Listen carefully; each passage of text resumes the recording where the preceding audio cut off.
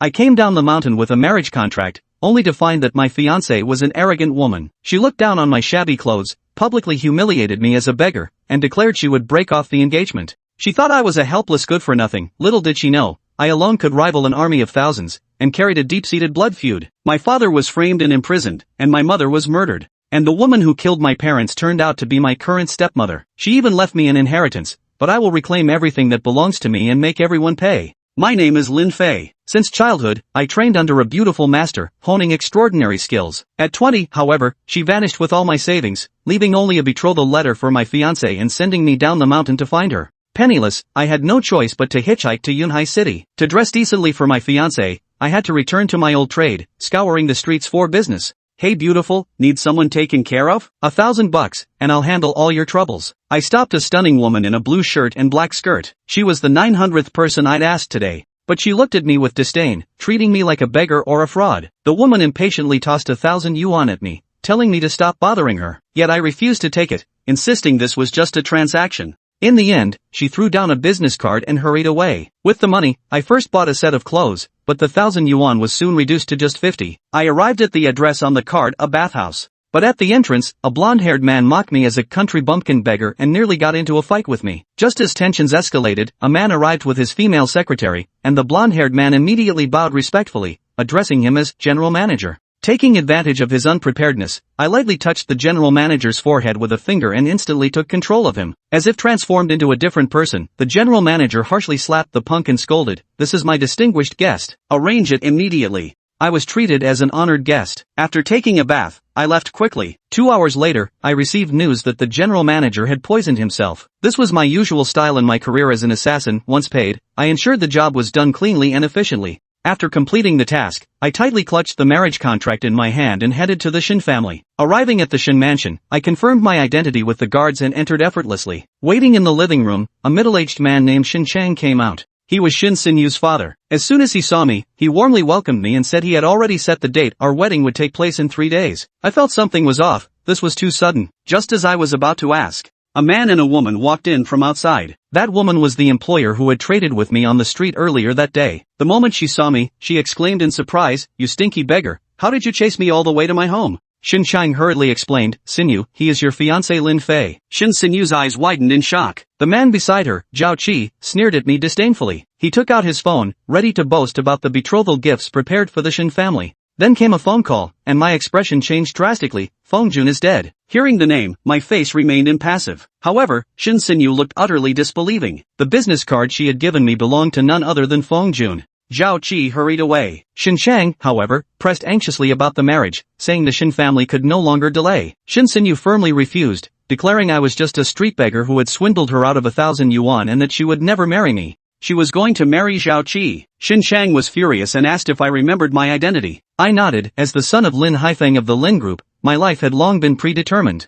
20 years ago, the Lin family suddenly fell into turmoil. My mother was killed, and my father was wrongfully imprisoned. The person who sent my father to prison was none other than his later wife, Gao Yarui. She seamlessly took over the Lin Group. Shen Chang told me I had to reclaim what was rightfully mine, but Shen Xinyu insisted on chasing after Zhao Qi and once again rejected the engagement, storming out. I said nothing more, bid farewell to Shen Chang, and headed straight to the West District. I arrived at the West District of Yunhai City, where the Lin Group had now been renamed the Gao Group. As I approached the Twin Towers, the security guards at the entrance stopped me. "I am from the board of directors," I said calmly. The security guards sneered mockingly, but I subdued them with ease. I strode into the building and saw Gao Yaru in the plaza. She wore a red silk gown with voluminous brown waves of hair, exuding the charm of a mature woman. Her secretary, following beside her, sharply demanded that I step aside.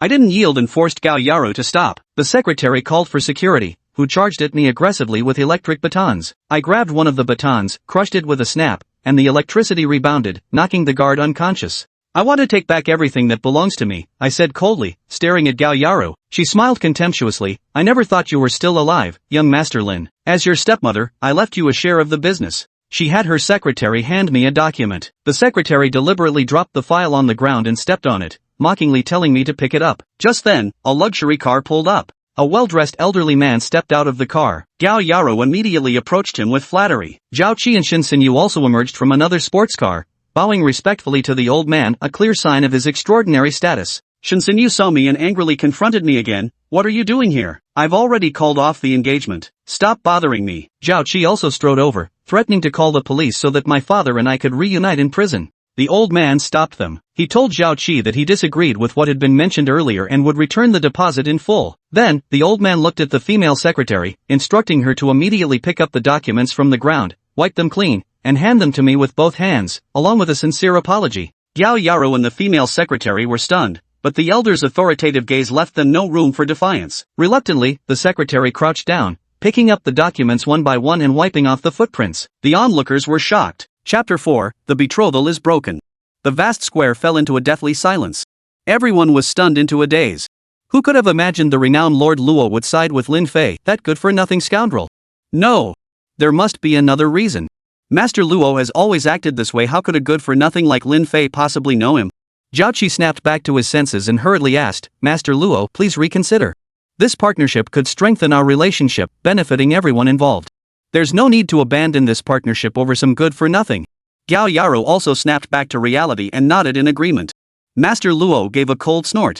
Are you telling me how to run my business? The matter is settled. Of course, if you don't want to pay the deposit, I can accept that too.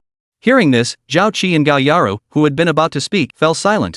With that, Master Luo turned to leave. The driver hurried to open the door. The car started up and turned around, leaving the compound. At that moment, Xiaosu had just finished gathering all the documents and wiping them clean, preparing to hand them to Lin Fei with both hands. Seeing that Mr. Luo had already left, she instantly reverted to her usual self. Here, take these and get lost.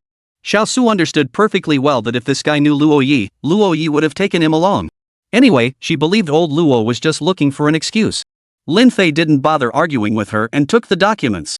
Gao Yaro approached. Young Master Lin, I understand your meaning. Your stepmother can give you a chance to compete with me. 10% of Gao Group's shares are unclaimed. You can come and seize them. The deadline is 4 months.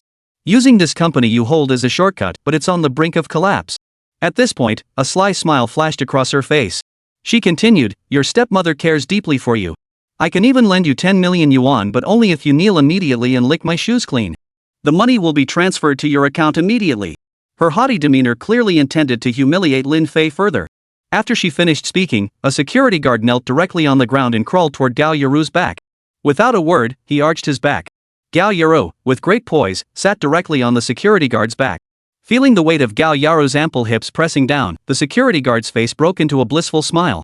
His lecherous grin was utterly shocking. Indeed, some people were more than willing to be slaves. After Gao Yaru sat down, crossed her legs, her snow-white, voluptuous thigh raised high. Her beautiful feet were adorned with an elegant pair of red high heels. A hint of dust clung to the shoes. Having the former young Master Lin lick her shoes was undoubtedly a deeply satisfying experience. It meant both father and son were thoroughly trampled beneath her noble feet, never to rise again. Young Master Lin, no, you good-for-nothing dog, lick them already. Hurry up. If you don't lick, you won't get that 10 million yuan in startup capital. Do you even have that kind of money, you human-shaped dog? Money or pride? Kneel down and lick those shoes. The crowd around them jeered incessantly. Lin Fei paid them no mind. How could Lin Fei stoop to such humiliating acts? Lin Fei neatly organized the documents in his hands and coldly declared, disgraceful. He turned and walked away. Gao Yaru froze in surprise. She'd expected Lin Fei to fly into a rage, giving her ample justification to beat him senseless. Instead, he uttered only those 2 words. This instantly sent Gao Yaru's anger skyrocketing. However, by the time everyone regained their senses, Lin Fei had already walked out of the park gates. Zhao Qi hurried over and said, Ms. Gao, we should discuss that matter. We'll deal with that good-for-nothing later. Just as he was about to call Shen Xinyu, Shen Xinyu interjected, Brother Zhao Qi, Mr. Gao, you go ahead. I'll follow. With that, she dashed after him. Zhao Qi paid her no mind. Lin Fei had just stepped out of the campus gate and was walking forward. Suddenly, a shout came from behind. Hey, you! Stop right there! Shen Xinyu caught up to him. Lin Fei still hoped his fiancée would change her mind. But all he saw was her catching up, pulling out a piece of paper and a pen from her bag. She said coldly, sign this. Otherwise, things won't go well with my father. Don't make this difficult for me, I won't even make you repay that 1,000 yuan. Lin Fei looked down. It was a marriage annulment agreement. Oh, I thought she'd changed her mind. Apparently, she knew that with that agreement in existence, she could never truly marry Zhao Qi. I won't sign it. Lin Fei walked forward. Shen Xinyu's face instantly darkened with anger. You filthy beggar, why must you force me to marry you? Look at yourself, what do you have? Zhao Qi is the most promising young master in the Zhao family. Offending him is courting death. Lin Fei paid her no mind. But she kept on yapping, so she finally stopped. Annulling the engagement isn't just my decision, she said. It requires the consent of both sets of parents. Before she could finish speaking, a luxury sedan pulled up in front of them. The window rolled down, revealing none other than Master Luo inside. Mr. Luo said, "Young Master Lin is correct. Why don't you two get in the car and discuss it further?" Seeing Master Luo, Shen Xinyu was utterly shocked. Why was Master Luo, who had supposedly left long ago, still here? She turned to look at Lin Fei. But Lin Fei remained utterly calm. Having witnessed Master Luo's status, why did he show no surprise or fear? Lin Fei paid no heed and continued walking forward. Shen Xinyu hurried after him, shouting angrily, "Sign it right now." She knew Lin Fei was as good as dead this time, and she couldn't risk being associated with him and offending Mr. Luo. Lin Fei halted, turning to face Shen Xinyu blocking his path. Without a word, he picked up the pen and signed his name. Seeing Lin Fei sign his name, Shen Xinyu instantly breathed a sigh of relief. She no longer bothered to question him as he walked away. At that moment, Uncle Luo shouted from inside the car window, "Stop right there." Hearing this, Shen Xinyu jolted again. Sure enough, facing such disregard from a junior like Lin Fei, old Luo was furious. Using old Luo's hand to eliminate this stinking beggar would be a fortunate turn of events. Lin Fei stopped and turned to say, "I don't want to ride in your car." Old Luo snapped back, "You little brat. Fine, get in the car and we'll talk about it, okay? I'm begging you." Shen Xinyu's body went limp and she collapsed onto the ground. What was going on? The renowned, high and mighty Luo Yi was actually begging him, Lin Fei? Lin Fei got into the car. Master Luo asked, "What about her? Is she coming too?" Lin Fei countered, "What do you think? Let's go. Drop me off at that company on the way." Master Luo ordered the driver to start the car, and they sped off. Shen Xinyu was utterly dumbfounded. With Lin Fei backed by Luo Yi and the powerful Zhao family, which path should she choose? Inside the car at that moment, Luo Yi remarked, "You've only just come down from the mountain and already killed someone. You're still as reckless as ever." Lin Fei wasn't the least bit surprised. Nothing ever escaped this old fox. Luo Tai, as he was fully known, was one of the high-ranking figures in the assassin group. But in terms of reputation, he was a towering figure, a true giant in the field. Lin Fei formally joined the assassin group at 13. Over 7 years, he completed countless missions, never once failing. The name Lin Fei might be unknown to many. But mention Flying Dragon, and every one of them turns pale with fear. Chapter 5, You Want to Die? Getting back to the point, there's something I need your help with. Name your price. Luo Tai said solemnly. Lin Fei inquired, "What is it?" Luo Tai gave a mysterious smile, not revealing it immediately. Lin Fei knew this was typical of the old man, so he didn't press further. The car drove for 10 minutes before pulling up in front of a small street. "Wait 2 minutes first," Luo Tai instructed.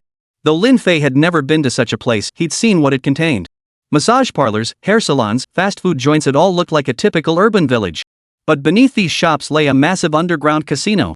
Seeing this, a certain person suddenly came to mind. A woman.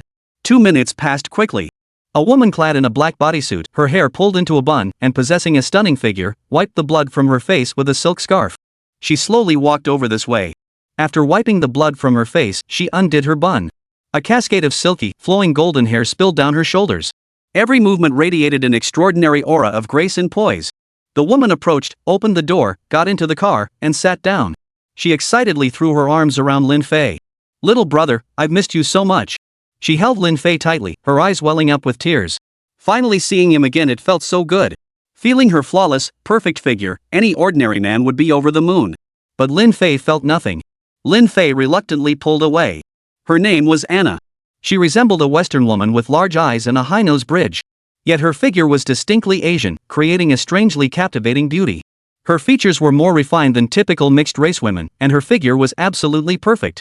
Technically, she was his senior at 24. Though she'd only spent a few days on the mountain. "Don't hide. I haven't seen you in ages, let your senior hug you." With that, she pulled Lin Fei tightly into her embrace. He inhaled the faint, rich fragrance of her body, mingled with a hint of blood. Lin Fei felt an overwhelming urge. Like a shark sensing blood in the water. Over 7 years, he'd faced death countless times, slaying countless targets. Had cultivated in Lin Fei an inexplicable craving for blood. "Calm down, you two. Drive." Luo Tai hurriedly pulled the two apart. Lin Fei instantly regained his composure. His beautiful master had warned him before, if anything unexpected happened in Yunhai City, they should seek out Anna or simply stay at the assassin group's headquarters. 20 minutes later. in front of a 10-story building on Maple Leaf Street in the West District.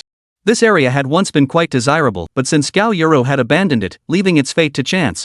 It had even been deliberately set up to be squeezed and suppressed by all sorts of businesses surrounding it. According to the red tag documents, the entire building was once owned by the same entity. However, due to mounting debts, they had to offset the debt with property space. Now only one floor remained, the second floor. Originally housing a chain bathhouse company, including a large high-end club. It had long since fallen into decline, surviving only by offering the most basic bathing services. Crucially, Gao Yaro was simultaneously suppressing and marginalizing the business while preventing its complete collapse. It seemed as if she were waiting for Lin Fei's arrival. Or was she simply toying with someone? It felt like someone from the Lin family was involved in this. Otherwise, Gao Yaro was truly a venomous scorpion. Lin Fei got out of the car. He didn't ask Luo Tai or Anna to get out. Lin Fei didn't need anyone's help. Just as he approached the building, a middle-aged man with a fat head and big ears emerged from the ground floor. His face was covered in fleshy rolls, giving off an intimidating vibe, almost hostile. "Kid, you're that so-called young Master Lin?" Before he could finish speaking, 5 burly men burst out from inside. "You've got some nerve, killing Feng Jun. Do you even know what kind of big shot Feng Jun is?" The fat man immediately launched into a tirade of curses. Lin Fei ignored him, lifting his gaze toward the second floor. The second floor was the last remaining space in this upscale club. Business was dismal, barely scraping by month to month. Yao Yaro wouldn't let the staff inside actually starve to death, she was just keeping them hanging on by a thread. A piercing scream erupted from the second floor moments later. Before long, 7 or 8 people were roughly dragged out. "Young Master Lin is here. He wants to talk to you, hurry up." With that, the fat man kicked a slightly younger woman in the rear, sending her crashing to the floor with an ouch. The fat man sneered, "Young Master Lin deigns to visit this humble place. But you don't seem to have any money, do you? Those knockoff goods you're wearing? Probably bought with money swindled from others. If you want to take over this place, fine, just pay the rent you owe me first, then do whatever you want." He paused, then flashed a sly grin at Lin Fei. Then he continued, "Of course, since you're young Master Lin, I'll give you a chance. Kneel down and bang your head on the ground twice right now, and I'll give you 2 more days." He had orders from above, he had to humiliate this young Master Lin no matter what. Otherwise, he'd be in for a world of trouble. The crowd around them began to point and whisper. Before Lin Fei arrived, they had already heard about young Master Lin's return. The most startled were those 8 people, 5 women and 3 men. Each wore a look of deep distress. Regardless of whether this young man was truly young Master Lin. His entire outfit looked like it came from a street vendor, penniless and ragged like a beggar. What kind of ability could he possibly have to save anyone? Amidst the surrounding crowd's mocking and scolding, Lin Fei paid no heed. He stepped forward and helped the slightly younger woman who had fallen to her feet. "How much debt are we in now?" The woman froze. Yet for some reason, she found herself willing to trust the man before her. Lin Fei looked at her. She appeared to be around 30 years old. Due to her long-term involvement in the bathhouse and foot massage industry, her entire body reeked of water and medicinal chemicals. However, her figure was truly top-notch. Curvy yet toned, with a golden ratio figure that was utterly mouth-watering. But she was too terrified to speak. The fat man sneered, "Oh, you penniless bum, do you even have any money on you?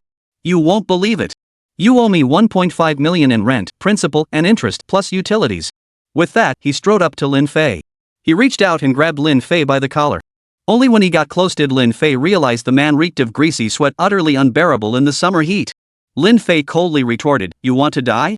Hearing this, the fat man's entire soul shuddered with cold dread. For some reason, such an ordinary statement sounded utterly terrifying to him. Especially those bloodthirsty eyes of his. As if he'd spent years wandering battlefields drenched in blood and carnage. But something didn't add up. According to records, Lin Fei was only 20 years old. How could someone so young have such experiences? The fat man immediately felt a wave of defeat wash over him. But his pride wouldn't let him back down. He let out a cold snort, "You little brats, beat him up." The fat man barked orders to his men. However, Chapter 6, handing out 100 million. Several burly men stepped forward. With knuckle dusters on their hands, they looked fierce and aggressive. Seeing this, Lin Fei chuckled inwardly. These puny fish and rotten shrimp? They wouldn't even use 10% of their strength. Just then, get lost. What kind of trash dares to be so insolent to young Master Lin? Suddenly, a stunning figure appeared. Her golden hair cascaded down, her slender figure perfectly proportioned to the extreme. Her slender frame and ample curves were particularly eye-catching. If one only saw her face, they might mistake her for a Westerner. And it was precisely this that made Anna's charm all the more irresistible. Before she could finish speaking, the 2 burly men in front of her were sent flying by Anna's kick. They flew 4 or 5 meters away, crashing heavily to the ground and wailing in agony. The crowd gasped in shock. The fat man was stunned beyond belief. This woman was even more ferocious. She was not to be messed with. But if he didn't complete the mission, how would he explain it to Gao Yaru afterward? He might even lose his own life. Just as he was at a loss, he suddenly spotted a figure approaching, one familiar beyond recognition. The fat man's eyes lit up instantly. Beaming with joy, he hurried over to greet him. Mr. Luo, you couldn't have arrived at a better time. These two troublemakers are causing a scene here. I humbly request Master Luo to help me restore order. Everyone present shuddered. Master Luo, a name that struck fear into the hearts of all. Even in ordinary times, one would struggle to catch a glimpse of him, yet here he stood, appearing in this very place. Everyone knew they stood no chance against this woman before them. But with Master Luo here, everything was no longer a problem. Luo Tai glanced over and said, Yu Xiaopang, you know what to do, right? This Yu Xiaopang, whose real name was Yu Chun, didn't belong to the assassin group. But who in all of Yunhai City wouldn't give Master Luo face? Yu Chun hastily patted his chest. Don't worry, Boss Luo. Watch this little brother of yours. Master Luo's presence filled him with confidence. He strode directly up to Lin Fei. He declared arrogantly, Kid, I'll tell you straight, it was Gao Yara who ordered me to deal with you. Get down on your knees now. Before he could finish his sentence, a dull thud echoed. Lin Fei hadn't even moved. Anna's roundhouse kick swept out horizontally. It sliced through Yu Chun's midsection, sending him flying 7 or 8 meters away. Looking for trouble, huh? Open your dog eyes wide, this is young Master Lin. Anna was furious beyond control. She'd waited, and finally, Lin Fei had arrived. How could she tolerate anyone harming him? A senior sister must protect her junior brother. The crowd around them froze in shock. They were also puzzled as to why old Luo hadn't stepped in. All eyes turned to Master Luo, who stood with his hands behind his back, gazing coldly. Yu Chuan seemed utterly oblivious to his meaning. Truth be told, this little chubby Yu was surprisingly resilient. Now being helped up by 2 people, his face twisted in agony. He shouted, Mr. Luo, we pay you a hefty protection fee every month. Aren't you going to do anything about this? Luo Tai stepped forward. Not my problem. But you deserve a beating. Listen to me, give me 2 days. I'll have your rent ready by then. With that, Luo Tai waved his hand, signaling them to leave. Yu Chun felt resentful, but Master Luo was a figure he dared not offend. He could only leave grudgingly. Lin Fei finally spoke up, Anna, this is my business. I hope you won't meddle in it again. For a split second, Lin Fei had genuinely considered killing them. But he quickly dismissed it as pointless and held back. Anna smiled faintly, I'm your senior sister, after all. A senior sister has money, what's $1 million? With that, she pulled a warm bank card from between her collars. There's 100 million in this card, spend it however you like. The pin is your birthday. Lin Fei didn't take it. No need. The 8 people left behind, along with the onlookers gathered around. Every single one of them looked utterly stunned. She just casually handed over 100 million? Who is this woman? How lucky, hooking up with a rich, beautiful woman at such a young age. But why? Why doesn't that idiot know how to appreciate it? Lin Fei turned around. Old man, what's the mission? I need money. Hearing this, the crowd was stunned once more. This time, however, their shock was the greatest they had ever experienced. What is this kid talking about? That's Master Luo. How dare he be so disrespectful? Luo Tai stepped forward and sighed softly. I wish you would show me a little more respect. There was a task, but you've already completed it. The money should have been transferred to your account long ago. Ha! Lin Fei froze in surprise. Knowing this wasn't the place for details, he moved aside. Luo Tai said, killing Feng Jun, I sent someone to check the scene. That was your masterpiece. The money should have arrived 5 million yuan. How could you not know? Lin Fei shook his head. The bank card is on me, he said. But it never crossed my mind. Plus, I didn't have my phone, so I couldn't receive the deposit notification. Never mind, we'll talk about it tomorrow. I won't see you off. Anna was no stranger to Lin Fei's arrogant demeanor. After 7 years as an assassin, Anna knew Lin Fei inside out. She understood his relationship with old man Luo as well, it was like that of old friends. Luo Tai sighed inwardly, that brat doesn't know the first thing about respecting elders. Anna, I'll give you a ride. Anna bowed slightly instead. Take your time, old Luo. Then she turned and hurried after Lin Fei. After so long apart, Anna couldn't wait to stick to Lin Fei like glue all day. Lin Fei entered the building. A place she had no memory of. But this was undoubtedly the Lin family's last remaining property. Lin Fei naturally intended to restore it to life. Once things stabilized, he would visit his father in prison, a man he had never met. Step by step, he would reclaim everything that belonged to the Lin family. He would crush everyone beneath his feet. The ground floor of this building housed a tea house, essentially a gambling den. Stepping inside, he was met with thick smoke and a cacophony of voices. The scene was chaotic. Faced with two sudden strangers, the crowd merely glanced at them briefly. Lin Fei headed straight for the second floor. Meanwhile, on the other side, Yuchen, slightly recovered, was seething with rage. Why isn't old Luo helping that guy? Someone beside him replied, could it be that guy knows brother Luo? That woman with the perfect figure seems to have some connections too. Yu-chan snorted angrily. Impossible. Yao Yaro specifically ordered me to humiliate Lin Fei in every way possible. You lot go observe and monitor his every move. Find an opportunity to cripple his hands and feet. The henchmen immediately acknowledged the order. They didn't believe Lin Fei was some big shot either. Perhaps Boss Luo simply looked down on Lin Fei and refused to lower himself. At that moment, Lin Fei ascended to the second floor. Though tidy and orderly, the space was starkly minimalistic. Their living conditions were visibly harsh. After some inquiry, of the 8 people here, the 3 men were originally part of the Lin family. They no longer bore the Lin surname, yet had remained loyal followers of Lin Haifeng. After their downfall, they remained here. Of the 5 women, 3 were the wives of these 3 men. The other 2 women had come here later in their misfortune, seeking a meal.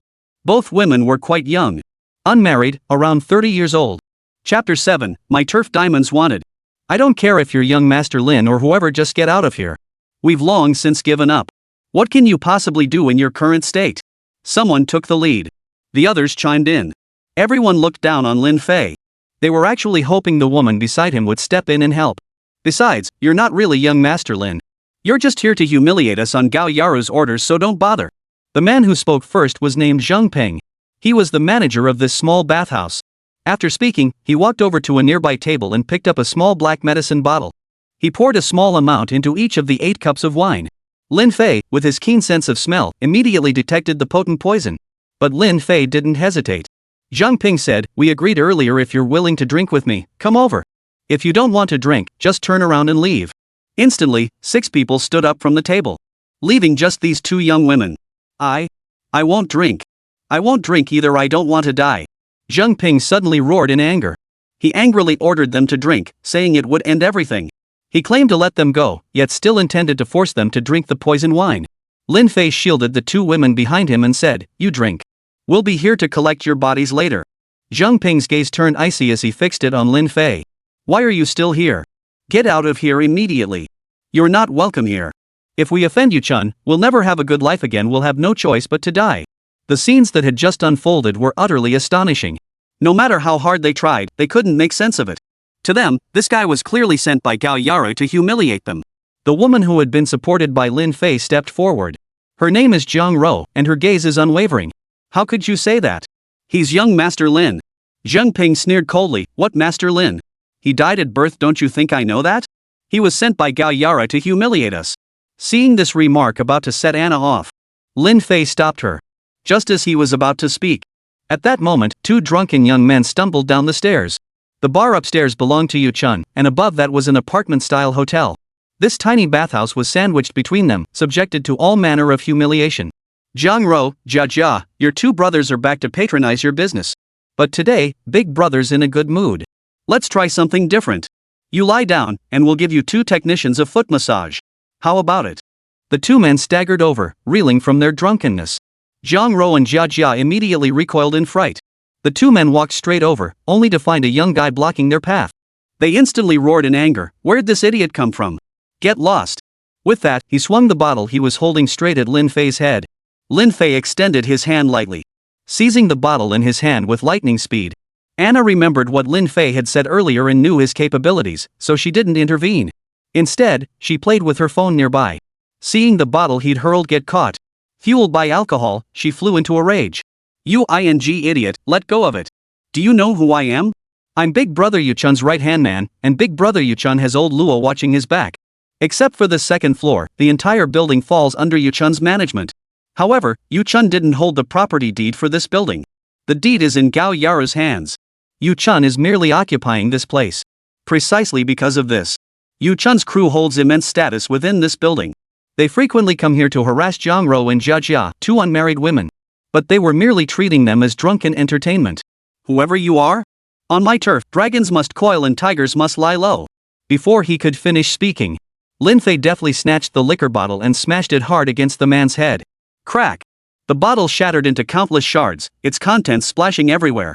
No one noticed that just as the liquid was about to splash onto Lin Fei, it was abruptly halted by an invisible force. Ah! A wail of agonizing pain pierced the air. The other young man sobered up instantly. Seeing this, he immediately drew a black pistol from his waist. Everyone froze in shock. But then came the sound of "Ha!" It was Anna who burst out laughing. Her laughter was distinctive, and her body shook violently. Her ample curves trembled in sync, utterly captivating. Anna laughed. Well now, who would have thought you'd dare point a gun at young Master Lin? No one else could possibly understand what she meant. But only Anna understood. In her 7 years as an assassin, countless targets had pointed all manner of weapons at Lin Fei. Pistols, machine guns, even grenade launchers and rocket-propelled grenades proved utterly useless. Before the trigger could be pulled, Lin Fei had already taken the opponent's head. Swift and decisive. This was the top-tier assassin, Flying Dragon. Hearing this, the man was utterly baffled. He roared in rage, "You idiot. Do you even know what this is? A pistol. Damn it, go to hell." With that, he pulled the trigger. Lin Fei didn't dodge. But the other man never got the chance to pull the trigger.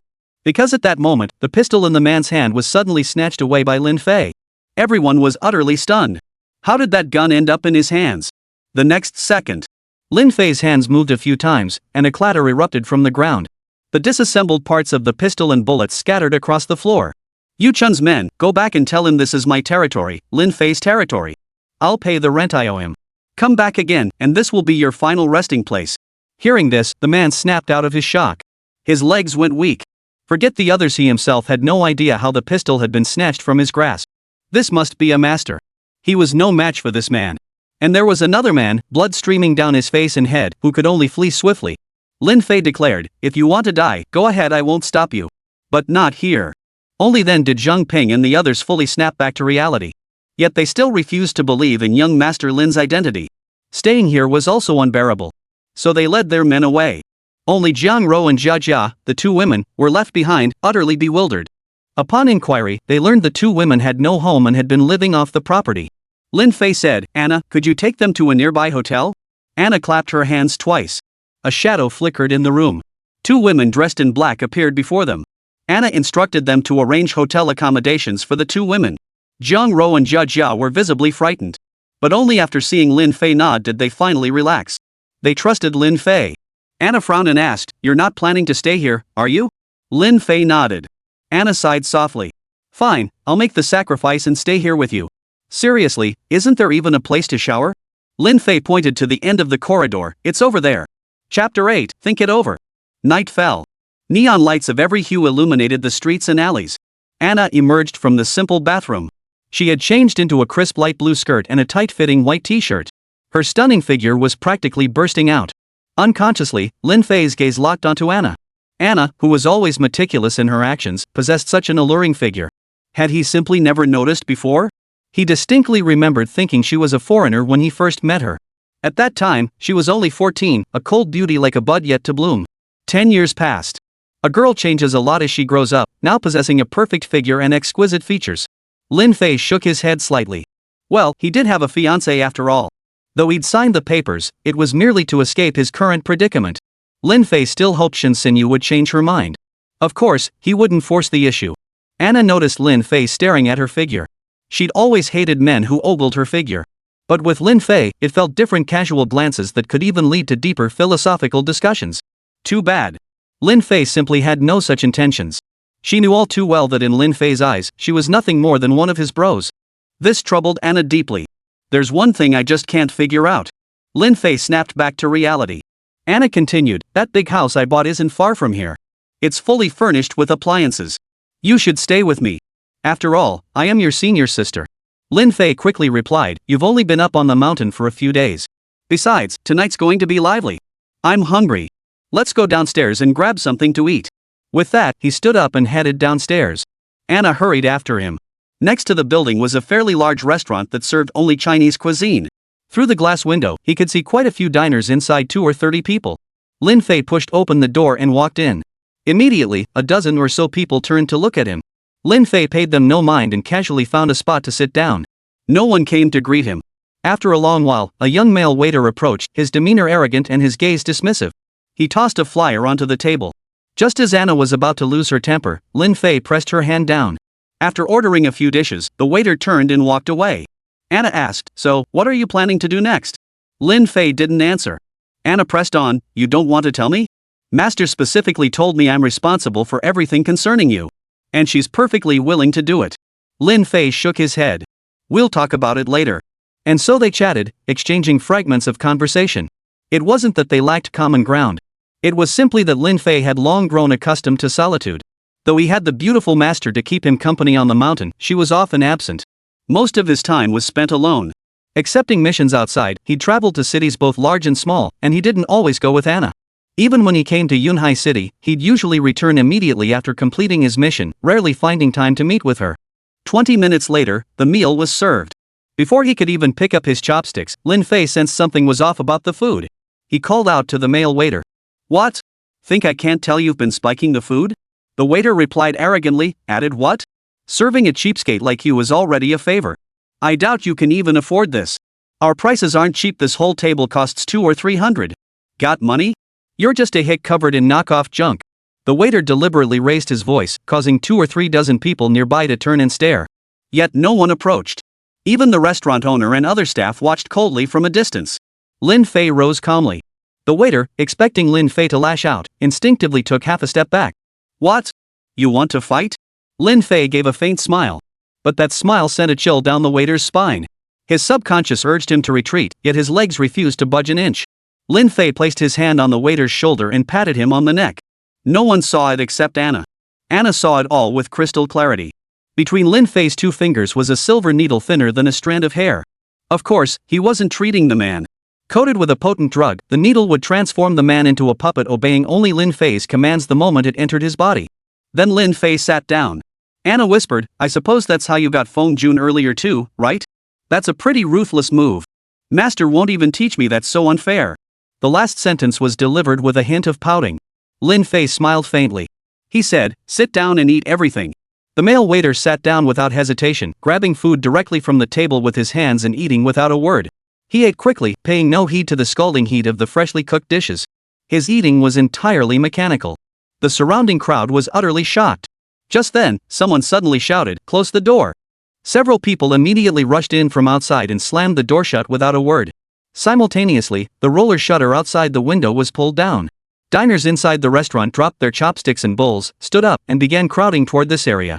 "Damn it, stop eating." A middle-aged man dressed neatly and appropriately walked straight over, grabbing the waiter by the arm. Lin Fei said, "Don't you dare touch him." Unseen by anyone, Lin Fei's hand twitched. The waiter drew a gleaming, razor-sharp dagger from his waist and thrust it forcefully into the table. The force of the action froze the middle-aged man in his tracks. He was the restaurant's owner, who had been coldly observing the entire scene from the back. "Ha!" A familiar voice rang out. "You won't scare this guy off, let me handle it." A portly man with a prominent nose emerged from the kitchen. It was Yu Chun. "This is young Master Lin, everyone. Show him some respect." But no sooner had the words left his mouth.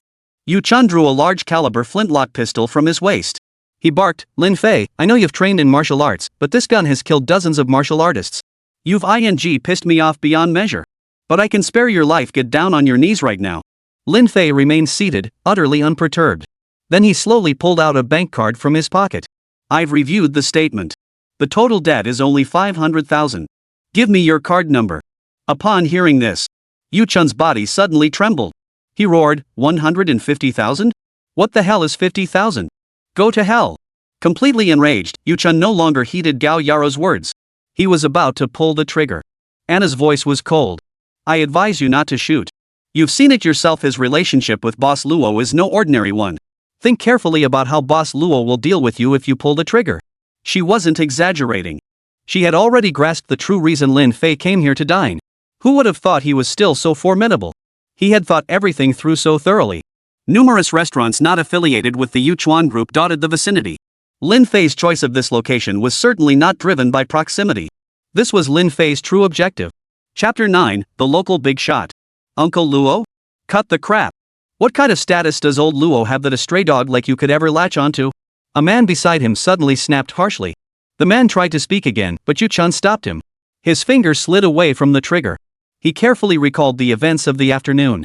The more he thought about it, the more unusual it seemed. That's it. The words spoken by Master Luo, and the appearance of this stunning blonde woman here. Would an ordinary woman casually pull out 100 million? Upon closer inspection, she seemed to be the one who frequently appeared by Luo Ye's side. The more he thought about it, the more Yu Chun's entire body trembled violently. Cold sweat beaded on his forehead. His thick lips trembled uncontrollably along with the rest of his body. Clunk! The musket clattered to the ground. Everyone flinched in alarm. These men, too, began to sense something amiss, and soon each of them was drenched in cold sweat. Yu Chun swallowed hard and slowly turned his gaze toward Lin Fei. Lin Fei sat there calmly, his eyes fixed on him with an icy stare. If he were an ordinary person, how could his gaze be so terrifying? He crashed to his knees. He bowed his head and pleaded, "I was blind, young Master Lin. I beg for your mercy." His name was Yu Chun, which sounded like foolish. But he didn't seem foolish at all. Lin Fei had already resolved to kill him. Had he not knelt to beg for mercy, Lin Fei would have taken his head. The surroundings were eerily quiet. Only the sound of the male waiter gorging himself on the table could be heard. Lin Fei asked, "Name your price. How much would it cost to buy this entire building?" 5 million definitely won't be enough. But he could take on contracts from the assassin group to earn money. Lin Fei never considered relying on anyone. At that moment, Yu Chun felt an involuntary chill run down his spine at the sound of Lin Fei's voice. He hurriedly said, "The property deed is in the kid's possession. That kid will hand it over to you, young Master Lin, immediately." But that's precisely the crux of the matter. The actual controller of this building is Gao Yaru. The property deed and other documents are all in her possession. Lin Fei nodded. Just as he was about to ask a question, Anna rubbed her stomach and said, "Xiao Fei, I'm hungry." The others remained unmoved. Yu Chun roared angrily, "Don't you understand? Get cooking immediately." The two chefs in tall hats immediately set to work. At that moment, the male waiter also polished off the drugged meal before him. He even licked the plates clean. Once the effects of the drugs wore off, the waiter came to his senses. His face twisted in agony as his stomach felt like it would burst. His face and lips were swollen and red from the scalding food. He knew the man before him had played some dirty trick. Without a second thought, he yanked the sharp dagger from the table and lunged straight at Lin Fei. "Damn it, go to hell! Stop!" Yu Chun bellowed. Two burly men immediately grabbed the male waiter. They pinned him down on the table. "Please calm down, young Master Lin. We'll handle this guy." They promptly took him away. Lin Fei couldn't care less about the waiter's fate afterward. Yu Chun knelt on the floor, his legs numb, yet he dared not move an inch. When Lin Fei questioned him, he confessed everything truthfully. Compared to Gao Yaru, Yu Chun naturally feared Master Luo far more. And since Lin Fei had deep ties to Master Luo, his allegiance was obvious. Yu Chun had indeed been deliberately stationed here by Gao Yaru to slowly erode the Lin family's last shred of dignity. At least 5 more years remained until Lin Haifeng's release from prison. Or perhaps before that, the once vanished young Master Lin would return. Then the suppression could begin anew. It was utterly despicable. Yu Chun declared, "Young Master Lin, from this day forward, I pledge my absolute loyalty to you. Truth be told, I've had it with that Gao Yaru for ages." Suddenly, he remembered something. He hurriedly added, "Young Master Lin, in 2 days, the Gao Group will hold its annual corporate banquet. I must attend, but this place now belongs to you. You are also welcome to join. Additionally, I just received word.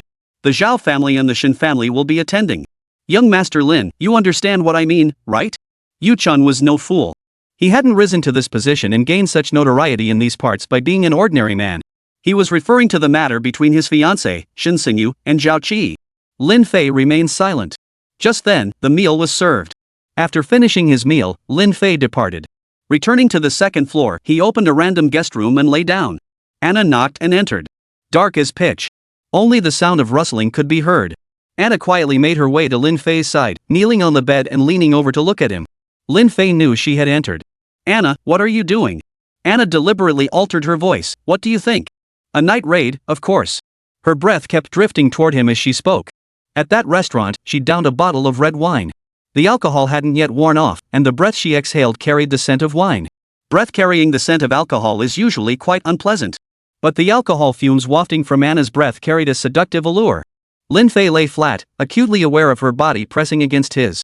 Lin Fei frowned slightly. Was she using alcohol to bolster her courage? Or had the alcohol simply brought out her true nature? Lin Fei hurriedly said, "Anna, snap out of it." Then he realized something was off. How could a single bottle of red wine possibly leave her this inebriated? Though they hadn't met often over the years, she could hold her liquor quite well. Martial artists generally possess strong alcohol resistance. It had been roughly half an hour since they returned. How much more had she drunk in that time? Getting more wine was simple enough. There was certainly no extra liquor here, but her men were nearby. A single call would bring fine wine immediately. Anna slurred drunkenly, I don't care. Do you have any idea how long I've waited for you? Yet you act like a wooden statue. Is my figure and fame not enough to compare to that woman? Perhaps she really had drunk too much. No sooner had the words left her lips than her body slumped, collapsing beside Lin Fei. Though the night was deep, Lin Fei could see clearly. Anna's exquisite face was flushed with a faint blush. A faint smile played at the corners of her lips, as if resting in Lin Fei's arms brought her great joy. Lin Fei rose, covered her with a thin blanket. Then he went to sleep in another guest room. The next morning, Lin Fei sprang into action. Yu Chun had already been waiting outside the door. Lin Fei stated, the apartment-style hotel will remain as is for now. The 4 floors below will revert to the original high-end club. It seems simple enough. But Yu Chun was stumped. After stammering for a while, he finally said, Young Master Lin, there's actually something I haven't told you. The ground floor is a tea house, which I manage. But below the tea house, it's run by the local power brokers in this area. They won't agree to restoring the club to its former state. Yu Chun harbored deep resentment. He had long despised that group. The territory was his, yet he always received the smallest share of the profits. Now that a big shot has arrived, why not leverage young Master Lin's influence to settle this matter? With that, he hurriedly ordered someone to fetch the documents. Chapter 10, Playing Hardball. No need. Lead the way. Hearing young Master Lin's calm voice, Yu Chun nodded and headed downstairs toward the tea house. The ground floor was spacious. The tea house operated 24 hours a day. Even though it was morning, the place was still bustling with activity. Entering the tea house, the crowd was startled to see Yu Chun appear with a stranger, especially since Yu Chun looked utterly deferential. They were slightly startled, but soon buried their heads back into their card games. These were gamblers. Among them were those who had lost everything, and others who had won fortunes. With a single gesture from Yu Chun, 50 or 60 men appeared from both sides and the interior of the tea house, each carrying tools. Of course, these were all tools required for construction work. Shut it down. Get out. The patrons inside the tea house turned in surprise at Yu Chun's voice. Immediately, a young man stood up. What do you think you're doing, Yu Chun? He demanded angrily. Yu Chun waved his hand. 2 burly men immediately stepped forward and proceeded to give the young man a thorough beating. What do you mean? Damn it, can't you understand a word I say? The others were all shocked and horrified. Under normal circumstances, Yu Chun would never have acted this way. But now that young Master Lin wanted to restore this place to its original state, he dared not disobey. With young Master Lin taking responsibility for everything, and this being Luo's territory anyway, he naturally felt no fear. Get the hell out of here if you don't want a beating. Yu Chun bellowed fiercely. Having risen to prominence in this place, he was no ordinary man. Soon, the tea house was cleared of every last person. Dozens of people immediately cleared out all the tables, chairs, and benches, leaving a floor littered with trash. Then they began cleaning and dismantling additional items. The renovation had begun. Yu Chun said, Young Master Lin, head underground through that iron door directly opposite us. Below lies a rather large-scale gambling den. It's jointly managed by 5 local kingpins. Lin Fei nodded slightly. So that's how it is. Just then, the iron gate swung open. 2 burly men emerged, one of them gripping a woman between them. A woman familiar to Lin Fei. None other than his fiancée, Shen Xinyu. Lin Fei froze in surprise, furrowing his brow in confusion. How had she ended up here? The 2 men approached, their faces twisted with anger. Yu Chun, you're stupid. And you, so-called young Master Lin, your fiancée is in my hands. If you don't want her hurt, get down on your knees and apologize, then pay compensation for the damage. Lin Fei ignored them. He asked, are these 2 the local bullies? Yu Chun shook his head hastily, no, they're just underlings of Big Brother Biao, the biggest local thug. Lin Fei nodded slightly, then turned his gaze to Shen Xinyu. Her clothes were slightly torn, and her face was smudged with dirt. He couldn't help but wonder, why was she here? Or was she playing along with these 2? Shen Xinyu also looked at Lin Fei. Let go of me. Shen Xinyu struggled fiercely. The 2 men instantly flew into a rage. One of them raised his hand, ready to slap Shen Xinyu across the face. The slap was about to land on Shen Xinyu's beautiful face. Suddenly, the man's arm froze mid-air. It was Lin Fei who had blocked it. The crowd gasped in shock. How had Lin Fei covered nearly 10 meters in an instant? The next second, with a slight exertion of his single hand, a distinct crack of breaking bone echoed through the air. Ah! The blood-curdling screams echoed with piercing intensity through the empty ground floor. The scene left everyone present utterly stunned. With young Master Lin's strength, had they truly fought him last night, he likely could have slaughtered everyone present. One man nearby had already gone completely blank. Lin Fei grabbed Shen Xinyu's arm and dragged her out. He didn't speak to her. Instead, he commanded, "Go fetch your master." The man snapped back to his senses, wiping the cold sweat from his forehead. He helped the man back toward the iron gate. Lin Fei walked outside and sat down on a bench. Shen Xinyu hurried after him. "Lin Fei, I need to talk to you." Yu Chun immediately signaled for people to disperse the crowd around them. They cleared a large area. In the vast expanse, aside from various tables, chairs, and benches, only Lin Fei and Shen Xinyu remained. Though the surrounding crowd had been pushed to the outermost perimeter, they hadn't left. They all stared intently in that direction. Confusion spread among them. Who is this guy? What a grand display! Even Yu Chun, one of the local big shots, had become that kid's underling. So young and already so arrogant. When the notoriously fierce brother Biao arrives, he'll teach that kid a lesson. At that moment, Shen Xinyu said, "You mentioned earlier that your signature wouldn't hold any weight. How about this? I'll give you one chance. Let's bring both sets of parents together and see what they say." Hearing this, Lin Fei felt a surge of anger. Lin Fei coldly replied, "No need." Shen Xinyu's brows furrowed at his response. "Lin Fei, please see the situation clearly. Don't think you're so great just because you're acting tough here. Forget about Gao Yaru. The Zhao family alone is not something you can afford to provoke. I'm giving you one last chance. Do you realize the deadline is in 2 days? I'm marrying Zhao Qi. If we settle things between us before then, it'll be better for both of us." Shen Xinyu wasn't genuinely willing to marry Zhao Qi. Her closeness to Zhao Qi was nothing more than a means to exact revenge. But seeing Lin Fei so stubbornly unyielding is truly infuriating. The Lin family is under my control. Things are about to turn bloody here. You'd better leave while you still can. No sooner had the words left his mouth. The iron gate swung open once more. A burly young man emerged, followed by a large group of people. Shen Xinyu immediately snapped, "I'm about to marry Zhao Qi. Don't you care at all? I warn you once more, Zhao Qi already wants you dead. But I won't leave. I'll go with you to find your father and annul the marriage contract." With that, Shen Xinyu promptly carried a chair over and sat down on an empty patch of ground 10 meters away. Lin Fei sighed softly. How could she resort to such stubbornness now? But the group moved at a leisurely pace. The large group advanced with an intimidating presence, the young man leading them radiating an air of dominance. Yu Chun hurried over. His face was grim, clearly intimidated by the leader. He stammered, "Young Master Lin, this is Brother Biao, the biggest local thug around here. His full name is Lei Biao." Yu Chun could barely get the words out. He was terrified of this Brother Biao. The crowd around them grew even more agitated, shouting loudly. They shouted, "Biao Ge, that's the country bumpkin. Kill him. Yeah, this idiot actually thinks he's something special. Doesn't he know whose turf this is? Who's the real boss here? Yu Chun, you're such a fool mistaking a pile of for gold." The surrounding crowd hurled insults, their words vile and offensive. Yu Chun's face darkened completely. The thought that Lei Biao had deep connections with old Luo made him realize he'd really screwed up this time. Yu Chun knew Lei Biao's background. Yet he still wanted to take a gamble, hoping to use this chance to step on Lei Biao. He couldn't help but glance at Lin Fei.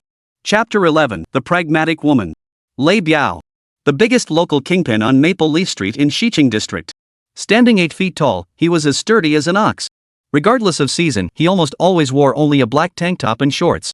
Both arms were covered in massive tattoos, a blue dragon on the left, a white tiger on the right. His massive frame boasts near-perfect muscle definition. A terrifying knife scar gouged across his left cheek. He grew his hair slightly long, though most days it was tied back in a ponytail at the nape of his neck. A single glance from him was enough to make ordinary people break out in cold sweat. Yu Chun's legs already began to tremble slightly from fear. When he looked at Lin Fei sat calmly in his chair, arms crossed over his chest. His beast-like eyes fixed on Lei Biao as he approached. "Young Master Lin."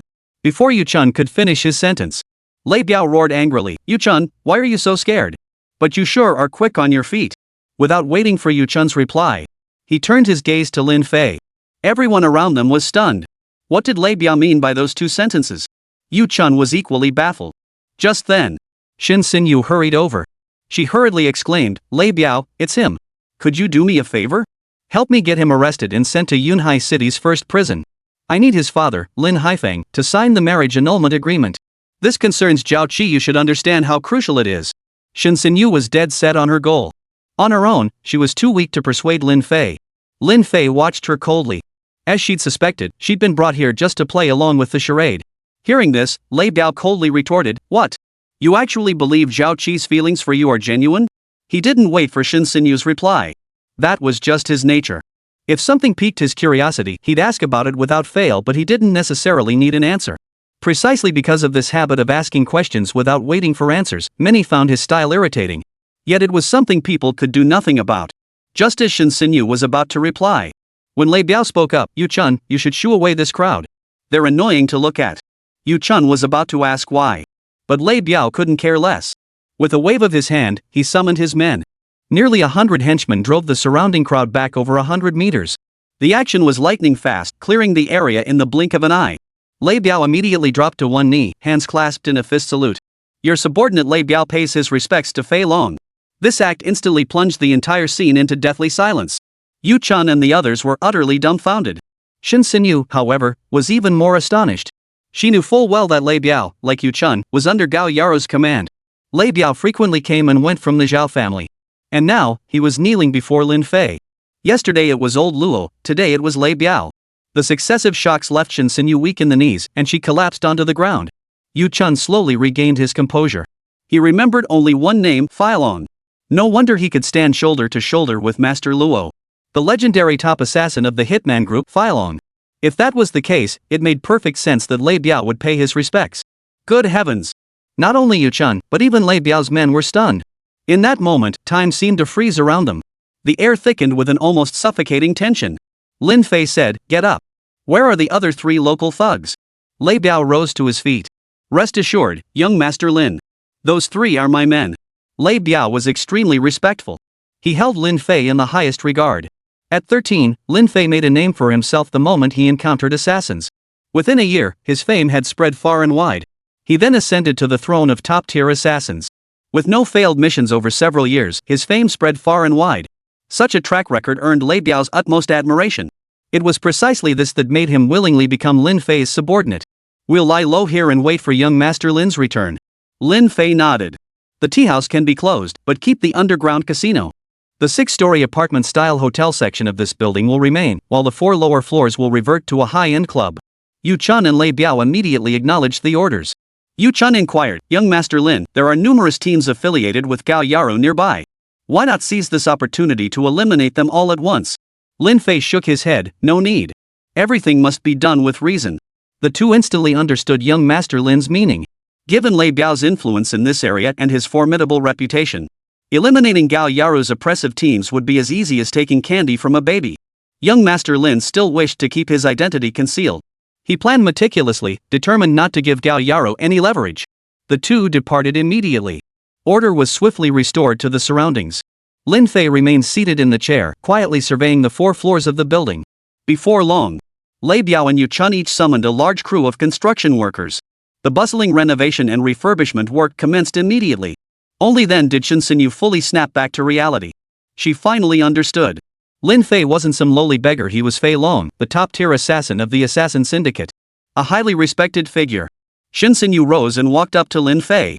"Lin Fei, why didn't you tell me about this identity?" "I was wrong, okay?" Shen Xinyu pulled out the marriage annulment document and tore it to shreds without a word. Lin Fei remained silent. Seeing Lin Fei's silence, Shen Xinyu felt uneasy. She pressed on, "You're not going to say anything, huh? Aren't you afraid I'll go expose your true identity to Gao Yaro and the Zhao family? There's been a misunderstanding between us. Don't you want to clear it up?" Lin Fei replied, "The engagement is already dissolved. What more do you want?" Shen Xinyu knew full well that Lin Fei was no ordinary man. Perhaps only he could handle the Zhao family. She retorted, "What annulment? I tore it up. Besides, according to my father, dissolving an engagement requires joint consent from both sets of parents. That means my father, and your stepmother, Gao Yaru. All 3 of them must agree together." With that said, Shen Xinyu stepped forward and grabbed Lin Fei's arm. "I don't care. I'm going to stick to you like glue for the time being. I know deep down you still want us to reconcile." She was clinging to him. What a pragmatic woman. But Lin Fei paid her no mind, picking up a stack of newspapers from the table and beginning to read. By now, the surrounding area had been cleared and restored to its original order. Yet Lin Fei sat there by the roadside, surrounded by piles of tables, chairs, and benches. It was messy. Passers-by couldn't help but scrutinize him from head to toe. Word of what had just happened spread like wildfire. "Young Master Lin, you're truly impressive. Shen Xinyu, I couldn't bear to watch anymore, you still aren't putting your heart into it." The voice preceded the person. Lin Fei looked up. 5 people strode confidently across the street. The constant honking of cars on the street abruptly cut them off. So annoying. The leader waved his hand. The 4 men flanking him kicked the stopped cars in unison. Boom! Several vehicles instantly buckled at the front, their engines kicked to pieces, billowing plumes of white smoke. Get the hell out of here! What the hell are you honking for? Trying to get yourselves killed? The 4 henchmen roared angrily. The car owners were instantly terrified, their bodies going limp. They instantly realized these guys were untouchable, forced to swallow their losses in silence. Chapter 12. Quickly thank young Master Lin. The crowd around them gasped in shock. Could such devastating force truly be achieved by human strength alone? Martial artists. A special class of people whose physical capabilities surpass those of ordinary humans. Through years of training and martial arts cultivation, they can generate internal energy within their bodies. This internal energy varies in strength. Martial artists naturally rank in skill as well. Lei Biao and Lin Fei are both martial artists. Yu Chun, however, is not. And the 5 individuals before them were all martial artists. Lin Fei glanced at Shen Xinyu. Her expression had changed dramatically. She looked back at Lin Fei and shook her head slightly.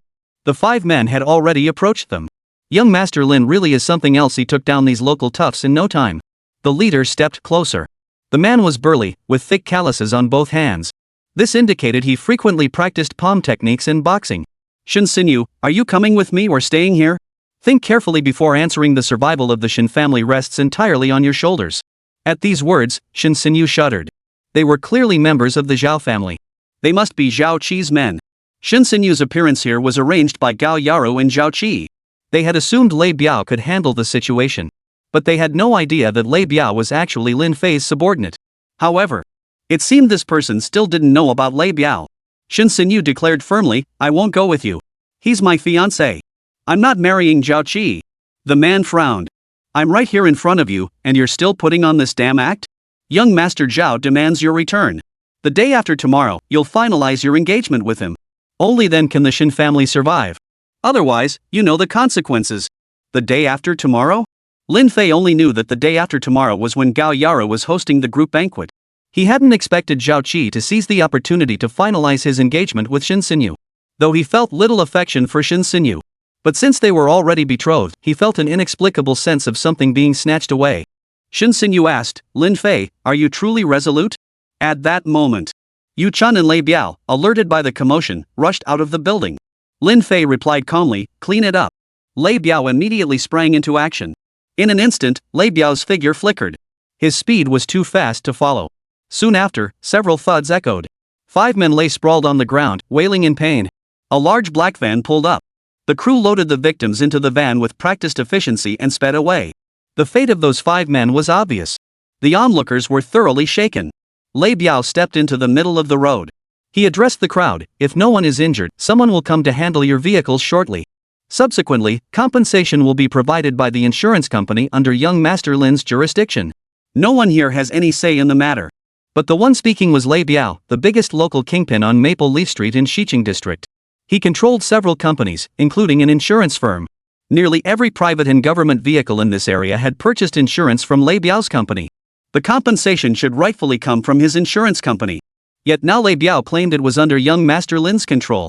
Who was young Master Lin? Everyone instinctively turned their gaze toward the young man still seated in that chair, reading his newspaper. It was him.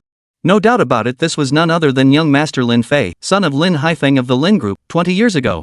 Young Master Lin will compensate you with a brand new car of the same model. Hurry up and thank young Master Lin. There were 5 damaged vehicles in total. Immediately, the 5 individuals expressed their gratitude to Lin Fei. Though they harbored doubts, Lei Biao had stated it so definitively in front of everyone it must be true. And this must certainly be young Master Lin's intention. After all, the Lei Biao of old would never have acted this way. He was the biggest local kingpin. He ran gambling dens, established red light districts, and so on. Most of his businesses were shady. Before long, the insurance adjuster arrived. Without even inspecting the vehicle, he simply filled out a form and had the wrecked car towed away. This form allowed all 5 of them to go directly to the corresponding dealership to pick up their cars. Everyone around witnessed the entire scene. So it was real after all. The 5 individuals once again expressed their gratitude to Lin Fei. Thus, Lin Fei's name quickly spread throughout Maple Leaf Street. Meanwhile, Lin Fei also found some clues in the newspapers.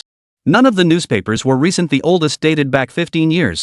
Maple Leaf Street in the West District was once a commercial hub entirely controlled by the Lin family. Centered around this area, it covered the entire West District. 99% of the businesses here belonged to the Lin family. 15 years ago, Lin Haifeng was sentenced to prison, with the newspapers detailing his crimes. Convicted of commercial crimes, he received a 20-year sentence without parole. From that point onward, the Lin Group gradually faded away, replaced by the Gao Group. By now, the Gao Group had completely swallowed up the Lin Group. The Lin family was torn apart, its members scattered and displaced. Half an hour later, Lin Fei finished reading the thick stack of newspapers in his hands. He gained insight into the developments within the West District. The leading enterprise in the West District is the Gao Group. As for the Zhao family, they were based in the East District. According to the newspaper reports, they were the Lin family's sworn enemies. Although Lei Biao's current intelligence was limited, it was clear his mother's death was closely tied to the Zhao family. Without concrete evidence, the Zhao family would naturally deny any involvement. Lei Biao inquired, "Young Master Lin, are you aware that the Lin residence is located nearby?" However, Lin Fei frowned. "Is Gao Yaru manipulating you again?" Lei Biao replied, "Not exactly. I went to check earlier. The Lin residence remains largely unchanged, and it still holds all the Lin family's belongings. There might even be some evidence." Lei Biao continued, "I didn't want to tip her off, so I just glanced around briefly before leaving. Gao Yaru gave this Lin residence to her own daughter. The identity of the daughter's biological father remains unknown, and he has never appeared. I've received word that Gao Yaru's daughter is a bit neurotic and has already listed the house with an auction house. But young Master Lin needn't worry, I'll personally retrieve the items inside." "I see. So I have a younger sister?"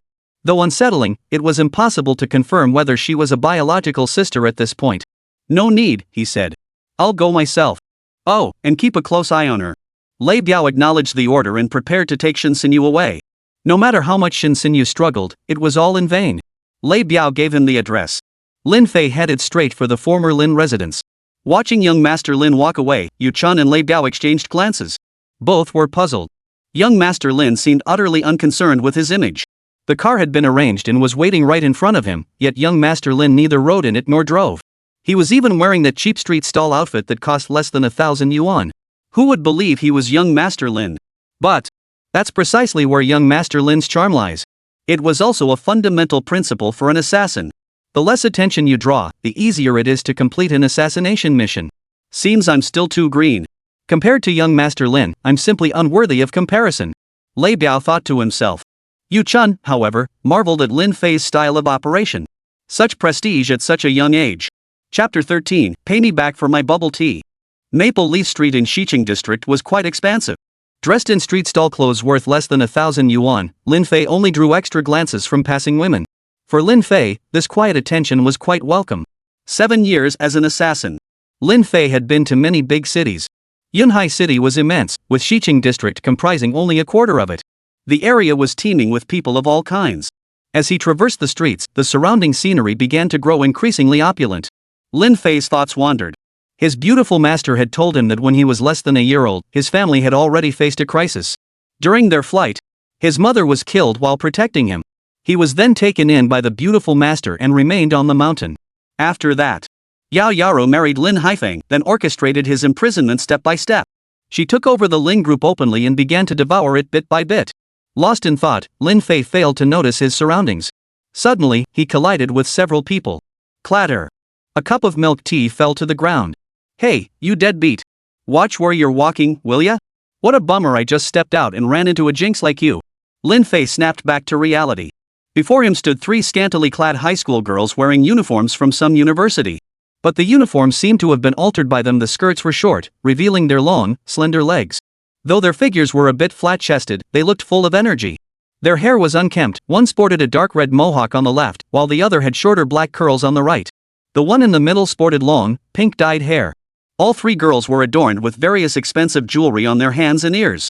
They stared at Lin Fei with utter contempt. Lin Fei's brows furrowed. Had high school girls become this bold nowadays? Calling these 3 rebellious little delinquents wouldn't be an exaggeration. "Excuse me." Lin Fei tried to walk around them. But the 3 girls blocked his path from both sides. "Where do you think you're going? You men really have no manners whatsoever, it's so disappointing. Reimburse me for my bubble tea." The girl in the middle looked utterly unforgiving. Among the 3 girls, this one was the prettiest and seemed to be the leader of the group. And her features looked strangely familiar. Lin Fei had no desire to be hassled by this kind of streetwise girl. He said, "Fine, I'll pay you back." "How much?" The curly-haired girl snapped, "What do you mean, how much? Are you clueless or just pretending? Sister CEO is loaded. Asking a cheap, tacky country bumpkin like you to pay is a joke, you couldn't afford it anyway." Lin Fei thought, how expensive could a cup of bubble tea be? The girl with the chimed in, "Sia wants you to get down on your knees and lick that milk tea off the floor with your filthy mouth. This milk tea was bought for you by Sister CEO. Get down on your knees now." Lin Fei furrowed his brow. He thought, these young punks sure know how to play it up these days. He chuckled, "You girls are funny. Big bro's not in the mood to play games with you." Waving his hand, Lin Fei suddenly took a step and effortlessly slipped out of the three young delinquents' encirclement. The three girls turned to look, only to see he'd already walked far away. They instantly roared with fury, "How dare he? Chase him! I'll kill that stinking country bumpkin." They immediately gave chase. After chasing for a while, the three young delinquents suddenly saw that stinking country bumpkin had stopped in front of a super luxury car. It was a globally limited edition sky blue McLaren supercar. The three young delinquents were instantly captivated. But all they saw was the stinky country bumpkin leaning against the car door, patiently waiting for someone. The three rushed forward. Xiao shouted, "Hey, you stinky country bumpkin. Move out of the way. Quick, I need to take a picture." Lin Fei frowned slightly. Why were these three punks chasing him again? He really didn't want to deal with them, so he stepped aside a bit. Xiao snapped, "Didn't you hear me? Move out of the way. Do you have any idea what kind of supercar this is? You deadbeat loser couldn't afford it even if you worked 10 lifetimes." Then she turned to the other two girls, "Ugh, I've been begging my mom to buy me one forever, but that woman just won't agree. Luckily, I'll be rolling in cash soon." Lin Fei ignored them. The three young delinquents pulled out their phones and started snapping selfies like crazy with the car as their backdrop. Online, these three punks presented themselves as cute, adorable girls. Offline, however, they were like shrews, looking down on the poor and believing themselves to be of a higher class. However, judging by their outfits, especially their jewelry, they were dressed in expensive pieces. From head to toe, their jewelry alone is worth over $1 million. They're definitely not from ordinary families. I'd love to meet their parents, the ones who raised such failures. Not long after, a woman emerged from the luxury boutique ahead, clad in a black fishnet bodycon dress. Long, slender legs in black stockings, a pair of beautiful feet in expensive high heels. With just those two small steps, her noble demeanor shone through, instantly drawing the attention of passers-by, both men and women, who stopped to stare. She carried several shopping bags in her hand. "Sorry to keep you waiting." Her smile vanished abruptly. Hey, is this your car? What are you snapping pictures for? You little brats, go home." This blonde woman was Anna. This limited edition supercar was hers. Compared to Lin Fei, she was much happier. She didn't hand over her money to the beautiful master, so she's loaded. The three young delinquents saw the car's owner arrive, a woman radiating an incredibly mature and alluring aura. Were utterly shocked. Just moments ago, Lin Fei happened to walk by just as Anna spotted him. So she called Lin Fei into the store to help her pick out some things. But Lin Fei wasn't interested and waited outside instead. Anna had endured a night of hardship at that small bathhouse. She left as soon as dawn broke. She clearly couldn't stand the room filled with all sorts of odors. Anna unlocked the car with her keys and opened the door for Lin Fei. "Let's go." "I'll come with you." Lin Fei asked, "Can I come in?" Anna smiled. "Don't underestimate me, I'm top tier too." Lin Fei smiled knowingly. They got in the car and closed the doors. Then, with the roar of the engine, they sped off, leaving the three young delinquents standing there, utterly dumbfounded. Impossible. How could it be? That stinking country bumpkin covered in knockoff clothes, how could he possibly be connected to that rich, beautiful girl? The sudden blow sent a chill through her body. The girl with the snapped out of her shock. She exclaimed, "That guy actually hooked up with a rich woman." Women these days are so gullible, getting played by jerks who take their bodies and their money. That's why we say all men are scumbags. The curly-haired girl beside her asked, "Should we chase after them? Make that stinking country bumpkin show his true colors?" CU nodded. Inside the car, Anna said, "There's some material in the storage box in front of you. You can take a look first. Don't be surprised when you see it, okay?" Lin Fei frowned. Opening the storage compartment, he found only a single document inside. He picked it up. He couldn't help but smile. "You took the file, which means you accepted the mission. What's your deal?" Anna giggled. "You're such a blockhead. I mean, last night." Chapter 14, Stinky Country Bumpkin. The documents belonged to the assassin group. And on top was the mission Anna had accepted. The target of this mission is Lin Fei. Which meant she would come to kill Lin Fei. Of course, she wouldn't do that. Hearing this, Lin Fei froze in shock. "I didn't do anything to you last night. I'm an upright person, how could I take advantage of you while you were drunk? I'm asking what you truly meant." Anna replied, "Do you think Lord Luo never checks reports about someone paying assassins to kill you? Lin Fei isn't famous. With the Flying Dragon moniker known throughout the entire assassin group, who would dare take this job?" Exactly. Within the assassin's circle, hardly anyone even knows the name Lin Fei. Anna continued, "This job is one only I could take. I assume you'll be attending the syndicate banquet. Just make a stunning entrance then. Before your grand entrance, there's one more thing you need to handle. But whether you need to handle that task depends on what I find when I go back to your place first." Lin Fei nodded. A globally limited edition supercar cruised down the road, turning every head in its path. It continued onward. 10 minutes later, it arrived at the side of an enormous, estate-style mansion. Lin Fei stepped out of the car. He looked up at the mansion before him. This was the former Lin family estate. A home he had no memories of, stirring a complex mix of emotions within him. But even without any memories of it, this was still the home where he had been born. Let's go inside. Entering this mansion would trigger alarms even for martial artists if they weren't careful.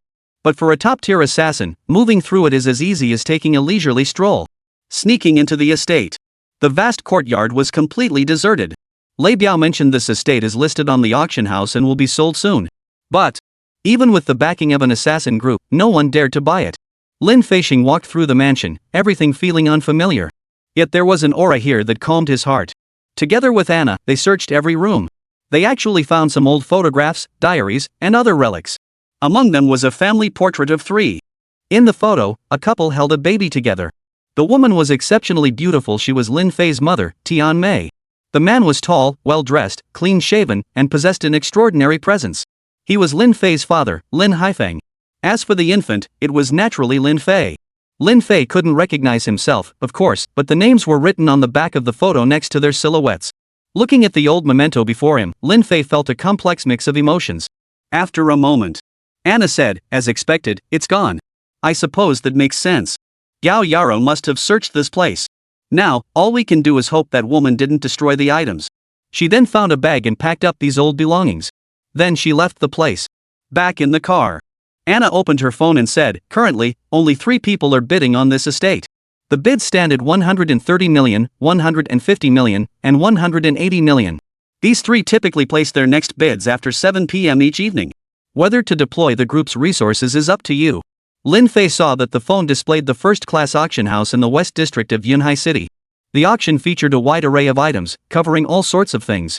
Anna continued, "I know you wouldn't want to casually deploy the group's resources, otherwise, Old Luo would pester you endlessly. Alright, leave it to me.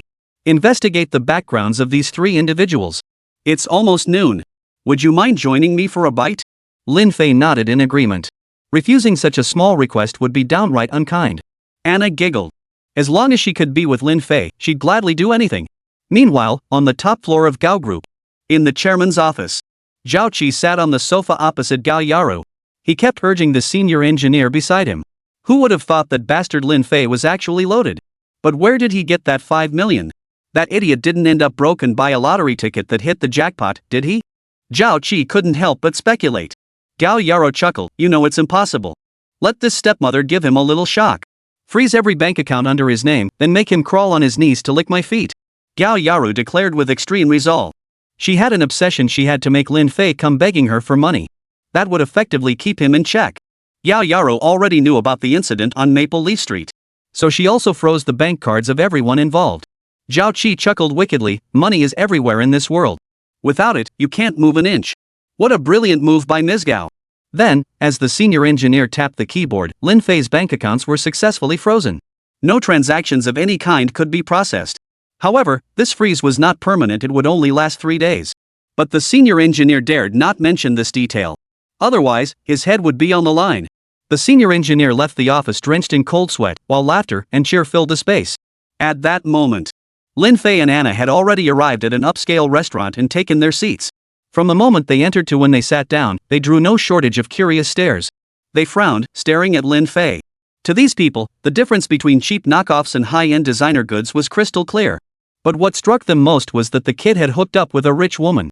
Youth is truly advantageous. Enduring a wealthy woman's harsh treatment could save you decades of hard work. The food arrived at the table, and they were nearly finished eating. Suddenly, 3 people approached. And they were none other than those 3 flashily dressed young women. It was the height of summer. For some reason, the 3 young delinquents were panting heavily, their heads drenched in sweat.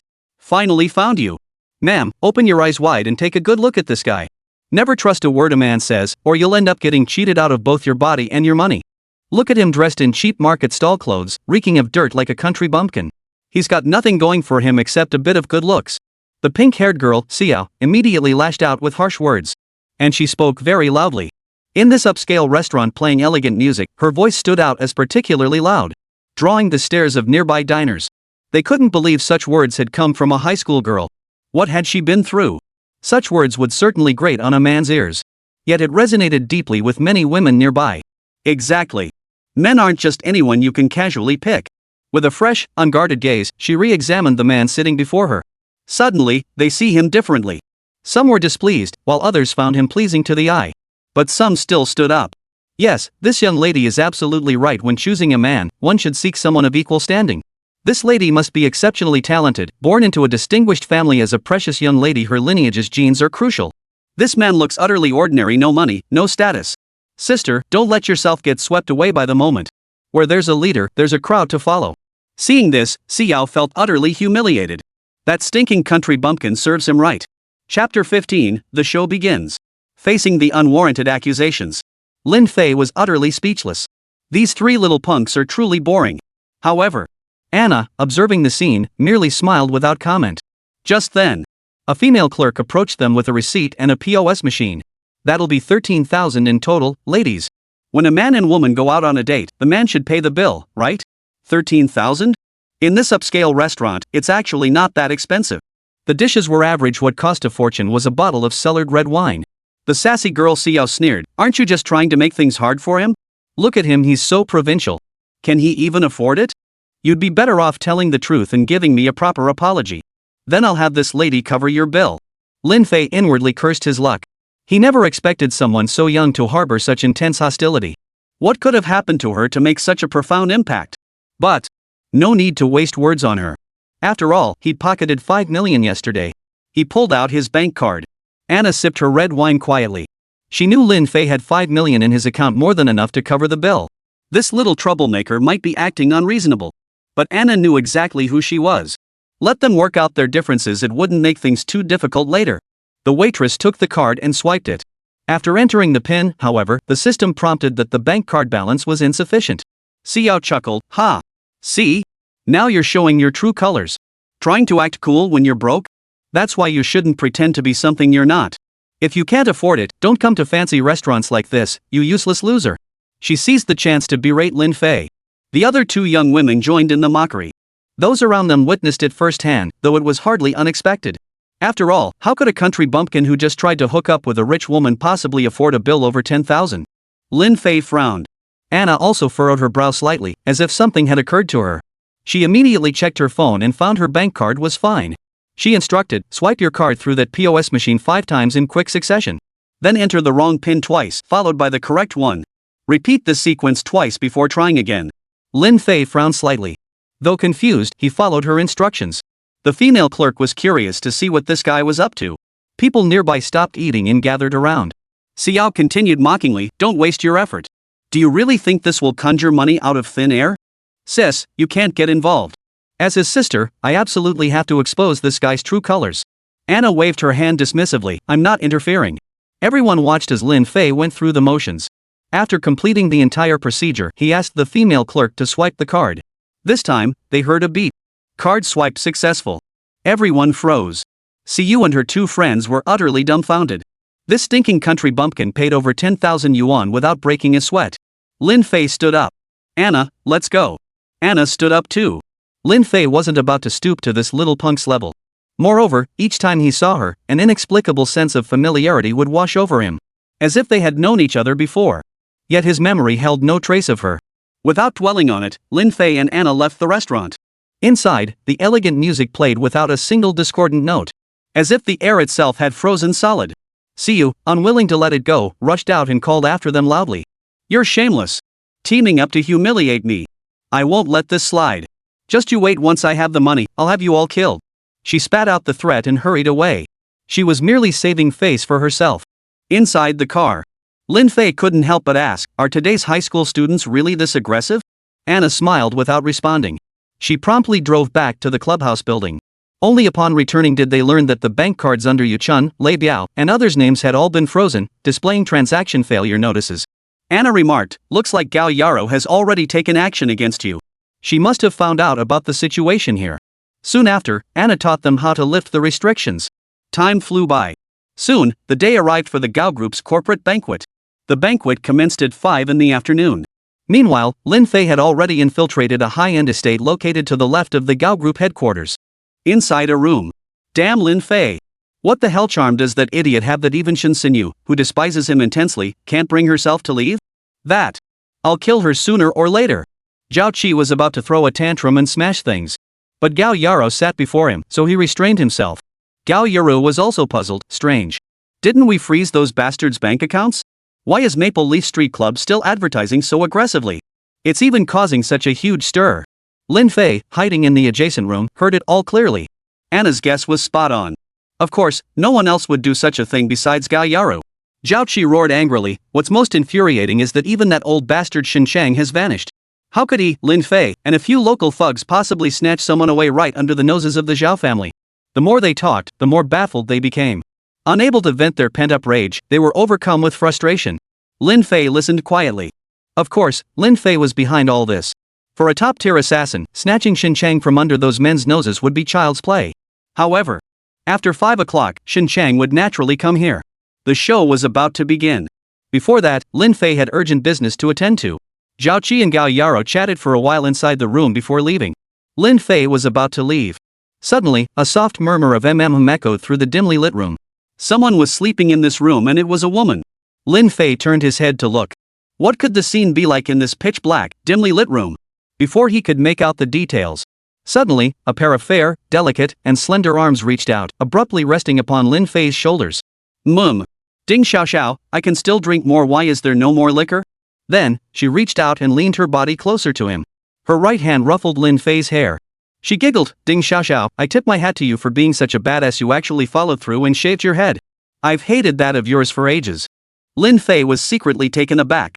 Lin Fei had only just sneaked into this room when he overheard Zhao Qi and Gao Yaro's conversation. There was no time to inspect the room. But that voice. Forget it, I'm not drinking anymore. Sleep is much more comfortable. Ding Xiao Xiao, let's sleep together. With that, she pulled Lin Fei over and flopped onto the bed. Lin Fei landed on something hard, seemed to be a liquor bottle. And he could now clearly identify who the voice belonged to. Besides that pink-haired delinquent Xiao, who else could it be? As for Ding Xiao Xiao, the most obvious distinguishing feature among the limited clues was that dark red. The other curly-haired young woman must also be somewhere in this room. Lin Fei was astonished. Why were these three delinquents here? Just then. Gao Xiao, Sis Xiao, are you still drinking? A voice came from the floor on the left. Gao Xiao?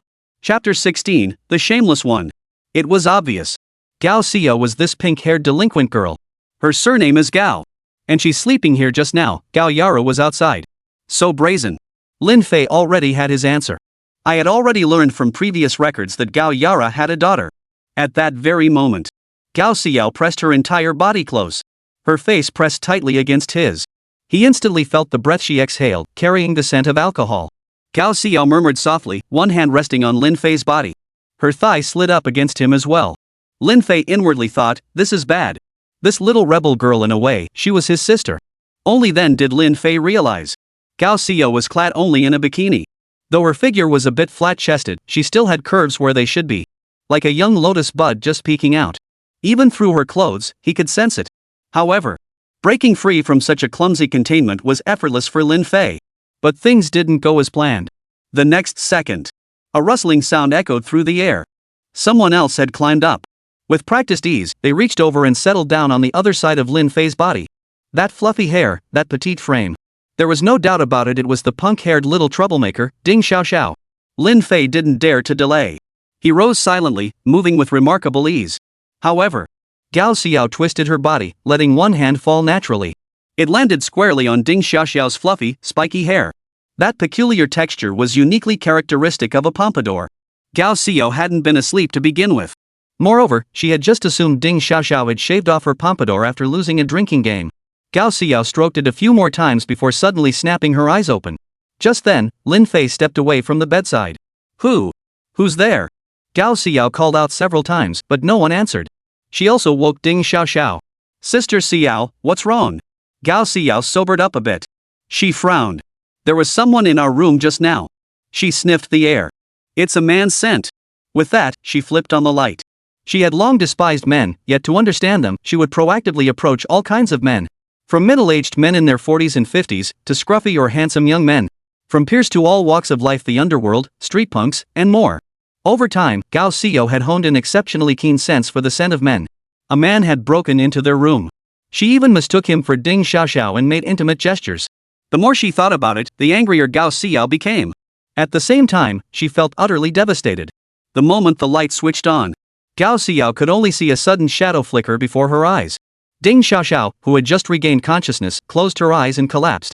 Seeing this, Gao Xiao nearly screamed in fright. Lin Fei coldly ordered, "Quiet." Those two simple words sent a chill down Gao Xiao's spine. Only then did she recognize the person before her. "You stinking country bumpkin, what did you do to Ding Xiaoxiao and Song Xin?" Compared to that, Gao Xiao found it even harder to believe the man before her was that stinking country bumpkin. Lin Fei said, "They're fine. They'll recover after a good night's sleep. Listen, little sister, you're still underage, no drinking. Don't get carried away after a few drinks or you'll regret it." Lin Fei thought to himself. Just as he entered, he thought he heard Gao Yaro say something? The distance had been too great at the time, so he hadn't caught every word. Lin Fei strained to recall. Finally, he had a breakthrough. Gao Yaro had indeed mentioned something that could be used against Lin Fei, and it was hidden right in this room.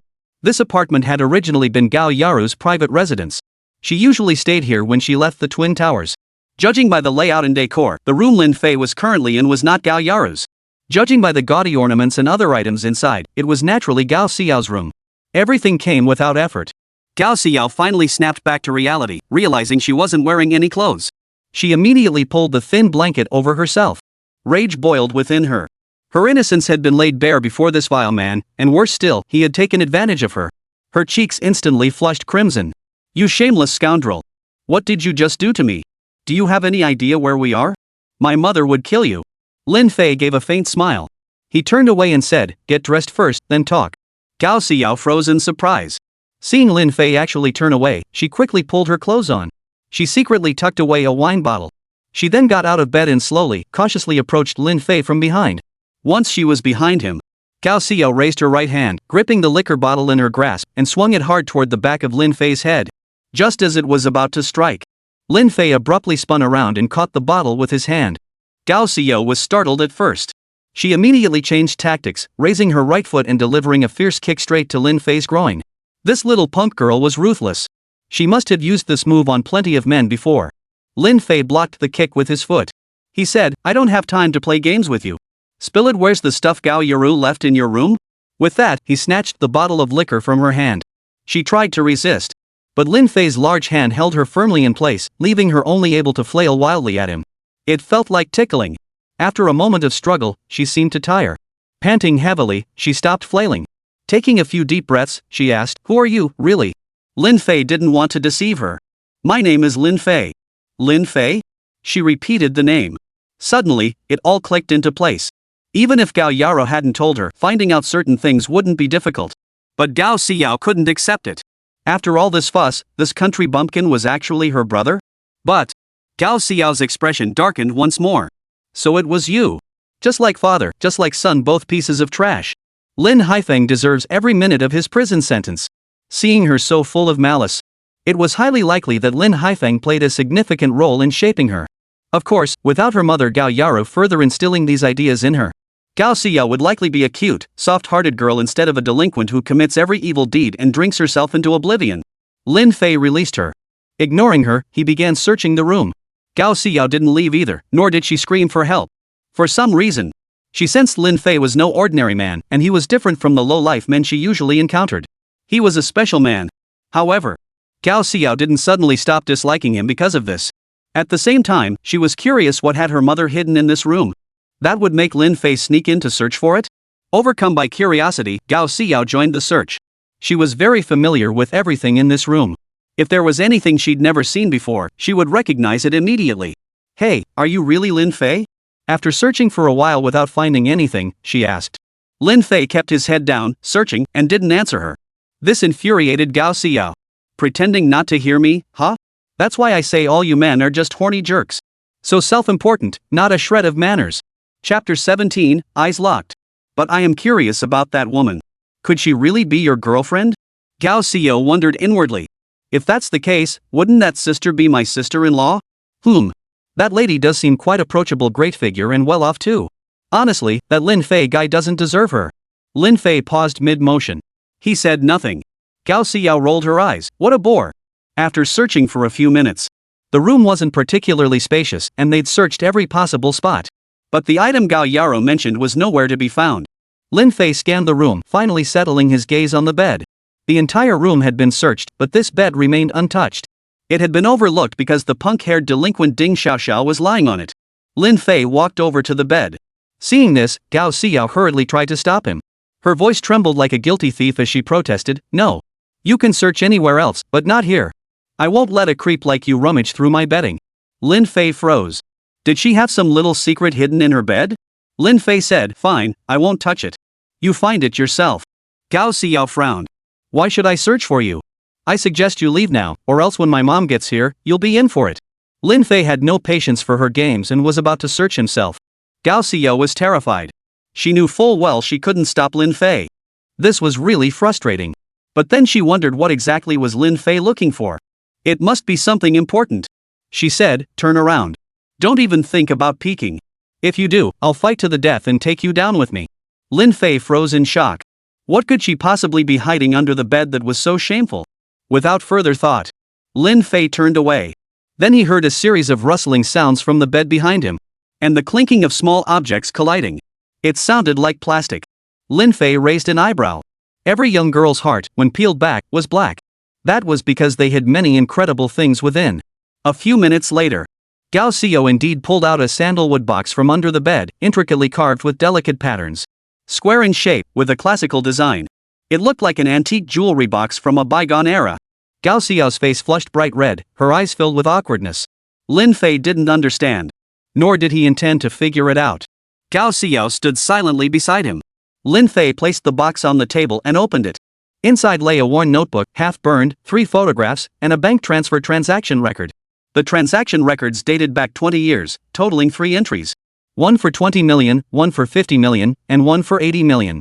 The same person appeared in all 3 photographs, meeting with 3 different individuals in each. Beyond that, there was no additional information. The charred notebook also contained a timeline, precisely dating back 20 years. It outlined 3 phases, all executed by those 3 assassins. The identities of these 3 assassins were about to be revealed, but unfortunately, the notebook was burned right up to this point. The crucial information is thus lost. The next page, however, contained no information at all. It was as if the person who wrote this was about to continue when discovered, and burned the notebook. The person who wrote the notes managed to salvage them and quickly took them away. Who could it be? No clues whatsoever.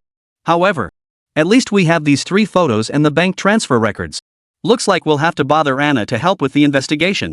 Gao Xiao said, "I've never seen this box before, and it seems like it's been under the bed for a long time." What are these? Lin Fei looked at her. Gao Xiao looked curious, wondering whose these were. Lin Fei said, "Nothing. Thank you for your help. Goodbye." After speaking, he stood up to leave, but Gao Xiao stopped him. Wait a moment. Since I've done you such a huge favor, shouldn't you give me something in return? Lin Fei frowned slightly. What do you want? Gao Xiao replied without hesitation, "There's a group of people who keep harassing me." You seem pretty capable, why don't you teach them a lesson for me? Lin Fei nodded. No problem. I'll send Lei Biao over later. You can find him when the time comes. Gao Xiao quickly interjected, "No, Lei Biao can't handle that group either. I'll arrange to meet their leader separately. You just need to beat him up." What? After all the help I've given you, you can't even grant this small request? I'm your sister, after all. Lin Fei froze. His brow furrowed slightly. What kind of mischief is this little troublemaker up to now? Lin Fei didn't want to keep arguing with her, so he just gave a half-hearted reply. Just then, the window fluttered open. Before Lin Fei stood a man clad in black, his face hidden beneath a dark round cap and sunglasses. Young Master Lin, preparations are complete over there. To avoid complications, please wait here for Anna's signal. Lan was Anna's codename for the assassination operation. Flying Dragon was Lin Fei's codename. Within the assassin group, no one was permitted to use their real names during missions. Disclosure of information during operations is also strictly forbidden. Any violation will result in immediate expulsion from the organization. Lin Fei nodded. The man in black promptly departed the same way he had come. Lin Fei sat down. This scene left Gao Xiao utterly astonished. What exactly was his identity? And he even had subordinates. Judging by how quickly that man came and went, he was definitely no ordinary person. A moment passed. Footsteps could be heard approaching from outside. Outside the room, in the living room, Gao Yaro returned once more. She didn't linger with Zhao Qi. The next moment, she walked straight to the door and knocked. Xiao, I'm coming in. Before she could finish speaking, suddenly, the door swung open. She entered without the slightest intention of seeking Gao Xiao's permission. Evidently, she was quite domineering toward her own daughter in everyday life. Lin Fei had no time to hide. Of course, he hadn't intended to hide anyway. Half an hour remained before the banquet began. Their eyes locked instantly. Gao Yaro was utterly stunned. She was wearing a specially chosen, floor-length crimson gown today, a pure handmade creation. Its cost exceeded 1 million yuan. The jewelry and accessories she wore added up to over 10 million. Gao Yaro possessed a voluptuous figure with near-perfect proportions. One would never guess she was the mother of a 17-year-old daughter. Lin Fei. Gao Yaro instantly gritted her teeth and spat. You shameless creature. What were you doing in my daughter's room? The room appeared extremely disorganized due to the recent commotion. She turned her gaze to Gao Xia. She wondered, had they already recognized each other? Or had they remained unaware, yet developed an ambiguous relationship? This was something Gao Yaro absolutely could not accept. The more she thought about it, the more furious and humiliated she became. Lin Fei said calmly, I came here to wait for the banquet to begin. After all, I'm within the invited guest list. Even if you didn't formally invite me, I had to come. This time, it wasn't about the Gao Group offering up 10% of its shares. But this visit is especially crucial. Let them know young Master Lin has returned. Chapter 18, I am your sister. Waiting for the banquet to begin? You're not worthy. Gao Yaro snapped angrily. On her turf, would she let some little Lin Fei lead her by the nose? Immediately, Gao Yaro shouted toward the entrance. Her men were waiting outside. Within moments, a dozen burly men entered the living room. Gao Yaro snapped, what the hell are you doing here? She knew Lin Fei would come today. But she never imagined he'd already infiltrated her home and even developed an intimate relationship with her daughter. If word got out, how could she ever show her face in public again? Just then, Zhao Qi burst in, screaming, Lin Fei, where the hell did you hide Shen Xinyu? I sent people to search every corner of Maple Leaf Street, but she's nowhere to be found.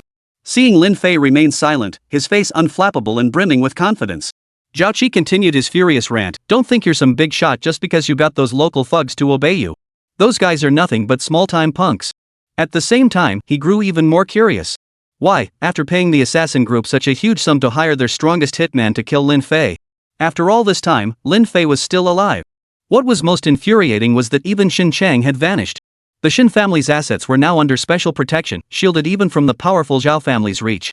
This special measure was bankruptcy protection. Since Xin Chang applied for bankruptcy protection in another jurisdiction, only the relevant authorities there could handle the matter. The entire process takes at least half a month. By then, Xin Chang would only need to repay a portion of the debt to have the protection lifted.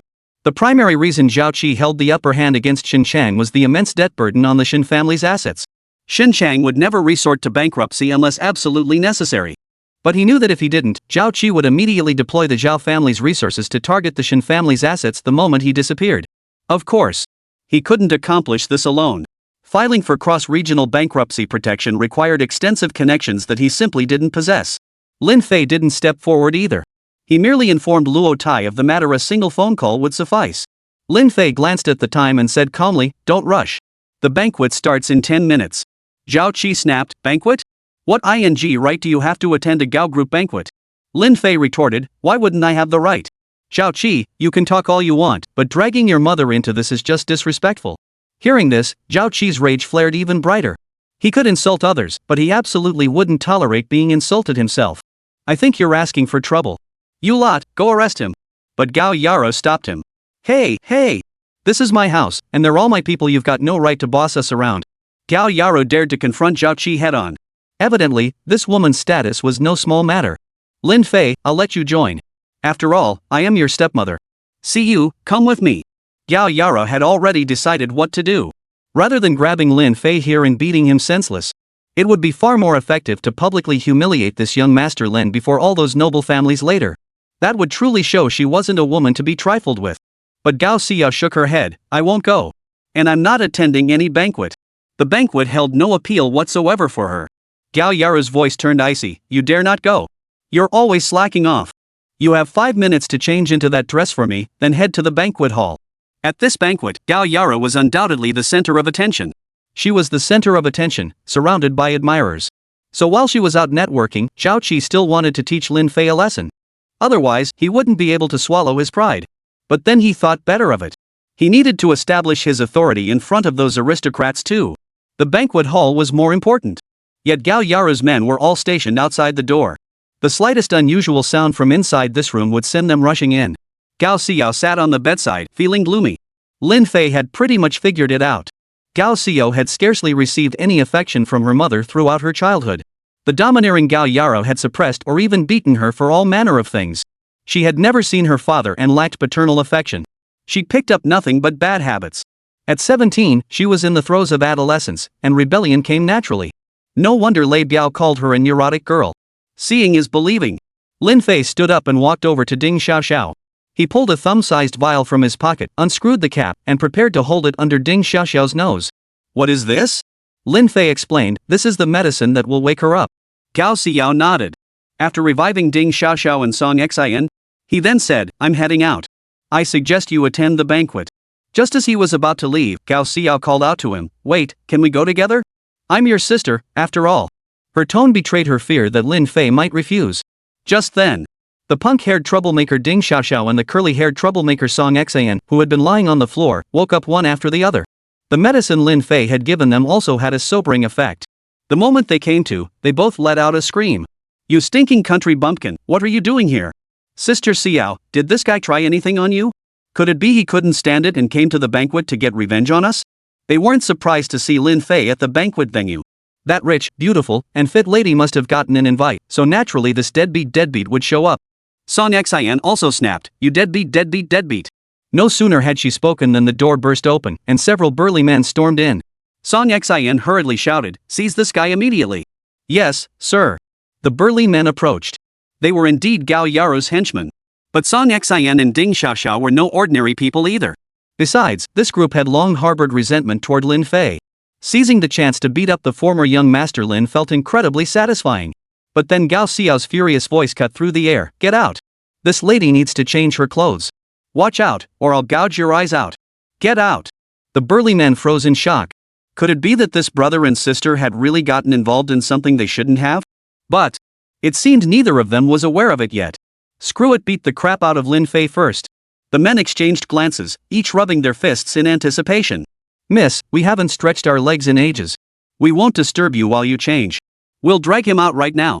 Seeing this, Song Xian and Ding Xiaoxiao cheered. The men strode swiftly toward Lin Fei. They shouted, you good-for-nothing dog. Are you coming out with us, or do we have to drag you out? Ding Xiaoxiao hurriedly added, hurry up. Beat him up first, then drag him out. We can join the banquet a bit later without issue. The others nodded in agreement. Gao Xiao tried to intervene, but Ding Xiaoxiao and Song Xian held her back firmly. One held her down while the other covered her mouth. In their eyes, Lin Fei's scrawny frame was practically begging to be beaten. They could already picture him beaten to a pulp, bruised and battered, begging for mercy on his knees. Lin Fei sighed softly. Then, suddenly, a commotion erupted outside. Chapter 19, Young Master Lin. A series of sharp cracks. The impact of a heavy object striking a human body. But the sounds vanished after only a few moments. Outside instantly fell deathly silent. The group instantly turned to look. The door wasn't closed, allowing a direct view into part of the living room. But they couldn't see the entire room. Exchanging glances, they walked to the doorway. They stood facing outward, watching. Suddenly, a man clad in black, wearing a dark hat and sunglasses, abruptly appeared. His figure shifted, leaving behind a few flickering afterimages. In less than a second, the men were violently dragged outside, the door slamming shut behind them. Immediately afterward, waves of agonized screams echoed through the air. Lin Fei opened the door and stepped out. By then, the three men were frozen in shock. Who was that black-clad figure who appeared out of nowhere? Though his origins were unknown, it was clear he was powerful and acted on Lin Fei's orders. It took a while for the three young delinquents to snap out of their shock. Gao Xiao didn't ask any questions, she simply began changing her clothes. There was an evening gown prepared for her by Gao Yaru. But Gao Xiao didn't even glance at them. Instead, she searched the wardrobe for a slightly more formal outfit. Ding Xiaoxiao and Song Xian followed suit and changed as well. In the living room, 7 or 8 people lay sprawled on the floor, all with shattered bones and severed tendons, unconscious and lifeless. Whether they would awaken depended entirely on their own fate. The man in black said, "Young Master Lin, Lon sent word that she'll be about 30 minutes late. When would you like to head over?" Lin Fei replied, "No need to wait for her. I recall the documents I reviewed yesterday mentioned that a former shareholder of the Lin Group would be attending." The Lin Group shareholders were a mixed bunch. After Lin Haifeng's imprisonment, these shareholders couldn't tolerate Gao Yaro's domineering behavior and extortion, so they reluctantly swallowed their losses and relinquished their shares. Subsequently, all shares were consolidated into Gao Yaro's sole ownership. Only 2 former shareholders refused to comply. It seems Gao Yaro intends to use this corporate banquet invitation as a trap to reclaim the remaining shares. The assassin group had thoroughly investigated this. Only 80% of the entire Gao group had been converted. 10% remained in the hands of the 2 dissenting shareholders. The other 10% corresponds to the previously mentioned 10% Gao Yaro referred to. The reason Gao Yaro couldn't convert it was because Lin Haifeng was still alive. Moreover, Lin Haifeng still had 5 years left on his sentence. For Gao Yaro to convert this final 10%, Lin Haifeng must either die, or the emergence of his heir. Gao Yaro would seize this opportunity to convert it. Clearly, ending Lin Haifeng's life was the simplest and most direct solution. But Lin Haifeng has been alive and well all these years in Yunhai City's first prison. This alone proved Gao Yaro lacked the capability to kill him. Lin Fei found this curious. A prisoner serving time in jail holds a lowly status. How could someone with Gao Yaro's influence fail to achieve this? The man in black replied, "Yes, word just came in from our people over there. Those 2 shareholders holding 10% of the Lin Group have arrived." Lin Fei nodded. The man in black then excused himself. Just as he was about to leave, Gao Xiao and her 2 friends emerged from the inner room looking completely refreshed. Gao Xiao wore a deep blue dress, her pink hair styled in twin ponytails, with light makeup enhancing her delicate features. Ding Xiaoxiao, to complement her voluminous hairstyle, opted for a casual suit-like ensemble. Song Xian kept it simple in a white blouse and black skirt. All 3 delinquents were quite pretty, but their figures were as flat as washboards. Except for Gao Xiao, Ding Xiaoxiao and Song Xian still glared at Lin Fei with anger. Lin Fei paid them no mind. He lifted his leg and walked out. Beyond the door lay the banquet hall. Over 100 people had already arrived. At Kao Group banquets, executives were seated in one area, while ordinary employees occupied another. They were kept separate. At 5 o'clock in the afternoon, the banquet commenced. Lin Fei's arrival instantly drew everyone's attention. In truth, the focus wasn't on him, but on Gao Xiao walking beside him, and the 2 girls trailing behind them, Ding Xiaoxiao and Song Xian. People wondered why Lin Fei was walking with Gao Yaro's daughter. Of course, they didn't recognize Lin Fei.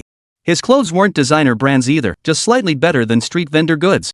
Their eyes were sharp. This outfit had cost Lin Fei 2,000 yuan at an ordinary clothing store. He was used to living in the mountains. For Lin Fei, clothes just needed to fit well, no need for anything too expensive. Especially for an assassin. Expensive clothes were prone to getting ruined. On the other hand, his beautiful master was known for her extravagant spending habits year-round. But speaking of which, where is the beautiful master heading down the mountain to attend this grand banquet? "Kid, are you picking a fight?" Just as he pondered this, a sudden voice interrupted him. Immediately after, a wine glass smashed to pieces on the floor with a loud crack. Hearing the noise, those nearby all turned to look. Before them stood a burly young man, his face twisted with rage. The next second, the man lunged forward, grabbing Lin Fei by the collar. "Kid, that glass held a century-old vintage I personally brought. Pay up." Behind him followed an even younger male attendant. The attendant held a tray bearing a bottle of red wine. It was precisely the century-old vintage the young man had mentioned. Bringing your own wine to someone else's banquet? Just then, Zhao Qi, dressed in a sleek black suit that drew the attention of single women wherever he went, approached with a smile. "Oh, come on, it's just a glass of wine. Just put it on my tab, Zhao Qi." Lin Fei understood perfectly. He'd been deep in thought earlier, but he wasn't so absent-minded as to bump into someone. The incident happened suddenly, and it was this person who had bumped into him first. This was clearly Zhao Qi's setup. They wanted to humiliate Lin Fei in public. Moreover, this person was a rather formidable martial artist. Moving with the swiftness of the wind, he approached without a sound. The young man, taking advantage of his position, declared, "That won't do. Even if young Master Zhao intervenes, I won't let this slide. This kid must apologize to me." "Kid, what's your name?" Zhao Qi interjected. "I recognize him, isn't that the esteemed young Master Lin?" At the mention of young Master Lin, the surrounding crowd's expressions shifted noticeably. In the entire western district of Yunhai City, the only person who could be called young Master Lin and attend the Gao Group banquet was none other than the son of Lin Haifeng, the former head of the Lin Group. The crowd was stunned. But soon, doubts began to surface. Zhao Qi, don't talk nonsense. Isn't Lin Haifeng's son already dead? Exactly. It was Chairman Gao himself who said so back then. Besides, you should know mentioning the Lin Group here would make Mr. Gao very unhappy. The crowd spoke out in unison. Lin Fei watched silently. Back then, Gao Yaro publicly declared that Lin Haifeng's son was dead, leaving him without an heir. Her motive was simply to force Lin Haifeng to relinquish the 10% stake. For over a decade, those 10% shares had been managed by the foundation. Gao Yaro had no access to it whatsoever.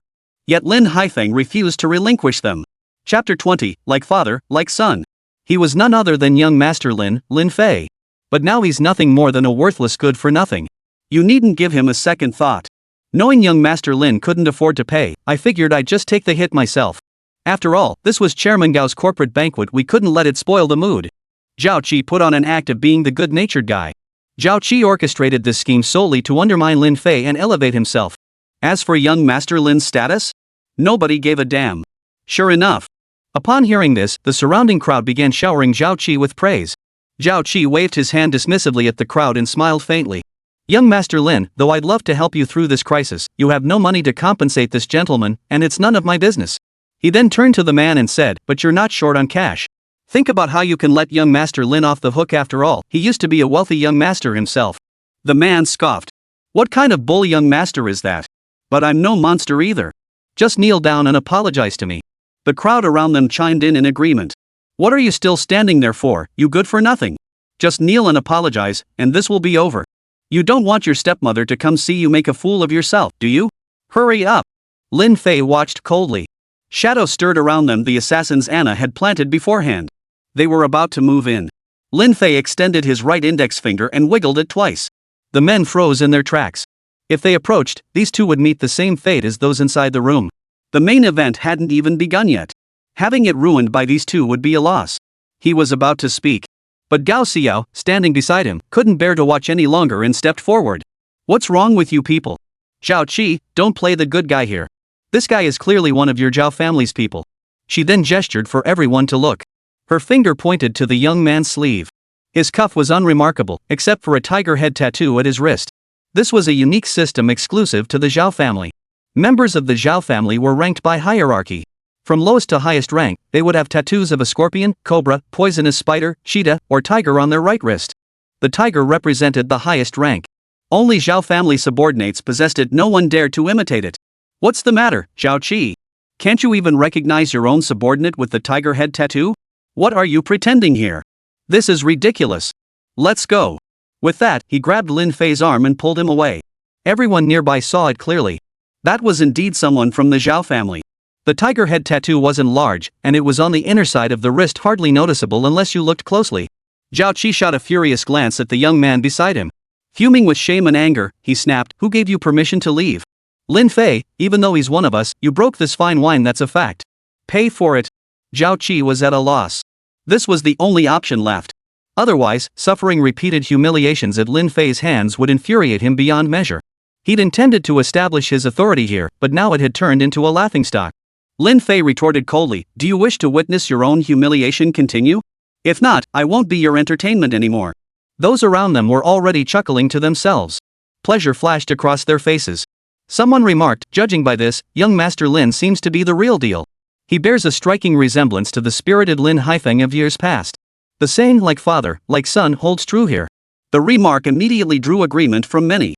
Those who nodded in agreement were almost exclusively outsiders invited to the banquet. Those affiliated with the Gao group dared not voice their opinions. Watching Lin Fei walk away helplessly, Zhao Qi seethed with rage inside. Meanwhile, Lin Fei and Gao Xiao approached a banquet table. It was laden with exquisite dishes and fine wines. Just as he reached for a drink, Ding Xiaoxiao and Song Xian pulled him aside, whispering something. Clearly, it was something unfavorable to Lin Fei. But in Lin Fei's eyes, Gao Xiao, this little rebel girl, had suddenly become much more attentive toward him. Was she genuine, or was there something else? She had actually stepped in to help him earlier. But Lin Fei had also noticed that tattoo earlier. Zhao Qi had long been thoroughly investigated by Anna. Naturally, she'd also uncovered some peculiar practices within the Zhao family. But the oddities didn't stop there. Under these peculiar rules, Zhao Qi himself had become quite peculiar. Lin Fei picked up a glass of wine and took a sip. The taste was mediocre. Then, Several people approached, extending their hands in greeting. News of the recent incident spread like wildfire, circulating throughout the area within mere seconds. Originally, Lin Fei had planned to wait until Gao Yaru appeared before revealing his identity. Unexpectedly, Zhao Qi's commotion forced him to reveal it prematurely. News of the incident quickly reached Gao Yaru's ears. Lin Fei was engaged in brief conversation with several business elites. Suddenly, Lin Fei, I permitted you to attend the corporate banquet, but I didn't give you permission to cause trouble here. Apologize to young Master Zhao immediately, or your stepmother will kick you out. In front of everyone present, Gao Yaru seethed with anger but refrained from uttering profanities. Zhao Qi grinned wickedly. What was his relationship with Gao Yaru anyway? Lin Fei couldn't care less. He retorted, I wasn't causing trouble. Zhao Qi couldn't hold back any longer and roared, you little bastard, you're as stubborn as a mule. Guys, kill this little bastard. He shouted for a long while, but no one answered. Even the young man from earlier had vanished. Someone. Where the hell did everyone go? Zhao Qi whipped his head around in frozen horror. Behind him, not a single guest remained. Only 5 men stood there, surrounded by a dozen or so Zhao family subordinates lying on the ground, blood trickling from their noses and mouths. These 5 men were uniformly dressed in black suits, wearing fedora hats and dark sunglasses. Their attire made them look incredibly mysterious. No one could recognize who they were. How had they managed to arrive so silently? Then, the 5 men swiftly departed. So swiftly that they were almost impossible to follow with the eye. Only the scattered bodies of Zhao's subordinates remained strewn across the floor. Zhao Qi, stunned, turned to look at Lin Fei. Lin Fei, how dare you do this? Mr. Gao, this scoundrel attacked my men right on your turf. Gao Yaru regained her composure. Lin Fei said, Gao Yaru, still intent on kicking me out? Everyone gasped again. They all assumed Lin Fei wouldn't be bold enough to push his luck. Besides, how could a down-and-out young master like him possibly wield such influence? This must be a coincidence. The Zhao family had been making waves in recent years, alienating many outside their circle. Lin Fei's success was nothing more than a blind cat stumbling upon a dead rat, pure luck. Where did he get the nerve to speak like this? He really doesn't know when to quit. However, some were genuinely impressed by the down-and-out young master's demeanor. The crowd seemed to glimpse the fearless Lin Haifeng of years past.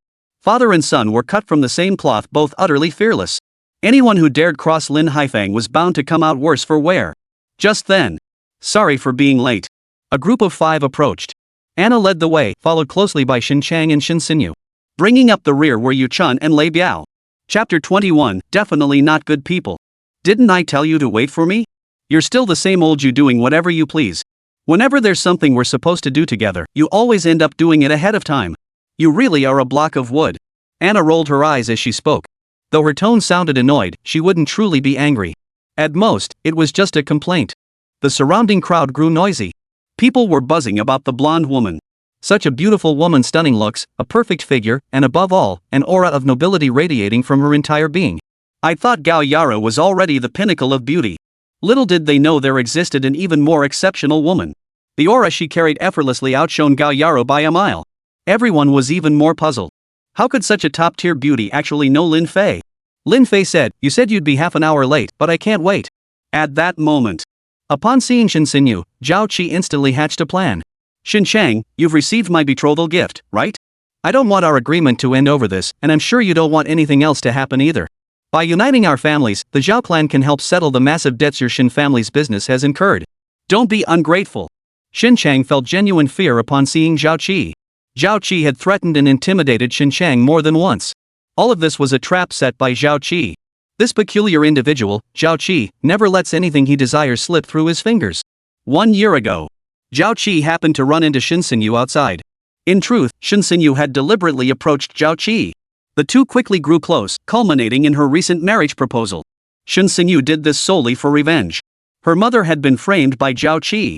Though Zhao Qi didn't kill her with a knife, it was because the Shen family had been trapped in a massive debt crisis. Unable to bear the relentless blows, Shen Xinyu's mother ultimately took her own life by poisoning herself. Shen Chang said coldly, I've already returned your dowry in full. You can verify it with Feng Jun. I will never give my daughter to you in marriage. Mention of Feng Jun filled Zhao Qi with fury. It was clear Shen Chang knew Feng Jun was dead, yet he still brought him up here.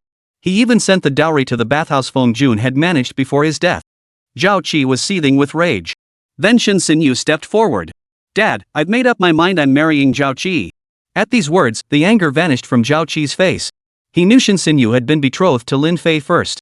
Right before his eyes, his own fiancée chose someone else. The feeling of snatching something that belonged to someone else, especially the feeling of snatching Lin Fei's fiancée, was utterly exhilarating. After being humiliated so many times, he'd finally made up for his losses. This time, he would make Lin Fei pay dearly. Shen Xinyu roared angrily, "Xinyu, you're being foolish. How could that guy possibly truly love you?" Had it not been for that incident, Shen Xinyu knew Zhao Qi would have been a good match for his daughter. But that was precisely why Shen Chang despised Zhao Qi. Shen Xinyu declared resolutely, "Don't concern yourself with me. It's already obvious who I love. Consider me no longer your daughter." With that, Shen Xinyu walked over to Zhao Qi's side. Zhao Qi chuckled softly, wrapping his arms around Shen Xinyu's slender waist. "Lin Fei, how do you feel?" All eyes turned to Lin Fei. Even if those around them were still confused, they should have understood by now. However, the arranged marriage between the Lin and Shen families long ago was no longer a secret. Lin Fei paid no heed. He said, "Gao Yaro, hand over the property deed for the clubhouse building." Gao Yaro snorted coldly, "Sure, I can give it to you. But bring the money to buy it right now. Even if you turn that building into a brothel, no one will stop you. Of course, as your stepmother, I know you're broke. Your stepmother can lend you the money." Given the chance, Gao Yaro would do just that. Her gentle tone was merely a ploy to keep Lin Fei under her thumb. After all, he was the sole heir to that 10% share. Once Lin Haifeng in prison received word, he would certainly sign the consent form with the foundation. At that point, those 10% shares would fall into Lin Fei's hands. Therefore, she must win Lin Fei over beforehand, then set a trap to make him willingly relinquish the 10% stake. The entire flawless plan was already ingrained in her mind. How much? Very good. It's all part of the plan. Gao Yaro smiled faintly. Just as she was about to speak, Zhao Qi interrupted, "Ms. Gao, what are you doing? Get someone to throw this guy out immediately. I still need to finalize my engagement with Shen Xinyu." Gao Yaro instantly snapped angrily, "Shut your mouth. How dare you speak to my son like that?" Hearing this, everyone froze in surprise. Zhao Qi was equally taken aback. "What the hell is wrong with you? What kind of maternal instincts are you displaying at a time like this? This bastard isn't your son. What the hell are you pretending? And you dare yell at me?" Zhao Qi had a temper to match. Gao Yaro turned and raised her hand. Smack! A resounding slap landed squarely on Zhao Qi's face. The crisp sound of the slap startled everyone nearby. Anna feigned surprise, covering her mouth with her hand. "Oh my, why is this turning into a show?" Zhao Qi instantly flew into a rage. "You damn woman, how dare you hit me? You're asking for it." With a sharp clang, a sharp dagger appeared in Zhao Qi's hand. Without a word, he lunged straight at Gao Yaro. Anna gasped in shock, "Oh? This isn't acting." Gao Yaro suddenly dodged to the side, evading Zhao Qi's vicious thrust. These two had trained, after all. It certainly didn't look staged. Zhao Qi's rage was genuine. After all, who dares slap the Zhao family's young master across the face? Gao Yaro shouted angrily, "Security!" 6 or 7 burly men in security uniforms quickly rushed over. "Get this guy out of here!" Zhao Qi felt utterly humiliated, his cheeks flushing crimson. He snarled, "You damn woman, just you wait. Don't touch me. I've got legs to walk on." With that, Zhao Qi stormed off in a rage. Shen Xinyu tried to follow him. But Shen Chang grabbed her arm, and father and daughter immediately erupted into an argument. Gao Yaro suppressed her anger and replaced it with a smile.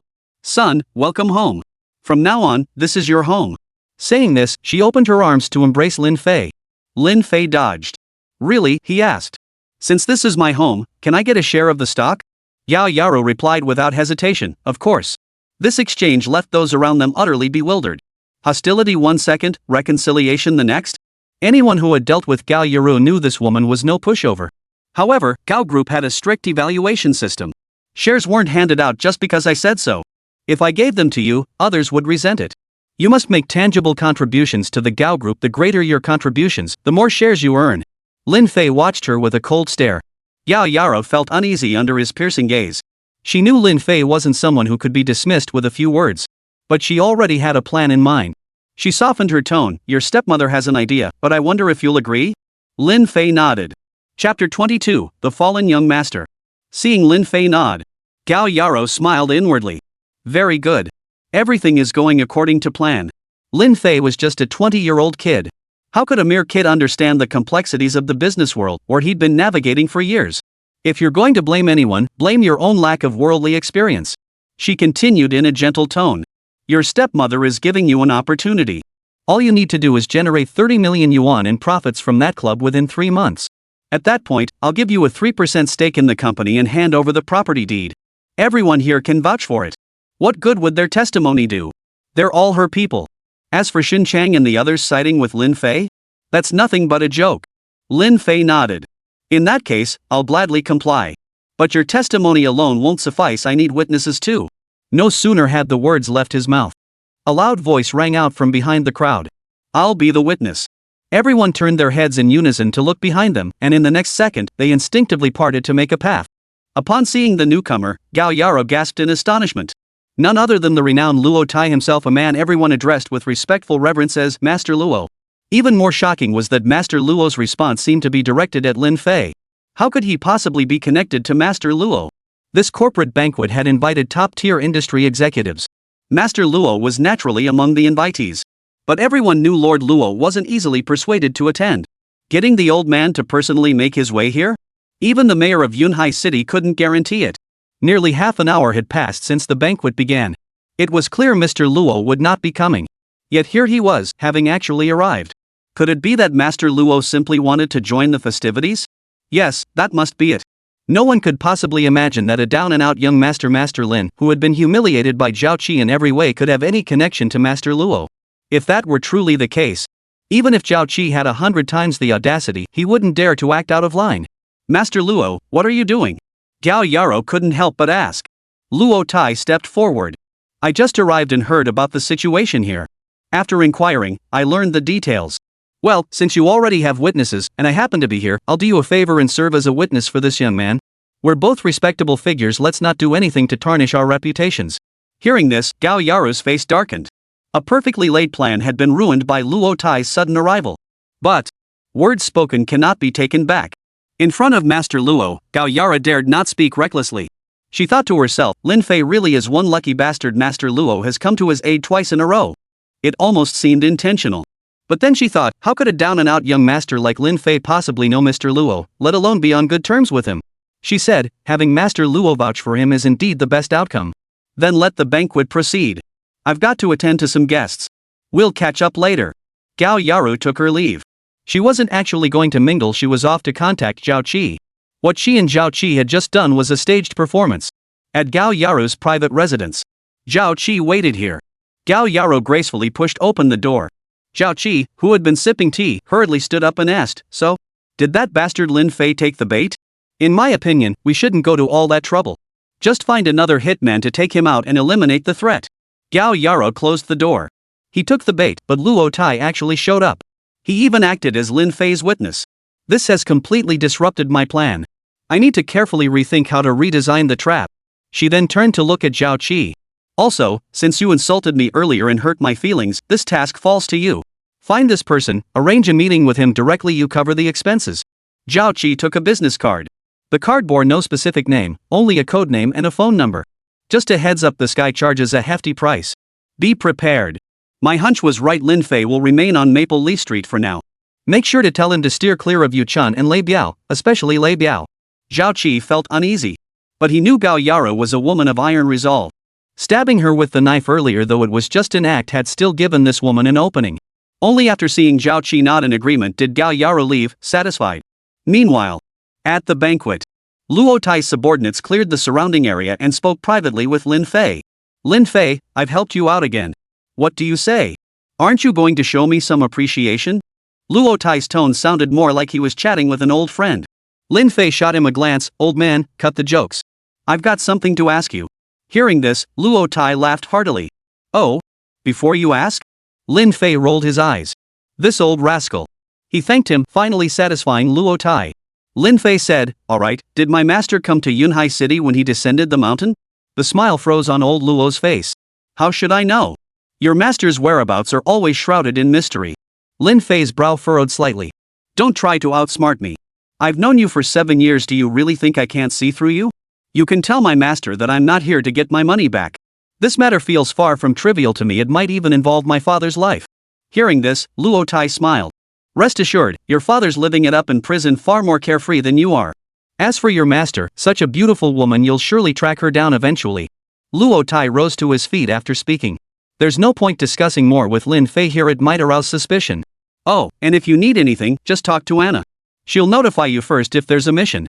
With that parting remark, Luo Tai departed. He certainly wouldn't linger here. Luo Tai was here solely to assist. Once his work was done, he would return. Luo Tai's arrival and departure, every move he made, drew considerable attention. However, the crowd wasn't overly shocked. Perhaps Master Luo had merely exchanged a few words with Lin Fei. At most, it was a tiny bit of recognition.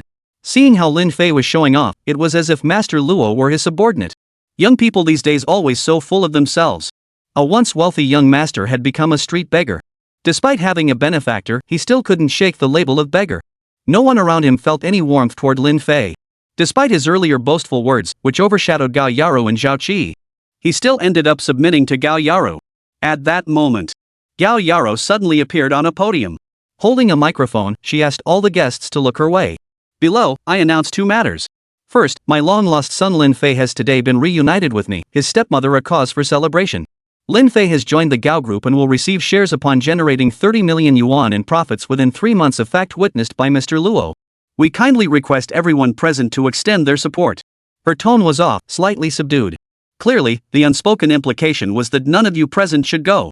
To attend would be to openly defy her, Gao Yaru. Chapter 23, Grand Opening. The surrounding crowd responded in unison. In truth, it was merely a formality. Lin Fei couldn't care less whether this group spent money at the club. However, generating 30 million in profit over 3 months even as gross profit was highly improbable. It was undoubtedly an extremely difficult feat. The crowd below was buzzing with noise. All eyes involuntarily turned to Lin Fei, seated on a chair with an utterly indifferent expression. Everyone became even more convinced that Lin Fei was nothing but an arrogant, conceited fool. A down-and-out young master in plain terms, a disgrace to his family. Not only was he unwilling to learn humbly, but he also acted as if none of this concerned him. It was utterly infuriating to witness. Next, Gao Yaro continued, then I'll tell you the second thing. The clamorous voices gradually subsided. My daughter will turn 18 in 3 months. At her coming-of-age ceremony, I will betroth her to the third young master of the Zhao family, a perfect match made in heaven. The moment these words were spoken, the room erupted into even louder clamor. The third young master of the Zhao family is Zhao Qi's younger brother.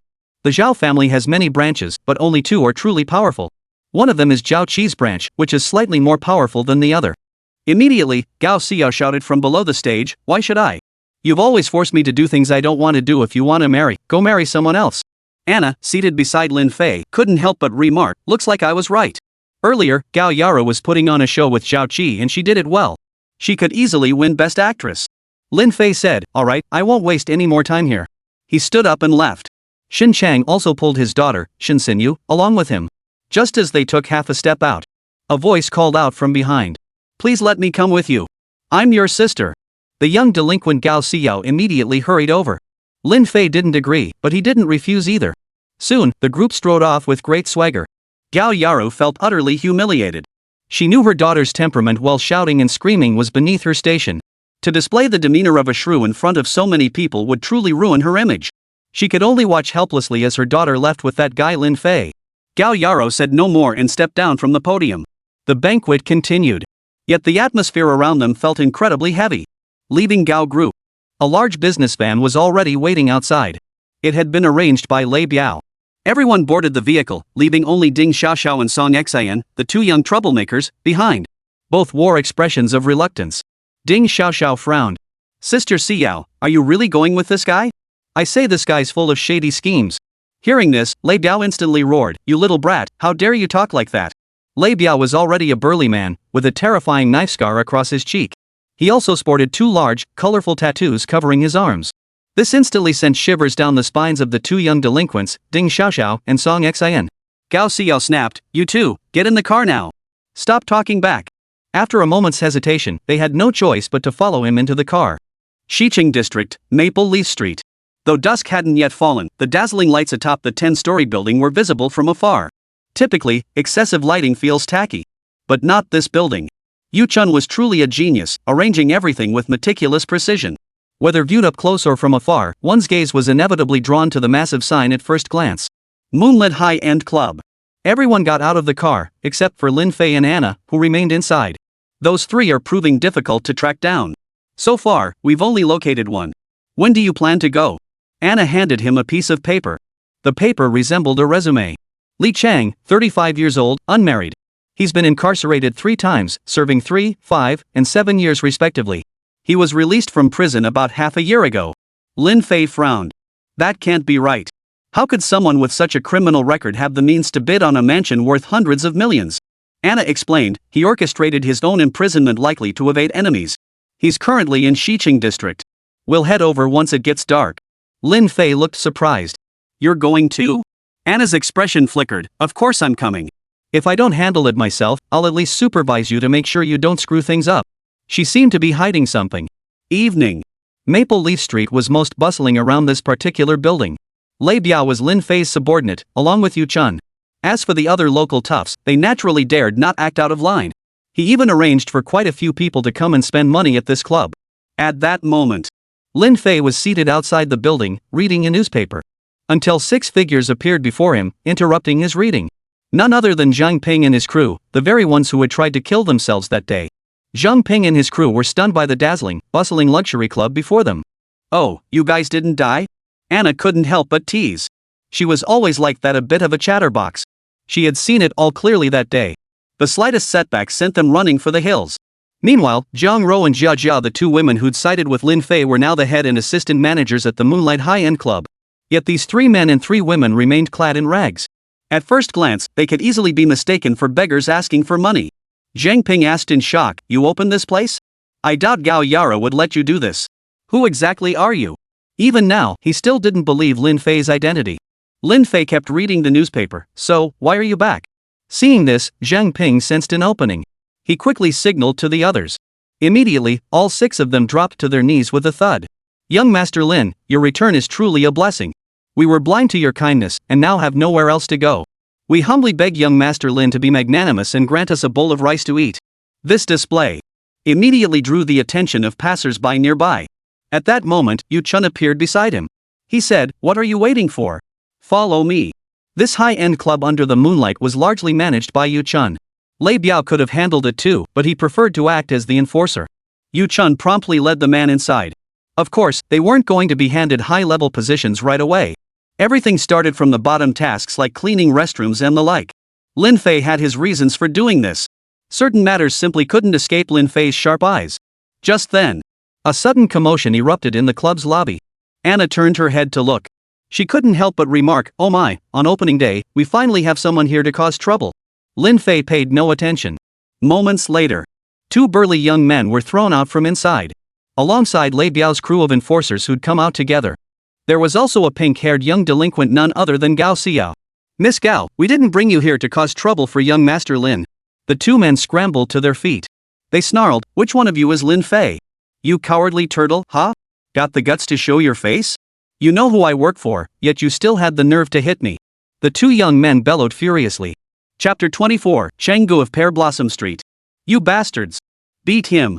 Lei Biao was furious beyond control. Even old Luo would show young Master Lin a modicum of respect in this world. Yet this hothead dared to insult young Master Lin to his face. He wouldn't be satisfied until he skinned the bastard alive. Gao Xiao intervened, "Hold it. Let me talk to them." Lei Biao had no intention of dealing with this little punk, especially since she was Gao Yaru's daughter. But upon reflection, this brat dared defy her mother to come to Lin Fei. She must already know Lin Fei is her brother. With Yu Chun blocking her path now, she decided to let it go. Gao Xiao called out to Lin Fei. Lin Fei didn't want to get involved. There were plenty of other fresh stories in the papers. "Lin Fei, you're the only one who can help me now. Didn't we already agree on this?" Hearing this, the 2 young men immediately approached Lin Fei. Upon reaching him, the leather-jacketed man on the left sneered, "So you're Lin Fei, huh? Not bad, calling yourself young Master Lin. We came to your shop, got beaten up, that's one thing. But the worst thing you did was steal our boss's woman." "That's right, Gao Xiao is the woman our boss fancies. Our boss has unique tastes, he's into those little delinquent girls." Plenty of people don't know the nature of Lin Fei and Gao Xiao's relationship. It's easy to imagine. They don't even share the same surname, how could they possibly be siblings? Lin Fei still ignored them. Anna beside him flicked her hair and asked, "What's your boss's name? Tell me." Lin Fei showed no sign of anger. Dealing with these 2 greenhorns was simply too easy and effortless. The leather-clad man sneered coldly, "You'd be scared to death if I told you. Who in Xiqing district doesn't know the reputation of my boss?" With that, the leather-jacketed man took several strides backward, casually grabbing a bespectacled young man in the process. He demanded threateningly, "Do you know my boss?" The young man in glasses trembled violently, shaking his head frantically. This drew a wave of snickers from the surrounding crowd. Embarrassed by the humiliation, the leather jacket guy punched the bespectacled man in the gut before tossing him to the ground. Damn it, Chang. I'll kick your ass to death.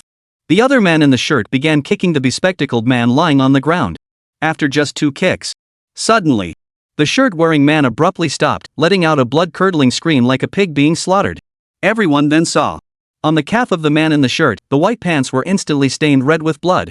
A splinter of wood, nearly as long as a finger, had pierced almost completely through the fabric. It was the corner of the chair Lin Fei had snapped off, propelled by his inner strength at a speed faster than a pistol bullet. Lin Fei stood up. He twisted the newspaper in his hand into a tight rod and approached the man in the leather jacket. Smack! Before the leather-jacketed man could even react, he was instantly whipped backward by the paper strip. Several teeth flew out, his cheek instantly swelled up, and he fell to the ground wailing in agony. The onlookers were stunned. Could a newspaper strip really pack such lethal force? However, to the onlookers, it seemed young Master Lin was standing up for the bespectacled man. Immediately, the crowd around them began chanting in unison. Almost all of them were praising Lin Fei. These two were here to cause trouble, even going so far as to assault innocent bystanders. They deserved it. Though this incident hadn't happened to them personally, witnessing the victim's injustice being righted felt incredibly satisfying. Lin Fei paid no heed to the surrounding crowd's praise. He asked, "Brother Chang?" Both the man in the shirt and the man in the leather jacket were too weak to respond. The excruciating pain coursing through their bodies had sent them into repeated cycles of unconsciousness and agony. Gao Xiao stepped forward and said, "Yes, Pear Blossom Street 2 blocks past Maple Leaf Street is his turf. That's the same petty thug Li Chang I told you about before, the one who won't leave me alone. I'm your sister, are you going to help me or not?" Lin Fei raised an eyebrow. It really is Li Chang. But it could be someone else with the same name. Still, according to Anna's investigation, that Li Chang is also on Pear Blossom Street. Who would have thought everything would come together like this? Lin Fei glanced at Gao Xiao. Gao Xiao's eyes flicked away slightly. Lin Fei said, "That won't do. You have to call me brother affectionately. Besides that, you'd better get back to school and focus on your studies." Earlier, during her free time, she had asked Anna. Anna went out of her way to investigate. She discovered that Gao Xiao, Ding Xiaoxiao, and Song Xin, these 3 little delinquents, had already skipped school for nearly a month. The 3 troublemakers wanted to drop out, but their parents all refused. Moreover, the 3 of them were too disruptive, and the school teachers didn't want to deal with them. Gao Xiao nodded eagerly in agreement. She thought to herself, "It's just to placate him, I'm not really going back to school. Brother, help me. A delinquent girl is a delinquent girl." The way she called brother sent shivers down your spine. Sounding so sweet and girlish, yet incredibly exciting. Anna said, "Lei Biao, you guys handle this side." Lei Biao nodded in acknowledgement. Dozens of people emerged to clear the area, dispersing the crowd. Following the same procedure, a van arrived and swiftly hauled the 2 young men away. Their fate, needless to say, was clear. Lei Biao and Yu Chun both understood this was young Master Lin's personal affair. As subordinates, they could not meddle in such matters, only obey orders. Of course, Lei Biao was well aware of Lin Fei's capabilities. Besides, the top female assassin, Lan Ichi, was also present. Pear Blossom Street. Inside a multi-unit residential complex. A young man with a shaved head and full body tattoos sat on the sofa holding a phone. Damn it, who the hell was that old bastard who bid 25 million? 25 million for a decrepit mansion? What a ing rip-off. That pig is ing stupid. Haven't you 2 tracked him down yet? Across from him sat 2 senior programmers, drenched in sweat. Commonly known as hackers. But they bore little resemblance to the hackers of legend. Both men were obese, their clothes soaked through with sweat. Some sweat was cold, born of fear, other sweat was hot, fueled by the sweltering heat and their own bulk. If that mansion hadn't once belonged to the Lin family, I wouldn't have bothered bidding. Come to think of it, why haven't those 2 come back after being gone so long? But he paid them no mind, keeping his eyes glued to the screen as he battled 2 other unknown bidders. When the bid reached 200 million, the bidding proceeded at the minimum increment. Only the occasional large bid would appear. By now, the total had climbed to a staggering 250 million. Lin Haifeng, you're living it up in prison, huh? Just you wait till I get my hands on your son, Lin Fei. I'll cut off one of his arms and send it to you. He was Li Chang. His face was twisted with rage, but more than that, it was filled with hatred. Though these words weren't directed at the 2 senior programmers, they sent a chill down their spines. Completely unaware, another figure had entered the room. The 3 inside the room each stared nervously at the screen as Li Chang cursed incessantly. Lin Fei walked to the dining table and picked up a red apple. Snap! The crisp sound of the fruit flesh was utterly heart-stopping. Chapter 25, I'm a girl, can you stop this? Who are you? Li Chang's phone slipped from his hand and clattered to the floor. A figure had silently appeared in the room. And they were even leisurely eating an apple. Lin Fei sat in a chair. You're Li Chang? Li Cheng frowned. Then he remembered. Well, you actually had the guts to show up. Someone. Li Chang called out several times, but there was no response. Then, a dark figure crashed through the window from outside, thudding heavily onto the floor. What? When did this happen? Over a dozen martial artists lurking outside this room all wiped out? Stop shouting. Lin Fei finished the apple in his hand, leaving only the core, which he tossed into the trash can. I'll ask you this, did you infiltrate Yunhai City's first prison 3 times to assassinate Lin Haifeng? Anna's investigation was all wrong. This guy didn't go in to hide from enemies. He went to the first prison specifically, so it's highly likely he went to assassinate Lin Haifeng. Lin Fei felt little emotional attachment to this man who was technically his father. But no matter what, he was still his biological father. Li Chang snorted coldly, that's none of your concern. You know very well I'm a martial artist too. The atmosphere in the room grew tense.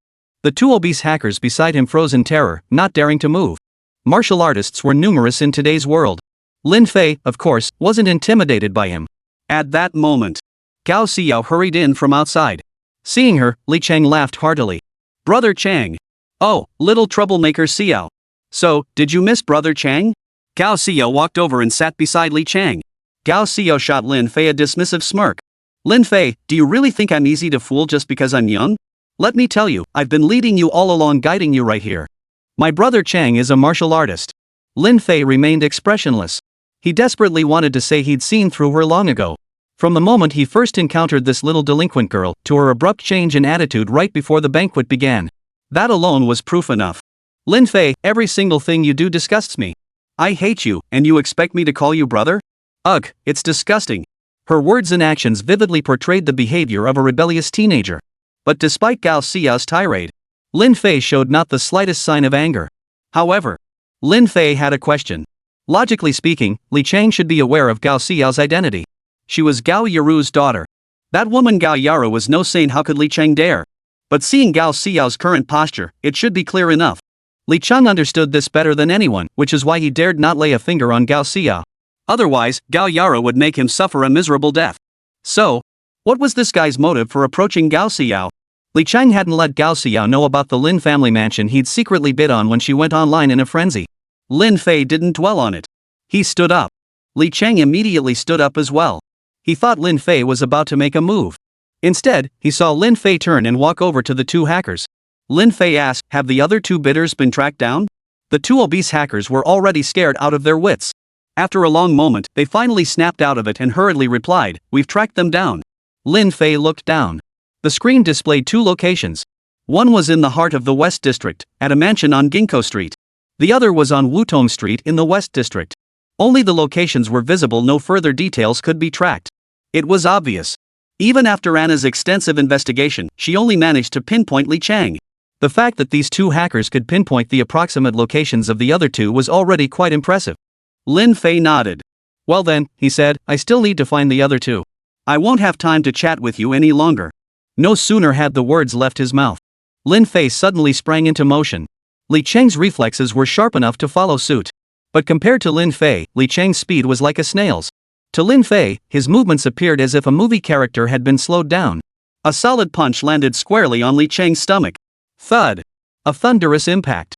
Li Chang spat blood instantly, flying backward before crashing heavily into the wall and then falling to the ground. He couldn't even defend himself. Gao Xiao's face instantly drained of color. Pale and trembling, she collapsed to the floor.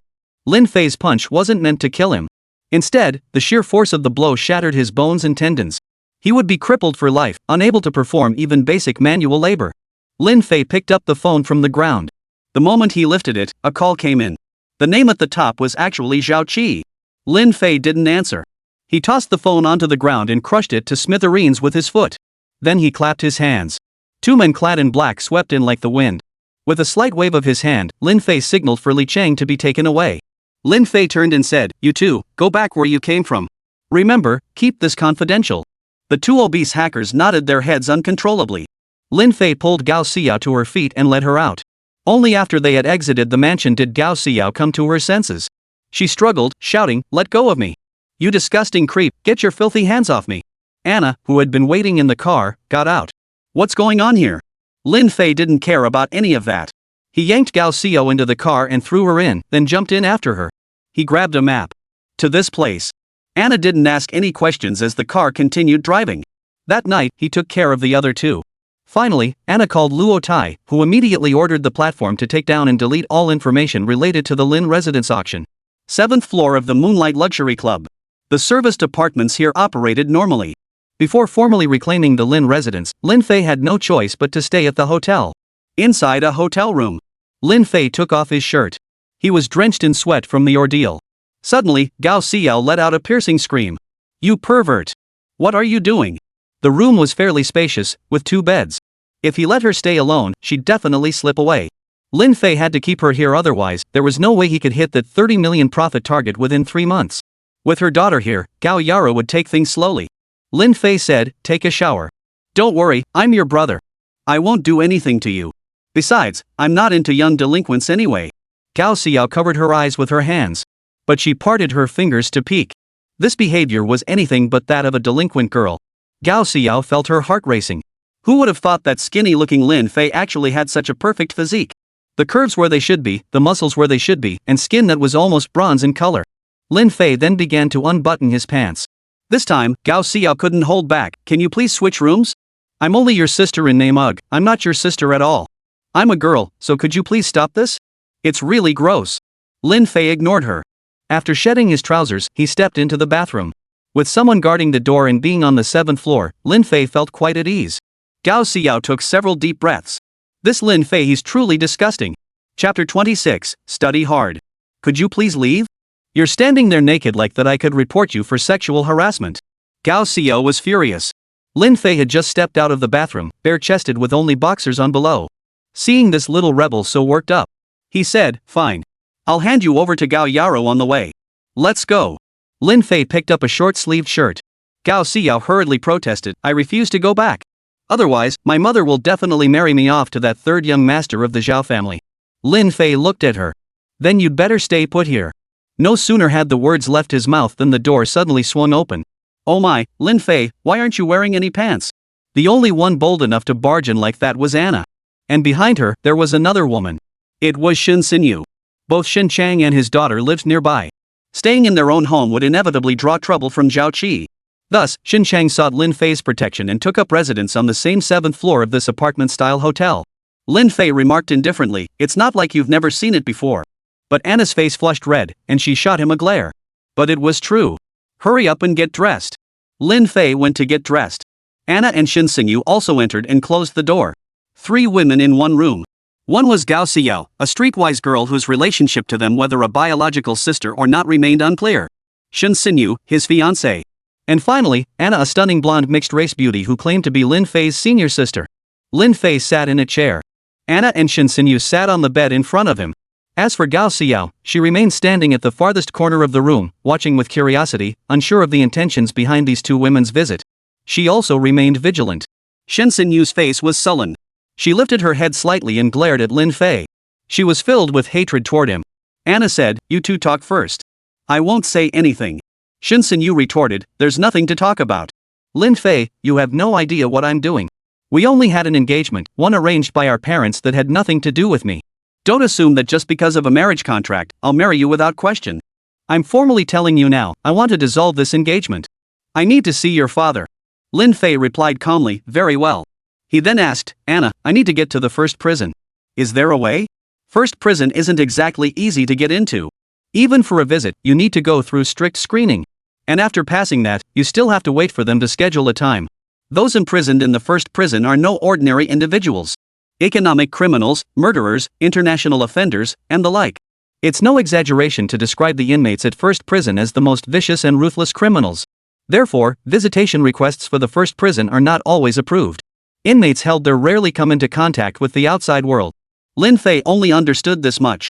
Luo Tai mentioned that Lin Haifeng lived more freely than anyone else in the first prison. Lin Fei found this rather intriguing. Anna said, "It's possible. If you want to go, I can help you schedule an application." The first prison was backed by the entire superpower. And since it holds the most vicious criminals, there's only one way to get in quickly. Like Li Chang, you'd have to commit several murders and robberies, then either turn yourself in or wait to be arrested to get inside. Shen Xinyu's gloomy expression instantly eased. That was exactly what she wanted to hear from Lin Fei. To avoid being toyed with by Lin Fei again this time, Shen Xinyu silently resolved to stay here for the time being, just in case he changed his mind later. She promptly left. Anna followed her out, though not to supervise Shen Xinyu. Once inside this building, leaving wasn't exactly easy. Only Lin Fei and Gao Xiao remained in the room. As soon as the others left, Gao Xiao fixed her gaze on Lin Fei. "Hey, they're all gone. Why are you still hanging around here?" Lin Fei ignored her. He got up, fetched a newspaper from outside, and sat down to read it. Gao Xiao asked again, "Hey, where are Ding Xiaoxiao and Song Xin? I haven't seen them since evening." Lin Fei still didn't respond. Gao Xiao was furious, yet helpless. Night had deepened. Gao Xiao was starting to feel tired. But with that obnoxious guy lingering here, Gao Xiao couldn't bring herself to sleep. How infuriating. What if this guy took advantage of her while she was asleep and tried to grope her? She turned her head. She spotted an ashtray on the nearby table, grabbed it, and lay down to sleep. The night passed without incident. The next morning at 7 o'clock, Lin Fei reluctantly woke up Gao Xiao. Time to wash up. Hearing Lin Fei's commanding tone, Gao Xiao was furious. Waking up angry first thing in the morning, Gao Xiao had no heart for washing up. Then Lin Fei tossed her a set of clothes. "I'm leaving. You change into these clothes. You have 3 minutes. When time's up, I'll walk right in." With that, Lin Fei walked out of the room. Gao Xiao stood frozen in shock for a few seconds. Before her lay a set of school uniforms. And it was brand new, not the one she'd altered and tailored herself. Seeing this dowdy uniform, Gao Xiao was utterly reluctant to put it on. But she only had 3 minutes. Gao Xiao finally understood what Lin Fei was up to. Oh my god. Who does he think he is? Even Gao Yaro couldn't control her skipping class. What gave this random guy the right to tell her what to do? But, glancing at the time, she realized there wasn't much left. Gritting her teeth, she put it on. She absolutely didn't want Lin Fei to see her without clothes on. 3 minutes passed. The moment Lin Fei pushed open the door, he saw Gao Xiao already standing at the doorway, about to unlock it. Lin Fei looked at Gao Xiao.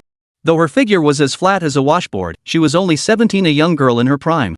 Her school uniform accentuated her youthful innocence and charm. Unfortunately, her pink hair completely overshadowed that innocent charm. Every older brother wants a little sister. Lin Fei was no exception. Under his intense gaze, Gao Xiao's brows furrowed slightly. Lin Fei said, "Lastly, it's your hair." Hearing this, Gao Xiao couldn't hold back any longer. "Lin Fei, let me make this clear, I'm not your little sister. I won't complain about changing into this school uniform, but you are forbidden from touching my hair. Otherwise, I'll drag you down with me even if it kills me." Gao Xiao thought to herself. Going to school wasn't a big deal, and this plain, old-fashioned uniform wouldn't matter either. After all, over a dozen tailored uniforms were already waiting in the dormitory. He could just change into them when he got there. Lin Fei was still just a stinking country bumpkin. He doesn't understand these things at all. But she was still playing him like a puppet. Lin Fei said nothing and turned to head downstairs. Women are particularly particular about their hair, so Lin Fei decided not to interfere. Downstairs, Gao Xiao spotted a luxury SUV parked outside the Moonlight High-End Club. Ding Xiaoxiao and Song Xian, both dressed in brand new school uniforms, stood before the vehicle with clearly reluctant expressions. As she approached, Ding Xiaoxiao snapped angrily, "Lin Fei, you're not my brother. Who do you think you are, telling me what to do? And you threatened me into wearing this tacky school uniform? Disgusting."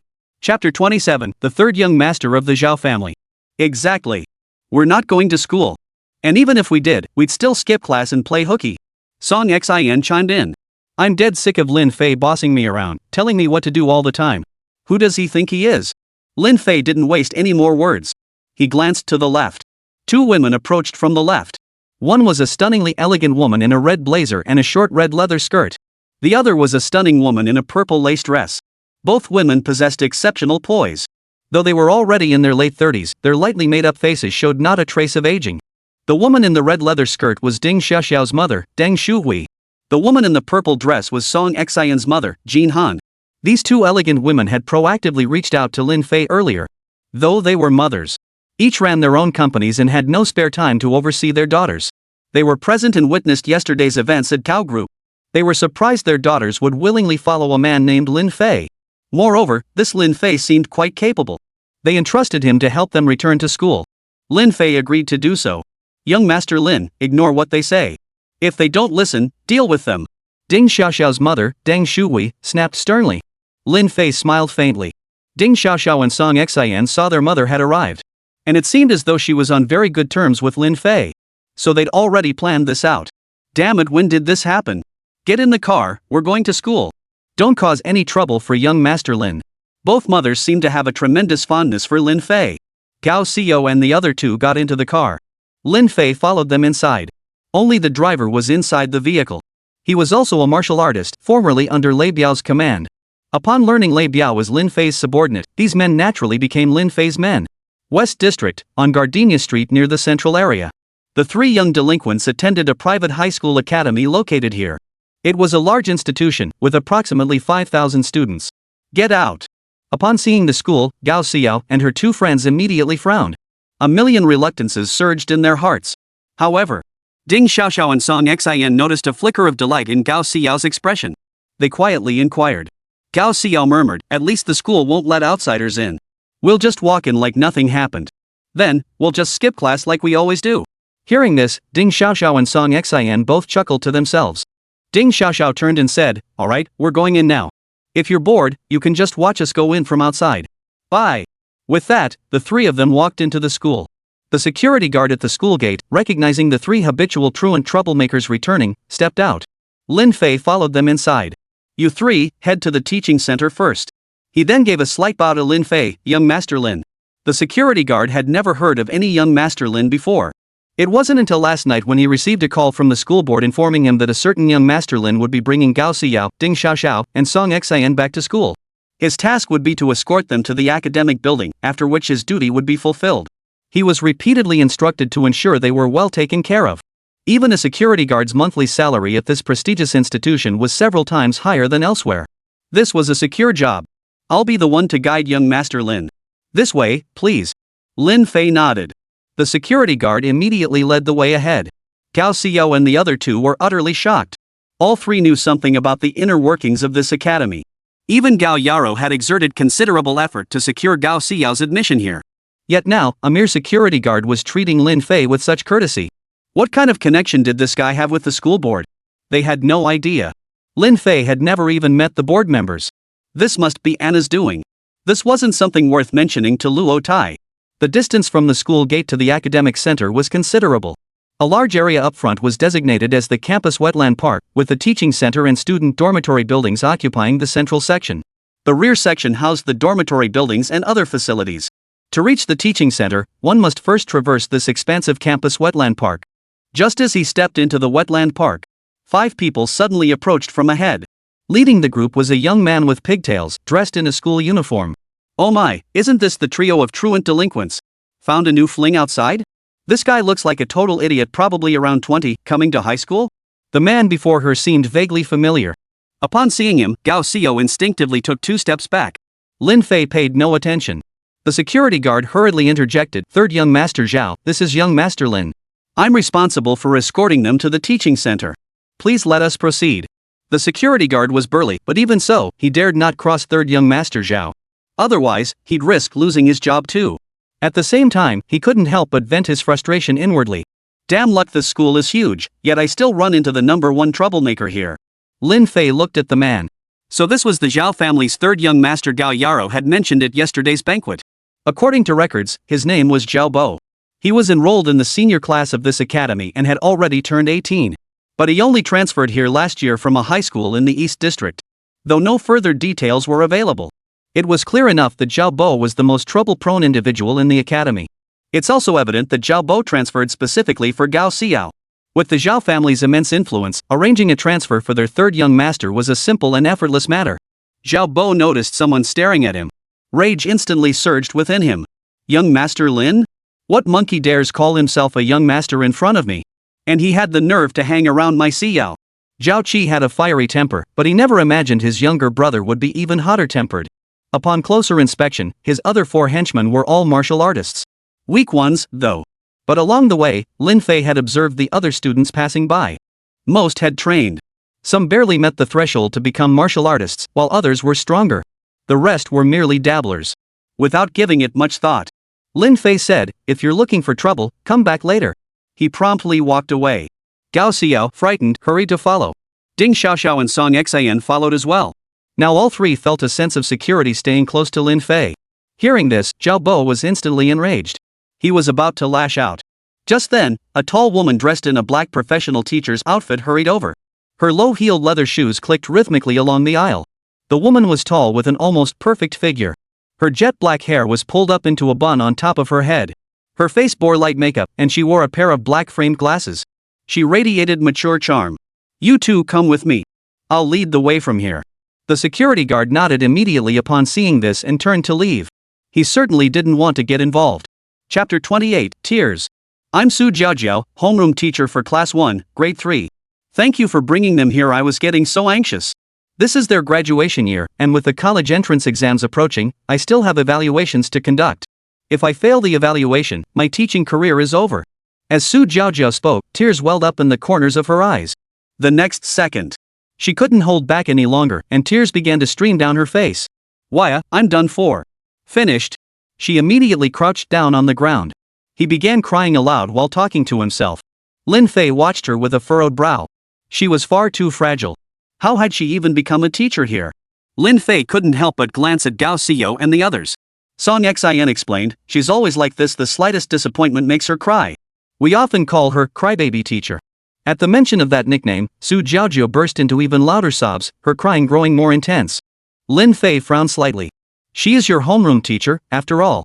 Instead of comforting her, you mock her. Do you think I'm not strict enough with you?" Ding Xiaoxiao pouted. "Go comfort her yourself." "I'm not going. I can't stand seeing her cry like that. She's an adult and still cries so much it's embarrassing." Lin Fei sighed helplessly. He stepped forward and crouched down. "Look," he said, "we should hurry to the teaching center." Su Jiaojiao lifted her head, her tear-filled eyes meeting Lin Fei's. Up close, he realized she was truly beautiful. She appeared to be around 25, with skin so delicate and fair it seemed it could break with the slightest touch. Su Jiaojiao wiped her tears, nodded, and stood up. Lin Fei offered, "Here, wipe your eyes." Seeing the tissue in Lin Fei's hand, Su Jiaojiao paused in surprise. She accepted it and said, "Thank you." Her cheeks flushed slightly as she turned away to wipe her tears before leading the way forward. Gao Xiao and the other two watched from behind, utterly surprised. Who would have thought this wooden-headed Lin Fei would actually offer someone a tissue? But they didn't dwell on it, simply following closely behind. Behind them, Zhao Bo watched as Lin Fei and his group headed toward the teaching center. His frustration boiled over, and he slammed his fist into a nearby tree. But the tree was too massive. His fist bounced off it like a mantis trying to stop a cart. Glaring angrily for a moment, he ordered, "You lot, go out and bring more people here." Teaching center. Su Jiaojiao's office. The office was clean and tidy, except for a large pile of used tissues in the nearby wastebasket. It seemed she really did cry at the drop of a hat. "So, what's your name? Fill out this enrollment form first." Su Jiaojiao handed a form to Lin Fei. Gao Xiao and the others froze in surprise. Gao Xiao hurriedly asked, "Are you enrolling?" Lin Fei waved his hands. "I'm not enrolling. I brought them here."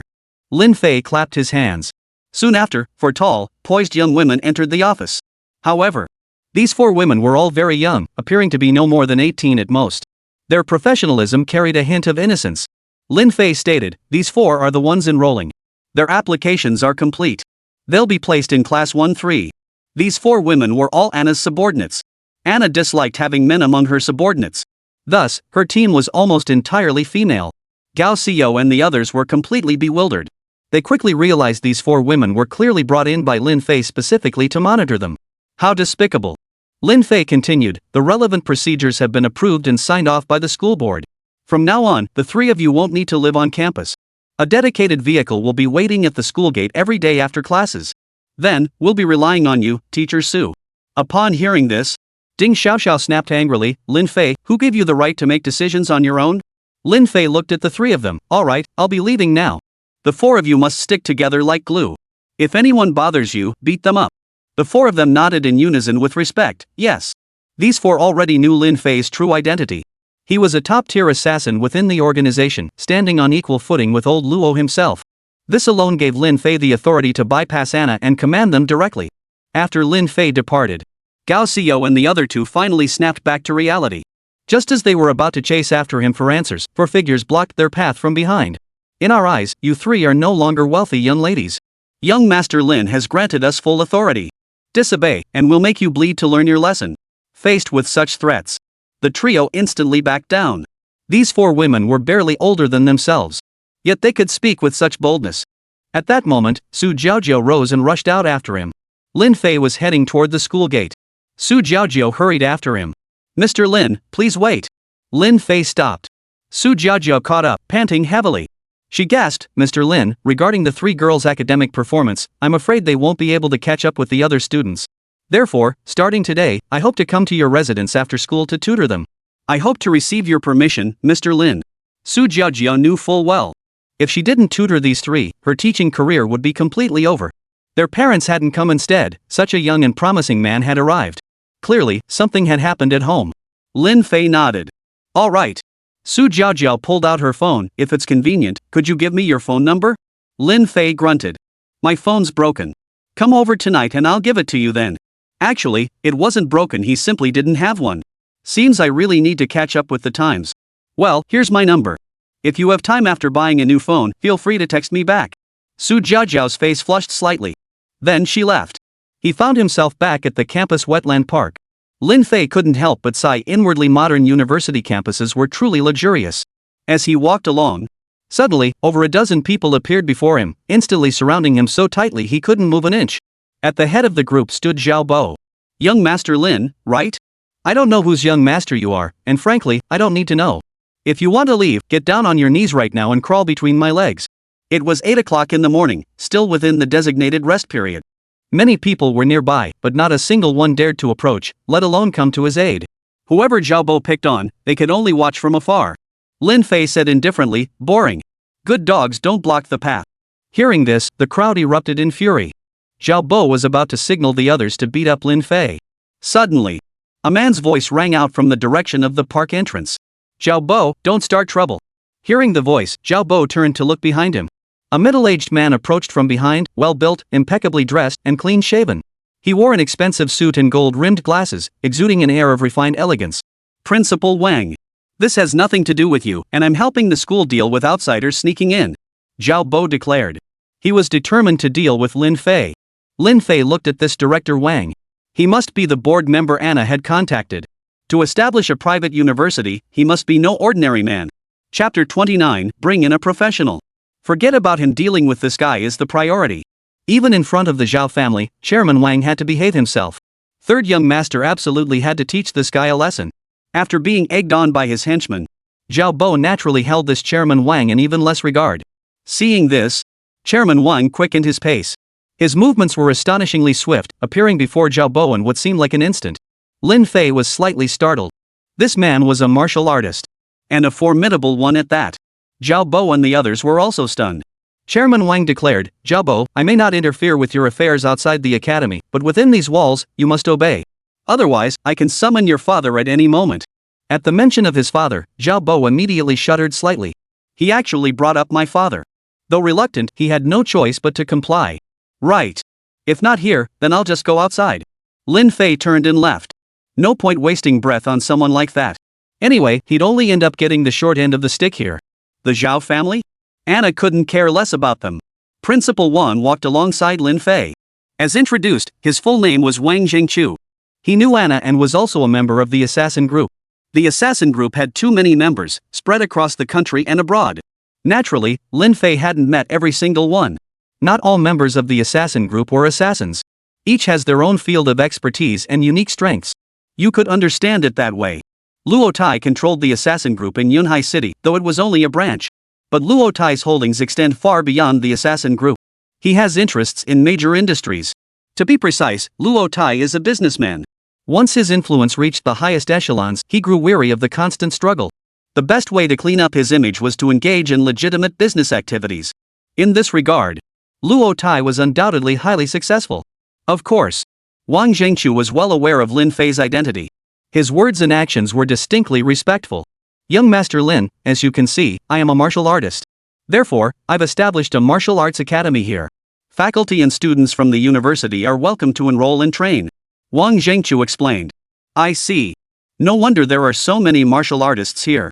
As they spoke, they arrived at the school gate. A car was parked outside the gate. Young Master Lin, I shan't see you off any further. Take your time. Wang Zhengqiu bowed respectfully as he saw Lin Fei off. That's Flying Dragon, the top-tier assassin. To date, the only one who can stand shoulder to shoulder with Master Luo.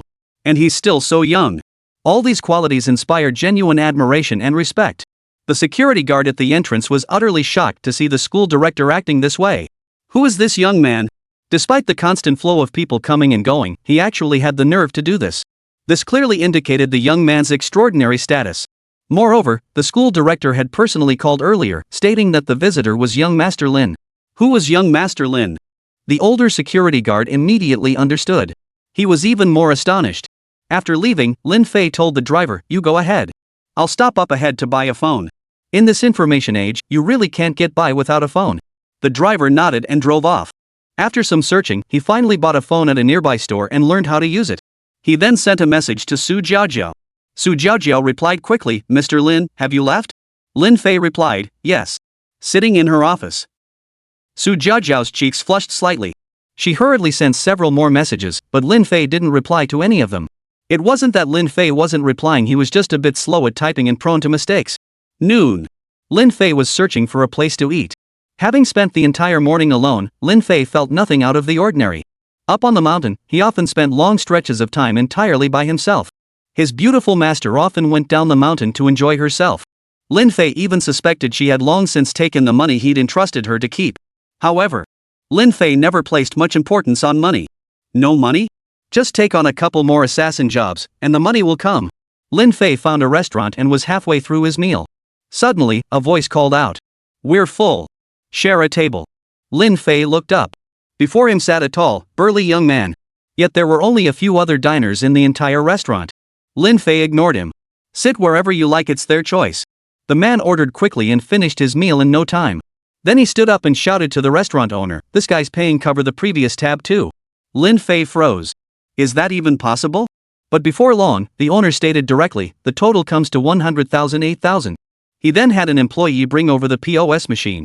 The freeloader didn't leave either. Several people stared intently at Lin Fei.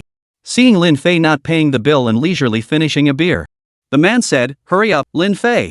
Give me the money, I've got things to do." Lin Fei froze. He actually knew his name. He retorted, "I don't know you. What bill are you talking about?"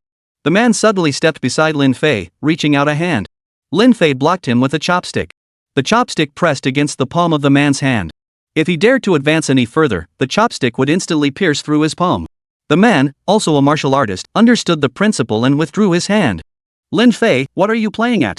This is your compensation to me. You seduced my wife, making you pay off my debts is only fair." These words instantly stirred up resentment among everyone in the restaurant.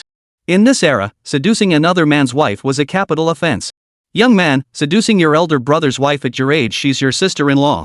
Look at yourself, is this how a decent man behaves? Your elder brother has forgiven you.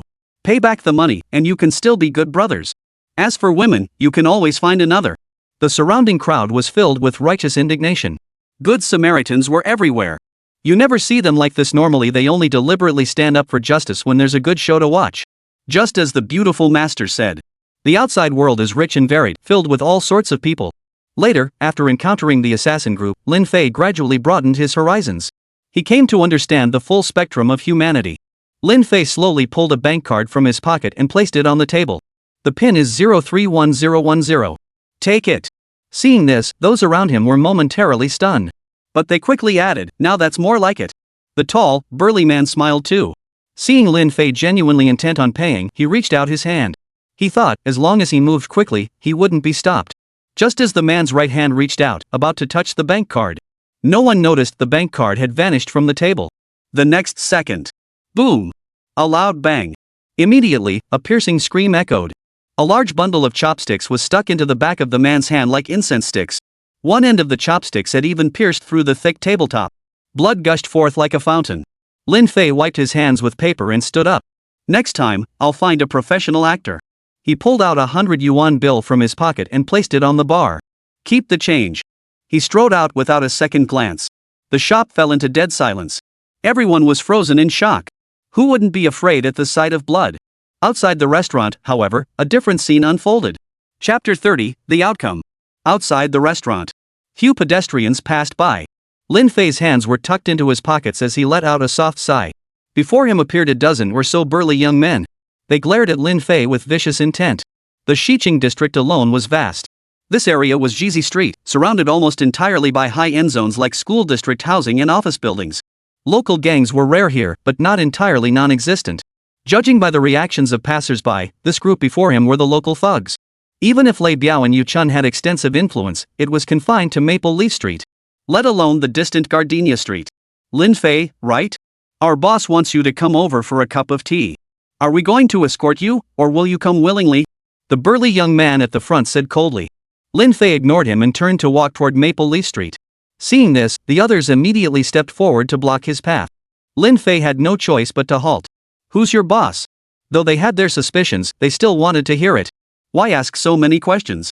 Just come with us quietly. This concerns the lives of several people in the academy. You don't have to come. Lin Fei replied calmly, if you don't want to say, then don't. Or have him come find me on Maple Leaf Street. With that, Lin Fei turned to leave. But there was no way these men would let Lin Fei leave. Though few pedestrians walked the street, some were still present. Seeing the situation about to explode, they immediately scattered. On Gardenia Street, who didn't recognize this gang? They weren't the kind of people you could mess with. You little punk. Beat him up before we take him away. The leader at the back bellowed angrily. Instantly, the mob swarmed toward Lin Fei to attack. Lin Fei had no intention of fighting back. His figure flickered, moving so fast that even after images were hard to discern. The next second, their attacks collided with one another. In an instant, chaos erupted. They fell to the ground, writhing in agony and wailing in pain. Each of these attacks was the most powerful they had ever unleashed, exerting every ounce of strength they possessed. Yet they struck each other instead. How could they withstand such force? Several heads were split open, blood gushing freely. By the time the leader regained his senses, Lin Fei had vanished from sight. Furious, the man shuddered violently. If he failed to handle this matter properly, he'd have to return with his head on a platter. By then, Lin Fei had already left Gardenia Street. Afternoon. Maple Leaf Street. Yu Chun rushed over upon seeing Lin Fei return. Young Master Lin, this is the agreement I signed with Gao Yaro early this morning. Lin Fei took it and glanced through it. It was precisely what was said on the day of the banquet. No agreement was signed that day, and Gao Yaru certainly wouldn't have brought it up herself.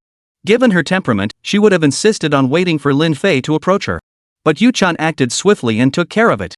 That woman Gao Yaru didn't want to deal with me at all. Your subordinate dared to bring up Master Luo, which finally made her lower her head. This woman is no pushover. Who knows what tricks she'll pull next? Lin Fei pondered. A single-serviced apartment hotel and a high-end club couldn't possibly turn a profit of 30 million within 3 months. From yesterday's opening until now, the total revenue barely reached $1 million. And that's all thanks to local big shots like Lei Biao and Yu Chun bringing in their own people. No way around it. This area was practically like an urban village. The average spending power is too low. You don't even need to crunch the numbers to know that turning a 30 million profit is completely out of the question. Come to think of it, I haven't even been down there to check it out. Hearing this, Yu Chun froze. He quickly added, actually, since the day before yesterday, only a handful of gamblers have been coming here to pass the time. Lei Biao and I crunched the numbers, we've lost about 80% of our customers compared to before. Lin Fei exclaimed in shock, 80%? He immediately followed Yu Chun down to the underground casino. The casino wasn't large, featuring various gaming machines and card tables. The total area was only about 500 square meters. Yet it was eerily quiet, not even 20 people were present, even though it was already afternoon.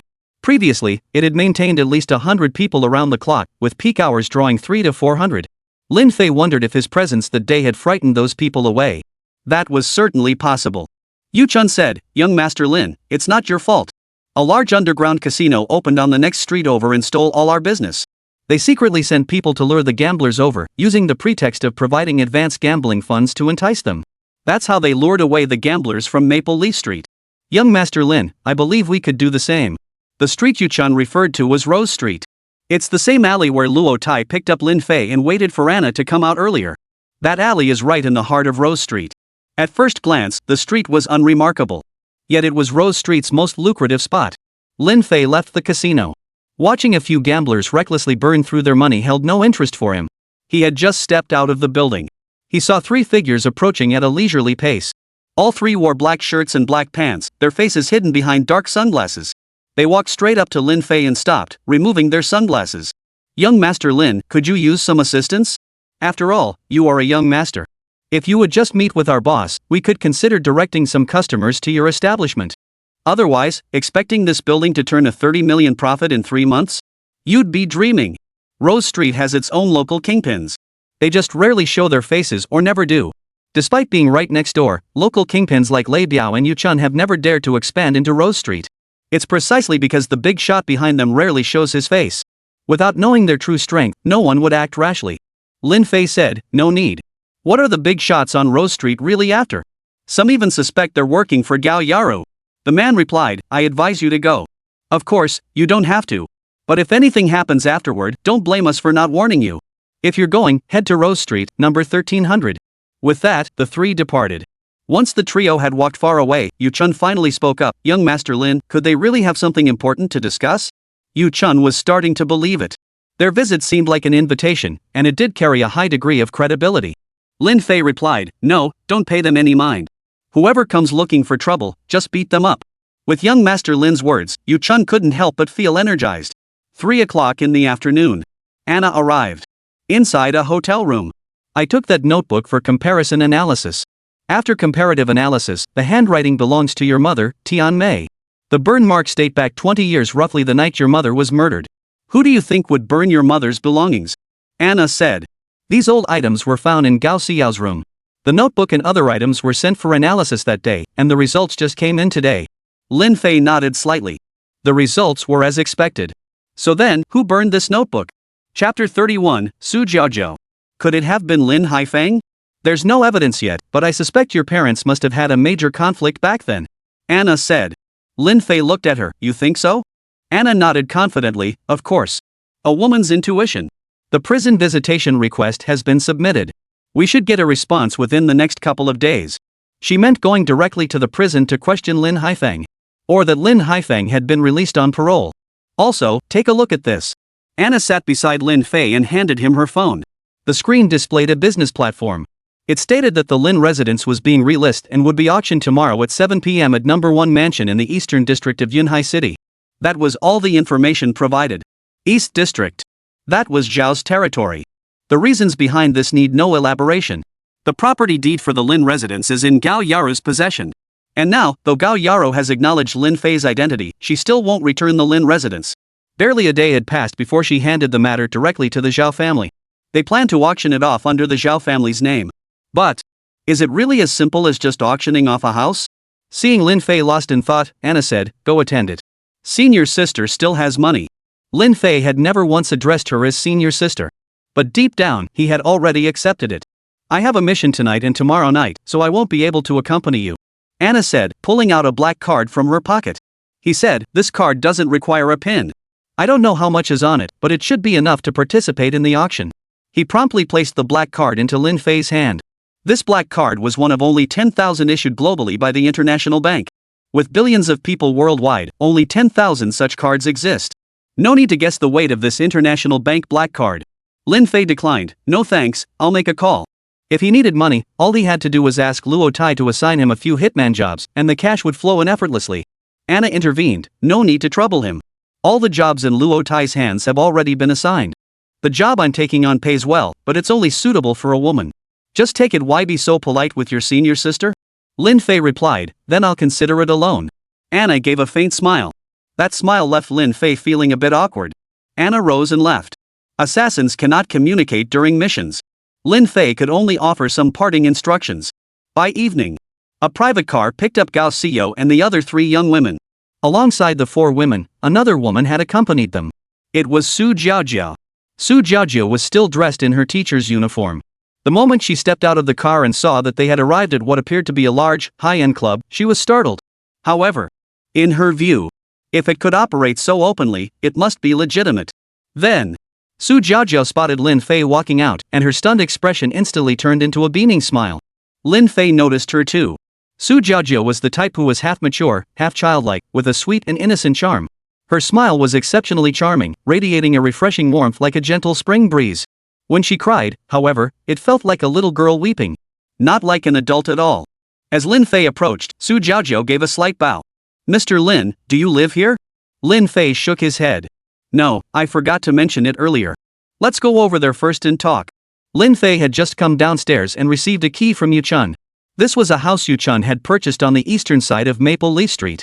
It had been vacant all this time. After all, this area was too noisy. Since it wasn't far, they decided to walk. Gao Xiao, Ding Xiaoxiao, and Song Xian had no intention of returning. Their faces were flushed with anger. But 4 women were still following behind them. At school, the 3 had tried to resist, but each attempt ended in failure. Whether eating or using the restroom, they were never out of each other's sight. And since they were all women, they could freely enter even private areas without arousing suspicion. Worse still, when they went to inform Chairman Wang, he actually agreed wholeheartedly. Clearly, Lin Fei was behind all this. How despicable. More tutoring later? The 3 exchanged glances, having already secretly discussed it. How could they make the tutoring session end sooner? They couldn't let this ruin their fun time. Su Jiaojiu walked side by side with Lin Fei. Every few steps, Su Jiaojiu would instinctively adjust her glasses. Her face flushed slightly, her mouth felt dry. Mr. Lin, I heard the 3 of them say you're only 20. Are you still in college? Su Jiaojiu, unable to find another topic, could only ask this. Lin Fei shook his head. I didn't go to university. Su Jiaojiu gave a soft "oh" and fell silent. Truthfully, she was so nervous she couldn't think of anything else to say. After walking for a while, 3 blocks away, they found the house Yuchun had vacated. It was a small detached villa. It was roughly 200 square meters in size. It had 2 floors, each featuring a small garden at the front and back. It was a modestly appointed villa. But villas like this were quite common around here, with them all around. Some are for sale, with price tags hovering around 3.5 million. Inside the house. Although this house has been vacant, Yuchun has someone clean it thoroughly every week, so it's spotless now. Bedding and daily necessities are all present. Just remove the dust covers and you can use them right away. Su Jiaojiu said, everyone, get out today's textbooks. I'll explain the lesson shortly. Gao Xiao replied impatiently, alright, don't think I don't know what you're really up to. You're not here to tutor us, you just want to hang out with him. Let me warn you, this guy isn't my brother. We're under his house arrest. Besides, this guy's way more complicated than you think. He's got tons of enemies. You might already be on someone's radar, your time could be running out. Gao Xiao deliberately tried to scare her. Sure enough, Su Jiaojiu was incredibly fragile. She couldn't handle even a hint of intimidation, and tears welled up in her eyes on the spot. But this time, she didn't cry. Instead, she said with a hint of confidence, I'm not afraid. I have a really strong older sister. After saying that, she glanced at her watch. She should be here soon. I asked her to bring some food, so Mr. Lin doesn't need to prepare anything. Her sister? Gao Xiao and the others were taken aback. Gao Xiao deliberately remarked, how come you've never mentioned her before? If you're like this, your sister must be a crybaby too. Su Jiaojiu hurriedly retorted, no, my sister is formidable. She has many subordinates. Seeing the teacher and student bickering, Lin Fei waved his hand. You 3, start your tutoring session immediately. Don't make me get physical with you. The 3 jumped in fright. Though they were reluctant, they'd witnessed Lin Fei's formidable nature over the past few days. If he dared to say it, he certainly dared to do it. They immediately pulled out their books and laid them on the table. Just then, an unusual sound echoed from outside. Chapter 32, Cooperation. Sis. A woman's cry echoed from outside. Judging by the tone, she must be a woman of bold and untamed spirit. Surveillance cameras were installed throughout the courtyard and entrance of Yuchun's residence. And the cameras operated around the clock. Lin Fei activated the feed, and everyone gathered around to watch. Gao Xiao and the others gasped in surprise. Outside the gate stood over a dozen individuals, each towering and exceptionally muscular. A graceful woman in a purple bodycon dress stood at the entrance. She was calling out for her younger sister. Su Jiao chuckled, my sister's here. Perfect timing, I'm starving. I'll go greet them. She promptly dashed out the door. A moment later, the woman entered the house with Su Jiaojiu. 4 burly men wearing sunglasses followed behind her, carrying food in insulated containers. They placed the food on the dining table one by one before leaving. The moment she entered the room, the woman fixed her gaze directly on Lin Fei. Lin Fei? Lin Fei froze in surprise. Damn it, I sent someone to find you, and you dared to refuse me.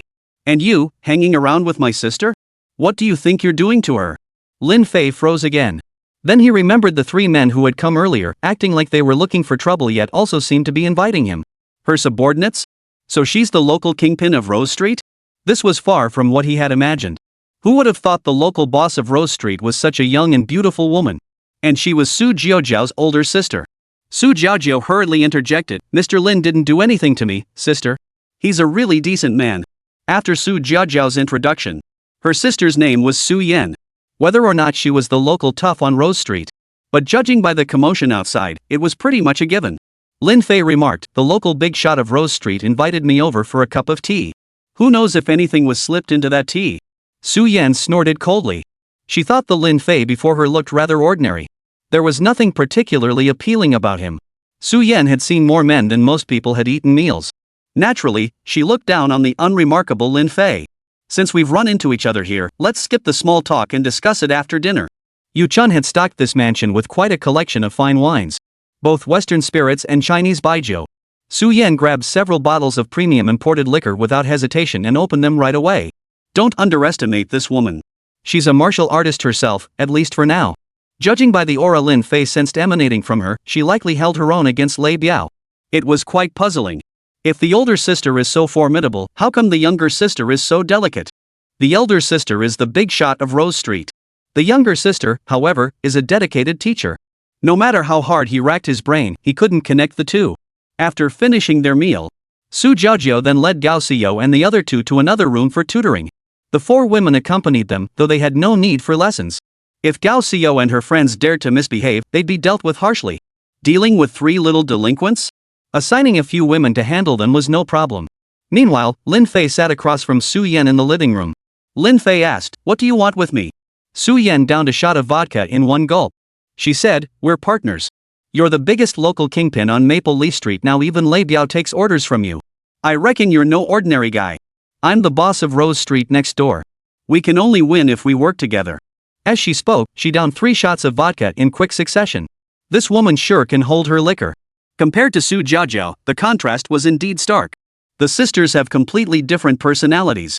But a woman who isn't bold and daring can never achieve anything remarkable. Su Yan continued, "You must generate 30 million in profits within 3 months. If you lose, you'll lose everything. And I can help you. In return, you'll do me a favor. Tomorrow at 7 p.m., the monthly grand auction will be held at number 1 mansion in Dongqing district. I need you to get me inside." Lin Fei frowned slightly. Clearly, she'd been blacklisted by number 1 mansion. To gain entry, she'd have to disguise herself. But who would risk helping her? Evidently, her poor reputation meant few would assist her. Even if someone could help, they'd be more likely to be recognized by the mansion's staff. As for Lin Fei, he had only recently appeared. He wasn't widely recognized yet. In Su Yan's view, Lin Fei was the perfect choice. Lin Fei said, "Number 1 mansion is in Dongqing district, Zhao's territory. Do you think my handsome face won't get recognized if I show up there?" While Lin Fei was speaking, Su Yan downed 2 more shots of vodka. This liquor was potent, but with ice cubes, it became remarkably smooth. It was the kind of drink that got more addictive the more you had. After downing these drinks, a flush of color appeared on Su Yan's face. "As long as you don't bother me, it's fine." Su Yan smiled. What does she want to do inside? Lin Fei doesn't need an advisor. Besides, having someone along would be more convenient. Lin Fei didn't want to stir up trouble unnecessarily. Late into the night, Su Jiaojiao finally finished her tutoring session. Gao Xiao and the others had long been complaining about everything. Su Yan, however, was already passed out drunk. Su Jiaojiao called out several times with no response, and all her subordinates had been called back. "Then perhaps my sister and I could stay here for the night? Don't worry, we won't cause any trouble for Mr. Lin." She didn't want to trouble Lin Fei. Su Jiaojiao rarely consulted her sister about her affairs. Therefore, she also didn't want to see her sister's subordinates. Everyone has their limits. Su Jiaojiao's line was that her sister must stop doing wrong. Su Yan agreed. Su Yan hasn't done anything truly heinous in recent years. But Su Jiaojiao didn't know that while she herself didn't do it, she could assign it to her numerous subordinates to carry out. For instance, running high-interest loan operations in casinos or establishing red light districts. She had done every kind of wicked deed imaginable. Lin Fei nodded in agreement. After all, Yu Chun's mansion had plenty of empty rooms. Having drunk his fill, Lin Fei sat on the living room sofa pondering things before washing up and retiring for the night. This room was unoccupied. Earlier, Lin Fei had already made arrangements for the room. After lying down, he drifted off into a hazy sleep. After drinking, sleep came easily. And he slept deeply. But in the middle of the night, Lin Fei kept feeling as if something heavy was pressing down on him. He quickly realized it was just a dream. Years of intense training and 7 years as an assassin kept Lin Fei's nerves perpetually on edge. Only when drunk could he truly relax. The moment he let his guard down, this sensation of being pinned down would surface. Lin Fei didn't dwell on it. He could only drift off in a hazy daze. The next morning, Lin Fei slowly opened his eyes. Instantly, he felt as though he could no longer sense his entire body.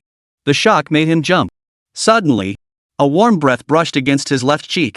The scent carried a faint sweetness. The room was air-conditioned, keeping the temperature quite low. allowing him to feel each wave of that warm breath even more distinctly. Lin Fei's heart skipped a beat.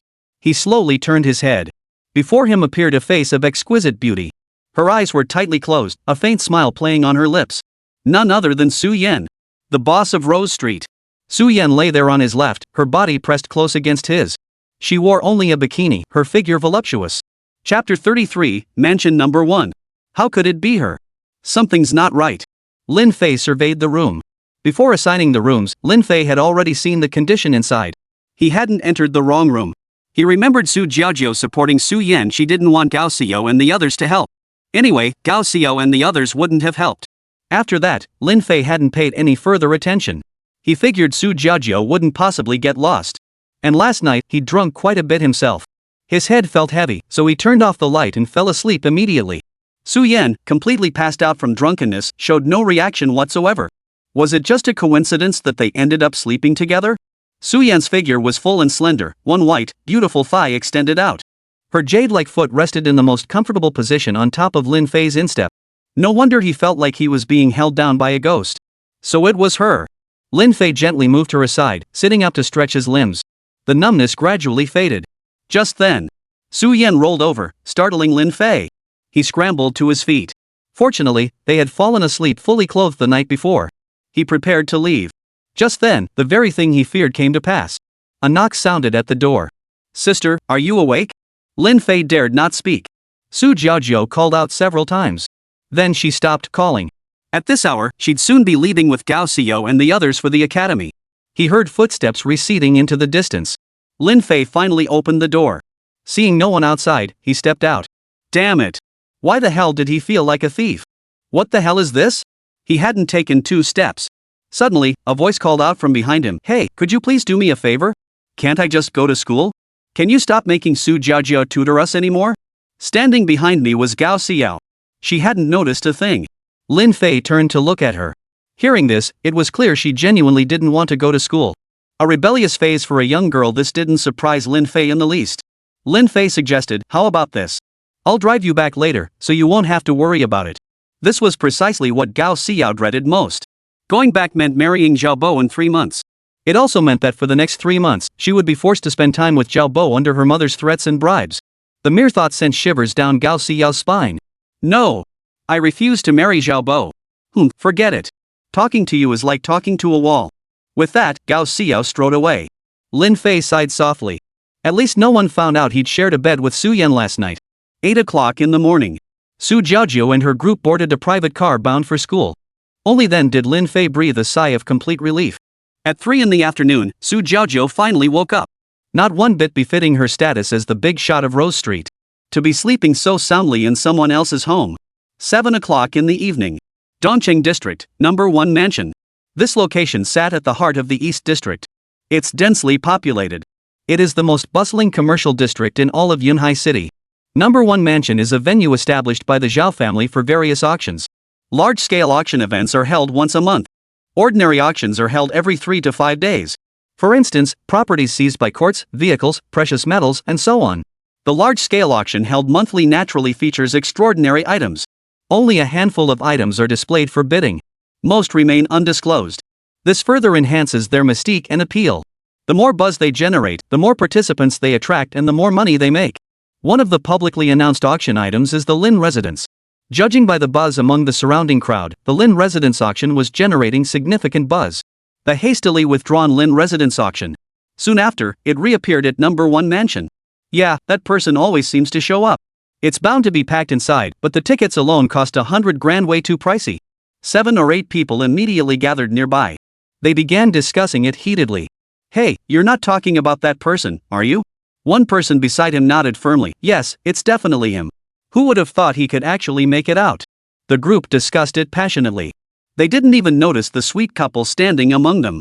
This couple was ordinary, so ordinary they barely stood out. That was Lin Fei. And the one arm in arm with Lin Fei was Su Yan. Of course, they weren't a real couple, they were just pretending. It was Su Yan's idea. If she didn't do this, was she supposed to become his servant? For the proud and ambitious Su Yan, pretending to be Lin Fei's girlfriend was already pushing her limits. Once they passed through that door, they'd each go their separate ways. Su Yan held 2 tickets in her hand. Yet they were stopped at the entrance. You must verify your identities. Present your IDs. Lin Fei and Su Yan both froze in surprise. It seemed the Zhao family intended to gather information for later targeted actions.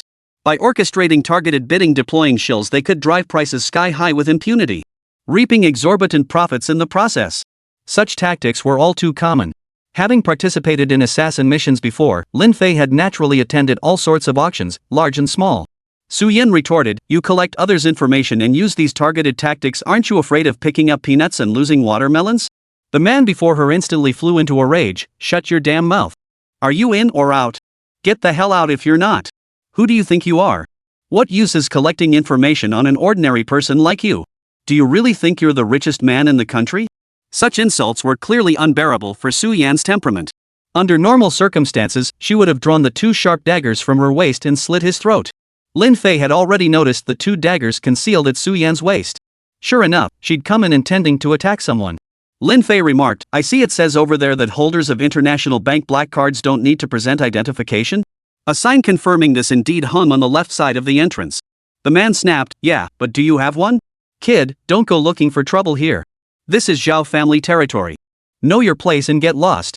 Lin Fei didn't waste words with him. He pulled the international bank black card Anna had given him from his pocket. Anna had thought of everything. That's what she meant by giving me this black card. The moment he saw the black card, the man didn't react at all. Damn it, he'd even gone and made a fake one. "Even if you're trying to show off in front of others, do you really think I'm blind and can't tell the difference? International bank black cards are limited to 10,000 worldwide. Who the hell do you think you are?" The crowd around them was initially stunned. Then, upon hearing it was a fake, the mockery began. Just then, a middle-aged man of rather stout build strode quickly over. He kicked the man to the ground with one swift blow. "You bastard, open your dog eyes." The middle-aged man scrambled to smile apologetically. "Gentlemen, my deepest apologies. He's just a new trainee. I'll deal with him immediately." Everyone present was stunned. Is that global limited edition black card from the International Bank genuine? Seeing how the manager reacted, it must be. Good heavens. That's an International Bank black card. What's his background? Su Yan, stunned and enraged, shouted, "Kill him." Chapter 34, I did it. This. Probably not a good idea? Today is a major event day. Bloodshed is inauspicious. I'll arrange the highest VIP seats for you both as an apology. How does that sound? This manager is quite reasonable. Certainly. All because of this International Bank black card. Out of billions worldwide, only 10,000 spots exist. It goes without saying what kind of formidable individuals qualify for such a black card. How could the Zhao family dare to offend such a person? Seeing Su Yan determined to kill the man, Lin Fei gave her hand a gentle squeeze, signaling it would be best to avoid trouble. The Lin family auction was crucial. Lin Fei had no intention of letting it slip away because of this reckless fool. Su Yan gritted her teeth and held back. Soon after, the steward personally escorted them inside. The surrounding crowd was already buzzing with excitement. Witnessing a major figure holding an International Bank black card in person felt no less thrilling than winning the lottery jackpot. Everyone wanted to curry favor. Unfortunately, they couldn't get in. Inside the number 1 mansion, the steward had arranged for them to be seated in the VIP section. Only upon entering did they realize how truly vast it was inside. It was divided into 3 levels, designed in a circular layout. The central platform served as the auction podium, level with the first tier. Lin Fei and Su Yan were seated in the VIP section on the 3rd level. The entire venue was teeming with people, the noise deafening. Those attending were no ordinary individuals. Elites from all walks of life, business tycoons, and entertainment celebrities had all gathered here. 7 o'clock. The venue gradually quieted down. Without pausing to look around, Su Yan slipped away quietly. The first few auction items held no interest for Lin Fei. It was now 8:30 p.m. Finally, it was time for the Lin residence auction. The bidding started at 100 million, with a minimum increment of 10 million. But clearly, 100 million yuan wouldn't be enough to secure the Lin residence. This was the Lin residence, after all. A residence steeped in controversy. Over a decade later. Yet it still held immense significance. This proved the Lin family's immense influence across Yunhai City back then. Lin Fei didn't rush to participate. The initial rounds of bidding were just for show, or perhaps the best they could offer. 10 minutes later, Lin Fei began his bidding. By this point, the bidding price for the Lin residence had reached a staggering 580 million. Lin Fei bid 60 million. Then, a VIP on the 3rd floor suddenly called out a bid of 700 million. A full 100 million increase. But the voice sounded familiar. Lin Fei turned to look. Training martial arts with his beautiful master on the mountain had also honed his formidable assassin skills. Assassins were accustomed to lurking in the shadows, which demanded exceptional eyesight. Despite the dim lighting, Lin Fei clearly recognized the bidder. His pupils contracted slightly. The person seated there was none other than Zhao Qi. Zhao Qi was actually sitting there bidding. Was he a plant, or something else? Just then, Zhao Qi suddenly turned his head and looked over. This guy had only practiced a couple of moves, he hadn't even reached the threshold of a martial artist. Lin Fei seemed to sense something and turned his head to look behind him. Sure enough, a surveillance camera was pointed directly at the wall behind them. Lin Fei didn't bother with the details. Whatever price he called, Lin Fei would bid $1 million. The only question was whether the international bank black card Anna had given him held enough funds. Anna was surprisingly unaware of her own wealth. Was it because the numbers were too large? Each time Lin Fei bid $1 million, it made Zhao Qi extremely uncomfortable. Finally, the bidding soared to a staggering $1 billion. Lin Fei had no real grasp of money, $1 billion should be plenty. But he still only bid $1 million. If Zhao Qi wanted to play games, he'd play along to the end. As long as he could reclaim the Lin residence, he'd repay Anna later. However, Zhao Qi couldn't afford to play this game, nor did he have the heart for it. He suddenly let out a loud shout. Then, boom! A bright beam of white light flared above Lin Fei's head. Like a spotlight, it shone directly upon Lin Fei. Oh my, young Master Lin. Oh wait, I should call you a dog of misfortune. You've got some nerve, showing up on Zhao family turf and picking a fight with me. You want to reclaim the Lin residence? Not while I'm here. Zhao Qi stood up, unleashing a torrent of insults. Lin Fei ignored him. But the surrounding area was bustling with people, and a clamor arose. Some were shocked, others furious. Some hurled insults and jeers. Others were perplexed. Weren't they all told by Gao Yaro that Lin Haifeng's son was already dead? Every single person in the venue turned their gaze toward Lin Fei. The intensity of their stares was palpable. Shall we continue? I'm game. But if you're deliberately driving up the price, don't blame me if something happens later. Lin Fei's words instantly silenced the entire room. Immediately following was Zhao Qi's booming laughter. The others joined in. You worthless dog, what are you barking about? Open your eyes and see where you are. How dare you cause trouble here? Let me put it this way, even if you offered $100 billion for the Lin residence, you'd never get your hands on it. You'd be better off. Before he could finish, suddenly, a thunderous thud exploded against Zhao Qi's face. Then, Zhao Qi was sent flying backward, slamming hard into the wall. The impact cracked the wall. Over 1,000 people gasped in shock. Who? They looked closely and saw that Lin Fei hadn't moved at all. He sat motionless in his chair, legs crossed. In reality, that punch had been delivered by Lin Fei. There was no one else here to intervene. Su Yan had already vanished. However, Lin Fei charged out at incredible speed. He threw a punch and instantly returned to his seat. Under the blinding lights, a person's eyes would become dazzled. The other VIP seats nearby were already difficult to make out clearly, let alone those farther away. Yet among the thousands gathered here, not all were ordinary folk. Among them were martial artists. Some possessed formidable strength. They clearly saw every movement Lin Fei made. They marveled at the terrifying speed. To expose him now would mean forfeiting their own heads later. They could only see through it without saying a word. Zhao Qi gritted his teeth against the burning pain in his face as he struggled to his feet. Halfway up, he coughed up a mouthful of blood. It was pitch black over there, so he couldn't see a thing. But Zhao Qi's pitiful state was all too clear to everyone present. Who the hell hit me? Turn the damn lights on. No sooner had the words left his mouth. The entire venue was instantly flooded with bright light. Everyone saw Zhao Qi's left cheek swollen like a steamed bun, a deep crimson color. Blood trickled from the corner of his mouth, staining a large patch on his gray robe. Nothing unusual was happening around him. Though less than 10 meters separated him from Lin Fei. Zhao Qi couldn't fathom how Lin Fei could have appeared and vanished in an instant at such a close distance. Stop staring, I did it. A voice rang out beside Zhao Qi's seat. Everyone turned to look. 3 figures sat side by side on this bench. Flanking him on either side were 2 burly young men with fierce gazes. Martial artists. In the center sat a middle-aged man clad in a worn white shirt, with an old gray suit draped over his shoulders. The middle-aged man had long hair and a piercing gaze. The crowd couldn't help but wonder. Why were these 3 sitting so close together? Even bodyguards wouldn't sit this close. Chapter 35, The Long-Haired Man. Who are you? Zhao Qi asked. Those seated in the VIP section were no ordinary people. Lin Fei was an exception. Those incompetents must have mistaken someone for him. The middle-aged man with long hair had a sharp gaze and a calm expression. Don't concern yourself with who I am. Hand over the deed to the Lin residence, and we can still be friends. Otherwise, he would truly slaughter everyone here. As he spoke, the middle-aged man pointed his accusation directly at Lin Fei. Lin Fei's brow furrowed slightly. He felt a vague sense of familiarity toward this man. But he couldn't place where he'd seen him before?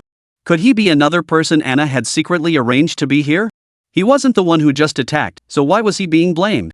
What was his motive? Could he be teaming up with Zhao Qi to put on a show? That bastard Zhao Qi had teamed up with Gao Yaro before to put on a show, otherwise Lin Fei wouldn't have even considered this possibility. Anything is possible. In an instant, countless thoughts raced through Lin Fei's mind. Hearing this, Zhao Qi forced a pained laugh. A bloodbath? With just him, a worthless dog? Whose dog is this, not properly leashed and barking wildly here? No sooner had the words left his mouth. Over a dozen burly men appeared from behind, all martial artists. Each one was rubbing their fists, ready to pounce. You'd better behave yourself and not cause trouble. A young man seated to the left of the long-haired man said coldly. The surrounding crowd fell silent upon hearing these words. They frowned in confusion. Not bodyguards? If they were bodyguards, they wouldn't have spoken like that. A young man on the right spoke up. Gentlemen, we are the escort team accompanying Lin Haifeng, a prisoner released on parole from Yunhai City's first prison. Please do not interfere. The moment these words were spoken, the entire crowd erupted in an uproar. Lin Haifeng. The crowd scrutinized the long-haired man. Lin Fei also widened his eyes in surprise. He looked right back and gave Lin Fei a faint smile. That's right. It was that very smile. The young man in that old photograph was smiling. Now, when compared, they were identical. Only now, over a decade later, weathered by time, he even sported long hair and a slightly longer beard. Lin Fei couldn't recognize him at first. Then, to identify themselves, both men raised one hand. The crowd saw that each of their hands was cuffed together with the long-haired man's hands. If that's the case, this man must be Lin Haifeng. Zhao Qi was utterly baffled. If it was Lin Haifeng, why wasn't he included in the information gathered at the entrance? Not even the other two mentioned him. Zhao Qi couldn't care less about that. This was Zhao family territory. He sneered, "What's this? Just a prisoner. I thought he was some big shot. How could a prisoner have money? If you could afford it, I'd take 100 million. If it really were 100 million, that'd be a steal for most people." Lin Haifeng retorted, "Me, Lin Haifeng, reclaiming my own house, and you expect me to pay you? Zhao Qi certainly wouldn't pay. This is an auction hall. Do you think you can buy things without money? Lin Haifeng, you've been in prison for over a decade. Has your brain turned to mush?" In Zhao Qi's eyes. So what if Lin Haifeng showed up? He was nothing more than a convict serving his sentence. Though it was infuriating that every assassin sent in had failed, out here, especially on Zhao territory, there was no way an outsider would get any advantage. Lin Haifeng turned his gaze to the man on his left. "Give me 3 minutes?" The man replied, "We've been ordered to shadow you every step of the way. Don't make this difficult for us." Those around them didn't think much of it. To them, a man who'd spent 15 years behind bars, even if he was Lin Haifeng, was nothing more than a prisoner. Lin Haifeng said, "Then I'll just have to take you two with me. Don't worry, I'll return with you as soon as I get the property deed." Zhao Qi and the others had no idea what Lin Haifeng meant by that. Was he planning to cause trouble here? Since Gao Yaro intended to sell the Lin residence, the deed would inevitably be brought here. As for the property transfer, it was well within their control, no big deal. The two men exchanged a glance and unlocked the handcuffs. Seeing this, the others grew tense. Everyone present knew, to varying degrees, that Yunhai City's first prison was notoriously strict. Parole was virtually unheard of. And even if it did, the prisoner must be escorted by designated personnel at all times. And the handcuffs must remain fastened throughout the entire process. In Lin Fei's estimation, it wouldn't be difficult for a martial artist to break free from handcuffs. Lin Haifeng stood up. He approached Lin Fei. Father and son faced each other, and a peculiar feeling stirred within Lin Fei. He didn't recognize him. Yet his subconscious insisted that this weathered, long-haired man before him was indeed his biological father, Lin Haifeng. "Finally got to see you. We'll talk about it later. You go get the property deed. I'll hold them off here. Remember this, reclaiming what belongs to the Lin family is only right and just. Not a single penny should be given to them. It's already generous enough that we're not making them pay back tenfold." Lin Fei had long vowed in his heart to reclaim everything that rightfully belonged to him. He would make them pay back tenfold. Seeing Lin Haifeng speak thus, Lin Fei found himself unable to argue. He could only nod in agreement. Lin Fei strode forward quickly. Zhao Qi, seeing this, hurriedly signaled his men to block him. The deed to the Lin residence was right there on the auction podium. The auctioneer, noticing the commotion, immediately picked up the deed. Meanwhile, the entire number 1 mansion had only one entrance and exit. By now, over 100 people had already stormed inside. Each was armed and brimming with aggression. "Clear the premises! Those who wish to avoid collateral damage, exit immediately. Today's auction is now concluded. Though Zhao Qi's voice boomed, even without his command, the crowd of over 1,000 began retreating en masse toward the exits. In an instant, the place erupted into a cacophony of noise. People screamed as they scrambled to escape. This only made it harder for Lin Fei to reach the auction podium. The crowd was so dense that Lin Fei couldn't see what was happening on the auction platform. Lin Fei frowned. Only Lin Fei and Lin Haifeng were causing trouble here. Why were these people reacting so violently? Finally, Lin Fei got a clear view. On the auction platform lay several blood-soaked corpses. A woman clad in a black hoodie and work pants, wielding 2 daggers, stood there. She wore a loose-fitting hooded sweatshirt and matching black cargo pants. Her cargo pants were stuffed with all manner of weapons. She crouched down and picked up a red notebook from beside the auctioneer. That was the deed to the Lin residence. No wonder. Seeing blood splattered everywhere, how could this crowd not panic? Lin Fei pushed through the crowd, no longer caring if anyone fell to the ground. He charged toward the auction podium. However, the woman suddenly flickered, her movements delayed by 2 steps. She vanished directly into the surging tide of people. Who was this woman? Why did she seize the Lin residence deed? In an instant, the entire venue descended into chaos. Zhao Qi could no longer see Lin Fei anywhere. Meanwhile, Lin Haifeng before him was handcuffed once more. Chapter 36, Arrested. Lin Haifeng. This is all you're doing. Zhao Qi stepped forward, blocking Lin Haifeng and the other 2 escorts. Daring to obstruct an escort released on parole from the first prison. You've got some nerve, Zhao Qi. Lin Haifeng smiled. The man on the left coldly declared, anyone who approaches will be treated as an attempted prison break. The moment those words left his mouth, Zhao Qi immediately backed away. Then his pupils dilated. Zhao Qi saw it. Many people around him scrambled desperately to escape, but with only a limited exit area, the entire venue became extremely crowded. Screams of pain mingled with the stampede. He himself was being jostled by the crowd. Yet these 3 individuals remained completely unperturbed. As if they were a massive boulder in the river, no matter how fierce the current, the boulder remained utterly unmoved. Following, the trio slowly walked past Zhao Qi. Only then did Zhao Qi notice several blood-soaked corpses lying on the auction platform. No sign of Lin Fei.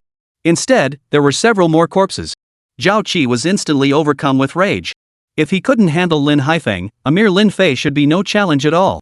If word of this reached his father, his standing among the Zhao family's numerous young members would plummet. With this thought in mind, Zhao Qi quickly assembled his men and launched a thorough search of the area.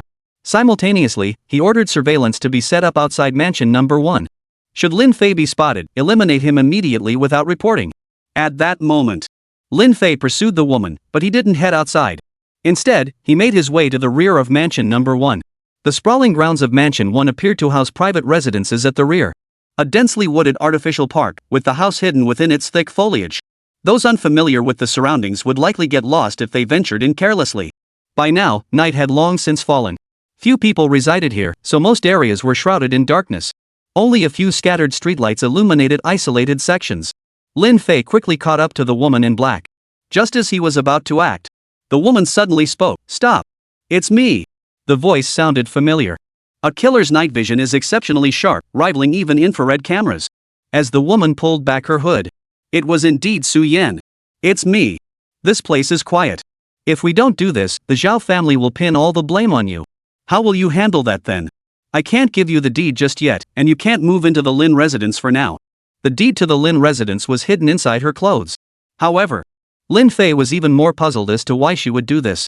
What was her purpose in coming here? This was merely one of the Zhao family's holdings. Only Zhao Qi should be residing here. After all, Zhao Qi was the only Zhao family member who appeared tonight. I don't think you came here to seize the Lin family's property deeds, did you? Su Yan nodded. But my mission is complete. I found what I needed. Taking the deed, someone hired me to do that. Lin Fei looked thoughtful. The answer had already formed in his mind. Su Yan continued, yes, just as you suspected, it was Lin Haifeng who instructed me to do this. There was nothing I could do, so I sent someone to invite you to Rose Street for tea. But you didn't show up. How annoying. What are you playing at? Lin Fei was taken aback. He said, it's not about putting on airs. Let's go back and talk about it. Su Yan shook her head. You go back on your own. I've got something else to do. Bye. With that, Su Yan vanished in a flash, disappearing into the night. Lin Fei also left. Zhao Qi searched all night but couldn't find Lin Fei. This matter couldn't be concealed forever. But he did find the woman who had gone in with Lin Fei. Zhao Qi realized that the woman's absence at the time must have been suspicious. Upon investigation, he discovered she was the boss of Rose Street in Xiqing District. He was furious. It was already 10 o'clock at night. Lin Fei returned to Yu Chun's vacant residence, but found the house completely empty. Just then, Lin Fei's phone rang. He saw it was Su Jiaojiao calling. This phone was brand new, and the only contacts stored were Su Jiaojiao and Anna. Lin Fei answered. But it wasn't Su Jiaojiao's voice on the other end. Lin Fei, surprised? That voice was clearly Zhao Qi's. Want to hear their voices? Zhao Qi activated the speakerphone. Immediately, a loud wail filled the air. It was none other than the tearful Su Jiaojiao. Besides her, there were also Gao Xiao and the other two. But he couldn't hear the other four.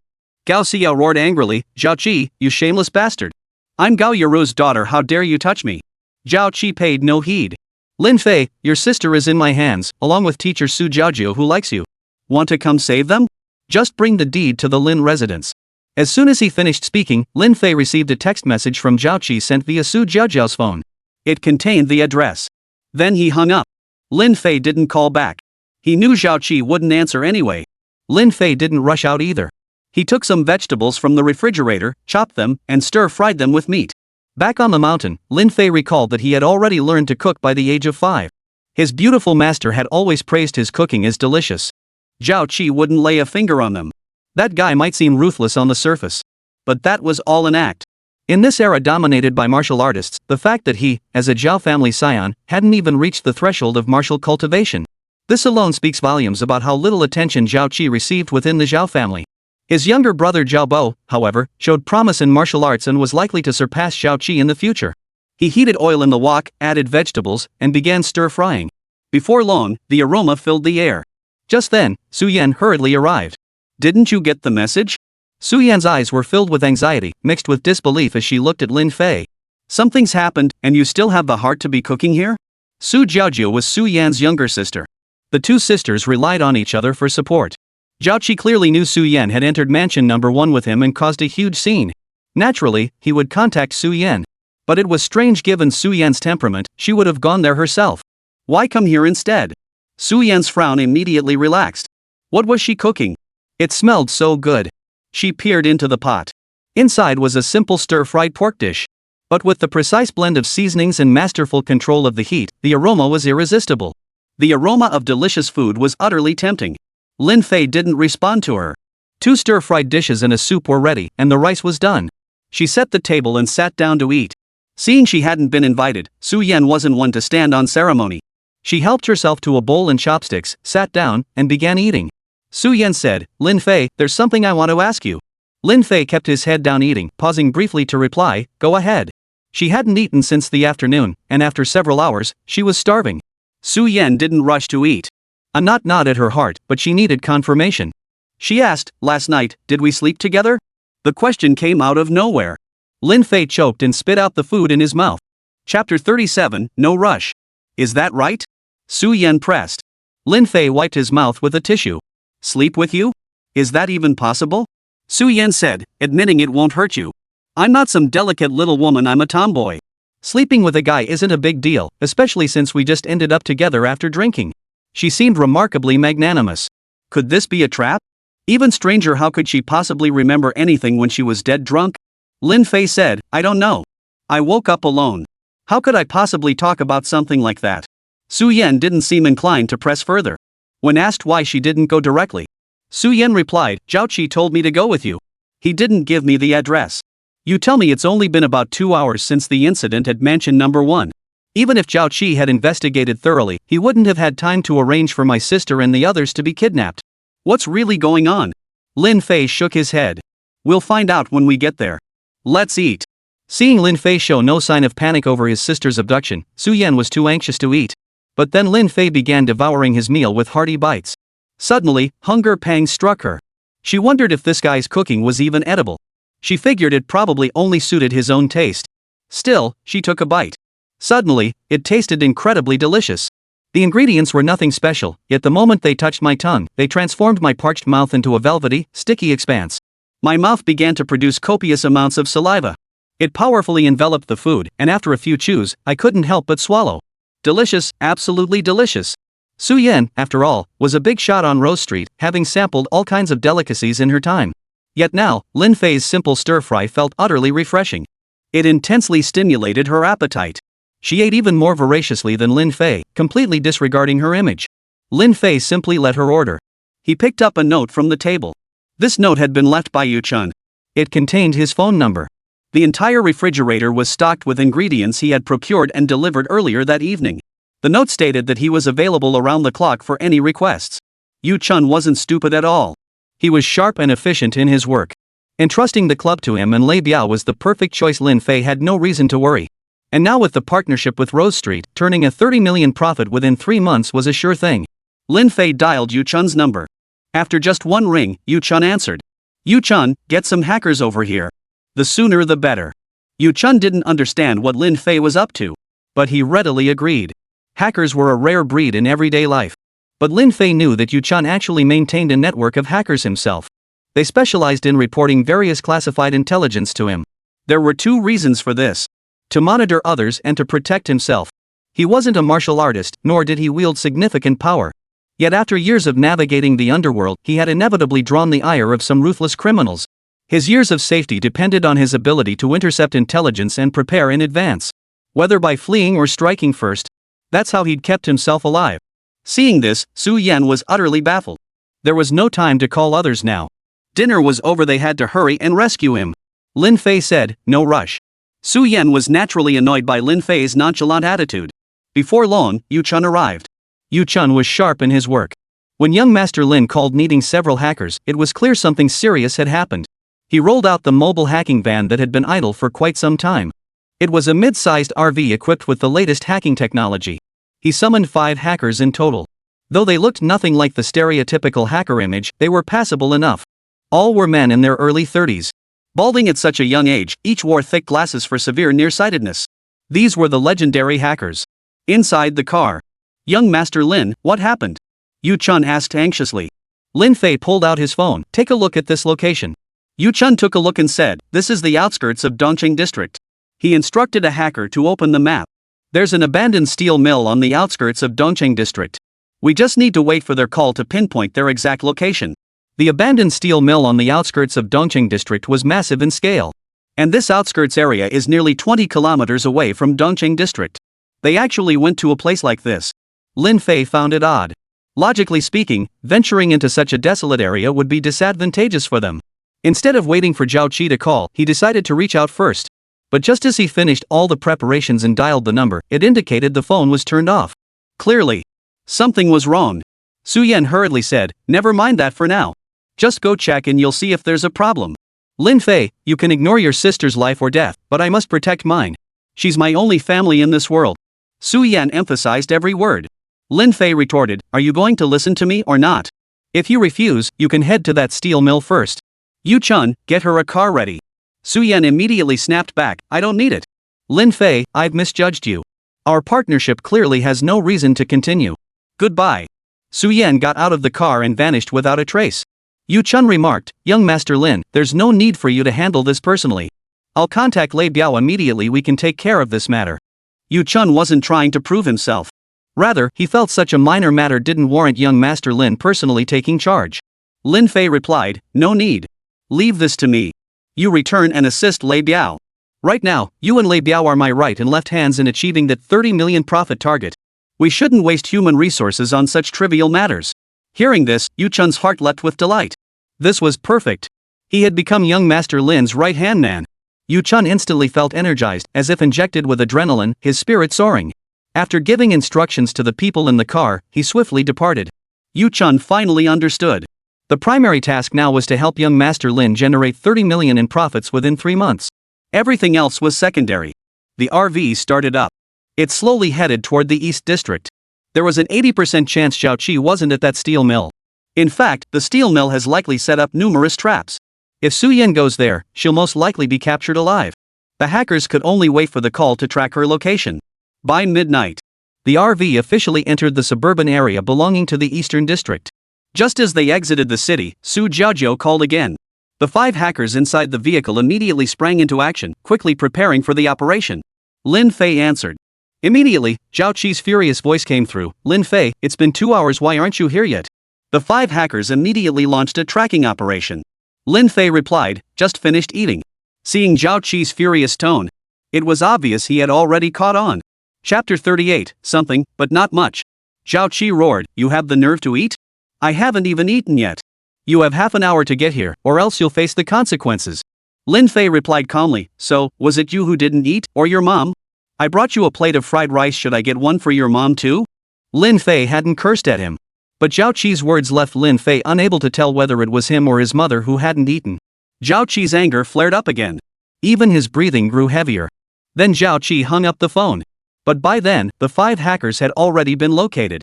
Sure enough, based on the communication source, they pinpointed Su Jiajiao's location to the outskirts of Dongqing district. Exactly 3 kilometers away from their current unknown location. Following this highway would lead them directly there. Even at midnight, this highway still had significant traffic flow. 3 kilometers away, there was a fairly large farmstead here. Its main business is catering. The car stopped 100 meters away, and Lin Fei got out. The car will wait here, we'll leave together later. Lin Fei proceeded on foot alone.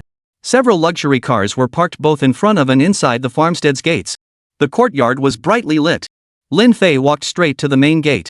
He walked in without any obstruction. But just as he stepped inside, 3 burly young men suddenly appeared before him. You're Lin Fei? Hands out.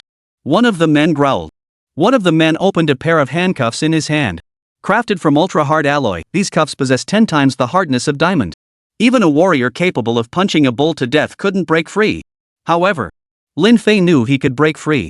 Of course, he couldn't allow himself to be handcuffed. He had prepared the handcuffs in advance. This confirmed Zhao Qi was indeed on the farm. Moreover, there was a surveillance camera at the main gate. Zhao Qi had seen him and called for reinforcements. He coldly ordered, get out of the way. Hearing this, the 3 men flew into a rage. You little brat, who do you think you are? No sooner had the words left their mouths than they swung their fists at him. Lin Fei deftly dodged the blow. Then the other 2 also swung their fists at him. After dodging 3 consecutive blows, the last 2 punches suddenly slammed into each other's faces. Boom! A dull thud echoed. Blood spattered, teeth shattered. Both men were struck so hard they saw stars, crashing to the ground with agonized howls. The remaining man watched in stunned disbelief. Lin Fei, you're asking for death. Damn it, you bastard. What are you doing here acting so arrogant? He'd held back for so many days. Lin Fei couldn't stand it any longer. A subordinate of the Zhao family had spoken so arrogantly. Lin Fei reached out and grabbed the man's fist. He squeezed with all his might. A sharp crack echoed. A wail of agony erupted from the man's throat. Every bone in his fingers was crushed to dust. With the bones shattered, the fingers were rendered completely useless. Drooping limply on the ground, he screamed, drenched in sweat. Lin Fei bent down, grabbed the man's ankle, and dragged him inside. The series of agonized cries had drawn the attention of over a dozen burly men clad entirely in black. They were all Zhao Qi's subordinates, of course. The Zhao family wielded considerable influence. Though Zhao Qi himself couldn't become a martial artist, he could spend vast sums to hire them. He could even directly appoint martial artists cultivated by the Zhao family itself. As Anna had mentioned earlier, that many assassins within the organization had been trained by the Zhao family. However, those assassins turned a deaf ear to everything else, dedicating their sole loyalty to the Zhao family. They wouldn't take on 2 assassination contracts in a year. Seeing Lin Fei dragging a comrade who was wailing in agony, the dozen or so men couldn't hold back any longer. Each of them gritted their teeth, glaring at Lin Fei with fury. Seeing this, Lin Fei said calmly, with so many of you here, I don't need your guidance. He seized the ankle and twisted it violently. The ankle joint snapped cleanly. He'd never walk on his right foot again. Even louder wails erupted. In an instant, Lin Fei hurled the man at the dozen or so people before him. The speed was blinding, and the attack utterly unexpected.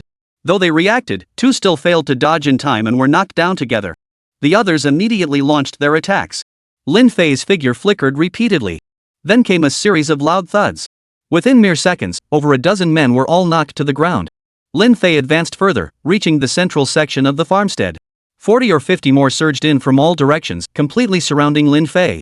At the same time, Lin Fei, you're asking for it. Stay right there and don't move a muscle. If you so much as twitch, I'll slash your face open. In an open area ahead, Gao Xiao, the other 2 women, and Su Jiaoju were bound together and dumped on the ground. Nearby, 4 women lay on the ground. These were the 4 young women Anna had arranged. They lay motionless on the ground, their fates unknown. Zhao Qi held a sharp knife, waving it back and forth in front of Su Jiaojia. Su Jiaojia was naturally timid and prone to tears. She was already sobbing uncontrollably, her body shaking with intense sobs. Gao Xiao, Ding Xiaoxiao, and Song Xian, on the other hand, seemed to have cried earlier but were now silent. Gao Xiao shouted, "Lin Fei, don't you dare move. Otherwise, Zhao Qi will disfigure Su Jiaojiao." At the mere mention of disfigurement, Su Jiaojiao began sobbing anew. But after crying for so long, she was already exhausted. Wah, I don't want to be disfigured. Wah, Mr. Lin, you don't need to worry about me. My sister will come save me. Su Jiaojia cried and shouted. She didn't want to trouble Lin Fei. Upon hearing this, Zhao Qi delivered a kick to Su Jiaojiao's leg. This kick would surely leave her delicate, tender thigh bruised and purple.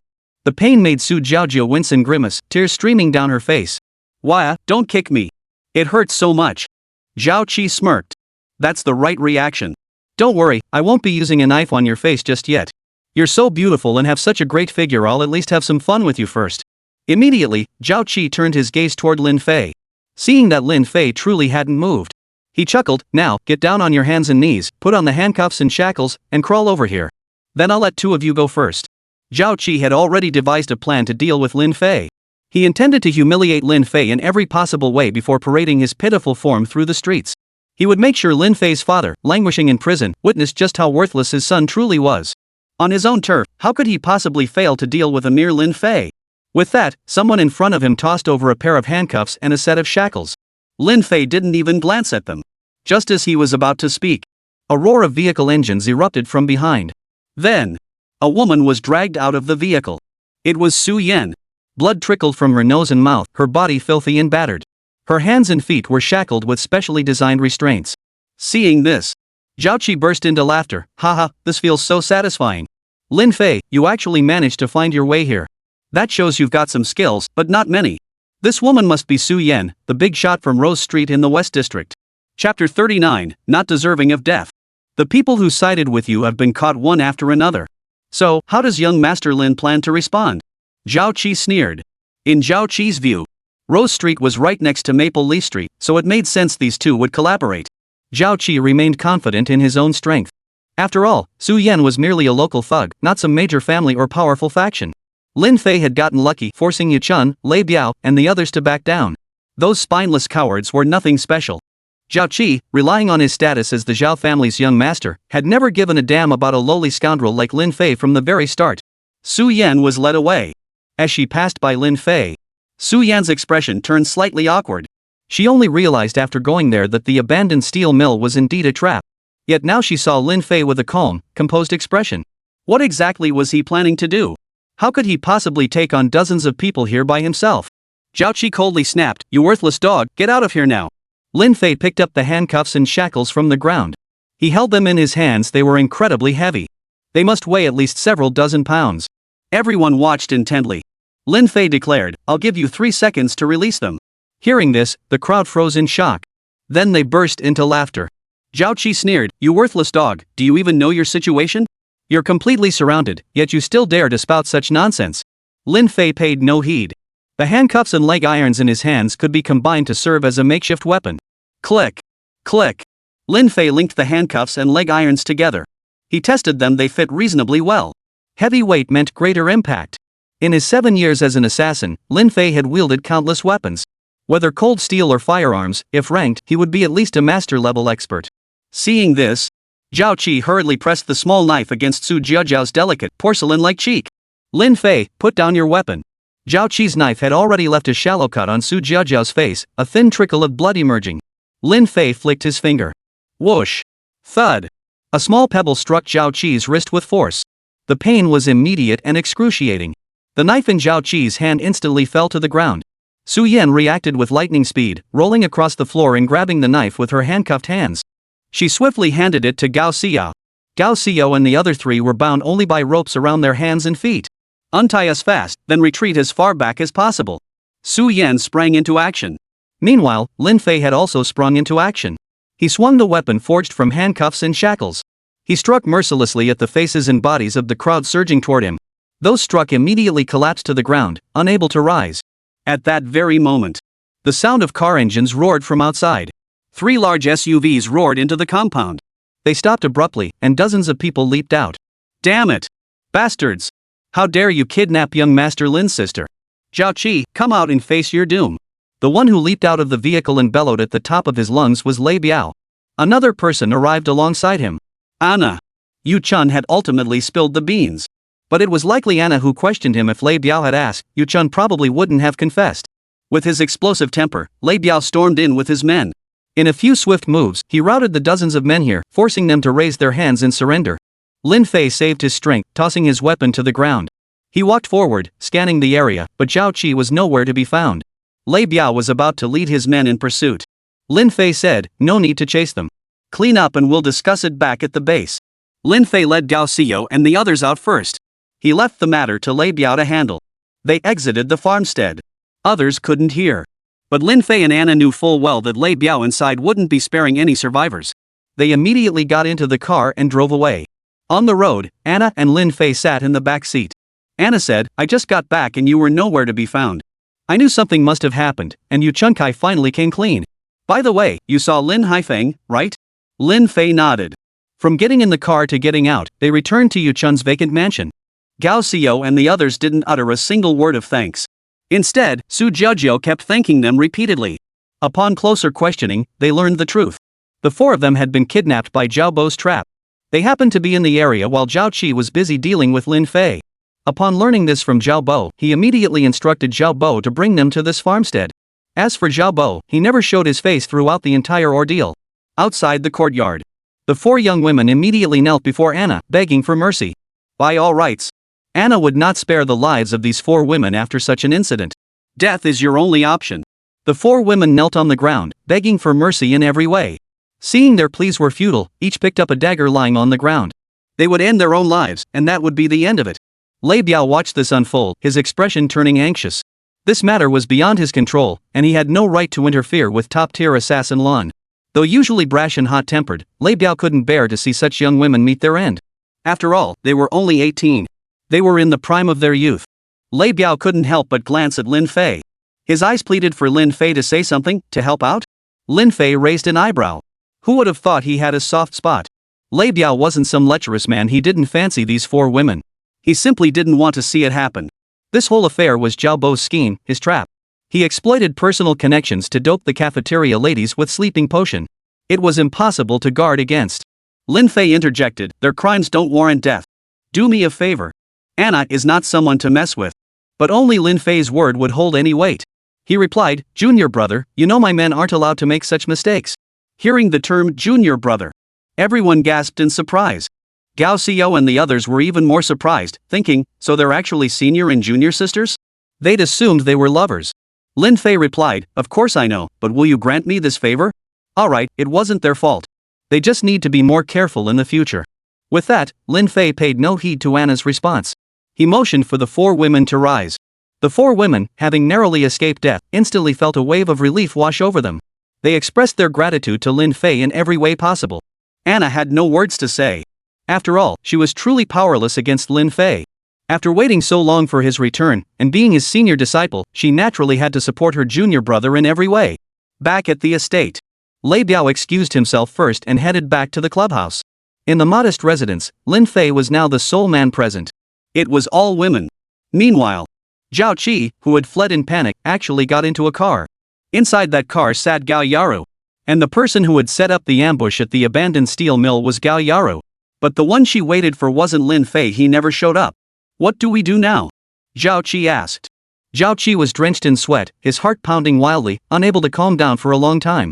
Gao Yaru snorted coldly, what do you think? You actually failed. Chapter 40, let me see too. I didn't want to either. I never expected such a large group to show up, and that Lin Fei is actually a martial artist. This time I didn't have a detailed plan either. It was my brother Zhao Bo who kidnapped the person, so I acted on impulse. Zhao Qi frantically defended himself. Since he wasn't particularly favored within the Zhao family, he could only seek allies outside. Right now, besides Gao Yaru, there was no one else. Zhao Qi thought to himself, that woman Gao Yaru is truly heartless. Her own daughter was kidnapped and facing imminent danger, yet she remained utterly indifferent. It seemed Gao Xiao was nothing more than a pawn in her mind, a tool to climb higher. You're just now realizing Lin Fei is a martial artist? Gao Yaru retorted. Zhao Qi was momentarily speechless. What do we do now? Su Yan took the property deed from the Lin residence. She'll definitely give it to Lin Fei. Zhao Qi grew increasingly furious. This incident has cost me billions in direct losses. Gao Yaro retorted, do you think you're the only one who suffered losses? What's most infuriating is that Lin Haifeng got out of prison and even came to your turf, yet you didn't notice a thing. You're going to make me recover my losses. Zhao Qi was utterly powerless against Gao Yaro. He had no choice but to agree. The two began plotting their next move in the car. At that moment, inside the mansion, a room was packed with people. Lin Fei sat on the sofa. 10 women sat across from him. Outside, it didn't feel so crowded, but when everyone gathered in one room, the number seemed overwhelming. Among them, only Su Jiaojiao remained in a state of terror. Su Yan was tasked with comforting her. Lin Fei and the others gradually returned to their respective rooms to sleep. The next morning at 9 o'clock, Lin Fei woke up as usual. The first thing he did was check for any unusual sounds near the bed. Thump. A knock sounded at the door. Lin Fei got up to answer the door. Opening the door, he saw Anna standing outside. She seemed to have just gotten out of bed, her blonde hair slightly disheveled. Anna was wearing a pure white nightgown. Since it was summer, the nightgown was thin and, upon closer inspection, seemed almost transparent. She wore nothing underneath. Lin Fei felt a sudden rush of heat in his nostrils, as if blood might start flowing from them.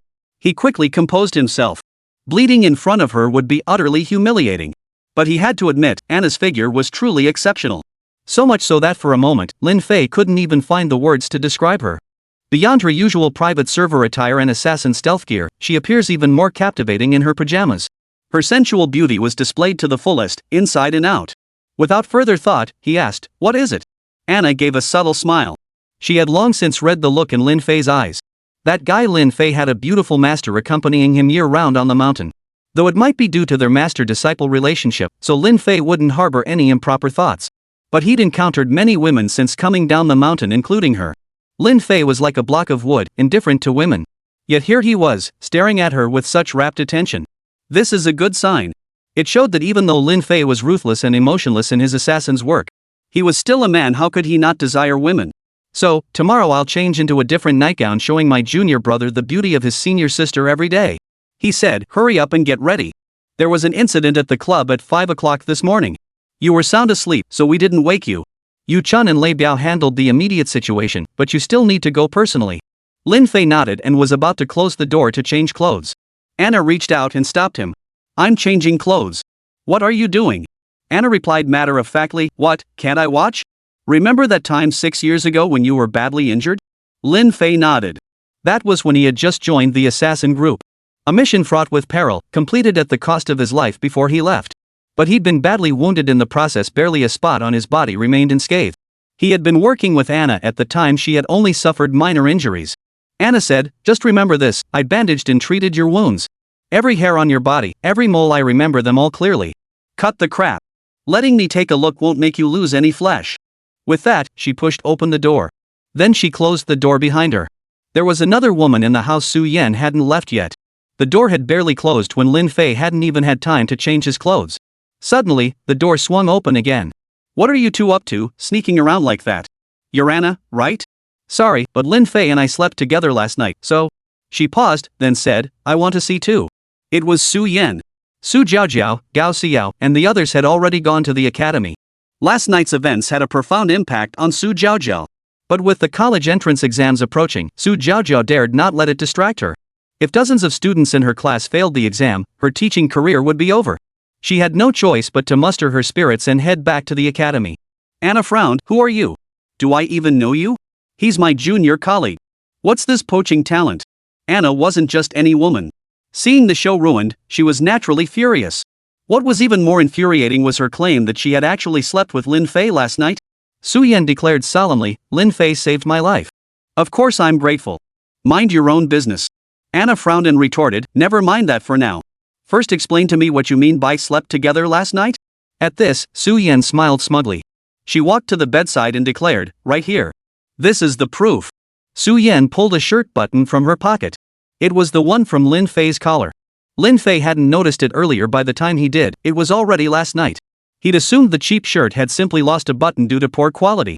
Anna sneered, a single button? What kind of evidence is that? Get out of my sight. It seemed like the two were about to come to blows over a few words. Su Yan was no match for Anna. Lin Fei rushed forward to intervene. Enough. Both of you get out. Let me change in peace. He shooed them both out. After closing the door, he could still hear their voices arguing outside. Ever since Su Yan appeared yesterday and then revealed she'd been sent by Lin Haifeng to help seize the Lin family's property deed, Lin Fei had sensed something was amiss. Su Yan had known Lin Haifeng for quite some time. She might even be the future daughter-in-law he had his eye on. As for how Lin Haifeng viewed the engagement, that remained unknown. Last night's events unfolded too abruptly, there was simply no time to ask him. To talk with him, she would have to visit him at the first prison. Listening to the two arguing outside, Lin Fei learned about Anna's previous mission to complete a hit job on Rose Street's red light district. It wasn't that Anna had gone there to cause trouble. She was merely assassinating a loan shark gang playing cards at an underground casino. It had nothing to do with Su Yan. No time to dwell on it. Lin Fei quickly changed his clothes. Then he headed straight for the moonlit high-end club. Anna and Su Yan naturally followed. He couldn't shake them off. Upon arriving at the club, Yu Chun, Lei Biao, and the others had been waiting for quite some time. Only now did Lin Fei notice the other three local thugs from Maple Leaf Street. Each one was brimming with energy. Chapter 41, Investigation. All three were under Lei Biao's command. If Lei Biao said go east, they wouldn't dare go west. Two middle-aged men and one young man. Except for the youth, the two older men had faces that looked cunning and deceitful. The very face of a shady businessman. And that's exactly what they were. The slightly overweight middle-aged man was named Du Xing. The leaner middle-aged man was called Wan Yuanbao. The young man was Lei Biao's disciple, named Long Yang, who had been training martial arts under Lei Biao. The trio oversaw various businesses across the other streets of Maple Leaf District, such as supermarkets, vegetable markets, clothing stores, restaurants, and so on. Young Master Lin. Good morning. Dozens of people in the lobby shouted in unison. Their voices were respectful and meticulous. Immediately, they noticed two women accompanying young Master Lin and couldn't help but marvel. They marveled at how both women were of the highest caliber. Their figures and looks rivaled those of the internet-famous otaku goddesses. But the most astonishing thing was, that blonde woman seemed to be frequently seen around Old Luo. The other woman was the boss of Rose Street. These were all high-ranking local thugs from Maple Street. How could they not recognize Su Yan? Su Yan was notorious for her ruthlessness. If a man could do it, she would do it. And she'd do things men couldn't. Take Rose Street's most notorious red light district, for instance, a veritable cornucopia of every imaginable vice. Yet even that place had been subdued by young Master Lin. Is this the true power of young Master Lin? Word is that last night, young Master Lin caused quite a ruckus in the Zhao family's territory in the East District, then proceeded to beat Zhao Qi senseless. The Zhao family. Young Master Lin doesn't even give them the time of day. As these thoughts swirled in their minds, their admiration for young Master Lin only deepened. Before them stood a chair that looked luxurious and substantial. This area was off limits to everyone. It was reserved exclusively for young Master Lin. It was where young Master Lin would sit to address his subordinates during morning or evening meetings. Lin Fei had never been one for such pomp and circumstance. Standing before the crowd, he demanded an explanation from Yu Chun. Yu Chun explained, at 5 o'clock this morning, a group of guests arrived and spent roughly 100,000 yuan. But during their stay, they caused quite a mess inside. Evidence was left behind, and another group photographed and collected samples before leaving. It's highly likely the authorities will arrive within the next day or two. He didn't spell it out, but Lin Fei understood exactly what he meant. All illegal activities are strictly prohibited here. The technicians and hostesses at the club only provide companionship and conversation, nothing else. They receive an 80% cut of tips, plus a fixed monthly salary and various benefits. Selling drinks and food comes with additional commissions. There was absolutely no need to use their looks to get ahead. Lin Fei had explicitly warned Yu Chun and Lei Biao that such behavior was strictly forbidden. Any misconduct by technicians or hostesses would result in immediate dismissal and salary deductions upon discovery. Clearly, this was deliberate. Who? It was already self-evident. No sooner had the words left his mouth. A group of people marched straight in from outside. Leading them was none other than Zhao Qi. He actually dared to show up. His cheek was still swollen, though it had improved considerably since last night. Congratulations on your grand opening, young Master Lin. We weren't able to come congratulate you in time, so we're here today to make up for it. Seeing Zhao Qi, everyone wore expressions of disgust. Especially Su Yan. She wanted to tear him apart right then and there. But clearly, doing so in broad daylight would give the Zhao family every reason to send men after her. Though a fight wouldn't break out. It would certainly land Su Yan in prison for the rest of her life. Facing these hostile stares, Zhao Qi couldn't care less. Everyone accompanying him was from the Zhao family. But after last night's crushing blow, he deliberately came here today certainly not to start a fight. Zhao Qi walked up to Lin Fei with a cheerful smile. Young Master Lin, no need to be nervous. I've come to offer my congratulations. I've even brought you a gift, young Master Lin, you must accept it. As he finished speaking, a group of uniformed officials from the relevant authorities entered from outside. They approached with an intimidating presence and unfriendly expressions. Yu Chun saw this and hurried forward to greet them. Gentlemen, what brings you here? He was more adept at handling such situations than Lei Biao. He and Lei Biao complemented each other perfectly. Their combined strengths were bound to make them successful. The young man leading the group glared at them, his expression stern. Someone reported that your club is running amok and engaging in illegal activities. We're here to investigate. Please cooperate. It's only morning. Though the club operates 24 hours a day. But most patrons leave before 6 in the morning to get some sleep. So it's still pretty quiet right now. This is also the time when staff in this industry are sound asleep. By afternoon, things gradually pick up. Yu Chun hurriedly smiled apologetically. What illegal activities? We're just law-abiding small business owners running a modest operation. Why don't we sit down and talk for a bit? Yu Chun deliberately adopted a simple, honest demeanor. He didn't come across as unpleasant. Yet the leading man remained stern-faced, his anger palpable. Zhao Qi seized the moment. Investigation is our duty. Yu Chun, you shouldn't make things difficult for others. This is for everyone's benefit. Your cleaning crew shouldn't be on duty at this hour yet. After all, if you've got nothing to hide, you've nothing to fear, right, young Master Lin? Zhao Qi was here to stir trouble. Last night, he sent people to infiltrate the premises and cause chaos. They deliberately left evidence behind and rushed to report it overnight.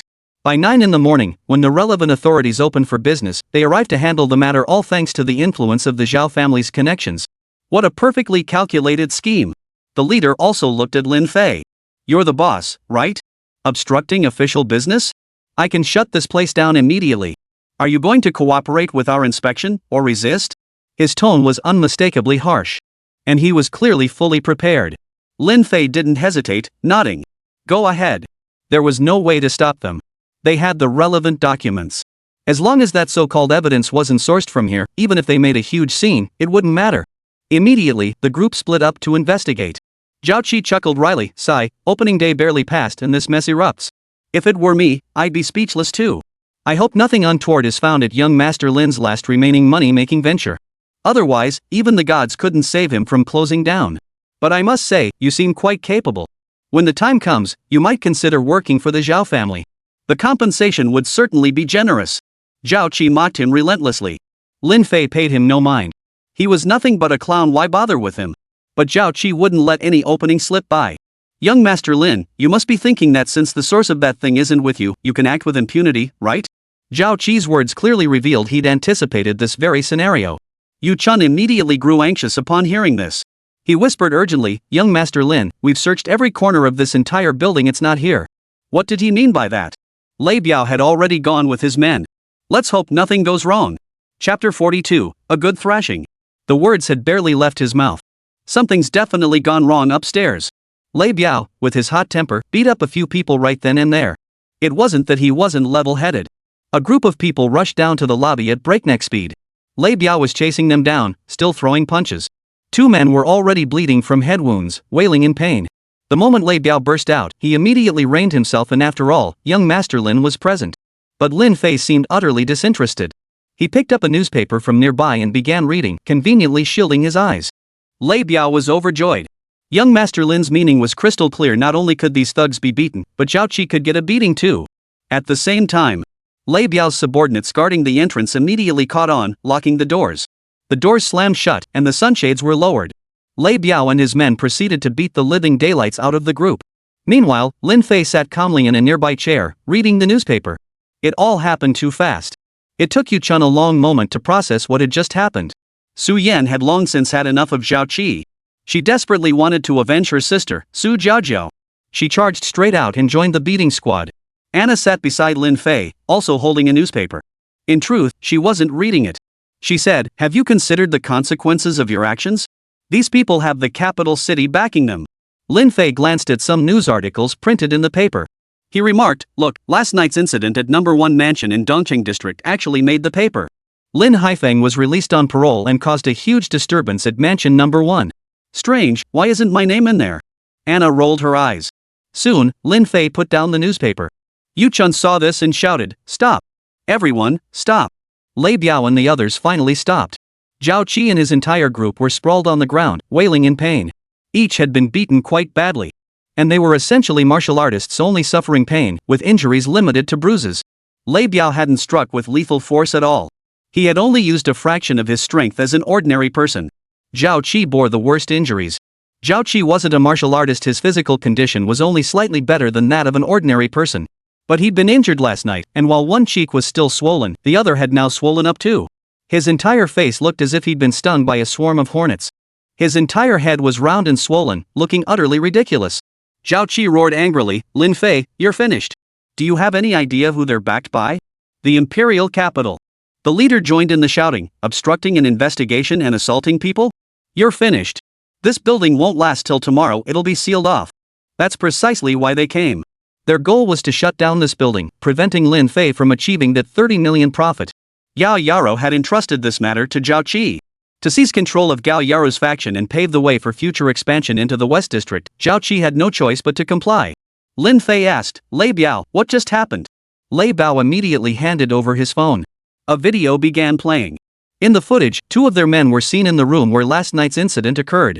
They took several bags of white powdery substances and crystalline particles from their bags and placed them on the sofa. They then pretended to discover it. Every move they made was captured clearly. Lei Biao roared at the group, "Now you know why you got beaten up? A beating is the least of it. You think wearing leather gives you free rein to cause trouble on young Master Lin's turf?" Hearing this, the group looked visibly awkward. They'd been caught on camera, there was no way out now. If Lin Fei turned around and pressed charges, they could lose their livelihoods or even end up rotting in jail.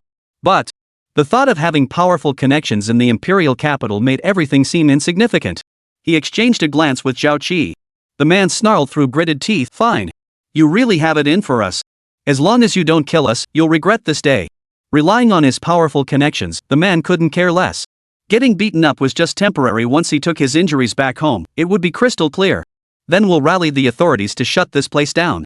Those who should be arrested will be arrested, and those who should be eliminated will be eliminated. Zhao Qi chimed in, "Exactly. Just let us return with our wounds. You punks wouldn't dare kill us to silence us. You don't have the guts, you cowards." Zhao Qi might not be able to fight, but his venomous words were never in short supply. These words struck a nerve, instantly enraging Lei Biao and his men. But since young Master Lin hadn't given the order, he naturally wouldn't kill anyone. Su Yan retorted, "Why all the arrogance? Keep your dog's life for a few more days. No need to act like a big shot here." Su Yan had only beaten Zhao Qi just now. This guy, what a satisfying beating. His face was beaten even more swollen, and his body was covered in bruises.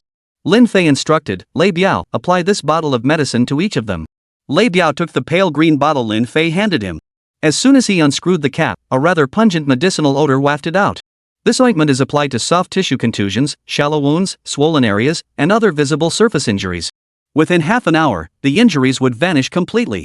However, while the visible signs disappear, the actual injury remains. Compared to before application, the condition improved significantly. Within 2 hours, the pain subsides and the injury fully heals. Even a hospital ultrasound scan won't detect it.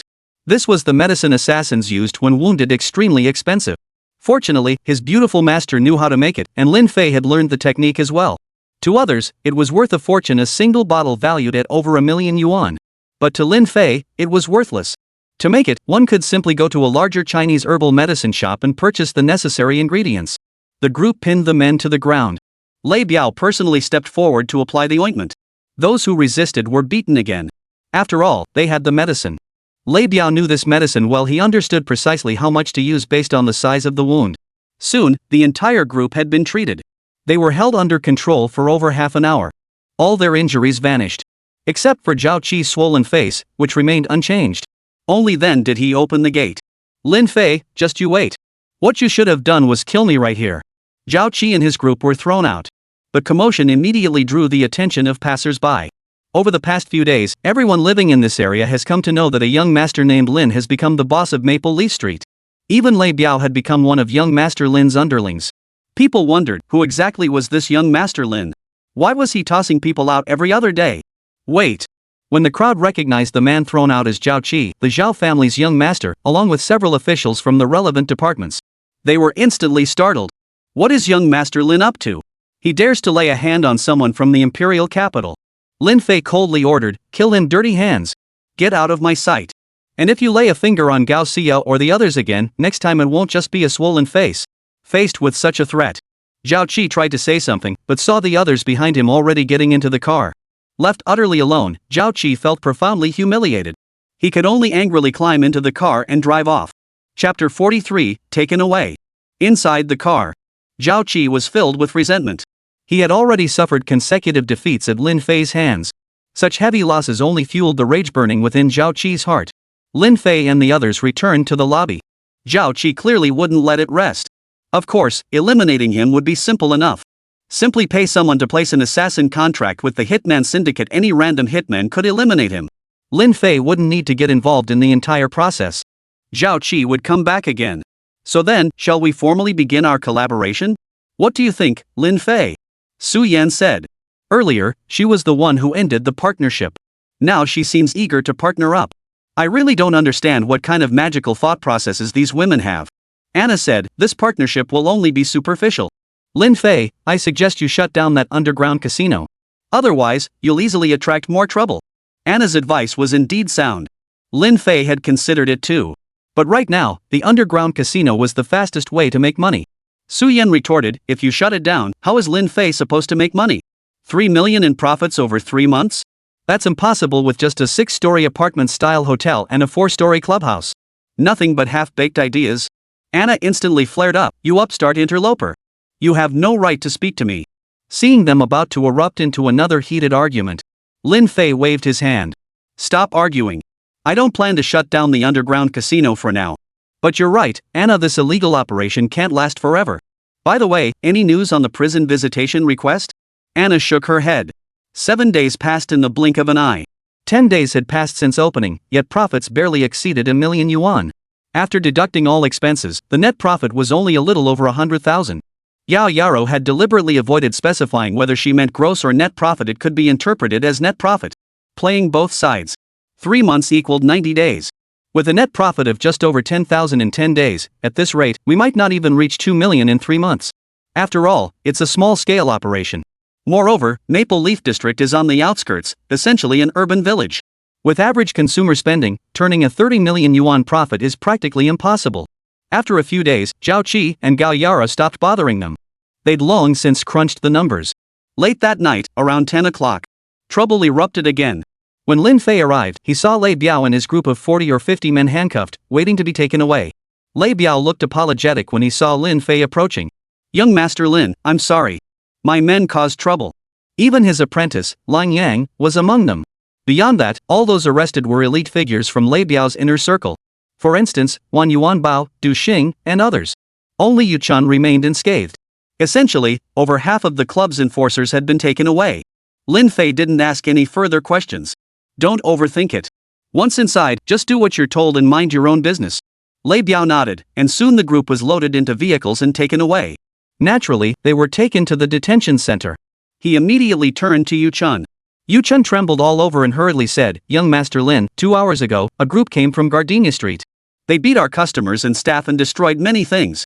Several technicians and hostesses were insulted and beaten. Lei Biao led his men in pursuit all the way to Gardenia Street, where they left 20 people seriously injured and 30 with minor injuries. Not long after Lei Biao returned, this situation unfolded. Lin Fei stood outside, yet could still see the chaos inside the lobby. There were even several bloodstains on the floor. Gardenia Street? Lin Fei suddenly recalled the group he had encountered at the restaurant after leaving the academy. Who else could it be but them? Anna knew Lei Biao well too. She wondered, even if Lei Biao has a fiery temper, he shouldn't be so reckless as to injure someone like this. Lei Biao was a hitman, though he only took on a few jobs a year. But assassins must possess a cool head. His fiery temper was one thing, but when carrying out an assassination mission, he maintained absolute composure. Clearly, something had struck a nerve with Lei Biao. Lin Fei inquired about the technicians and the princess. Then he understood what had happened. Don't be fooled by Lei Biao's usual boisterous, short-tempered demeanor. He fiercely protects his own employees. They usually got along very well with him. Seeing them humiliated and beaten, coupled with the club being vandalized, Lei Biao was bound to fly into a rage. And that rage would play right into someone's hands. Lin Fei coldly declared, Gardenia Street. Yu Chuan, the club definitely can't continue operating tonight. We'll close for rectification first. Seeing Lin Fei about to act impulsively, Anna immediately stepped in, You're going over there? Lin Fei replied, Of course. They destroyed my club, I'm going to demand compensation. Anna hurriedly interjected, if you go, you'll be playing right into their hands, they're waiting for you. If you get arrested too, old Luo will have to step in. Do you want to owe him a favor? Yu Chun also tried to dissuade him from the side. Just as Anna was about to speak, her eyes suddenly sharpened. She whipped her head toward the street corner ahead on the left. She immediately whistled in that direction. Two dark figures suddenly leapt down from the high rises on either side. Then, a burly man was seen being firmly seized by two women clad in black night attire, who dragged him over. Lin Fei recognized the man immediately. He immediately recalled the man who had put on a show at the restaurant on Gardenia Street not long ago. Lin Fei. The man sneered with disdain. He didn't seem to care at all about being captured. As if Lin Fei dared not touch him. Recognize me, your big brother? You little bastard dared to seduce my wife. You've made your big brother wear a green hat, and you won't admit it, huh? This guy's still putting on a show. Yu Chun snapped, what the hell are you sneaking around here for?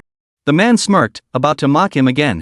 Before he could speak, Lin Fei suddenly appeared before him. He reached around the man's waist and pulled out a gleaming, sharp dagger. With a swift backhand motion, he plunged it into the man's thigh with a wet thud. Ah! A piercing scream split the night air. There should be more of your men nearby. Call them over. The man never imagined Lin Fei would actually dare to strike. Wasn't he afraid of ending up like Lei Biao, getting arrested? Even Anna was slightly taken aback by Lin Fei's actions. Gritting his teeth in pain, the man snarled, call your sister. If you've got the balls, kill me, you ing coward. Anna said, no need to shout. No sooner had the words left her mouth. Several more women clad in nightcloaks appeared from the other side. All of them were Anna's subordinates. Wherever Anna went, her subordinates followed. Her subordinates were stationed at both ends of the street and inside the all-black vans parked along the roadside. Wherever Anna went, they followed closely behind. It was as if this entire area is essentially under the complete control of Anna's subordinates. Not a single flicker of movement escaped their notice. When Anna gave the order, they sprang into action as one, completing the task at lightning speed. They immediately apprehended 5 individuals. Lin Fei could also directly command Anna's subordinates. They need not obey Luo Tai's commands. But they must obey Anna and Lin Fei's commands. Chapter 44, Demanding Compensation. Gardenia District. Inside a bathhouse on 3rd Street. Young Master San's move was truly brilliant. With just a few moves, he temporarily took out the top enforcer by Lin Fei's side. Now he could relax. Lei Biao was a formidable martial artist. Without him, Lin Fei was nothing but a worthless. Inside a bathhouse, 2 figures soaked in the tub. One was Zhao Bo, the other was Zheng Feng, the local kingpin of Jizi Street. Alongside them was a young, attractive female attendant responsible for scrubbing their backs. Zheng Feng's face twisted into a sly grin as he spoke. Third young master, that teacher at your academy Su Jiaojiu is quite something. When might you arrange for me to have a go with her? Rest assured, I'll make sure you get your share of the benefits. Zheng Feng had long set his sights on Su Jiaojiu. After all, she came and went from the academy daily, though lately she'd been picked up and dropped off by a private car every day. Zheng Feng didn't dare to act too recklessly. Zhao Bo chuckled, Su Jiaojiu and Lin Fei seem pretty close, but I'll grant you this favor for now. I'll find an opportunity to lure her here. Rest assured, that woman is easy to deceive. Hearing this, Zheng Feng felt utterly satisfied. His mind already began fantasizing about being alone with Su Jiaojiu. Every time he saw Su Jiaojiu's exquisite figure, her delicate and beautiful face, and her fair, rosy skin that looked as though it could be squeezed to produce water. A woman like that was simply too delicious. As the local kingpin of the neighborhood, he never lacked for women. But these common beauties simply didn't have that flavor. They were like wax or wild boar meat. But Su Jiaojiu? She was undoubtedly exquisite.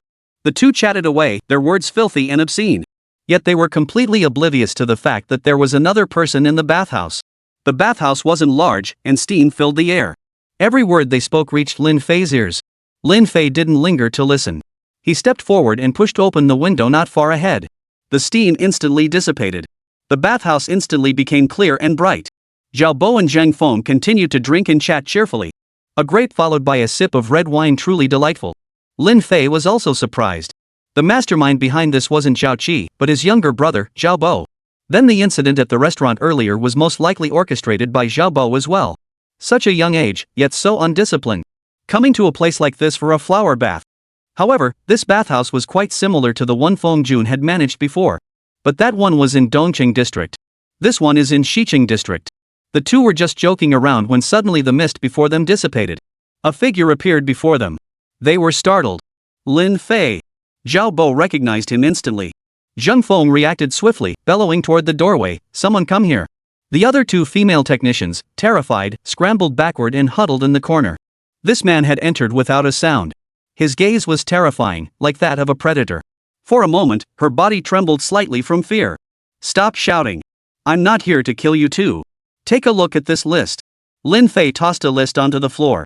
But Zheng Feng didn't pick it up, only glancing at it briefly. This is the compensation list. The total compensation demanded was 5 million. It wasn't that Lin Fei was taking advantage to extort money. Everything in the club was custom-made with top-quality materials. Zheng Feng had sent men to smash things up over there, and the damage alone already exceeded 1 million. Add to that the mandatory 3-day closure for rectification, which would incur substantial additional expenses.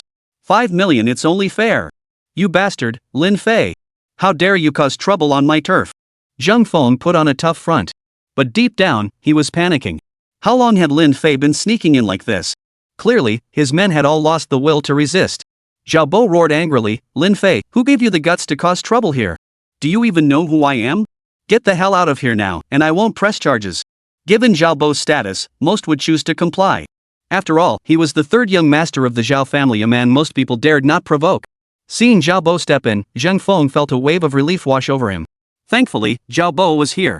The Zhao family wielded immense influence in Yunhai City. Lin Fei was nothing but a has-been young master, a disgrace to the family. Lin Fei looked at Zhao Bo and walked up to him. The bathhouse featured a circular pool. People could recline in it, fully submerged for a deeply relaxing soak. When Lin Fei approached, Zhao Bo had to tilt his head back to look up at him. This made Zhao Bo feel as though he were an inferior being. He immediately tried to stand up. But the next second, Lin Fei raised his right foot and delivered a fierce kick straight to Zhao Bo's face. Thud! The immense force sent Zhao Bo's head flying backward. He slammed into the hard edge of the bathtub, immediately splitting his head open and bleeding profusely. Zhao Bo didn't even have time to cry out before he collapsed unconscious, blood gushing from his nose and mouth. Zheng Feng watched in utter shock. Lin Fei actually dared to lay a hand on the third young master of the Zhao family. Lin Fei, don't do anything rash. You just came for money, right? I'll give it to you. Zheng Feng was genuinely terrified. Especially Lin Fei's bloodthirsty gaze, just one glance sent a chill down his spine. He dared not linger. Zheng Feng scrambled to his feet, not even bothering to wrap the towel around himself. He grabbed the phone beside him and began a flurry of operations. There was an account listed on the form, he just needed to transfer the funds. Lin Fei received the deposit notification almost immediately. He'd come seeking compensation in the first place, so once he got the money, he naturally wouldn't stick around. Before leaving, he added, oh, and remember, don't touch Su Jiaojia. Lin Fei departed. Zheng Feng stomped his foot in fury. Zheng Feng was notorious for never letting a grudge go unavenged. A moment later, Zheng Feng quickly dressed and left the bathhouse. First, he sent someone to rush Xiao Bo to the hospital. Second, he wanted to see if everything outside had truly been wiped out. Upon stepping outside, Zheng Feng saw everything appeared normal. He was utterly stunned. Damn it, he'd been tricked. Zheng Feng had assumed the bathhouse's soundproofing was too effective, blocking out any external noise. Lin Fei had brought men to stir up chaos here, thinking they could slip in unnoticed. But outside, nothing was happening. Zheng Feng called over a man and asked if he'd seen Lin Fei. The man frowned and replied, Lin Fei? Where? Zheng Feng waved his hand dismissively. They couldn't possibly not know if Lin Fei had come in. Damn it! Zhao Bo's incident had cost him 5 million. On one hand, he ordered Zhao Bo rushed to the hospital immediately. On the other, he swiftly notified Zhao Qi. At that moment, Lin Fei had already left Gardenia Street. Anna and her men had all arrived. But charging in to smash things and injure people would play right into their hands. Assassins possessed formidable stealth capabilities. Infiltrating the place was as easy as taking a leisurely stroll for Lin Fei. You beat up Xiao Bo? Anna exclaimed in shock. Lin Fei nodded. Anna sighed softly, well, what's done is done. I suppose it won't be long before new troubles arise. Though she said that, Anna didn't seem to care much. Truth be told, Lin Fei could easily mobilize a large number of assassins to wipe out the Zhao family entirely.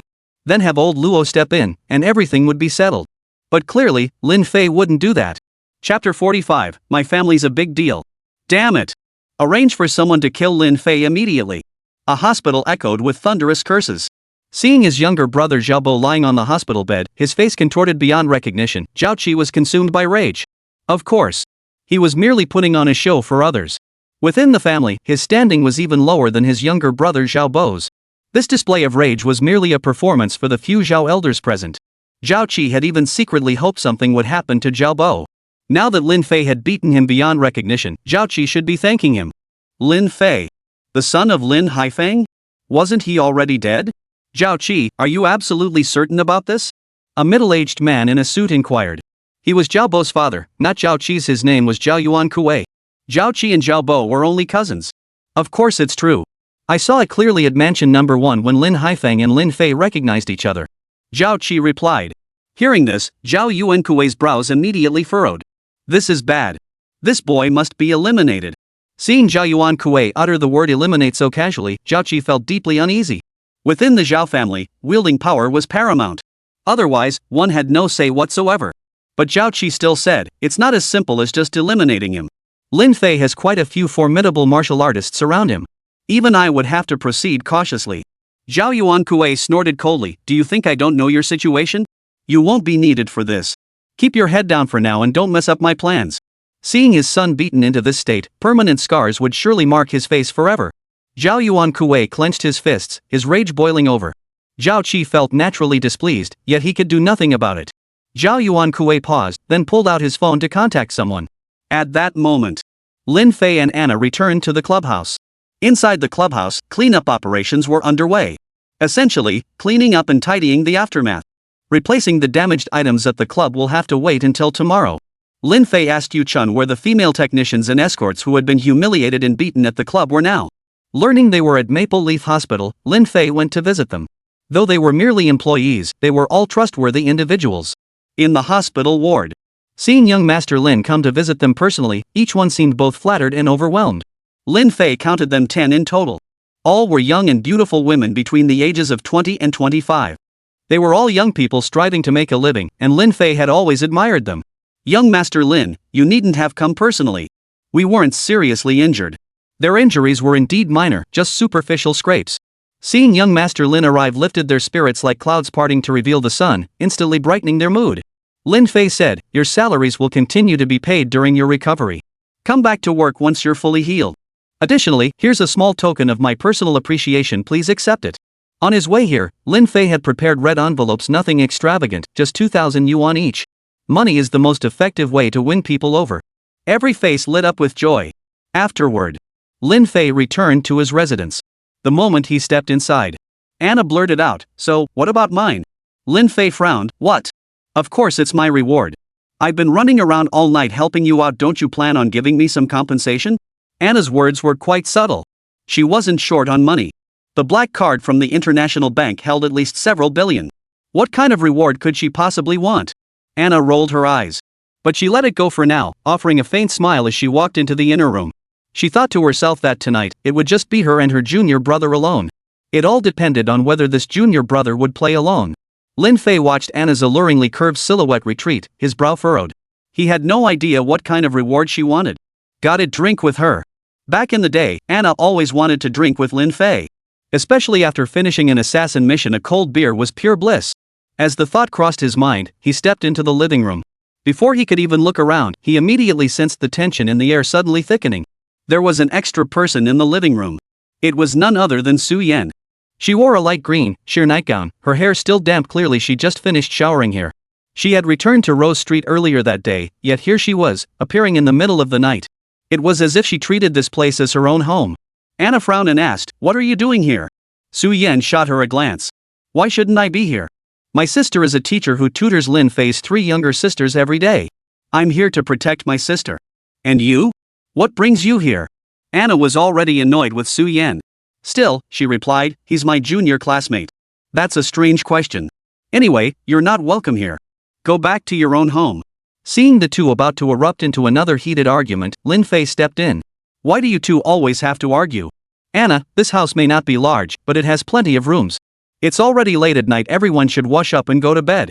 Just as he said this, Anna and Su Yan spoke in unison, we're hungry. Anna was a cold-blooded assassin, these hands were only good for killing. She couldn't cook to save her life. Su Yan was no different. As the boss of Rose Street, she had always had her every need catered to and knew nothing about cooking. Both of them instinctively turned to look at Lin Fei. Su Yan had tasted Lin Fei's cooking before. Anna, however, had sampled his cooking years ago. Lin Fei sighed helplessly, it's so late already, and you two are still eating? Aren't you worried about gaining weight? Despite his words, Lin Fei still went to open the refrigerator door. An hour later, The fragrant dishes were served on the table. Before he knew it, Lin Fei felt hungry too. The three of them dug in heartily, completely disregarding their manners, figuring there were no outsiders around anyway. Anna couldn't help but ask, Lin Fei, do you know if there are any other groups in Yunhai City besides the assassin organization that offer similar professional assassin services? This, he really didn't know. Though it wasn't his first time in Yunhai City, Lin Fei had only stayed here for a few days to complete an assassin mission. Lin Fei shook his head. Anna was about to continue when Su Yin interjected, I know. The mercenary group. Anna shot Su Yin a glance. But she didn't dwell on it. The mercenary group had a branch office in Yunhai City. You nearly beat Zhao Bo to a pulp. Zhao Yuankue won't let this slide. The assassin group definitely won't take his contract, so he'll turn to the mercenary group. So you need to find a new place to stay. It's not safe here. Anna's calculations were truly brilliant. Lin Fei and Su Yan hadn't yet grasped Anna's true meaning. Anna continued, stay at my place. It's surrounded by my people inside and out, and the house is quite spacious. It even has a dedicated martial arts training room. Anna knew martial arts training was what drew Lin Fei most, using that to lure him to stay there. This way, Su Yan couldn't possibly follow. What a perfect plan. Chapter 46, Martial Artist. So that's what you meant all along. Su Yan wasn't about to concede defeat. Why don't you come stay at my place? It's quite spacious. Most importantly, the Zhao family would never suspect you're in Rose District. Lin Fei frowned slightly. He asked, by the way, do you have the property deed for the Lin residence? Su Yan shook her head. I gave the deed to Lin Haifeng. He probably handed it over to the foundation. Your father must have had his reasons for not giving it to you. Look at you now, you're a young master, after all. How could you possibly live in such a small place? I even have a martial arts training room over there. She was determined to go head-to-head with Anna. Su Yan was a martial artist herself, so having a training room at home was perfectly normal. But Lin Fei declined each offer. This vacant house in Yechen is actually quite suitable. It's close to the Moonlit Club, so he can rush over quickly if anything happens. Seeing Lin Fei's refusal, both of them couldn't help but look disappointed. After finishing their meal, Lin Fei washed the dishes, did a quick wash-up, and went back to his room to sleep. Lying in bed, Lin Fei's thoughts were racing. Mercenary guilds. He'd barely heard of them. Lost in thought, he eventually drifted off to sleep. How much time had passed? Lin Fei had another nightmare. In the dream, he was pinned beneath a massive mountain, like Sunmmary. But this mountain wasn't hard at all, instead, it was soft, like a sponge. And it was hot. Lin Fei snapped his eyes open. Instantly, a sucking sound reached his ears. Like a baby sucking on a pacifier. Immediately after, a stinging pain shot through his left cheek. Lin Fei's heart sank. Could it be Anna, or perhaps Su Yan sneaking in? Logically, neither of these women would do something like this. As his eyes adjusted to the darkness, Lin Fei soon saw the room clearly.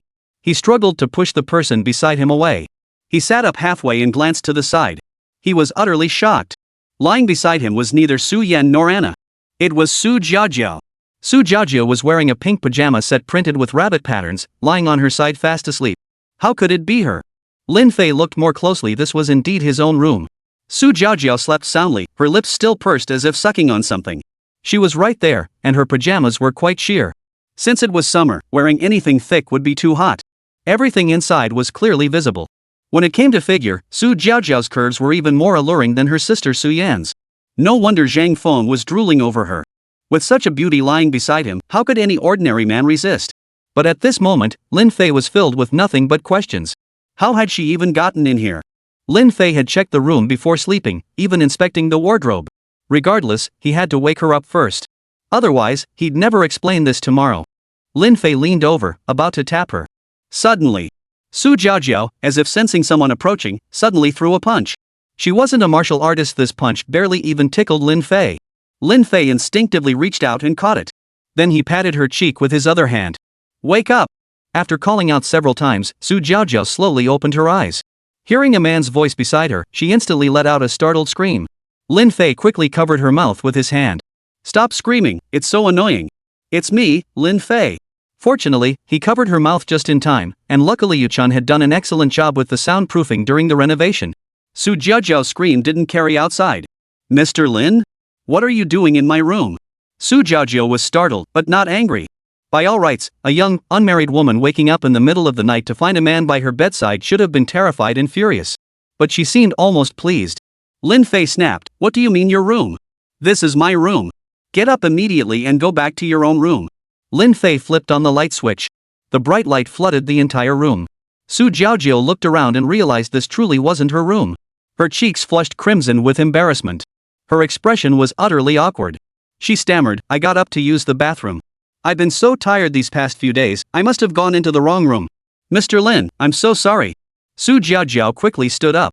She kept apologizing to Lin Fei. Lin Fei glanced at the time. It was already 5:30 a.m., nearly dawn. At this hour, Su Jiaojiu would usually already be up. It seemed he'd slept for about 4 hours. That was enough. Su Jiaojiu left without anyone noticing. Gao Xiao, Ding Xiaoxiao, and Song Xian were all resting in separate rooms. Separating them helped them rest. When these three little troublemakers were together, they could stay up all night long. During the day at school, they'd frantically catch up on sleep. Compared to Su Yan, her younger sister Su Jiaojiu was a domestic expert. She excelled at everything from laundry to cooking. Lin Fei paid her no mind and headed to the courtyard. He practiced martial arts in the open space of the modest courtyard. Having spent 20 years on the mountain, he'd been rigorously trained by his beautiful master since he could remember. She had been taught methods to cultivate inner strength. A martial artist's strength was measured by the power of their inner energy. In the martial world, a hierarchical system exists. Martial artists are ranked by segment. But to enter the ranks, one must first become an advanced martial artist. The lowest rank is the entry-level novice martial artist, followed by the intermediate martial artist, and then the advanced martial artist. Upon reaching the advanced stage, a martial artist can effortlessly deliver a punch with a force of 1000 jin. At this point, they qualify for the first rank. There are 9 ranks in total. The highest is 9th rank. Legend holds that a 9th rank martial artist possesses the overwhelming power to shatter an entire mountain with a single punch. Whether this is true or not, Lin Fei has never witnessed it. As for his beautiful master, Lin Fei only knew she was profoundly unfathomable. Currently, he had barely reached the first rank martial artist realm. Anna was roughly at the same level. As for Su Yan, she was at most a high-level martial artist. The road ahead was still long. The opponents they would face would only grow stronger. Lately, there hasn't been much training. Martial arts cultivation begins with half an hour of meditation, channeling qi into the dantian and circulating it through the body's extraordinary meridians. This brings the blood within to a boiling point. Afterward, they practice techniques in combat forms. At the same time, they can independently develop their own unique martial arts techniques. As things stand now, none of the martial artists Lin Fei has encountered are high-level practitioners. Their low prowess stemmed primarily from personal aptitude. Yet in this world, martial artists blessed with exceptional talent are far more numerous. It's just that I haven't encountered it yet. Take the mercenary group Anna mentioned. It's an unknown entity. Take the assassin group, for instance. Its ranks are filled with countless formidable individuals. However, first-tier martial artists are few and far between, which shows just how rare second, third, or even fourth-tier martial artists are. The gap between a first-tier martial artist and a second-tier martial artist is exponential. A first-tier martial artist's ordinary punch can exert a force of 1000 jin. A second-tier martial artist can easily surpass 2000 jin, while a third-tier martial artist reaches 3000 jin and so on. Legends speak of 9th-tier martial artists shattering mountains with a single punch, unseen, yet not entirely unfounded.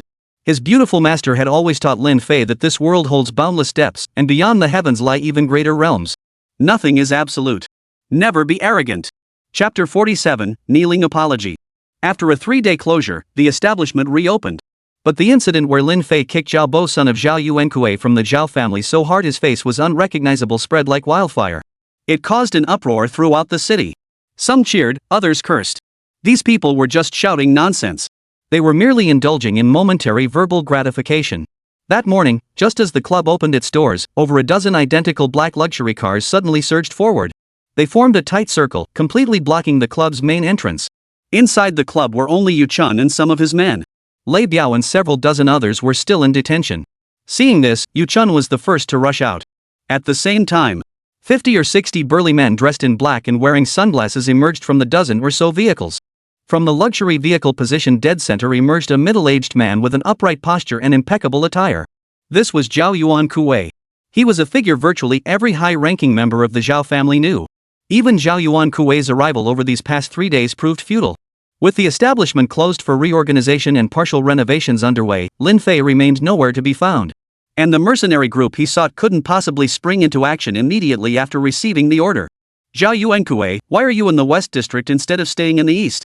Yu Chun asked coldly. Young Master Lin was inside. With young Master Lin backing him, Yu Chun felt utterly confident. Zhao Yuankue glanced at him. You're not worthy of speaking to me. Have Lin Fei come out, or I'll have this place renovated for a month or two. Damage means paying for it. But Zhao Yuankue had money to burn. Meanwhile, on the third floor of the clubhouse, Lin Fei sat down with a father and daughter to discuss matters. Xin Chang pleaded earnestly, Lin Fei, whatever my daughter did wrong in the past is on me. Please don't call off the engagement. Shen Chang knew Lin Fei was the Shen family's only hope now. Shen Xinyu remained adamantly opposed. Enough. This engagement must be dissolved. I detest him. Shen Xinyu possessed a stubborn temperament. She had been pestering Lin Fei these past few days, demanding he cancel the engagement. To dissolve the engagement, she must visit the prison and obtain Lin Haifeng's consent. As for Gao Yaru, her opinion didn't matter. Just as Lin Fei was about to speak, a knock sounded at the door. After letting the visitor in, a man with a look of urgency on his face entered. Young Master Lin, there's been an incident outside. Lin Fei furrowed his brow. What's happened now? Lin Fei rose to his feet, no longer paying attention to the father and daughter. The reason for the alliance with the Shen family back then had been their proposal. The Lin family had forged ahead through adversity, gradually expanding in scale. In turn, they lifted the Shen family higher and higher. Unfortunately, when the Lin family collapsed, the Shen family followed in a precipitous decline. Now burdened with massive debts, they frequently faced threats and intimidation from the Zhao family, especially Zhao Qi. Lin Fei was their only lifeline. This had Shen Chang in a panic. You couldn't beat or scold a grown child, especially a daughter. Downstairs, outside, Zhao Yuankue's eyes flashed with malice the moment he saw Lin Fei emerge. Lin Fei, I demand an explanation for severely injuring my son. Otherwise, I'll tear this entire building down. Lin Fei asked calmly, what kind of explanation do you want? Zhao Yuankue's brow furrowed slightly. Seems my show of force has intimidated him. And rightly so. After all, he was a high-ranking member of the Zhao family, wielding immense power. The dozens of men he'd brought along were all high-level martial artists. Zhao Bo had used a minor trick to have Lei Biao, the only high-level martial artist by Lin Fei's side, detained. Without his formidable subordinate, Lin Fei was nothing but a useless fool. I'm not short on money, so you don't need to compensate me. Just come with me to the hospital. Kneel before my son and apologize. That'll settle this. I'm magnanimous. I won't nitpick with a little punk like you. If Lin Fei actually did that, he'd make good on his word. But here's the thing. The moment he kneels, it'll be published in the papers and trending online. Let the entire Yunhai City see it, especially Lin Haifeng, serving time in prison, watch his son publicly kneel and apologize. Before overwhelming power, a mere Lin Fei is no better than an ant. Lin Fei couldn't help but smile. Seeing Lin Fei smile, Yu Chun and the others laughed even more wildly. Their laughter was dripping with scorn. Yu Chun sneered, it's not exactly the crack of dawn. Still half asleep, are you? Go home and catch up on your sleep. Faced with such mockery, Zhao Yuankue was naturally filled with rage. But this was Xiqing district, not the Zhao family's stronghold. This was Luo Tai's territory. With no way to save face, how could Zhao Yuankue possibly back down? He'd come to seek justice for his son. The mercenary group had told him to return and await news, yet 3 days passed without word. Zhao Yuankue grew restless, and with a sudden resolve, he brought his men here. The onlookers saw that Lin Fei didn't even give Zhao Yuankue the time of day. How could he be so brazen? Could it be he really had Lord Luo's protection? Don't get too cocky at your age. Since I'm here today, I'll make sure you suffer. With that, Zhao Yuankue gave a signal. Immediately, dozens of burly men strode straight toward Lin Fei and his companions. Yu Chun jumped in fright. He wasn't a martial artist himself, but he could sense that every single one of these men was. And each one was nearly as formidable as Lei Biao. Lei Biao was absent, and so were his formidable subordinates. His own men were too weak, not even 10 of them could take on a single opponent. Young Master Lin is here as his subordinate, how could I even think of running away? Yu Chun feigned toughness. Zhao Yuankue, this is our club's entrance. If you cause trouble here, we have every right to defend ourselves without liability. Lei Biao got arrested earlier mainly because he chased someone onto their turf and injured them. Here, it was Zhao Yuankue who came to cause trouble. If they flee now, we bear no responsibility if we don't pursue them. Zhao Yuankue chuckled coldly, fight back? Then go ahead and try. With that good-for-nothing, useless piece of trash, he thinks he can retaliate? With that, he beckoned with a wave of his hand. A young man in plain clothes approached from the side. A press pass hung around his neck, a reporter from the Dongcheng District News Department. Camera in hand, he was ready to document Lin Fei's humiliation. Lin Fei, you don't have to go to the hospital, just kneel right here. You lot, beat him up good. Money? I've got plenty of that. There's almost nothing in this world money can't solve. Immediately, dozens of people prepared to attack. Lin Fei and his group were completely surrounded. Lin Fei said, Yu Chun, you step back. He's not a martial artist, getting involved will only get him beaten worse. But Yu Chun remained resolute. Young Master Lin, how can a subordinate retreat while his master charges forward? Even if I can't win, I'll fight to the death. Inspired by Yu Chun's resolve, the others echoed his determination. Lin Fei ceased his attempts to dissuade them. At that very moment, the man before them sneered, "Fine, die together then. Open your eyes wide, I'm ing coming." Before the words had even faded, several fists, each carrying a heavy aura, rushed toward him. Lin Fei dodged nimbly. But Yu Chun and the others lacked such agility. They were immediately pounded by fists that slammed into their bodies and faces. In an instant, over a dozen men sprawled out on the ground, blood spurting from their noses and mouths as they writhed in agony. Chapter 48, Unconventional Tactics. A dozen men lay sprawled on the ground. They fell into a brief unconsciousness. Seeing how weak these men were, the dozens of attackers grew even more arrogant. They completely disregarded Lin Fei. And Lin Fei's favorite tactic was to let them fight amongst themselves. In an instant, Lin Fei flickered out of the way, evading their attacks first. Though each of these dozens of advanced martial artists possessed strength comparable to Lei Biao, their ruthlessness fell short of his. The group repeatedly missed their strikes, their anger boiling over. They then saw Lin Fei had actually retreated to the outer perimeter, the area where dozens of them were positioned. He stood his ground, extending a finger in a taunting gesture. Seeing this, the group could no longer contain their fury. This taunting gesture was the ultimate insult to martial artists. A mere 20-year-old brat, they certainly wouldn't take him seriously. Lin Fei's provocation succeeded brilliantly in drawing the group's attention. Without exception, they closed in once more, forming a complete circle to attack him from every angle. Each person unleashed their greatest strength, even mustering every last ounce of energy. The onlookers were a mix of excitement and concern. So many people attacking Lin Fei alone. Though it defied martial ethics, it was precisely what Zhao Yuankui had hoped to see. Oh no! Dozens of people kicking and punching him. Even if Lin Fei's body were made of steel, he couldn't withstand this. Ah, what a pity. I had high hopes for Lin Fei, but it seems his time has come. In just half a month, he'd managed to offend everyone he shouldn't have. Young people these days are getting more and more reckless. The crowd murmured among themselves, some expressing regret, others finding the spectacle rather entertaining. But in reality, those dozens of people suddenly turned on each other in an instant. They were clearly attacking Lin Fei, but suddenly, the Lin Fei before them vanished. Unable to retract their limbs in that split second, their blows landed mercilessly upon their own comrades. In an instant, dozens of figures sprawled to the ground, blood spurting from their mouths and noses as chaos erupted. Soon, cries of pain echoed through the air. The crowd was stunned. Their eyes widened in disbelief as they scanned the confined space, searching for Lin Fei's whereabouts. Zhao Yuankui, who had just lit a cigar and taken a puff, choked on the smoke in surprise. He began coughing uncontrollably. In that instant, Lin Fei had evaded the impending attacks from the crowd at the fastest possible speed. He had employed the master-taught footwork technique known as the Ghost Shadow Tracker's step. The reason they saw Lin Fei vanish in an instant was because their eyes couldn't keep up with the speed of his movement. Only high-speed cameras could capture the entirety of his movement trajectory. Of course, trapped in a tight encirclement, Lin Fei couldn't break free. But as a first-rank martial artist, creating an opening in that instant was effortless for Lin Fei. Thus, Lin Fei need only knock one person flying to instantly break through their ranks of dozens.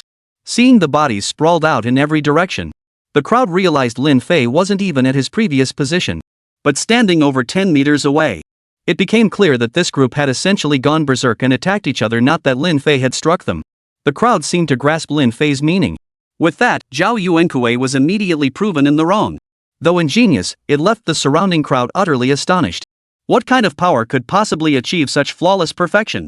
Lin Fei strode up to Zhao Yuankui, who had just stopped coughing.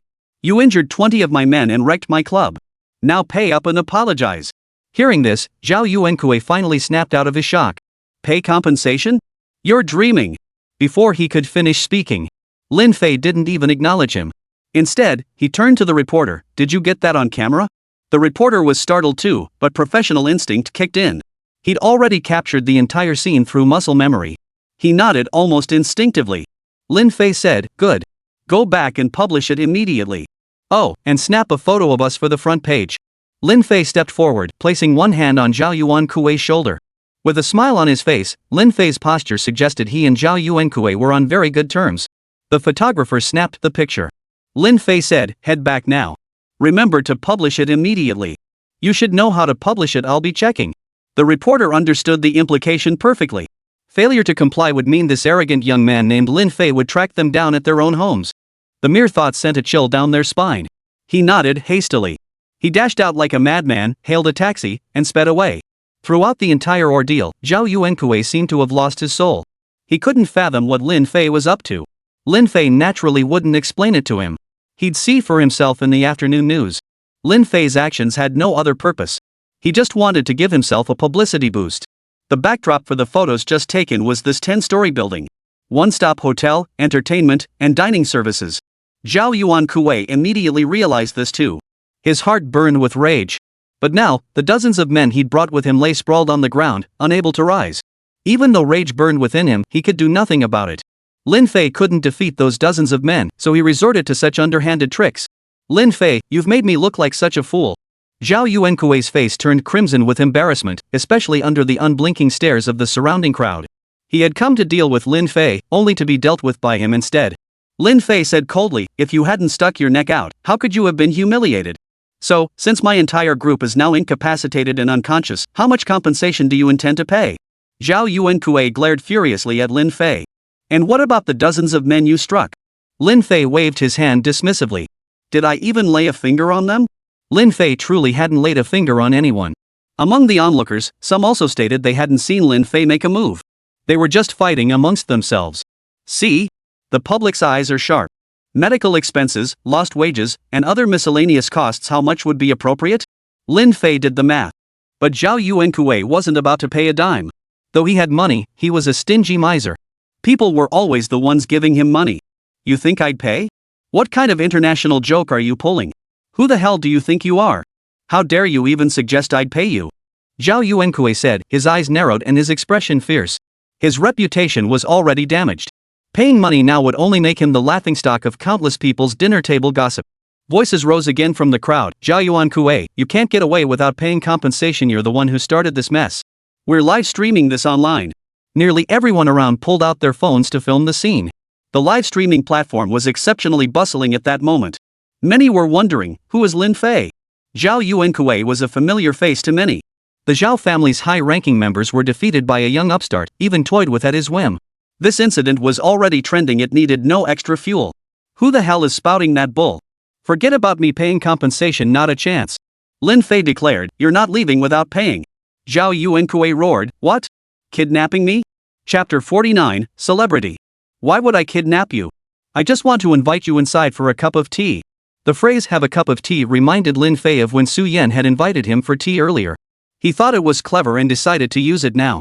Seeing Lin Fei's expression, Zhao Yuankui knew full well that if he didn't produce the money, he'd keep losing face here.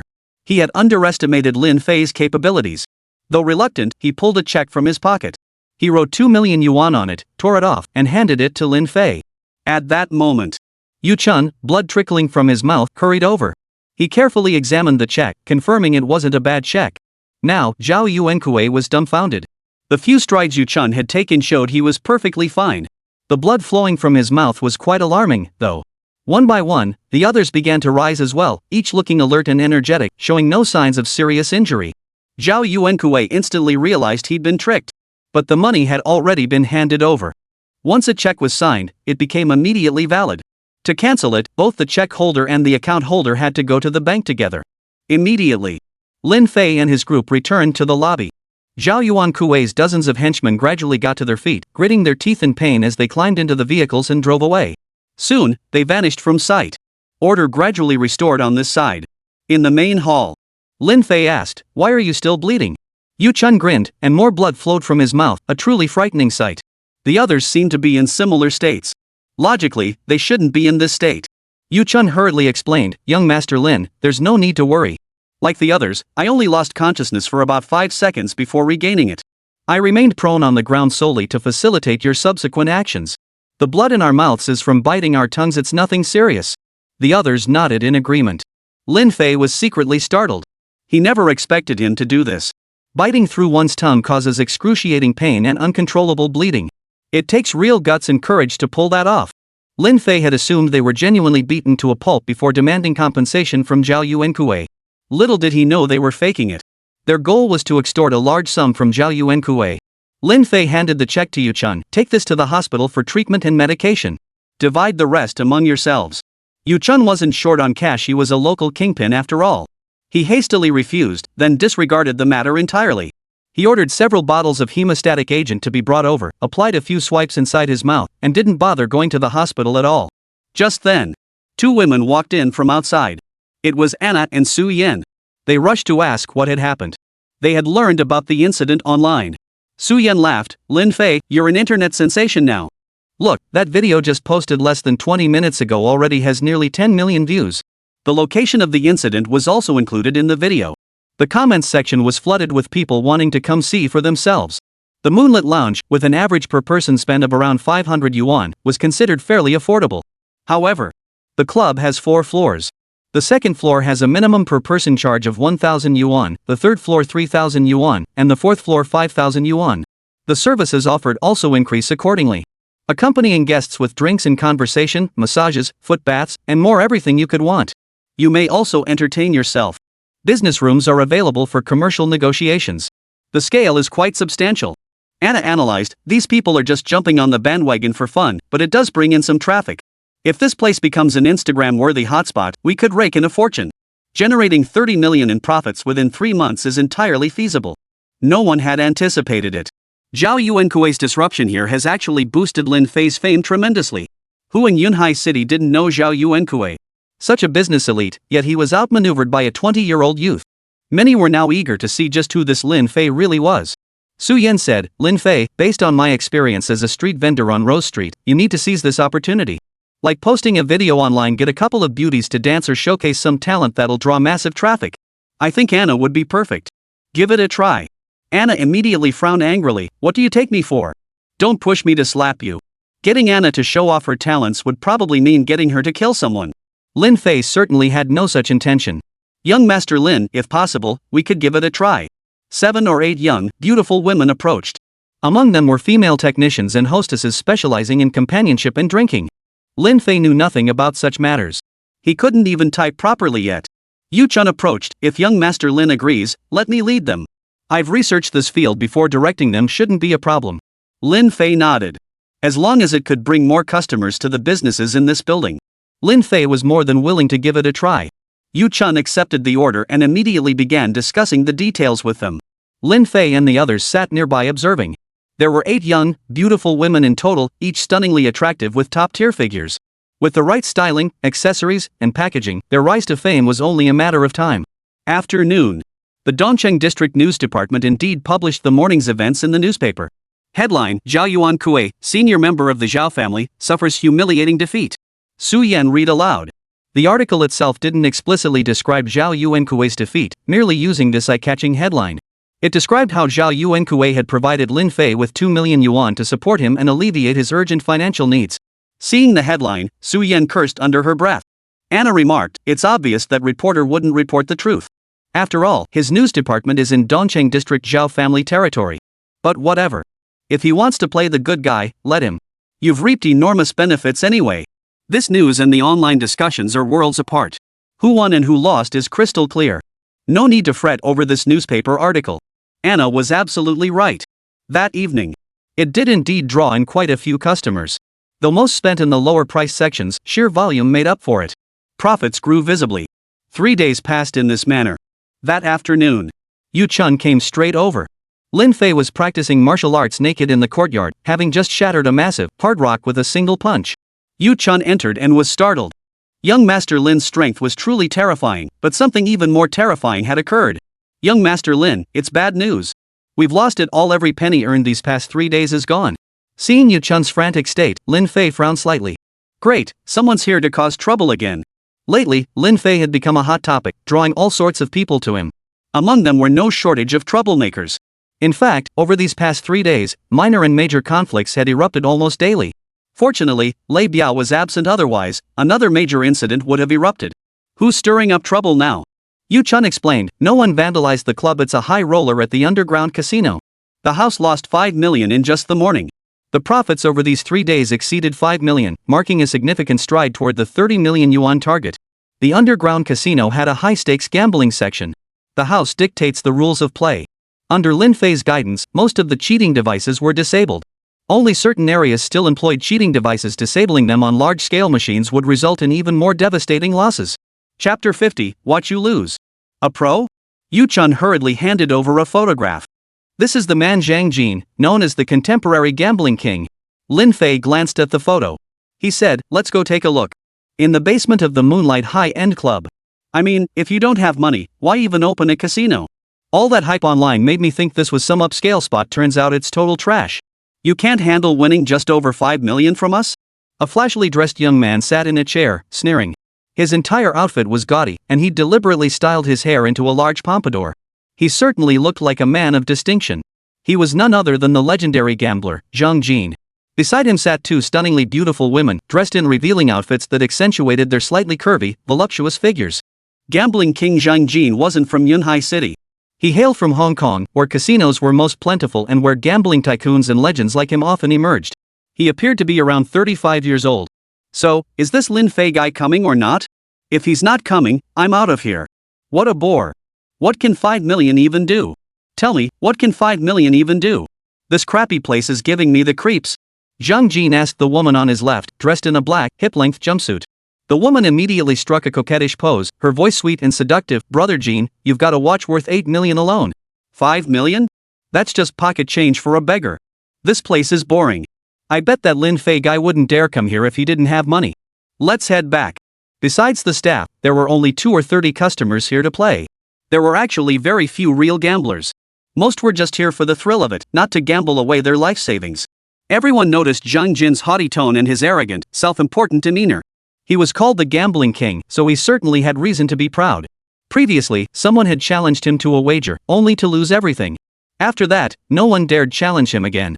Unbeknownst to the crowd, a figure stood observing coldly from within the throng, a wicked smile playing on his lips. Watch your language. When young Master Lin arrives, you'll be in for a world of trouble. You better keep your head down and sit tight. If you can't wait, you can get the hell out, you're not welcome here. A dealer barked harshly. This guy had a nasty way of speaking and was acting all high and mighty. He had already been a source of irritation to everyone. Zhang Jin heard this and instantly furrowed his brow. He sprang to his feet. The next second, he delivered a direct kick to the bookmaker's stomach. Thud! The bookie was sent flying, crashing into and smashing a table. Seeing this, the crowd immediately moved to intervene. Zhang Jin roared, "Who the hell do you think you are, talking to me like that? I'm filthy rich, do you think I'd stoop to haggling over 5 million? This place reeks of cheapness. Keep talking back, and I'll wipe you out." Seeing their comrade attacked, the others grabbed weapons, ready to fight Zhang Jin to the death.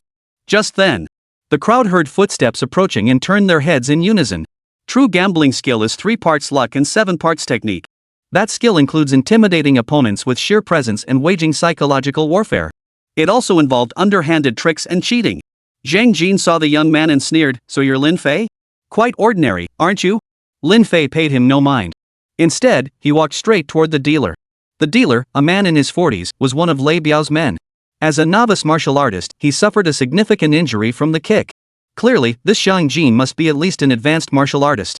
Lin Fei asked, "Can you get up?" The man replied, "Thank you for your concern, young Master Lin. I just feel a sharp pain in my stomach." Having said that, he seemed to have reached his limit.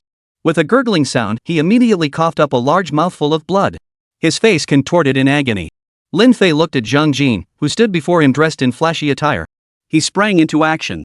Almost instantly, he was right in front of Zhang Jin, who was utterly shocked. That speed so fast. So fast he couldn't react at all. Immediately afterward, he felt a violent impact in his abdomen. Lin Fei's kick landed squarely on his stomach. Boom! Zhang Jin was sent flying backward. "This kick, I return to you." Zhang Jin slammed heavily onto the ground, instantly leaving him dazed and confused. The surrounding crowd gasped in shock. It made sense, really. This was Lin Fei's territory. To have his own men beaten on his turf. This was undoubtedly slapping Lin Fei in the face. Young men are quick to anger. That Lin Fei, a man known for his ruthlessness, hadn't killed Zhang Jin outright was already a huge concession. Zhang Jin struggled to his feet. Looking up, he met Lin Fei's piercing, soul-searing gaze. His gaze shifted away instantly. His heart was filled with shock.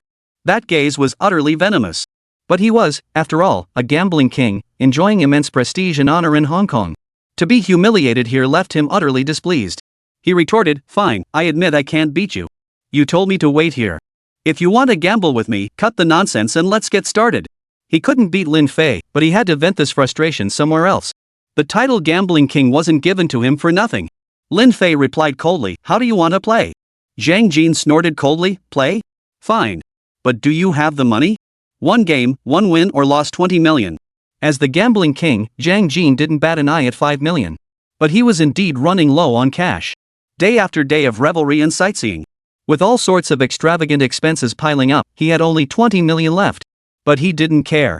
As the gambling king, when he ran out of money, he'd simply head to the casino and win a few hands. Money would flow back in like a river. Lin Fei nodded. He sat down immediately. The dealer gritted his teeth and reluctantly took the role of croupier. He refused to be sent to the hospital, determined to witness the so-called foolish gambling king get his comeuppance. Trust young Master Lin. Lin Fei had no interest in gambling. But after 7 years as an assassin, Lin Fei had naturally frequented casinos of all shapes and sizes. To get close to his target, he had to learn their habits. Business, organizing events, even gambling dens. Gambling skills were something Lin Fei taught himself. His beautiful mentor never taught him this skill, fearing it might lead him astray. While his gambling skills weren't quite top tier, they were close enough. He felt confident he could handle this gambling king before him. That earlier kick had already chipped away at his edge. This was a crucial step. The surrounding crowd watched intently, not blinking. Suddenly, Zheng Jin called a halt. Come out. Lend me 10 million. I just got word that my brother withdrew 10 million from my account. Come out. Stop hiding. The crowd froze in shock. They immediately looked in the direction Zheng Jin was pointing. There, amidst the crowd, stood a man clad in a black shirt and a black round cap. The man was practically about to explode. He never showed up, especially not in front of Lin Fei. Yet here he was, called out by Zheng Jin. As he stepped out of the crowd, everyone gasped in surprise once more. None other than Zhao Qi. Zhao Qi, you have the nerve to show your face here. One of his men snapped angrily. Zhao Qi replied calmly, I came to see Lin Fei crying over his losses. Chapter 51, Victory is certain. The club's doing pretty well for itself, but I bet you're still short on cash, huh? If I take the last bit of money you have left, will you cry then? Zhao Qi launched into a barrage of taunts. Lin Fei didn't have 20 million on him. But Yu Chun did. So it's no problem. The lingering flavor is worth far more than 20 million. However, she hadn't taken back that international bank black card Anna had given her earlier. Even when Lin Fei offered it to her, she refused. She said it was better to keep it with Lin Fei in case of emergencies. To this day, Lin Fei hadn't spent a single cent from it. Lin Fei ignored him. The situation was crystal clear. This gambling king, Zheng Jin, was summoned by Zhao Qi. Zhao Qi needed his help, so he immediately made a call to have 15 million in cash brought over. There was already 5 million in cash here.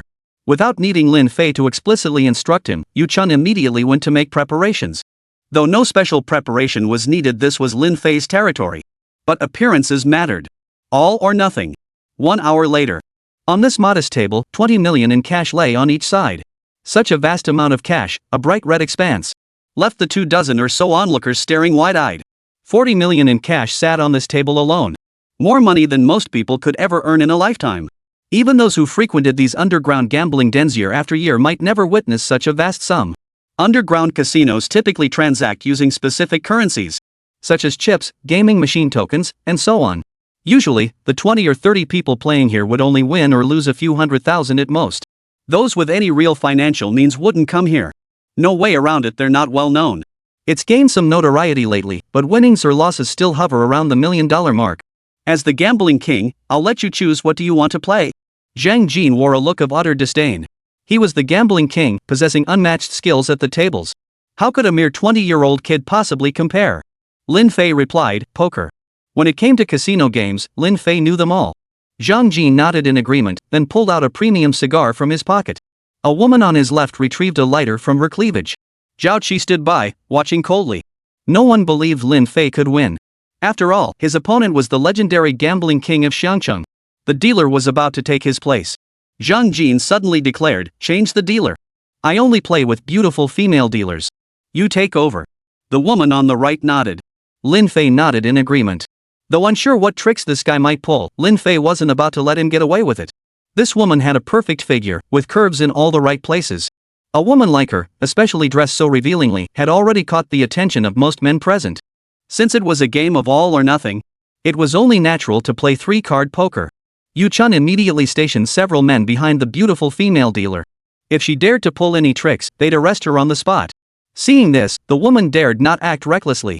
She knew this was someone else's turf, not Xiangcheng. She was just accompanying Zheng Jin for some fun. There was no need to risk her life in a place like this. After dealing the cards, neither of them looked. Zheng Jin waited for Lin Fei to speak first. If he could use this chance to up the stakes, that would be ideal. Zheng Jin was confident in his gambling skills. And rightly so, his title as the Gambling King hadn't been earned lightly. How many games had he played? How many challengers had he faced? He had to defeat them all, leaving his opponents in awe, to earn that title. Ask any random person in Xiangqing, and they'd know who Zhang Jin was. It was no wonder. Zhao Qi must have gone to considerable lengths to invite him here. Zhang Jin declared, since this is a single decisive game, let's not waste time, show your cards now. Lin Fei was thinking the same thing. Zhao Qi countered, no way. That would be no fun. I, Zhao Qi, may not have much, but I've got plenty of cash. I'm raising the stakes. If he raised, Lin Fei had to match it. Zhang Jin remained silent. It seemed the two had already communicated with just a glance. Just winning 20 million? That's nowhere near enough. Zhang Jin didn't look at his own cards, yet he radiated confidence. Lin Fei noticed this guy had been deliberately or unintentionally glancing at the cards in front of him. He'd glance for 2 seconds before looking away, then wait a moment before peeking again. Could he possibly have X-ray vision? Obviously not. Even a 9th Dan martial artist couldn't possess the ability to see through everything. And Lin Fei had never heard of any such thing as X-ray vision. No. He really does seem to have X-ray vision. But not true X-ray vision. As an assassin, Lin Fei's vision was dozens of times sharper than that of ordinary people. Like a pair of eagle eyes, he could spot prey from a distance and possessed night vision. He often sees things that ordinary people simply can't detect. In Zhang Jin's eyes, Lin Fei caught a faint trace of green. It was that fluorescent green hue, quite peculiar. Moreover, every time Zhang Jin looked over, he would absent-mindedly scratch the top of his head. As if something else was hidden beneath that big back hairstyle. Lin Fei didn't want to tip his hand. He suspected Zhang Jin had seen at least 2 of the cards in his hand. In Golden Flower, 3 cards are played, and he probably hadn't seen the final hidden card. But seeing 2 cards was usually enough to make a guess. As long as his hand was stronger than the opponent's, victory was practically assured. Lin Fei said calmly, how much do you want to raise? Zhao Qi sneered coldly, before I raise, I need to know if you have the money. If we have to wait for someone to fetch cash, we won't have time to linger here. That building of yours should be worth about 20 million. So, what do you say? Dare to bet it? That was Zhao Qi's true purpose for coming here. Lin Fei understood immediately. Yu Chun chimed in from the side, what's 20 million? Why are you wasting so much breath? There's exactly 20 million in this card, I'll check it for you right now. Yu Chun was confident young Master Lin would win. Even if he lost, those 20 million would simply go to Zhao Qi. Zhao Qi instantly roared, your master hasn't spoken yet, and you're already showing no respect as a subordinate. Keep talking, and I'll sew your mouth shut. Lin Fei, do you dare? You're just scraping by on your underlings' money now, what a useless loser. How can you call yourself a boss without any cash? You'd be better off heading back to the sticks to farm and raise pigs. Zhao Qi seized every chance to mock Lin Fei relentlessly. Lin Fei said, fine, I'll follow you. Then, show your cards. Earlier, Lin Fei had already pressed down on the 3 cards on the table. Zhang Jin couldn't keep watching. He had already seen 2 of the cards, leaving only the last one unseen. Zhao Qi exchanged a glance with Zhang Jin. He was asking Zhang Jin if Lin Fei's cards were definitely correct. Zhang Jin's eyes conveyed, they're all pairs. Relax, I've got this in the bag. Zhang Jin was exceptionally confident. He immediately revealed his hand. A pair of 10s with a high card. Zhang Jin sneered, hurry up. You want me to guess? I'm not a damn kid, what's there to guess? Zhang Jin actually wanted to guess, he just wanted to show off his eyes. The title of Gambling King didn't come for free, but it had also cost him dearly. Chapter 52, Utter Defeat. Everyone was riveted, eyes glued to the table. The air around them seemed to freeze solid. Breaths quickened involuntarily. This gamble had escalated from 40 million to 80 million. 80 million. If Lin Fei lost, this entire building would belong to Zhao Qi and Zhang Jin. Lin Fei also revealed his cards. A pair of 7s was indeed visible on top, while the 3rd card remained hidden beneath. The number and suit were obscured. Zhang Jin and Zhao Qi exchanged glances and smiled. Their eyes hadn't deceived them. Yet a slight frown creased his brow as he began to ponder. Zhao Qi suddenly interrupted him. Zhao Qi roared with laughter, you lost. Pack your bags and get out of here. From this moment on, this place belongs to me, Zhao Qi. Zhao Qi was overjoyed. He had no intention whatsoever of sharing this building with Zhang Jin. Zhang Jin didn't need this building anyway. He could just be given a sum of money and sent back to Xiangqing. The surrounding crowd felt a collective sense of disappointment. If this place fell into Zhao Qi's hands, they'd be better off never coming here again. With young Master Lin running the place, they gamblers still had a decent shot at winning. It was precisely this higher winning rate that kept people coming back. Moreover, everyone who gambled here, regardless of the stakes, they were guaranteed to spend at least 300 yuan daily.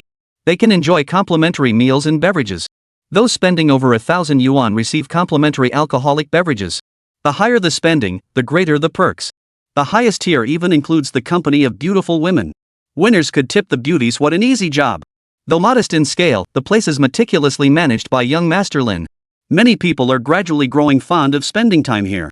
If Zhao Qi were to take them in, these perks would naturally vanish. But now the reality was staring them in the face. Lin Fei had lost. How could 1 against 7 possibly beat 10 against 1? Lin Fei glanced around. He could even sense the tension radiating from Yu Chun beside him. Lin Fei was about to reveal the truth. At that moment, 2 women hurried down from above. It was still Su Yan and Anna. These two definitely hadn't arranged to meet here together. They must have gone to the mansion first to look for Lin Fei. Finding him absent, they had no choice but to come here. By questioning the staff above, they could learn that Lin Fei was in this underground casino. Su Yan and Anna were both top-tier beauties. Both their figures and faces were the kind that made you fall in love at first sight. Seeing such beauties appear before him, Zhang Jin felt an immediate surge of energy. Comparing these 2 women to the ones he'd brought along, his own companions seemed utterly ordinary and unremarkable. By comparison, he realized just how ugly they truly were. Zhang Jin's eyes lit up. He stood up and said, "Ladies, I just won tens of millions. How about joining me on a trip around the world? Each of you gets 10 million. Follow me, and you'll live in luxury, enjoying the finer things in life." Zhang Jin stepped forward, reaching out as if to make a move. Su Yan and Anna, seeing this, felt an instant wave of disgust.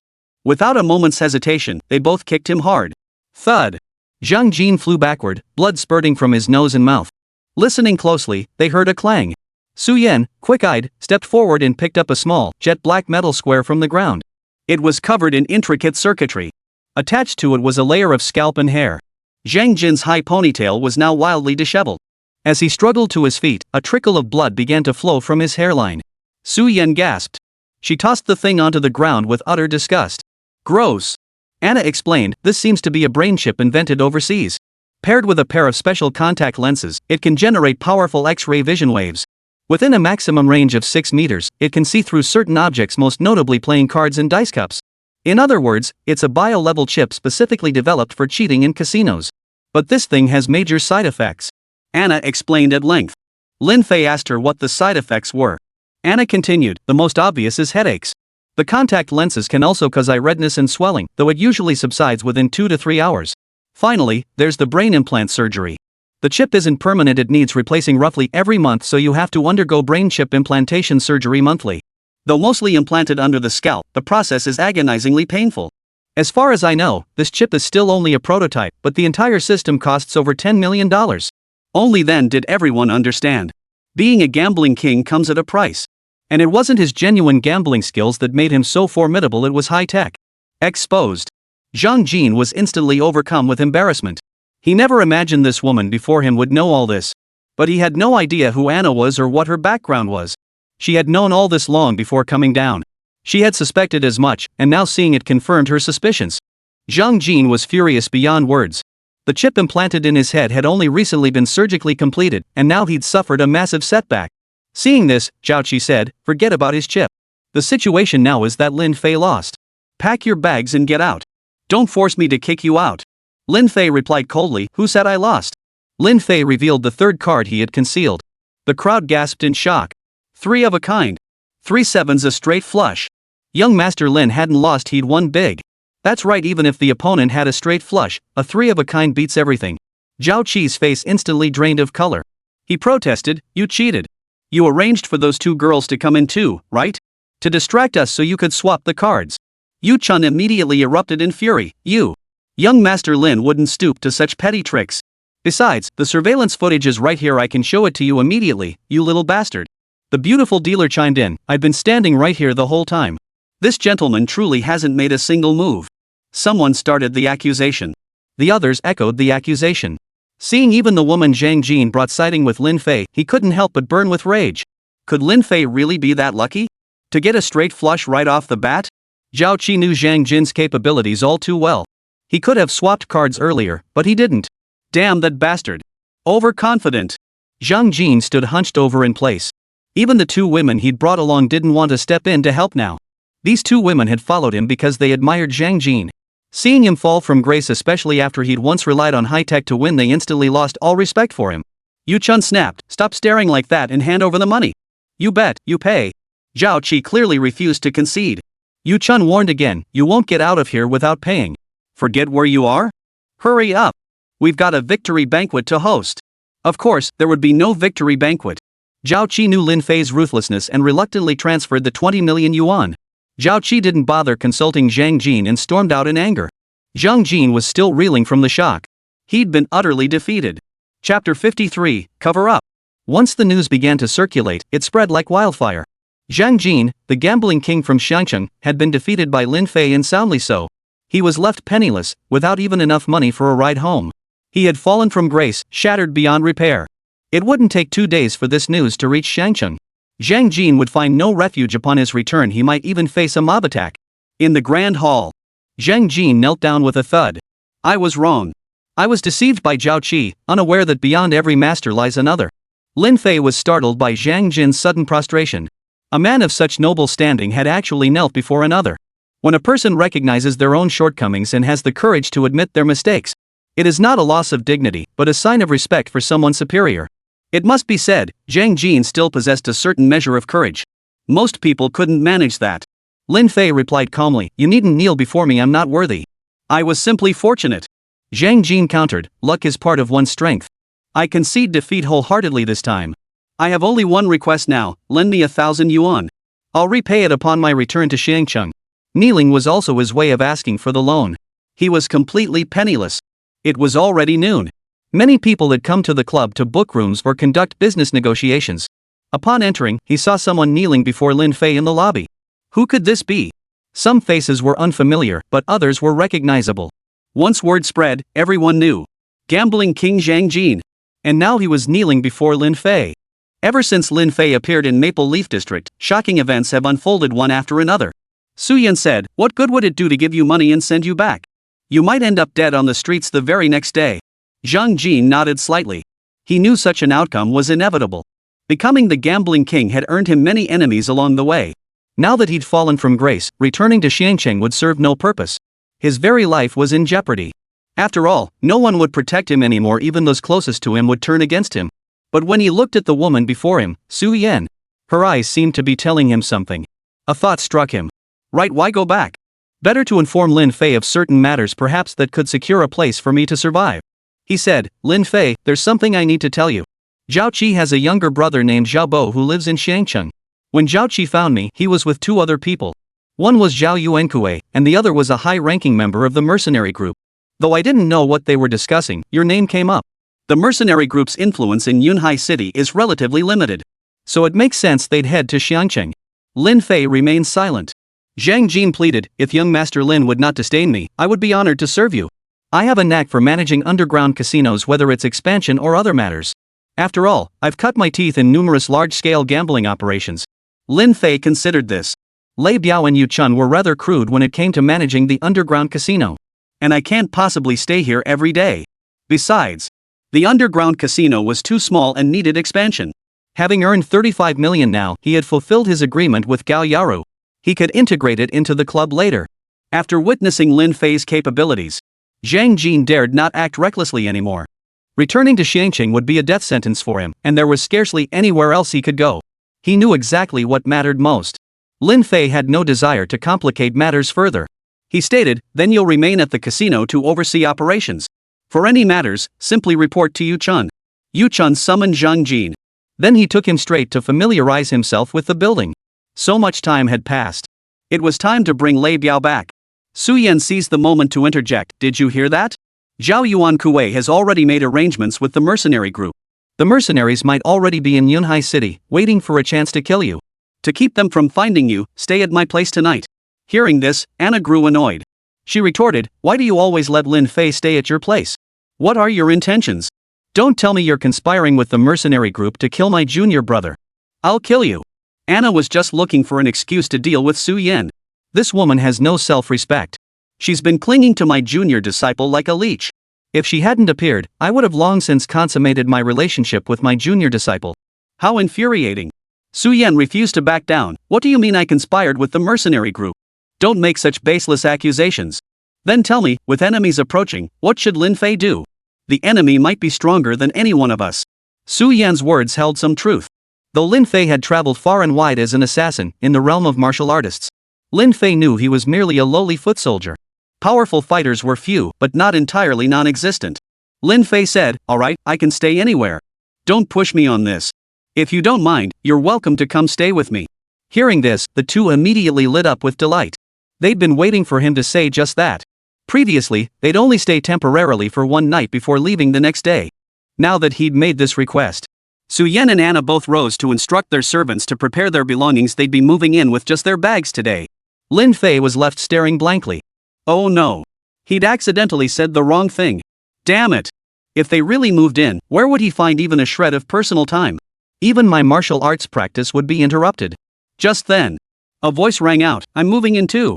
The three turned to see a woman rising from a sofa on the other side of the lobby. It was Shen Xinyu. She seemed to have been sitting there for quite some time. But she hadn't spoken a word. Lin Fei hadn't noticed either. After all, most people here were guests. Don't misunderstand, I'm only staying here to expedite the annulment of our engagement. I hope you won't deliberately delay things, Lin Fei. Shen Xinyu approached. Her expression alone made it clear that Lin Fei was stalling. Seeing this, Su Yan and Anna both frowned deeply. Su Yan even remarked, "Shen Xinyu, sometimes I envy you for having that engagement with Lin Fei first. But you don't seem to appreciate it. Never mind, there's no point in saying more. I just hope you won't regret it later." Anna added, "The prison visitation request should be approved soon. We don't know yet if it will be granted. You're welcome to stay inside, but don't make things difficult for my junior brother. Otherwise, I won't be polite." Seeing both women defending Lin Fei, Shen Xinyu snorted coldly. Her disgust toward Lin Fei only deepened. A man who gets women to defend him can't be all that great. He's just a pure show-off. He even dared to scheme against the Gao family and Zhao family. She hoped to distance herself from Lin Fei sooner rather than later, otherwise she'd surely be dragged down with him. Shen Xinyu had her own thoughts. Lin Fei had long since lost interest in her. Moreover, Lin Fei was now wholly focused on his career. He was focused on reclaiming everything that belonged to him. He had no time to concern himself with romantic entanglements. So he agreed to let her move in with him. Chapter 54, I'll Make You Happy. Afternoon. Yunhai City Center, Capital Branch Office. A black luxury business vehicle pulled up in front of the building. Lin Fei stepped out. This was the very spot where Lei Biao had been apprehended.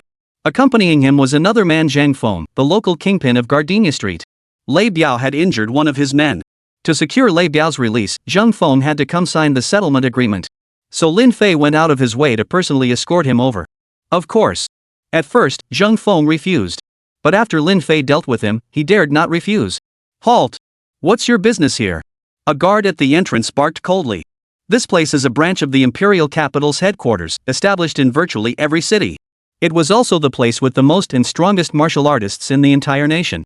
Even the guards here were intermediate-level martial artists.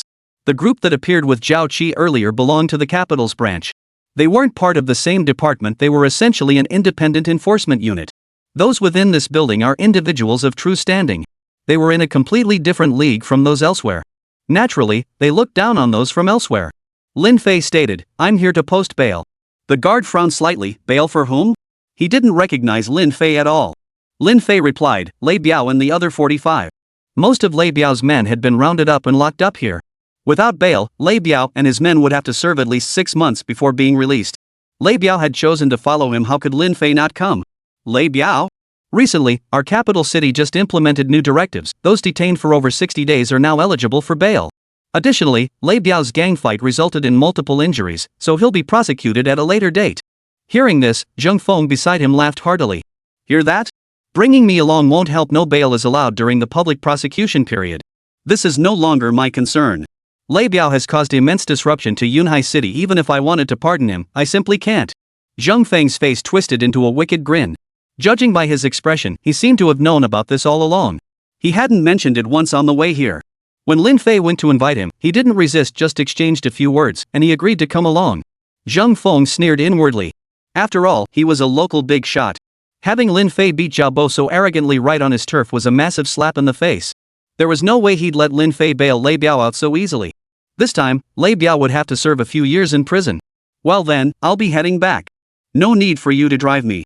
With that, Zhang Feng turned to leave, a smile still on his face. This was downtown. Hailing a cab was as easy as waving a hand. However, a local tough guy like him had already arranged for his men to follow him out before leaving. Immediately, A luxury car pulled up before Zhang Feng. Lin Fei showed no sign of haste.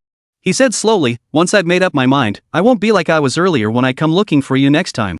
These words sent a chill through Zhang Feng's entire body. Any discerning person could grasp the implication behind Lin Fei's words. Zhang Feng whipped his head around, fury boiling over. Lin Fei. You dare threaten me right here at the capital's gates? Go ahead and hit me now if you've got the guts. I'll file a public prosecution against you. Lin Fei smiled. Why would I hit you now? I can only hit you after you've left. Such brazen words startled even the guard. Could this Lin Fei fellow actually dare to strike someone right here? Zhang Feng's anger boiled over. Yet he dared not open the door to get in. Because he knew Lin Fei would actually strike. If he dared confront Zhao Qi, Zhao Bo, or even Zhao Yuan Kuei head-on, what could a mere local thug like him possibly do? Zhang Feng waved his hand, signaling his men to drive ahead and wait in the parking lot. He then turned around. Reluctantly, he said, "Friend, even if bail isn't granted, can we at least go inside to visit?" He thought to himself that even if bail were required, it shouldn't be handled by a single guard. Whether the guard was giving Zhang Feng face or something else. He nodded in agreement, allowing them to enter. Inside the building, the atmosphere was surprisingly bustling.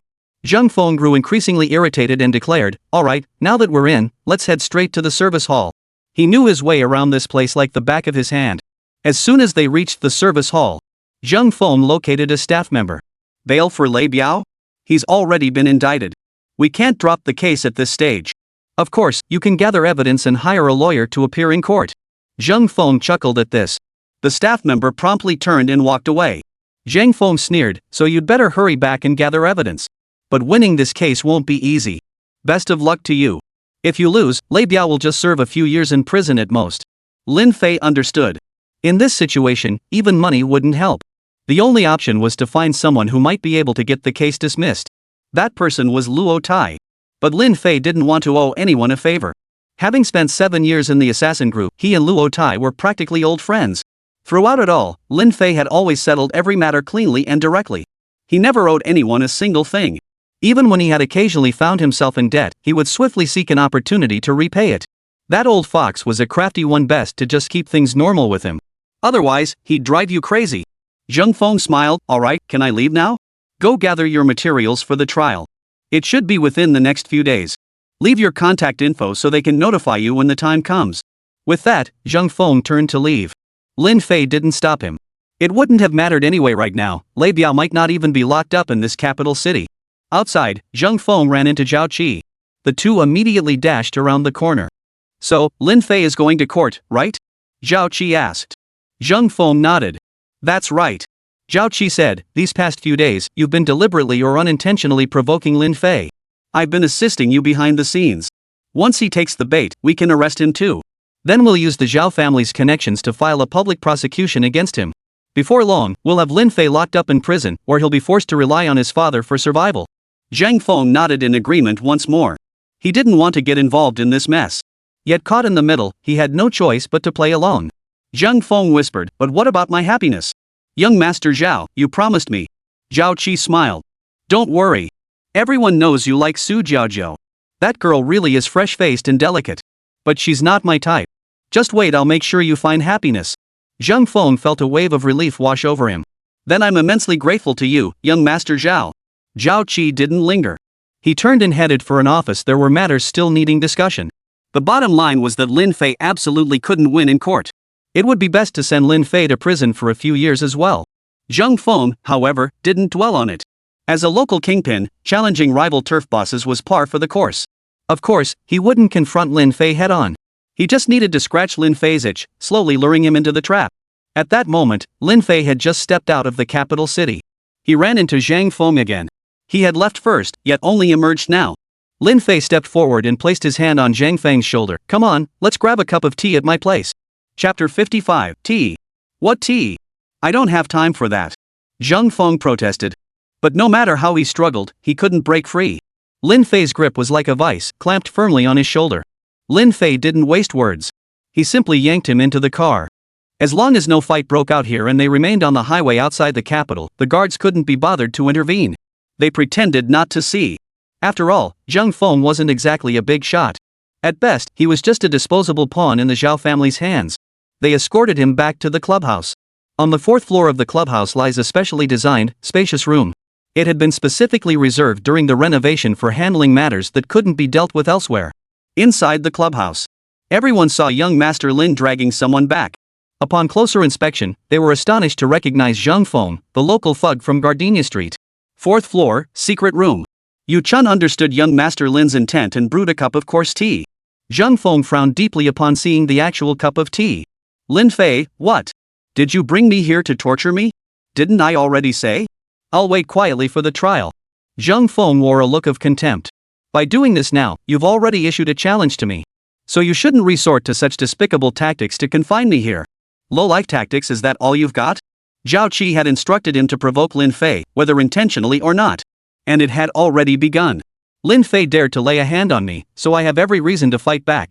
Lin Fei said calmly, drink your tea. Zhang Feng frowned, are you trying to poison me? Lin Fei replied, why would I poison you? We'll discuss business once you've finished your tea. Since he'd promised to bring him for tea, he couldn't go back on his word.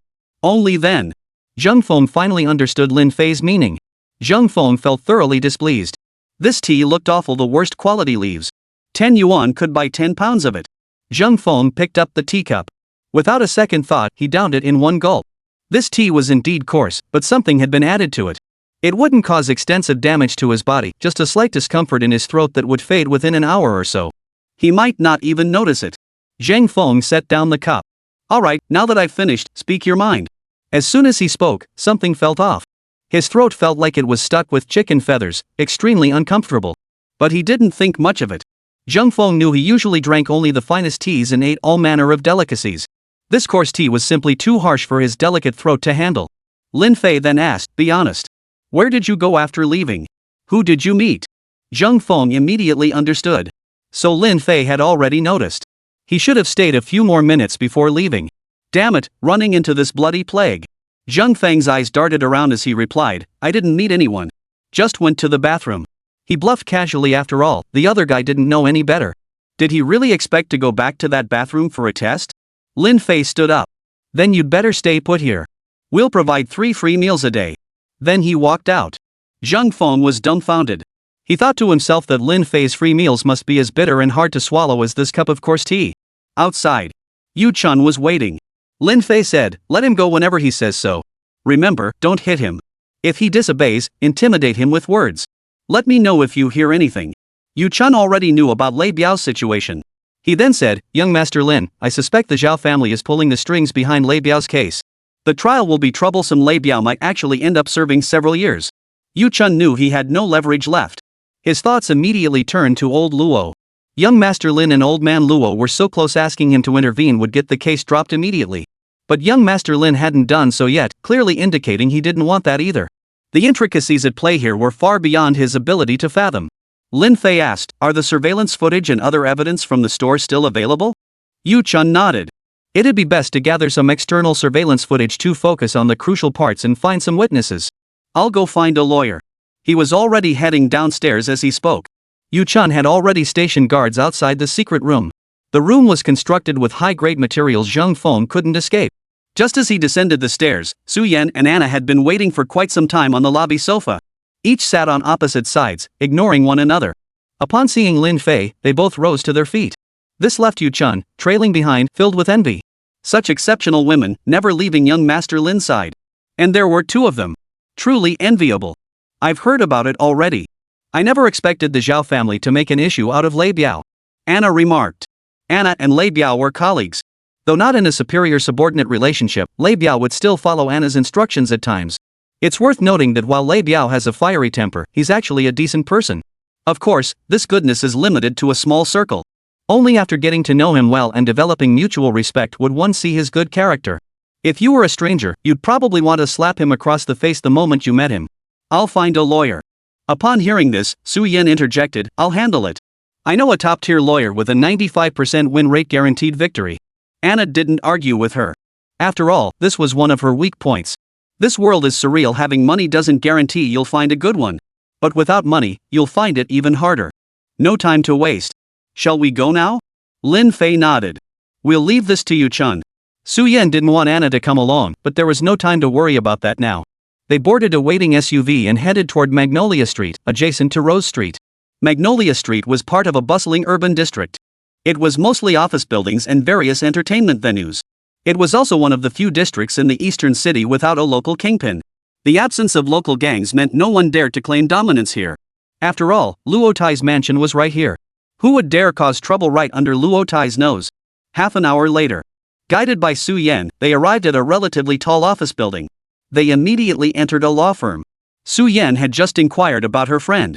They were promptly turned away. We don't have anyone by that name here. Additionally, our firm is undergoing restructuring and is currently not accepting new cases. Everyone frowned slightly. After being turned away, they closed the office door and even pulled down the sunshade. They were clearly afraid. Anna snapped, "Hey, Su, is that your friend?" Su Yan was about to retort what did she mean, Su? She turned to look and spotted a familiar figure. A man and a woman stood on the sidewalk beside the highway. They both looked young, about Su Yan's age. The man was tall and slender, with a head of permed hair that gave him a distinctly non-mainstream look. Yet his entire outfit radiated luxury. Chapter 56, Exchanging Greetings. The man's face was flushed with anger. He pointed at the young woman in front of him, dressed in a lawyer's uniform. Tall and slender, she wore black-rimmed glasses on her delicate face. Her hair was pulled back in a ponytail, giving her an air of sophistication. Judging by their attire and demeanor, it was clear the woman was Su Yan's friend, the renowned lawyer with a 95% win rate. For most lawyers, maintaining a win rate of 30 to 40% was already considered impressive. Even remarkable. But 95%? That was truly extraordinary. Su Yan hurried over at a jog. Lin Fei and Anna followed closely behind. As they approached, they heard the two arguing. "Yang Xiao, don't push me on Zhao Chang, the Zhao family's heir. How have you treated me in return for how I've treated you?" "Oh, the Zhao family's young master." Lin Fei had just walked over when he overheard this exchange.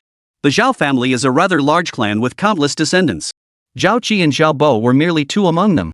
He had assumed the approaching figure was just a passerby, but unexpectedly, they stopped. Su Yan stepped forward and said, "We've been looking everywhere for you. Who is this guy?" "He's not exactly handsome, and he's got this non-mainstream look. He's really ugly." Hearing this, Zhao Chang flew into a rage. "You worthless woman. What did you just say?" With a hot temper of his own, he raised his hand and lashed out, slapping Su Yan hard across the face. Su Yan thought he was about to attack Yang Xiao. Yang Xiao was just an ordinary person, while Zhao Chang, judging by his aura, was at least an intermediate martial artist. He couldn't possibly withstand such force. In desperation, Su Yan clutched Yang Xiao and stumbled backward. Lin Fei acted simultaneously. He stepped forward and grabbed Zhao Chang's wrist. "And who are you?" The man before them appeared unremarkable, yet two top-tier women stood by his side. "Right." Zhao Chang suddenly remembered. Lin Fei, the one causing all the commotion lately. Su Yan asked, "What's going on here?" Yang Xiao first looked at Lin Fei. She recognized Lin Fei, though this was their first meeting. Yang Xiao possessed an air of sophistication and the distinctive allure of a mature woman. But in reality, she was a woman with a very fragile heart. She probably wasn't much better off than Su Jiazhou. Women like her tend to be more perceptive, able to discern subtle details. That's precisely why she excelled in the legal profession. Such honors at such a young age. Yang Xiao said, "I told you before we met through an introduction, and he insisted I become his girlfriend quickly. I told him these things take time to develop. Then just now, he came over and actually proposed to me. When I refused, he threatened and warned me not to touch any cases related to Lin Fei." Su Yan only learned the details after pressing further. Yang Xiao and Zhao Chang had only known each other for a little over half a month. Forget marriage, even being his girlfriend was out of the question. They barely knew each other. Seeing Yang Xiao reject him, Zhao Chang, arrogant as a scion of the Zhao family, felt deeply humiliated by the refusal of a commoner woman. In other words, with Zhao Chang's status, wherever he went, beautiful women would swarm around him, fawning over him like he was an emperor. Su Yan first offered Yang Xiao a few words of comfort. Then she stepped forward and said, "Lin Fei, let him go." Lin Fei did not comply. Just as he was about to speak, Zhao Cheng cut him off. "So you're that Lin Fei? You worthless dog. Let go of me. Your filthy hands aren't worthy of touching me. Get the hell out of here." Lin Fei shot him a cold stare. He thought, how can this guy be so reckless? Are all the Zhao family members this eccentric? Anna couldn't stand it any longer. "You little brat, how dare you insult my junior brother?" Anna's reflexes were lightning fast. She lunged forward and slapped Zhao Cheng across the face. Smack! The blow instantly swelled the face of this intermediate martial artist, loosening his teeth. Blood flowed unceasingly from his mouth. Afterward, Anna pulled out a wet wipe from her bag and wiped her hand clean. Anna hadn't done this to vent Yang Zhao's anger, it was entirely because Zhao Chang had insulted Lin Fei. A senior sister must protect her junior brother from harm. Moreover, Anna and Luo Tai had a pretty good relationship. Anna wasn't afraid of the Zhao family either. If she wanted to, she could simply gather her people and wipe them out. While she couldn't wipe them out entirely, she could certainly deal them a devastating blow. Yang Xiao was stunned. The rumors about Lin Fei being fearless were apparently true. Zhao Chang was the Zhao family's young master, yet Lin Fei attacked him without hesitation, showing him not an ounce of respect.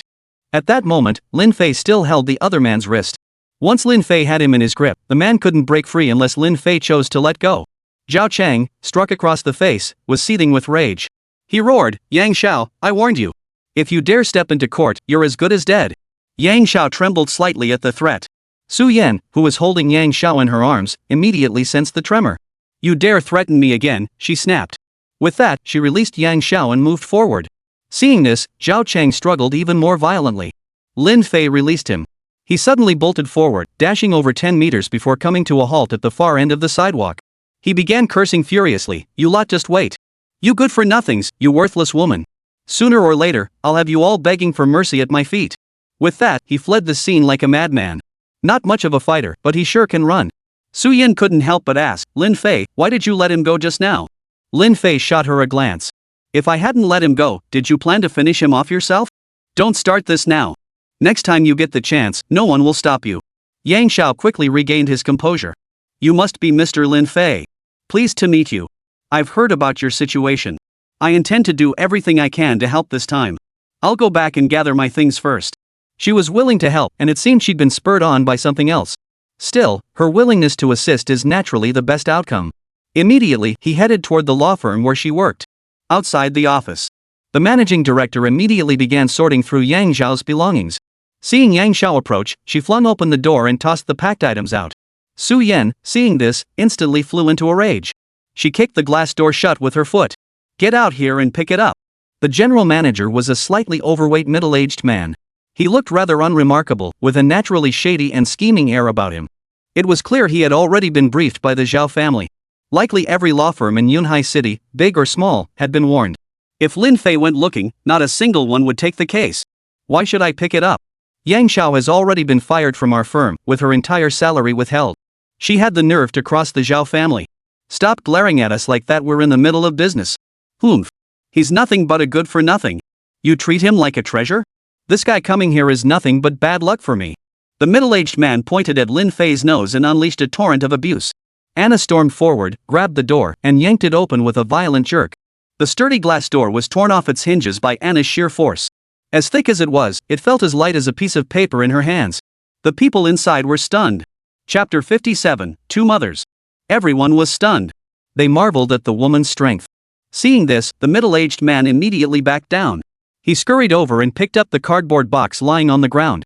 Yang Xiao had returned here not only for her own belongings but also for some items she had recently collected. Things that were crucial to Lin Fei. She could do without the pay, but the information was non-negotiable. Su Yan said coldly, "Settle the wages immediately, and we'll part ways peacefully. Also, apologize to him." The middle-aged man had never endured such humiliation. Who would have thought this woman was so formidable? Could she be one of those legendary martial artists?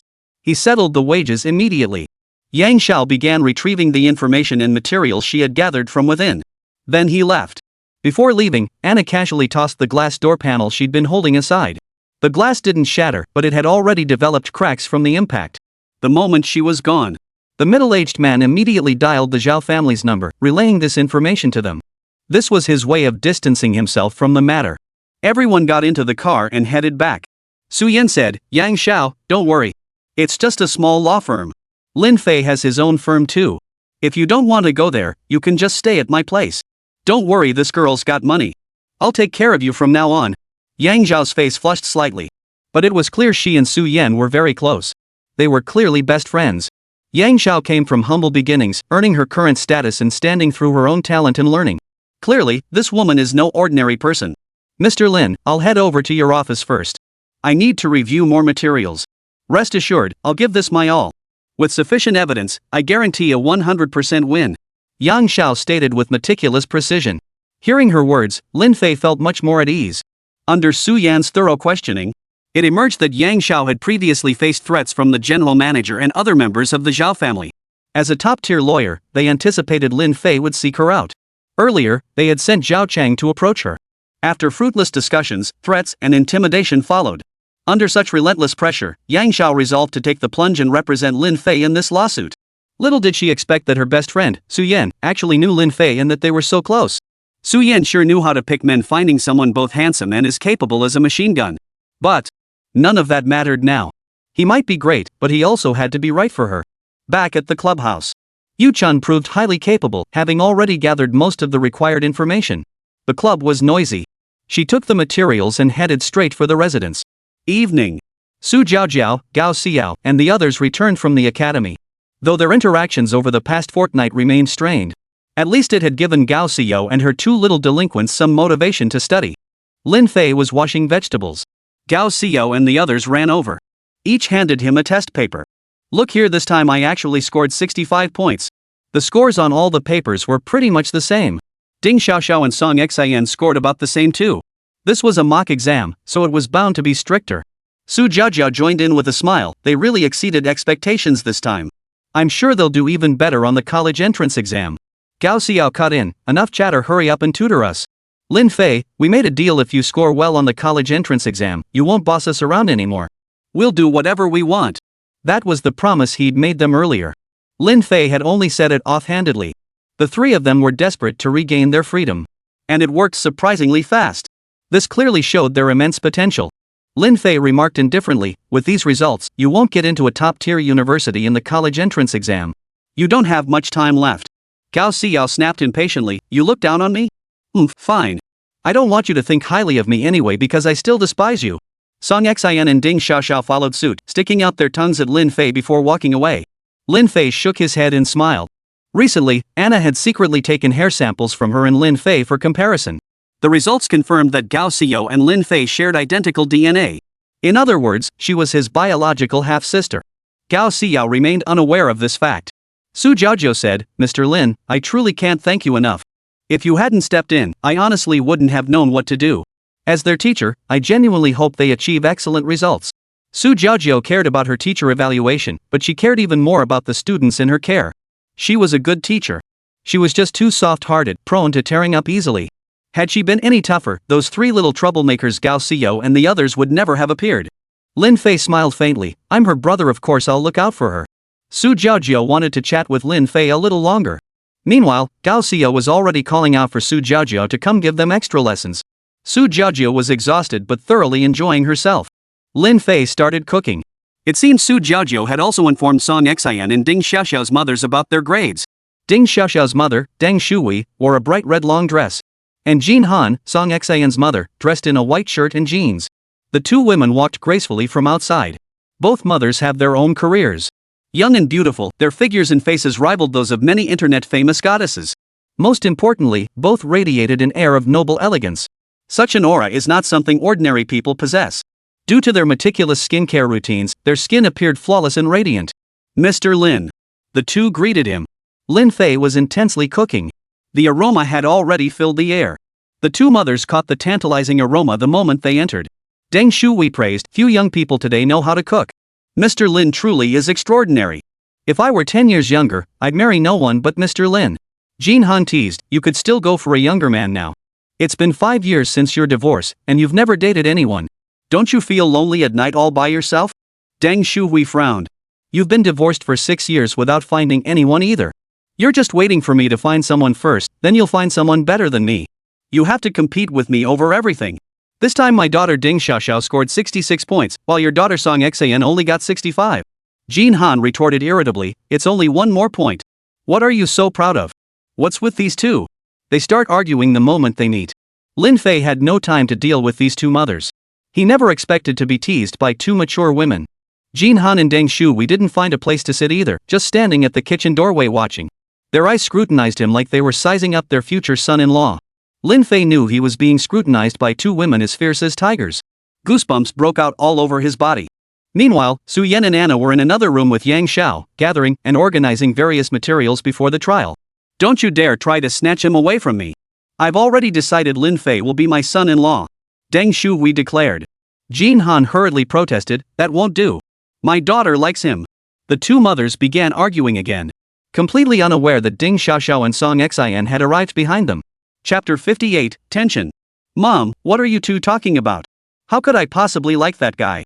You have no idea how disgusting he is. You'll see once you spend more time with him. Song Xin and Ding Xiaoxiao nearly spoke in unison. Lin Fei didn't expect much in their eyes anyway. Song Xin and Ding Xiaoxiao were already starving. The aroma of food and the sound of familiar voices drew them over. The moment they arrived, they overheard their mother discussing who would marry Lin Fei in the future. Hearing this, Ding Xiaoxiao and Song Xin felt an immediate wave of disgust. How dare they? Haven't disciplined you in days, and now you think you've grown wings? Mr. Lin is such a wonderful man, you should know how to cherish him. Deng Shui snapped angrily. Jin Han also scolded Song Xin from the side. Ding Xiaoxiao retorted angrily, "What a great man. That's just to fool you. Why should I marry this guy? If you want to marry him, go ahead and marry him yourself." The moment she said it, she regretted it. Ding Xiaoxiao knew her mother's temperament all too well. She was absolutely capable of doing it. If her mother really got together with Lin Fei, wouldn't she have to deal with Lin Fei's, you know? The very thought made her queasy and disgusted. Her face instantly flushed crimson, even her ears turning bright red. Earlier, Deng Shui and Jin Han had merely been comparing themselves to each other. That's why they said those things. But no matter what, Lin Fei would never accept it. Are you kidding me? Lin Fei stood with his back to them, silently sweating. Why do these women have such loose lips, saying whatever comes to mind? It took them a long while to finally leave. Lin Fei breathed a sigh of relief. With so many people at home, Lin Fei bustled about for 2 or 3 hours before finally getting dinner ready. He could have had it delivered. But Anna craved the food he cooked, so he had no choice but to do it himself. What a waste of the prime evening training time. When everyone sat down together, Lin Fei realized that besides himself, the entire room was filled with women. 3 young delinquents, for companions, Anna and her 2 companions, and 2 mothers. 12 women in total. Throughout the dinner, Lin Fei didn't dare utter a single word. Yu Chun's house was simply too small. But who knew when he'd be able to move back into the Lin residence? Lin Fei had largely stopped thinking about it anyway. Once the 3 months passed, he would secure 10% of Gao Group's shares. Then came the time to launch a full-scale assault on Gao Group. He would show the world the true power of Lin Fei. After dinner, Lin Fei rested briefly before sitting in meditation in the courtyard. He channeled his qi into his dantian, letting his internal energy flow through every meridian. Half an hour passed as he integrated the energy throughout his entire body. In the courtyard, Yu Chun had previously prepared several large iron plates weighing 200 kilograms each according to Lin Fei's specifications. Placed together, they formed a massive 2-ton iron slab. After being away from the mountain for so long, it was time to see if he had made any progress. Still, the mountains were undeniably more comfortable. Numerous massive beasts accompanied his training. When one hand could lift a 2000 gene iron block, it signaled that the second-tier martial artist realm was within reach. He tried lifting it, managing only half a meter before the immense weight proved too much for one arm. The immense weight overwhelmed my single arm, and it crashed to the ground. A dull thud echoed through the air. The loud clang from the courtyard startled everyone, causing the ground to tremble twice. They all instinctively peered out. Seeing the terrifying mass of iron before Lin Fei, they all silently gasped in awe. Just then, Lin Fei suddenly frowned. It was already 9 o'clock in the evening. Outside lay a wide 2-lane road, lined with sturdy ginkgo trees on both sides. It was summer, and the ginkgo trees were lush and leafy. Across the street directly opposite the mansion, a figure stood atop a massive ginkgo tree. Lin Fei didn't want to alert the person. The person had just climbed the tree, and though their movements were light, Lin Fei still detected the sound. Finally, he's here. Zhao Yuankue had gone to Xiangqing to discuss matters. He must have succeeded. The mercenary group had dispatched someone to Yunhai City. Lin Fei picked up the towel from the stool beside him, wiping as he returned to the room. He walked straight into the house where Anna and the other 2 were staying. He said, "Su Yan, you should return tonight, preferably immediately. Anna, you should go back too and bring Gao Xiyo and the others to stay at your place tonight." The mercenary group wouldn't send just one person for an assassination. Anna was a smart woman and immediately figured it out. "So you finally show up? After all, I have unresolved business with the mercenary group. I wonder if it's that person coming this time. I'm not leaving." With that, Anna pulled out her phone and sent a message with a flurry of taps. Who knows what she sent? But her stance clearly indicated she wasn't leaving. Lin Fei knew her capabilities. But with Gao Xiyo and others completely defenseless inside, if they were captured as hostages, it would become extremely problematic. Su Yan declared, "I'm not leaving either. I can call my subordinates to assist." These words reached Yang Zhao's ears, leaving him mystified yet impressed. Anna interjected, leaving now would only make us targets. It's safer to stay inside. Rest assured, my people are all nearby. Anna's fists clenched tightly. Evidently, she harbored deep resentment towards someone within the mercenary group. What had happened to her? Lin Fei couldn't help but feel a hint of curiosity about it. Lin Fei could only nod. Then I'll go tell them. We'll all stay in this room for now. Both nodded. Lin Fei turned and left the room. He entered the living room. After dinner, Su Jiaojiao tutored Gao Xiao and the other two. Su Jiaojiao was enthusiastically teaching, while Gao Xiao and the others listened intently. The two mothers watched quietly from the sidelines. As for the four reading companions, they weren't actual students and didn't require tutoring. Seated upright on nearby stools, they appeared to be listening to the lesson, yet seemed otherwise distracted. Suddenly, a whiff of sweat filled the air. It instantly interrupted everyone. Gao Xiao was the first to react, fuming. Lin Fei, can you please watch your image? Don't parade around us naked and reeking of sweat. Get out of here, we can't stand the smell of men's sweat. Such misandry at such a young age. In truth, Gao Xiao had developed a psychological barrier toward Lin Fei. She simply disliked him. Cut the nonsense. Listen up. In 1 hour, you're going to Su Yan's room. Stay put inside. No matter what happens outside, don't come out. Lin Fei barked sharply. The three of them had rarely seen Lin Fei like this. They were instantly intimidated. Especially those eyes of his, they gleamed like those of a massive beast lurking in the primeval forest. Su Jiaojiao hurriedly asked, what's going on? She immediately realized she shouldn't have asked. The more she knew, the more danger she faced. She immediately shut her mouth and stopped asking. Lin Fei declared, complete the tutoring within the next hour, then pretend to wash up and go to bed. Everyone nodded. Even Gao Xiao sensed the danger drawing near. The atmosphere instantly became incredibly tense. Su Jiaojiao's teaching became unnatural. Lin Fei told her not to be nervous. An hour later, everyone went through their usual bedtime routine, brushing their teeth and washing up, then turned off the lights and pretended to go to their respective rooms. In reality, they all went to the room where Su Yan and Yang Xiao were staying. The two mothers did the same. The entire mansion plunged instantly into darkness. Chapter 59, Annihilation. Late at night. A moonless night with high winds. A few faint breezes swept through, rustling the tree shadows. Everything around them fell into a deathly silence. No one knew what would happen next. Su Yan stayed with them to ensure everyone's safety. Oh my god, is something big about to happen? Deng Shuhui asked. Mr. Lin, perhaps we should leave. I see the back wall isn't very high, we could climb over and slip away quietly. Jin Han added. Both mothers didn't want to stay here and cause any trouble for Lin Fei. It wasn't that they feared being taken hostage. Lin Fei said, no need. You can stay here without worry. The soundproofing in these rooms is quite effective. Yu Chun had fitted every room in the house, including the bathrooms, with high-grade soundproofing insulation, resulting in excellent overall soundproofing. 10 people were staying in this house. Lin Fei wanted Anna to stay inside too, but she refused.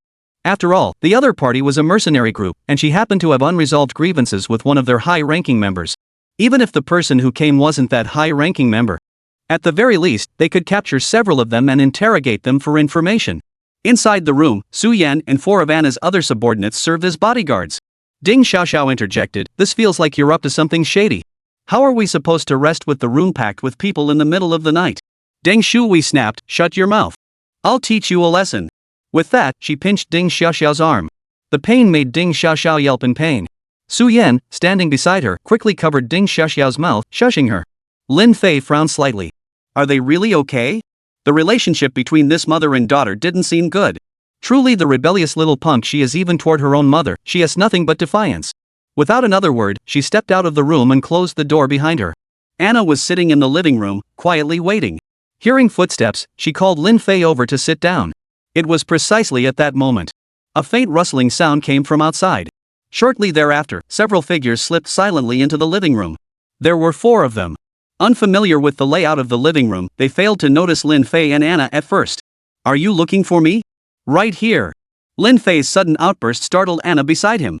Anna had just told Lin Fei to wait before doing anything. Little did she expect Lin Fei to revert to his old ways, revealing his position as always.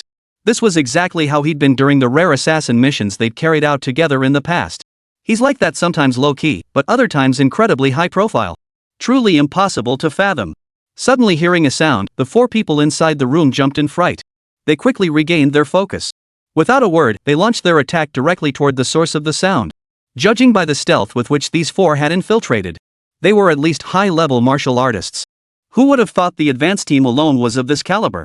There were still more forces yet to be deployed, and among them, there were at least a number of martial artists. And their numbers might be substantial. Lin Fei swiftly prepared his countermeasures. In the darkness, both sides possessed exceptionally keen vision. Martial artists could enhance more than just their limbs and torso. Through frequent meditation, their 5 senses were also heightened. Night vision. Lin Fei clearly saw a razor-sharp crescent dagger slashing down toward his face. Simultaneously, a faintly pungent medicinal scent wafted toward him. The blade's edge was coated with a deadly poison. This poison was called Deathmark. Even the slightest contact would cause the toxin to converge on the heart within mere breaths, then launch a fierce assault upon it. In less than half a minute, even a martial artist would die. However, this poison requires transmission through the bloodstream. Therefore, it is essential to cut open any part of the opponent's body. Paired with an extremely sharp short blade, such a potent poison guarantees a swift and certain death if one is not careful. Such a technique typically leaves no significant wound on the victim. Like a mark. By targeting the heart specifically with this poison, it is known as the mark of death. As an assassin, Lin Fei was well aware of the potency of this poison. However, having reached a level approaching the second stage of martial mastery, Lin Fei could channel his inner energy to coat his hands and even his entire body. He could withstand the damage from swords, spears, and staffs. Yet the black-clad figure's attack was astonishingly swift. The attack descended upon him in an instant. Unable to launch a counterattack, Lin Fei could only defend. He immediately extended his left arm to block. His left arm was also infused with a surge of internal energy. This was the external projection of internal energy. Typically, only second-tier martial artists could achieve this, and it required arduous training in the early stages. Otherwise, one couldn't mobilize the internal energy from the dantian. In an instant, the black-clad figure's slashing strike descended. The stance was clearly aimed at dislocating Lin Fei's arm. The momentum was ferociously fierce, utterly merciless. The short blade also plunged downward. Yet suddenly, a spatial disturbance rippled through the air like waves on water. In reality, the blade struck the internal force attached to the arm. Not only did the dagger halt completely, but it also generated a powerful recoil force. The black-clad figure lost his grip, and the dagger flew backward. It embedded itself firmly into the wall, requiring considerable effort to pull out. The black-clad figure had no time to retrieve the dagger. He decisively changed his approach. He launched a bare-handed assault. Almost simultaneously, another black-clad figure among the 4 launched his own assault. As for the other 2, Anna was handling them. Anna's strength was nearly on par with Lin Fei's, though Lin Fei was slightly superior.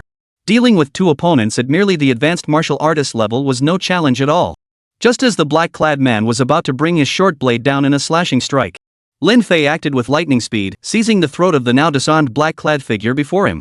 The sudden force generated was far beyond what the black-clad man could possibly resist. He flipped the man over with one swift motion. The short blade behind him, also coated in poison, slashed viciously into the shoulder of the black-clad man in his grasp. With a wet thud, accompanied by the bone-shattering sound of flesh being severed, it sent a chill down the spine. The black-clad figure instantly felt excruciating pain in his shoulder and let out a wail of agony. Before the figure could pull the dagger free, Lin Fei yanked his arm back and hurled the man away. Within about half a minute, he would die from the poison in his heart. Lin Fei had no concern that he might mount a desperate counterattack before dying. His hand didn't stop moving. He reached out and seized the black-clad man's throat. He twisted it. A crisp crack echoed through the air. The man's cervical vertebrae snapped, instantly paralyzing him from the neck down. With one more forceful squeeze, the man's windpipe was crushed at the throat. He thrashed violently on the ground a few times before gradually ceasing to move, until his breath vanished. The other black-clad figure also succumbed to the poison at that very moment. Almost simultaneously, Anna had already eliminated both black-clad figures on the spot. Her movements were so swift there was no time to spare any. Anna remarked, "I thought you'd spare some. Next time, don't kill them all." Lin Fei retorted, "Don't count on me." Anna rolled her eyes. But that's just how Lin Fei always is. Chapter 60, Blending In. What happened in the living room? It all happened in just a minute or two. Outside, there was no sound whatsoever. They too were waiting for news from the 4 advance teams. Anna said, "How about this, I'll wait here while you go out." Lin Fei nodded. Staying here wasn't a solution either. Who knows if the enemy would come back? With the enemy right outside, how could they not eliminate them one by one? Immediately, Lin Fei circled around to the backyard and scaled the wall to escape. Circling around, he emerged at the other end of the highway. At that moment, beneath a massive ginkgo tree 100 meters away. Why haven't the 4 of them reported back yet?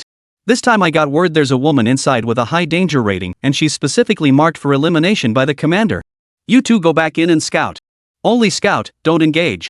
One subordinate asked, is it Lon, the top assassin from that hit squad? The young man in the lead nodded. Here's her photo. You two going in should take a look first, so you don't mistake someone else for her later. Everyone crowded around. The photo held by the leader resembled a glamour shot. In the photo, Anna wore a bikini against a backdrop of sun-drenched sand. Anna's tall, slender figure was undeniably captivating.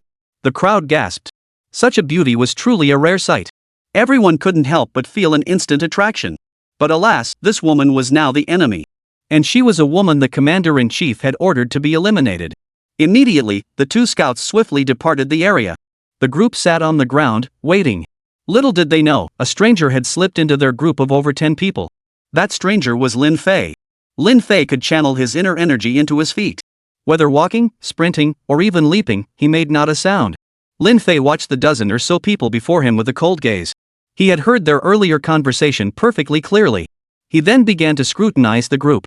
There were 14 individuals here in total. Combined with the 6 dispatched earlier, this mercenary squad numbered 20. Naturally, the leader possessed the greatest strength, conservatively estimated to be at the first-tier martial artist realm. The rest were almost all high-level martial artists. But their overall strength was not to be underestimated. 3 minutes passed. The two scouts still hadn't returned. The leader began to grow impatient. Could it be that this mansion hides an abyss once you enter, there's no coming back? The leader frowned and ordered, send 2 more but don't let them enter the house. The 2 men called out hesitated. This ING place is a bottomless pit. Who the hell ever came back alive? But they dared not disobey the leader's order. The 2 men had just turned away. A cold, woman's voice cut through the air. Are you two under Jia Kuan? Everyone turned to look, their swords drawn and bows strung in alert. With so many people present. Yet a woman had managed to approach them without a sound. She must be formidable.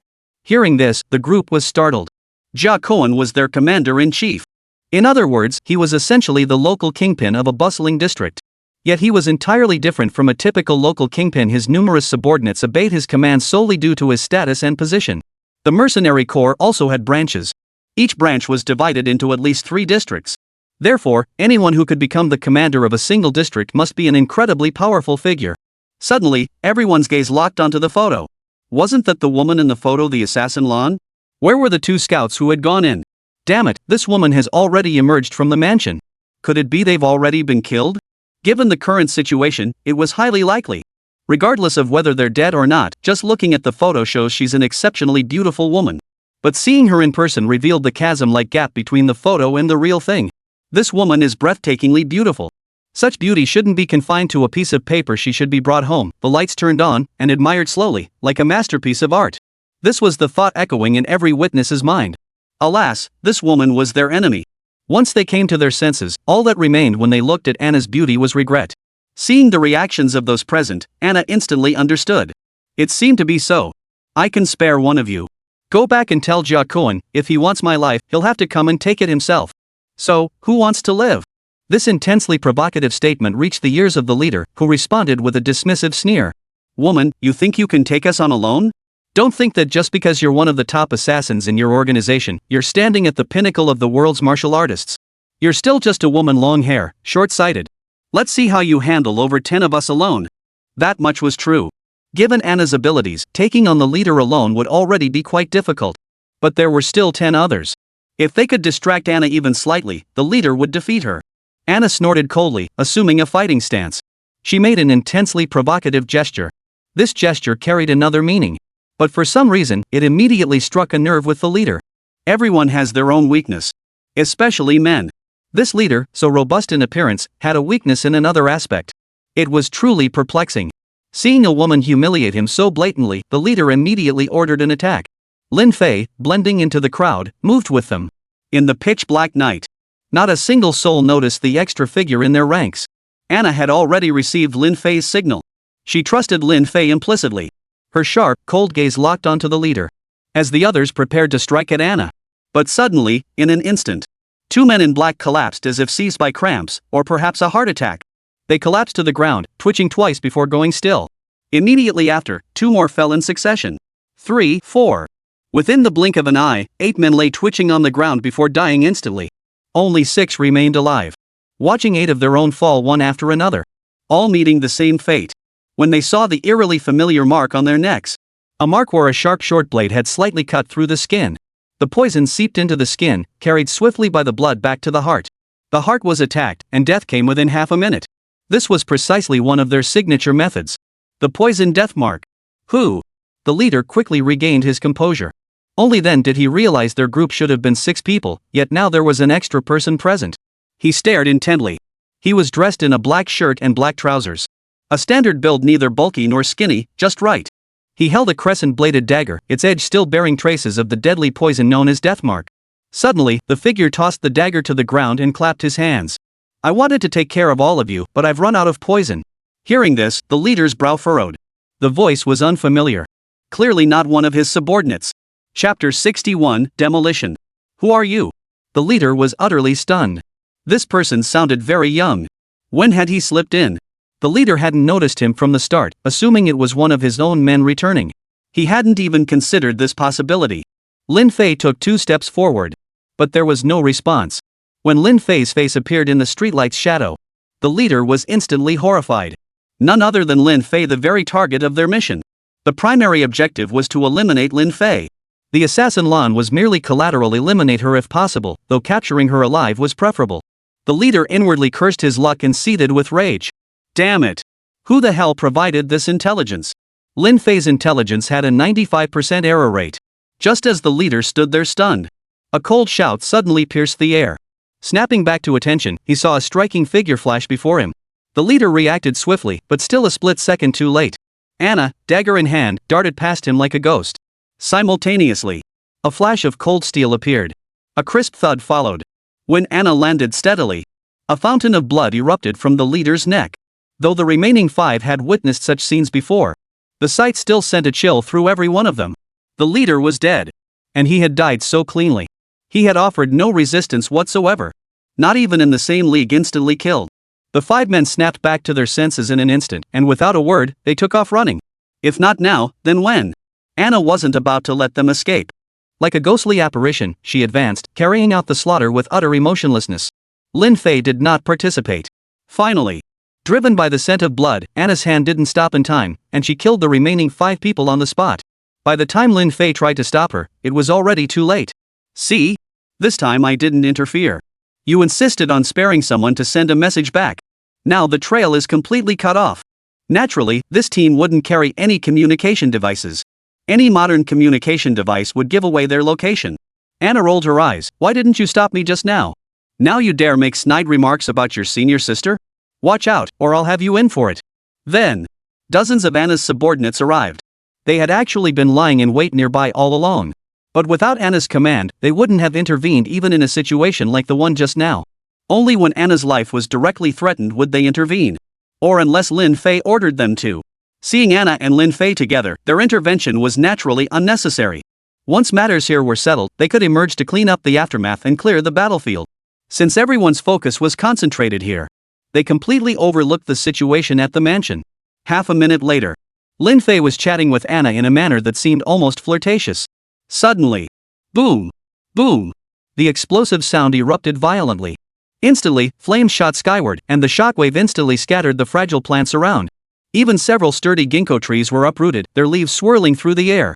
Yu Chun's mansion collapsed instantly in the terrifying blast, reduced to rubble. The violent blast made the entire earth tremble. Ginkgo leaves fell one by one onto the people gathered here. They stared in astonishment at the mansion before them.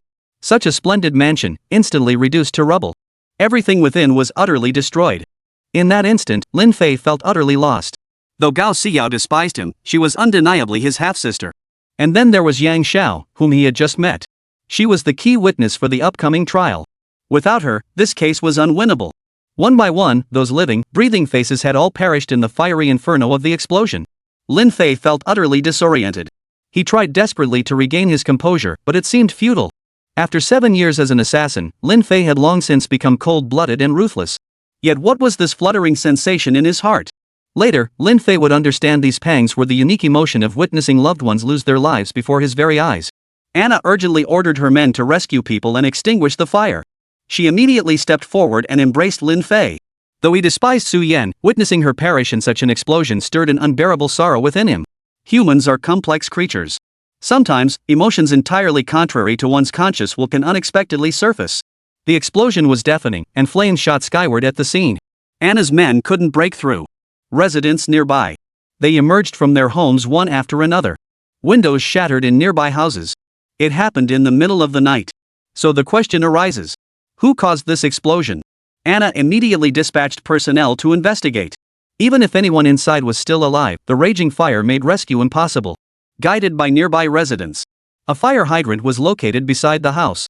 After dousing the flames with water for over 10 minutes, the fire gradually subsided.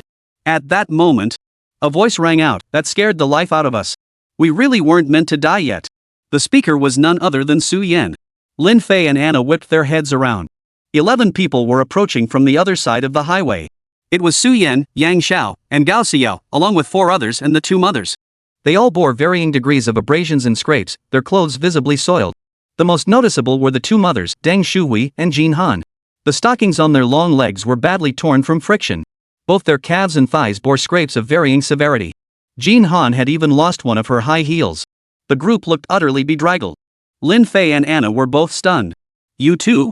Anna asked. Yang Xiao, still shaken, patted his chest and explained, I suddenly had to pee, but there was no bathroom in the room. So I asked Su Yan to accompany me outside. It should be fine at home anyway. I was halfway done when I suddenly heard a voice outside the window. The person was coughing and speaking weakly. I couldn't make out the beginning, but the end part said bombs had been planted at all 4 corners of the house, and they were going to blow it up. Then, Yang Xiao couldn't care less about anything else. He pulled up his pants and rushed straight out to tell Su Yan about it. She hadn't even finished her business yet. After that, everyone hurriedly evacuated. They left the mansion before the bomb detonated. But they hadn't gotten far enough. The explosion boomed. The shockwave knocked everyone to the ground. Except for Su Yan and the other 4 female attendants, everyone else was knocked unconscious. After regaining consciousness a few minutes later, they came around from that side. After hearing this, Lin Fei felt a sense of relief wash over him. He stepped forward to examine everyone, especially Gao Xiao. Are you feeling any discomfort? After all, she was his sister, so he should check on her first. But Gao Xiao wasn't having it. This is terrifying. Who on earth did you cross, Lin Fei, that they're trying to blow us all up? I don't want to live with you. This is truly terrifying. Gao Xiao's face turned ashen. Chapter 62, Dessert Before Dinner. It's all your fault. Why do I have to suffer through this with you? Please, let me live in the dorms, okay? Gao Xiao was genuinely terrified. She was only 17. Where had she ever encountered such a situation in her entire life? Lin Fei said, living on campus isn't safe. Zhao Bo will be returning to school soon. Gao Xiao was still in a state of extreme shock and didn't say much more. Truthfully, she didn't want to live on campus anyway. Zhao Bo would only become more persistent in pursuing her, and something terrible might even happen. Lin Fei turned and said, if that's the case, then the bomb was planted by their people.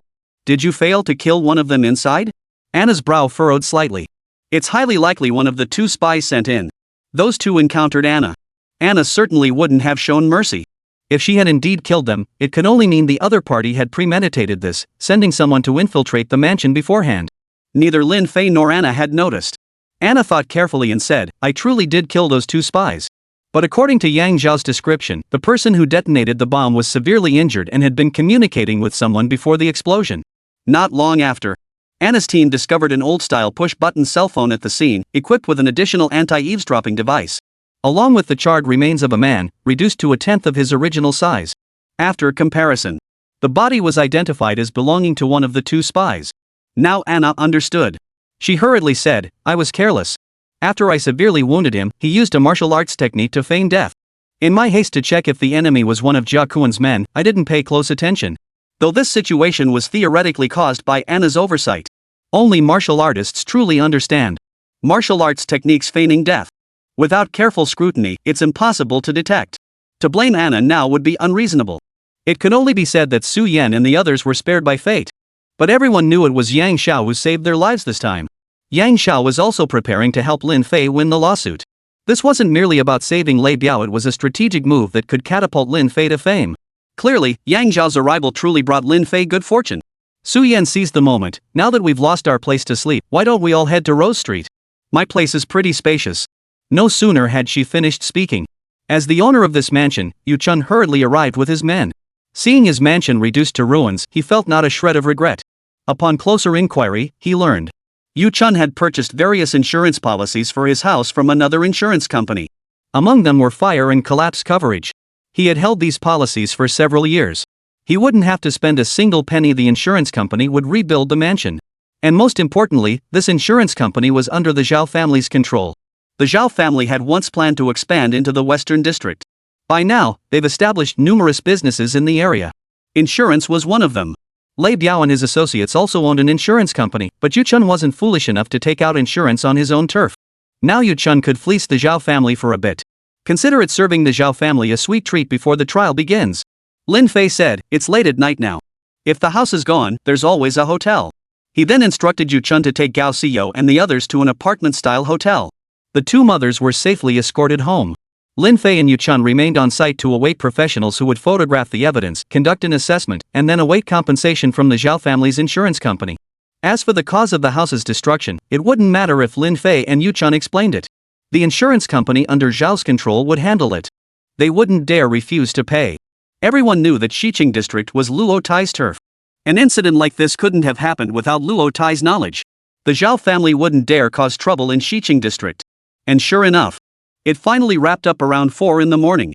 At that moment, Luo Tai called Yu Chun and had Lin Fei take the call. "You little bastard, you actually managed to bring in the entire mercenary group this time. And you blew up Yu Chun's house. How's that? Any issues? Just let me know if you need anything. I can still help you out." That old fox was finding every trick in the book to make Lin Fei owe him favors. He's a sly fox. He wants Lin Fei to owe him a favor.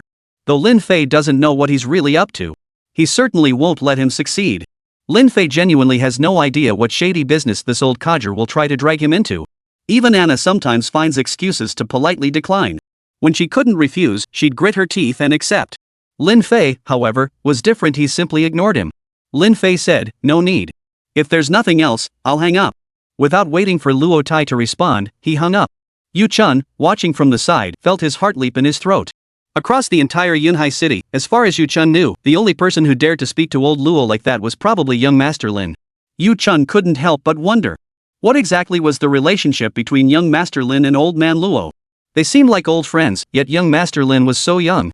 An age-defying friendship was perfectly plausible. Yet something felt off.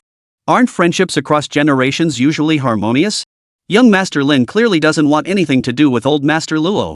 In short, if young Master Lin were to seriously confront Gao Yaru and the Zhao family, it would take no more than a single word to old Luo.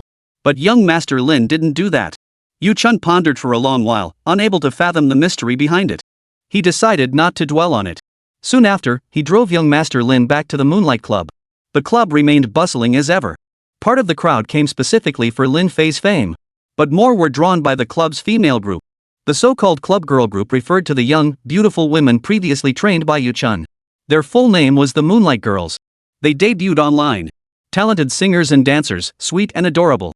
As long as this Moonlight Girl group is managed well, the club will never lack for business. Inside the hotel. Top floor. A guest room specially prepared for Lin Fei was located here. Originally the highest grade suite, priced at 5,000 yuan per night. Every conceivable amenity was provided. Lin Fei quickly stripped off his clothes, ready to soak in the bath. The bathroom had been prepped with hot water, and someone had thoughtfully scattered vibrant red rose petals across the bathtub. The bathroom was filled with the sweet fragrance of roses. Just as he was about to step in, the door suddenly swung open. No need to guess who could push open the door. Sure enough, it was Anna. She was wrapped only in a simple bath towel, yet she strode in with such confidence. But she didn't seem to mind. "I heard from Yu Chun that this is a suite, and the bathtub can easily fit 3 or 4 people without feeling cramped." Sure enough, I was drenched in sweat and wow, roses too. Anna didn't seem to mind that Lin Fei was completely transparent now. She genuinely seemed to be here just for the bath. But, hey, you can't just swoop in and take it all. Anna stepped into the bathroom with a seductive smile. "Since I didn't close the door, you can come in. Let's bathe together." Lin Fei swallowed hard. Right. Lin Fei turned away without acknowledging her. Are women this open-minded nowadays? Besides, Lin Fei didn't want to bathe with her anyway. Chapter 63, You Can't Win. The next day, at noon. Lin Fei hadn't bathed at all the previous night. He'd fallen asleep while waiting for Anna. Only upon waking did he discover. A message had arrived from the Yunhai City court. It notified Lin Fei that Lei Biao's indictment hearing would be held tomorrow at 2 p.m. Nothing else was mentioned. It was supposed to take at least 2 more days, but unexpectedly, it was moved up. This meant the Zhao family had encountered new problems. It was obvious, after the mercenary group's assassination mission failed, they suffered total annihilation. Not a single target was killed. This infuriated Zhao Yuankui to no end. Meanwhile, Jia Kuan, the commander of a mercenary division, was seething with rage and humiliation. He'd dispatched 20 men, even detonated explosives, yet failed to kill a single enemy. The enemy hadn't even suffered a single casualty. Early that morning, he went to the Zhao family's insurance company to claim compensation for the losses, and the Zhao family actually approved it. It was an utter disgrace. Last night's operation. The Zhao family suffered massive losses. Jia Kuan's losses were even greater. Lin Fei was opening the door to find Yang Xiao. Unexpectedly, Yang Xiao emerged carrying a laptop, while Su Yan carried a large bundle of folders. Just as he was about to knock. When Lin Fei opened the door, Yang Xiao said, "I just received word that the hearing is set for tomorrow at 2:30 p.m. I didn't expect them to move it up. I still have so much left to finish and need your help, Mr. Lin. I'll try my best to get everything done by noon tomorrow." With time running out, Yang Xiao was also anxious. He had promised Lin Fei that this case must be won. If they lost, Lei Biao would face at least 5 years in prison. Lin Fei would also be implicated. At that point, they might not even be able to keep these few businesses. Lin Fei nodded, then went inside to begin preparations. When he got hungry, he'd have Yu Chun bring up some food. When tired, he'd lie down on the sofa for a while. But Yang Xiao had no time to rest. Every second counted. Such matters demanded thorough consideration from every angle, leaving no detail overlooked. Unexpected situations could also arise. It was possible that only a fraction of the preparations would actually be needed. Yang Xiao is truly a powerhouse in this area. Even during meals, she never missed a chance to review relevant documents. Su Yan was already exhausted. Sitting beside her, she yawned constantly. It was obvious she hadn't slept a wink since last night. Even if she didn't understand, she had to stay by Yang Zhao's side. But she was a high-level martial artist, yet she acted so ordinary. It was utterly perplexing. The next morning, Yang Xiao rushed through her preparations, taking only 3 or 4 hours of rest along the way before finally completing everything. The Yunhai City court was located in the city center. After noon, this imposing building was the destination. Before entering, several people approached from the left. Leading the group was Zhao Yuankui, with Zhao Qi following closely behind. Also present were several elderly ladies. They were ladies of means, wives from wealthy families. Now, however, they were dressed plainly, their makeup removed, revealing their rough skin without concealment. The moment Zhao Qi spotted Lin Fei, his spirits lifted. Well, young Master Lin. Who'd have thought you'd actually show up? This just proves how considerate young Master Lin is to his subordinates. Even I'm a bit envious. Zhao Qi's words were meant as sarcasm. But it seemed he'd miscalculated. Lin Fei replied calmly, "If you're so envious, you can come work under me too." Hearing this, Zhao Qi's anger flared instantly. He opened his mouth to hurl insults, but Zhao Yuankui stopped him. He immediately retorted coldly, "Lin Fei, you severely injured my son. I will settle this score with you. With me here today, and the jury I've assembled, you're bound to fail." Zhao Yuankui spoke with absolute confidence. Evidently, he had prepared thoroughly. His gaze then shifted to Yang Xiao, who stood beside Lin Fei. His voice turned icy. "Yang Xiao, one misstep leads to another. I'll also hold you accountable for slapping Zhao Chang." That slap wasn't hers. But explaining it now was pointless. Yang Xiao seemed unwilling to offer any unnecessary explanations either. Remember, this is a public prosecution, so it's for everyone to see. Young Master Lin, don't embarrass yourself. Many are watching, hoping to see you make a fool of yourself in court. With that, he burst into laughter and walked away. Zhao Qi extended his hand toward Lin Fei, his gaze and gesture brimming with provocation. The few middle-aged women following behind him also shot him venomous glances. Juries as a group generally don't exist. Of course, Lin Fei could have summoned one if he wished, but whether they would be allowed in was another matter. Today, only Lin Fei and Yang Xiao had come. But Lin Fei was mentally prepared. Win or lose, he mustn't lose face. Yang Xiao glanced at Lin Fei. He tried to appear calm, but inside, he was already starting to feel nervous. His palms were drenched in sweat. Yet Lin Fei showed no sign of panic, not a trace of nervousness in his eyes. She couldn't help but think, he's only 20. How could he possess such a mature demeanor? Facing a situation as overwhelming as a breached dam, he remained unflappable. Such composure truly astonished Yang Xiao. The afternoon session began. Taking the stand, Zhao Yuankui and Zhao Qi immediately pointed at Lei Biao and launched into their accusations. Joining them were Zhang Feng and his 3 subordinates. These 3 subordinates were wrapped head to toe in bandages, some still stained with blood. Their faces were swollen like pig heads. The medical report stated 12 fractures throughout their bodies, including multiple comminuted fractures. One of them was even diagnosed as infertile. This was outrageous. Lei Biao never struck with such ferocity. Clearly, after the incident, Zhao Yuankui had secretly conspired with Zheng Feng to worsen the injuries on these three men. Just as I suspected. The scene was highly variable. Inflicting serious injuries and on three people, no less. That alone was enough to land Lei Biao 6 or 7 years behind bars. Beyond that, Zhao Yuankui also presented evidence of Lei Biao's past misdeeds. All were backed by evidence, and witnesses were even brought to the stand. These witnesses immediately began testifying against Lei Biao. While the incidents were factual, they were minor. Lei Biao hadn't even laid a finger on the victims. However, Lei Biao had no evidence to prove his innocence. Zhao Yuankui could twist black into white. Yang Xiao was utterly panicked. One slip up. These past days, she hadn't just been investigating the events of that day, she'd also been looking into the Zhao family and Zheng Feng and the others. But she truly never imagined it would turn out this way. At this moment, Zhao Yuankui held overwhelming evidence. The crimes laid out on the surface alone numbered over 20, truly too numerous to list. When it came to Yang Xiao, her defense was repeatedly dismissed as inferior to Zhao Yuankui's alleged deeds. Through her strenuous efforts, she managed to have some charges reduced. The judge delivered his verdict with a challenge. Lin Fei said, "What's the rush? We've already had lunch, and it's still early for dinner."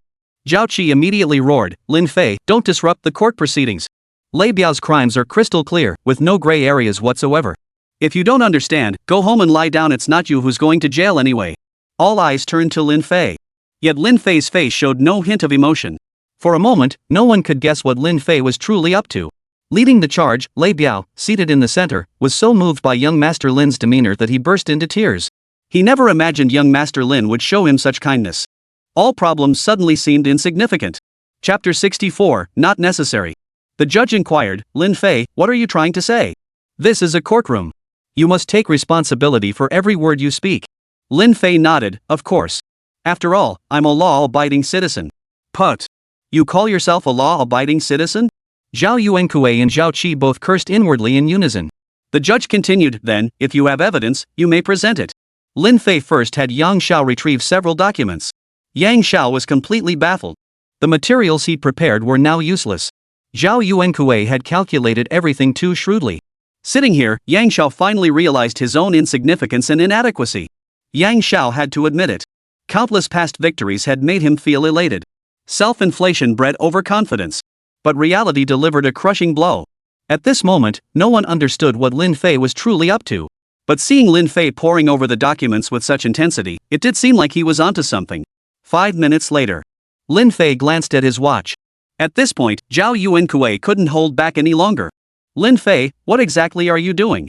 Don't waste everyone's precious time." The jury chimed in agreement.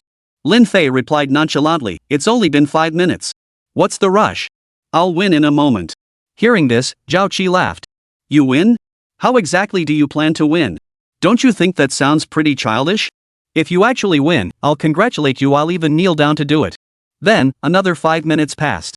Seeing the time was right, Lin Fei placed the documents on the table. The judge and others were about to lose their patience and scold Lin Fei. But unexpectedly, Lin Fei stood up. "Then, please open the door." No sooner had the words left his mouth, the sound of knocking echoed through the room. "This is a public prosecution, open to the public. Therefore, individuals may enter mid-proceedings to present new evidence or witnesses." A staff member stepped forward to open the door. Zhao Yuankui, Zhao Qi, and the others all frowned. Who could it be? Could it be old Luo? If that old man showed up, he might actually let Lin Fei get away with it. What should they do? But upon closer thought, how could Master Luo possibly come here? The renowned Lord Luo isn't someone like Lin Fei who can just summon at will. The staff opened the door. Everyone stared wide-eyed. Outside the door walked a tall woman dressed in a pure white shirt paired with denim jeans.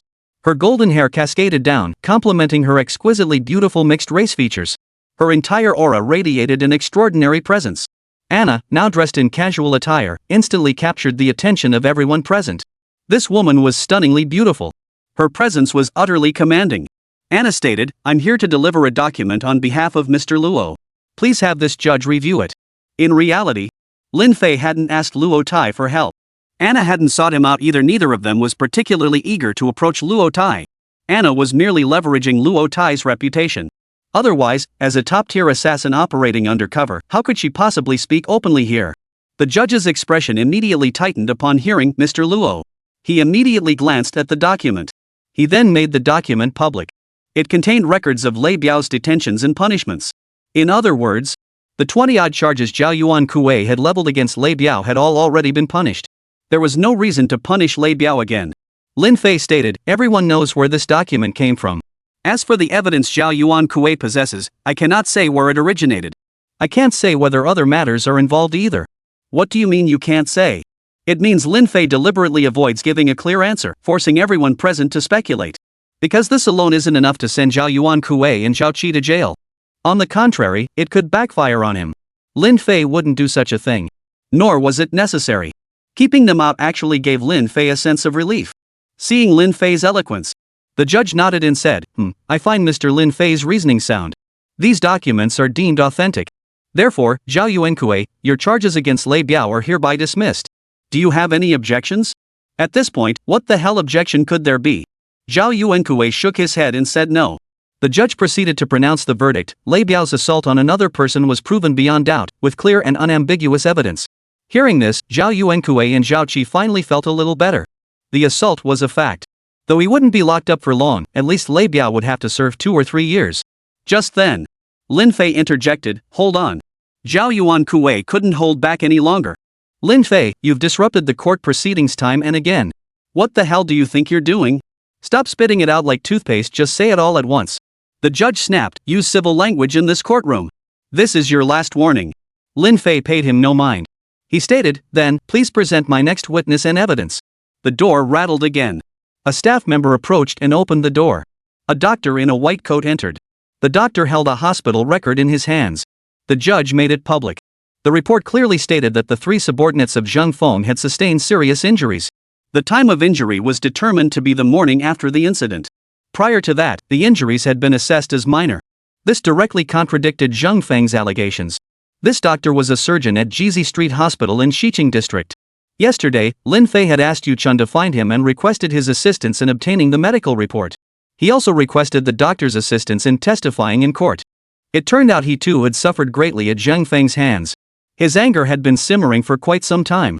Upon hearing this opportunity to confront Zheng Feng, he agreed. To ensure his personal safety, after this matter concluded, he and his family would relocate to Maple Leaf District. Through a property exchange arrangement, they would not need to purchase a new home. Moreover, Yu Chun could secure him a position at the hospital and guarantee the future safety of both him and his family. People are pragmatic by nature. Without these assurances, he wouldn't have agreed to help. He was a surgeon with a high annual salary. Money is no issue for him. What he needed most was personal safety. Yu Chun had thought things through meticulously, assigning a series of tasks to him. He had moved to Maple Leaf District overnight yesterday. It's not far from the Moonlight Club. After work, he could bring his wife, children, relatives, and friends here to unwind and enjoy themselves. It was nothing like the constant anxiety of staying on Gardenia Street. With this in mind, he agreed to testify in court. All right. This is bad. Zhao Yuankui and Zhao Qi both wore expressions of utter dismay. Zhao Qi had actually sought out this surgeon for a conversation. But Zhao Qi was a real oddball. He could have just talked things out, but he had to resort to threats. Not turning against him would be a disservice to his very identity as a surgeon wielding a scalpel. Moreover, Lin Fei had thought through every detail meticulously. Which side to choose was self-evident. The judge looked and realized, so that's how it is. The court pronounced Lei Biao not guilty and released him immediately. If possible, Lei Biao could sue Zhao Yuankui and Zhao Qi in return. The surgeon could also be sued. Lin Fei said calmly, I don't think that's necessary. Leave a little room for future encounters. Seeing Lin Fei speak thus, both the surgeon and Lei Biao knew they had no choice but to comply. Outside the courtroom, everyone praised Lin Fei's character. Chapter 65, Flaunting. Outside. Lin Fei emerged alongside Zhao Yuankui, Zhao Qi, and the others. Zhao Qi roared angrily, well done, Lin Fei. Who knew you bastard, had such tricks up your sleeve? Just you wait, you'll regret this day. With that, he strode out onto the highway. Zhao Qi and Zhao Yuankui were about to get into the car. Suddenly, a convoy of 13 luxury cars roared to a halt. They surrounded Zhao Yuankui's vehicle completely. 7 or 8 burly men emerged from the vehicles. They blocked their path completely from all directions. These 13 vehicles had been arranged by Yu Chun. Earlier, Lin Fei had told him that regardless of the outcome of today's case, they must preserve their dignity. Who knew what Yu Chun was thinking? He had dispatched these 13 luxury vehicles all uniformly black, even sporting nearly identical license plates. Yu Chun stepped out of the third vehicle. Young Master Lin, have I misunderstood your intentions? How should I put it? Misunderstood, yet somehow not misunderstood. Lin Fei asked, no, I just want to know why you specifically arranged for 13 cars? Yu Chun flashed a toothy grin. All these luxury cars start with the letter Z. When you combine the English letters, it can be pronounced as the Chinese character Zhuang. Then the numbers for 13 cars combined form the letter B. Put it all together, and it spells. Lin Fei cut him off immediately. Enough. Lei Biao assumed this was young Master Lin's intention. Young Master Lin had pulled countless strings and invested immense effort in this endeavor. He grabbed Yu Chun, who was about to speak, and shoved him backward. Right there in front of everyone, Lei Biao dropped to his knees before Lin Fei with a thud. Thank you, young Master Lin. This entire scene was witnessed by Zhao Yuan Kuei and Zhao Qi from inside the car behind. People stood blocking the front and rear of the car. They wanted to leave, but now they couldn't. What the hell is Lin Fei playing at? Zhao Qi couldn't help but ask. It seemed as though he had deliberately orchestrated all of this. But it didn't seem that way either, more like a coincidence. And right now, only after they left could his vehicle move. Zhao Yuan Kuei's expression remained calm, though inside he was seething with rage. A situation that should have been a sure win. Due to his own oversight and Zhao Qi's carelessness, personnel arrangements had been botched, leading to betrayal. The direct evidence from that surgeon was something Zhao Yuan Kuei never could have anticipated. Zhao Qi, go down and have a word with Lin Fei. Zhao Yuan Kuei deeply despised Zhao Qi. But he couldn't possibly voice it openly. Zhao Qi frowned. To Zhao Qi, Zhao Yuan Kuei was his senior, and he had no choice but to obey his words. Zhao Yuan Kuei continued, go tell him we won't let this slide, and others certainly won't either. If you don't make it clear, let him figure it out for himself. This fellow made such a spectacle for a subordinate, pushing us into a corner. It was nothing short of slapping the Zhao family in the face. Zhao Qi instantly understood. Such a commotion in this place had already drawn the attention of many, with quite a few people even stopping to watch. Today's legal case was already drawing attention. Many had come specifically for the spectacle. Everyone knew this grand spectacle was orchestrated by Lin Fei. Yet the Zhao family was being pushed into a corner, unable to move. How could this not be a slap in the face to the Zhao family? Once word got out, it became the talk of the town. Zhao Qi immediately opened the door. But someone was blocking the doorway. Hearing the commotion, the person outside did not step aside. After some hesitation, he finally stepped aside. Zhao Qi got out of the car, choosing not to engage with the man. He walked straight over to Lin Fei. Meanwhile, Lin Fei had no intention of lingering any longer. They began getting into the car one by one. Just as he sat down, Zhao Qi approached. Zhao Qi glared at them, his voice sharp. Hey, you guys. Can you move out of the way? Why are you blocking us? What a pathetic loser making such a scene. Just how empty is his soul? As the saying goes, the more lacking a person is inside, the more they try to compensate in other ways. You've always been nothing but a good for nothing. Zhao Qi unleashed a torrent of insults the moment he arrived. Lin Fei had already gotten into the car and didn't want to get out and waste words with him. But Lei Biao hadn't gotten in yet. He strode over in a few long strides. You wanna die? Let me tell you, I, Lei Biao, don't fear prison. And mark my words, if I want to kill you, I won't leave a single shred of evidence. That much was true. After all, he was a member of the assassin group. This whole incident happened too suddenly. And without thinking it through, he fell right into the trap. Had he handled it like a professional assassin, this situation would never have arisen. As the saying goes, you learn from your mistakes.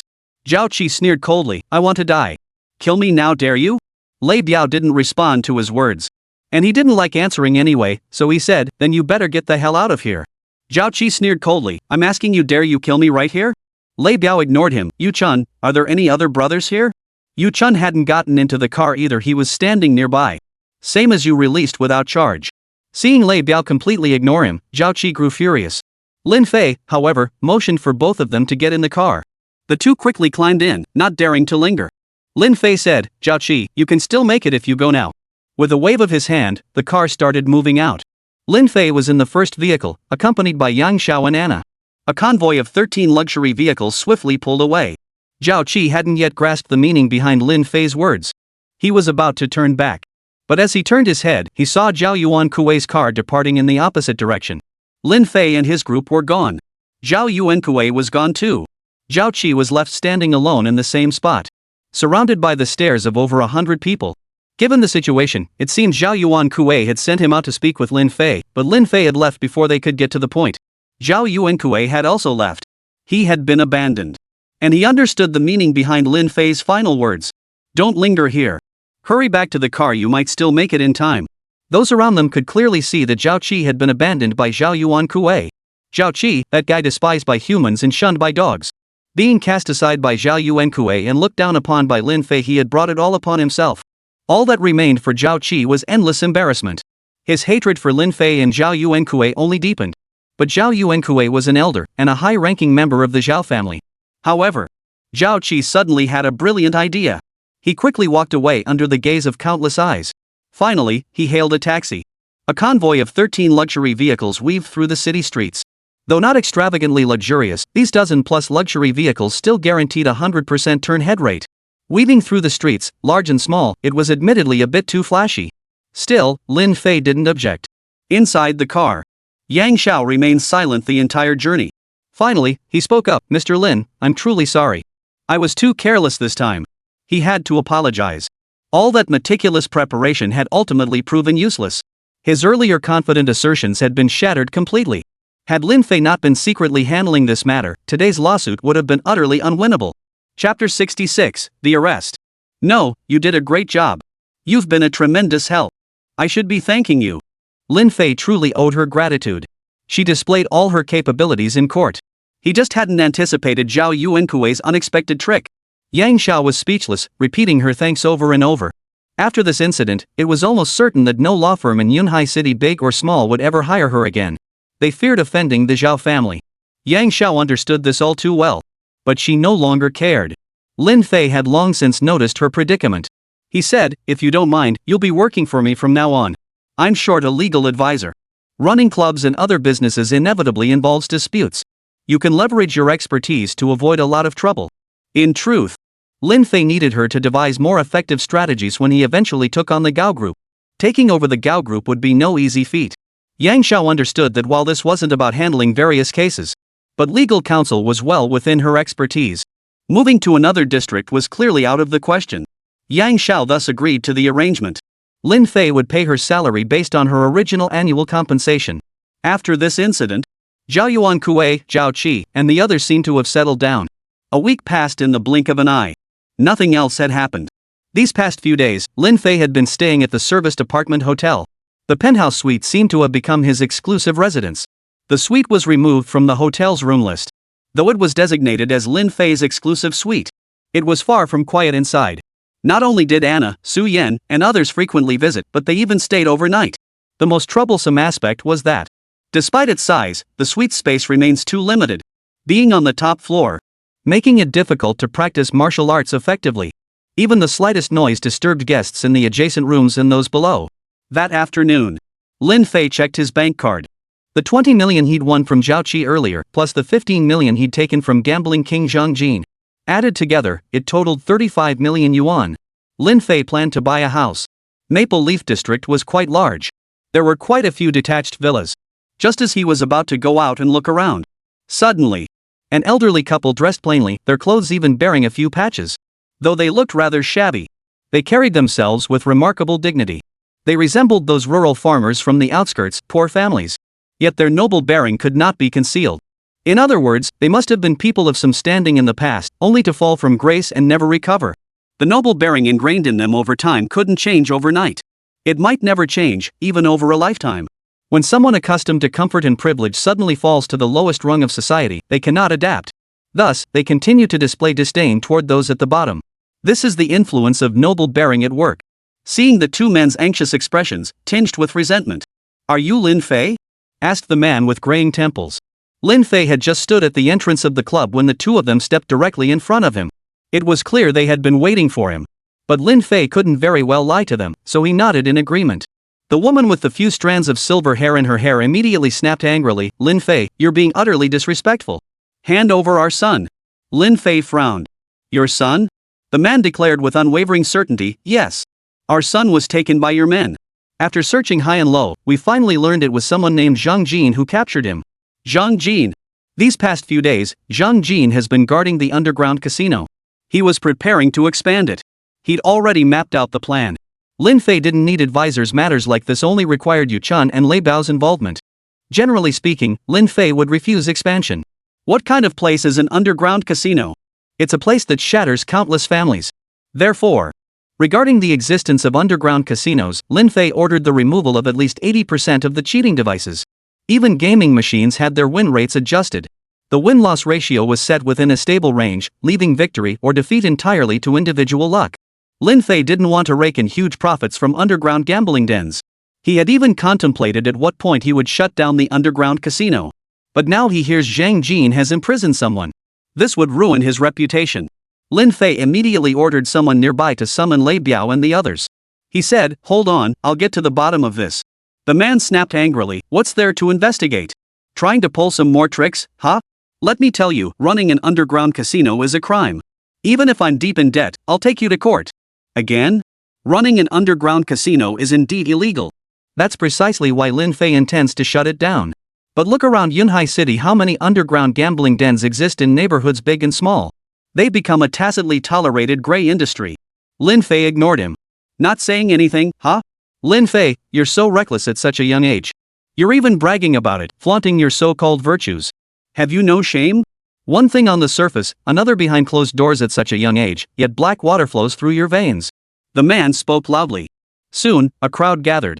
A few people in the crowd began pulling out their phones to record the scene. Lin Fei didn't engage with him. The couple, however, kept chattering incessantly. At first glance, it seemed as though someone was pulling the strings behind the scenes. But the couple genuinely seemed to be genuinely worried about their son. However, now the two lowly individuals had come before Lin Fei to make such a scene. Everyone instantly understood. It was Lin Fei who had arrested someone else's son. Wasn't Lin Fei always so concerned about his reputation and status? Not long ago, during his lawsuit against Zhao Yuankue, he even earned praise from the judge. These scenes had all been made public. Lin Fei had become a young man praised by all. He was just all kinds of good. Now he's turned so sinister. Could it be that all that was just an act? Yes, it must have been an act. Lin Fei had pulled it off brilliantly, but he never expected the truth to be exposed now. Hearing these voices, Lin Fei neither confronted nor avoided them. If things escalated, he'd simply shut down the underground casino. The losses wouldn't be too great. It wasn't as if he could only make money with an underground casino. Having one just meant extra income. Without it, he'd simply earn less. Shortly thereafter, Yu Chun and Lei Biao emerged with Zhang Jin in tow. The moment he stepped out, Zhang Jin declared, "Young Master Lin, I never kidnapped anyone, I only apprehended them." And that was indeed the case. For Zhang Jin, young Master Lin's willingness to keep him around meant not only food and clothing but also spending money. He managed the underground gambling den alongside the other two women. This was his specialty. No one dared cause trouble here. He could easily spot any trouble. Lin Fei inquired, "What is your son's name?" The woman replied, "Fan Tianyu." Lin Fei looked at Zhang Jin. Zhang Jin said, "Oh, him. He was here every day a few days ago. Lost nearly 3 million but couldn't pay up." With that, Chapter 67, Finding Someone. 3 million yuan. And he can't pay up. This just proves it. The elderly couple was about to explode. Zhang Jin pulled a piece of paper from his pocket. It was a debt agreement. It clearly stated that Fan Tianyu owed Zhang Jin 3 million yuan, promising repayment within 7 days. If paid in full within 7 days, no interest would be charged. Failure to repay after 7 days would incur interest calculated at the Yunhai City bank rate. Signed by Fan Tianyu, dated 2 days prior. The reason Zhang Jin was listed as the lender. Primarily because that underground casino was managed for him. Lei Biao and Yu Chun didn't require special oversight, just occasional assistance when needed. Zhang Jin stated, "It's all clearly written in black and white on this paper, with Fan Tianyu's fingerprint and signature. Moreover, the 7-day repayment term was his own explicit promise. I didn't detain or imprison anyone. We can also provide surveillance footage of Fan Tianyu leaving the club. You can investigate however you like." Seeing Zhang Jin speak so decisively, Lin Fei knew Zhang Jin wouldn't dare do such a thing. Setting aside other considerations, if he had planned to do something like this, Lin Fei would have known about it. Even Lei Biao wouldn't dare hide anything from Lin Fei. Where would Zhang Jin get such audacity? Upon hearing about the 3 million yuan debt, their faces instantly drained of color. But they seemed to have decent resilience. They didn't faint on the spot. Lin Fei said, "If possible, I can offer you assistance. If you understand, come inside." With that, Lin Fei turned and walked back into the lobby. Yu Chun, Lei Biao, and the others followed him inside. All these matters had become clear. Zhang Jin didn't arrest anyone. After all, there was a promissory note. Why arrest him? Even if he did, how could he make that Fan Tianyu guy pay up? Everyone present knew Lin Fei had set up an underground gambling den. But this gambling den was different. First, the odds were heavily stacked in favor of the players. Many locals frequented it, and even small bets could yield some winnings. With small bets came small wins. And that was true for most. Only the unlucky gamblers lose big. Take someone like Fan Tianyu, for instance. Compared to underground casinos elsewhere, this place truly devours people whole.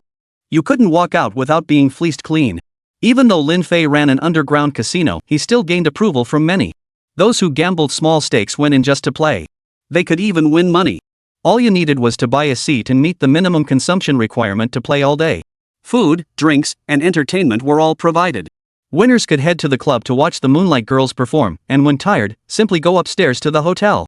In the lobby, Lin Fei also checked the surveillance footage. He noticed a young man in his 30s who left the club and never returned. I can help you find him, no charge. You won't need to pay any interest on the 3 million yuan debt, just repay the principal. Lin Fei stated. The elderly couple felt a pang of guilt. The man apologized, we didn't know the situation, and lashed out. Please forgive us. The woman added, we came here following a young man's instructions. He said Fan Tianyu was imprisoned by you. He gave me a bunch of information, oh, right, like this photo. No wonder they believed it. This photo was clearly printed from surveillance footage. The image is quite blurry. Judging by the location, it's in Maple Leaf District. In the footage, two people restrain Fan Tianyu and then take him away in a van. Lei Biao looked at it and said, the surveillance camera at the end of block 3 on the left. I'll go grab the footage from that area. Lei Biao was furious too. Who has the nerve to kidnap someone in Maple Leaf District? Lei Biao was gone for over an hour before returning. He played the surveillance footage. After restoring the footage, the license plate of that vehicle became clearly visible. When everyone saw the license plate, they were stunned. Wasn't this one of Lei Biao's own minivans? Lei Biao exclaimed, how peculiar. Truly strange. That vehicle was wrecked recently when one of my subordinates crashed it while running errands. It's still at the repair shop, the timing doesn't add up. Yu-chun analyzed, could it be a clone plate? Lei Biao nodded. That's possible. Alright, I'll go investigate. Let's see which bastard dares to use my license plate. Lin Fei immediately called out to him. Don't go out. They're probably targeting you. Cloning a license plate is dead easy. Just send people to check nearby surveillance footage and track down that car. Lei Biao, Yu-chun, and the others nodded in agreement. No one goes out looking for them. Just discreetly investigate the surveillance footage from that day. We'll have results soon enough. Lin Fei could have ignored this matter. But seeing others in trouble, he couldn't just stand by. Besides, this incident was connected to him. If not handled properly, the Moonlight Club would face criticism in the future. With development stalled, how could he possibly compete for shares in the Gao Group in 2 months' time? After carefully questioning the couple, they were willing to share their story with Lin Fei. They were originally from the Eastern District. About 5 years ago, their family had been considered upper class. They owned their own company, though it wasn't large and hadn't gone public yet. Yet their annual net profit exceeded 10 million. Simply because they crossed paths with the Zhao family in business, they were subjected to a devastating blow. Within just 6 months, they lost all their clients and saw their debts skyrocket. Ultimately, they had no choice but to file for bankruptcy and shut down. He used every last penny to repay his debts. He still had 2 or 3 million left on his own person. But he never imagined his own son, Fan Tianyu, would betray him. Fan Tianyu stole the last of his life savings and gambled it all away at the casino. He even got beaten up. Later, he heard about a casino at the Moonlight Club on Maple Leaf Street in Xiqing District, where the odds were supposedly extremely favorable. So he came to try his luck, only to lose again. His gambling addiction spiraled until he owed 3 million yuan before Zhang Jin finally intervened. Without Zhang Jin's intervention, this guy could have easily racked up 10 million in debt. Actually, Lin Fei had already told Zhang Jin. The debt should never exceed 2 million. This 3 million felt like Zhang Jin thought it was too little, or perhaps he secretly wanted to pocket some money. After losing his status as the gambling king, his ability to amass wealth plummeted. Having grown accustomed to lavish spending over the years, he now felt he couldn't survive without finding a way to get his hands on more money, as if he were starving to death. Lin Fei didn't dwell on the speculation. If Zhang Jin was truly hiding something, Lin Fei wouldn't keep him around. Lei Biao and Yu-chun had called out most of his men to investigate the surveillance footage. 4 hours later, they finally located the vehicle. Unexpectedly, it was right in Maple Leaf District. Right in his own territory. However, when Lei Biao's apprentice Lin Yang led his men there, they arrived at an unoccupied room. The room contained no furniture whatsoever. Only Fan Tianyu lay bound and gagged on the floor, collapsed from starvation. The room reeked unbearably from a mixture of feces and urine. He had no food, and there wasn't even running water in the room. He was completely alone. Subsequent investigation revealed the owner of the house had left for overseas a year ago and had not returned. He might never come back. Worst of all, there were no surveillance cameras around the house. The two men who captured Fan Tianyu possessed formidable disguise skills. Chapter 68. What a coincidence. Cover your face. He was even wearing a very ill-fitting outfit. Though he couldn't fathom who had sent those two men or what their intentions were. But now he had found the person. After spending time waking Fan Tianyu up, they had him take a shower himself. Only then did he appear before Lin Fei and the others. He'd been left in that room, starving for 2 days. Though he hadn't reached the limits of human endurance, these 2 days had been hellish. So what was his situation? He was a gambler. Back when his family owned a company, he gambled heavily. But back then, the family had money, and he could earn enough to cover his losses. Now the company has gone bankrupt.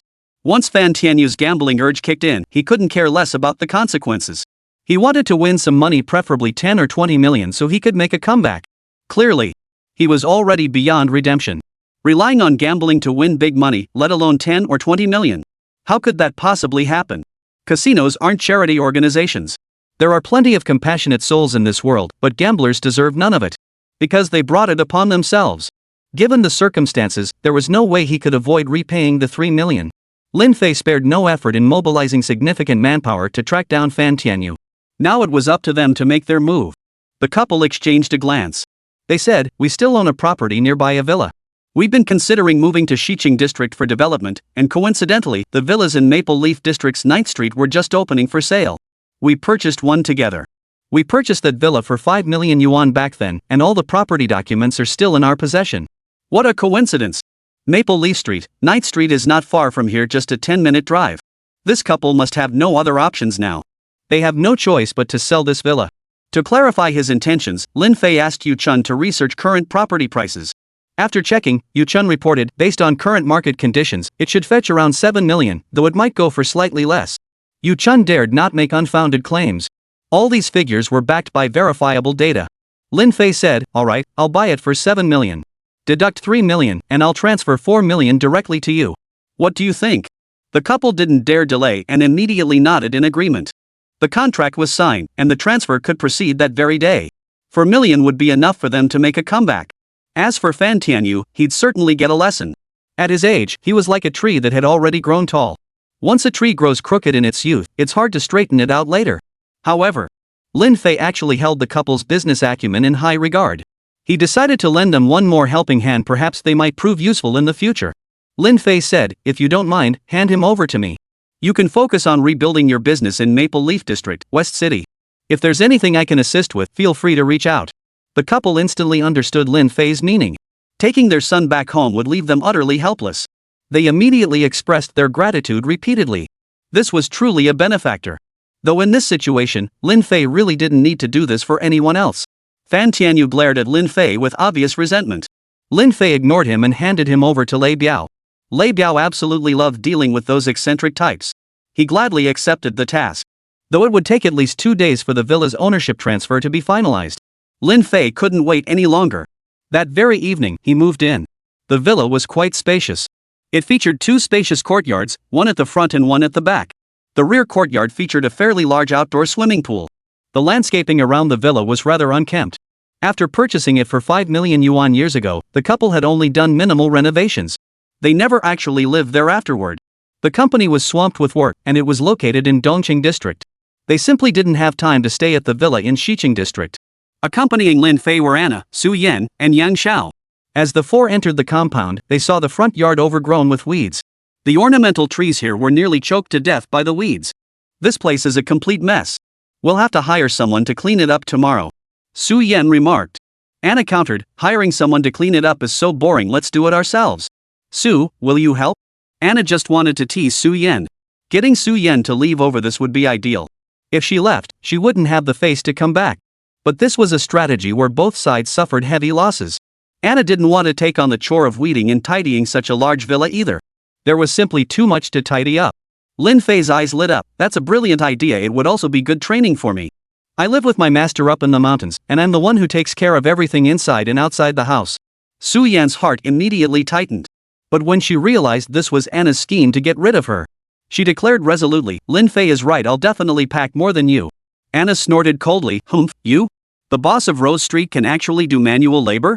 Don't talk big or you'll get your face slapped later." Su Yan retorted coldly, "The one who'll get slapped in the face is you. You dare take that bet?" Anna snapped angrily, who's afraid? I'll take your bet. Enough talk. Let's do this. The two women locked horns instantly. Yang Xiao, watching from the sidelines, was utterly dumbfounded. Yang Xiao came from an ordinary family and earned an annual salary of around 400,000 to 500,000 yuan through his own efforts. He hadn't done this kind of work in ages. But he could still help Lin Fei. But it seemed Su Yan intended to stay here from now on. What about her Rose Street? Then again, the woman before him, Anna, claimed to be Lin Fei's senior sister. They were the real pair. Why is Su Yan getting involved? Lin Fei was truly a wonderful man. For some reason, Yang Xiao also felt that Lin Fei was exactly the type of man she had always wanted to find. But acting on this would only drive her best friend Su Yan away. So she had no choice but to abandon the idea. Lin Fei hurriedly stopped them. Alright, it's almost dark. Let's talk about it tomorrow. Let's go inside and take a look. Everyone entered the house. Inside, the decor was plain, and there was no furniture at all. The floor tiles were covered in dust. Since we're moving in, the courtyard can wait. But the house itself absolutely needed cleaning. At that moment, Yu Chun arrived with a large group of people. They were primarily there to bring in furniture. Upon hearing that young Master Lin would be moving in tonight, it was clear the hotel wouldn't do him justice. They simply hauled brand new furniture over from nearby. Young Master Lin, rest assured. We've brought all the cleaning supplies. Leave it to us. Yu Chun finished speaking and immediately dispatched people to handle it. Lin Fei called out, stop. Leave the items in the courtyard and return. Later, bring over meals for 12 people. Yu Chun acknowledged the order and departed. A few men remained behind to wait. In case young Master Lin had any instructions, they could spring into action immediately. Lin Fei picked up a large bundle of cleaning supplies. He announced, those wishing to stay here, come collect your supplies. Anna and Su Yan immediately came forward, while Yang Xiao had no intention of staying. But seeing Su Yan take the tools, and having received Lin Fei's special consideration, leaving now would be awkward. So she took the tools as well. Chapter 69, Must Get Engaged. This scene left the dozen or so people outside utterly dumbfounded. Young Master Lin's boldness was truly formidable. Several women obeyed him. One of them was even the boss of Rose Street. So many things had happened to young Master Lin recently, yet he had handled each one with ease. Such formidable presence. The three women began to act. Then, the private car with the new address arrived, bringing Su Jiaojiao and the others here. As soon as Gao Xiao entered, she noticed the complete disarray. She asked, let's go back to the hotel. How can we study with this mess? Su Jiaojiao replied, you all had tutoring in my office this afternoon since there were no classes. So tonight, we'll just rest. You've all been pretty tired lately, haven't you? Gao Xiao and the others nodded. They immediately pulled out their phones, ready to start surfing the web. But Lin Fei called them over. Since you're staying here too, you'll help with cleaning. Perfect timing since there's no tutoring today. Hearing this, Gao Xiao quickly protested, I don't want to clean. Ding Xiaoxiao chimed in, exactly. Why should we clean? Are we your servants or something? Song Xian chimed in, our hands are for studying, not cleaning your place. What are you thinking?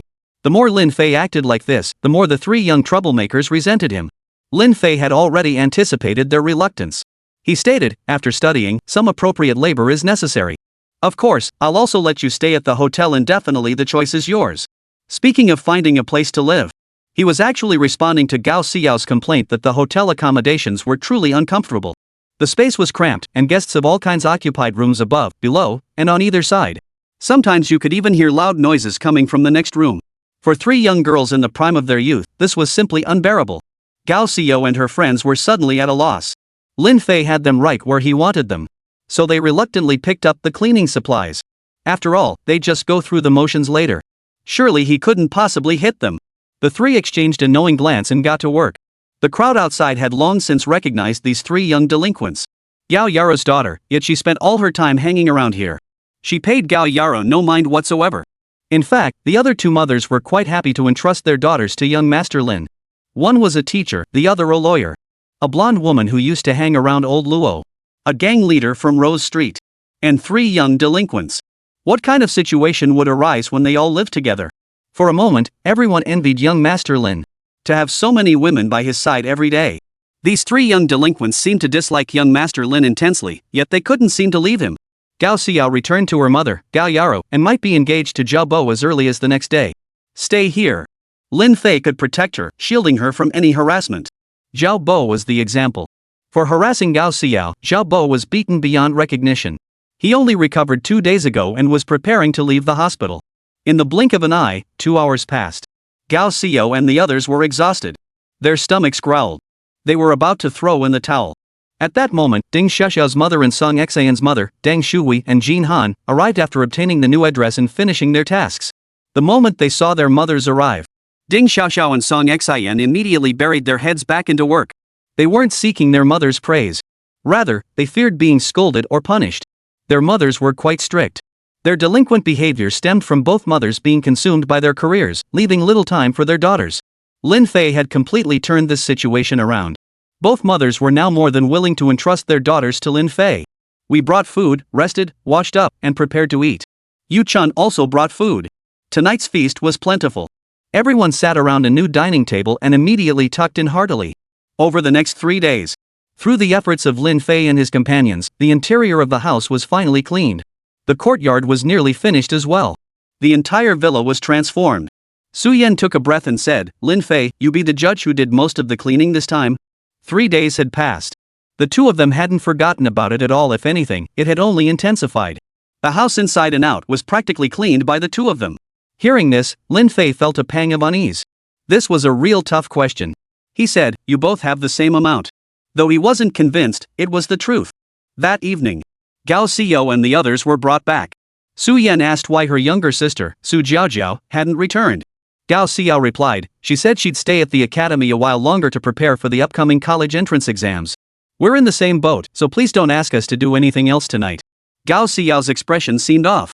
But Lin Fei didn't press further. After sending the 3 girls to their respective rooms to rest, Lin Fei finally asked the 4 female tutors. He learned. It was because Zhao Bo had returned to campus. He then began harassing Gao Xiao, even declaring he must engage her in marriage. But the 4 of them had managed to stop him. But their efforts weren't enough this time. Zhao Bo had brought several escort bodyguards with him. On several occasions, the previous situation even resurfaced. Faced with Zhao Qi's unrepentant actions, Lin Fei had already formulated a plan. "Zhao Bo lives on campus, right?" The woman replied, "Yes." Lin Fei nodded. "Then I'll go talk to him and swing by Gao Yaru's place while I'm at it. Keep this confidential, don't tell anyone." The 4 women nodded in agreement. After that, Lin Fei left under the pretext of going to the Moonlit Club.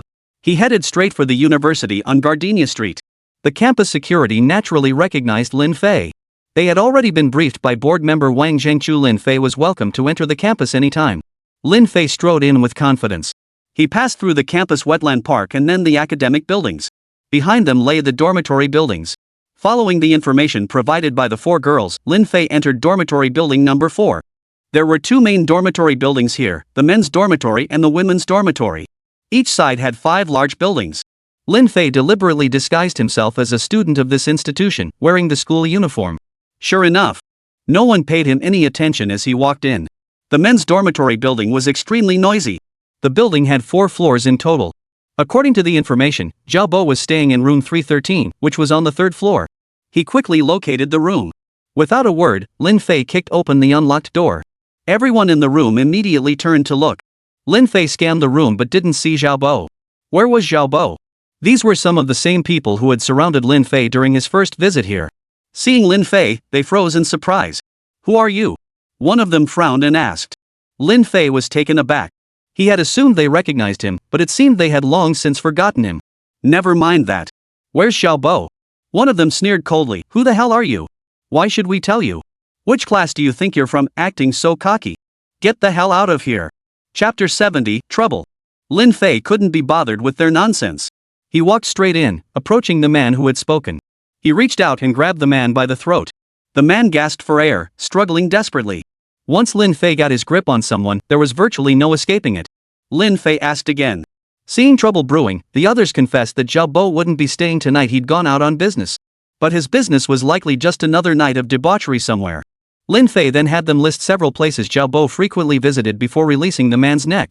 Just as he was about to leave, something struck him as wrong. They all had cell phones. He couldn't let them contact Zhao Bo. He reached to confiscate them, only to discover none of them had phones. He recalled Su Jiaojiao mentioning it before. During school hours, items like cell phones had to be handed into the academic affairs office and could only be retrieved upon leaving campus. But Lin Fei searched them anyway. Eventually, he found a hidden phone, snapped it in half, and tossed it into the trash. He then pulled out 3,000 yuan from his pocket. "This is your compensation. He left the words hanging in the air and walked away quickly. The dorm mates were left completely dumbfounded. Who the hell was this guy? But everyone knew Xiao Bo was definitely in for trouble. But without a phone, how could they contact Xiao Bo? In the end, they managed to find a privately stashed phone in another dorm building. They called, but no one answered. They tried over a dozen times, but still no answer. They figured Xiao Bo must be out partying hard, making such a racket he couldn't possibly hear the phone ringing. Lin Fei arrived at the office building. He spotted a familiar window, Su Jiajiao's office. The light was still on inside. Thinking Su Jiajiao might still be working there, he decided to check. After all, there was no rush on that front. As for Xiao Bo, Lin Fei had only gone over to issue a warning. He wouldn't resort to physical violence. No need for that. He headed to the office first. But when he got there, Su Jiajiao wasn't in the office. Instead, another female teacher was working overtime there. Seeing Lin Fei enter. "Student, lights out is almost here. Why haven't you returned to the dorm yet? Which class are you in?" Lin Fei froze. Oh right. He was still wearing his school uniform. The female teacher must have mistaken him for a student. He took off his uniform. "Dispose of this uniform tomorrow. Where's Su Jiajiao?" The female teacher had sharp eyes and instantly recognized that the person before her wasn't a student from the school. Lin Fei had only been here once. But this female teacher had taken note of him. "Are you the one who came over with Gao Xiao and Ding Xiaoxiao earlier? You must be Gao Xiao's brother, right?" The female teacher inquired. The reason she recognized him. Mainly because of these three little troublemakers. After all, the three of them were notorious troublemakers at the academy, always getting into trouble. Lin Fei nodded. The female teacher said, "Su Jiajiao just went to the restroom." Lin Fei nodded. But after waiting and waiting, Su Jiajiao still didn't show up. Her phone was still sitting on the desk, she hadn't taken it with her. Lin Fei asked, "Where's the restroom?" The female teacher pointed in a direction, and Lin Fei headed over. Standing outside the women's restroom, he called out several times. There was no response. Something's wrong. Should he go in and check? It was 9 o'clock at night, and the office building was empty except for that one female teacher. He cleared his throat twice and stepped inside. He checked each room one by one. He found no one at all. Lin Fei backed out. Just as he was about to head back, suddenly, Lin Fei heard a shriek. And that scream abruptly stopped. That voice was unmistakably Su Jiajiao's. How could Lin Fei not recognize it? The scream had been cut off midway, clearly muffled by someone covering her mouth. Lin Fei followed the sound. He dashed out of the office building. He spotted two figures darting toward the campus wetland park. In the nighttime environment, Lin Fei's eyesight was exceptional. He soon spotted a familiar outfit. It was Su Jiajiao. She was being grabbed by someone unknown and vanished into the campus wetland park in an instant. Lin Fei immediately gave chase. By the time he reached the wetland park, there was no sign of anyone, nor did he hear any unusual sounds. He sprinted through the park, searching frantically for 5 or 6 minutes without success. Finally, he reached the school gate. He asked the security guard if anyone had left. The guard replied, "Yes, a teacher fell ill. Someone just escorted them out." The guard dared not say otherwise. This was none other than young Master Lin, who had close ties to the school board. Most of the major events happening lately were connected to him. He was already a big shot. Anyone who could stand up to the Zhao family without being outmatched, couldn't he be a big shot? Lin Fei asked them which direction they were heading and immediately gave chase. Su Jiajiao was Su Yan's younger sister. If anything were to happen to her, Lin Fei wouldn't be able to face Su Yan. By questioning passers-by, Lin Fei pieced together Su Jiajiao's movements. Finally, Lin Fei arrived at the entrance of a fairly large hotel. Spotting a young valet standing at the entrance, he approached to ask. The man frowned. "Who are you? Why should I tell you? If you're not staying here, get lost." Lin Fei couldn't be bothered with small talk. He stepped forward, and a silver needle between his 2 fingers pierced the man's neck. "Answer me." The valet's expression instantly went blank as he stammered. He was taken inside. "According to the prior arrangements, it's room 5 on the 5th floor. Lin Fei immediately walked inside. The front desk clerk was about to question Lin Fei, but seeing him head straight for the elevator. Assuming he was a guest, they didn't ask further questions. At that moment, inside the room. How beautiful. Look at that smooth, delicate skin, just a sight for sore eyes. Zheng Feng said with a lecherous expression. He had coveted Su Jiajiao's body for quite some time. As the local kingpin of Gardenia Street, he'd tried every kind of woman imaginable. But the moment he laid eyes on Su Jiajiao, Zheng Feng instantly realized how utterly unattractive those other women truly were. At that moment, Su Jiajiao still retained a sliver of consciousness. Her head drooped, her eyes slightly open. She knew she was in trouble. Her eyes instantly filled with tears. Su Jiaojiao tried to speak, but she had no strength left, as if her mouth had gone numb. Seeing this, Zheng Feng hurriedly wiped the tears from Su Jiaojiao's face. He then placed her finger in his mouth and sucked on it. Salty. But it tasted just right. Zheng Feng said lecherously, "Don't cry, crying makes things difficult for me. Just wait a moment after I take a shower, I'll make it up to you." Zheng Feng stripped and headed straight for the bathroom. Su Jiaojiao fought to stay awake, suppressing the inexplicable heat spreading through her body. Her hands were bound by a zip tie, making it extremely difficult to break free. Meanwhile, Zheng Feng was humming a tune while showering. Suddenly, the door burst open with a violent kick. The loud noise startled Zheng Feng, who was in the shower. Zheng Feng hurriedly wrapped a towel around himself and opened the bathroom door. Before he could fully assess the situation, a large hand abruptly reached out before him. It seized Zheng Feng's neck with a violent grip. He was grabbed and flung out. He slammed into the wall and then fell to the floor. The impact sent waves of pain coursing through Zheng Feng's entire body. Gritting his teeth, Zheng Feng crawled to his feet and unleashed a torrent of curses. Chapter 71, On My Turf. Who the hell is that? Daring to hit me on my turf? You're asking for it. Zheng Feng didn't even bother to look at who it was. He pressed the red button on the table without hesitation. Only then did he slowly rise to his feet, lifting his head to see which little punk it was. Zheng Feng furiously wiped the blood from the corner of his mouth. He looked up. He immediately collapsed back to the floor. His face contorted with sheer terror. Squeak! The door slammed shut and locked. Lin Fei? Zheng Feng was utterly shocked. How could it be Lin Fei? It made no sense. In this gardenia neighborhood, Zheng Feng racked his brain and couldn't fathom why Lin Fei would be here. Lin Fei stepped forward and delivered a direct kick to Zheng Feng's chin. A dull thud echoed. Under the immense force, Zheng Feng's mouth suddenly spurted a large mouthful of blood. The ground turned crimson. The intense pain made Zheng Feng howl in agony on the spot. His fate wasn't much better than Zhao Bo's earlier. Lin Fei sat on a chair nearby. As for Su Jiaojiao, Lin Fei was still unaware of her condition, only seeing her lying motionless on the bed. Speak. Zheng Feng knew he was finished today. The tactics that worked on Lei Biao were useless against Lin Fei. Besides, he couldn't contact the Zhao family from here. Better to stall him for now. After all, he'd already pressed the button his men would arrive soon. He retorted, Lin Fei, don't think you're so tough. You barged in here, you actually think you can kill me? Lin Fei held up 3 fingers. 3. Simultaneously, he lowered 1 finger. 2. With the sound of the second finger dropping, Zheng Feng's entire body shuddered violently. Given Lin Fei's ruthless track record even with Zhao Bo, he showed no mercy. He would certainly be no different with him, and his fate might even be more brutal. He hurriedly waved his hand, gritting his teeth. Fine. I'll tell you everything. Lin Fei stopped counting. Zheng Feng confessed everything. This afternoon, he learned from Zhao Bo that Su Jiaojiao would most likely stay on campus tonight. Meaning she wouldn't be joining Gao Xiao's group to visit Lin Fei. He also provided Zheng Feng with a sedative. Zhao Bo had even arranged for someone to secretly slip the drug into Su Jiaojiao's teacup. The drug would take effect 3 hours after ingestion. Zheng Feng slipped into the campus quietly that night. Finally, his chance arrived. Taking advantage of Su Jiaojiao's trip to the restroom, he abducted her. With the sedative already taking effect, Zheng Feng then used another type of drug that acted immediately to knock Su Jiaojiao unconscious. Using the excuse of a teacher's sudden illness, he managed to get her out of the academy. Then he brought her here. Had the drug taken effect in the office, he would have devised a way to lure the other teacher away. But everything unfolded remarkably smoothly. After hearing this, Lin Fei asked, Where is Zhao Bo? Upon hearing this, Zheng Feng immediately conceived a plan. If Lin Fei knew and brought him over, then he could slip away while the opportunity presented itself.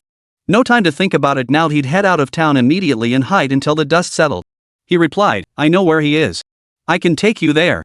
As Zheng Feng rose to leave, Lin Fei snapped, Stay on your knees. All you need to do is tell me where Zhao Bo is. Just as Zheng Feng was about to speak, suddenly, the door was kicked open again. Boss, we're here. Outside the room, a crowd had gathered. At a glance, there were no fewer than 20 men. All burly men standing over 6 feet tall.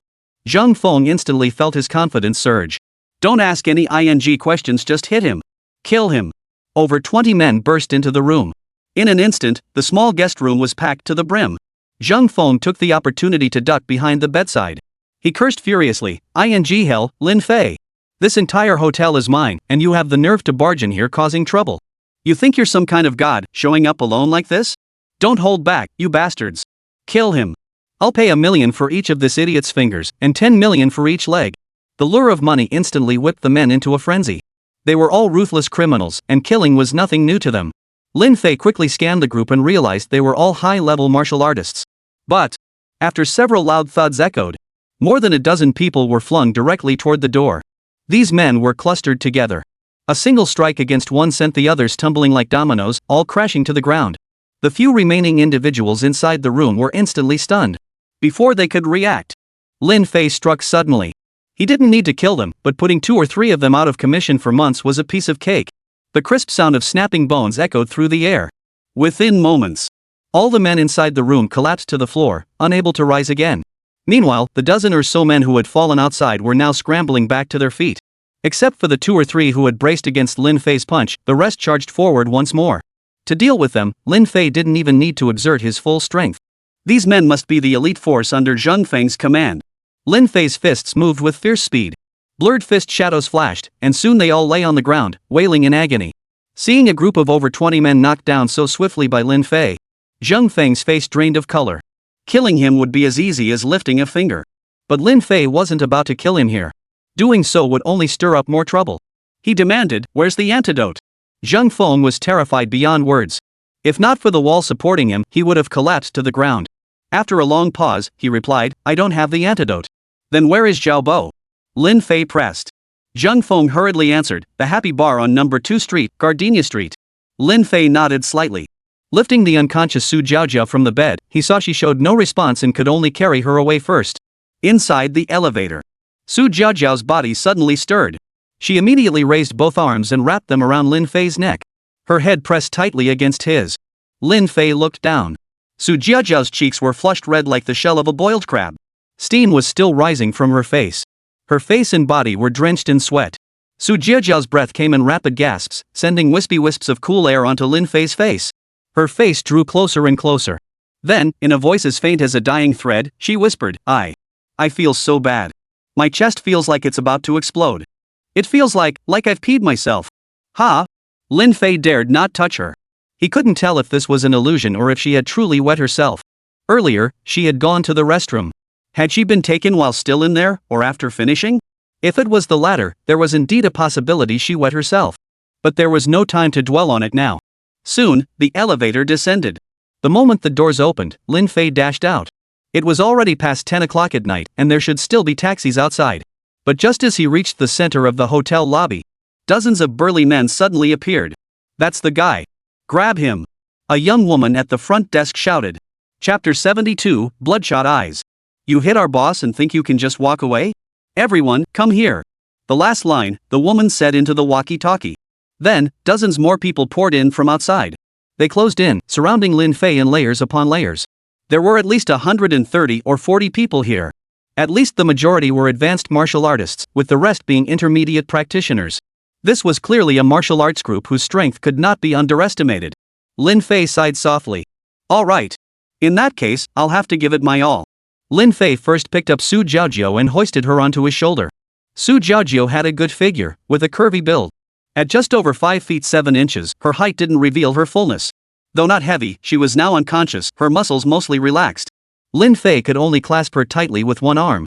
Immediately, Zheng Feng quickly threw on some clothes and stepped out of the elevator.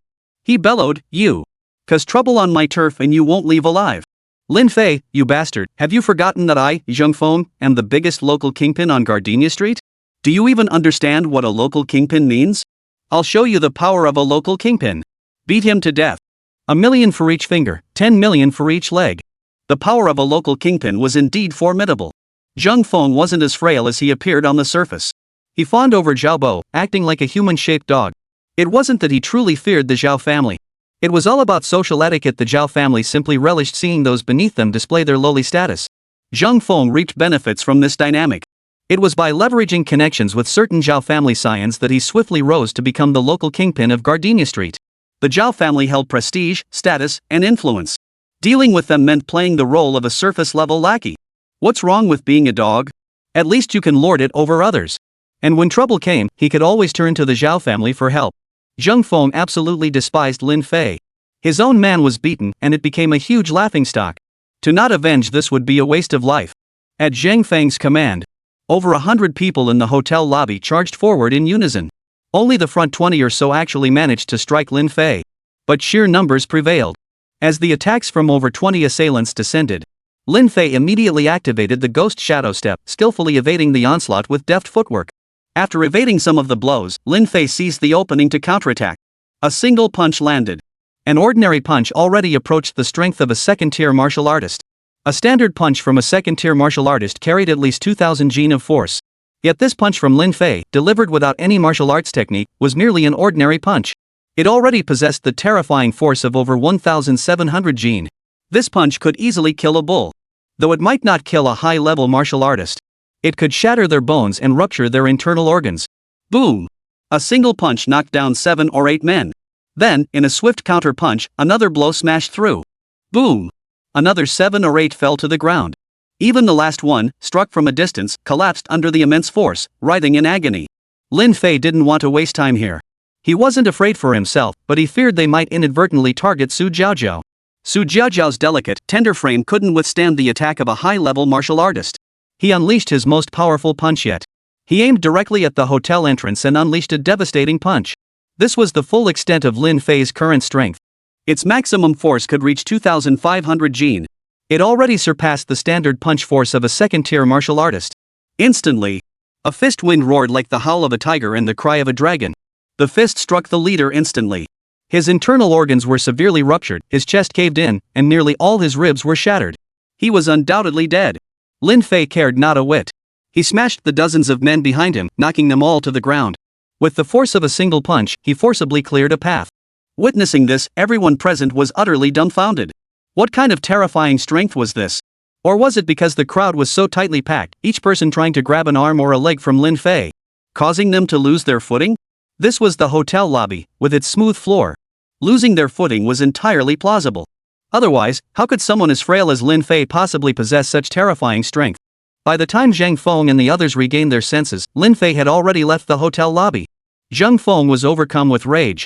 Chase him! Chase him for me! No matter what, Lin Fei must not be allowed to leave Gardenia Street tonight.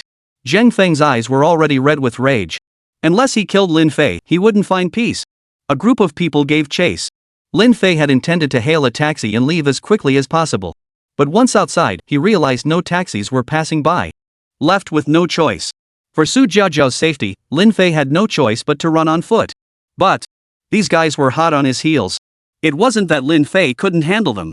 It was simply unnecessary. Zhang Feng was already seeing red. He himself didn't care these people couldn't hurt him. But Su Jiaojiao was in trouble. She was just an ordinary person, physically weak, and now unconscious. Even the slightest touch from those thugs could be deadly for her. Cornered, Lin Fei couldn't even make it out of Jizi Street. Left with no choice, he had to turn back. There was one good option, however, the academy. Even Zhang Feng wouldn't dare lead his men to barge into this academy. Wang Jingchu's strength was formidable, and Zhang Feng dared not act recklessly. Moreover, Zhang Feng could never have imagined that Lin Fei would go to the academy. These thoughts swirled in his mind. Lin Fei easily shook off the group. Finally, he leapt over a wall and entered. The entrance led directly into the office building. There was a female teacher here. He just needed to hand Su Jiaojiao over to her and have her take Su Jiaojiao to the hospital. They split into 2 groups. But upon reaching the office building, they found the interior completely dark. The female teacher had already left for the day. The main door was locked tight. Lin Fei was about to contact Su Yan. Suddenly, Su Jiaojiao regained consciousness. But her mind was still in a semi-dazed state. Su Jiaojiao breathed heavily. "I'm so hot. I feel awful." The next second, with a strange strength seemingly drawn from nowhere, Su Jiaojiao suddenly embraced Lin Fei and pressed her lips against his. Lin Fei quickly pushed her away. But she persisted. Her face flushed an even deeper crimson, her body radiating heat. Even through her clothes, he could feel the intense heat radiating from her entire body. Her slender body writhed uncontrollably. Lin Fei's heart sank instantly. He instantly recognized these symptoms. Zhang Feng had given her a love potion. As far as he knew, only Anna carried this drug.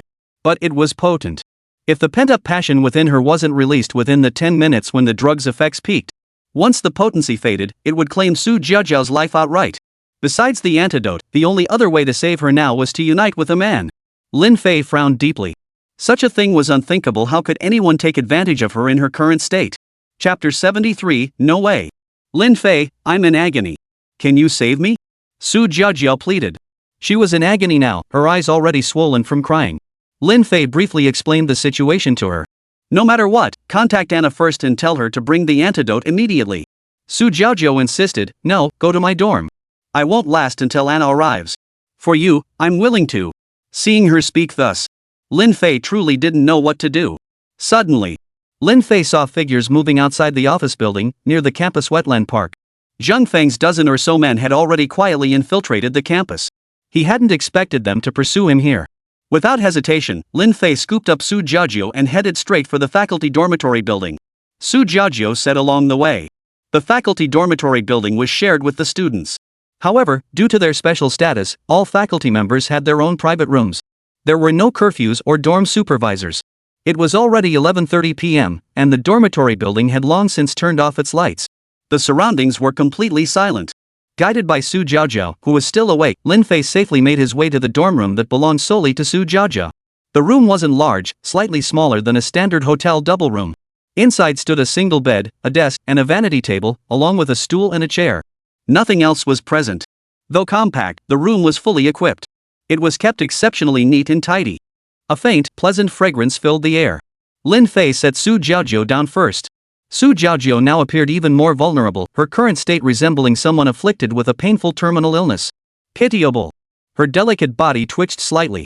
Just as Lin Fei was about to dampen the towel, suddenly, Su Jiaojiu suddenly summoned a strange strength, clutching Lin Fei tightly. Lin Fei naturally resisted. But if he didn't, she would die. Su Jiaojiu gasped, please save me, save me. I don't want to die. I still have so much left to do. Lin Fei, you absolutely must save me.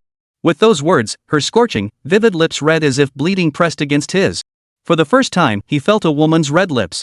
Soft, sweet, and smooth to the touch. Lin Fei quickly pushed her away. He absolutely couldn't do this. Otherwise, this guilt would haunt him for the rest of his life. Then, Lin Fei suddenly felt dizzy and lightheaded. He'd forgotten one thing. This drug had another side effect. At its peak potency, a portion of the drug's effects lingered in his mouth and bloodstream. Once absorbed by another person, the potency would take effect at an extremely rapid pace, causing them to fall victim instantly. The next morning, Lin Fei heard a series of rustling sounds. Squinting, he thought he saw a figure limping away, finally closing the door behind them. Lin Fei's eyelids grew heavy, and he drifted back to sleep. By noon, Lin Fei awoke once more and opened his eyes. Sitting up, he first felt a throbbing ache in his head. Sitting there, his thoughts were rather jumbled. Su Jiaojiu had acted out of necessity. Yet he felt uncomfortable, as if he were taking advantage of the situation. He crossed his legs, channeled his energy, and meditated for several minutes before the discomfort eased. But he sensed a partial depletion of his internal energy. There were many ways to restore internal energy. The most direct method was energy intake, like eating and drinking. The next method was cultivating energy, restoring it through meditation. As his beautiful master had explained, this involved absorbing the formless, colorless spiritual energy permeating the heavens and earth. Lin Fei realized that last night's battle hadn't drained him much, leaving him with about 70% of his inner energy remaining. Yet upon waking, he found less than 30% of his internal energy remained in his dantian. Where had that extra 30% gone? It felt as though someone had sucked it away. Judging by this, Su Jiaojiu should undergo a transformation soon.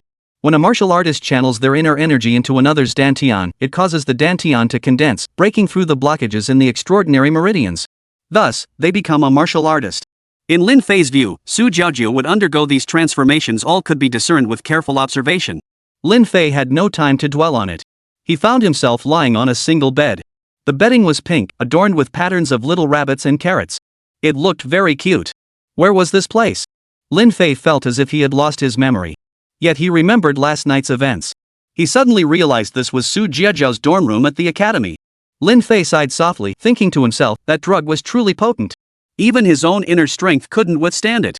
If he hadn't come last night, how dangerous would Su Jiaojiu have been? Lin Fei rose to his feet.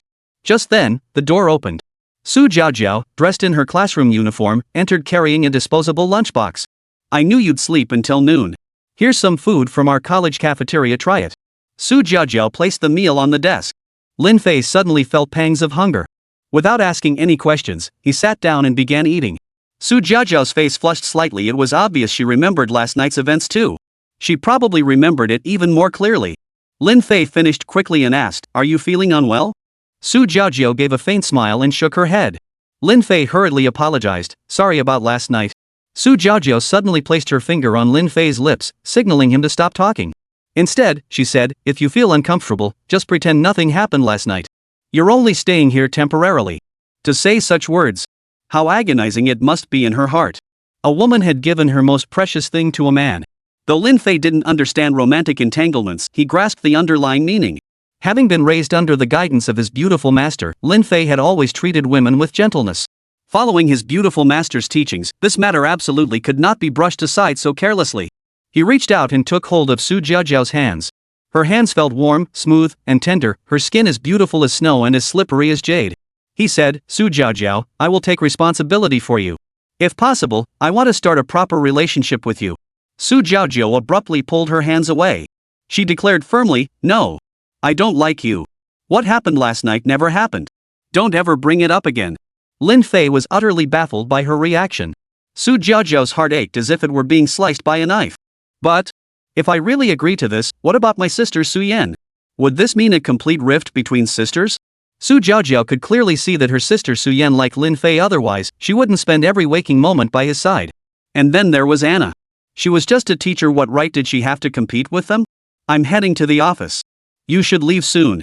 I plan to stay at the academy from now on. With the college entrance exams approaching, I don't want to waste time running back and forth. With that said, Su Jiaojiao turned and walked away. Lin Fei stood stunned. His first confession in life had been rejected. However, Lin Fei understood her meaning.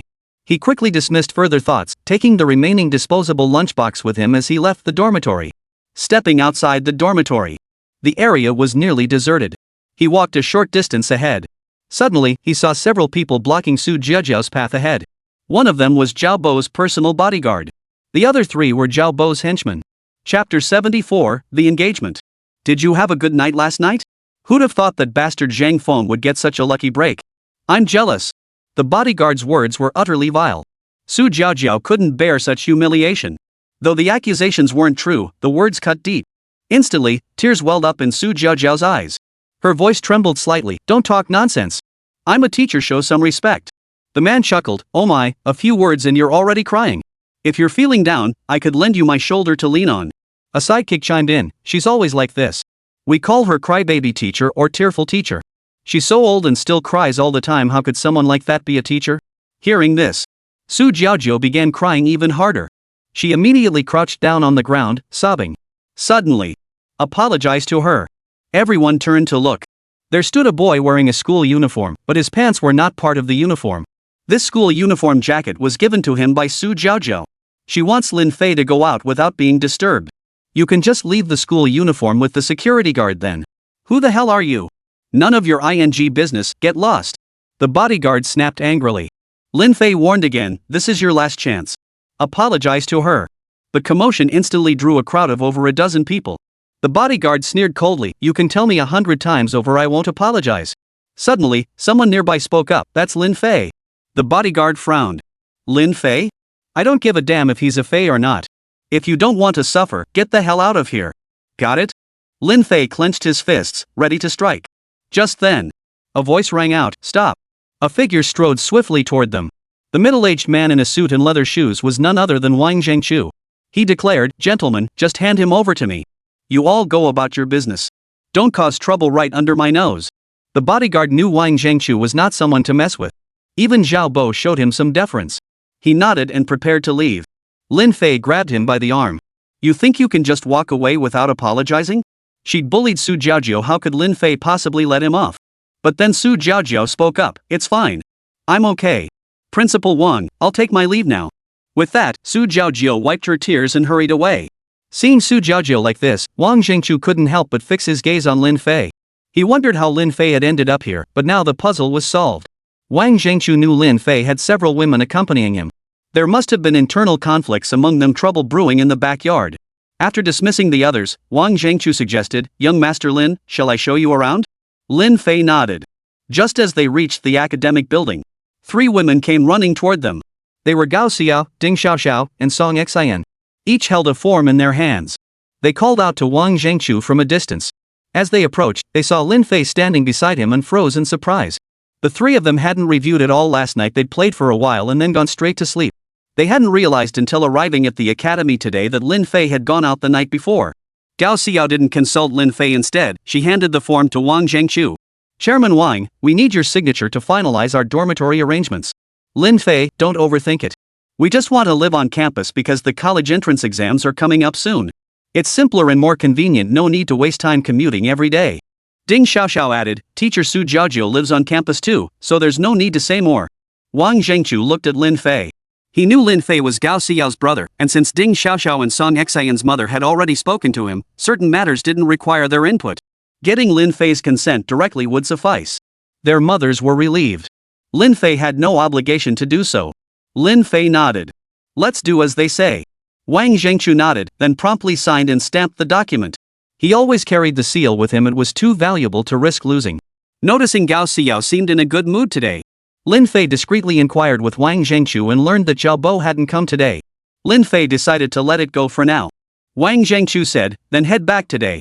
Tomorrow you'll officially move into the dorms, which will make it easier for you to bring your luggage over. Gao Xiao and the others nodded in agreement and departed. Lin Fei asked Wang Zhengqiu to agree to a few things.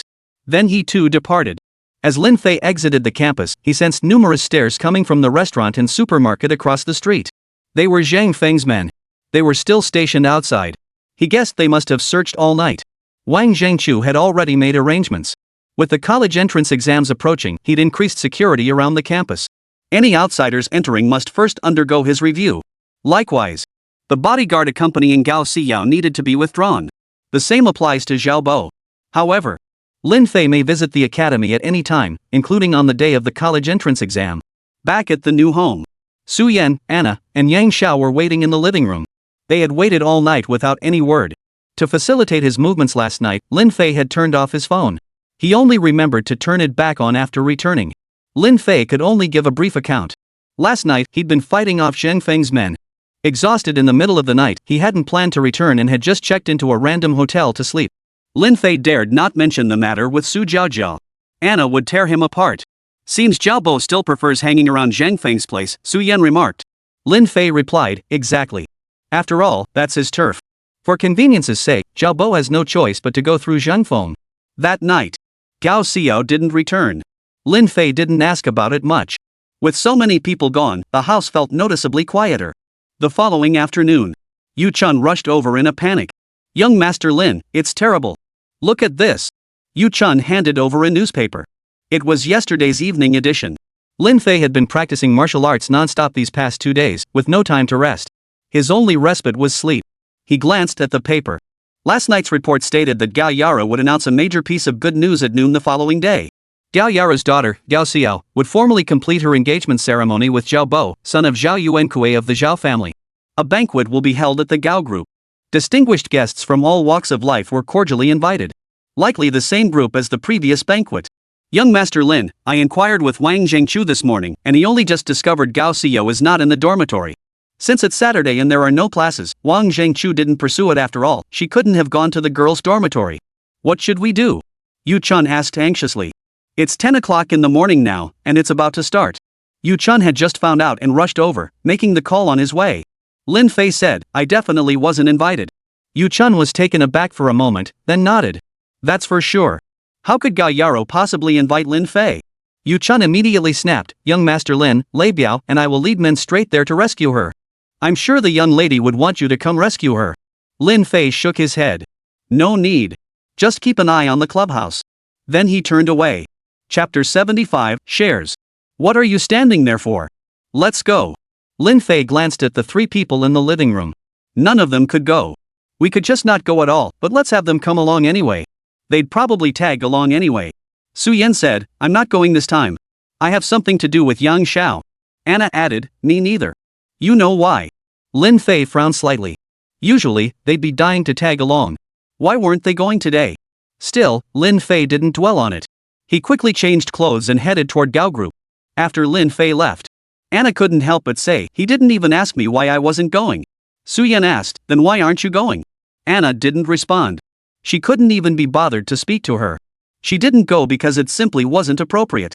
Besides, Lin Fei had his own methods, he wouldn't just jump into action right away. Gaoshi Group, within the estate. 1 month later, another banquet was held here. This gathering remained exceptionally grand. The guests were precisely the same group as before. Inside the estate, in a room. You must wear it. I'm your mother. You must marry Zhao Bo. That way, our Gao group can go even further. I only said to get engaged, not to marry. Afterward, you may attend school as you wish. Upon graduation, you will join the Gao group, starting from the bottom and working your way to the top to succeed me. Gao Yaro said sternly. She resented that she hadn't given birth to a son. The reason Gao Yaro was so harsh with Gao Xiao, even to the point of neglect, was primarily because she disliked her daughter. She believed daughters would eventually marry out. Didn't that mean handing over the Gao group she built with such effort to strangers? Yet now, she had no choice but to proceed this way. Gao Xiao's actual marriage was still far off, giving her ample time to orchestrate the situation. By then, she could completely separate Gao Xiao from the family, ensuring no one could ever take away what was hers. Gao Xiao showed no intention of changing into her wedding gown. She sat on the stool, seething with anger. Gao Yaro declared, "You have 10 minutes to put on your gown. Don't force me to slap you." With that, Gao Yaro left. Gao Xiao felt utterly wronged, tears welling in her eyes. Only now did she realize how comfortable it had been to stay by Lin Fei's side. Though Lin Fei would keep tabs on her, he never made her do anything unnecessary. Would he come? He definitely wouldn't. He didn't even know. He still thought she was staying at the dorm. The day after moving in, Gao Xiao was found by Zhao Bo. Zhao Bo summoned Gao Yaro. After all, she was her mother. The school couldn't stop her. Zhao Yuankue came along too. It wasn't until the next day that security finally informed Wang Zhangchu. For dozens of hours, Zhao Yuankue had stationed guards to watch over the security staff, threatening physical violence against anyone who dared to notify others. Deep down, Gao Xiao desperately wished Lin Fei would come. Then he would come to her rescue. At that moment, outside the Gao Group headquarters, Lin Fei arrived here alone. Just as he was about to enter, he was immediately stopped. "Stop! You can't go in. Get lost, you're not welcome here." 4 guards stood at the entrance. 2 were under Gao Yaro, and the other 2 were under the Zhao family. "That's right, you weren't invited to this banquet. Get lost, you good for nothing. Don't make us use force." Lin Fei's face is just too recognizable. Utterly unremarkable. Lin Fei had no intention of causing trouble, so he said, "I'm here for my sister's engagement banquet. It's only natural. Get out of the way." A subordinate of the Zhao family sneered coldly, "Humph, your sister? You unlucky dog, watch your language. No matter how deprived of affection you are, you can't call someone else your sister." Lin Fei sighed softly. Though he hadn't intended to cause trouble, that didn't mean he couldn't. But, as long as it doesn't make a scene. Lin Fei said, "You just want the invitation, right? I'll show it to you." The 4 exchanged glances, their brows furrowing. Are you serious? Would they really give this guy an invitation? But it did seem somewhat plausible. Perhaps they'd invited him just to mock and humiliate him, to liven up the banquet. They all gathered closer. Lin Fei smiled faintly. He spread his hands wide. With lightning speed, he slapped each of the 4 men across the neck. "What the hell are you doing? Looking for trouble?" Before the words could finish, the expressions on all 4 faces froze in shock. Lin Fei walked in alone, mind the door properly. "Yes." The 4 nodded blankly in agreement. And so Lin Fei entered with remarkable ease. Outside the estate, Lin Fei was about to go inside when a voice suddenly called out from behind him. "You must be Lin Fei." "Hello, my name is Qiao Hong. I was supposed to meet you last time, but something unexpected came up and I had to leave." Lin Fei turned around. Before he could get a clear look at the other person, he reached out to shake hands. Only then did he get a clear look. A middle-aged man in his early 40s, well-built, dressed in a suit and tie with a dignified demeanor. Lin Fei felt he looked familiar, but couldn't quite place him at first. Right. Qiao Hong. One of the shareholders holding 10% of the stock. "Young Master Lin, let's not rush in just yet. We should wait for Han Rongxuan, he should be arriving soon." Han Rongxuan was the other shareholder holding 5% of the shares. Yao Yaro currently has no way to reclaim these 10% shares. As Anna's prior investigation revealed, these 2 individuals rarely appear in business circles. Their primary focus has been evading Gao Yaru and the Zhao family. Both factions are secretly hiring assassins. This is precisely why even Anna has been unable to pinpoint their exact whereabouts. They moved around frequently, staying mostly in major hotels. Lin Fei couldn't find them, and they dared not approach him either, fearing their movements would be exposed and they'd be killed en route. Today, seizing this opportunity, they hadn't planned to attend, but they suspected Lin Fei would likely show up. And indeed, they waited here until Lin Fei arrived. After a while, sure enough, a middle-aged man appeared. This middle-aged man was rather thin, but his posture was upright and his demeanor dignified. He was Han Rongxuan. These 2 had previously been loyal followers of Lin Haifeng. After Lin Haifeng was imprisoned, they still held onto their 10% stake, refusing to relinquish it. We followed them to a quiet corner to sit and talk. It turned out they were waiting for Lin Fei's return. According to their agreement with Lin Haifeng, they would unconditionally transfer this 10% stake to Lin Fei. Thus, their mission was complete. They could finally rid themselves of this hot potato. Helping Lin Haifeng to this extent was already the utmost kindness and righteousness they could offer. So, it's settled then. Young Master Lin, we will directly transfer the entire 10% stake into your current holdings. Lin Fei's holdings include the Moonlit Club and the hotel. Lin Fei nodded. Then we thank you both. The two men chuckled. It's us who should thank young Master Lin. To be perfectly honest, we're offloading this matter so we can focus on managing our own businesses going forward. Lin Fei nodded. Then, the remaining 10% of shares is next. Chapter 76, Are you willing? Then let us all attend the banquet together. The three walked toward the estate. The two made arrangements for the matter as they walked. They and Lin Fei wouldn't even need to appear in person, all three simply needed to sign a document. The rest would be entirely handled by the foundation. At the latest, it would be settled within 2 days, no need to rush. Inside the estate, Lin Fei's sudden appearance sent shockwaves through the crowd. The gasps quickly drew the attention of Zhao Yuankue and the others. Everyone frowned, puzzled as to why Lin Fei had come. Zhao Yuankue immediately summoned Gao Yaro and the others to hurry over. Lin Fei, why are you here? I didn't invite you. What are you doing here? Let me tell you this, if you're planning to steal Gao Xiao away, I advise you not to even entertain the thought. Gao Yaro was instantly overcome with rage. Last time Lin Fei showed up here, he caused such a scene that the banquet couldn't even proceed. And now he's back. And without an invitation, how dare he show his face here? He really has no shame. Lin Fei waved his hand dismissively. First off, are you my stepmom? Even though I don't want to call her that. Gao Yaro was momentarily speechless. She didn't know how to respond. But then she remembered how she'd openly declared to everyone before that she was Lin Fei's stepmother. Even old Luo had been present at the time. If she denied it now, that rascal Lin Fei would surely go looking for old Luo. Though Master Luo wouldn't see him, better safe than sorry. After a moment's thought, she nodded in agreement. Lin Fei nodded, then pulled out a family relationship certificate from his bag. Gao Xiao is my own sister, shouldn't I be here? Just because you didn't invite me doesn't mean I can't come. Rest assured, I usually don't just snatch my sister away. Zhao Yuankue scrutinized the certificate. The black and white text on the paper stated it clearly. Moreover, it was issued by Yunhai City People's Hospital, an institution of the highest authority. Zhao Yuankue said, we'd be happy to have you if you're not here to cause trouble. But you'll have to sit over there. He gestured with his hand. It was a corner. And next to it were a few rather messy trash cans. What if I refuse? Zhao Yuankue snorted coldly, if you don't go, then get lost.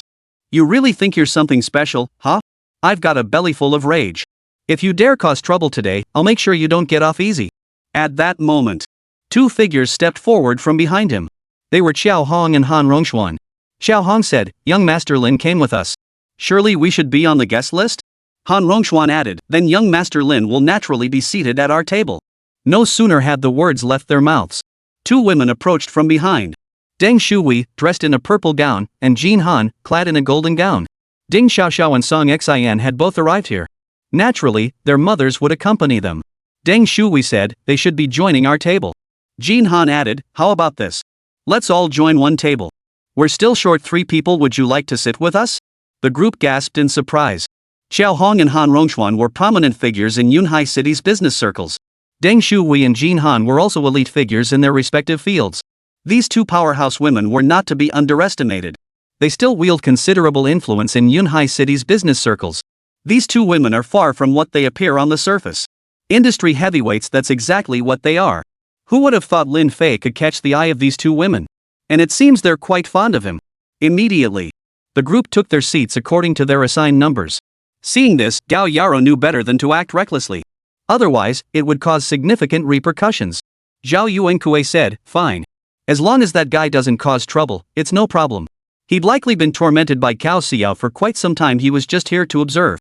Zhao Yuankue knew Gao Xiao well, she was that rebellious teenage girl. Lin Fei had come over, and he didn't seem like the type to cause trouble. If he truly intended trouble, he would have brought Gao Xiao out by now. A few minutes later, Gao Yaro began her speech. Then, she invited Gao Xiao and Zhao Bo to take the stage. Gao Xiao appeared in a pure white gown that resembled a wedding dress. Her long pink hair shone exceptionally brightly at that moment. Yet it complemented her current ensemble perfectly. Serious yet tinged with playful charm. Only, a heavy sense of resentment clouded Gao Xiao's face. She was intensely resistant to the idea of being engaged to Zhao Bo. Yet faced with her mother's tyrannical pressure, Gao Xiao dared not run away. Besides, she couldn't escape anyway. As she stepped onto the stage, she kept her head bowed, unable to lift her gaze toward the audience below. I'll speak up soon. Truth be told, I don't want to see Gao Xiao end her life in such confusion either. That would be too tragic. Deng Shuhui said. She was now striving to fulfill her duties as a mother. Her career had become less important to her. After all, she only has one daughter to rely on. Yeah, when I first heard the news, I couldn't believe it. Jin Han said. Ding Xiaoxiao asked, Lin Fei, can you rescue Sister Xiao? Song Xian also looked desperate for an answer. If you can rescue Sister Xiao, we promise we'll never humiliate you again. Deng Shuhui immediately scolded her. Tell her to show Lin Fei some respect. Lin Fei waved his hand dismissively. Whether I can rescue her is uncertain. It depends on Gao Xiao herself. If she wants to marry Zhao Bo, then I'll bless her. Of course, Gao Yuru must have threatened her. Ding Xiaoxiao hurriedly interjected, you absolutely must save her. Song Xian and I know Sister Xiao very well. She must be utterly resistant to this arrangement. At that moment, Gao Yaro introduced the two to everyone. The engagement ceremony only required the mutual consent of both sets of elders. But Lin Fei was also Gao Xiao's senior. Just as Gao Yaro was about to utter those words, Deng Shuhui suddenly stood up. Stop talking. We all want to know what Gao Xiao thinks. Gao Xiao, lift your head and see who's here. Gao Xiao, who had been standing on the stage with her head bowed. She slowly raised her head.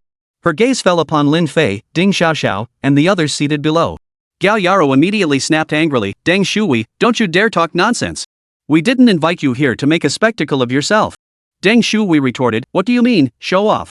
I'm her senior, of course I care about Gao Xiao. Yet you, her own mother, are pushing your daughter straight into the fire. Zhao Yuankue and the others also grew agitated. It was clear Deng Shuhui had been egged on by Lin Fei. What was Lin Fei's game? Is he popular with both young and old? Young and old alike adore him. What gives him that? Gao Xiao was stunned Lin Fei had actually come. Why would he do this? They weren't exactly blood relatives, after all. Gao Xiao had never heard any stories about her father. Gao Yara had destroyed all records. Too young to know where to look. By the time she hit her rebellious phase, she was even less inclined to investigate. Until Lin Fei appeared, and suddenly, clues began to surface. Chapter 77, Playing Dirty Tricks.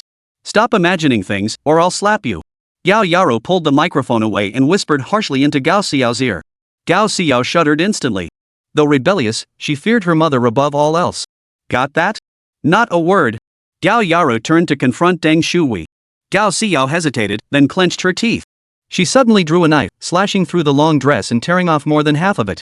I'm the master of my own life. I refuse to be engaged to Zhao Bo. I am Gao Xiao, and I speak for myself. This dramatic act drew gasps from the crowd. Gao Xiao's actions were the classic rebellious gesture of a teenage delinquent. She tore a dress worth hundreds of thousands into a miniskirt. Her snow-white, slender thighs were fully exposed. Her meticulously styled pink braids instantly fell apart as she grabbed a sharp knife and cut off half of it. With her short hair, Gao Xiao now looked even more like a rebellious teenager. Gone was the playful cuteness of her previous twin ponytails.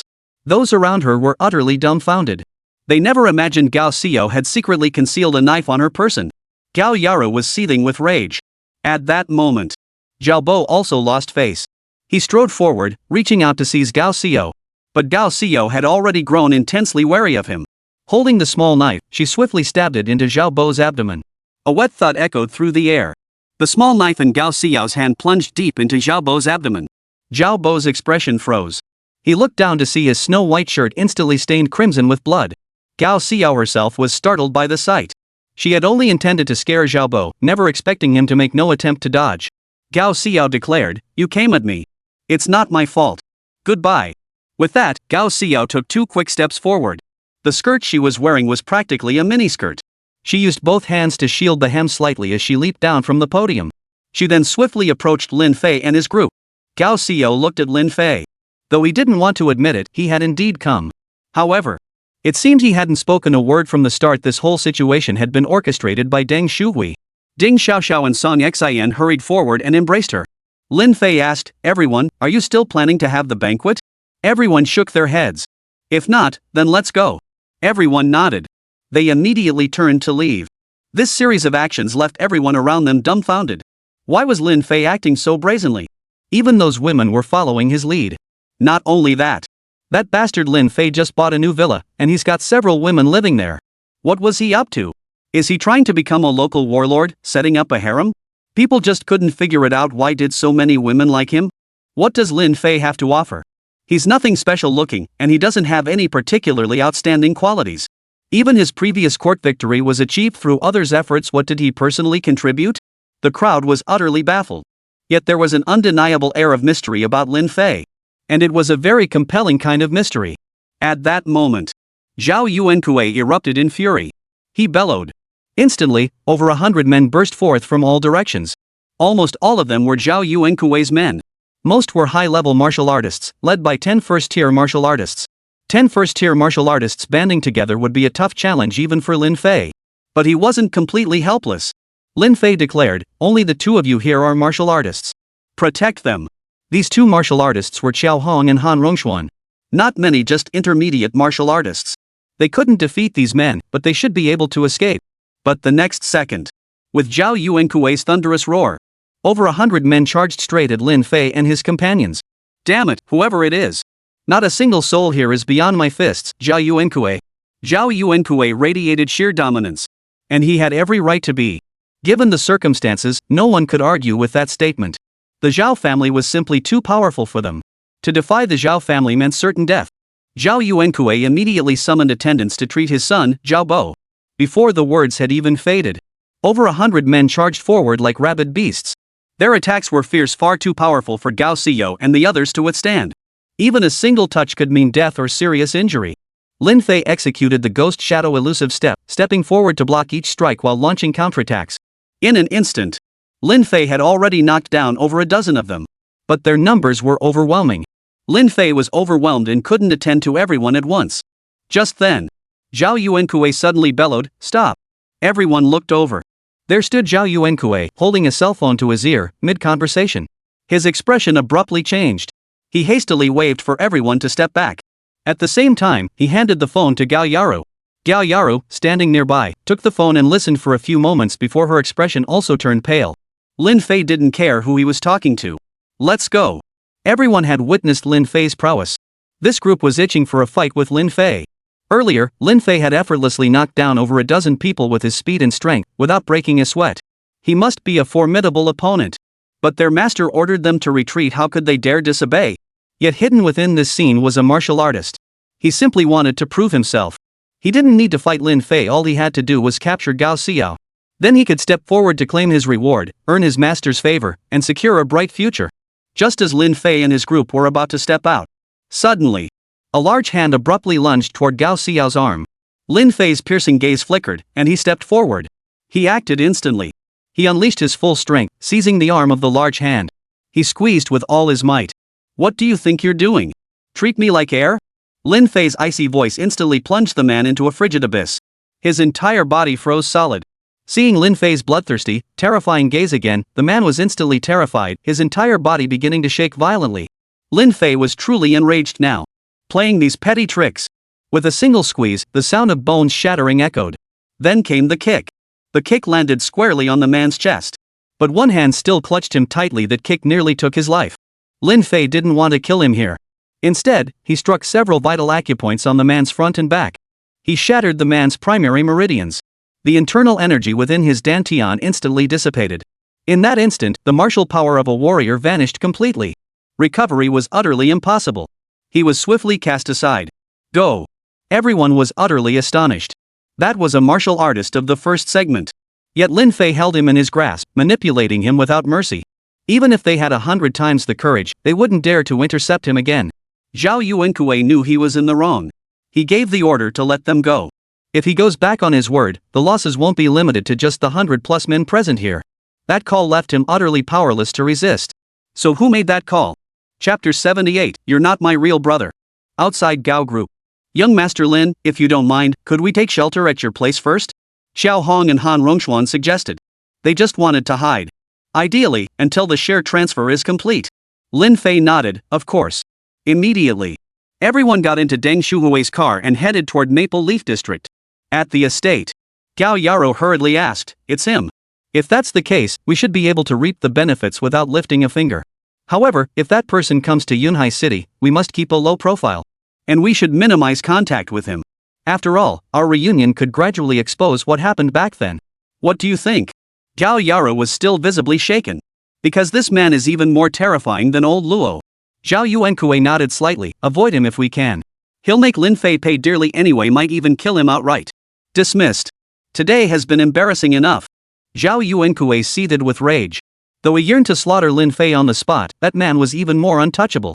Immediately, Gao Yaru declared the banquet over. The invited guests all wore looks of resentment. Damn it, we paid our share and didn't even get a hot meal.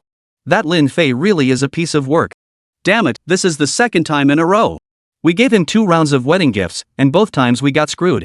Everyone was seething with anger toward Lin Fei. But all they could do was grumble and curse under their breath. Half an hour later. Maple Leaf District, Moonlit Club. If you don't mind, you two can stay here from now on.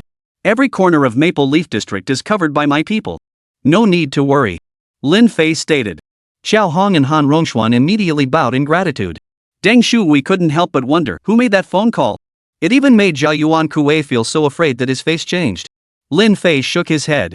In his view, it must have been Luo Tai. Only that old man could make Zhao Yuankue feel afraid.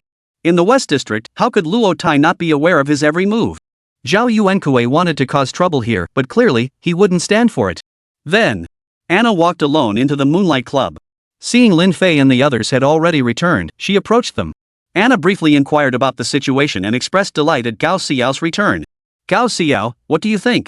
Still feel most comfortable staying by your brother's side, right? Gao Xiao froze. You're not wrong, but he's not my brother, don't go saying things like that. This was the one thing Anna disliked about Gao Xiao. Just as she was about to speak her mind, Lin Fei cut her off. Alright, now that you're back, just stay here and focus on your studies. Lin Fei asked Anna why she'd come over. Anna pulled Lin Fei aside. She whispered, Mr. Luo is leaving Yunhai City for a while. He told us to be careful. After he leaves, the assassin group will be temporarily under your and my management. When do you plan to go over and make an appearance? Lin Fei frowned. Where is he going? Anna shrugged. How should I know? He boarded a flight an hour ago. Probably overseas. I recall his son is staying abroad. Lin Fei's brow furrowed deeply. At that moment, Lin Fei felt certain that call hadn't come from Luo Tai. Who could it be? He quickly pushed the thought aside. When water comes, Earth blocks it. When soldiers come, generals block them. Afterward, everyone gathered for a meal. The others headed to the villa first, while Lin Fei took Gao Xiao to the academy. Are you staying at the academy too? I don't need such special protection. I can fight back, after all. Look, I always carry a knife with me. Lin Fei sat with her in the back seat. Gao Xiao pulled a delicate dagger from her school uniform pocket.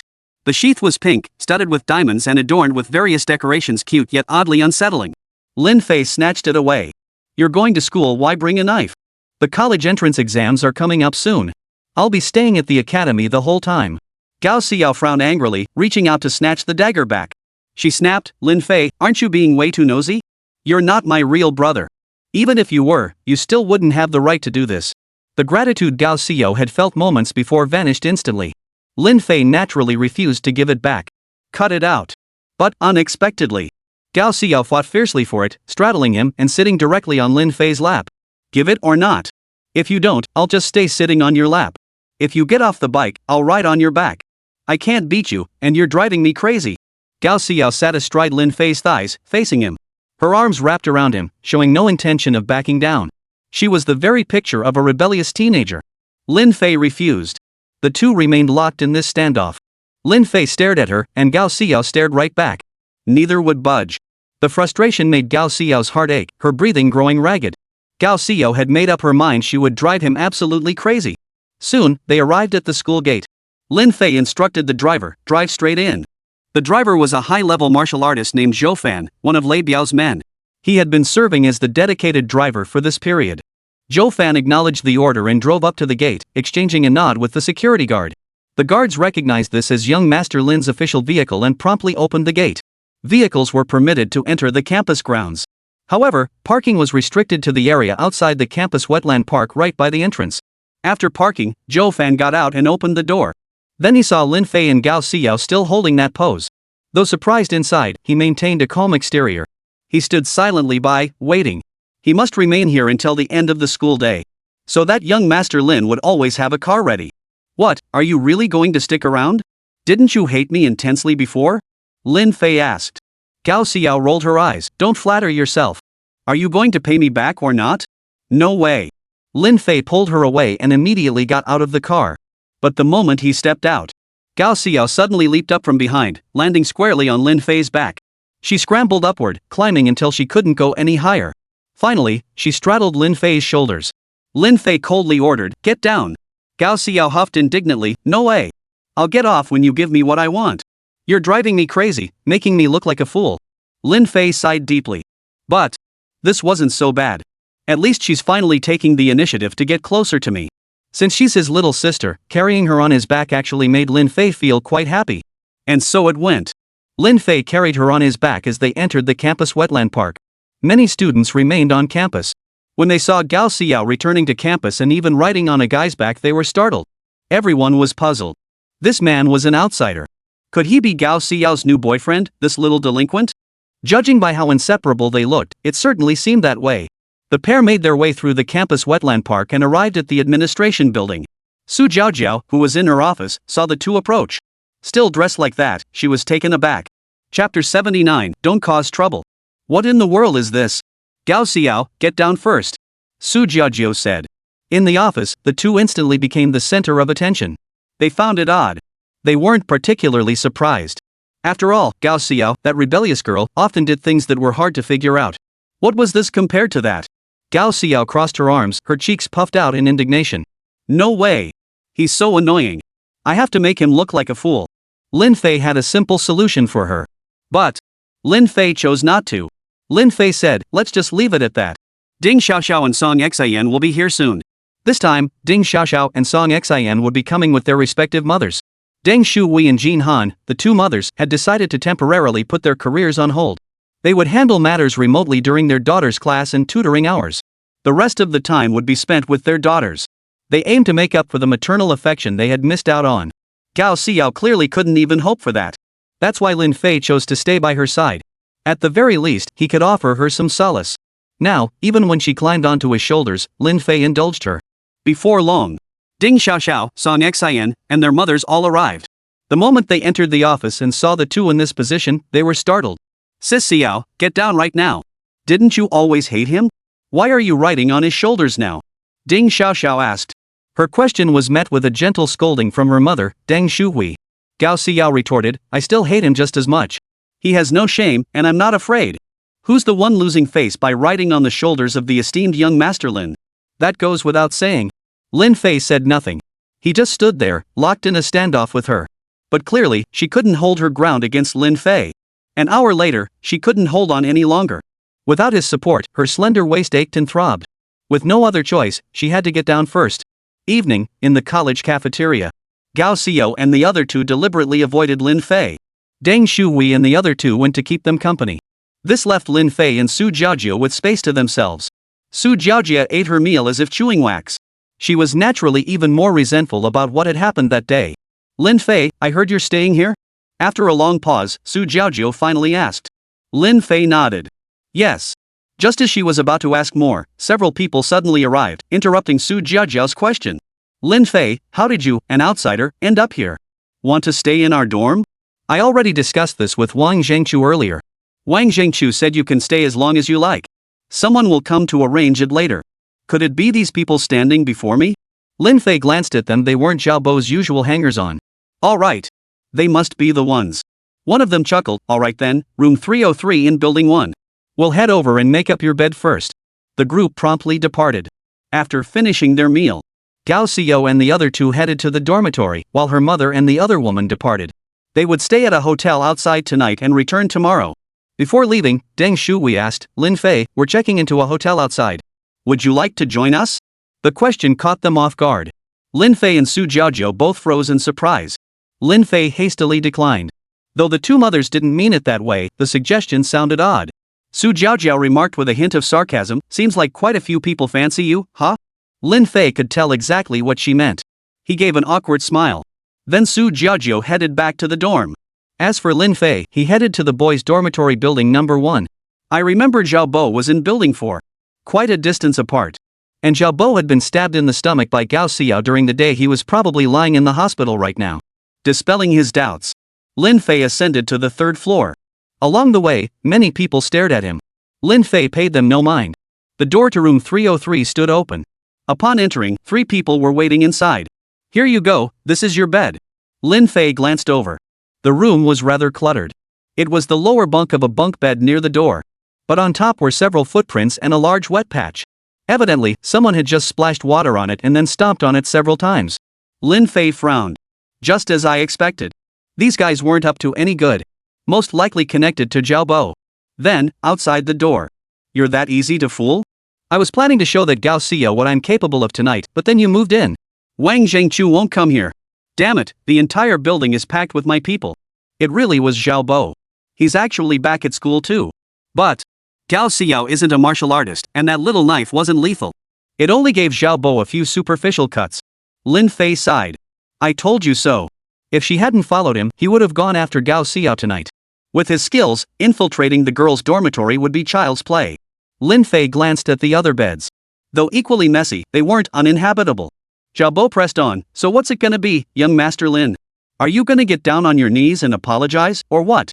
Lin Fei wasn't about to waste words on him. In a flash, he seized Xiaobo by the throat. He then burst through the window. With a loud crash, the window glass shattered. Shards of glass rained down onto the ground 3 stories below, crackling as they landed. Lin Fei tossed him aside with a casual flick, sending him flying over 10 meters. Face first, he skidded along the ground for another meter or 2. This instantly reduced Xiaobo's already wrinkled, unhealed face to a bloody, mangled mess once more. Seeing this, the others rushed out. Just then. Lin Fei, you're causing trouble again. He looked up. Su Jiajiu was already striding toward them. Su Jiajiu had just returned to the dorm when she sensed something was off and came to investigate. Little did she expect to see Lin Fei toss Xiaobo out before she even reached him. I didn't start anything. Turns out Wang Zhengqiu arranged my accommodation somewhere else, not in this building. I'll go ask Wang Zhengqiu. With that, she turned to leave. Su Jiajiu called out again, don't bother going. You'll just cause trouble somewhere else. Come stay with me. Ha! Lin Fei froze in surprise. The others froze in shock too. They stared in disbelief, utterly speechless. Everyone knew the teachers lived alone. A man and a woman sharing a room? But it wasn't their place to interfere. And from the way she sounded, Su Jiajiu seemed to be dating Lin Fei. Seeing how badly Lin Fei had beaten Xiaobo, they wouldn't dare make a move even if they had 100 times the courage. Enough with the AHS. Come with me now. I need to keep an eye on you or you'll cause trouble again. The college entrance exams are coming up, don't mess around. Su Jiajiu said, her cheeks puffed out in anger. She dared to speak like that in front of so many people. It was obvious. She valued her career immensely. If Lin Fei stayed here any longer, it would inevitably cause her immense trouble. He could only nod and follow her. The others quickly carried Xiaobo to the infirmary. He wouldn't be able to move for the next few days. Lin Fei returned to Su Jiajiu's dorm room. The same layout, the same soothing fragrance. No wonder Gao Xiao dislikes you. Reflect on your actions. I've got homework to catch up on. Su Jiajiu retorted irritably. Chapter 80, The Threshold. So that's what it feels like. This is what it feels like to be scolded by others. Of course. Lin Fei had been scolded by his beautiful master plenty of times. But when the person delivering the scolding was different, the feeling was different too. As a teacher, Su Jiajiu could be quite strict. Su Jiajiu then fell silent. She turned to her desk to catch up on her homework. With less than 2 weeks left before the college entrance exams. With nothing else to do, Lin Fei crossed his legs beside her and entered a meditative state. At first, it felt smooth and effortless. But after a few minutes, Lin Fei suddenly sensed something amiss. A distinct aura was gradually materializing before him. Compared to before, this aura felt more substantial. Lin Fei withdrew his energy and opened his eyes. Only Su Jiajiu remained before him. Lin Fei rose and stepped forward, grabbing her right hand and placing 2 fingers on her wrist artery. This sudden action startled Su Jiajiu. What are you doing? Lin Fei whispered softly, don't move. He was taking her pulse like a traditional Chinese medicine practitioner. Su Jiajiu's heart skipped a beat. Does Lin Fei know traditional Chinese medicine? But surely not that quickly? It had only been 2 days. Su Jiajiu's mind raced with wild thoughts, her heart pounding wildly. Her face and ears flushed crimson. Su Jiajiu immediately withdrew her hand. Angrily, stop taking my pulse. How could it be that fast? Lin Fei looked taken aback. Huh? No, I was looking at something else. Lin Fei was confused too. Our beautiful master only teaches martial arts and such, she never taught us any of those everyday life skills. Su Jiajiu frowned and asked, what is it? Lin Fei withdrew his hand and pondered for a moment. Then he said, well, I'm pretty sure haven't you felt unusually strong these past couple of days? Like accidentally breaking fragile items just by gripping them a little too hard? Su Jiajio nodded. Yeah, I crushed a glass cup at breakfast today, though it did have a crack in it already. Lin Fei shook his head. No, it's because you've already developed internal energy. Lin Fei looked around and picked up a drinking glass nearby. This one should be fine. Try squeezing it hard. Su Jiajio hesitated. Although she hadn't cut her hand when the cup shattered this morning, she knew she'd bleed if she got nervous now. She was terrified of blood. Lin Fei picked up a towel nearby and told her to wrap her hand in it before squeezing. Su Jiajiao couldn't figure out what Lin Fei was really getting at. But he seemed so serious. What if this was something really serious to him? With that thought, Su Jiajiao did as he asked. Snap! A sharp crack. The glass cup in her hand shattered instantly. Su Jiajiao was utterly shocked. She hadn't even used full force just now. What the hell was going on? Su Jiajiao was utterly terrified. Lin Fei smiled faintly. You already possess internal energy. That means you've just crossed the threshold into martial arts cultivation. Your physical strength is too weak, internal energy alone won't suffice. And I've noticed your internal energy increases slightly each day. If this continues long enough, when your internal energy surpasses your physical constitution, your body will suffer backlash. At best. Before Lin Fei could finish, Su Jiajiao interrupted. Wait, what exactly is inner strength? I've heard bits about martial artists, but I never looked into it since I'm not interested. Lin Fei gave her a brief explanation. Su Jiajiao remained only partially grasping the concept. He continued, at best, your body breaks down, and all sorts of mysterious ailments, even cancer, start popping up. At worst, you die in a very short time. Hearing this, Su Jiajiao turned deathly pale. Her eyes darted around wildly, and tears welled up in her eyes. You bastard! Is it fun to scare me? Wah, Lin Fei, you're such a jerk. Su Jiajiao angrily raised her tiny pink fist and smacked it against Lin Fei. Though it didn't hurt, it certainly carried some force. Lin Fei quickly grabbed her hands. Just listen to me first. Don't cry. Lin Fei reached out to wipe the tears from her face. His fingers traced her cheek. The soft, smooth feel was absolutely amazing. Faced with a man's concern and comfort, Su Jiajiao felt a warmth in her heart and stopped crying. Her eyes remained red, and her bright, watery eyes still held a few tiny pearls. She looked utterly endearing. She was so fragile. Gentle by nature, she only dared to appear slightly stern when standing at the lectern. They say women are made of water.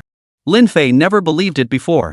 But ever since he saw Su Jiajiao cry at the drop of a hat, Lin Fei believed it.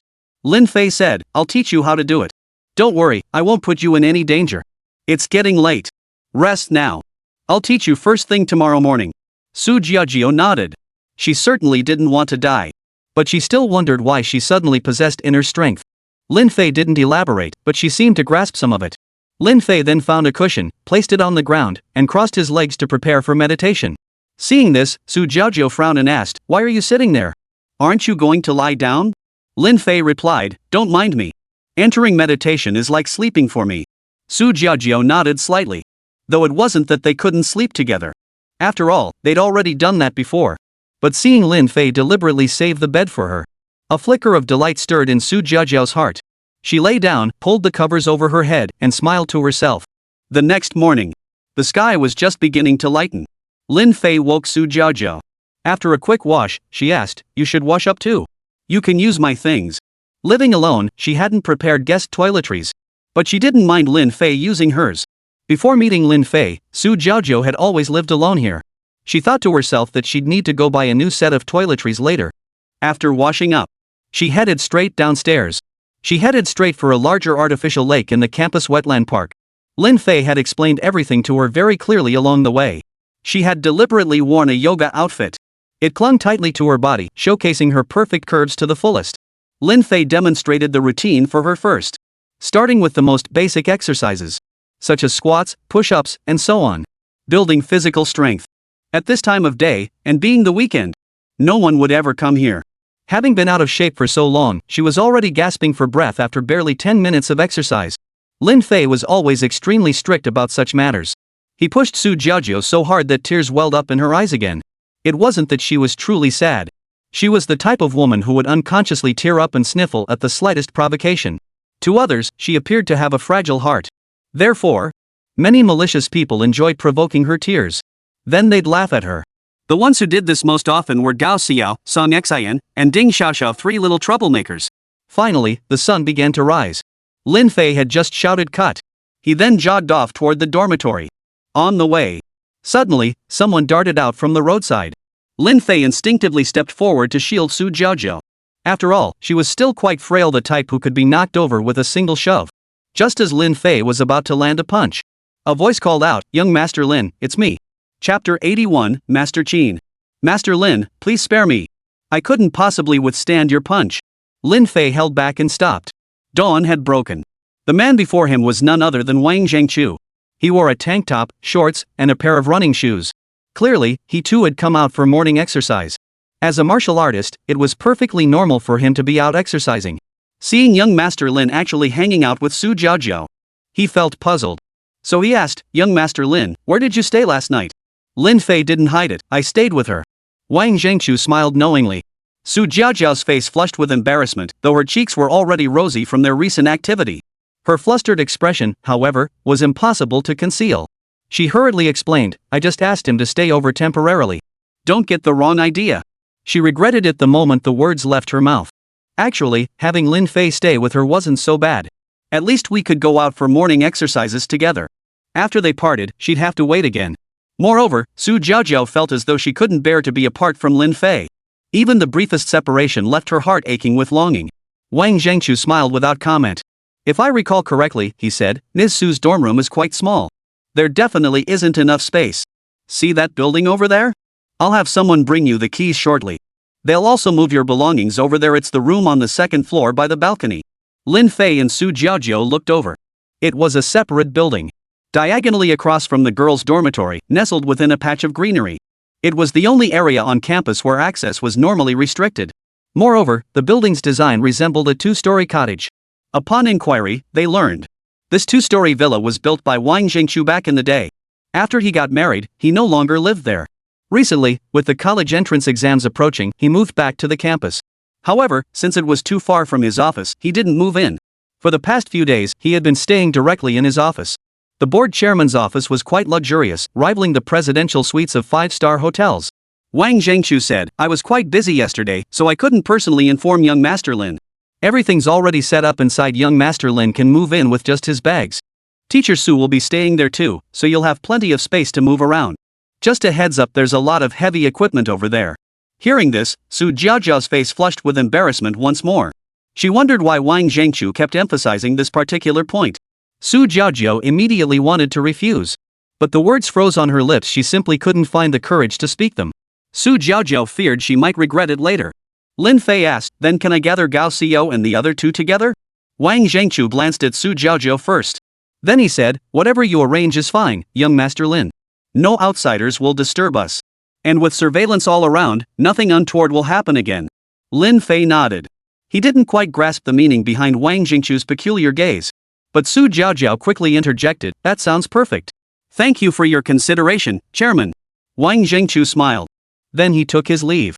He simply loved watching these young couples' tender displays of affection. Especially when it involved young Master Lin. Ah, no top-tier assassin Filon. Lin Fei was a top-tier figure within the assassin organization. He didn't even give old Luo any face. Having such a prominent figure attend the academy he founded truly brought honor to the place. Shortly after Lin Fei and Su Jiaojiao returned to their dorm, a female teacher approached them. She was actually one of Wang Zhengqiu's female assistants. Rumor had it she was his wife's cousin. She handed over a key upon arrival. Several other female teachers followed shortly after. They immediately began helping to move things. After all, Su Jiaojiao was a woman, and Wang Zhengqiu handled the situation with great consideration. He wouldn't let any men come over. Women's belongings are sensitive matters. How could other men be allowed to assist? This institution may lack many things, but it certainly has no shortage of female teachers. At the board members' call, they would come and comply. On the way to that two-story villa, Su Jiaojiao couldn't help but ask, "What's your relationship with Wang Zhengqiu?" Su Jiaojiao only knew he was the school director, the most authoritative figure in the institution. Yet such a powerful figure addressed Lin Fei as young master with meticulous respect. Lin Fei didn't want to deceive her. But regarding the assassin, he would conceal it as much as possible. "Oh, he's under Luo Tai. I've got a pretty good relationship with Luo Tai. That's why he's been friendly toward me." Su Jiaojiao gasped in shock. Luo Tai. The crucial thing is, across the entire West District, and even other districts, no one dares to call him by his name. Yet Lin Fei did. What was this man's background? He appears utterly ordinary, yet he always manages to burst forth with dazzling brilliance when least expected. But this hardly seemed like the so-called friendly approach. Wang Jingchu's demeanor was more akin to that of Lin Fei's subordinate. Su Jiaojiao knew Lin Fei still had secrets he hadn't revealed. But everyone has secrets she does too. The less she knew, the safer she'd be. When the time was right, he would reveal them naturally. Unbeknownst to Lin Fei, who remained at the academy, a heavyweight figure had arrived in Yunhai City. Airport. A private jet was parked at a spot. Several high-ranking members of the Zhao family had all arrived, and even Zhang Feng was present at the scene. Slowly descending from the cabin was an elderly man clad in white robes, holding a folding fan, his hair streaked with silver. He stood tall and vigorous, his bearing commanding and dignified, his eyes sharp and piercing. Were it not for his silver hair, one would scarcely believe he was in his 60s or 70s. Following behind him was a young man of imposing stature. "Master, do you think Luo Tai's departure was out of fear of us, deliberately seeking refuge elsewhere?" the man inquired. The elder replied softly, "Probably. Had Luo Tai stayed, he would have been the first person I sought out after disembarking the plane." The young man following behind him was Jia Kuan. He said, "Lately, someone named Lin Fei has been causing quite a stir. Besides, he's Lin Haifeng's son." "Master, should I eliminate Lin Haifeng first, or Lin Fei?" The old man replied, "No rush. We'll discuss it at home." The old man's hometown was in the southern district of Yunhai City. What kind of hidden matter could possibly drive them to seek out Lin Haifeng and Lin Fei the moment they stepped off the plane? This was clearly no ordinary grudge. As they spoke, the two had already disembarked the plane, their feet touching solid ground. Below them stretched a red carpet pathway, less than 10 meters long, flanked by dozens of people lining both sides. At the end of the red carpet stood a luxurious limousine, followed by 10 more high-end vehicles. Zhao Yuankue clasped his fists and said, "Mr. Qin, welcome home." The elder was named Qin Shou, head of the Qin family and commander-in-chief of the mercenary corps. Jia Kuan was one of the many commanders-in-chief. The rest of the Zhao family members followed suit, clasping their fists in respectful congratulations. All these Zhao family members had been informed beforehand. Qin Chao's return to Yunhai City demanded a formal welcome. The Zhao family still hoped to use Qin Chao's hand to completely wipe out the Lin family. Even Luo Tai fled at the mere mention of his name. Even if Lin Fei and Luo Tai were truly close, it wouldn't make much difference now. This time, Lin Fei was as good as dead. Chapter 82, The Young Miss. Dozens lined the path to welcome him. Qin Shou exchanged greetings with them. Only then did he get into the car. Then they drove toward the southern district. Inside the car, Qin Shou said, "The Qin family's revival will take at least a month. During this time, don't do anything else, just focus on completing this task properly. Hold the banquet as scheduled in a month." Jia Kuan felt anxious inside. He wanted to see Anna and take care of that Lin Fei fellow while he was at it. But obeying his master's orders came first, so he nodded in agreement. Qin Shou inquired, "By the way, has my granddaughter arrived?" Jia Kuan nodded, "The young lady arrived yesterday. However, she enjoys shopping and has managed to shake off our assigned personnel. Her current whereabouts are unknown." Hearing this, Qin Shou flew into a rage. "Find her. Bring her head to me." Jia Kuan immediately relayed the order. Qin Chao's return remained unknown to all. 2 o'clock on a weekend afternoon. Su Jiaojiao, who had been busy at her desk all morning, stretched lazily. She stood up and said to Lin Fei, who was sitting on the sofa, "Lin Fei, I'm going out to buy some things. Want to come?" Lin Fei also stood up, "Sure." Su Jiaojiao knew Lin Fei had nothing at the moment, not even a few decent outfits. She might as well pick something out for him herself.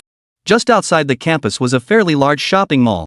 Inside the mall, you could find everything imaginable: food, entertainment, and more. The clothing stores carried every major brand imaginable. On Gardenia Street, Zheng Feng, as the biggest local kingpin, couldn't exactly rule the roost here. This mall, for instance, belongs to the nation's largest retail chain. Neither Zheng Feng nor even the Zhao family dared to encroach upon it. It was practically a sanctuary in this area. Over 2 hours later, Lin Fei emerged carrying multiple bags in both hands. Some were for himself, others for Su Jiaojiao, Gao Xiao, and the others. Su Jiaojiao would definitely buy things for Gao Xiao and the others. Not for any other reason. Simply because Gao Xiao was Lin Fei's sister. If she were to marry Lin Fei in the future, she would become Gao Xiao's sister-in-law. Building a good relationship now would ensure a harmonious future. You have to admit, Su Jiaojiao was quite calculating. "You rest for a bit. I'll go to the restroom over there." The mall was huge, spanning 10 floors. Looking up or down, it was a sea of people, bustling and noisy. Suddenly, a woman abruptly plopped down next to Lin Fei. But she sat with her feet propped up on the bench, hiding her entire body behind Lin Fei as much as possible. A large floral basket in front of Lin Fei also partially concealed her figure. Lin Fei noticed she wore a pale blue dress, tall and gracefully slender. Her delicate features and skin as fair as snow. Her entire outfit was designer brand, clearly indicating her distinguished background. Lin Fei ignored her. "Hey, help me. That group over there is trying to catch me," the woman cried out in panic. Though phrased as a request, her tone was unmistakably commanding. Lin Fei still ignored her. Probably some runaway heiress from a wealthy family, spoiled rotten. He wasn't her man, and besides, he'd come here with Su Jiaojiao. With that thought, Lin Fei prepared to rise. It was best to keep his distance from her. But just as he was about to stand up, the woman suddenly came over and wrapped her arms around him. She buried her face in the crook of his neck. At that very moment, a group of imposing men in suits and sunglasses approached. Each radiated an intimidating aura. They scanned the surroundings. "Well, did you find him?" The others all shook their heads. They immediately scattered and resumed their search. Lin Fei frowned slightly. Judging by their expressions, they seemed both anxious and intensely fearful. But a stranger suddenly threw herself into his arms. This was unacceptable.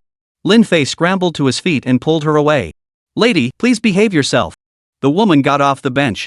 "What's wrong with borrowing it for shelter? Shouldn't you men help us women? Shouldn't men be more generous?" Lin Fei froze in surprise. "What? Helping you was wrong?" The woman retorted angrily, "Of course you're in the wrong. We women are the underprivileged group. But I wonder if you're just trying to hit on me? I've noticed all you men are so frivolous. Men should be more magnanimous. You helped me, and I thank you. You did help me just now. So, how much do you want for your trouble?" Lin Fei felt a chill run down his spine. This woman was beautiful, with a great figure. She looked about 23 or 24, the kind who'd turn heads wherever she walked. But why does she speak so recklessly? Had society really changed this much? Are all women this misandrist? Lin Fei coldly replied, "I don't need it." The woman retorted, "What do you mean don't need? You just want more, I'll give it to you." With that, she pulled a stack of cash straight from her handbag. One stack was 10,000 yuan. The scene left everyone around them dumbfounded. Just then, Su Jiaojiao returned from the restroom. Seeing a woman talking to Lin Fei, she immediately frowned. Overhearing the surrounding chatter, Su Jiaojiao roughly pieced together the situation. "She's so generous, but really, it's not necessary." Hearing the sound, everyone turned to look. Su Jiaojiao stepped forward and naturally slipped her arm through Lin Fei's. "Don't talk nonsense to my boyfriend. Let's go." The moment Su Jiaojiao appeared, the woman's gaze fixed on her. The woman's brow furrowed slightly. Just as she was about to speak, 6 burly men in suits and sunglasses suddenly approached. They were the same men who had been searching for this woman earlier. "We've finally found you, young miss. Please come back with us. Otherwise, the master will have us killed," one man pleaded. The woman remained silent, her eyes fixed intensely on the 2 men before her. She felt these 2 had brought shame upon her. They'd even publicly forced her to swallow their lovey-dovey act. How could this young miss possibly feel at ease with that? Seeing this, the crowd immediately turned their gaze toward Lin Fei and Su Jiaojiao. "You too. Apologize to the young lady immediately." The leading man barked angrily. Su Jiaojiao retorted angrily, "Why should we apologize to her? This is completely unreasonable." With that, she grabbed Lin Fei and tried to pull him away. But these 6 men weren't about to let it go. They stepped forward, blocking both Lin Fei and Su Jiaojiao's path. "You bastard! Do you even know who our young miss is? How dare you be so rude? Apologize to the young lady immediately, and we'll let this slide. Don't make things worse for yourself." Lin Fei looked at the group. They were all martial artists, and the man speaking the leader was even a first-tier martial artist. No wonder they were so brazen. The other 5 swiftly dispersed the surrounding crowd. Anyone who dared to approach was first subjected to a barrage of insults. If they still refused to back off, they were immediately attacked. This infuriated the onlookers. Some began to take sides with Lin Fei and his companion. Everyone believed that the so-called princess had started the trouble herself, demanding an apology from the young couple. It was outrageous. Where there's a leader, there's a crowd. Whether it was a burst of righteous indignation or just the excitement of the crowd, they joined in. Chapter 83, pretty serious. Calm down, everyone. What princess nonsense? The Qing dynasty collapsed ages ago. She still thinks she's some royal princess. When traveling, it's better to avoid trouble than seek it. The group simply couldn't stand the so-called young lady's behavior. They felt she was the one stirring up trouble here. Many had witnessed firsthand how this princess had hidden behind others without permission. Yet she had the nerve to berate others instead. Lin Fei and Su Jiaojiao saw everyone siding with them, so they weren't as angry as before. But this group wasn't about to let it go so easily. The leader bellowed, "Shut the up, all of you. What the hell business is it of yours? You little punk, are you going to apologize or not?" Su Jiaojiao seemed to draw immense confidence from being by Lin Fei's side. She retorted sharply, "Your boss hasn't said a word, what the hell are you babbling about?" Her words startled Lin Fei. She was like a completely different person from the usually timid Su Jiaojiao. Perhaps she'd regained some confidence lately, or maybe after spending time together, her true nature had gradually surfaced. With strangers, she naturally held back. Many people unconsciously reveal their true selves after getting to know each other for a while. Of course, Lin Fei felt Su Jiaojiao was different. She was indeed the delicate type, but with her inner strength and Lin Fei by her side. Moreover, when she stood at the front of the classroom, she could unleash the stern side of a teacher. This young lady clearly intended to make a big deal out of this. Otherwise, she'd lose face. She stated, "I already thanked him, but he refused to accept it. That's why I got angry and demanded an apology." She phrased it rather diplomatically. She directed all the blame at others, making it seem as though she herself had suffered a great injustice. The leader snapped, "Did you hear that? Are you going to apologize?" Lin Fei remained silent. The leader, enraged beyond control, stormed over and swung a punch straight at Lin Fei's head. Lin Fei deftly dodged the blow. A first-tier martial artist could deliver a punch with a force of 1,000 jin. This doesn't mean he's invincible among other first-tier martial artists. The strength of one's footwork and martial arts techniques directly determined their relative power. Though Lin Fei didn't know how the techniques his beautiful master had taught him ranked in the martial arts world. But to deal with the man before him, Lin Fei felt he didn't even need to unleash his true abilities. Seeing his opponent evade so effortlessly, the leader's heart burned with fury. He thought, some unknown punk dares to make the young miss sad? If she goes back and tells on us, our heads will be on the chopping block. He swung his fist back, delivering another punch. Lin Fei shielded Su Jiaojiao and this time didn't dodge. He reached out and grabbed the leader's fist. The punch carried considerable force. However, the maximum force it could exert was only about 1,200 pounds. Lin Fei seized the opponent's fist with an iron grip and squeezed with all his might. A sharp cracking sound echoed. The finger bones shattered instantly. The leader howled in agony. Everyone nearby was startled. Yet they couldn't help but applaud and cheer. This little trash, clearly he's always been this unreasonable and brutal. Well, this time he's met his match. It won't kill him, but it'll hurt like hell. Lin Fei coldly ordered, "If you don't want to die, nod your head." The leader was now howling in agony. He sensed an overwhelming killing intent and knew the man before him would kill him right here in public. Having lived on the edge of a knife for years, he knew exactly what kind of gruesome fate this killing intent would bring him. Without hesitation, the leader nodded repeatedly. Upon receiving the signal, Lin Fei released his grip and smoothly dragged the man out. He slid 2 or 3 meters across the smooth, shiny floor before coming to a halt. His hand was essentially ruined. Bones shattered, it hung limply, utterly devoid of strength. Seeing this, the young lady was utterly astonished. Lin Fei paid her no mind and walked out with Su Jiaojiao. The crowd quickly dispersed. They feared retaliation, having spoken up earlier. Soon, normal order was restored. The woman stared fixedly at the direction they had departed, her fists clenched tightly. How humiliating! Yet it also sparked an intense curiosity within her. Who exactly was that man? To control a martial artist so utterly? At that moment, outside the mall, Lin Fei chuckled, "You weren't agreeing to this earlier, so why are you suddenly calling me your boyfriend in public?" Su Jiao's pretty face flushed. She hurriedly explained, "Don't misunderstand. I was just covering for you. I could never like you. Don't flatter yourself." Su Jiaojiao really didn't want to say those words. Otherwise, she'd definitely fall out with her sister, Su Yan. Lin Fei merely smiled without responding. They had just returned to the school gate. A blonde woman had just walked through the gate. It was Anna. Seeing Lin Fei and Su Jiaojiao laden with bags of all sizes, clearly fresh from a shopping trip, jealousy instantly welled up in her heart. But business came first. She entered the school first. Little did they know that not far behind, the young lady had already followed them here. Turns out she was a faculty member. Immediately, a plan formed in her mind. Inside the academy at that moment, Anna's expression turned serious as she said, "Lin Fei, do you know who's returned to Yunhai City?" Lin Fei furrowed his brow slightly. "Who?" Anna replied, "Xin Chou." Lin Fei shook his head, indicating he didn't recognize the name. Anna explained, "It's normal you wouldn't know him. You were taken to the mountains by your master before you were even a year old. Old Luo just left, and this man arrived shortly after. I suspect old Luo might be avoiding him, though it's also possible he genuinely had business elsewhere.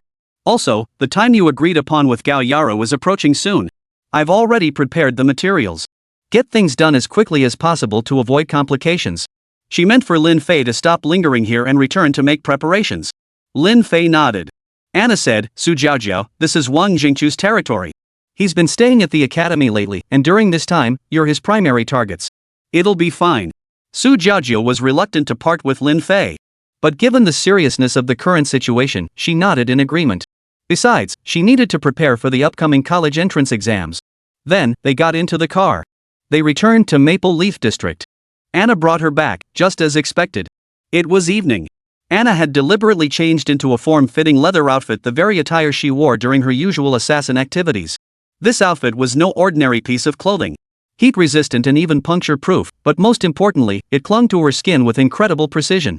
It made the wearer feel as if they were wearing nothing at all, utterly comfortable. Anna said, "You don't need to change. We're heading to the corporation first. After that, you can call Shen Xinyu and Shen Xinyu to head to Yunhai City's first prison." Lin Fei froze. Finally got approval from the first prison? It actually took nearly 2 months. However, only Anna knew the truth was far from that. Then let's go. Immediately, the two headed toward the corporation. Chapter 84. What defines the elite? Assassin Group. Located in the northern district of Yunhai City. Yet even within this northern district, the territory wasn't entirely under the Assassin Group's control. This area was incredibly chaotic. It's also where the largest concentration of martial artists in all of Yunhai City gathers. The North District essentially functions as a semi-lawless zone. The various businesses operating here were hardly legitimate either. Anna stepped out of the car and instantly became the center of attention for everyone around. A blonde woman clad in tight leather attire. She exuded the aura of a queen. Especially her voluptuous figure, utterly captivating. But here, many knew she was the assassin Lin, so naturally, no one dared to cause trouble. Then, another person emerged from the car. The crowd saw a young man, around 20 years old, with an ordinary appearance. And yet, this unassuming man was actually accompanying assassin Lin. Anna didn't bother acknowledging the crowd. Pointing at a building ahead, she was about to speak. At that moment, 2 young men suddenly approached. "Hey, isn't this assassin Lin? Since you're here, we won't have to come to your place to invite you. Come with us. As for you, kid, get lost." A burly man clad in a black tank top and covered in colorful tattoos sneered. His gaze was especially contemptuous when he looked at Lin Fei. Anna's brows furrowed slightly. "Let him come himself. And apologize to him." The man sneered coldly. "Apologize? Not only will I not apologize, I'll slap him across the face. This idiot just pisses me off." With that, the man swung his hand and slapped Lin Fei squarely across the face. Lin Fei's eyebrows knitted together. He wondered silently if he had ever wronged them. Both of them were martial artists of the first rank, among the more formidable ones. Just as Anna was about to intervene, Lin Fei stopped her and said calmly, "I'll ask." Anna assumed Lin Fei truly intended to ask. The 2 men thought so too. But the next second, Lin Fei suddenly raised his hand, and in a swift motion, the blade sliced through. Smack! A loud smack echoed from the man's face. Question over, time to go. Everyone around them was stunned.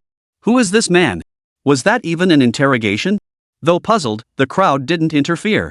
This place was practically a lawless zone. Killing those 2 right here on the street wouldn't even raise an eyebrow. At worst, the other faction might come looking for answers, leading to a fight. Such incidents were practically routine around here. Anna, however, didn't seem to think much of it. Before leaving, she warned, "Either he comes himself, or you 2 stop causing trouble here. Otherwise, next time, I can't guarantee your lives." Anna knew who had sent them. But there was no way she could go. But if she didn't go, the other side would turn their attention to Lin Fei. She couldn't worry about that now. But the 2 men wouldn't let it go. Especially the man who'd been slapped by Lin Fei. His rage boiled over instantly. He bellowed, "You little punk, you better stop right there. Do you know who I work for?" He clapped his hands. Immediately, over a dozen men rushed forward from behind. Each looked fierce, glaring at Lin Fei. Lin Fei coldly replied, "Not interested." Just then, 7 or 8 burly men emerged from the building ahead. Leading them was a burly young man clad in a sleek black outfit, looking incredibly stylish. Paired with his 2 large, colorful tattoos covering his arms, he radiated pure dominance. The sight made the man's eyes light up instantly. "Da Peng. It's great you came out. That bastard actually dared to slap me. Help me grab him, I'm going to kill him." Da Peng stepped forward. Those around them began instinctively stepping back. Everyone knew Da Peng had a temper. Don't be fooled by his name sounding harmless.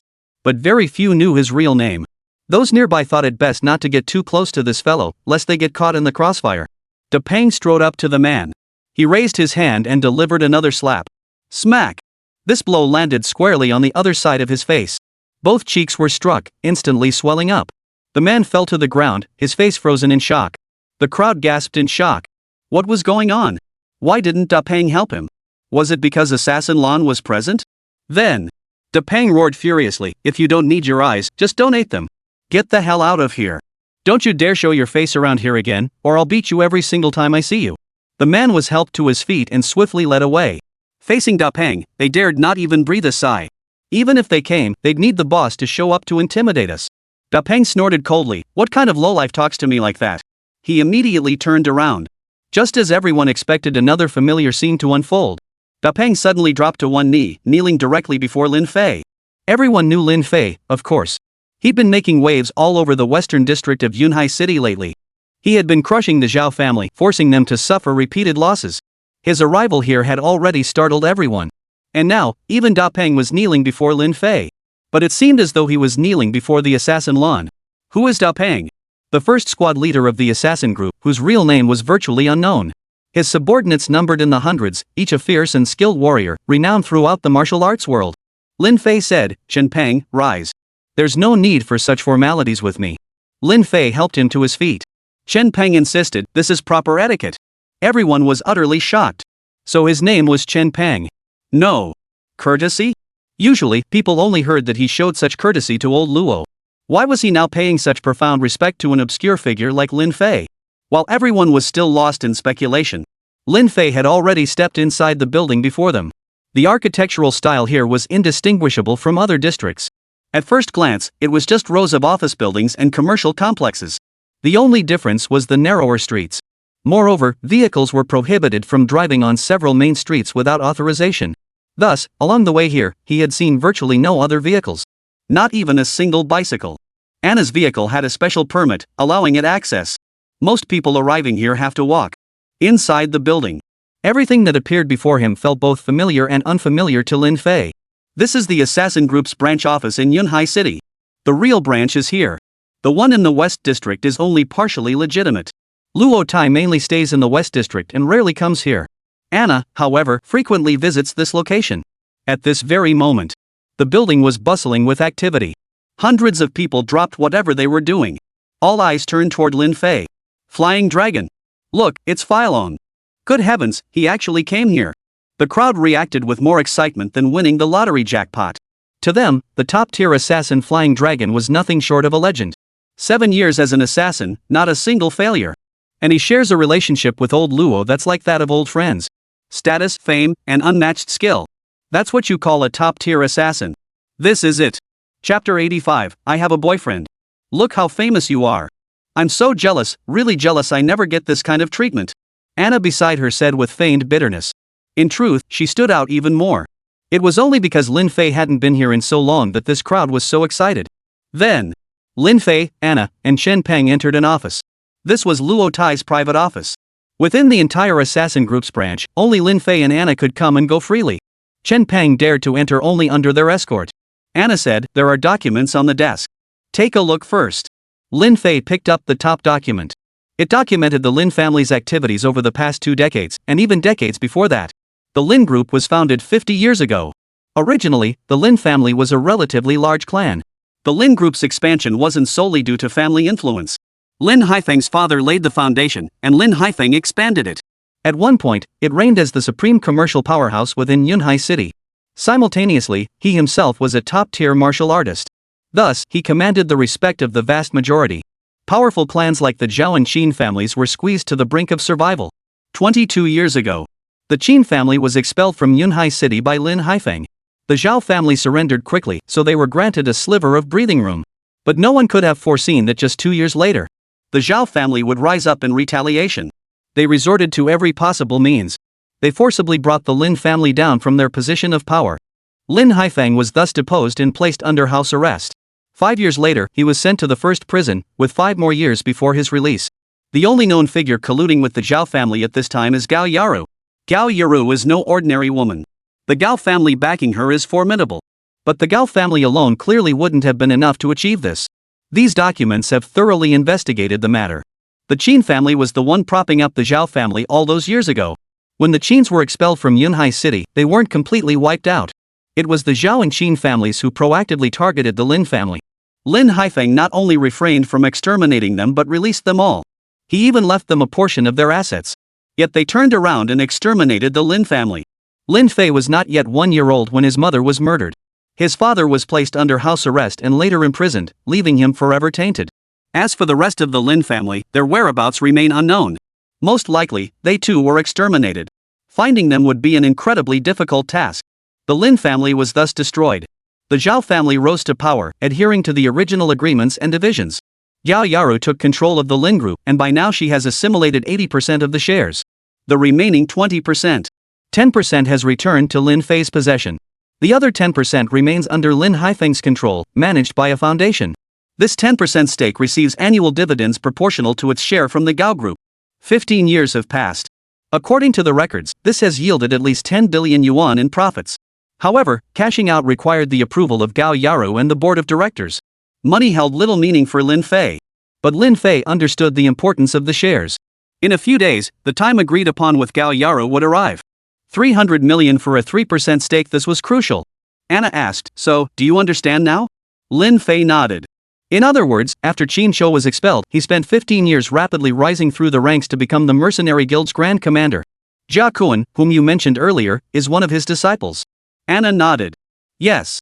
Qin Shou's return targets you, Lin Haifeng, and our assassin group. Master Luo must have gone out for some important matter. I believe he'll return soon. At this critical juncture, Lin Haifeng finally agreed to let you meet with him. Lin Fei understood. The first prison's procedures for who could visit him weren't complicated or difficult to approve. The truth is, he simply wouldn't approve it. Had he approved, the request submitted this morning could have been granted for an afternoon visit. In the office, Shen Pang had already left. He now returned and reported, "Sir, a visitor has arrived outside, specifically requesting to see you, Commander Lin." Anna's expression flickered with surprise. She seemed to already know who it was. Without asking any questions, she stood up and walked out. Lin Fei continued poring over the documents. He studied the files on the Qin family, the Zhao family, the Gao family, and the vast mercenary groups backing them. Before long, Lin Fei had finished reviewing everything. Truthfully, there wasn't much useful information to be found. Lin Fei had little interest in the family members themselves. All he needed to know was that these three families were colluding. Just need to know what kind of forces are behind them? Examine whether any formidable figures exist within their ranks? First-tier martial artists are simply ignored. Little is described about martial artists above the second tier. Likely because they weren't investigated. The stronger they are, the more low-key they become. Even Qin Shou is only listed as a second-tier martial artist in the records. In reality, he might be even stronger. Otherwise, how could that old codger possibly become the head of a mercenary group? The chief commander is the ultimate symbol of power. Lin Fei set down the file and surveyed the spacious office. He thought to himself, that old fox Luo Tai sure is laid back. The place looked rather messy. With nothing else to do, Lin Fei made his way to the entrance of the assassin group. Two figures stood outside. One was Anna. The other was a tall young man, around 30 years old. According to the files, he was Jia Kuan. He was the one who had previously sent men to bomb Yu Chun's residence. Although the insurance company ultimately covered the damages to Yu Chun's residence. But had Yang Xiao not heard the commotion at the critical moment and ordered everyone to retreat, all 10 of them would have been blown to bits. Thinking of this, Lin Fei's anger flared. He strode quickly to the doorway. Jia Kuan was talking to Anna when he suddenly saw a young man appear. He recognized Lin Fei immediately. Jia Kuan's brow furrowed. He wondered how Lin Fei ended up in the assassin group. Could he be an assassin too? Or had Anna invited him here, preparing to turn him into an assassin? But regardless of the reason, Jia Kuan hated Lin Fei intensely. That night alone had cost him dearly, with direct financial losses exceeding 100 million yuan. He was even scolded by his master as worthless. Today, he'd snatched a moment from his busy schedule to sneak away from his master and come to North City to see Anna. Never expected to run into Lin Fei here. That little bastard, what a small world. Before Jia Kuan could finish speaking, he raised his hand to strike. Anna roared in anger, stopping him. Jia Kuan, don't cause trouble here, it won't do you any good. Jia Kuan glanced inside the building. Inside, hundreds of people stood there, each radiating an aggressive aura, clearly ready to pick a fight with him. Jia Kuan had no choice but to hold back. He knew starting a fight here would only hurt him. But his anger still had no outlet. He snorted coldly. Lin, how about we grab a bite to eat and talk things out properly? Anna's expression remained cold. She refused immediately, no thanks. Besides, I already have a boyfriend. With that, Anna slipped her arm through Lin Fei's. Lin Fei froze in surprise. He thought to himself, how did I end up being everyone's boyfriend? Looks like Anna wasn't joking either. Chapter 86, Very Strong. He's your boyfriend? Lin, stop joking around. You can't just pick up some random loser and call him your boyfriend. What's about to happen is no small matter. If you come with me, I can guarantee your safety. Jia Koan hurriedly said, seeing him acting like such a sycophant. Of course. He and Anna had quite a history. In fact, they had been lovers in the past. Lin Fei speculated silently. Jia Koan continued, stop messing around. If he's your boyfriend, what's the big deal about just holding hands? I could find any woman on the street to link arms with me. Just come have dinner with me and talk things out. This is the last time I'll swallow my pride to invite you. Don't be ungrateful. Anna just wanted to get rid of this guy as quickly as possible. Don't believe me, she snapped. Then, she suddenly cupped Lin Fei's chin with both hands. Anna slightly puckered her luscious red lips and pressed them against Lin Fei's mouth. Their lips met. Soft and slippery, carrying a sweet fragrance. So this is how soft a woman's lips feel. They're all the same. This scene instantly sent the hundreds of people in the building into an uproar. 7 years. They had waited a full 7 years. The two top assassins finally shared their first kiss in public. How beautiful this moment was, surpassing all the scenic beauty of mountains and forests in the world. Jia Kuan was utterly blown away. This scene unfolded right before his eyes. Instantly, rage boiled within him. You little bastard, you're asking for it. Jia Kuan immediately swung a punch at him. Lin Fei tried to pull away, but Anna seemed utterly lost in the kiss. She had no intention of letting Lin Fei pull away. Lin Fei could clearly sense that Anna had now entered a higher emotional state. As if she intended to keep kissing him like this forever. Lin Fei felt helpless. Using his senses, he reached out. He seized Jia Kuan's incoming fist with an iron grip. A standard punch from him could exert a force of 1,500 Jin. Lin Fei's standard punch already delivered 1,800 Jin of force, and it had recently grown even stronger. At full power, it reached 2,600 Jin. Jia Kuan was now delivering a full power strike. Lin Fei caught it. He immediately sensed that this punch could only muster a maximum of 2,200 Jin. The gap of 400 Jin was something Lin Fei could easily exploit. This scene instantly drew gasps from hundreds of people inside and outside the building. Cheers erupted from both inside and outside the building. Most of these people knew Jia Kuan's background. Many had even suffered at his hands. Seeing Jia Kuan humiliated, they naturally cheered. Jia Kuan refused to admit defeat. Don't you have any pride? He hadn't expected Lin Fei's strength to be so formidable. He was almost certainly a second-tier martial artist. He immediately altered his attack strategy. Unable to retract his fist. Then he'd use his feet. In that instant, Jia Kuan swiftly swung his leg, delivering a fierce kick straight at Lin Fei's midsection. He used his foot, and so did Lin Fei. Lin Fei met the attack with a kick of his own. Boom! The immense force collided violently. Lin Fei's right leg remained straight, while Jia Kuan's leg bent completely. In terms of leg strength, he couldn't match Lin Fei either. Lin Fei released his grip. Instantly, a tremendous force surged through Jia Kuan's leg. With a thunderous crash, Jia Kuan was sent flying backward. The onlookers scrambled out of the way. Jia Kuan crashed straight onto the road.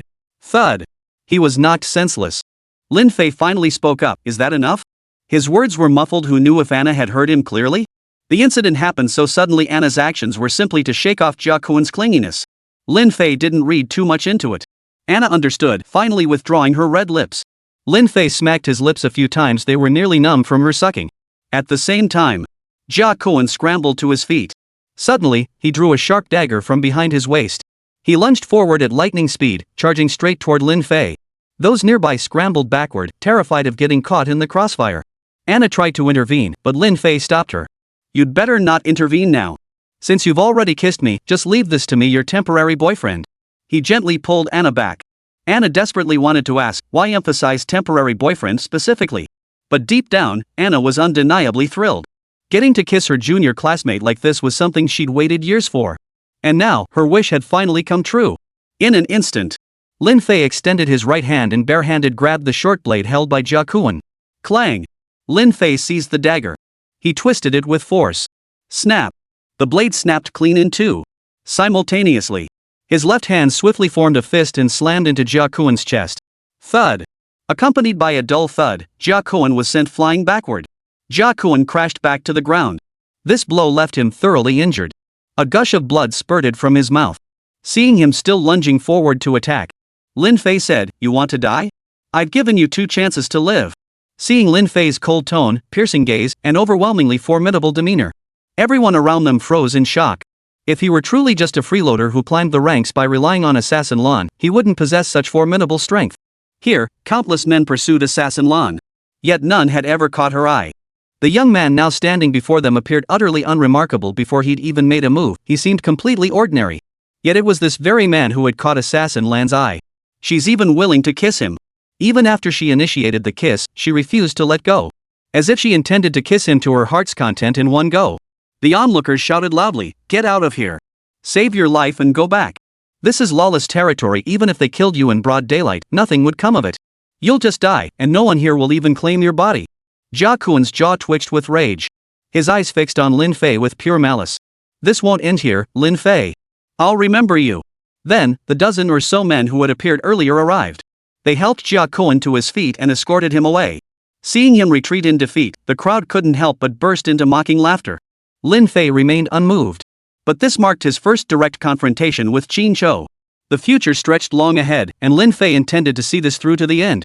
Lin Fei was about to ask Anna. But Anna spoke first. "How did it feel when I kissed you just now? If possible, you could become mine too." Lin Fei quickly interjected. "The feeling was quite pleasant. But I want to ask you, what kind of power does Qin Chou possess? Could I defeat him?" Anna's delicate brows furrowed slightly. She knew exactly what Lin Fei was planning. If he could win, Lin Fei would go eliminate Qin Chou right now. To avoid complications. This was a long-standing habit among assassins, never allowing enemies to grow strong. The reason they hadn't eliminated the Zhao family? They were public figures whose names were already known far and wide. Killing them would only invite a mountain of trouble. As for Qin Chou, perhaps Yunhai City had long forgotten him. Anna said, "He's too strong. You can't beat him." Chapter 87, Imprisonment. Well, so be it. But Lin Fei's heart began to race. How strong is strong? Fight if you can, run if you can't. That was what his beautiful master had taught him. There was no shame in this. To fight when you couldn't win was the behavior of a fool. The most fundamental code for a martial artist is to control one's emotions. Obviously. That Jia Kuan just now was a failed martial artist. He couldn't control his emotions. He blew up at the slightest provocation. Of course.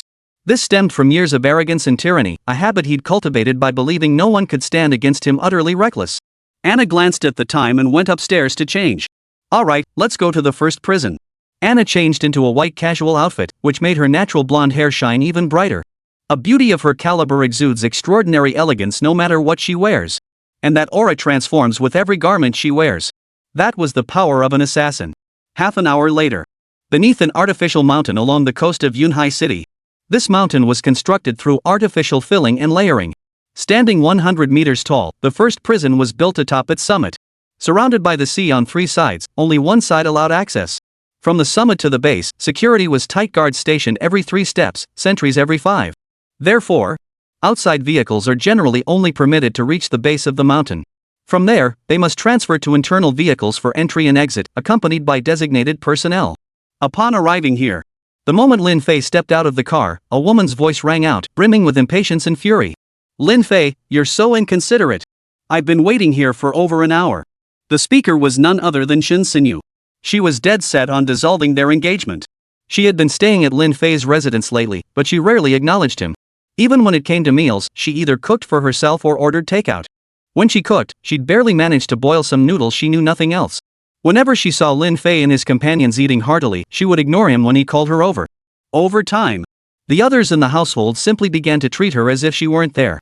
Shen Xinyu appeared wearing a light purple short dress, her shapely legs encased in black stockings. She carried a modest handbag over her arm. But her overall aura was undeniably impressive. Lin Fei said, "Sorry." It seemed Anna had notified Shen Xinyu while en route to the assassin group's headquarters. But due to the incident with Jia Kuan, she was delayed for quite some time.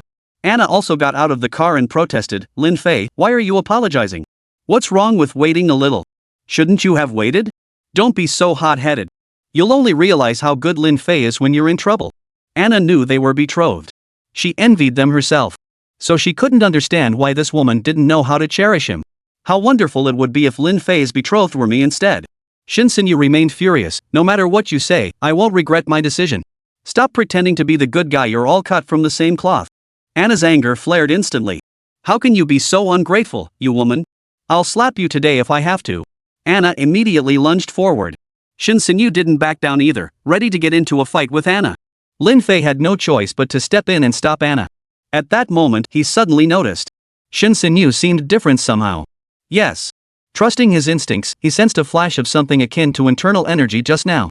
The most tangible sign of becoming a martial artist is the presence of inner energy in the dantian. Regardless of its quantity, even the slightest trace counts. Yet even before becoming a martial artist, another force exists. It is the most fundamental force within the human body, stored within the meridians and dispersed throughout the limbs and other parts. It is commonly referred to as vital energy. It is not mere physical strength, it is a higher form of power. It can be understood as latent potential, meaning latent internal energy. Just now, Shen Xinyu had displayed this aura. She herself was aware of this aura, but could not yet wield it at will. It seemed she was indeed well prepared. Lin Fei saw no point in arguing further. To dissolve the engagement, he would comply with her wishes. She came alone, Shen Chang did not accompany her. But since she had come, it was highly likely she had obtained Shen Chang's consent. Therefore, his presence was unnecessary. All that was needed was for Lin Haifeng to sign another consent form, and the betrothal between Lin Fei and her would be truly dissolved. After waiting about 10 minutes, a black minivan descended from the mountaintop. After verifying the identities of the three individuals, they boarded the vehicle. Theoretically, Anna didn't meet the requirements to go up. But the other party didn't question it, seemingly tacitly allowing Anna to enter the first prison. The three rode up the mountain. Unbeknownst to them, a figure lurked in a nearby flower bed. He spoke into a communicator. Lin Fei is inside. Besides Shen Xinyu, the other companion is the assassin Lin. Report complete. Preparing to withdraw. He repeated that last sentence 3 times. He promptly shut off the device, glanced around cautiously, then swiftly exited the flower bed. He nonchalantly got into a small car and sped away from the scene. Mountaintop. At last, he beheld the immense, walled compound of first prison with his own eyes. As Anna had mentioned before, the entire area of the first prison was roughly equivalent to 10 football fields. The walls ranged from 10 meters at their lowest point to 20 meters at their highest. The tallest structure within the complex was the central tower, a place forbidden to prisoners. It also houses the visiting rooms. Lin Fei and his 2 companions were brought here. All personal belongings, including cell phones, wallets, and so on, had to be surrendered. Needless to say, weapons were off limits, even belts had to be removed. They were secured with specially prepared plastic straps. Generally speaking, visits are not permitted at the first prison. But exceptions exist, which is why the visiting room was established. Due to the need for arrangements, the 3 were asked to wait in the outer hall. Shen Xinyu sat several meters away, clutching a marriage annulment agreement in her hand. Lin Fei sat with Anna. Anna whispered softly, "Have you noticed everyone here is staring at us?" "No, to be precise, they're staring at you." Lin Fei nodded. He'd noticed it before entering. Both those outside and inside were doing it. Their expressions were like they'd just spotted a celebrity. Some wore looks of confusion and astonishment. Lin Fei couldn't fathom why they wore such expressions. Anna asked, "Do you remember what old Luo said earlier?" Lin Fei thought for a moment. He did recall what Luo Tai had said about Lin Haifeng. Luo Tai said Lin Haifeng lived more comfortably than anyone else in this first prison. What exactly did that mean? Had he become the boss of the first prison through his own strength? That was certainly possible. But the inmates here would never let a mere criminal like Lin Haifeng become the boss of all the convicts. If they ever revolted, wouldn't that spell disaster? This prison doesn't hold ordinary people. Nearly 99% are martial artists, and powerful ones at that. Even the guards here are martial artists. The driver from earlier was a high-level martial artist. If the driver is that formidable, naturally, there are even more formidable ones. Lin Fei's thoughts raced, yet he couldn't fathom what lay ahead. Chapter 88, Consent Form. As you suspected, old Luo didn't lie. Once you meet him, you'll understand. Anna said mysteriously. At first, Lin Fei wasn't particularly interested.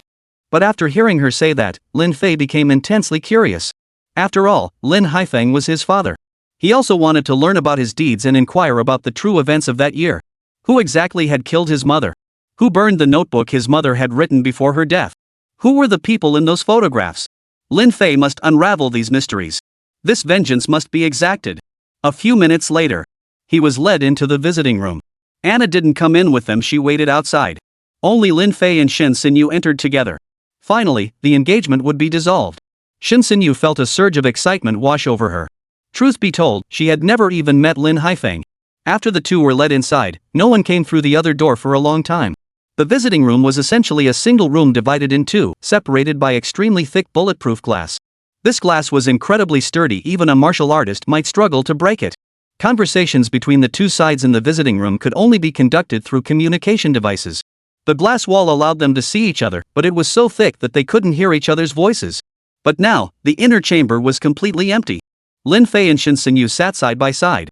Shen Xinyu frowned immediately. Lin Fei, please don't play tricks, okay? What are you trying to pull now that we're already here? Lin Fei froze. What did I do? Shen Xinyu snapped angrily. I know you know a lot of people, but you can't have Anna arrange for them to keep Lin Haifeng from coming out. Lin Fei finally understood. So now that Lin Haifeng hadn't appeared, she thought Lin Fei himself was causing trouble. Lin Fei replied coldly, I'm not that bored. I'll just sit quietly and wait. Shen Xinyu was merely venting her own restless frustration. While he understood her eagerness to handle her own affairs, there was no need to view others so harshly. Shen Xinyu warned, Lin Fei, I hope you don't interfere with any of my affairs. Otherwise, I'll kill you. Faced with such a threat, Lin Fei paid no heed. She was a woman, no need to get into a physical fight with her. The visiting room was empty. No one came to intervene. They left Lin Fei and Shen Xinyu alone inside, seemingly unconcerned. The longer they waited, the more restless Shen Xinyu grew. Lin Fei also found it highly unusual. He immediately got up to go outside and ask what was going on. He was stunned to discover the visiting room door was locked from the inside. This door was no ordinary one, it had a one-way lock. Specifically, a hydraulic lock exerting several tons of force, operable only from the outside. Moreover, the door's soundproofing was top-notch. Even with his ear pressed flat against it, Lin Fei couldn't hear a single sound from outside. Something's wrong. Lin Fei explained the situation to Shen Xinyu. Shen Xinyu's anger flared instantly. She stormed over and began punching and kicking the door. Even when her hands turned bright red from the impact, she showed no sign of stopping. After pounding it for over a minute, she finally stopped, likely because the pain became unbearable. Shen Xinyu was on the verge of tears. Instead, she directed her anger at Lin Fei, you're disgusting, resorting to such underhanded tactics. Lin Fei couldn't hold back any longer. What do you mean me pulling tricks? I'm trapped in here just like you. Don't give me any more trouble. Seeing Lin Fei's sharp rebuke, Shen Xinyu was momentarily startled. But she still stood there sulking, her face full of defiance. If we can't get out, we'll just have to stay here for now. About half an hour passed. Suddenly, a door opened inside the glass enclosure. First, a guard from the first prison entered. Following him, a long-haired man in prison garb, his hands shackled, walked in. His hair was slightly disheveled, and he sported a scruffy U-shaped beard. His entire face seemed to have grown more weathered. Yet his eyes remained as sharp as ever. Lin Fei's brow furrowed slightly. For within those eyes, Lin Fei saw a murderous intent. This long-haired man was Lin Haifeng. Towering and imposing, Lin Haifeng radiated an air of dominance even in his prison garb. After that hurried encounter at the #1 mansion in the East District, they had never crossed paths again. To be honest, though he knew Lin Haifeng was his father, Lin Fei still felt no particular affection toward him. This made Lin Fei feel as though he wasn't really his father. After all, he had never seen him. His childhood memories held no trace of him either. Lin Haifeng saw Lin Fei, gave a slight smile, and waved his hand in greeting. Then, one of his hands was secured with handcuffs to a button on the platform opposite the glass wall. The two guards immediately began to step back. Shen Xinyu urgently called them back, requesting they deliver the marriage annulment agreement inside for Lin Haifeng to sign. The two guards clearly looked at Lin Haifeng first, as if seeking his approval. Then, the door on this side opened. One guard entered and took Shen Xinyu's consent form. Shortly after, it was brought through the door on the other side of the glass wall and placed before Lin Haifeng. A microphone sat before Lin Haifeng. His words would be transmitted through the speakers above the glass wall. Lin Haifeng stated, I ask you again, do you require my consent? Shen Xinyu nodded without hesitation, yes, I want to annul the engagement. This was all decided by your generation without my consent. Why should I agree to marry someone like him? Lin Fei was stunned. What do you mean, this kind of man? Lin Haifeng didn't press further. Soon, a guard brought over a pen and ink pad. As Lin Haifeng bent his head to sign, Lin Fei's pupils suddenly contracted. He saw a trace of blood appearing below Lin Haifeng's neck, where it met his collarbone. Lin Fei pretended to want to take a closer look and stood up. But he saw no additional bloodstains. Strange. There were no injuries on his body. This drop of blood couldn't possibly be his. Whose could it be? If there was trouble before the visit, they wouldn't let him out again. Therefore, it couldn't have been an internal disturbance. It seems more likely he was handling other matters during that half-hour period. It was an unexpected event. And only he could handle it. What immense secrets could this man possibly be concealing? It completely piqued Lin Fei's immense curiosity. Soon, Lin Haifeng signed and completed the fingerprinting process. The guard waiting nearby exited the room and soon returned. He handed the marriage dissolution agreement to Shen Xinyu. Seeing the matter successfully concluded, Shen Xinyu immediately stood up and left without so much as a farewell. The guard escorted her out first. As soon as Shen Xinyu was gone, Lin Haifeng's face softened into a faint smile. Go ahead. Father and son need to have a private chat. Two guards promptly unlocked the handcuffs on Lin Haifeng's wrists and withdrew with respectful demeanor. Lin Haifeng said, I'll go prepare first. You just follow their lead when they come for you. Lin Fei looked utterly stunned. What was going on? He was giving orders to those two. When the inner door opened, Lin Fei's pupils suddenly contracted. Chapter 89 Father. Lin Haifeng. Once the pinnacle of the Lin family. His fame spread far and wide throughout the metropolis of Yunhai City. And he was also a martial artist. Just moments ago, separated by such thick glass walls, Lin Fei couldn't sense it more clearly. And that door that had just opened. Lin Fei suddenly thought he saw a familiar figure. Who was that? Leaving the visiting room. Anna was nowhere to be seen outside. But moments later, Anna hurried toward the exit. You're finally out. I just went to the restroom. Anna hurriedly explained. Lin Fei's expression remained calm. But inwardly, he thought, I haven't even asked her anything yet, and she's already rushing to explain her absence. Lin Fei had reason to suspect she'd also stepped out to run an errand. What could possibly need her attention here? Lin Fei looked closely. He noticed a few beads of sweat on Anna's forehead. Could that familiar figure he'd just seen have been her? It was indeed a woman's figure. The figure passed by too quickly for Lin Fei to get a clear look at its form. This way, please. A guard promptly led the two of them up the tower. The tower stood nearly 100 meters tall, with 10 floors in total. They ascended directly to the top floor. The top floor was naturally less spacious than the lower levels. Yet it was still quite spacious. Lin Fei and Anna arrived to find the interior lavishly decorated, with no other people present. Not long after, a woman walked in. Lin Fei. That voice sounded familiar. The moment Lin Fei turned his head, she suddenly pulled him into her arms. Anna saw this and quickly pushed her away. Let go of me, or I'll slap you. From the tone, Lin Fei already knew who it was. It was Su Yan. The familiar figure he'd glimpsed outside the door opposite the glass wall was Su Yan. Why was she there? And it seemed Anna had been there too. In fact, Anna's sweaty forehead was likely caused by their fight. Su Yan retorted, You dare slap me. Lin Fei's father has already approved of us, there's nothing you can say to change that. Alright, then I'll have to change how I address you from now on. Hearing this, Lin Fei was taken aback. To Anna's ears, however, it sounded exceptionally irritating. Why should she? She didn't believe it, yet Su Yan spoke with such confidence. It was hard not to believe. Su Yan released Lin Fei. Not long after, the door opened again. The layout and furnishings of this room suggested it was the warden's office. Lin Fei expected the warden to walk in. But, unexpectedly, a long-haired man entered, dressed in a black shirt and black pants, with a thin gray robe draped over his shoulders. The long-haired man had clearly just finished showering. His hair remained thick and his beard appeared slightly unkempt. It was Lin Haifeng. He was no longer in prison garb but dressed in ordinary civilian clothes. His entire demeanor was instantly elevated once more. His tall, sturdy frame, long hair only he could pull off, and a scruffy U-shaped beard. Every move he made as he walked in radiated sheer dominance. Sorry to keep you waiting. Lin Fei, after 20 long years, we finally meet. Lin Haifeng rushed over and embraced Lin Fei tightly. Only then did Lin Fei sense the formidable aura emanating from him. This aura stemmed from internal energy. It generated a unique magnetic field around his body. Lin Fei could gauge the intensity of this magnetic field to make a rough assessment. Lin Fei was astonished. Lin Haifeng's strength was at least that of a third-tier martial artist, and possibly even stronger. Such formidable power meant even this prison couldn't hold him. If Lin Haifeng wanted to break out, it would be a matter of minutes. Anna asked, Did I hear her say you agreed? Hearing this, Su Yan couldn't help but pause. She hadn't expected Anna to actually ask. Lin Haifeng froze, agreed to what? Oh, right. I did agree. Hearing this, both Su Yan and Anna couldn't help but freeze in surprise. Lin Fei was also taken aback. Lin Haifeng's brow furrowed slightly. Then, as if suddenly remembering something, he said, Since Shen Xinyu doesn't like my son, why should I keep her around? Let her go. My son is so outstanding, does he really need to worry about finding a wife? Lin Haifeng was utterly confident in this. After all, two stunning beauties stood before him. Su Yan and Anna felt a wave of relief wash over them. Oh, so he was talking about Shen Xinyu. Anna shot Su Yan a cold glance and sneered. You should practice your bluffing more. Does your face hurt from all that slapping? Su Yan snorted angrily. Knowing she was in the wrong, she didn't argue with Anna. Lin Haifeng said, Everyone has their own path to walk. None of us has the right to interfere. Alright, now I'll explain the action plan moving forward. Lin Fei, you'd better listen to my instructions.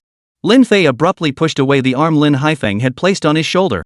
He said coldly, I only ask you one thing, who killed mother? And who burned her notebook?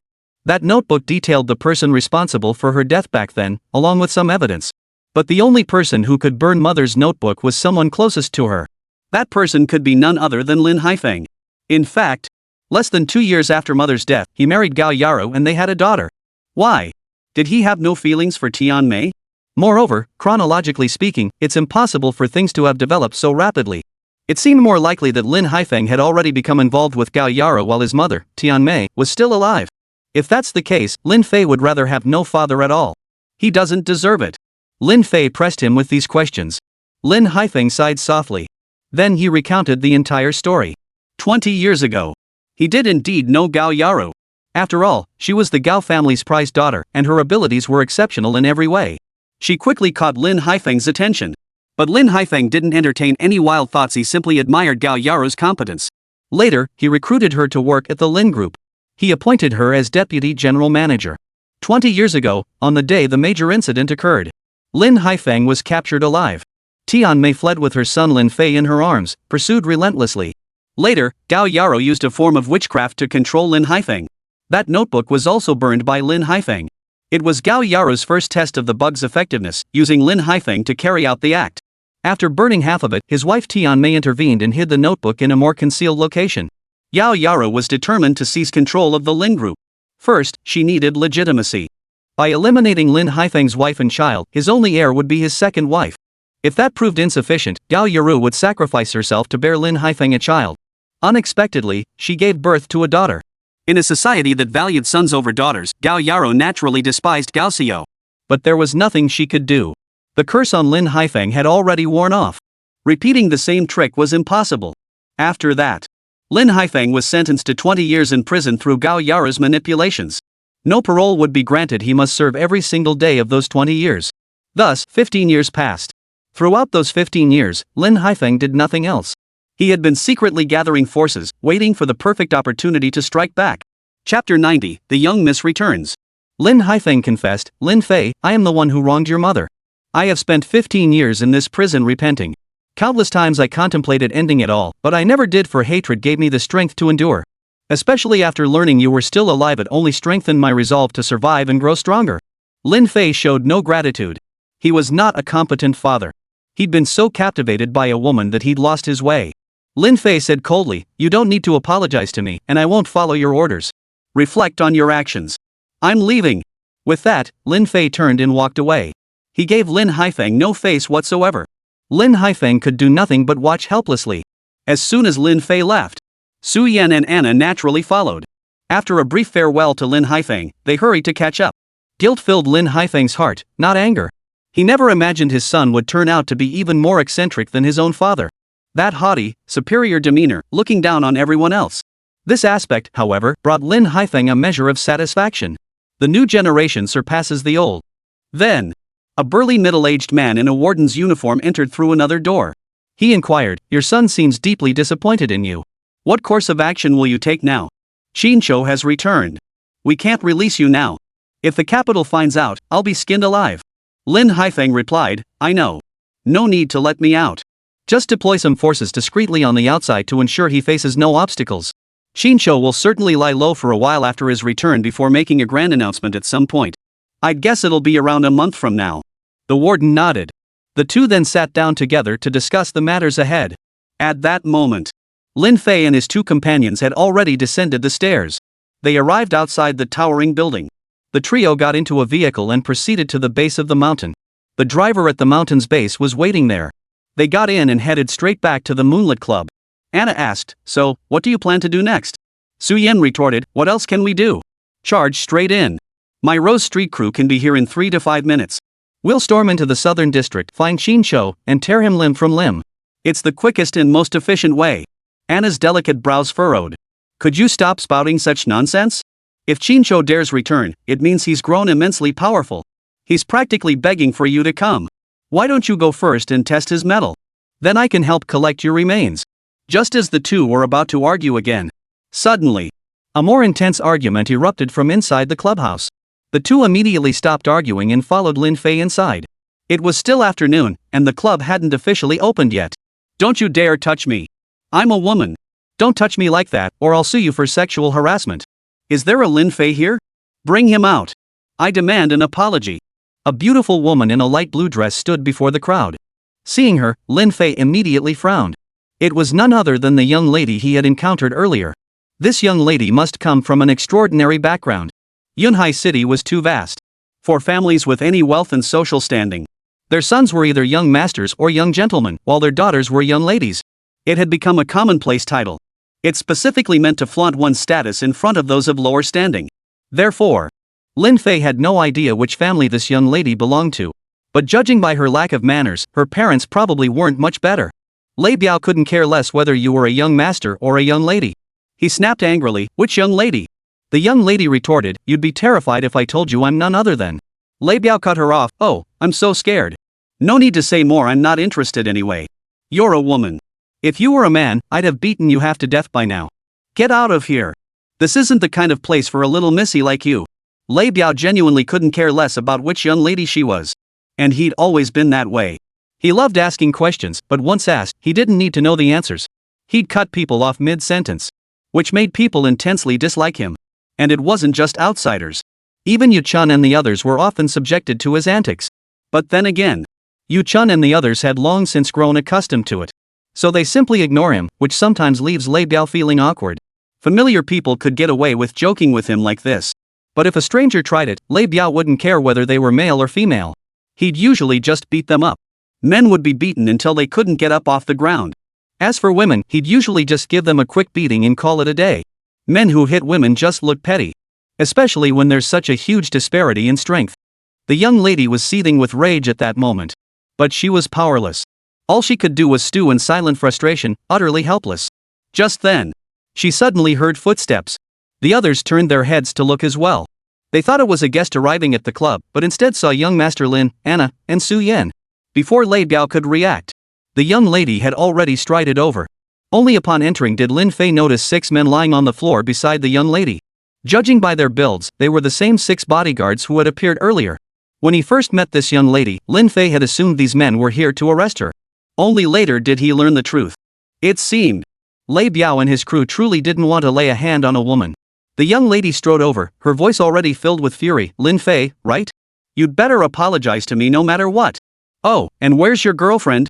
If you don't bring her here, I'll go find her at that academy myself. And when I find her, I won't be so polite." Hearing this, Anna and Su Yan instantly furrowed their brows. Girlfriend? What girlfriend? From what this young lady said, she's from the academy. Among those familiar with Lin Fei and still at the academy, it could only be Gao Xiao and her group, or Su Jiaojiao. Su Yan immediately thought of Su Jiaojiao first. Besides, Su Jiaojiao was also quite close to Lin Fei. Su Yan asked, "What girlfriend are you talking about?" The young lady froze. She glanced at Lin Fei, then back at the 2 women. Her brows furrowed deeply. She immediately understood. This man named Lin Fei and that woman weren't actually in a romantic relationship. Otherwise, how could Lin Fei be hanging out with these 2 women? Could it be that this guy was playing the field? What a rotten man, playing the field. I despise you. Lin Fei frowned slightly. Lei Biao ordered one of the women to step forward and grab the young lady by the arm. Lei Biao roared, "Show some respect. Cut the nonsense, deal with her." By deal with, he usually meant stuffing her into a sack, loading her onto a truck, and hauling her off to some unknown location. Disposed of cleanly and quietly. Chapter 91, Utter Sincerity. Immediately, the men sprang into action. Lin Fei stopped him. He asked, "I don't have a girlfriend. Stop causing trouble here. Lei Biao, send someone to escort her out." Lei Biao understood young Master Lin's meaning. Not to dispose of her, but to escort her away safely. As subordinates, they only needed to execute orders, no need to second-guess young Master Lin's intentions. Young Master Lin must have his reasons for doing this. Then, the young lady was ruthlessly taken away, along with her bodyguards. These bodyguards had lost the ability to resist, though their injuries were not severe. Moreover, martial artists possess remarkable regenerative abilities. After they left, Anna asked, "Lin Fei, have you and Su Jiaojiao become boyfriend and girlfriend?" Anna's voice sounded a bit low. Clearly, she was afraid. Afraid of receiving confirmation from Lin Fei. Su Yan was also waiting for news from Lin Fei. She felt even more downcast. And Su Jiaojiao was her younger sister. Before the older sister could secure her position, the younger sister had already snatched it away. Lin Fei had never encountered such a situation before. It was pure hell. Lin Fei thought for a moment and said, "No, it was just that when Su Jiaojiu and I went out shopping, we ran into this mysterious young lady of unknown origin. I said that to get us out of the situation." He wasn't sure if they believed him. But by the looks of it, they seemed half convinced. Su Yan thought it over and decided to believe it. "I know my sister well. So that's what happened? That scared the living daylights out of me." Su Yan felt a mix of emotions. If her sister truly had become like this, she could only accept it. After all, she only had this one sister. The matter was settled. Lin Fei didn't want to linger here any longer. Otherwise, the two of them would surely start asking questions again. So he made up an excuse and left the club. He had nowhere else to go. He lingered in a coffee shop until 9 o'clock that evening. Lin Fei returned to the villa and changed into night attire. He sprinted through the narrow alleys and side streets at breakneck speed. Though martial artists cannot fly, scaling walls and walking rooftops like level ground is within their capabilities. Where obstacles proved particularly challenging, he simply activated the ghost shadow step to bypass them. Half an hour later. South City District. Lin Fei arrived at a sprawling estate-style residence. This residence had been sealed away for at least 20 years. It was the former residence of the Qin family. No one dared to take it over. On one hand, the Zhao family kept a watchful eye over it. On the other, it was the Qin family's property. Anyone who took it over was bound to meet a miserable end. Everyone knew the Qins had merely been expelled. They hadn't been exterminated by Lin Haifeng. Who knows when the Qins might return to Yunhai City. Now, the mansion was once again adorned with festive lights and decorations. Figures moved about within the courtyard. Even now, they were still busy tidying up every corner inside and out. Lin Fei had come here to confront Xinyu head-on. Lin Fei knew this was a reckless move. But he still wanted to see if he had the strength to fight him? Before arriving, Lin Fei had only briefly investigated the mansion. He didn't know much about its internal layout. Not long after entering, Lin Fei felt as though he had lost his way. Moreover, the courtyard was teeming with people. Every single one was a martial artist. The lowest ranked were intermediate martial artists. There wasn't a single beginner among them. Finally, Lin Fei noticed that the intermediate martial artists were mostly cleaning the courtyard. The beginner martial artists were cleaning the inner rooms and other particularly dirty or messy areas. As for the advanced martial artists, they were patrolling the perimeter. Lin Fei nearly discovered them several times. After half an hour of evasion, with nowhere left to hide, Lin Fei turned and slipped into an unlit room. The moment he entered, a pungent, overpowering scent of alcohol hit him. All kinds of alcohol were present. Beer, baijiu, vodka, but red wine dominated. Then, the choked sobs of a woman drifted through the air. Her sobs were faint, audible only in the absolute silence of the room. Lin Fei quickly activated his night vision. Suddenly, a pair of hands abruptly reached out, clutching Lin Fei's leg tightly. "Xiao Li, come drink with me." "Xiao Li? No." Lin Fei suddenly realized the woman's voice sounded familiar. He carefully compared it. No doubt about it. It was the young lady he'd encountered repeatedly today. She was here, drinking without restraint. The young miss. So she was the eldest daughter of the Qin family. Then, the young lady wrapped her arms around Lin Fei's leg and climbed up. "Xiao Li, you've gotten a bit sturdier, haven't you? Why aren't you saying anything?" Her right hand brushed against Lin Fei's chest, causing her to pause in surprise. "Xiao Li, where's your chest?" she exclaimed in surprise. She touched again. It seemed this Xiao Li was her personal maid. In such prominent families, having maids was perfectly normal. Not only were the wages decent, but they also came with a certain level of status. Far more comfortable than the plight of ordinary workers. Lin Fei quickly pushed her away. Every woman's like this once they're drunk, they don't even recognize people anymore. But the next second, suddenly, the lights in the room suddenly blazed on. The one who turned on the light was none other than this young lady. According to the documents seen earlier in Luo Tai's office, the Qin family did indeed have an eldest daughter. But the Qin family had many sons and daughters. Lin Fei hadn't examined them closely at the time. This young lady was likely named Xinyu. 23 years old. She had been living in another province until now. This time, accompanying Qin Chao's return, she arrived in Yunhai City several days earlier. Now she sat here alone, drowning her sorrows in drink. Most likely, she'd encountered a string of troubles today that had left her in a foul mood, so she was drowning her sorrows in alcohol. As the lights came on, their eyes locked instantly. Xinyu's slender frame trembled violently. "How could it be you?" In that instant, Xinyu sobered up a bit. Xinyu immediately snapped angrily, "You actually came to my house? What do you think you're doing? Fine, I won't make you apologize." Xinyu no longer cared. She could have told her grandfather about this, but she didn't. Lin Fei knew she hadn't told Xinyu. Otherwise, seeing his granddaughter so wronged, Xinyu would have brought people to confront Lin Fei long ago. Lin Fei said, I mean no offense. I just came to apologize.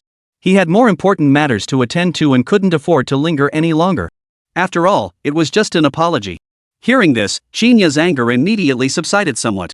Xinya thought Lin Fei actually came to her home to apologize. That was way too sincere. Seeing Lin Fei about to leave, she reached out and grabbed his arm. Just as she was about to speak, a voice called out from outside. Xiaoya, have you rested? You've been so gloomy since you came back today. I just wanted to check on you. The voice sounded familiar too. Lin Fei instantly recognized the speaker as Jia Koan, whom he'd encountered before. Jia Koan's tone carried concern, but more than that, it felt like this guy had ulterior motives. He wouldn't dare come in without Xinya's permission. Xinya could easily send out a distress signal right now. But she seemed to have no such intention. Don't look. Jia Koan called out from outside the door, no, please. I've carefully prepared a gift for you. He desperately wanted to come in. Chapter 92, Insubordination. Xiaoya, this isn't our first meeting. You must have been bullied by someone out there. Tell me, and I'll come avenge you right away. Every word Jia Koan uttered hinted at his desire to enter the room. It was already past 10 o'clock at night. That he chose this hour to enter Xinya's boudoir, his intentions were plain to see. This guy really had some nerve. Xinya was Qin Chao's granddaughter. Jia Koan was merely one of Qin Chao's disciples. It was only because Jia Koan possessed exceptional talent and worked diligently that he earned Qin Chao's favor. This special treatment allowed Jia Koan to frequently stay by Qin Chao's side. Xinya snapped angrily, I don't need any gifts. Get out. It was clear Xinya also disliked Jia Koan. It turned out Jia Koan wasn't just demanding Anna reconcile with him. He even wanted to play both sides and take Xinya for himself. Lin Fei grew weary from standing. He shifted his feet slightly. But in that moment of carelessness, Lin Fei kicked a wine bottle. The bottle clattered and rolled away. It made quite a racket. Jia Koan, after all, was the commander of a mercenary group and the first squad leader commanding hundreds of men. He was particularly attuned to such anomalies. He immediately asked, Xiaoya, is there someone else in your room? It must be an intruder. I'll come in and take care of him. He declared it with certainty, though in truth, he was merely looking for an excuse to enter. What a ploy. What a clumsy trick. Lin Fei's figure flickered. Silently, he hid beside the door. Jia Koan instantly pushed open the door, his body shielding Lin Fei from view inside the doorway. He saw the floor littered with broken bottles and smelled the pungent stench of alcohol. Perfect. The alcohol fumes would mask Lin Fei's scent. The moment Jia Koan entered, Xinya jumped in fright. Jia Koan wasted no time, grabbing her by the arms. He grabbed both of Xinya's arms. He asked anxiously, how are you? Are you okay? Where's the intruder? In truth, Jia Koan was unaware he hadn't noticed. But to Xinya, the intruder was right there in the room, blocked from view by the door. She could point out Lin Fei right now. Lin Fei could have finished off Jia Koan right here. But there was no need. Killing a pawn in Qin Chao's hand wouldn't accomplish anything. Lin Fei had come here specifically to deal with Qin Chou. Xinya suddenly struggled, shouting, let go. You're being utterly rude. If my grandfather finds out, you'll die a miserable death. Jia Koan merely smiled, your grandfather left on a flight this evening. He won't be back for at least 4 or 5 days. Right now, I'm in charge of the entire Qin residence. I'm the boss. Oh? Lin Fei's brow furrowed slightly. Qin Chou had actually left. Then this whole trip was for nothing. Well, so be it. Lin Fei slowly emerged from behind the door and turned to leave. At that moment, Jia Koan's audacity grew by the minute. He actually grabbed Xinya in his arms.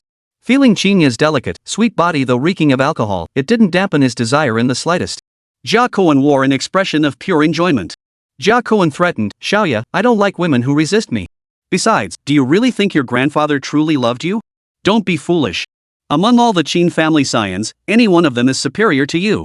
What special abilities do you possess? You're nothing but a pawn in Qin Chao's hands, a disposable one at that. You'd be better off submitting to me. Let me grow closer to Qin Chou. When he grows old and passes away, I'll be his sole successor. Become the new commander of the mercenary corps, with you as the commander's wife. That's the ultimate honor. Doesn't that excite you? Damn it. So that's the scheme this brat has been cooking up. This is a case of insubordination. But, judging by the situation, Jia Koan hasn't treated Xinya like this for just a day or two. Xinya snapped angrily, let go of me, you bastard. Hearing himself cursed, Jia Koan's anger surged. He had always been quick to lose his temper. As a martial artist, he couldn't control his fiery temper. That was failure. Now he was being cursed by a woman, no less. Jia Koan released his grip and raised his hand, bringing it down to slap Xinya's pretty face. A man who hits a woman isn't a man. Ever since he was a child, his beautiful master had taught him this way. Though it was probably more because his beautiful master was a woman that she taught him this way. As he grew up, Lin Fei developed his own convictions and came to see his beautiful master's teachings as entirely sound. He stepped forward immediately. He reached out and grabbed Jia Kuan's falling wrist. Suddenly halted. Jia Kuan was startled. He wondered, had an intruder truly entered Qinya's room? Or had someone else spotted him and stepped in to stop him? But looking around the entire Qin residence, who would dare stop him? When Jia Kuan turned to look, he saw that the person approaching was none other than Lin Fei. He was utterly shocked. He had just been defeated by Lin Fei at noon today. He never expected Lin Fei to return. He knew Lin Fei's formidable strength. But then he thought this was the Qin residence, with a large group of mercenaries outside. Instantly, Jia Kuan felt brimming with confidence. Damn it, you stupid bastard, let go of me. Running into him here was no surprise, but he'd come looking for trouble himself. Lin Fei's only response was this. He slapped his own face hard with his hand. Smack! A crisp sound rang out. Jia Kuan flew backward, crashing onto the floor inside the room, instantly sending waves of pain through him. You bastard! I'll kill you! Jia Kuan scrambled to his feet. He swiftly drew a short blade from behind his back. The blade was coated in a layer of black substance poison. He lunged forward with a fierce kick, blade in hand. Lin Fei showed no sign of tension. He remained calm and composed. He swiftly extended his left hand to seize the dagger. His right hand formed a fist. He unleashed a punch packed with maximum force, though not executed as a formal technique. He slammed it hard and solidly into Jia Kuan's stomach. Boom! Jia Kuan was sent flying once more, voice and body flying together. This time he flew quite a distance. Jia Kuan slammed headfirst into the window. The window glass shattered instantly, yet Jia Kuan's momentum showed no sign of slowing. He flew over 10 meters before crashing heavily onto the ground. Jia Kuan couldn't withstand the immense force of Lin Fei's punch. He lost consciousness instantly. Knowing he couldn't linger, Lin Fei turned and left. Qinya snapped out of her shock and urgently pleaded, "Can you take me with you? I'm afraid he'll abuse me again when he wakes up. Please, I beg you." Qinya feared Lin Fei, but she feared Jia Kuan even more. Jia Kuan would surely return once he regained consciousness. And even if she told the truth, grandfather would naturally side with Jia Kuan. She knew better than anyone her standing within the Qin family. Grandfather cherished her, but he valued Jia Kuan even more. Lin Fei ignored her. She was his enemy, there was no way he'd take her with him. Seeing Lin Fei ignore her, she was furious but didn't dwell on it. She grabbed her handbag from the dressing table and rushed after him. At that very moment, outside, chaos erupted. Jia Kuan getting beaten up here? That was unacceptable. The moment Lin Fei stepped outside, dozens of people rushed over. They blocked his path. What little punk dares to come here and cause trouble? Brothers, take him down. Someone in the crowd recognized Lin Fei. This only fueled their rage even more. Chapter 93, You Order First. Lin Fei has broken into the Qin residence. Quick, come. Surround him. Kill that little bastard. As word spread outward, the number of people gathering here rapidly increased. Within mere seconds, over 100 people had gathered here. The exit was completely blocked. A crowd swiftly closed in. Seeing this, Qinya, who had just been about to step out, was startled. A plan immediately formed in her mind. Lin Fei was right in front of her. Suddenly, Qinya feigned panic and fled, but her foot slipped, causing her to fall right onto Lin Fei. She let out a feigned scream. Then whispered urgently, "Quick! Take me hostage and get us out of here." Lin Fei didn't do as she said. With this group of people in front of him, Lin Fei wasn't about to stoop to such a level. Seeing Lin Fei refuse, Qinya grew desperate. She threw herself into Lin Fei's arms, changing her position to one where she was being held. She swiftly guided his left hand up to rest on her neck. "Don't come any closer, or he'll snap my neck. Step back." Qinya's series of actions were clear as day, even a blind man could see them. She was helping Lin Fei escape. Why would she do this? Didn't she know the deep-seated enmity between her family and the Lin family? No one could make sense of it. But given the current situation, even these 100+ people dared not make a move. If the young miss dared to do this, she would dare to shield Lin Fei from the arrows. If harm came to this young lady, they would bear the blame. Qinya hurriedly whispered, "Hey, show some reaction. Must you wait until blood runs like a river here?" Lin Fei was truly at a loss for words. She didn't need to go this far. But he sensed she genuinely wanted to leave this place. She was already 7/10 sober, this wasn't drunken rambling. With Qin Shogun, Jia Kuan now held the greatest authority within the Qin residence. Moreover, not all the Qin family members had arrived yet. That meant Jia Kuan held the highest authority. Staying here would only put Qinya in greater danger. Jia Kuan wouldn't assault her tonight, but what about tomorrow night? Lin Fei said coldly, "Don't come any closer, or she's dead." Everyone could tell these two were putting on a show. Someone snapped angrily, Lin Fei, what the hell are you playing at? Let go of the young miss. Xinyu hurriedly interjected, oh, just leave it to me.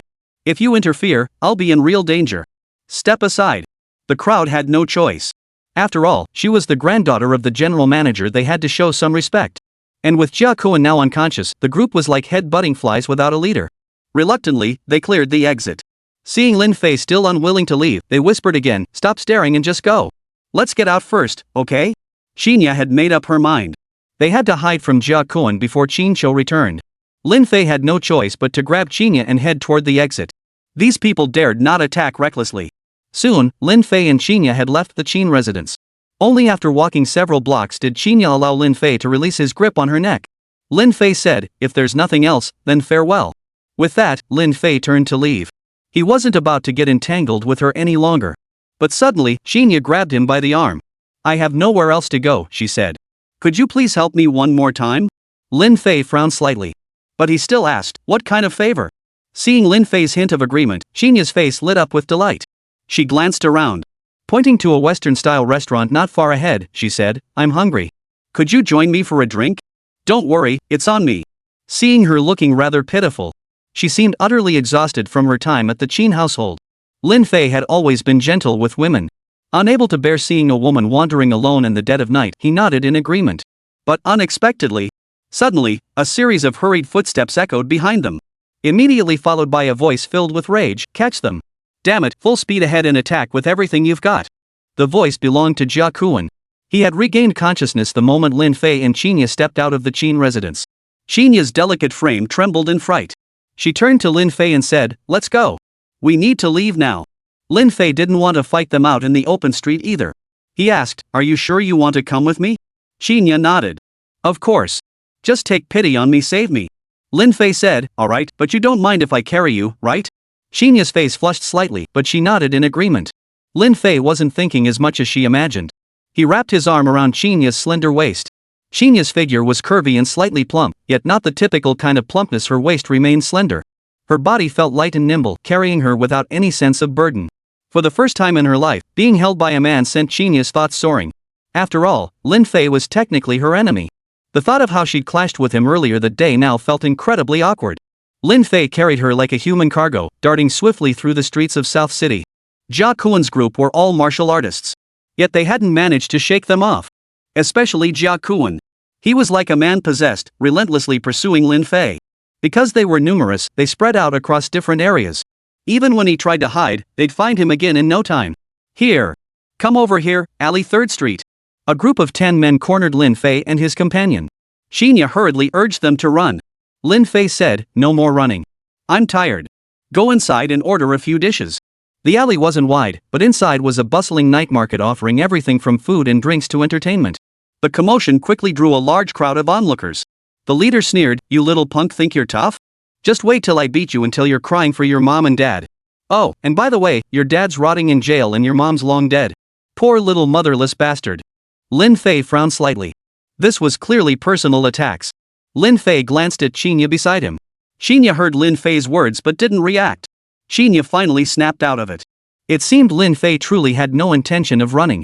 He never intended to flee in the first place. To flee when one's strength completely overwhelms the opponent would be a disgrace in the martial arts world. Xinyu promptly turned and entered a nearby barbecue restaurant. The place was fairly crowded with diners. The aroma of grilled food wafted steadily from within. At first, the patrons hadn't grasped the gravity of the situation.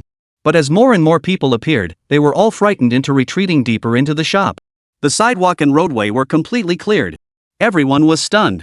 One man against dozens? Wasn't this pure suicide?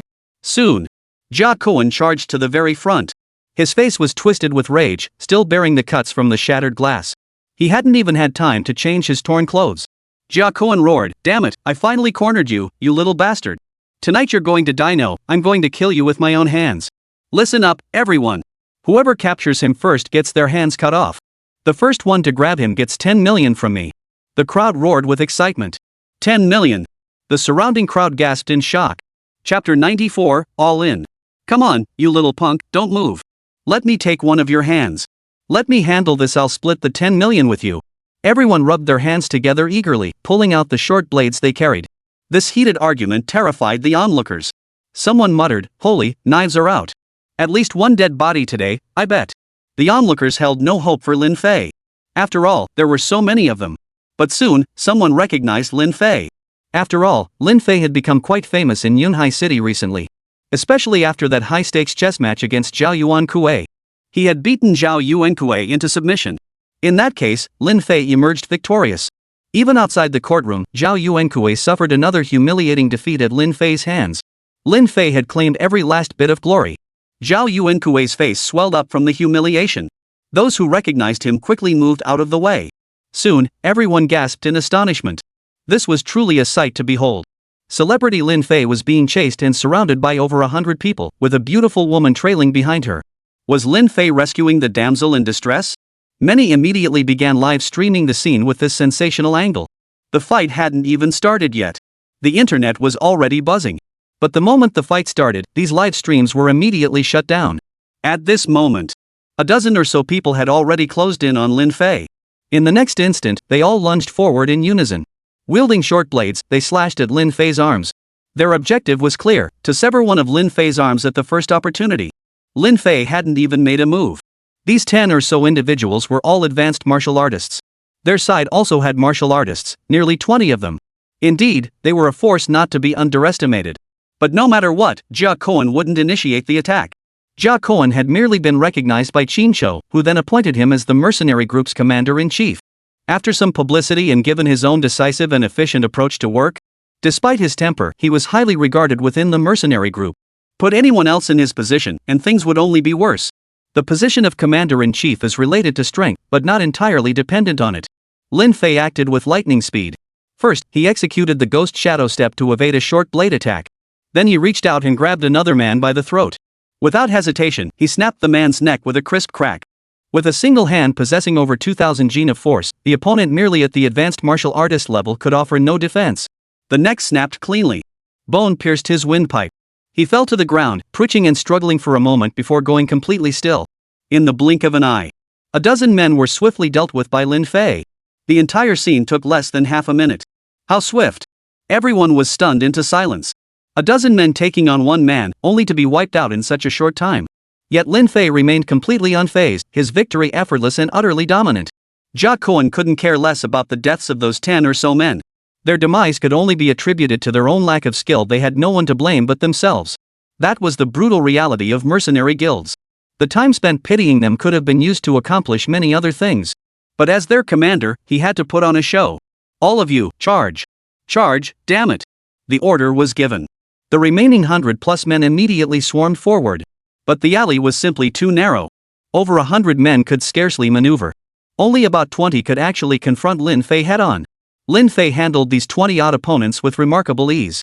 After knocking down 40 or 50 men in succession, the rest dared not advance. Who dares to step forward against such ferocity?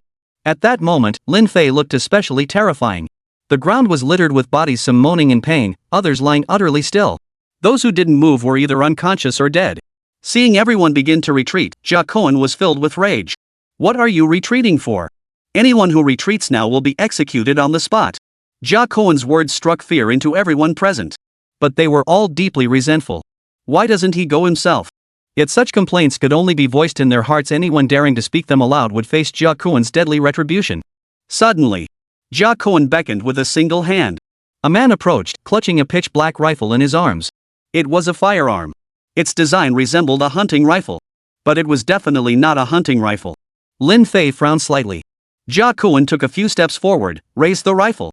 He coldly snapped, "Lin Fei, I assume you know the origin of this gun. It's custom made from top to bottom, even the bullets are specially crafted, designed specifically to kill martial artists." Lin Fei knew all too well. Though martial artists were few in the world today, once they became powerful, they could deal devastating blows to ordinary people. It was akin to a dimension-lowering strike. After all, a single punch from a first-tier martial artist packs over 1,000 gene of force. On a legitimate boxing ring, even a champion's most powerful punch only packs around 1,000 gene. To counter martial artists, specially designed firearms and ammunition were developed. These bullets are notably long and large in size. Long and thin as needles. The contact area with the martial artist is minimal. Thus, it disrupts the warrior's defense with minimal contact area. The specialized bullets fired from Jia Kuan's spear could pierce the defenses of a second-tier martial artist. Lin Fei couldn't confront it head-on either. Seeing Jia Kuan draw his spear, the surrounding crowd gasped in alarm. Lin Fei stood rooted to the spot. The next second, Jia Kuan made no further movements and wasted no words. He aimed directly at Lin Fei and pulled the trigger. Bang! A deafening roar. The sound it produced was immense. The bullet's velocity was even faster. In the blink of an eye, it reached Lin Fei's face. Lin Fei was familiar with this rifle, so he had already prepared his countermeasures. Almost simultaneously, Lin Fei executed the ghost shadow step, and the bullet whizzed past his face. The bullet slammed into the wall several meters behind him at an astonishing speed. Boom! The wall exploded outward, leaving a gaping hole. Dust and debris billowed upward. The next second, Lin Fei had already materialized before Jia Kuan. The rifle in his hands was a single-shot weapon with a capacity of only one bullet. After firing a shot, it required reloading. Clearly, he had no time left. Lin Fei unleashed a fierce punch. It struck Jia Kuan squarely on the right cheek. Boom! A thunderous impact. 2 teeth shattered instantly, and a mouthful of blood spurted from his lips. Had dozens of men not caught him from behind, Jia Kuan would have been sent flying over 10 meters. Lin Fei coldly retorted, "You think a piece of junk gun can take my life? Get lost." Lin Fei had no intention of killing him. Killing him would be pointless. There was an unwritten rule in the martial arts world, though almost no one followed it. It dictated that when facing a martial artist weaker than oneself, one must spare their life unless there was an absolute reason to kill them. This rule was proposed by the imperial capital. Over these past 2 months, Lin Fei had spared many lives. He had, in a way, adhered to these peculiar rules. Jia Kuan was knocked unconscious by Lin Fei once more. The rest dared not persist in the altercation. They immediately hoisted Jia Kuan and all the others lying on the ground, and slunk out of the alley in disgrace. Dead silence fell over the area. Everyone was stunned. They couldn't believe it. Chapter 95, I Don't Want to Die. Impressive. First time seeing a martial artist in action. Amazing. It took the crowd a long while to come to their senses. They were all ordinary people, yet they knew martial artists existed. But becoming one was incredibly difficult. It wasn't something you could achieve by hitting the gym a few times or trekking up a mountain to find a master. The hardships involved could only be understood by those who had experienced them firsthand. Lin Fei stepped into the barbecue restaurant. The people inside were already stunned beyond words. Xinyu, holding a vegetable basket, immediately placed only 2 skewers of potato slices inside. Lin Fei asked, "Hey, haven't you started grilling yet?" Xinyu finally snapped out of it. "I'll get the food right away." Lin Fei said, "No need. You're safe now. With Jia Kuan's injuries, it'll take at least 7 days for him to fully recover. Stop bothering me." With that, Lin Fei turned and walked away. Seeing this, Xinyu couldn't just let Lin Fei walk away. She couldn't return before Qin Shou came back either. In fact, even if Qin Shou returned, she might not go back. That place was far too dangerous. If Qin Shou let his guard down for even a moment, Jia Kuan would take advantage of him. After all, such things could be done in the blink of an eye. Xinyu immediately dropped her vegetable basket and rushed out after him. The moment she stepped outside, Xinyu saw Lin Fei was already nearly out of the alley. He was a martial artist easy to lose. Xinyu promptly slipped off her high heels and held them in her hand. Her beautiful feet were clad only in sheer silk ankle socks. She gave chase after Lin Fei without a care for her appearance. After great effort, Xinyu finally caught up with Lin Fei. "Lin Fei, wait for me." Lin Fei really wanted to shake her off. Any entanglement with her would only bring trouble. He paid her no mind. But Xinyu was determined to follow Lin Fei, so she abandoned all pretense of decorum, waving her arms wildly as she chased after him. She grabbed Lin Fei by the arm. "Please, let me go with you. I truly don't want to and I dare not go back. I'm begging you, I'll kneel before you." With that, Xinyu was about to kneel. Though it was midnight, the streets were still bustling with people.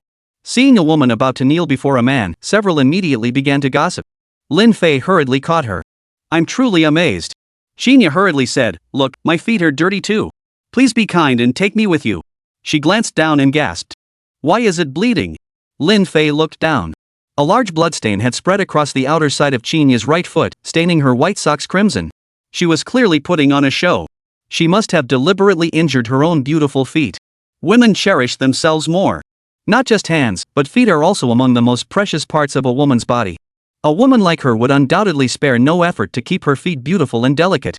Yet now she was willing to damage her own beautiful feet to attract Lin Fei. Evidence that she's truly lost her mind. Lin Fei had no choice but to agree. She wasn't going back, and he couldn't let her, a woman, face the dangers of the late night alone. But another problem arose. If they returned to the moonlit retreat, word of this incident would reach Anna and Su Yan by tomorrow. Naturally, the villa was out of the question. That left nowhere to go. Going to the academy was out of the question. Su Jiajiao was there. Above all, Su Jiajiao must not find out about this. Just then, a black sedan suddenly pulled up in front of them. Lin Fei. The voice sounded vaguely familiar. The person got out of the car. It was Shin Chang. It had been a while since they last met, and Shin Chang's hair had grown noticeably grayer. His company had temporarily overcome its difficulties, and he was diligently repaying the debts. After all, having a daughter like Shen Xinyu was enough to keep him busy. I gather you're looking for a place to stay? If you don't mind, you're welcome to stay at my place. Shin Chang's appearance in South City at this hour was somewhat puzzling. However, Lin Fei nodded. That would be a great help. Upon receiving Lin Fei's response, Shin Chang's face finally broke into a smile he hadn't shown in a long time. Xinya, however, had no objections. The two got into the car. He didn't have a driver for this car. He was already in such dire straits that hiring a driver was out of the question. On the way, she asked why he'd appeared in the southern district in the middle of the night. Only then did he explain. He had accumulated significant debts and had been constantly running around attending social engagements lately. He was trying to negotiate an extension on his debts. He had actually reached an agreement that afternoon. But he'd drunk heavily and slept until midnight before driving back. Lin Fei had previously investigated his situation. His total debts amounted to billions. Selling the company could cover it. But that would leave him completely penniless. Shin Chang still wanted to give it his all. Though he hadn't connected with Shen Xinyu, Lin Fei also considered helping him out. However, to help him, he'd have to secure at least 20% of the shares in Gao Group first. Shin Chang didn't ask questions he shouldn't. He had already learned that his daughter had obtained Lin Haifeng's consent to dissolve the engagement. Thus, the Shen family was now completely severed from the Lin family. This news only added more white strands to Shin Chang's hair. Upon arriving at the Shen residence, before they could sit down to talk, Shin Chang suddenly received another client's call, urgently demanding his immediate presence for a business meeting. In truth, it was likely someone seeking someone to toy with and mock, or perhaps simply looking for trouble with Shin Chang. Lin Fei could tell from the other party's tone. I'm truly sorry, but I must go. There's no one else at home, and my daughter definitely won't be coming back. Lin Fei frowned and asked, need any help? Shin Chang waved his hands hurriedly. Thanks, I can handle it. It's just insults and mockery, no problem. Very well then. You two take care. With that, he turned and walked away quickly. Had he known this would happen, Lin Fei wouldn't have come here in the first place. He'd come mainly to talk with him. To help him out as much as possible. Compared to before, the Shen residence had lost some valuable items, antiques and such. The entire mansion felt eerily desolate inside and out. Even the guards were gone. This clearly signaled that the Shen family had reached their breaking point, a life or death crisis. So for him, going out and being mocked and humiliated wouldn't hurt a bit. As long as it could delay the debt deadline, it was worth it. Lin Fei was deep in thought. Suddenly, Xinya let out a startled cry. Lin Fei withdrew his gaze and turned his attention to her. There she sat, hunched over a wooden stool, revealing a stunning view. Xinya tried to remove her socks. But unexpectedly, the blood had already congealed, adhering the socks tightly to the wound. As she tried to pull them off, the tearing of the wound made her cry out in pain. Fresh blood began flowing anew from the wound. Her entire beautiful foot was now stained crimson, the injury looking quite severe. Are you always this hard on yourself? Lin Fei couldn't help but ask. Xinya's face flushed slightly as she retorted, No, I didn't do anything reckless. I accidentally hurt myself. Help me. Quick, save me. If I bleed out, I'll die. I don't want to die. Lin Fei replied, I'm not a doctor. You'll have to figure it out yourself. These hands were born to kill, how could they ever turn around and save someone? Besides, this superficial wound isn't life-threatening. Just slap on a band-aid and it'll heal by tomorrow. But Xinya didn't see it that way. She'd always been spoiled. Anxiously, she pleaded, please save me. Chapter 96, it's over. Save me. Look, I'm bleeding so much. Xinya trembled violently with fear. Her face was tear-streaked, like a child on the verge of a big cry. Lin Fei sighed helplessly. All right, hold on a moment. I'll see if I can find any medical supplies. Shen Chang's eye was just fine. He immediately began searching and soon found a first aid kit. Lin Fei used the kit to clean Xinya's wound. Assassins possessed some medical skills, but their greatest expertise lay in poisons. Xinya lifted her leg and placed it directly on Lin Fei's lap without asking. Her feet were beautiful, dainty, and delicate. No wonder throughout history, from literati and poets to high-ranking officials and nobles, men have been so obsessed with women's feet.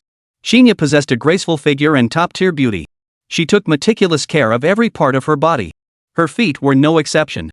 Her feet were perfectly shaped, fair and delicate, like a piece of jade meticulously carved. Her nails were natural, untouched by nail polish. The nails were uniformly sized and shaped, and the entire foot showed not a single flaw. Lin Fei first used medical alcohol to clean off the bloodstains. He moistened the stuck area. After all, it was alcohol. The moment he touched her, Xinyu let out a series of pained screams.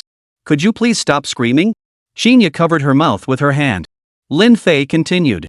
He quickly removed the sock and cleaned the wound. Lin Fei then saw a wound. Located on the lower right side of the instep, it wasn't deep, just a superficial cut. A band-aid would likely heal it by tomorrow. She wasn't a martial artist, and she rarely even walked much in her daily life. Combined with her meticulous care for every part of her body, her feet were thinner and more fragile than average. The intense exertion of chasing all the way had caused the wound to tear open, leading to unstoppable bleeding. It looked scary, but moreover, the wound was shaped by the impact against the road shoulder. No matter how hard she ran, she couldn't have stepped on the shoulder. It was clearly a ploy. Seeing this, Xinyu exclaimed in disbelief, "You're just going to slap a band-aid on it?" Lin Fei grabbed her foot and said, "What else?" Her face flushed crimson as Lin Fei held her foot. For the first time in her life. The first time a man had ever held her foot. Feeling the warmth of Lin Fei's palm, she felt strangely unsettled. "All right, it's getting late. Time to rest." Lin Fei turned and sat cross-legged on the ground, preparing to meditate. Just then, a group of people suddenly burst in from outside. "Is that Lin Fei in here? Lin Fei, get out here!" A coarse voice cursed and shouted from outside. Among the voices were Shen Chang's and Shen Xinyu's. When Shen Xinyu saw Lin Fei actually standing in her own home, rage surged within her. "Lin Fei, what the hell is your problem? We signed the marriage annulment agreement, why are you still chasing me to my house? Let me make this clear, no matter what you say, I will never marry you. And I absolutely despise you. I'll never forgive you for the rest of my life, you piece of trash."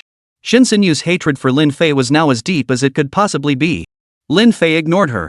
He thought her fury was directed elsewhere. A group of over 10 people approached. Leading them was a middle-aged man reeking of alcohol, his body obese. Judging by his attire and demeanor, he was a man of some standing. Judging by Shen Chang's expression, he was most likely her creditor. "You're Lin Fei?" the obese man asked with a look of contempt. The alcohol had emboldened him considerably. Lin Fei and he were meeting for the first time. But he noticed a distinctive emblem embroidered on the black shirt he wore. It was unique to the Zhao family. Moreover, this fellow was also a martial artist. A second-tier martial artist.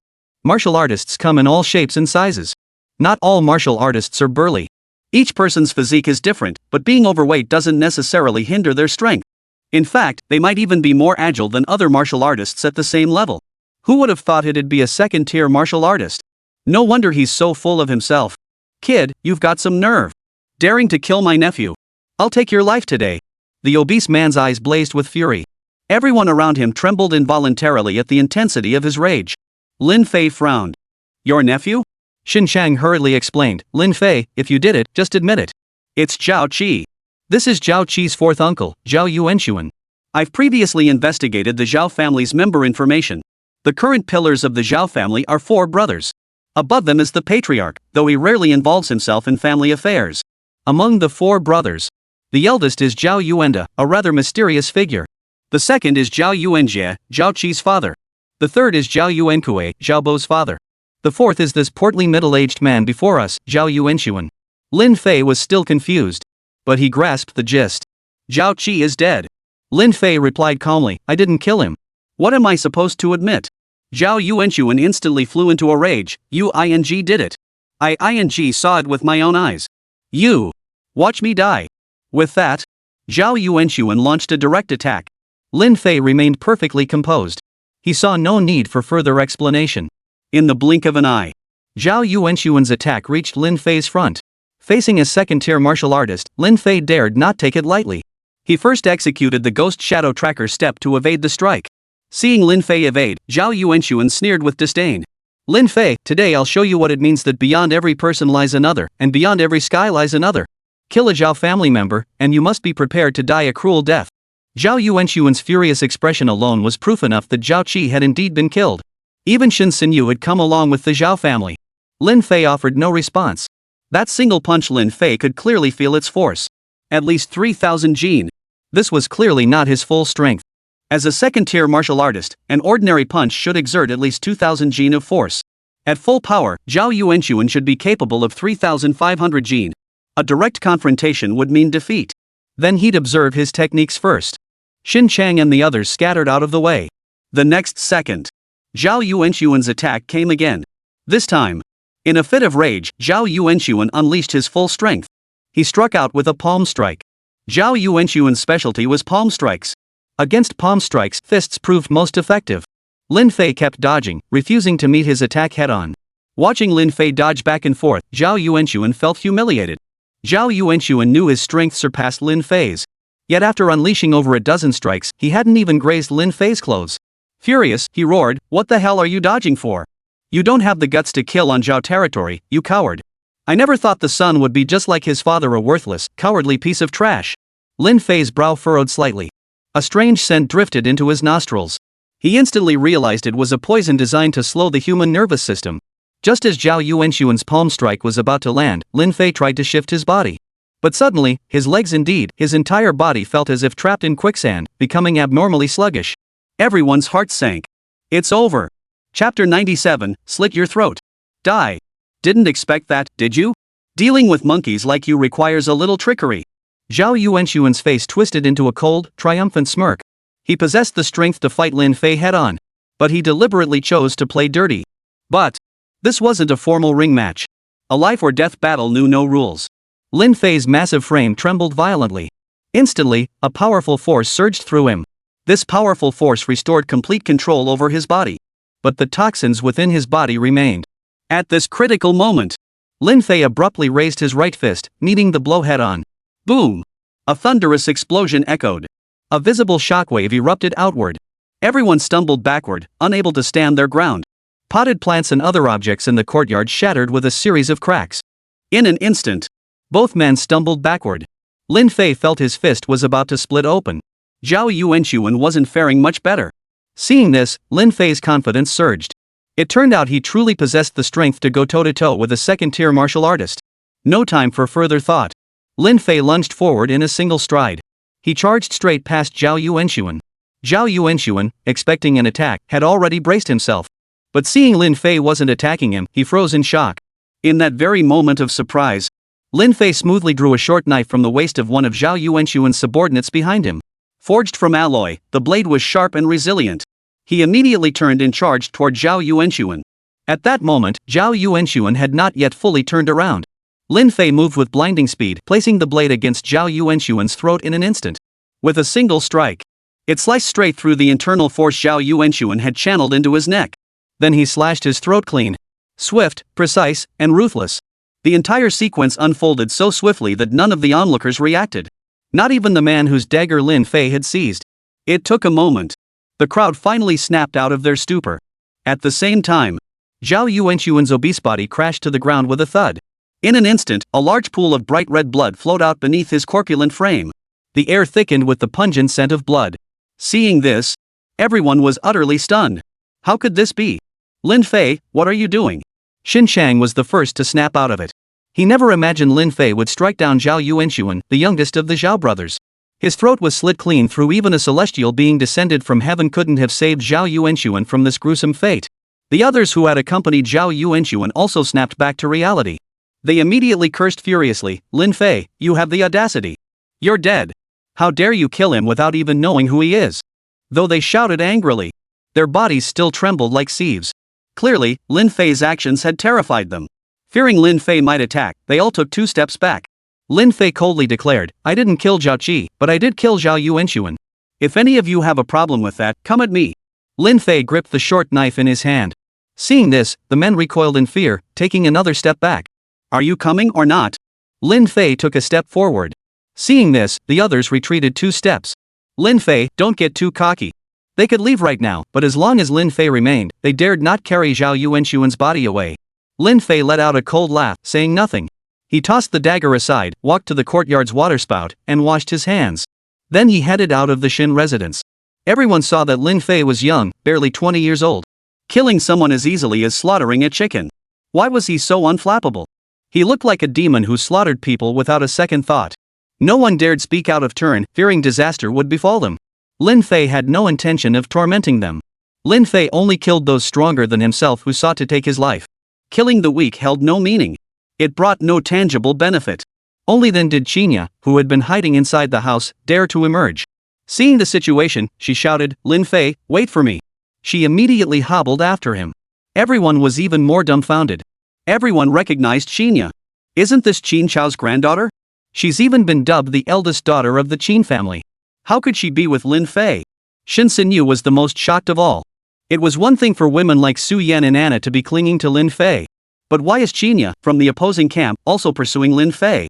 Lin Fei was nothing special, a self-centered chauvinist to boot. How could so many women be drawn to him? Shen Xinyu couldn't understand. But one thing preoccupied her mind. So she followed him out.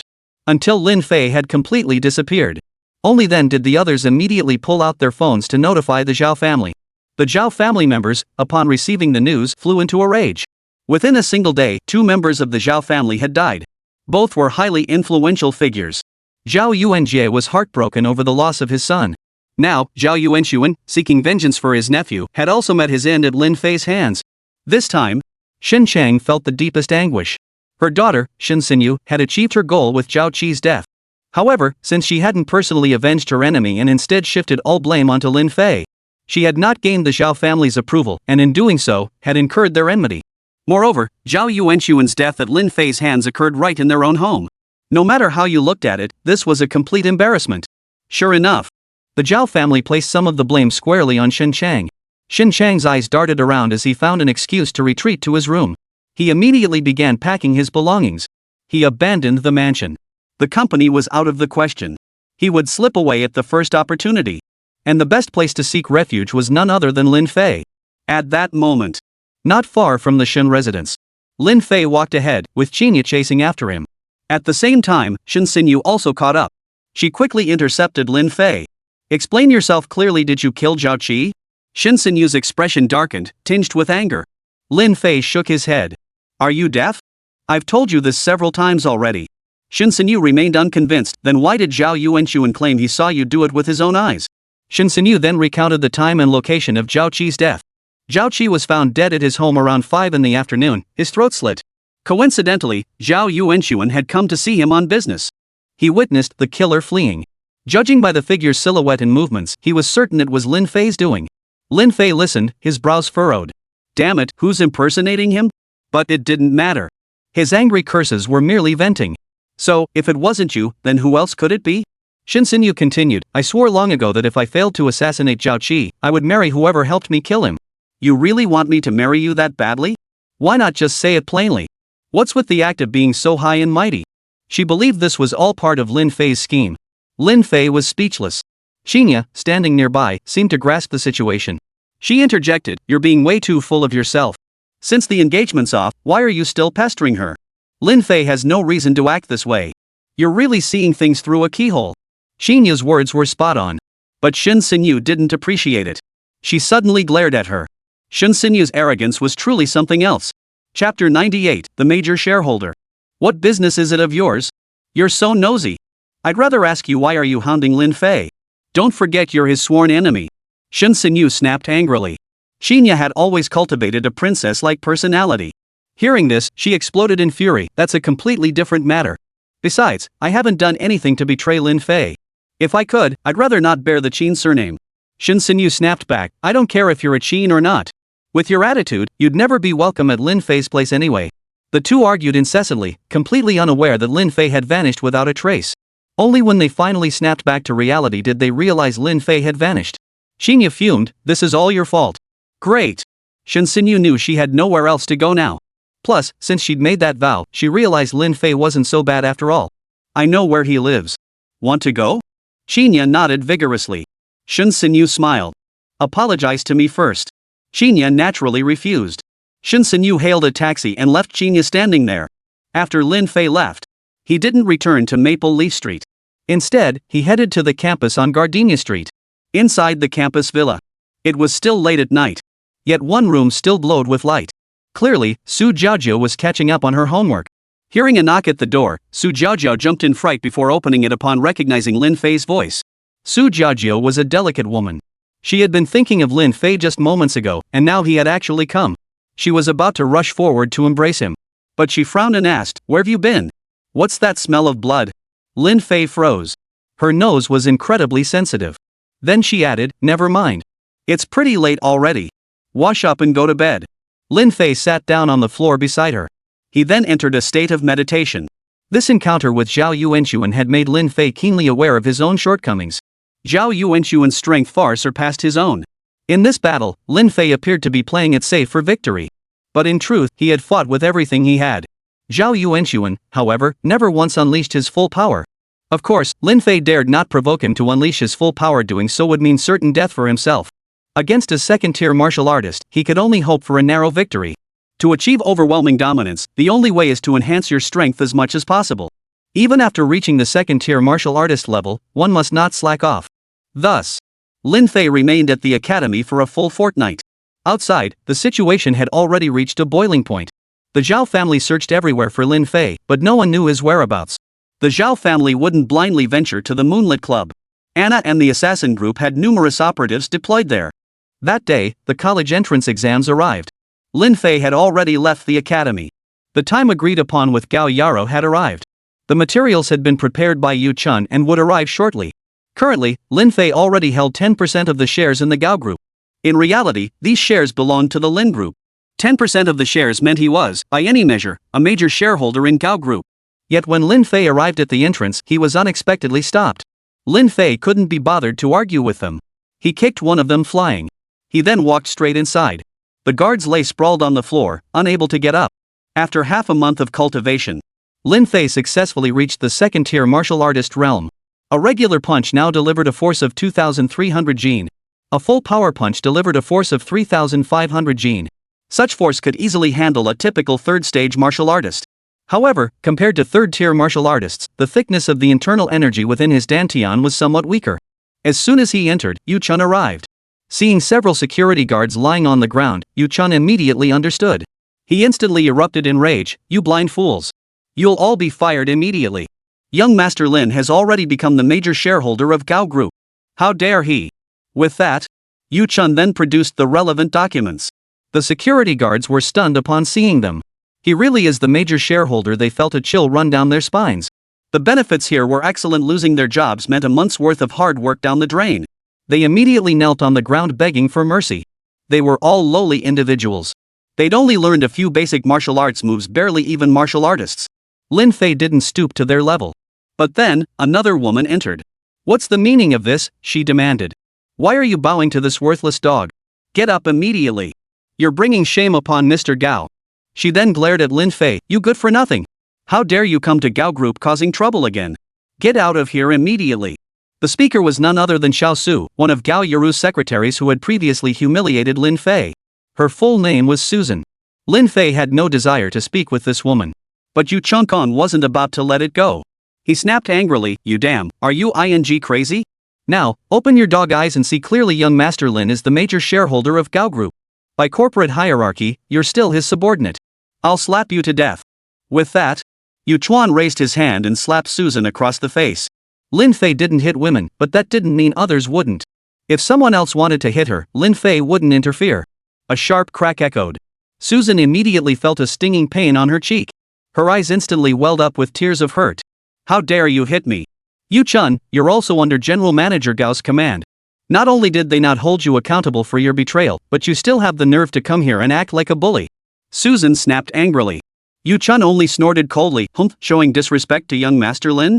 A slap is the least you deserve. Learn your lesson." The commotion quickly drew a crowd. Even passers-by outside stopped to watch.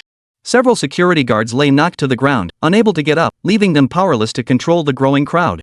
In Xiqing district, who didn't know Lin Fei? After half a month of silence, Lin Fei had reappeared at Gao Group today and caused another scene. What exactly was he trying to accomplish? Not long after, a mature woman dressed in a bright red long dress was seen walking briskly over from the Twin Towers. It had been a while. Gao Yaro seemed to have aged a bit.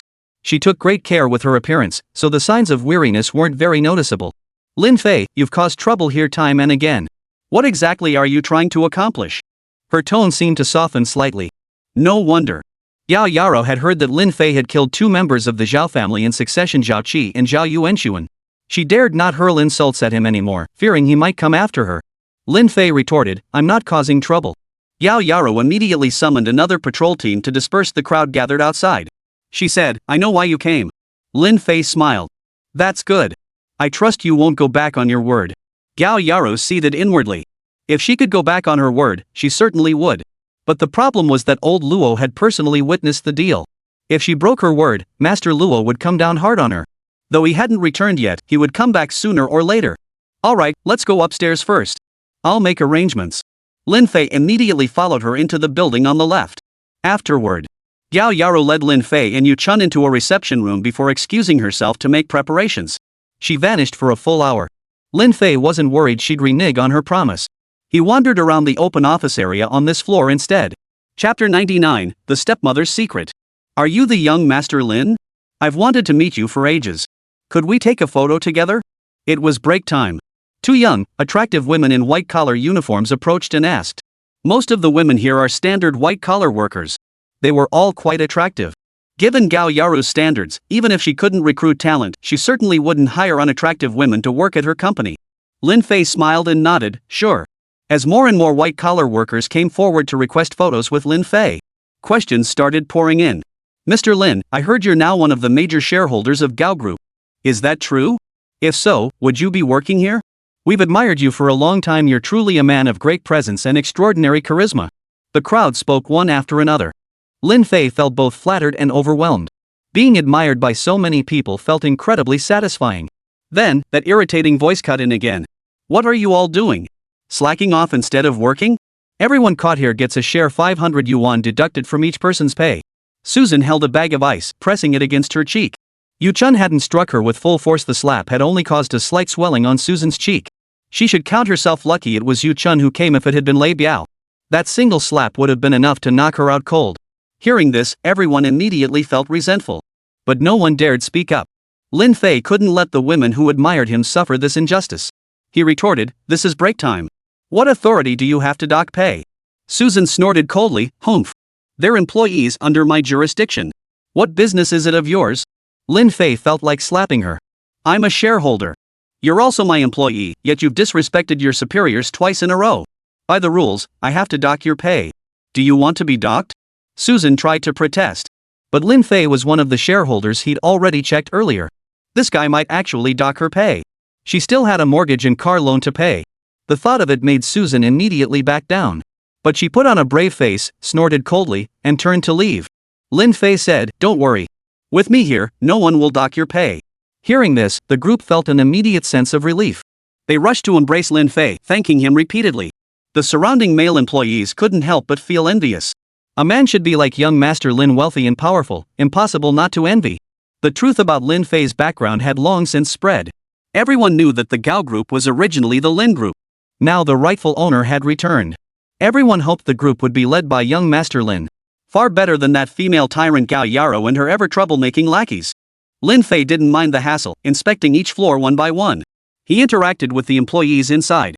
Lin Fei himself carried significant influence and was already well known to everyone. He quickly won the affection of these employees. He waited a full 3 hours. In the chairman's office, Gao Yaro placed a share transfer agreement before Lin Fei. Take a look yourself.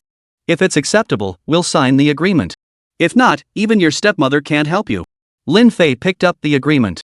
He quickly spotted the legal traps within. The clauses were numerous.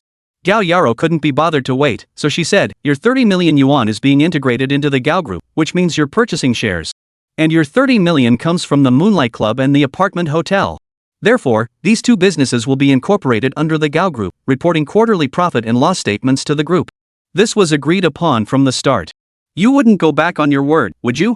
Gao Yaro stated with the confidence of someone holding all the cards. Back then, it was only a verbal agreement, no formal contract was ever drawn up. This arrangement, it would be tantamount to handing over the Moonlight Club and the hotel to the Gao Group. At first glance, it seemed Lin Fei was at a disadvantage. But that wasn't the case. Lin Fei had already seen through the scheme. Gao Yaro would undoubtedly manipulate these two establishments afterward. Lin Fei would not let her succeed. He would also make his move into the Gao Group. Therefore, he needed to seize this opportunity to add a clause to the agreement. He would propose it to her thus. Gao Yaro was immersed in her own calculations. Without a second thought, she agreed. Very well, Yu Chun, give it to her. Yu Chun pulled another agreement from his briefcase. It detailed 2 key points. The club and hotel would undoubtedly expand in scale, meaning profits would no longer be measured in tens of millions. For every additional 10 million yuan in profit, Lin Fei would automatically receive a 1% stake. The second key point concerned the acquisition of the Shen family's assets. They would be fully integrated into the Gao Group, with Lin Fei assuming 80% of the debt and the Gao Group covering the remaining 20%. Yao Yaro immediately objected upon reading it. The words were on the tip of her tongue. Suddenly, Gao Yaro remembered that Lin Fei currently held 10% of the shares, and he would inevitably acquire the other 10% sooner or later. At that point, he would hold 20%. He could gradually assimilate it. After all, this was the Gao Group, not his Lin Group. Could it possibly backfire on her? For a moment, Gao Yaro thought deeply about many things, considering every angle meticulously. And so she agreed. Both parties then signed and sealed the contract. Lin Fei, as long as you don't cause trouble from now on, your stepmother still cares deeply for you. Today is Gao Xiao's college entrance exam. Would you like to come watch with me? I sense you're troubled by something. Why not share it with your stepmother? If I can help, I will. Yao Yaro had already begun employing a conciliatory approach. Bit by bit, she was breaking down Lin Fei. That way, assimilating him later would be smoother and more effortless. This woman is exceptionally complex. But there was no need to burn bridges just yet. He nodded in agreement. He instructed Yu Chun to stay behind and handle the remaining matters.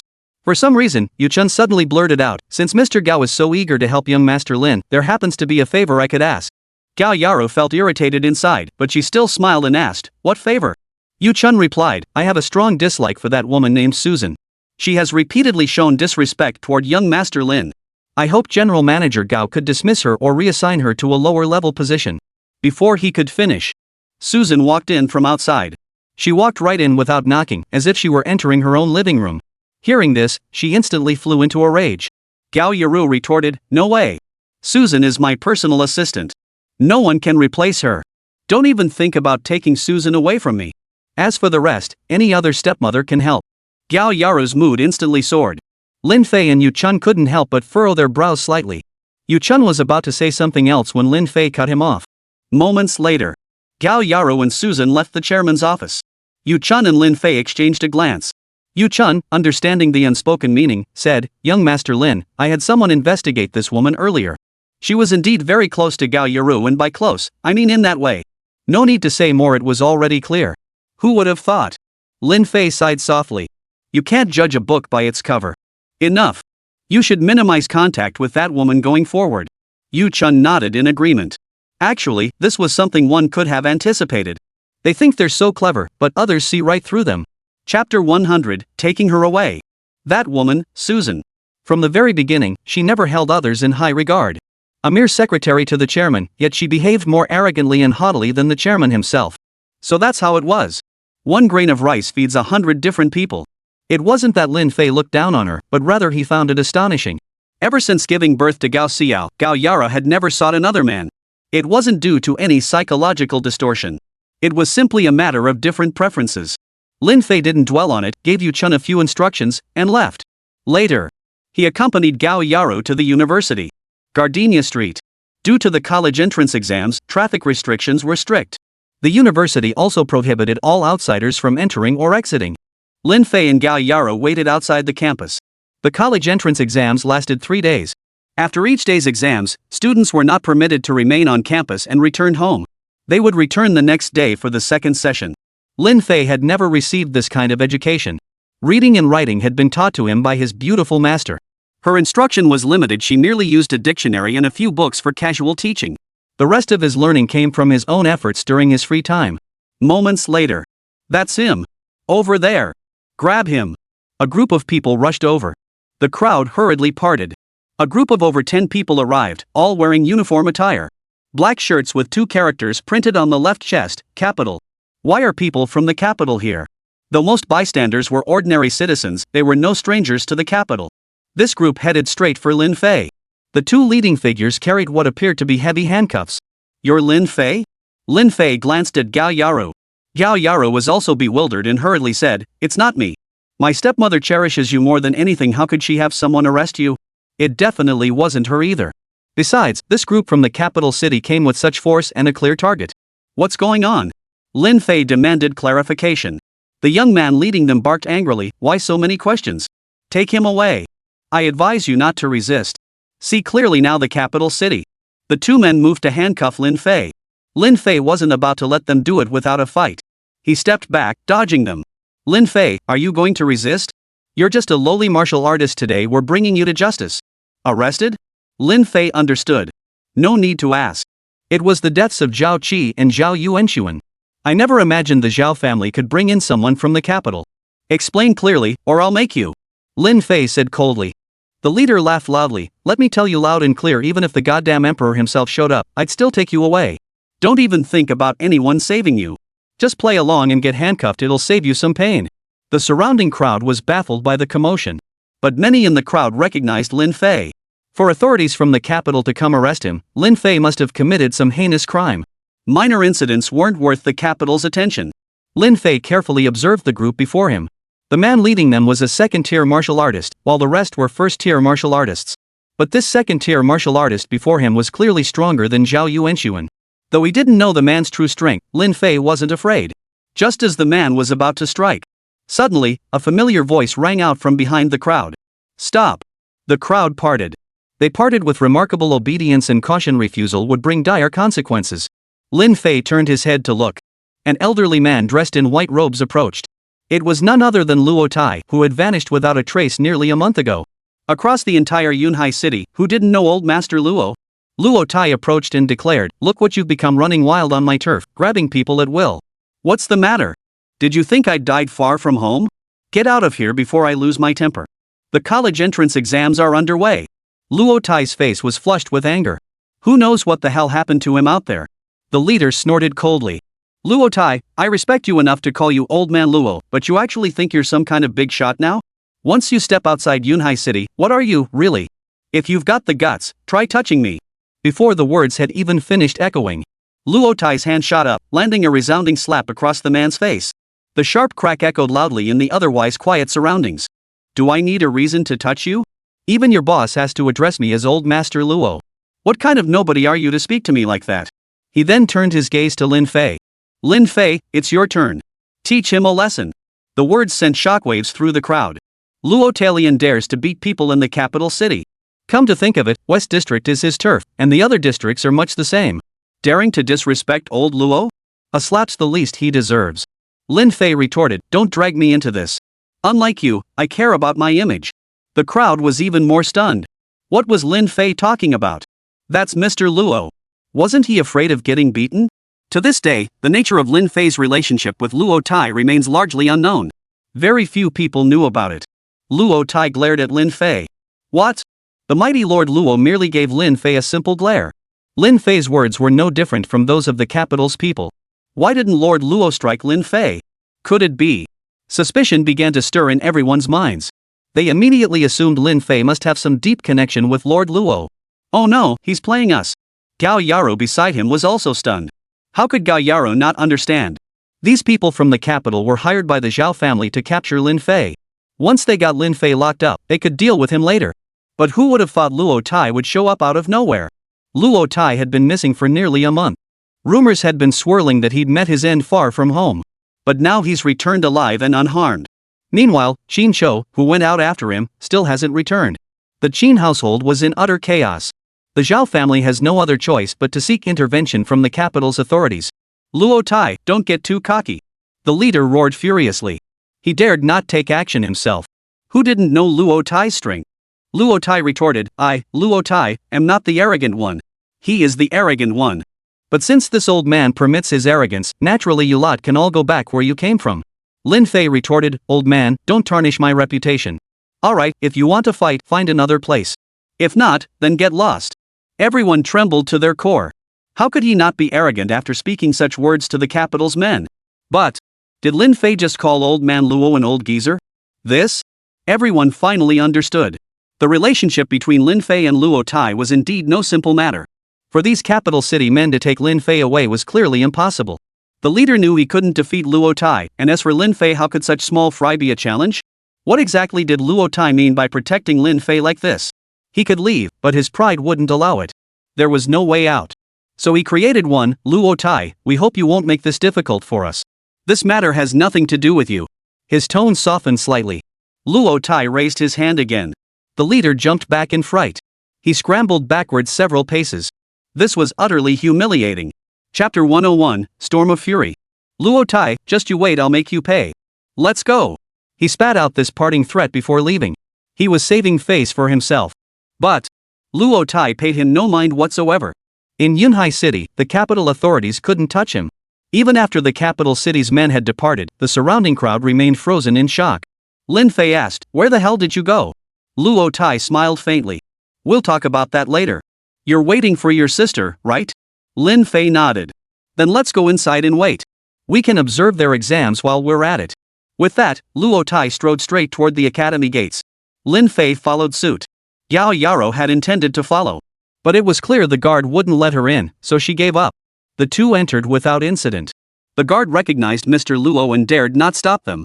They also recognized young Master Lin. Since the school board member had already given the go-ahead, they naturally wouldn't dare stop him either. As for others, they simply weren't authorized to enter. But this guard didn't know that Wang Zhangqiu was Luo Tai's subordinate. The exam area was in the academic building, requiring them to first cross the campus wetland park, which felt eerily quiet at that moment. Luo Tai finally spoke up. "Once I got abroad, I never imagined she could run like that. How much did she actually swindle you out of before taking off?" Lin Fei instantly understood why Luo Tai had gone abroad. He was referring to the beautiful master. Lin Fei replied, "I haven't counted it. I give all the money I earn to my master to keep." Lin Fei genuinely had no idea how much money he actually possessed. From childhood onward, he'd lived and eaten on the mountain. He'd rarely had the chance to go out and spend money. Even when he needed to buy something, he had to hike at least half a day to a distant town down the mountain. This left Lin Fei with little concept of money. Luo Tai said, "You're really pitiful. All the money you earn gets spent by her. That woman really spends like water." Lin Fei hurriedly asked, "So, what exactly are you going out to find her for?" Luo Tai replied, "I won't say yet. You'll find out when you see her. But I have no idea when she'll be available to see you." Their conversation flowed as naturally as if they were old friends. Anyone witnessing this scene would be utterly stunned. They crossed the park and arrived at the front of the academic building. Seems the beautiful master still doesn't want to meet her apprentice. It was break time now. The second half of the exam would begin at 3 o'clock in the afternoon. From afar, Su Jiaojiao spotted Lin Fei and sprinted over. She didn't even recognize Luo Tai beside him. Of course, she didn't care about that. She didn't even know Luo Tai. She assumed he'd come with Lin Fei to visit the exam venue for her grandson. She didn't ask any more questions. She threw herself straight into Lin Fei's arms. "What are you doing here?" Luo Tai beside them grew serious. "There are other people here." Su Jiaojiao frowned. "Who are you? We're not disturbing you, are we? If I've disturbed you, I can apologize." Luo Tai looked utterly incredulous. "You don't recognize me?" Su Jiaojiao shook her head. Luo Tai chuckled. "You're quite the ladies' man, aren't you?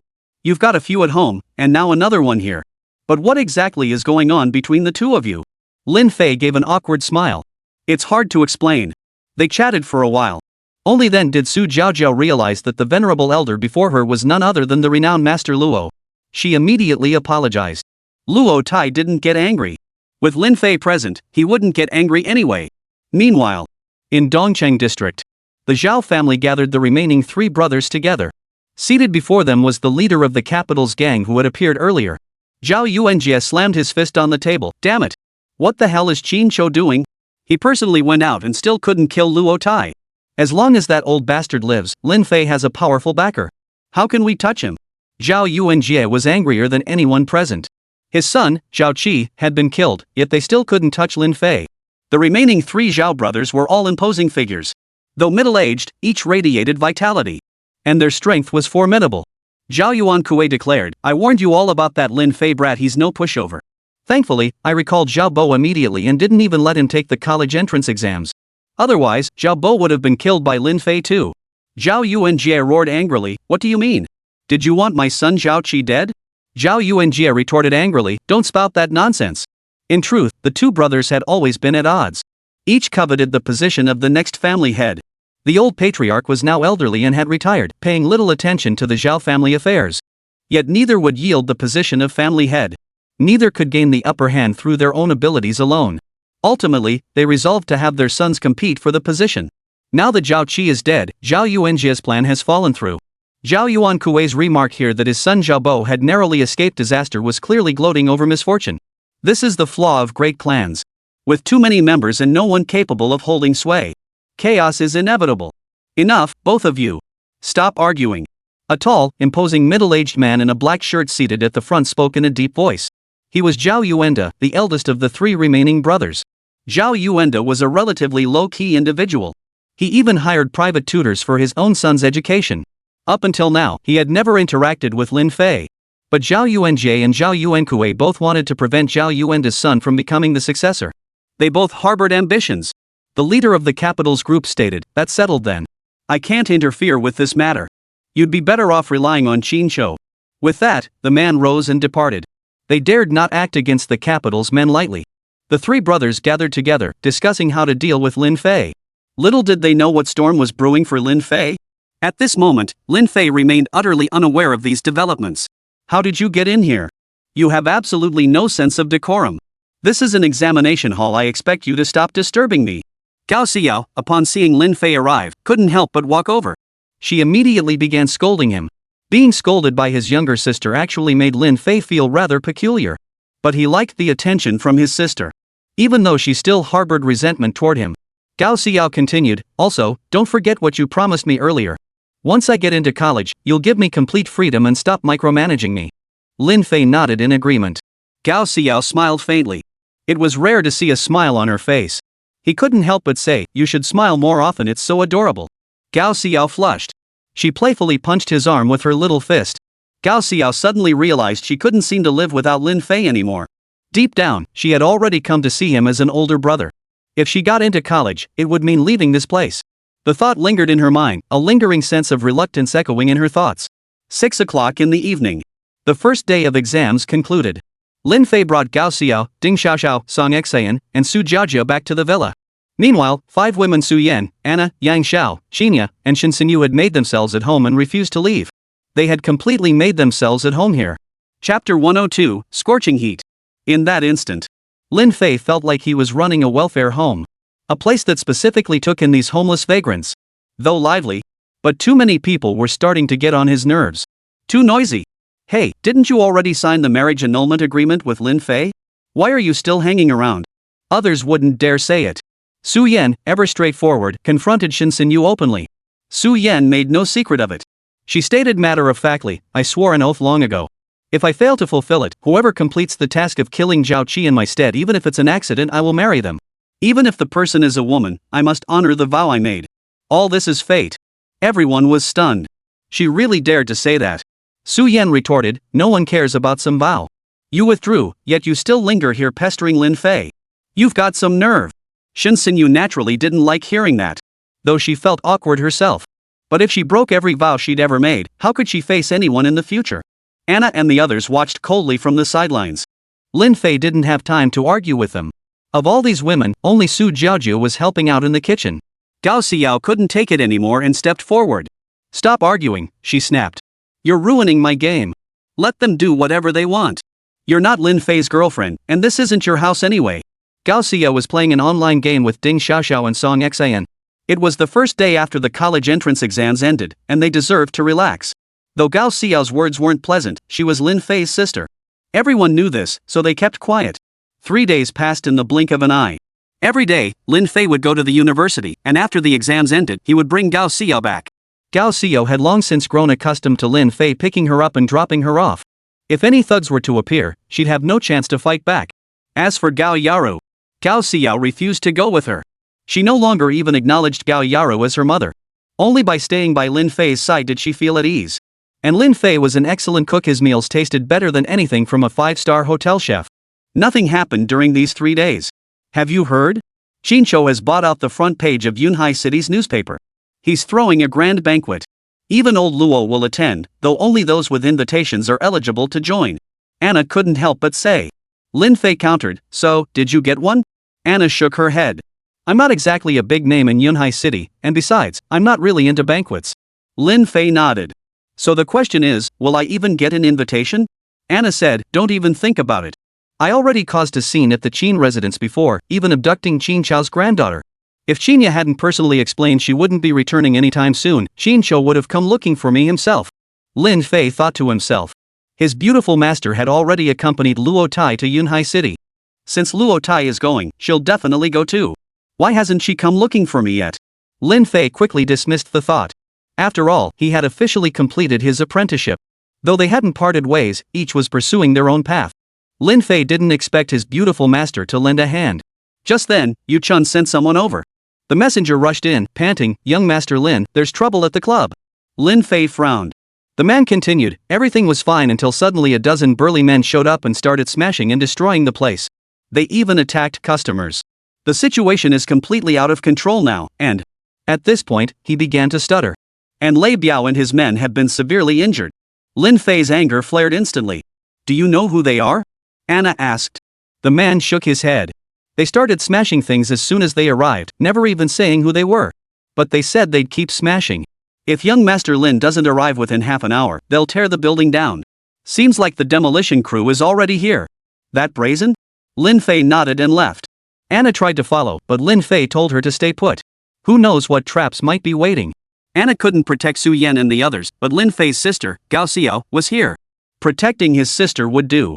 Get along well with her sister, and it'll be easier to become her sister-in-law later. At that moment, inside the moonlit club, chaos reigned, with screams echoing all around. The floor wasn't just strewn with debris, it was also covered in large patches of blood. Dozens of people lay scattered in every direction. Lei Biao was among them, lying motionless on the floor. The sound of smashing and crashing continued to echo from the main hall. Outside the Moonlight Club, part of the demolition crew had already arrived. These demolition crews weren't official, they merely wore regulation work uniforms. The Moonlit Club had been so severely vandalized that a large crowd had gathered outside. Everyone wanted to know who would dare cause trouble on Lin Fei's turf. Most speculated it was the Zhao family. Besides the Zhao family, it was hard to imagine anyone else harboring such deep animosity toward Lin Fei. The Zhao family just never learns. After suffering such heavy losses at Lin Fei's hands, they still dared to show up. Don't they fear losing all face? Then, everyone heard a series of footsteps approaching from behind, filled with immense fury. All heads turned to look. There came Lin Fei. The crowd parted to make way for him.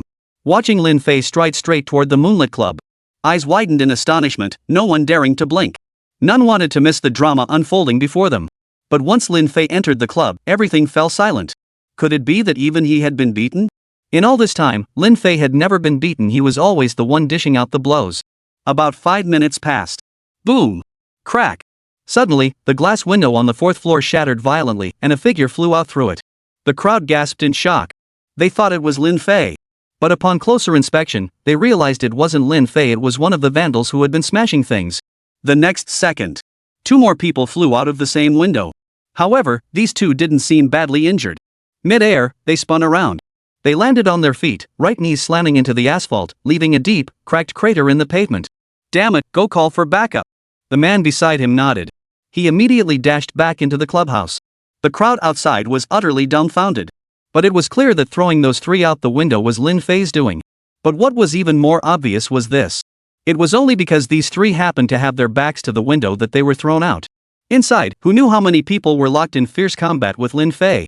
A wave of intense curiosity surged through the surrounding crowd. They all yearned to witness it firsthand. Martial artists were no secret in today's society. You could easily encounter martial artists on the streets. But those martial artists were all relatively weak. A martial artist as young and powerful as Lin Fei was simply unheard of. Everyone else wants to become martial artists too. In this world, only strength commands respect. Lin Fei started with nothing, yet this ordinary man will rise to greatness. Chapter 103, Personal Invitation. Lin Fei represented everyone present. How could he alter his fate? The only way is to enhance one's own strength, challenge the powerful, defeat them, and seize everything they possess. That is how one changes their fate. That's how Lin Fei came to be. That's why many in Maple Leaf District admired Lin Fei. And they envy him even more. Now he's achieved a certain status. And with several stunning beauties by his side, how could anyone not envy him? Then, several more people flew out from the 4th floor window. Their numbers hadn't decreased, they'd actually increased. In the blink of an eye, over a dozen people plummeted from the 4th floor. Already gravely wounded, they were now smashed onto the hard asphalt road, lying motionless on the spot. Then, for 2 minutes, there was no sound. Then, windows on the 3rd floor shattered one after another, sending shards of glass tumbling onto the street below. Immediately after, another dozen or so people were thrown out of the 3rd floor windows. Each landed on the ground, utterly still. A few minutes later, the 2nd floor followed suit. But because the building was relatively low, the dozen or so people who fell were still able to move on the ground, though they were moaning in pain. Too brutal. All this happened in just a few short minutes. Lin Fei hadn't been thrown out. Instead, he had thrown 2 or 3 dozen people out. It was clear that only Lin Fei was engaged in fierce combat with the enemy. No, it was more accurate to say Lin Fei was single-handedly crushing dozens of opponents. Everyone knew Lei Biao and his men had all been knocked flat on the ground. As for Yu Chun, he possessed no martial prowess whatsoever. He had secretly dispatched a subordinate to summon Lin Fei. If Lin Fei didn't come, this building would be razed to the ground today. Who could be so brazen? These men didn't appear to be from the Zhao family. More like a gang of ruthless thugs. Finally, the ground floor. One after another, over a dozen people were thrown out from inside. Then, Lin Fei emerged from within. His face was flushed with rage. Here, 20 or 30 people gathered together. Then, the entire demolition crew had assembled. This included the demolition squad, the bulldozer team, the transport crew, and others. A total of 5 large trucks and 3 bulldozers were assembled. The total workforce numbered over 100. At the same time, another 40 or 50 people arrived. These new arrivals wore the same uniforms as the dozens who had been thrown out earlier. The one who had called for backup earlier had summoned the remaining members. They too were unaware of Lin Fei's formidable strength. Given the situation, they decided to deploy their entire force. This demolition crew of over 100 was entirely under their command. The leader immediately shouted, "Damn it, Lin Fei, you brought this on yourself. Plant explosives and blow up the building." The guy even pulled out the demolition documents. The building was owned by Lin Fei. How could Lin Fei possibly agree to its demolition?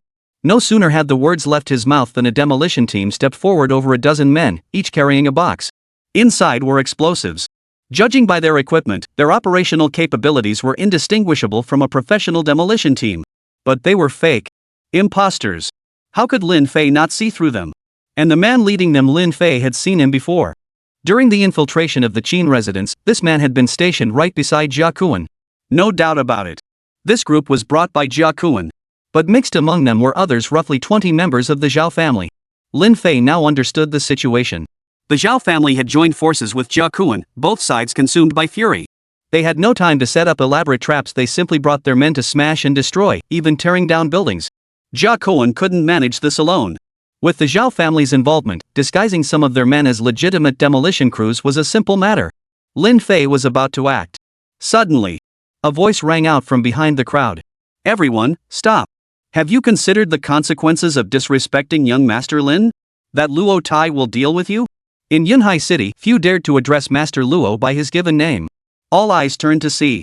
A white-haired elder slowly approached. At the sight of him, the crowd stirred with recognition. A few days ago, they wouldn't have recognized him. But in recent days, his name had been constantly mentioned through various channels. He had rebuilt the Qin family with extraordinary flair and swiftly restored its standing. This elder was Qin Shou. Lin Fei was meeting him for the first time. He hadn't expected him to show up. Yet judging by his current expression and reactions, he seemed unaware that such events would unfold here. It appears, Jia Kuan had been acting behind Qin Shao's back. Jia Kuan must be hiding somewhere nearby. He'll only emerge when the demolition actually begins. With Qin Shao's arrival now, even if the building is eventually demolished, he won't dare to show himself. Sure enough. Upon seeing Qin Shou arrive, the group first froze in shock, then immediately fell silent. As the commander of the mercenary group, Qin Shou certainly recognized his own men. Qin Shou already knew who had summoned this group. But he had no intention of disciplining his own men. That simply couldn't be done. Everyone needs to save face, especially someone with as much prestige as Qin Shou. He walked slowly toward Lin Fei. With a smile, he said, "Young Master Lin, tomorrow marks the restoration of the Qin residence. We shall host a grand banquet to celebrate. Would you do us the honor of attending?" He brought this up the moment he arrived, showing no regard for the losses inflicted by his own men, not even a passing mention. Yet everyone present heard Qin Shou extend the invitation to Lin Fei. He actually invited Lin Fei. This alone sent shockwaves through the entire crowd. It was clear there was deep animosity between these two sides. Coupled with the rumors circulating over the past 2 decades, it essentially confirmed the deep-seated enmity between the Qin and Lin families. Qin Shou certainly had no good intentions. "This is the invitation. Young Master Lin, please honor us with your presence." Qin Shou handed over a red envelope. Lin Fei never imagined Qin Shao's appearance was to invite him to a banquet. Who else had he invited this time? But this couldn't be simple. Qin Shao's actions seemed more like he was plotting something major. Lin Fei didn't take it. Why should he go? He retorted, "What? Do you think I, Lin Fei, am some young punk you can push around? Who do you think you are? Do you think I don't recognize you?" The smile on Qin Shao's face faded slightly. He hadn't been informed about this matter. It made no sense to first attack and destroy Lin Fei's territory, then come inviting him to a banquet. It made no sense whatsoever. Xinyu already knew who was behind it. If Lin Fei didn't attend this banquet, the others wouldn't go either. Therefore, Lin Fei had to accept. But how could he be persuaded to agree? Just then, someone came running over at full speed. He pretended to be unaware of the situation, shouting as he ran, "What's going on here?" It was none other than Jia Kuan. He feigned utter astonishment. Upon reaching Qin Chao's side and spotting Lin Fei, he erupted in fury, "Master Qin! This scoundrel kidnapped abducted Miss Qinya. Lin Fei, hand over the young miss. How dare you sneak into the Qin residence and kidnap her while Master Qin was away? You're asking for trouble." To outsiders, Jia Kuan addressed him as Master Qin. Internally, he addressed him as Honorable Master. Chapter 104, Tangible Benefits. Lin Fei, I advise you to kneel and apologize immediately, then deliver the young miss back safely. You might just save your own life. Jia Kuan shouted angrily. He was clever enough to immediately change the subject. Qin Chou snorted coldly. Hearing that cold snort, Jia Kuan secretly breathed a sigh of relief. Finally, Qin Chou was getting angry. He still hadn't seen the invitation in Qin Chou's hand. Otherwise, he wouldn't have dared to speak so boldly. Then, immediately, smack! Qin Chou's hand shot out and slapped Jia Kuan across the face. You bastard! Xiaoya is staying put at young Master Lin's residence. Don't you dare spout nonsense. Can't you see that Xiaoya likes young Master Lin? You wretched creature! The crowd around them gasped in shock. Qin Chou actually struck his own man. Instead, he was speaking up for Lin Fei. What on earth was this all about? Everyone was utterly baffled. Could it be that the decades-long feud between the Lin and Qin families had already been secretly resolved behind closed doors? Seen this way, it did seem plausible. For Qin Chou to extend goodwill, such a prominent figure taking such a step required immense courage. The slightest misstep could leave him open to public ridicule. There are some things I'd rather not elaborate on. You decide how to handle this. Qin Chou snapped angrily. Having spent so much time with Qin Chou, Jia Kuan understood exactly what this meant. He was being ordered to apologize to Lin Fei. How could that be possible? Did Qin Chou really want him to lose all face? For a man of his stature to grovel before a mere nobody like Lin Fei? But if he refused, his standing with Qin Chou would plummet. He might even lose his position as commander-in-chief. Gritting his teeth, he bowed slightly to Lin Fei in apology. The two of them playing off each other actually made it seem quite convincing. Lin Fei retorted, "An apology is all you think is needed? My losses are so severe that I won't be able to reopen for days." Jia Kuan immediately snapped, "Then what do you want?" His temper flared, and he couldn't help but blurt out his words again. Qin Chou blared at him. "Just pay up. Young Master Lin will forgive you once he gets his compensation. Hurry up and hand over your savings." He then asked, "How much compensation does young Master Lin require?" Qin Chou felt uneasy inside. But he knew he had to do this. Lin Fei thought it over carefully. Then he explained everything to him in detail. Not a hint of extortion or blackmail was present. The entire four-story clubhouse had been smashed and vandalized, suffering catastrophic damage. The personnel casualties were especially severe. Lei Biao was formidable, but he couldn't withstand the overwhelming numbers of the opposing side. Most of them were first-tier martial artists, with over a dozen second-tier practitioners among them. Lei Biao and Yu Chun's men. Lin Fei had just seen it. Dozens of Lei Biao's men suffered injuries of varying severity. Over 20 suffered serious injuries, while the rest had minor wounds. On top of that, the establishment wouldn't be operational for at least 10 days. This loss must be compensated. Lin Fei stated, "Understood? Pay 100 million yuan in compensation, and I'll let the past go." With losses this massive, 100 million yuan is hardly excessive. Though I've never had much concept of money, ever since visiting the #1 mansion. 100 million yuan in compensation is perfectly reasonable. Jia Kuan's temper flared the moment he heard this. But remembering Qin Chou was still present, he forced himself to calm down. He retorted, "Extortion, is it? How do you expect to get 100 million? Lin Fei replied calmly, "So, are you going to pay?" Jia Kuan's face twisted with rage as he gritted his teeth. 100 million yuan was an enormous sum. Even though he had more than 100 million in his own account, no one's money just blows in on the wind. For Lin Fei to demand 100 million right off the bat, he was truly arrogant beyond belief. Jia Kuan looked at Qin Chou. Qin Chou blinked slightly. Jia Kuan immediately understood the implication. Give him what he wants now, and make Lin Fei pay back tenfold later. Only now did Jia Kuan fully grasp the situation. The slap Qin Chou had just delivered was primarily for show in front of Lin Fei. Let Lin Fei attend the grand banquet first, then deal with him later. Jia Kuan reluctantly took out his card and transferred the funds. After all, it was 100 million yuan. Handing it over like that was bound to make him wince. but refusing was out of the question. Xinyu then said, "Then young Master Lin will grace us with his presence at the banquet. It begins at 7 o'clock tomorrow evening." This occasion is not only the Qin residence's restoration banquet but also a major chamber of commerce event for the entire Yunhai City. Since young Master Lin now holds 13% of Gao Group's shares, he is one of its major shareholders. This banquet will be highly advantageous for you. Hearing him say this, it meant the Chamber of Commerce event would be held at his Qin residence. The Chamber of Commerce is merely a facade, it holds no real significance. Yet in many people's eyes, this annual chamber meeting holds particular significance. Truth be told, it's quite important for small companies and businesses. It provided an opportunity to broaden their network of collaborations. Within the chamber, members could network and discuss business opportunities. Last year's Yunhai City Chamber of Commerce was held at a downtown sports arena. This year, Xinyu arranged for it to be held at his own residence. It seems something is bound to happen. Lin Fei accepted the invitation. Xinyu smiled at the sight and said, "Then I'll see you tomorrow night without fail." With that, he turned and left. At this point, Jia Kuan dropped all pretense. He waved his hand, signaling everyone present to retreat. The group quickly dispersed. Lin Fei addressed the surrounding crowd, "Disperse, everyone. Restore order." The surrounding crowd dispersed one after another. Who emerged victorious from this incident? On the surface, Xinyu seemed victorious. After all, anyone with eyes could see the old man was up to something. After all, he had been expelled from Yunhai City by Lin Haifeng 2 decades ago. Returning after 2 decades, he wouldn't rest until he made a huge splash. But the one who truly reaped the benefits was Lin Fei. That's 100 million yuan. A fortune so vast that most people present would never see its like in their entire lives. If I had 100 million, I could just lie back and enjoy life without a care. At that moment, Jia Kuan closely followed Xinyu and got into the car. "Master, your disciple knows he was wrong." To keep his position, Jia Kuan had no choice but to admit his mistake first. Xinyu said, "Cut ties with those Zhao family people. They're no pushovers. Go back and prepare immediately. You must execute this flawlessly."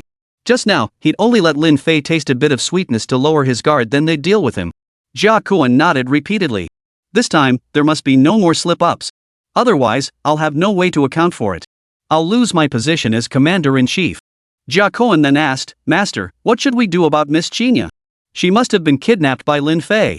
Jia Kuan wanted to retrieve Xinyu. Then he'd threaten and bribe her into keeping that night's event secret. Otherwise, he would truly be finished. The longer Xinyu remained outside, the more uneasy Jia Kuan felt. Xinyu looked at Jia Kuan. He said, "I know you like Xiaoya.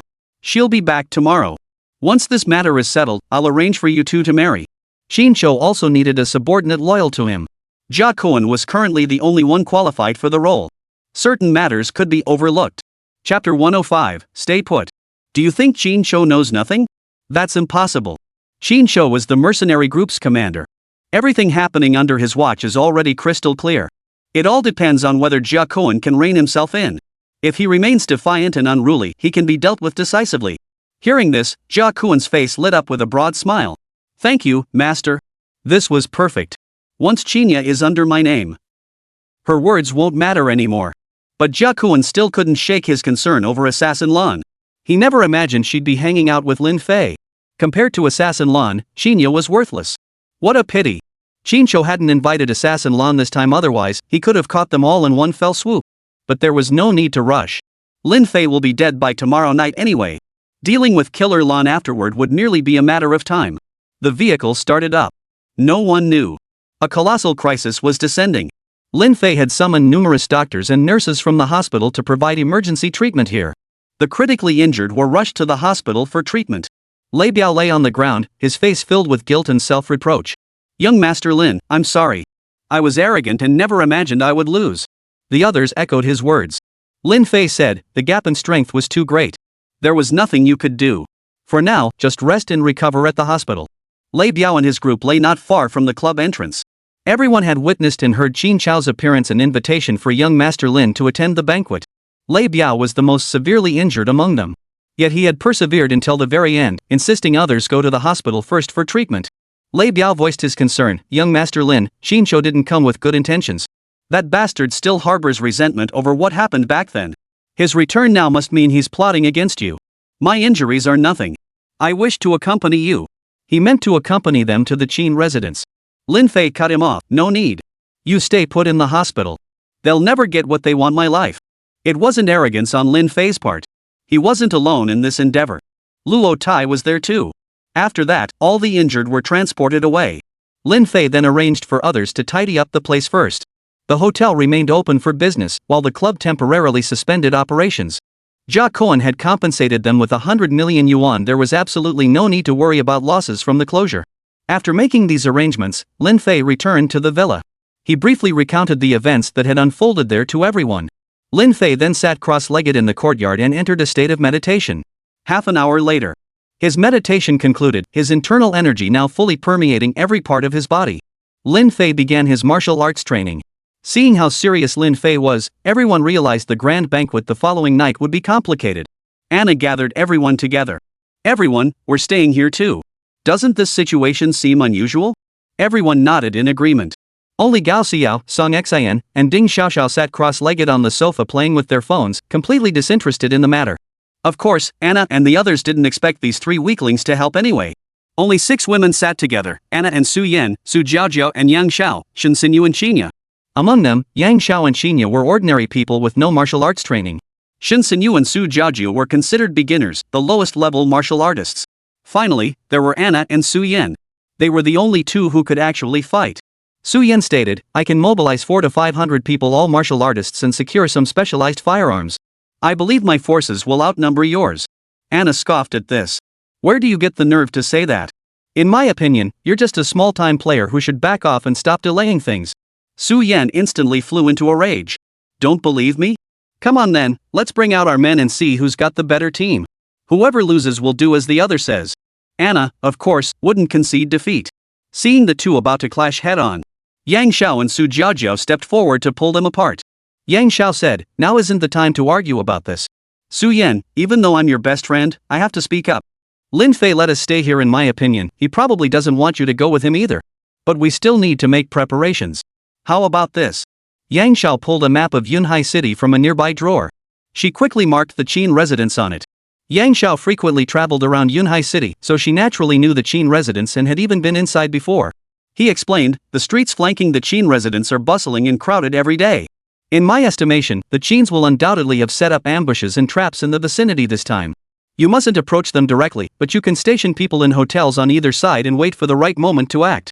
You could also send someone to infiltrate and signal us. I'm sure infiltrating agents won't be difficult for either of you. What do you say? If it's feasible, I suggest we move tonight. Su Yan and Anna nodded in succession. Both found Yang Zhao's plan feasible. Once personnel are positioned, there should be no issues. We'll be able to launch support swiftly when the time comes. Su Yan exclaimed in admiration, Yang Xiao, I never knew you had this kind of talent. As a well-known lawyer, Yang Xiao naturally possessed a meticulous mind. Logical thinking is paramount in the legal profession. Xinya said, can I handle signaling? I'm heading back anyway, they'll eventually come to escort me. If you encounter them then, it'll just cause friction. There's no need for that. Whatever signal method you prepare, I'll carry it out when the time comes. Su Yan and Anna furrowed their brows slightly. Though they'd spent so many days together, they still harbored a degree of wariness toward Xinya. Xinya could sense this unease. She declared resolutely, rest assured, I intend to bid them farewell upon my return. If possible, I'd even change my surname. Regarding Xinya's background, many only knew she had a grandfather named Qinshou. Her parents had never appeared. Because her parents were no longer alive. To be precise, they had died in an accident when Xinya was very young. Qinshou raised her single-handedly, so she was closest to him. Throughout the entire Qin family, however, everyone else shunned her. Consequently, Xinya had no desire to remain in the Qin household. Rather than live a life of contempt and ridicule, she would rather leave and distance herself. Just as the two were about to agree, Lin Fei, drenched in sweat, burst into the room. Neither of you is going anywhere. Stay put. If you can't stand it, find something else to do. This isn't something you two can handle. Lin Fei returned holding a water cup, then turned to leave again. Gao Xiao and the others also put down their phones when Lin Fei entered. They could feel the intense heat radiating from him. They all looked outside. Under the scorching sun, Lin Fei worked tirelessly, sweat pouring freely. Every move he made stirred the heart. The three young delinquents had never witnessed such a scene. They were instantly mesmerized. Chapter 106, Sweating It Out. Lin Fei held a massive iron block, pieced together from fragments. One end was connected by a thick solid steel rod. Gripping this 3,000 gene iron mass, he swung it with force. In his hands, this massive, heavy iron block became a weapon. Yet he wielded it with remarkable agility. The three young delinquents were so startled by the scene that their phones fell to the ground. The clatter drew Anna, Su Yan, and the others to look over. Almost every woman is drawn to strong men. Such men exude a sense of security. And indeed, that was the case. Ever since she'd been with Lin Fei, she had to admit to herself that nothing difficult had happened anymore. When Zhao Bo came to cause trouble, Lin Fei fought him off. When Gao Yara forced her into an engagement with Zhao Bo, Lin Fei showed up. If he hadn't come, her life would have been utterly ruined. Ding Xiaoxiao and Song Xian had also been subtly influenced by Gao Xiao. These two little delinquents had always looked up to Gao Xiao as their leader. They were the two sidekicks by Gao Xiao's side. Over time, their relationship evolved from sidekicks to close confidants. Anna saw the three of them and said, "Listen to Lin Fei. Don't risk your lives. The three of them, along with the rest of you, are in a very dangerous situation." The group abandoned the plan. Su Yan sighed, "Oh well. I was hoping to compete with you." Su Yan had already learned Anna's true identity. The top assassin of the assassin group. But that didn't stop her from constantly challenging Anna. Lin Fei trained his martial arts over and over again. He honed the techniques taught by his beautiful master and those he developed himself to perfection. Martial artists don't really need flashy moves. Power is the core. As the saying goes, brute force makes bricks fly. As he trained, his mind wandered. So that grand banquet the beautiful master mentioned? It was for Qinqiu. Qinqiu had begun sending out invitations months ago. Perhaps he was the last to receive an invitation. This was something Qinqiu hadn't anticipated. The only question was whether Qinqiu knew about his beautiful master. But never mind. He'd have to wait until tomorrow night to find out everything. Some secrets might be revealed tomorrow night. That night, Lin Fei continued his grueling training. When fatigue set in, he would sit down and meditate, quickly restoring the weariness throughout his body. He trained with such utter devotion. In just one afternoon, Lin Fei touched upon the threshold of a third-tier martial artist. A third-tier martial artist must possess a punch with a force of 3,000 jin. The maximum force of a single punch could be any amount, even 5,000 jin was acceptable. 3,000 jin was already terrifying. But Lin Fei felt that even 3,000 jin would likely be considered weak. First off, Qinqiu was no ordinary opponent. The next day, at dusk, Lin Fei finally concluded his cultivation. Progressing from a second tier to a third tier martial artist, Lin Fei had scarcely paused for a moment. His only breaks were spent sitting cross-legged in meditation. As soon as Lin Fei stepped inside the room, Su Yan said, "The hot water is ready." Anna held several garments in her hands. "These are the evening gowns prepared for you. This treatment is too good. But what about the others?" Lin Fei didn't dwell on it. The moment he stepped into the bathroom, the door slammed shut behind him. The villa's bathroom was spacious enough to comfortably accommodate 20 people. It even featured a hot spring pool. Though there was no actual hot spring here, hot water could serve as a substitute. When Lin Fei first saw it, he thought the couple were truly pleasure seekers. Yet they had never stayed there even once after purchasing it. The scene before him now startled Lin Fei.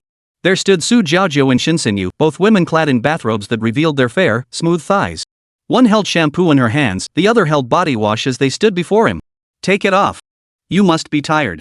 Let us wash you." Lin Fei was utterly astonished. What kind of game were they playing now? Su Jiaojiu joining in was one thing. But Shen Xinyu joining in too? After disliking him for so long, now she wants to help him bathe? This was a bit much for Lin Fei to handle. "Listen, I'm not crippled yet. Get out." Lin Fei ruthlessly shooed them both out. It turned out these women hadn't come to bother him. Turns out they'd been discussing this behind my back. The others outside were startled to see Su Jiaojiu and Shen Xinyu being thrown out. The women had been discussing this all along. Their sole aim was to help Lin Fei relax, so he'd have more energy to face the storm ahead. For this very reason, Anna, Su Yan, Su Jiaojiu, and Shen Xinyu, the four women, wouldn't budge an inch. In the end, they settled it with a bet, whoever won would go. Su Jiaojiu and Shen Xinyu emerged victorious. As for Yang Xiao and Xinya, they didn't participate. Such matters were beyond their capabilities and their courage. In the bathroom, Lin Fei lay soaking in the hot tub. These women were so strange. However, such treatment was beyond the reach of ordinary people. 7 o'clock in the evening. Lin Fei had made all the necessary preparations. After Lin Fei left, Su Yan and Anna began their separate missions. Even though Lin Fei had told them not to get involved, they were determined to do so anyway. What Lin Fei didn't know was that after finishing their task, the two had already deployed their respective teams. A simple phone call could handle matters, so neither of them needed to leave. Some of their people remained stationed at the villa. The Moonlight Club was currently closed, and Lei Biao and the others were hospitalized and recovering, requiring no additional protection. South City District, Jin Residence. Lin Fei arrived for the second time. Lin Fei and Qinya stepped out of the car one after the other. Well, if it isn't young Master Lin, you actually showed up. I'm quite curious how many people will call you a dog of misfortune tonight? Oh, wait, young Master Lin, haha. Lin Fei had just stepped out of the car, and before anyone could get a good look at him, a young man approached him. And it wasn't just anyone, an old acquaintance. Lin Fei looked at Zhao Bo. After his recovery period, Zhao Bo seemed to have grown even uglier. Lin Fei's previous kick had deformed his face, and despite his best efforts to repair it, his face now bore numerous wrinkles. He looked at least 10 years older. Naturally, Zhao Bo was furious about that kick from Lin Fei. He racked his brain for ways to retaliate, only to find no opportunity or means. Now Lin Fei had appeared. In front of so many people, he dared not lay a finger on him. If he couldn't beat him, couldn't he at least hurl insults? Lin Fei didn't want to waste his breath on him. He simply ignored him. Zhao Bo, however, wouldn't let it go. As his voice grew louder, more and more people turned to look their way. They all instantly recognized Lin Fei and Zhao Bo. Lin Fei scanned the crowd around him. He spotted no other members of the Zhao family. Zhao Bo sneered, "You worthless dog.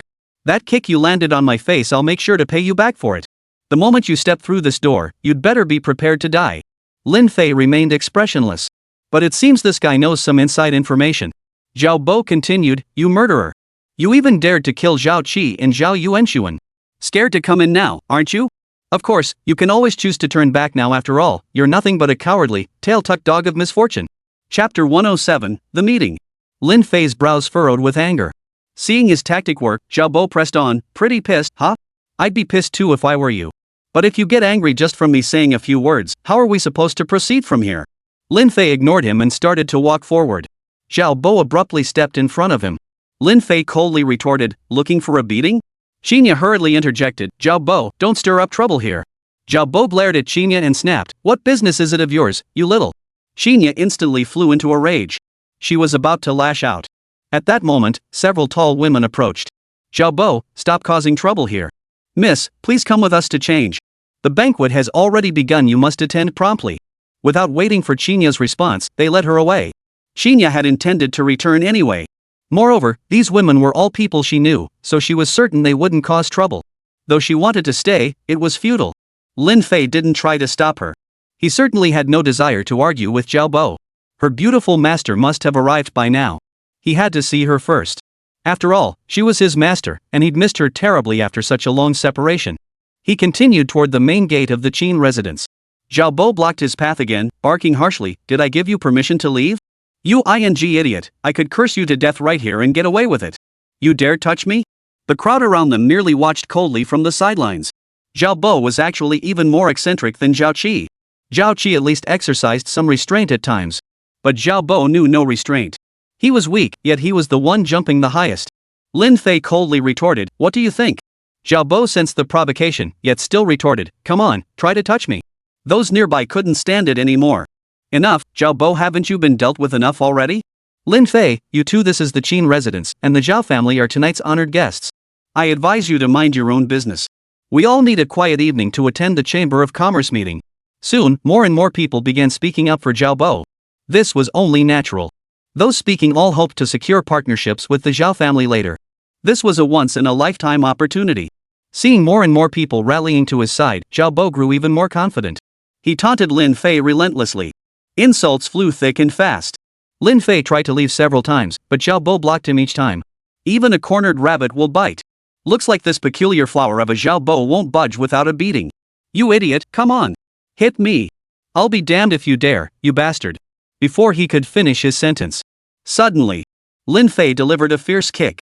The kick landed squarely on Zhao Bo's face once more. Thud! Zhao Bo flew backward, crashing into the people behind him. All of them were knocked flying together.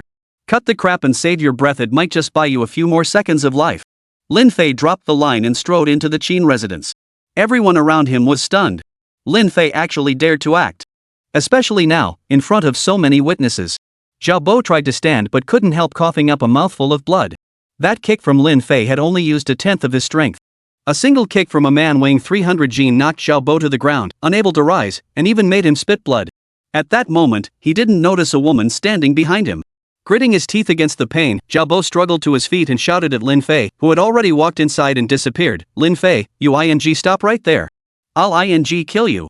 He immediately pulled the walkie-talkie from his pocket and bellowed, "Why the hell aren't you coming over here, you bunch of useless idiots?" He was calling out to his men. Suddenly, a cold voice came from behind him. "Hold on. Who were you just cursing?" Zhao Bo turned his head at the sound. Behind him stood a stunningly beautiful woman, tall and slender, dressed in a black evening gown. The intense, icy aura radiating from her made one feel a chill. Zhao Bo shuddered. "Of course it's Lin Fei. It's none of your business. Don't think I won't hit you just because you're a woman." The woman smiled. But her smile remained icy. As if a smile had no place on her face. "Is that so?" She didn't even want to lay a finger on this guy in front of her dirty hands. But she felt he'd only grow more brazen if she didn't strike him. Smack! A slap instantly landed on Zhao Bo's face. His face was struck repeatedly, already swollen beyond recognition. After the beating, the woman demanded, "Did Lin Fei just go in?" Zhao Bo was in no state to answer. He collapsed unconscious on the spot.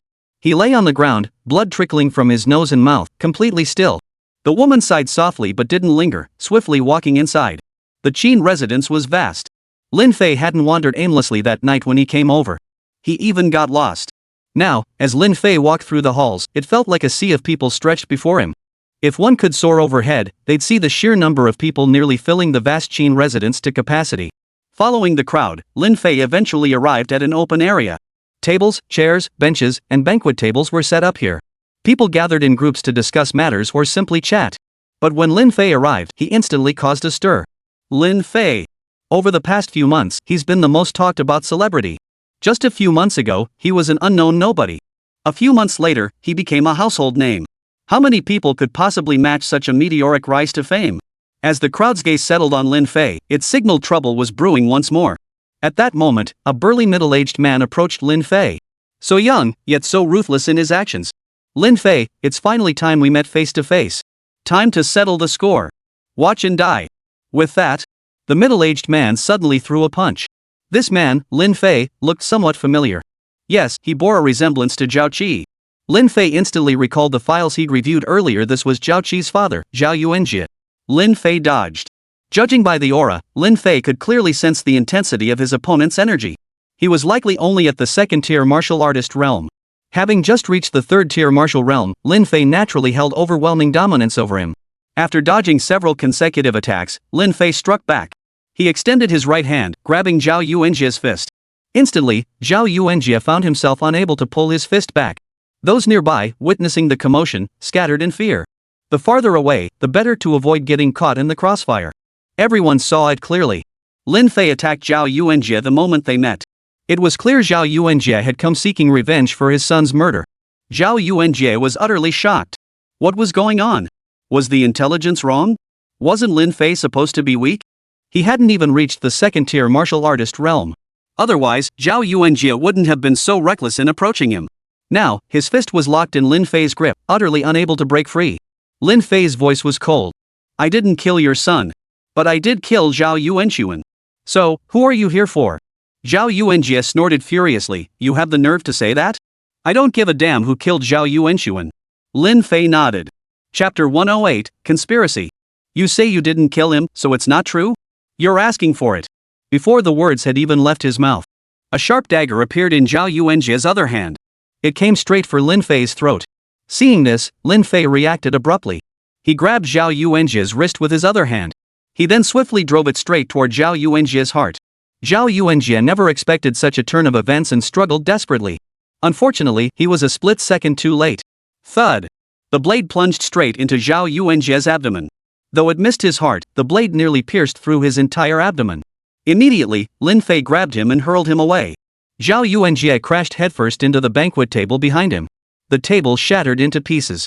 Everything on it crashed to the floor, smashing into pieces. The crowd gasped in horror.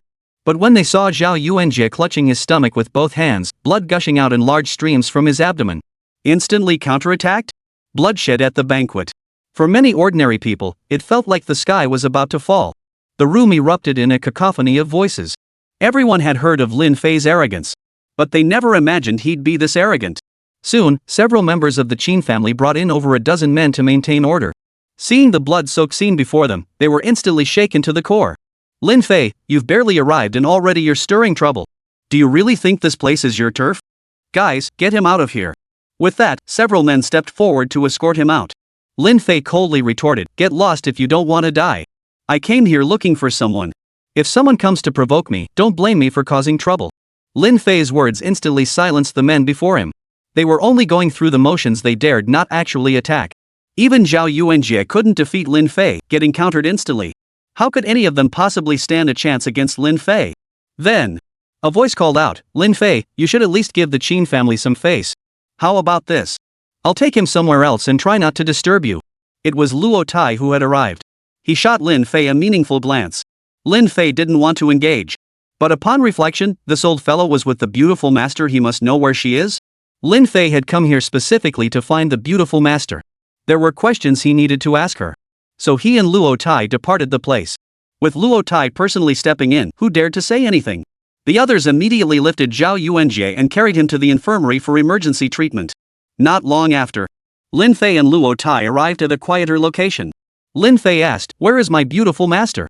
Luo Tai replied, "That woman has such a playful spirit. I'm truly at a loss. You should find her and take her away as soon as possible."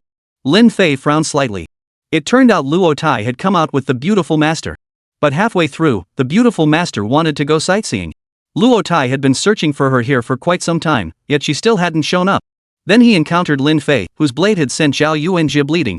The sky gradually darkened.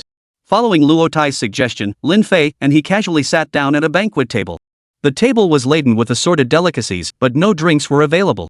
Looking around, they saw the same situation elsewhere, yet many people had already begun eating. After all, they were here for a banquet, they might as well eat their fill. Not all the lights were on throughout the Qin residence. The only illuminated area was the central courtyard, the very spot where Zhao Yuanjie had seen red moments ago. It seemed something had changed somewhere. The sky was hazy and indistinct. This atmosphere seemed to foreshadow trouble. Lin Fei was seated with Luo Tai when a waiter suddenly presented them with a bottle of cellar-aged red wine. Several other people were seated at this table. None dared to approach casually. Then, one of them opened the bottle. He approached with an obsequious expression, first pouring wine for Luo Tai. After going around the table, he did not pour for Lin Fei, merely setting the nearly empty bottle aside. The implication was clear, if Lin Fei wanted any, he'd have to pour it himself. Lin Fei paid no mind to the gesture. He didn't want any anyway. The man pouring the wine was a middle-aged man, dressed plainly, who looked like the owner of a small business. He immediately began fawning over them. "Mr. Luo, it's a pleasure to meet you. Let me offer you a toast." He grinned broadly, downing the wine in his cup in one gulp. Luo Tai didn't seem inclined to engage. But he was mindful of his public image. He had long since rebranded himself as a clean-cut figure. If he didn't maintain an approachable and friendly demeanor, if his image were to be ruined, trouble would inevitably follow. With this thought in mind, Luo Tai raised his cup and downed it in one gulp. The man chuckled, "Thanks for the honor, Boss Luo. I'm truly flattered." After finishing his drink, the man walked over to Lin Fei. Whether he'd come to his senses or for some other reason, he poured himself a cup of wine. He promptly raised his cup to toast Lin Fei. His reason for toasting was that Lin Fei was now one of the major shareholders of Gao Group, and there might be opportunities for cooperation in the future. Lin Fei paid him no mind. Luo Tai interjected, "Drink up. It's a rare gesture of goodwill." Luo Tai also gave Lin Fei a meaningful look. He was signaling to Lin Fei, "Don't stir up trouble now, observe more first." Lin Fei nodded. He lifted his cup. He clinked glasses with him, raised it to his lips, and was about to drink. But suddenly, he caught an unusual scent. "Oh, playing this kind of trick." Lin Fei downed his drink in one gulp. The man then returned to his seat. After a moment, the others at the table all turned to stare at Lin Fei and Luo Tai with cold eyes. Lin Fei was about to look at Luo Tai. But then thud. Luo Tai's head slammed onto the table, and he was already motionless. Lin Fei held on for a moment before collapsing headfirst as well. Not long after, a familiar voice rang out, "All taken care of?" The other man replied, "All taken care of. The most troublesome ones are handled." Luo Tai and Lin Fei were both heavyweights. "You're..." The two men speaking were Zhao Yuanjie asking the question, no doubt about it, from the voice. The one answering was the middle-aged man who had just offered the toast. Zhao Yuanjie said, "Rest assured. Bring the contract tomorrow, and I'll sign it personally." The man hurriedly expressed his gratitude. Zhao Yuanjie walked up to Lin Fei, patting both Lin Fei and Luo Tai on the shoulder. No reaction whatsoever. Zhao Yuanjie chuckled coldly, "Damn it. You dare hit my son? I'll make sure to finish you off later. Guards, take them away." Immediately, men stepped forward and bound both Lin Fei and Luo Tai. Their hands were shackled. These heavy alloy handcuffs could restrain even a second-tier martial artist, rendering them utterly helpless. Lin Fei could resist. But he sensed this matter wasn't as straightforward as it appeared. Lin Fei was led away first. After walking for a short while, they arrived at a room. After tossing Lin Fei and Luo Tai onto the floor, the two men exited and locked the door from the outside. Lin Fei opened his eyes. The surroundings were pitch black. Yet it seemed others were present within the room. Lin Fei sighed softly. He knew this banquet was undoubtedly their scheme. He hadn't expected things to unfold so quickly. They'd begun their actions barely after nightfall. Let's see what they're really up to. Chapter 109, Identical. Old fox, if you're faking it, get up already. You sly fox, you're putting on quite the act. Lin Fei kicked Luo Tai with his foot. Luo Tai retorted, I'd appreciate it if you'd show me some respect, don't kick me with your feet. Immediately, Luo Tai sat up. Now then. The renowned Luo Tai actually looked this disheveled. His body was covered in dust, even his face. This was a completely different person from the Luo Tai everyone usually saw. Lin Fei remarked, looks like we're not the only ones captured. See, there are a few others behind us. Luo Tai turned to look behind them. As fellow martial artists and assassins, Luo Tai's eyes possessed night vision. He saw three middle-aged men lying on the floor of this small room. Lin Fei didn't recognize them. Though Luo Tai didn't recognize them either, he had a vague impression. These three were likely the owners of three businesses in the southern district. So Qin Shou intended to kidnap them, then force each to sign an agreement, forcing them to transfer portions of their businesses, or something else. Was this their scheme? That was far too aggressive. Did he really think there was no one in Yunhai City capable of intimidating them? Upon closer reflection, it seemed plausible. Luo Tai rarely intervenes personally. He's already cleaned up his act. If he messes up again, the capital's higher-ups will come down and take him away directly. Seeing Luo Tai's expression now, Lin Fei could tell he genuinely didn't want to get involved in this mess. He also believed Qin Shou wouldn't dare do anything to him. Perhaps after tonight, he would be released. Lin Fei couldn't care less about Luo Tai's fate. He himself would undoubtedly receive special treatment. Seeing Lin Fei rise, Luo Tai chuckled, don't struggle. The handcuffs on your wrists are at least strong enough to prevent a second-tier martial artist from breaking free. No sooner had the words left his mouth. A sharp, metallic clang echoed through the air. The handcuffs abruptly snapped apart from Lin Fei's wrists. They clattered to the floor with a sharp crack. Luo Tai was utterly stunned. He never imagined Lin Fei could become so powerful in just a few short months. Luo Tai hurriedly demanded, untie me now. Lin Fei shot him a glance. I'm not going your way. Figure it out yourself. With that, Lin Fei strode straight toward the door. He discovered the door was locked from the inside, making it impossible to open. The windows were also sealed shut. All the rooms here had been specially reinforced, making them extremely sturdy. But while they reinforced the doors and windows, they forgot to fortify the walls. Lin Fei walked casually to a wall, raised his right fist, and slammed it hard against the surface. Thud! In an instant, the wall shattered into pieces. Dust and debris flew everywhere, yet the sound remained completely inaudible outside. Blame it on their own reinforced doors and windows naturally, the soundproofing was exceptional. Luo Tai was startled. Lin Fei remained as reckless as ever. Lin Fei paid Luo Tai no mind. If he chose to stay here, Lin Fei wouldn't force him to come along. Sure enough, Luo Tai sat on the floor, showing no intention of coming over. Lin Fei walked through the broken wall. Beyond lay another room, completely empty. But the door remained reinforced, impossible to open from the inside. Lin Fei moved to the opposite wall and deliberately unleashed another powerful punch, forcing a gaping hole through it. In this manner, Lin Fei smashed through 5 walls in succession. Finally, he reached a room that hadn't been reinforced. Lin Fei opened the door. To his surprise, he happened to run head-on into 3 individuals patrolling the area. The 3 men were startled. How dare you? How did you break free? You little bastard, you've got some nerve. You're asking for it.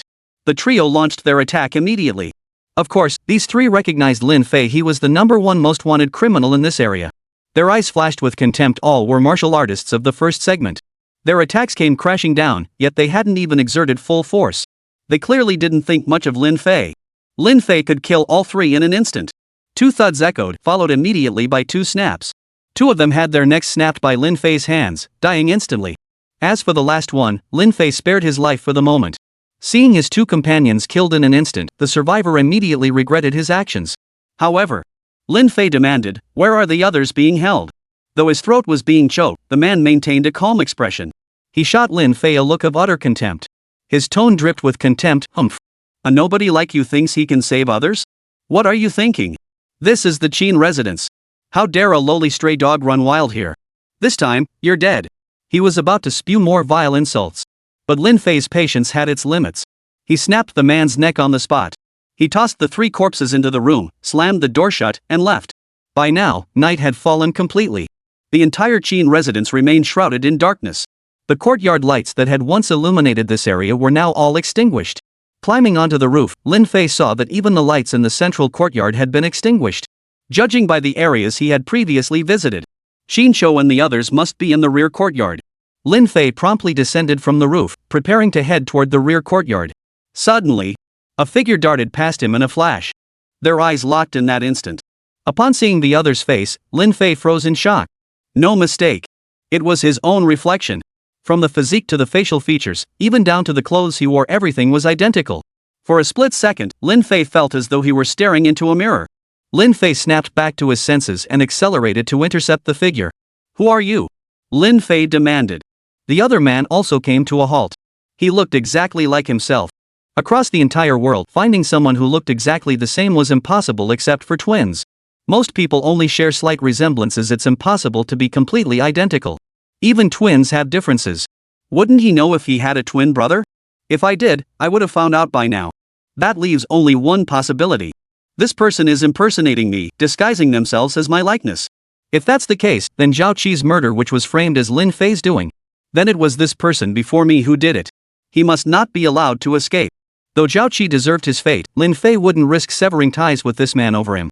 But he must uncover the identity of this man. Otherwise, this bastard would ruin his reputation. The other spoke in a low voice. Want to know? Catch up to me and I'll tell you. With that, he vanished in a flash, gone in the blink of an eye. Lin Fei froze in shock. His voice sounded exactly like his own. Martial artists possessed many abilities, one of which was the art of disguise. When perfected, this art could create deceptive likenesses. It mimics not only appearance, but also speech and mannerisms identical to the subject.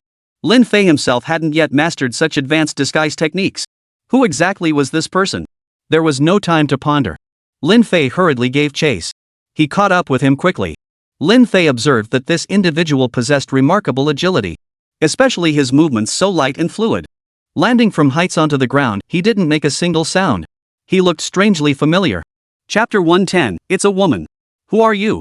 Lin Fei gave chase, but the figure moved too swiftly for him to intercept. This is a formidable opponent. At the very least, he's a third-tier martial artist. But his overall capabilities were formidable. Lin Fei finally closed the distance and was about to grab him when the man suddenly accelerated again. After chasing for several minutes, they still hadn't reached the rear courtyard of the Qin residence. They kept circling around the front courtyard. During this time, they encountered several patrols, though fortunately, no commotion was caused. But in that instant, Lin Fei suddenly caught a whiff of fragrance emanating from the man. It was a blend of natural body scent and a hint of expensive perfume. After all, he'd spent months with Anna, Su Yan, and the others. He was intimately familiar with the perfumes favored by this group of wealthy women. He knew exactly what kinds they preferred. It all boiled down to one thing: the more expensive, the better. They wouldn't dare wear anything less than a major brand. Lin Fei's brow furrowed deeply. A grown man wearing perfume? Of course, that's just someone else's preference. A few more minutes passed. Lin Fei finally managed to completely intercept the man. Lin Fei rolled up his sleeves. Stop running. The words barely left his mouth when he launched a sudden attack. This man was at least a third-tier martial artist, exceptionally capable in every aspect. However, Lin Fei had also reached the third-tier martial artist realm, so he wasn't intimidated. This man seemed to have no intention of running either. He assumed an attacking stance. You can't beat me. Back off. We have no reason to fight each other. After all, we share the same goal. Hearing that voice, identical to his own, Lin Fei felt his temper flare. Lin Fei coldly retorted, "You're impersonating me, that alone is reason enough." No sooner had the words left his mouth. Lin Fei launched his attack. In an instant, he collided with the figure. Lin Fei primarily relied on fist techniques. But this man did not rely on fists, he focused primarily on palm strikes. Techniques like the serpent palm and tiger claw art. The snake palm, in particular, was exceptionally agile and intricate. Like a serpent, it moved with astonishing speed and unparalleled agility. Lin Fei narrowly avoided being struck several times. This man was ruthless indeed. Each strike targeted key acupoints on Lin Fei's body. After several rounds of fierce combat, Lin Fei gradually deciphered the man's attack patterns. First, his body was remarkably light and fluid. With such agility, he could evade most attacks. Much like a martial artist trained in Tai Chi, using softness to overcome hardness, his body had been honed to an extreme state of lightness. Initially, Lin Fei found no way to counter him. But now, having gradually grasped the pattern, Lin Fei had devised a countermeasure. Just as the man was about to deflect Lin Fei's punch with his softness, Lin Fei abruptly changed tactics, swiftly transforming his fist into a palm strike, reaching straight for the man's throat. Once he seized the man's throat, the outcome would be clear. If he dared resist, Lin Fei could snap his neck in an instant. But this man still had some tricks up his sleeve. His body suddenly leapt upward. He dodged Lin Fei's grab for his neck. Lin Fei's hand slammed straight into his chest. He seized the momentum and grabbed downward. Suddenly, Lin Fei frowned. That sensation. This guy's chest muscles were incredibly well developed. No, not well developed at all and incredibly soft. The other person flinched, his face flushing warm. How dare you? Let go. These two sudden exclamations transformed into a rather shrill woman's voice. Ha! Lin Fei instinctively let go. Wait a minute. He's a woman? He heard the other person roar angrily, you bastard, you're so perverted. He clutched his chest with both hands, his face twisted with fury. That look, it was unmistakably feminine. Only a woman would react like that when a man touched her sensitive areas. Lin Fei's brows furrowed deeply. He was utterly shocked. He never imagined this imposter pretending to be him would actually be a woman. But who was she? And why was she impersonating him, even going so far as to kill Zhao Qi in his name? Lin Fei said, if you hadn't revealed yourself, how would I have known you were a woman? Since that's the case, show yourself properly. Don't force me to get rough with you. She retorted furiously, how dare you grope me? I'll beat you to death. Before she could finish speaking, she lunged forward with a fierce attack. This time, she unleashed her full strength. Lin Fei sensed the power radiating from her. Earlier, she hadn't been holding back. But at this moment, the commotion they'd caused earlier. Over a dozen people nearby had noticed and were now chasing after them. When the group arrived and saw two Lin Feis, they gasped in shock. How could there be two Lin Feis? Who cares how many there are? They're all little bastards, just kill them all. The group exchanged a few quick words before immediately deciding to kill them both. Just as the dozen men were about to charge forward, the woman before them suddenly sprang into action. Boom! Boom! In that instant, she slaughtered all 10 of them. Lin Fei didn't intervene, he let her handle it.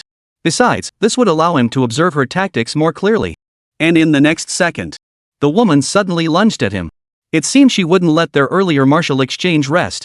Lin Fei met her charge head-on. This woman still hadn't revealed her true face. Under her full-force assault, Lin Fei was forced to retreat step by step. He had no choice but to retreat. Her attacks were too overwhelming. Almost every move Lin Fei launched was deflected by her soft meets hard counter. Lin Fei held back one move. Technique was one thing. Lin Fei could defeat her, he just needed to improvise in actual combat. But first, she needed to become familiar with his style. Otherwise, his counter moves wouldn't catch her off guard. Just as the woman was relentlessly pressing the attack against Lin Fei, beginning to gloat in her triumph, Lin Fei abruptly executed a counter move. His fist transformed into a palm strike, slamming into the woman's shoulder. A dull thud echoed. The blow sent her body reeling sideways. Her body was thrown backward. Lin Fei instinctively reached out to support her. He caught her in his arms. But Lin Fei wasn't just holding her. One arm wrapped around her slender waist. The other hand clasped around her neck. Only now did Lin Fei truly confirm she was indeed a woman. Because women's waists are always slender. At such close proximity, Lin Fei could distinctly smell the expensive perfume and the refreshing, intoxicating scent emanating from her body. If not a woman, then what else could she be? Moreover, her height was nearly the same as his. A woman this tall was a first for Lin Fei. Lin Fei stood over 6 feet tall. For a woman to reach this height was truly extraordinary. Grasped by Lin Fei, her neck pinned down. She instantly flew into a rage. Let go of me, you filthy pervert. I actually had some hope for you, but now it seems I've been completely fooled. Lin Fei froze in surprise. What did she mean by that? It felt like she recognized him, though they'd never met. She must have heard about him from someone else. Was that her reason for pretending? Lin Fei demanded coldly, speak. Who are you? The woman struggled desperately. Yet she couldn't break free. Chapter 111, so that's how it is. Let me go. You filthy scoundrel, I'll report you. The woman's words left Lin Fei utterly baffled. What on earth did she mean?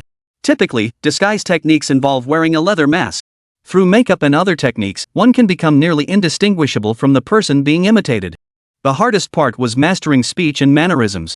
This includes mannerisms, verbal tics, and body language. It requires meticulous observation to reach a level where others cannot distinguish truth from fiction. So this woman either obtained detailed descriptions of Lin Fei from others, or she had been lurking around Lin Fei for a long time, observing him for at least a month or two. Given Lin Fei's level of vigilance, he hadn't noticed anyone secretly observing him daily.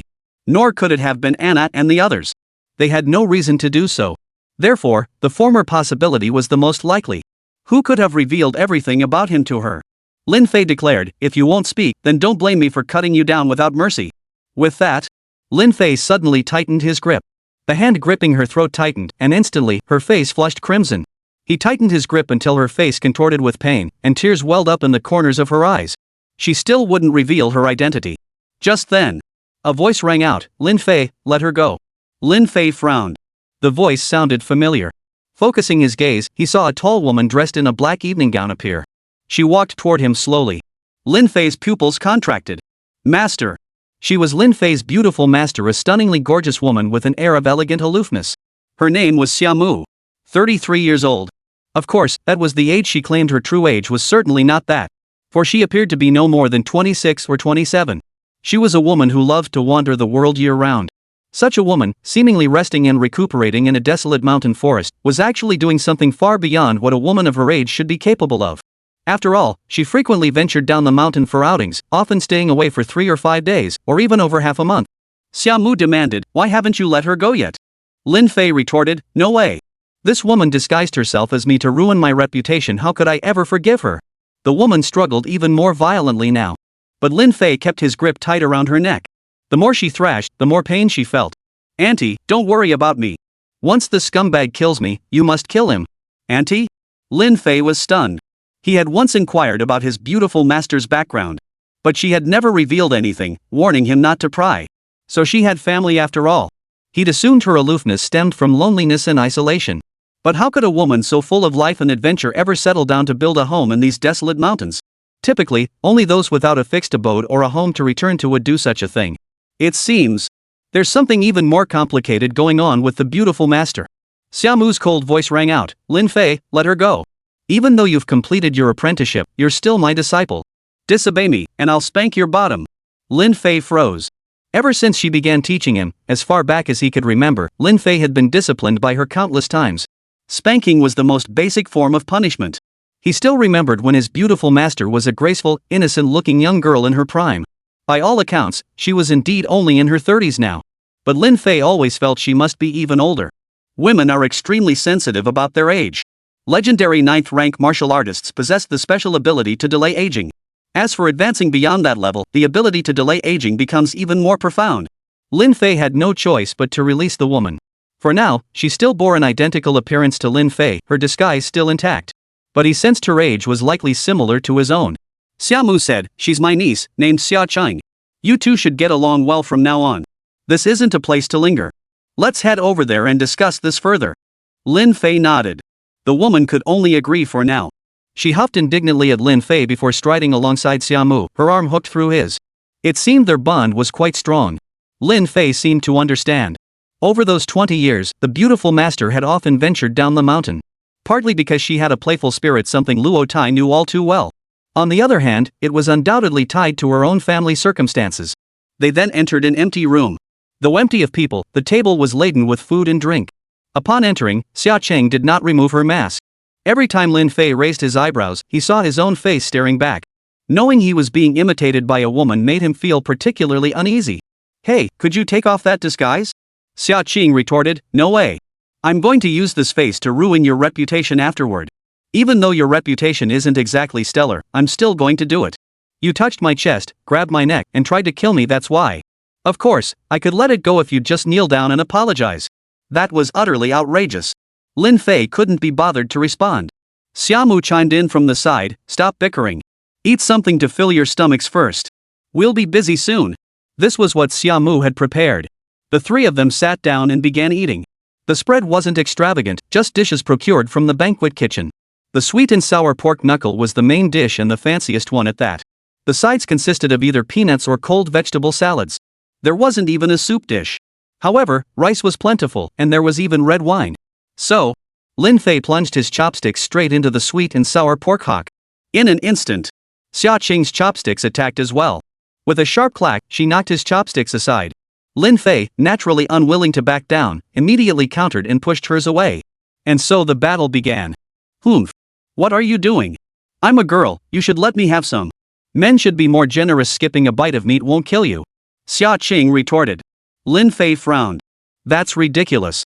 Does that mean men deserve to be unlucky? Xia Qing retorted matter-of-factly, exactly. You're right. So let go. With that, she swatted Lin Fei's chopsticks away again. Lin Fei made another attempt. Xiaomu, who had been sipping red wine nearby, couldn't hold back any longer. Behave yourselves. Xia Qing immediately stopped and withdrew her chopsticks. It seemed she was quite afraid of Xiaomu. Lin Fei, of course, had also experienced Xiaomu's strictness. Seizing the moment, Lin Fei used his chopsticks to scoop a large piece of meat into his bowl. Xia Qing stared wide-eyed. She was deeply unhappy. But there was nothing she could do. Xia Qing knew full well that Lin Fei was her Aunt Xiaomu's apprentice, and Xiaomu would mention Lin Fei in every other sentence. So in this situation, Xiaomu simply didn't care. That despicable Lin Fei. She must ruin his reputation. Xia Qing thought to herself. Lin Fei couldn't care less about her, happily munching on his pork knuckle. Chapter 112, Clinging to a Big Shot. After the meal. Xia Qing was clearly displeased. This room was quite secluded, and no patrol had passed by outside yet. Xia Qing was seething with pent-up anger. Lin Fei asked, so this is the grand banquet you mentioned earlier? Xiaomu merely nodded, saying nothing. Her eyes darted around, as if trying to avoid something. Xiaomu cleared her throat twice and said, Lin Fei, I've spent every last penny. You know how beautiful a teacher like me needs material things to enhance and showcase her popularity. Besides, consider it tuition for all these years of teaching you. Xiaomu knew Lin Fei's sum was substantial. But she truly had spent it all. Lin Fei replied, money can always be earned again. But I don't have any right now either, don't ask me for it. Let me make this clear first. Otherwise, this spendthrift beauty of a master would surely come squeezing me dry again. Xiaomu replied, you're right. I received the invitation several months ago. Since you were also leaving the mountain, I came early.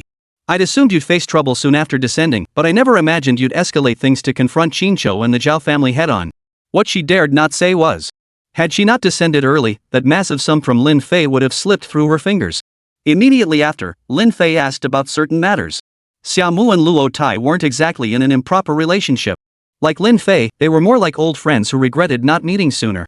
It turned out, there was another prominent family in Yunhai City. The Xia family. The Xia family currently faced circumstances similar to the Lin family, sharing common enemies, the Zhao family and the Qin family. That's why Xiaomu attended the banquet this time. 20 years ago. The Xia family also suffered an unprecedented catastrophe. At that time, the Zhao family primarily targeted the Lin family, but the Xia family was caught in the crossfire. Xiaomu fled the chaos. Lin Fei's mother, Tian Mei, entrusted Lin Fei to Xiaomu before her death. Thus began Lin Fei's life of arduous training deep in the mountains. In short, now, she and her beautiful master share the same goal. But Xia Qing had something to say. I refuse to act with him. I detest him. Xia Qing is quite powerful, at least stronger than Anna. Lin Fei paid no heed, bidding farewell to his beautiful master before turning and leaving the room. After 7 years as an assassin, Lin Fei had grown accustomed to operating alone. After leaving, Lin Fei headed straight for the rear courtyard of the Qin residence. Lin Fei traversed the rooftops of the Qin residence. The Qin residence covered a vast area. Numerous buildings stood within its walls, nearly touching one another. One could only imagine how vast the Qin family's scale had once been. 20 years ago, the Qin family had orchestrated the downfall of the Lin clan. Unless he killed them, Lin Fei would betray the mother who had risked her life to protect him. They arrived at the central courtyard. Suddenly, a large number of patrolmen appeared ahead. The banquet area in the central courtyard was in utter disarray. More than 10 bodies lay scattered on the ground, with bloodstains splattered everywhere. It seemed something had happened here. Lin Fei knew that if he charged forward like this, he would be instantly surrounded by those 100 or 200 people. Moreover, their numbers would surge rapidly in the short term. No matter how powerful he was, he couldn't possibly fight off so many. Lin Fei surveyed the situation from the rooftop. Only then did he descend. Navigating through the tightly packed rows of houses was the safest route. No sooner said than done. Lin Fei casually selected a house, then broke a window and climbed inside. He made no sound whatsoever. Suddenly, the lights inside the house flashed on abruptly. A voice followed, stop resisting, Xiaoya. Since I'm here, it means Lin Fei is already dead. Give up that hope. You should know your place, woman. If you think you can get close to Lin Fei, then he's nothing but a worthless coward. Damn it, I hate I didn't get to kill him myself. If he shows his face before me now, I'll wipe him out on the spot. The speaker was Jia Kuan. Facing him was Qinya. This was the living room. Qinya had been forced into a corner by him, her eyes filled with terror. Qinya hurriedly said, "Didn't you say Lin Fei was already dead? Why are you saying he's here now?" Jia Kuan's anger flared at her words. "Cut the ing bull. Don't make me force myself on you.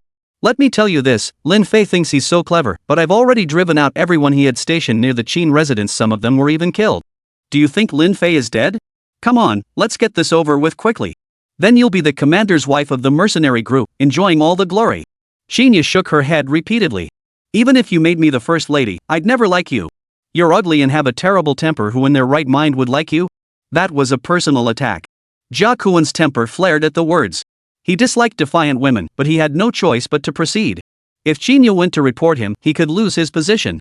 He had to protect his position as commander of the mercenary corps. Only by getting close to Qinshou could he have a chance to become the supreme commander in the future. Lin Fei initially didn't want to engage, but he felt a pang of pity for her. Moreover, after spending time with her, he realized she genuinely didn't want to stay in the Qin household. She endured humiliation within the Qin household, facing cold stares and harsh words at every turn. He was about to intervene. Just then, a knock sounded at the door. A voice called out, "Commander, someone's escaped." Just as he was about to attack Qinya, the sudden interruption enraged Jia Kuan. He bellowed, "Escaped? Didn't you catch him? Bunch of useless fools." A trembling voice came from outside the door. It was Lin Fei who escaped. "He killed over 20 of our men." Jia Kuan's rage boiled over. He ordered Qinya, "Stay right here." He immediately went outside and arranged for men to guard the place. He'd narrowly escaped. Qinya breathed a sigh of relief, her legs giving way as she collapsed onto the floor. Her face was covered in cold sweat, and even as she sat there, she was still trembling with fear. Lin Fei emerged from the shadows, no longer hiding. The sound of footsteps sent Qinya trembling violently once more. Her eyes locked onto the figure approaching Lin Fei. She could no longer hold back her tears. "Wah, Lin Fei, save me.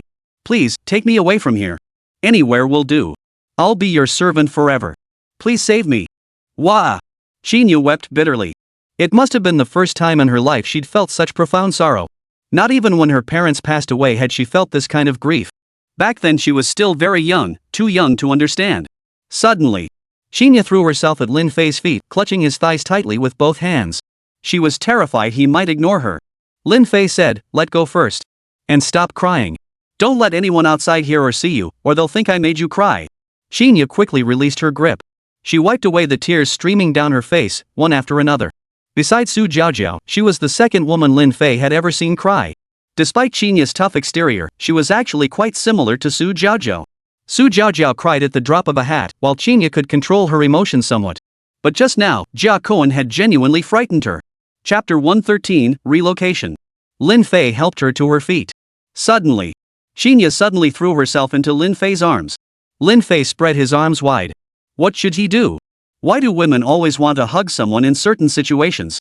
Lin Fei said, "I have important matters to attend to, so I can't take you with me." Of course he couldn't take her with him. Taking her along would only be a burden. Using her as a hostage was even less an option. First, it wasn't Lin Fei's style, and second, she held little sway within the Qin family. Hearing this, Qinya clung to him even tighter and began sobbing more intensely. "Wah, please take me with you. Otherwise, once Jia Kuan returns, I'll be dead for sure." Qinya's wails instantly echoed throughout the area. But immediately afterward, Lin Fei seemed to hear several sudden thuds outside. Among them was even the crisp snap of breaking bones. Judging by the sound, it was most likely a neck. Such a brutal technique was beyond the capabilities of ordinary people. Then, the door was pushed open. Before Lin Fei could make out who had entered, he heard two voices arguing. "I clearly killed 3, while you only got 2. I told you weren't strong enough, yet you insisted on coming." The other voice retorted, "Humph. There were 6 people total. Did your math teacher teach you PE?" Hearing these voices, Lin Fei knew immediately who they were. None other than Su Yan and Anna. These two always ended up arguing, no matter where or when. They were constantly comparing themselves. Su Yan knew Anna's background, yet she felt no fear. After all, Su Yan was a second-tier martial artist, the local tough guy who ruled the neighborhood. The entire district had to follow her orders. Anyone who defied her would be dealt with. That's how local kingpins operate without ruthless tactics. They couldn't intimidate anyone. As the two argued their way into the house, all eyes turned toward them. They witnessed the scene unfolding before them. Qinya, her face streaked with tears, clung tightly to Lin Fei. This scene acted like a fuse, instantly igniting the powder kegs that were Su Yan and Anna. "How dare you? Let go of her. Su Yan roared in fury. Anna wasted no words, grabbing her by the arm with one hand. Lin Fei hurriedly called out to both of them. How could Anna and Su Yan not explode? Especially Anna. She'd known Lin Fei for so long, and he'd never even hugged her once.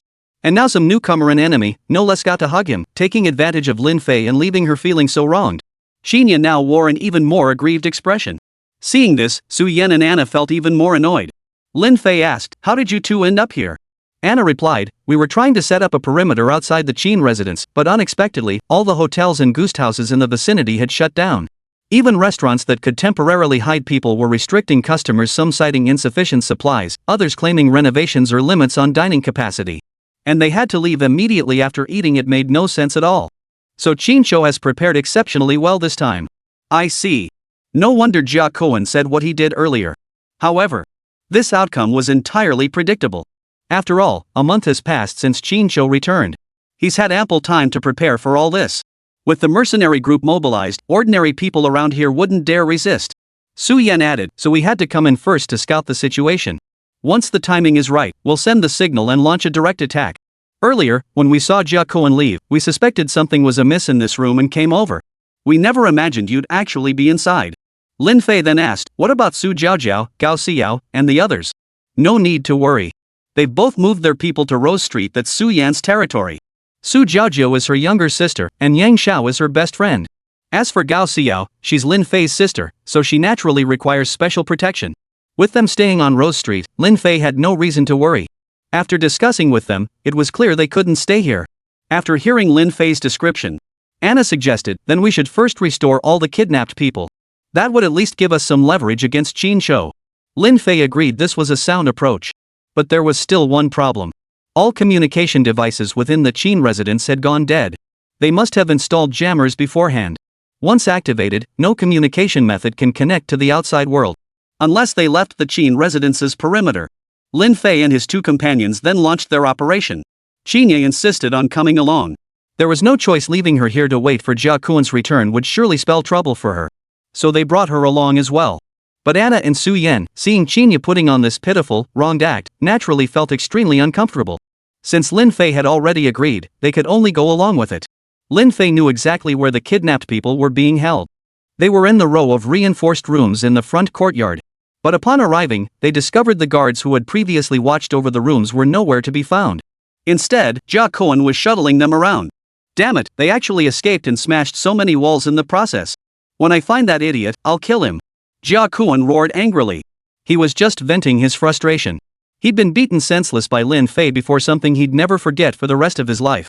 Anna asked, "Everyone's gone from every room. Were they transferred?" Lin Fei, what do you think? Anna instinctively turned her head, only to suddenly realize the space beside her was empty. "Where's Lin Fei?" Xinyu pointed ahead. "He's over there." Ahead stood Jia Koan and his group of dozens. Anna sighed softly, "I'm impressed." Lin Fei wasn't acting on impulse. Rather, he had already sensed that Jia Koan had moved the kidnapped people elsewhere. Moving them in such a short time was feasible with their numbers. But the Qin residence was so vast that finding them might prove even more difficult. Rather than searching aimlessly like a headless fly, it was better to go out and ask directly. No talking, just beatings, it was that simple. The moment Jia Koan finished speaking, he seemed to sense something. He turned his head just as Lin Fei approached.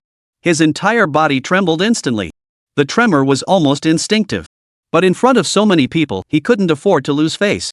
He instantly roared angrily, "Lin Fei, you bastard, dare show your face? I'm telling you, since I've spotted you, you'd better surrender like a good boy." Lin Fei had been so preoccupied with his own escape that he hadn't even taken Luo Tai with him. What astonished him even more was this. Both had drunk the drugged wine, yet while Luo Tai lay unconscious on the ground, he was as lively as ever. In truth, neither Lin Fei nor Luo Tai had fallen victim to the drugged wine, as they had both sensed it beforehand. But they had indeed consumed the wine. The effects of the drug had taken hold. But as an assassin, Luo Tai, the head of the Yunhai City branch of the assassin group, could easily counter this crude scheme. After all, this was his line of work. "Can you still be knocked out by sleeping potion?" Lin Fei said calmly, "I'll ask just one question. Where have the kidnapped people been transferred to?" Hearing this, Jia Koan burst into loud laughter. Those around him joined in, roaring with laughter. That laughter was filled with arrogance and utter contempt for Lin Fei. With his trump card in hand, he was naturally brimming with confidence. Chapter 114, The Encounter. "Damn, you actually have the nerve to ask?" Why don't you go ask Chincho instead? Fine then, come over here. I'll let you in on a secret.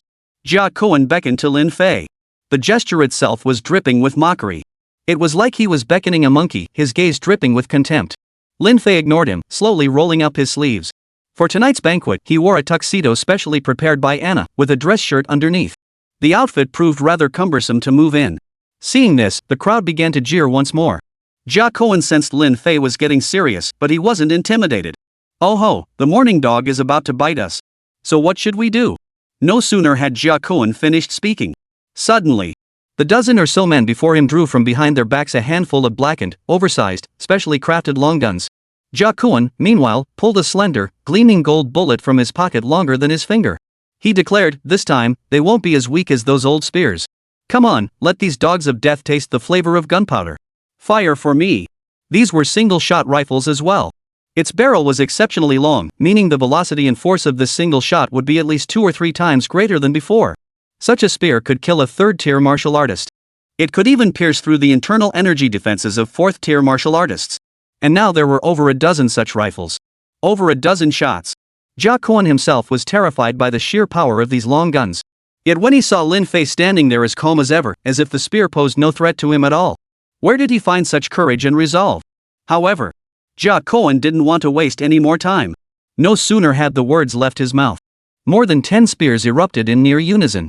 In that very instant, Lin Fei suddenly crouched down and thrust his hand into the ground of the courtyard. The courtyard floor was paved with crushed stone, a classic garden design. He sprang back up. He then spun a full 360 degrees in place. The pebbles in his hand shot out like bullets. There were at least 40 or 50 pebbles in his grasp. Though small in size, when propelled at such high velocity, they formed a force comparable to an incoming rifle bullet. Only such force could block the bullets. Immediately. Bang! A deafening roar echoed through the courtyard. Surrounding trees and plants were instantly caught in the blast, shattering into pieces. Additionally, 7 or 8 of the enemy were struck by the pebbles. Some were struck between the eyes, dying instantly. Others had their arms, thighs, or even stomachs pierced through. Penetrating wounds, especially those damaging internal organs, left little chance of survival. The dust settled. Seeing Lin Fei unscathed, the crowd gasped in shock. Jia Koan's legs trembled in terror. Lin Fei pressed again, ready to talk? Jia Koan feigned composure. Humph. Don't dream on. Attack. All of you, kill this cursed dog. These men were mercenaries. They were no strangers to life and death. They had long been brainwashed by Chincho and Jia Koan, and immediately charged at Lin Fei. The spears posed no threat to Lin Fei. But there were so many of them. Over 100 of them. Naturally, they weren't afraid of him alone. Yet, 2 figures suddenly appeared. Following closely behind, 2 more figures appeared. When 3 women appeared on the scene, everyone froze in surprise. The first 2 to emerge were Su Yan and Anna. The next pair to emerge consisted of a man and a woman. The woman was stunningly beautiful, radiating a cold, noble aura. As for the other man, he was the one who shocked everyone the most. He bore an uncanny resemblance to Lin Fei. His physique, appearance, and even the tuxedo he wore were identical. The tuxedo Anna had prepared for Lin Fei was purchased from a nearby luxury clothing store, and there were several identical ones available. These 4 unexpected additions. Jia Koan and his group were instantly stunned. They all thought the same thing. Please don't tell me these 3 women are all connected to Lin Fei. If they were involved, that would be one thing. But damn it, they were all drop-dead gorgeous, truly enviable. But the most crucial thing was, a subordinate beside Jia Koan exclaimed in astonishment, how can there be 2 Lin Feis? Is he a twin brother? Jia Koan retorted, who gives a what they are? They're just little bastards. Get them. Kill those little bastards. Spare the women, they'll entertain the brothers later. Hearing this, the men were instantly fired up. The thought of such stunningly beautiful women to amuse themselves with was enough to make anyone lose control. In an instant, over 100 men swarmed toward them. Anna and Su Yan were baffled. Why were there 2 Lin Feis? Was he really Lin Fei's twin brother? But there was no time to ask questions now. They had to deal with the group in front of them first, then figure things out later. However, Anna kept glancing at Xiamu. He seemed vaguely familiar. Anna had only been up the mountain for a few days. Xiamu had given her some cultivation techniques before descending the mountain. During that time, it was Lin Fei who had spent time with her. Her knowledge of Xiamu was minimal, and after all these years, she had mostly forgotten him. A fierce battle commenced. Su Yan and Anna had also made significant progress in their cultivation during this period. Xiamu rarely intervened, yet anyone who dared to attack her was instantly killed. Her aura was too overwhelming, no one dared approach her casually. Lin Fei and his 3 companions still bore the brunt of the enemy assault. Fortunately, this was the front courtyard, where the main household members of the Qin residence were not present. Whatever happened here, Qin remained unaware. In less than 2 minutes, the 5 of them had already scattered their opponents in all directions. Jia Koan fled faster than anyone else, vanishing from sight less than half a minute after the fight began. Over 20 were dead, more than 30 critically wounded, and the rest had all fled. Su Yan and Anna stepped forward, planting their feet on 2 of the wounded who were still conscious and relatively unharmed. Su Yan demanded angrily, "Speak. Where have they been transferred?" Anna demanded the same. One person asking would have been enough. But the 2 of them had to argue and compare everything. They couldn't stand each other. The 2 women whose feet were being stepped on suddenly wore expressions that seemed almost content. Simultaneously, they reached out and clasped the women's feet tightly. Though they'd come to assist Lin Fei, both were still dressed in their everyday attire. Their beautiful feet were clad in black stockings and expensive high heels.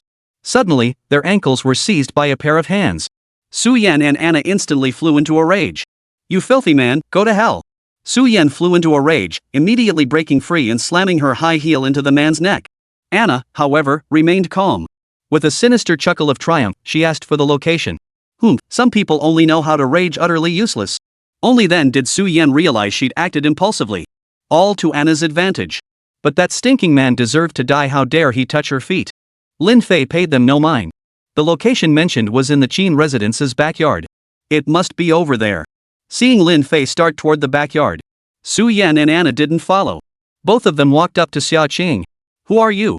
Anna asked, leaning in to sniff Xiaoqing's neck. "You're actually a woman." Chapter 115, Stop Pretending. "Why are you impersonating Lin Fei?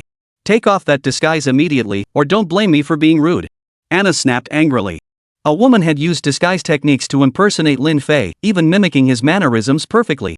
Clearly, she intended to harm Lin Fei in some way. How could Anna possibly tolerate this?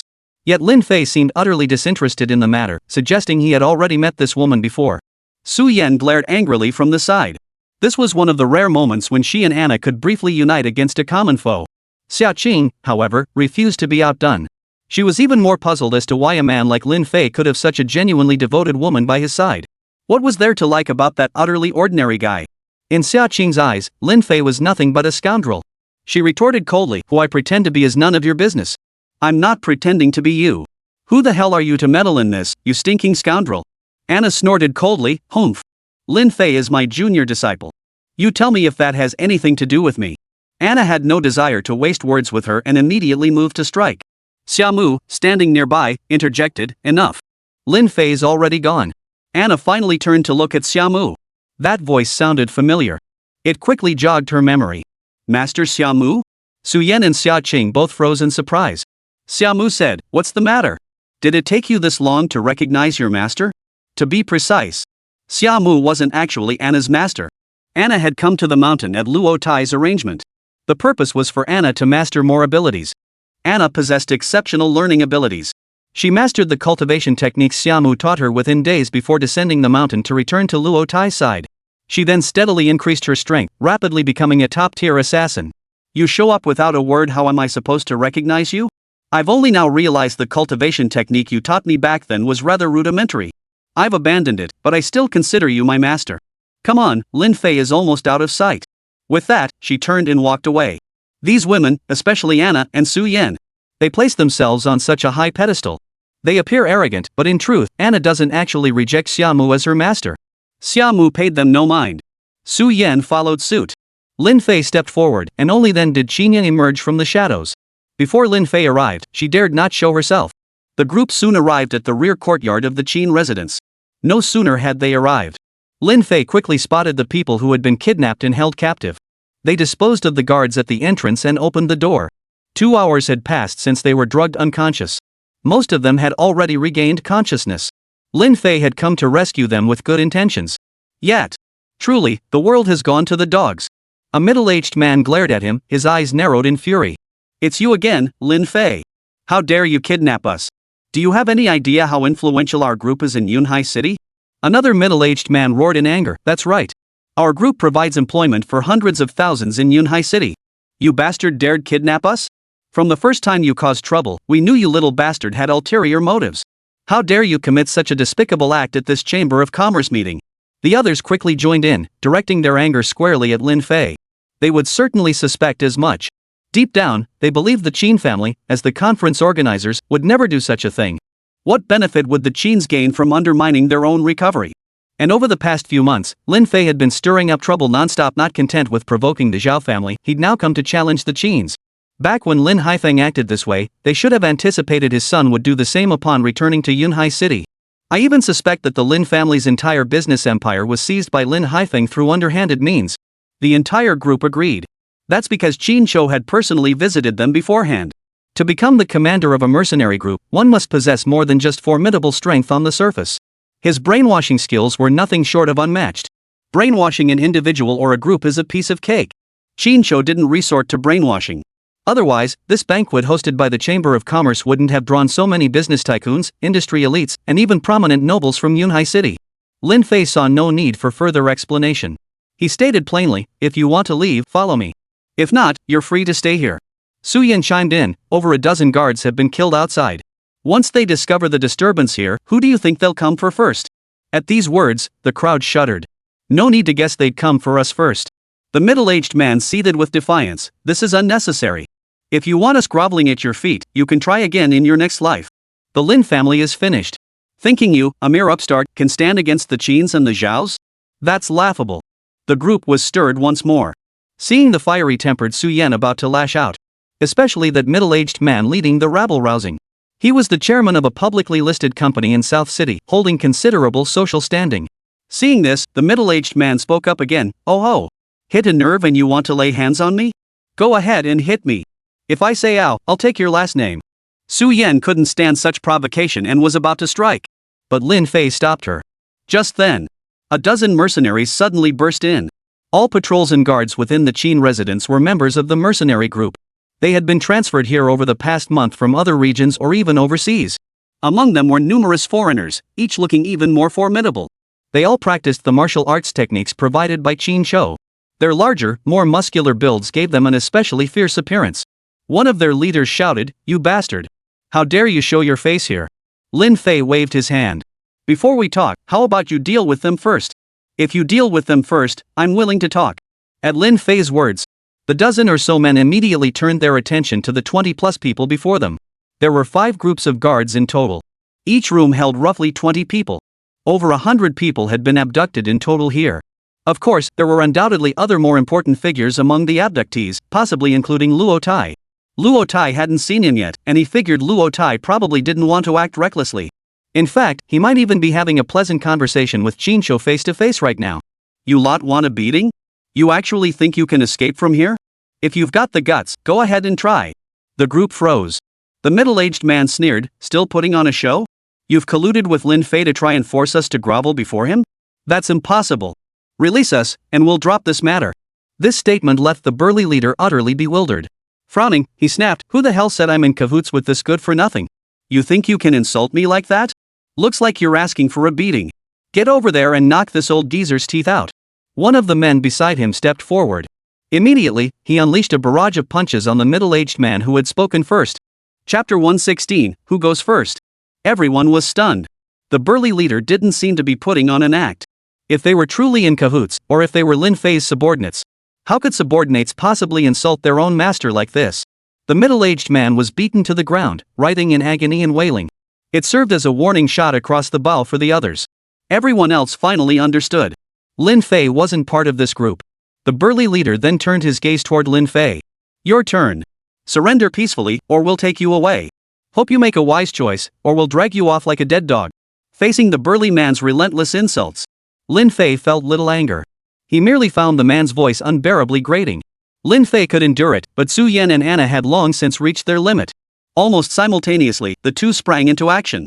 With astonishing speed and immense force, they simultaneously slammed into the burly man leading the group. Su Yan's fist slammed into the burly man's chest. Anna's hand slapped hard across his face. Both women shouted in unison, "You bastard! How dare you insult Lin Fei? You're asking for it." Both had unleashed their full power in this strike. The burly leader was instantly sent flying backward, propelled by the opposing forces of their combined blows. He spun wildly through the air. He slammed heavily onto the ground, motionless. Not dead, but close enough. Su Yan's punch alone could have shattered his internal organs. and a slap had instantly knocked him unconscious. Everyone jumped in fright. The 20-odd men stood frozen in disbelief. Lin Fei didn't even need to lift a finger. The two women following him could instantly eliminate the enemy's leader. That two women could achieve such feats proved just how formidable Lin Fei truly was. Lin Fei, was everything you said earlier true? Were Qin Zhou and the Zhao family really the ones who kidnapped us? They were still in a state of disbelief. Lin Fei paid them no mind. He immediately stepped forward and killed the remaining dozen or so men on the spot. Lin Fei walked out. Who had time to waste on their nonsense? There were still others bound elsewhere. Lin Fei had no intention of rescuing them. The main purpose of bringing them along was to exert some pressure on Qin Zhou and the Zhao family. Besides, as long as they stayed alive and on his side, Qin Zhou and the Zhao family wouldn't succeed. Seeing Lin Fei leave, the others realized staying put would only invite more guards. By then, they'd only be beaten. Circling the corpses strewn across the ground, they hurried after him. As expected, the occupants of the other 4 rooms also harbored deep resentment toward Lin Fei. Lin Fei wasn't going to waste his breath on them. Those willing to follow could keep up, those unwilling could stay put. There were over 120 people in total. Yet only 60 or 70 followed. Behind them, patrols from other areas spotted the commotion here and, without asking any questions, immediately started beating people up. The group scattered in all directions, but they finally caught up with Lin Fei and his companions. "We were wrong, young Master Lin Fei. Please save us. We'll do whatever you say, please save us." Cries for help echoed from behind. Among them were many women. Young women and alluring young wives alike. They all cried out for help, the women especially wailing and weeping uncontrollably. Lin Fei halted, and the crowd stopped in his wake. Lin Fei's halt wasn't because of the people behind him. Rather, he had reached the rear courtyard of the Qin residence. The courtyard was brightly lit. With such a large group suddenly appearing, they were immediately spotted. Lin Fei. Instantly, a middle-aged man appeared from the courtyard. A familiar face, naturally. Zhao Yuanjie. Lin Fei didn't acknowledge him. Zhao Yuanjie strode forward with a clatter. He walked straight up to Lin Fei. He waved his hand. Hundreds of people instantly materialized around them. They surrounded Lin Fei and his group in layers, encircling them tightly. The sudden appearance of so many men. The 100 or so who had come with him instantly turned ashen-faced, their bodies shaking like sieves. Then, Qin Zhou appeared. Behind him followed a group of several dozen people. Among them were members of both the Qin and Zhao families. "So it was you, young Master Lin. You've come to add a little more fun to the mix. Though you are also my target, my primary objective hasn't arrived yet." Saying this, Qin Zhou raised his wrist to check the time. He murmured.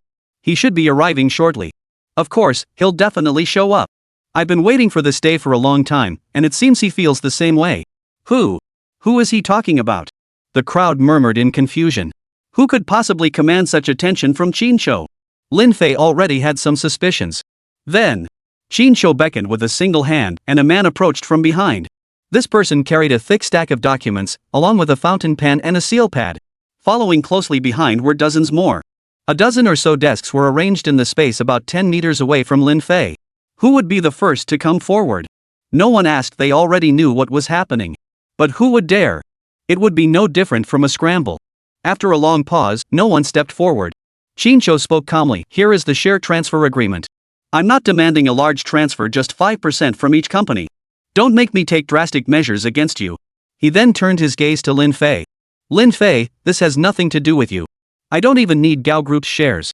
Just stay put and don't make a move." The Qin family had returned to Yunhai City, and to achieve complete revival, they needed to establish a firm foothold. After being expelled, he joined the mercenary group. He'd grown accustomed to the mercenary group's brutal tactics. Essentially, they were a band of bandits surviving by plundering and pillaging. Occasionally they took on international mercenary contracts. Later, as their reputation grew, mercenary work gradually became their primary source of income. The man who saved the mercenary group was Qin Zhou. Naturally, he ascended to the position of commander-in-chief. Over the following years, the mercenary group steadily expanded. It gained immense renown abroad. A saying even circulated abroad: "You can provoke anyone, but never the mercenary guild." This speaks volumes about the mercenary group's formidable strength. Now that he's returned, Qin Zhou has secured his foundation in this manner.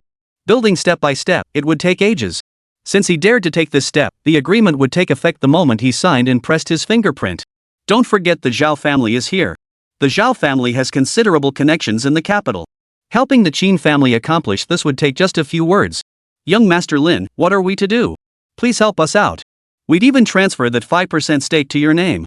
Everyone spoke in unison. They truly felt the crisis looming. The only one they could turn to for help was Lin Fei. Each of them was a cunning business elite. They knew this 5% was merely a pretext. Within a year, Xinyu would devour their entire enterprises and make them his own. Lin Fei raised an eyebrow. What a stroke of luck. Securing a 5% stake in over 100 companies wasn't bad at all. Lin Fei had no ambition to devour them. He turned and asked, "Are you serious?" The group nodded repeatedly. Chapter 117, The Commotion. The man standing at the front declared, "Only young Master Lin can save us from this dire situation now. Consider this 5% stake as your reward." Were all willing? Is anyone opposed? Of course, there were those who weren't willing, but in this situation, who dared to speak up? Lin Fei gave a slight nod. "In that case, I shall graciously accept." "Alright, wait a moment." Before he could finish speaking, Lin Fei vanished abruptly before everyone's eyes. The very next second, unnoticed by anyone, Lin Fei grabbed all the documents laid out on the table. Opening one of the documents, he discovered it was a share transfer agreement tailored specifically for the Qin family. This contract was useless to him alone. Fortunately, there were extra paper, pen, and ink pad available. Anna took the paper and pen. "Leave it to me. I'm well versed in these matters." Actually, Lin Fei could draft an agreement too. Since Anna wants to write it, let her handle it. She glanced at Su Yan. Su Yan's expression turned slightly awkward. This was entering her knowledge-blind spot. She rose to become the boss of Rose Street through ruthless tactics. She couldn't care less about any agreements. Even if things escalated suddenly, she'd go straight to Yang Xiao for resolution. Yang Xiao wasn't here now. Anna was mocking her. Having won this round, Anna beamed with delight. Lin Fei held the extra documents in his hand. Xinyu and the others finally caught on. Xinyu flew into a rage. "I see you're really looking to die." This was the contract he'd poured his heart and soul into drafting. He'd printed it out immediately after writing it, without even making a backup copy. Now that Lin Fei had snatched them all away, how could Xinyu not be furious? Lin Fei picked up the stack of documents in his hand. "Don't be impulsive. You're old enough to know better." Xinyu gritted his teeth in fury. With a single hand gesture, he added, "I'm not afraid of your antics. I know Luo Tai must have a deep connection with you. Bring him up here." No sooner had the words left his mouth, Luo Tai was brought in by two men. They didn't even bother to shackle him. Luo Tai's clothes were still filthy. This appearance left everyone utterly stunned. The Luo Tai they knew was a figure revered by countless people. Yet now he appeared so disheveled and bedraggled. How could anyone not be astonished? Lin Fei furrowed his brow slightly. What was this old man playing at? He clearly possessed formidable strength, yet he insisted on pretending to be just an ordinary person. Luo Tai had long grown weary of strife. He couldn't even bear to stay in the North District anymore. He essentially lived the life of a retired elder. Very few knew he was a fourth-tier martial artist. All these years, no one had ever seen him get into a major fight. At the very least, he could have advanced 2 more ranks. His strength should be comparable to Qin Chao's. Luo Tai was captured solely because he refused to fight. Xinyu said coldly, "Now that I've captured him, Luo Tai, the big shot of Yunhai City, you can't just stand by and watch him die, Lin Fei. I advise you to walk over quietly and place the documents intact on the table. Otherwise, I'll kill him." The crowd froze. So Lord Luo really is closely connected to Lin Fei. No wonder Lord Luo always appeared whenever Lin Fei encountered trouble. Especially Gao Yaru, standing beside the Zhao family now, and her personal secretary Susan. They were stunned by the connection between Lin Fei and Luo Tai. Given this, Lin Fei dared not make a move. Zhao Yuanjie roared angrily, "Why waste words with him? Kill Lin Fei, and kill Luo Tai too." He believed Luo Tai was also implicated in the death of his son, Zhao Qi. Lin Fei replied calmly, "Whether you kill him or not, what does it matter to me?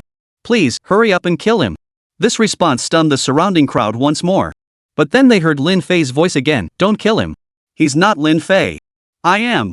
Only then did the crowd notice a man stepping forward from among them. He looked exactly like Lin Fei. His mannerisms, speech, and even the clothes he wore were identical. Jaws dropped in astonishment. What the hell is going on? 2 Lin Feis. Even Xinyu was completely baffled.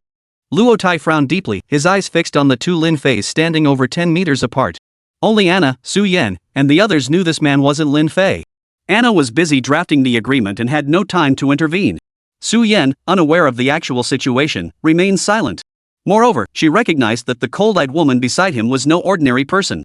A martial artist's intuition told Su Yan this woman was formidable. Crucially, she was Lin Fei's master, someone she dared not offend. Lin Fei looked at Xia Qing. Xia Qing looked back, and their eyes met instantly. Xia Qing gave Lin Fei a cold snort, her eyes filled with contempt. She even raised her right hand and flipped him off. Damn it, this woman. Xia Qing declared, this guy is fake. I'm the real Lin Fei. Keep your hands off Luo Tai and talk properly. I'll take the documents over now. Xin Chou nodded. Luo Tai's furrowed brow relaxed. He knew exactly who she was. Xia Qing approached, ready to snatch the stack of documents from Lin Fei's hands. Lin Fei naturally refused to hand them over. Xia Qing snapped angrily, hand them over now. You filthy scoundrel. If you want to die, go die somewhere else.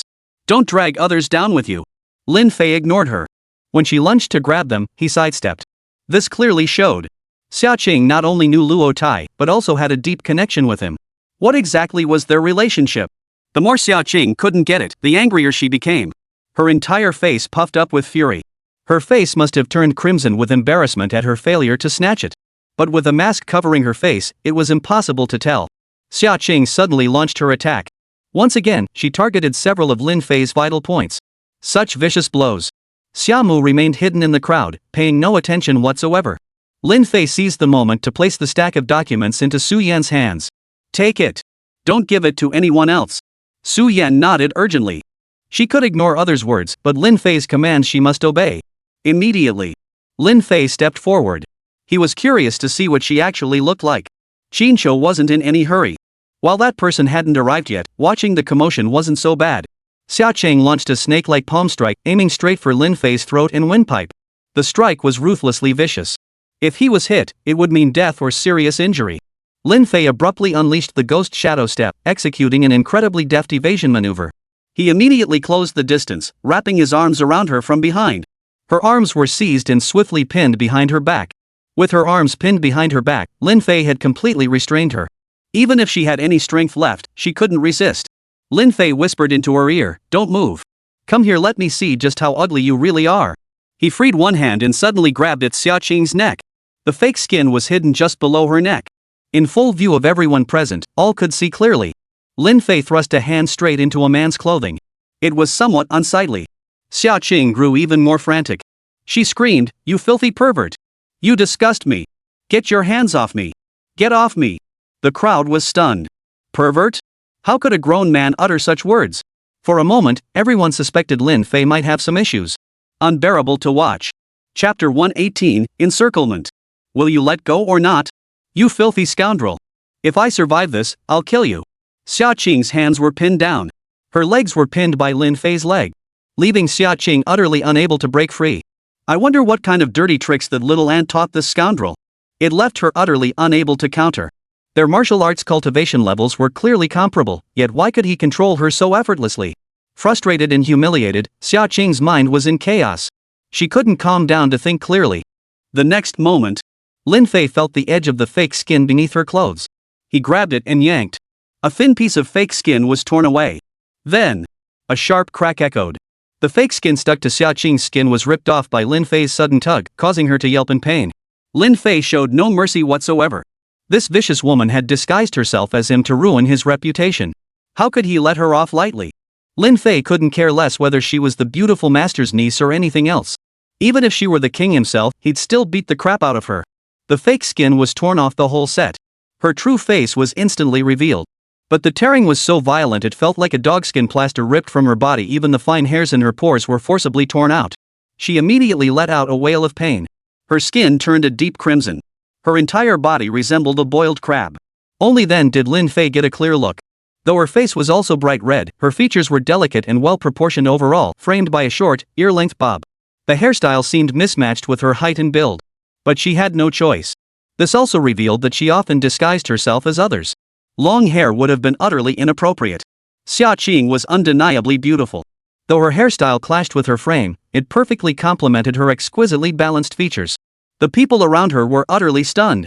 So this was a woman. That explained why she had called Lin Fei a filthy scoundrel. Lin Fei released her. Knowing her true identity was enough. He couldn't keep holding her forever. Otherwise, someone might get upset. This scene left Qincho and the others utterly stunned. Meanwhile, Anna said, the agreement is already drafted. Take a look. Lin Fei didn't look. I trust what you've written. Have them sign and affix their fingerprints. Anna nodded. Lin Fei took the stack of documents from Su Yan's hands, and she went to assist. When it came to matters that benefited Lin Fei, Su Yan could temporarily set aside her disputes with Anna. A powerful burst of internal energy erupted from Lin Fei's palms as he clapped his hands together. Boom! The stack of documents instantly turned to dust, scattering in the wind. Xinyu could no longer contain himself. His figure flickered as he lunged forward to attack. He was about to land right in front of Lin Fei. That speed was beyond Lin Fei's wildest imagination. Simultaneously, a colossal force surged toward him. The force unleashed by that single punch was at least 7,000 jin. It was clear this was his full power. Then he must be a 6th-tier martial artist. At the very least, a 5th-tier martial artist. Having only recently entered the 3rd-tier martial realm, Lin Fei couldn't possibly withstand this punch head-on. Yet, with such overwhelming speed, evasion was impossible. Just then, a sharp whistling sound cut through the air. Xinyu's expression changed instantly upon hearing the whistling sound. The punch he was about to land was abruptly halted by that piercing sound. Xinyu immediately stumbled back several steps. Then, a familiar voice rang out, "Xinyu, you can take me on, but don't lay a finger on my son. If you want to die, I can grant you that wish." Everyone turned their heads to look. Behind them, a long-haired man stood, clad in a black shirt with a thin gray jacket draped over his shoulders. One hand tucked into his pocket, the other flicking 2 small pebbles back and forth. He approached with an unusual calmness. None other than Lin Haifeng. Almost everyone present, except for the mercenaries, recognized Lin Haifeng. Jaws dropped in shock. He was the one who had just forced Xinyu to halt his attack on Lin Fei. With nothing more than a small pebble. Lin Haifeng's long-haired appearance radiated an extraordinary aura of dominance. Despite his disheveled hair and beard, this very appearance amplified the imposing aura only a man weathered by life's storms could project. But what shocked everyone even more was this: wasn't he supposed to be in prison? How did he get out? And this time, he wasn't accompanied by any guards. Xinyu sneered coldly, "Why didn't you just stay locked up? Coming out like this is just embarrassing." Lin Haifeng replied as he walked, "Wasn't it you who invited me here? Getting out was a hassle, but since you asked me to come, I had to make it." As he spoke, Lin Haifeng had already arrived beside Lin Fei. Lin Fei looked at him. Xinyu really had some nerve, inviting him along too. No. It felt like I wasn't the last one invited. If I hadn't come to this banquet, then Luo Tai, Master Xiaomu, and Lin Haifeng wouldn't have come either. Lin Fei finally understood. Xinyu sought vengeance for the events of years past, and his first target would be Lin Haifeng. But Lin Haifeng was in prison, no one could touch him there. Li Chang, who had previously volunteered to go to the prison, was sent by the Zhao family to assassinate Lin Haifeng there. But he failed. After that, both the Zhao family and Xinyu sent people inside. Only Li Chang was the lucky one who managed to enter and exit. None of the others sent in ever returned. This included those who had previously gone to visit him in prison. The bloodstains on Lin Haifeng's neck were ample proof that this was yet another assassination attempt. All attempts ended in failure. Xinyu naturally wouldn't send anyone else in. Thus, he orchestrated this conspiracy. He successfully lured Lin Haifeng in, and most crucially, Lin Fei attended. Xinyu flung his hand in fury, "For what happened back then, you will pay." But unexpectedly, Lin Haifeng paid him no mind. Instead, he turned his gaze to Lin Fei. "Blink and you're already this grown up. Truly the son of Lin Haifeng impressive. You've secured your advantage, withdraw now. Reinforcements will meet you outside shortly. Leave matters here to your father. Lin Fei, I owe you far too much. From now on, please allow me to repay you slowly." Back then, he was alone and powerless. He fell into Gao Yaru's trap. During his time in prison, he spent every day reflecting and repenting. That's why he looks so weathered now. Lin Haifeng declared with authority, "Xinyu, I expelled you all back then, and I can do it again now." Xinyu, however, burst into uncontrollable laughter upon hearing this. Lin Fei didn't leave either. Leaving under these circumstances was simply not Lin Fei's style.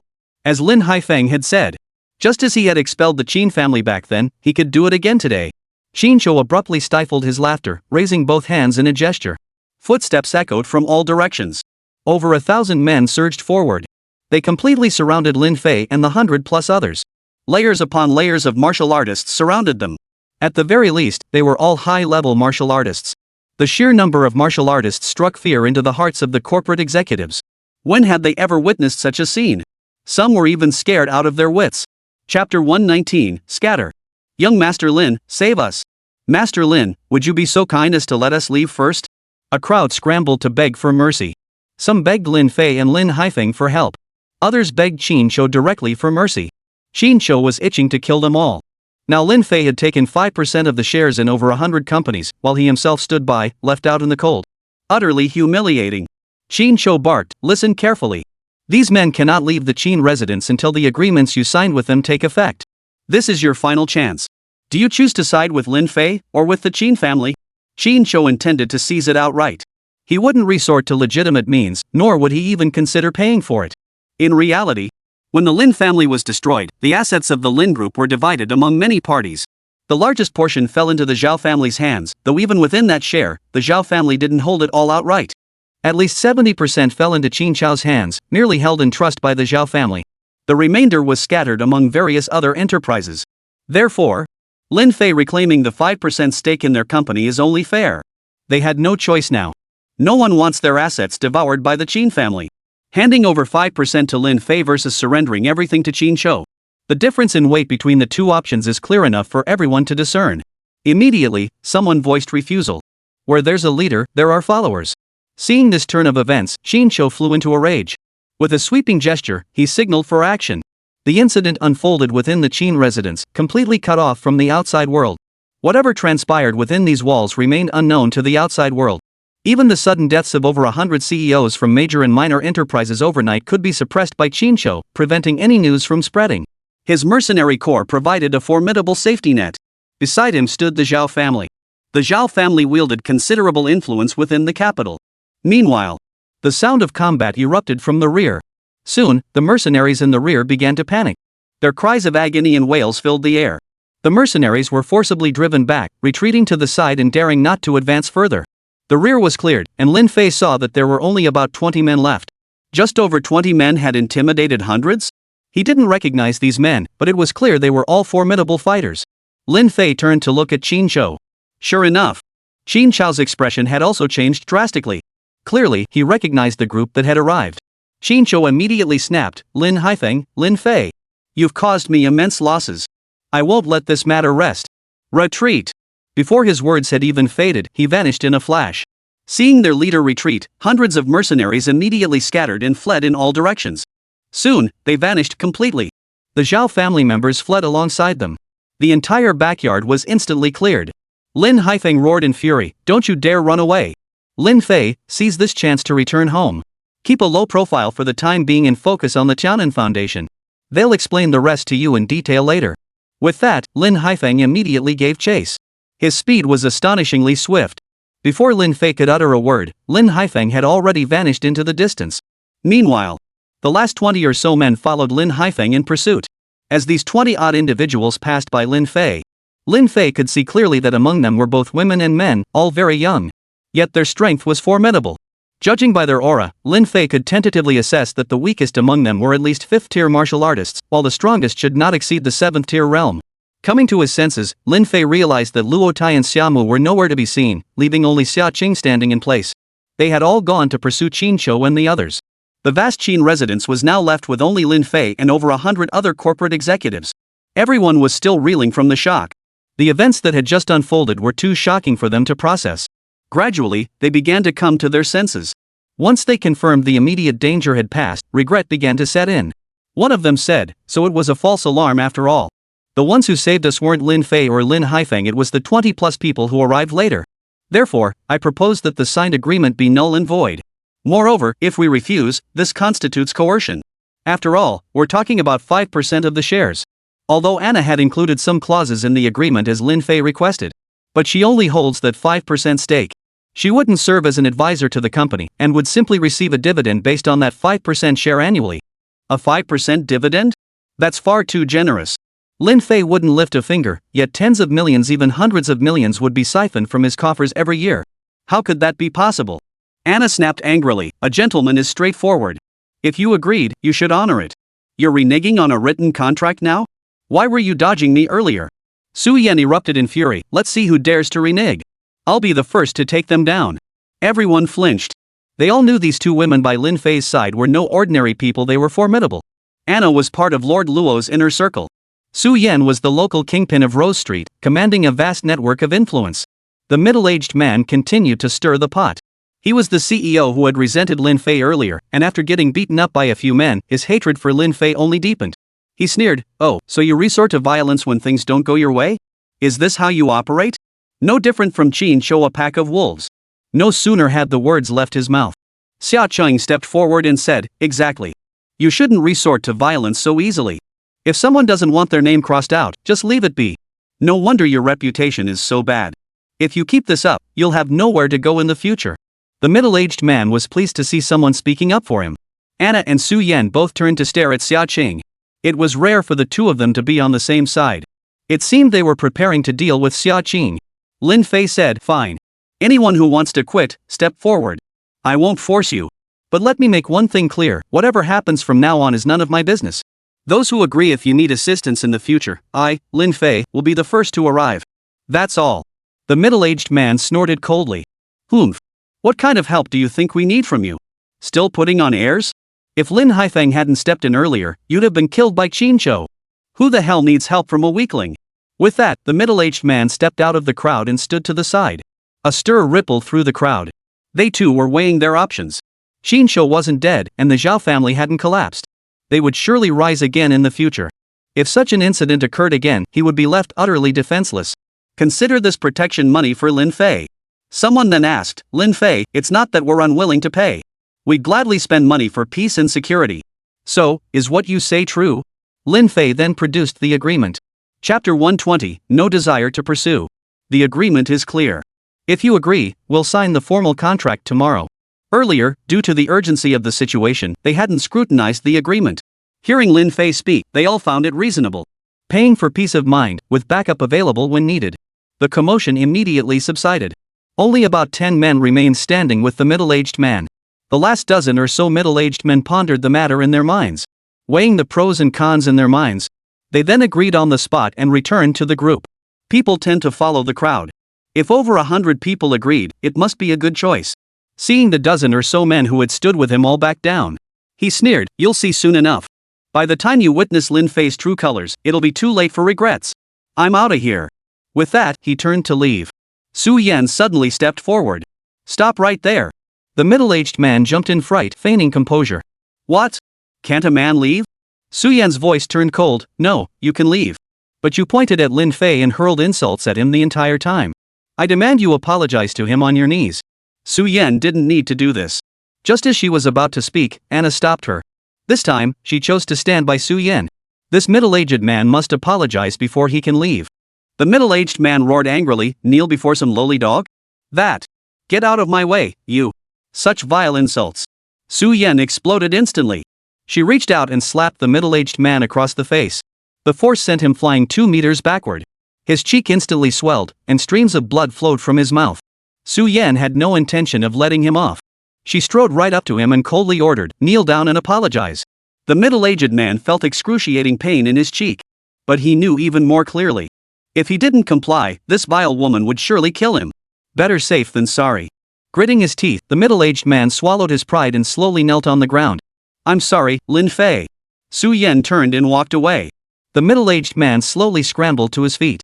Facing the cold stares of those around him, he had truly lost all face.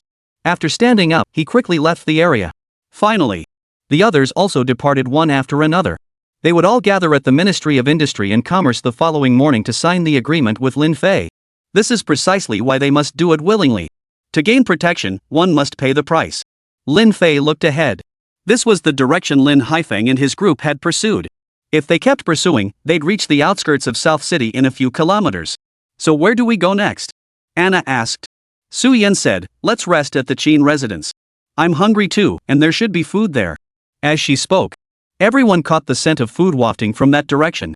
But Xia Qing beat them to it, darting out in the blink of an eye. Earlier at dinner, there hadn't been much food to begin with.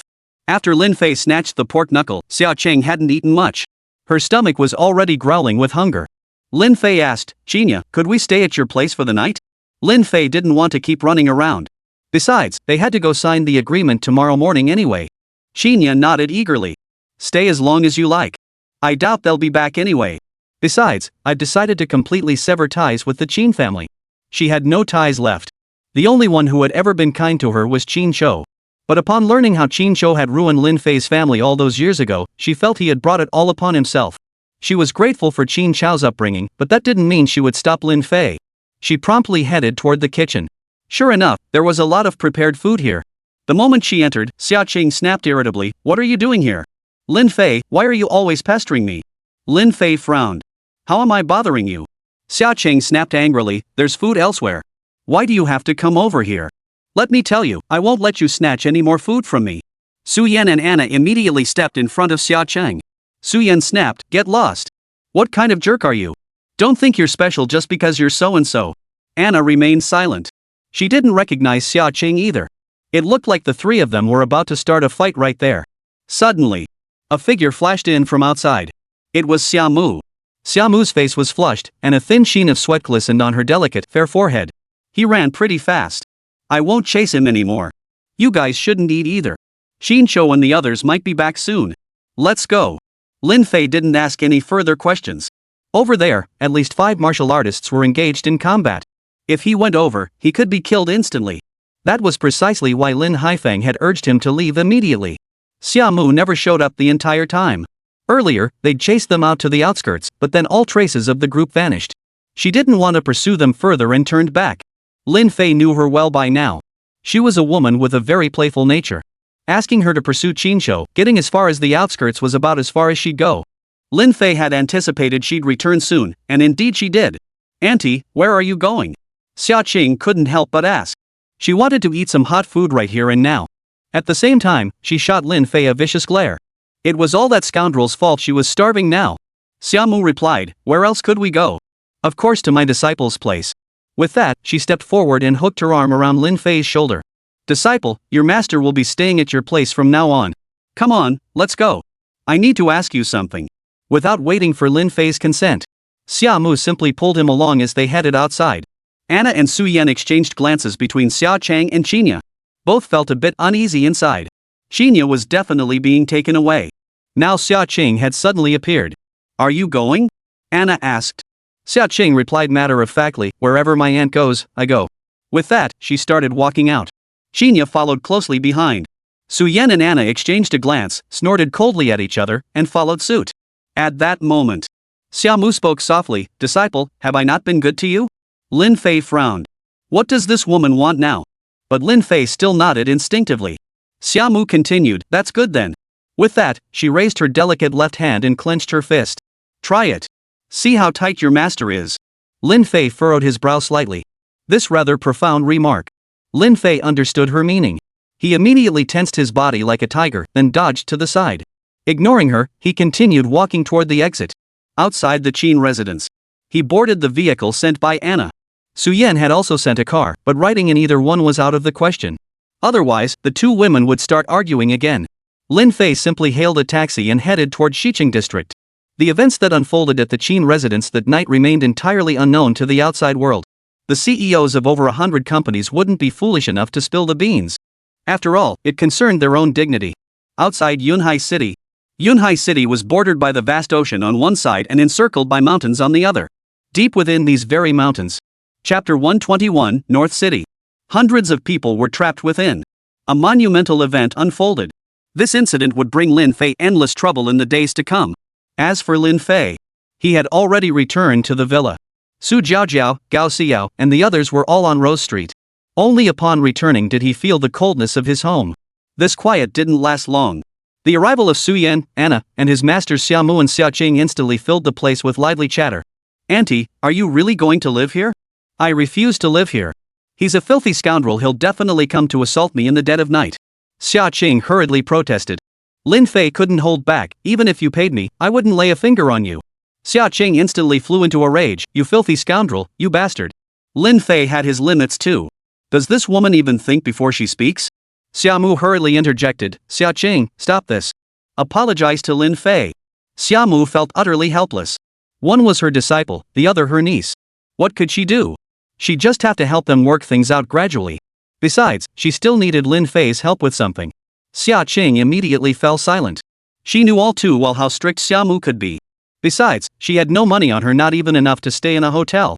Two penniless women here could only rely on Lin Fei. Both could earn money and make a substantial amount in a short time. But both Xia Qing and Xia Mu were women with a strong desire to play. They spent money without restraint in their daily lives. They spent more than they earned, living beyond their means.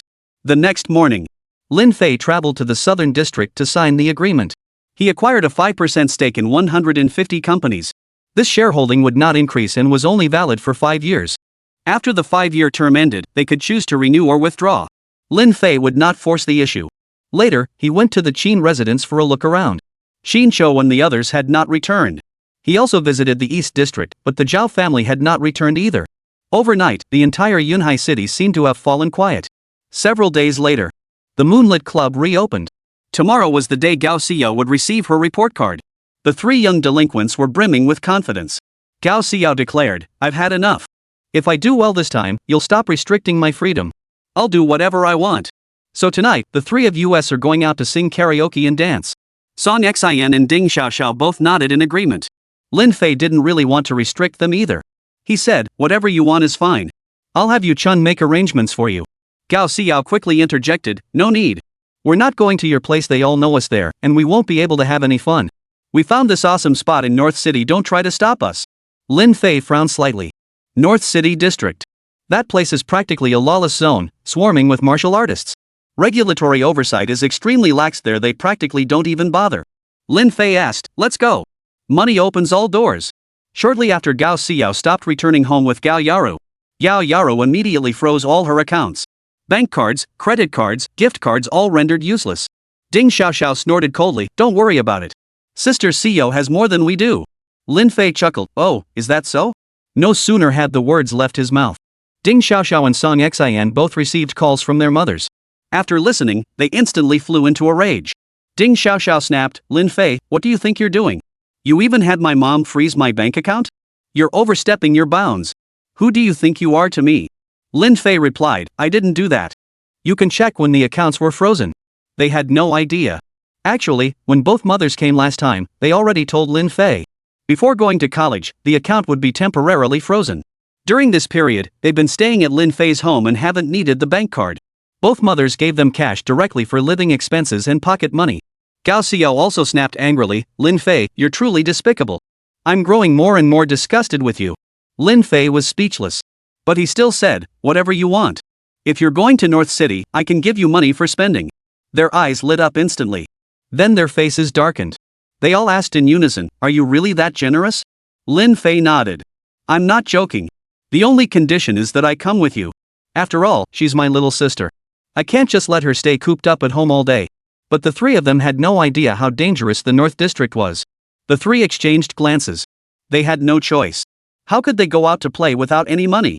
Gao Xiao said, "You definitely won't know how we play, so just foot the bill when the time comes." Lin Fei wasn't one for their antics either, so he simply nodded in agreement. Gao Xiao added, "You're the only one allowed to come along. Don't invite anyone else." Lin Fei agreed to that too. After all, it was North City. He couldn't bring anyone besides Su Yan and Anna. Anna had already taken Luo Tai's place within the assassin group. Su Yan had also returned to Rose Street with her younger sister Su Jiaojiu and Yang Xiao. Things had calmed down considerably in recent days. As Rose Street's top dog, she had to return to handle the backlog of business. North District. This district was vast, larger than the other three combined. It was also a lawless place. It was evening now, nearing dusk. The three young delinquents couldn't resist entering a bar. Lin Fei naturally followed. They ordered drinks and food. The bar was incredibly noisy, especially the music, which seemed determined to shatter everyone's eardrums. "Could you sit at the next table?" Gao Xiao didn't want Lin Fei lingering nearby. It made her feel constrained. Lin Fei sat at the next table. Fortunately, few people were here dancing now. But just as Lin Fei shifted over to sit down, a woman abruptly plopped down next to him. "Hey, can you buy me a drink?" The woman wore heavy makeup and revealing clothing. Her outfit practically screamed "barely there," and she reeked of alcohol. Lin Fei turned her down. The woman spoke again, "What's the point of coming here if you won't drink? Stop staring at those three girls. They're all delinquents, they wouldn't like a plain, ordinary guy like you. Have a drink with the girls, and they'll keep you company." Lin Fei understood this woman was a bar promoter. She made tips and earned money selling drinks by accompanying customers. Lin Fei always admired young women who worked hard to make a living. But Lin Fei still declined. Keeping an eye on his little sister was the priority. The woman instantly grew displeased. "You little punk. You come to a bar and don't drink? You're just a broke bum." In her view, anyone who came to a bar and didn't drink was basically broke. Lin Fei ignored her. After the woman left, she returned about 5 minutes later. She held a bottle of premium champagne. "Brother, have a drink with your little sister. This round's on me. I'm simply drawn to you, big bro, young men like you are exactly my type. Here." Saying this, she handed him a glass. At the same time, she leaned her body as close as possible. Chapter 122, finally admitting it. Lin Fei frowned slightly. He pushed the wine cup from her hand. This woman is trouble. Over the past 5 minutes, Lin Fei had already taken in the bar's layout. The North City district was a lawless place. One couldn't afford to let their guard down here. Even if Luo Tai showed up, he'd have to play by the rules here. The North District was a melting pot of all sorts, and those who looked down on Luo Tai were everywhere. It was precisely because he'd grown weary of this place that he'd moved to the West District. He only returned to the Assassin's Guild occasionally to handle business. This place has its own issues. But before that, it's best to avoid causing trouble. He said, I don't usually drink. The woman had been furious, but something seemed to occur to her. She smiled and said, Bro, you're such a joker. Why come to our bar if you don't drink? I'll have a drink with you, and then you can leave. It won't get in the way of my fun. Lin Fei nodded. He took the glass from her hand and raised it to his lips. He took a whiff. Sure enough, this drink was tampered with. It had been laced with a sleeping potion. But Lin Fei still drank it all in one gulp. Using his internal energy, he swiftly gathered the sleeping potion within his stomach into one spot, then slowly expelled it through every pore of his body. He had used this technique before at the Qin residence. To think they could succeed by drugging me, they clearly underestimate me. The woman smiled, took the wine cup, and remained seated. Gao Xiao and the other two sat together chatting. The atmosphere wasn't right, and none of them felt like dancing. Lin Fei sat on the sofa, leaning back against it as his eyes slowly closed. After a while, the woman tapped Lin Fei's shoulder. Then she beckoned toward the bar's back area. 3 people approached almost immediately. The woman said with a smile, Brother Bo, he's already been knocked out. You promised me. The man before them was Zhao Bo. Ever since the Zhao family was pursued together, they had never reappeared. Zhao Bo was no exception. Who would have thought he'd show up in the North District now? With a wave of his hand, someone behind him pulled out a stack of bright red bills from his pocket. Take it. Keep it quiet. Whatever happens here, don't come bother us. The woman took the stack of money, her face lighting up with a smile as she walked away. But Zhao Bo didn't come to deal with Lin Fei. Instead, he walked straight over to the table where Gao Xiao and the others were seated and sat down. Gao Xiao, we meet again. The 3 of them were deep in conversation when suddenly someone sat down before them. When they recognized who it was, all 3 jumped in surprise. Zhao Bo? How could it be you? Lin Fei, come here. She called out, and Lin Fei heard her. But he didn't respond. He needed to see if Zhao Bo had truly come here for Gao Xiao. Clearly, this guy had been hiding here for quite some time. He definitely hadn't come here specifically for Gao Xiao. Then it was possible other members of the Zhao family were here too. Even if they weren't in the bar, they were highly likely to be somewhere in this northern district. So many days had passed. Lin Haifeng hasn't been heard from, and Luo Tai has vanished without a trace. Had Xiaomu not given up midway, she too would surely have vanished without a trace. But the fact that the Qin and Zhao families hadn't made a direct, high-profile return suggested that either Lin Haifeng or Luo Tai was still alive. Wait a little longer. Maybe we'll get some more useful information. Zhao Bo declared, stop shouting. I've already drugged Lin Fei. The moment you give the word, I'll tear this bastard to pieces. Hearing this, Gao Xiao snapped, who are you calling a bastard? You ugly bastard. I'm his sister. As long as I'm here, he still has a family. Watch your mouth. Deep down, Gao Xiao had already accepted Lin Fei. She just wouldn't let it go verbally. It was all about saving face.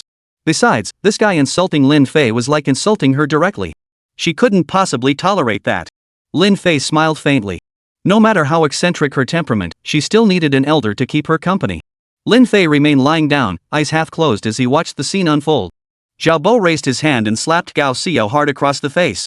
He shouted angrily, you damn woman, are you going to marry me or not? A sharp smack echoed across Gao Xiao's cheek. But this time, Gao Xiao didn't cry. She kicked Zhao Bo viciously. Zhao Bo loved Gao Xiao. Having been rejected countless times, Zhao Bo had long harbored resentment. Gao Xiao screamed, you hit me and still want me to marry you? Why don't you just die? Ding Xiaoxiao and Song Xayan, standing nearby, tried to intervene. Before they could rise, 2 other men pinned them down. You two stay put. Sit quietly, and I won't make things difficult for you. Ding Xiaoxiao and Song Xian wanted to help, but they were powerless. They could only fret helplessly. Zhao Bo suppressed his anger, this is the last time I'm asking you. Otherwise, I'll have no choice but to take you away by force. Once the rice is cooked, it's done. Let's see what you'll do then. Suddenly, Gao Xiao sprang to her feet, dashing toward Lin Fei and throwing herself into his arms. Lin Fei, big brother, save me. Lin Fei didn't really want to wake up yet. But when he heard Gao Xiao call him brother.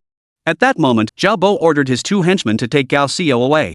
The two henchmen released Song Xin and Ding Xiaoxiao, whom they had been holding down, and immediately hurried over. Gao Xiao shook Lin Fei relentlessly. At the same time, Ding Xiaoxiao and Song Xin weren't pushovers either. Grabbing 2 wine bottles from the table, they sprinted over and planted their feet firmly on the liquor table. They raised the bottles high and brought them crashing down on the two men's heads. Crack! Both bottles shattered almost simultaneously on top of their heads. The entire sequence was executed in one fluid motion, the speed of it astonishing. Zhao Bo didn't even have time to react.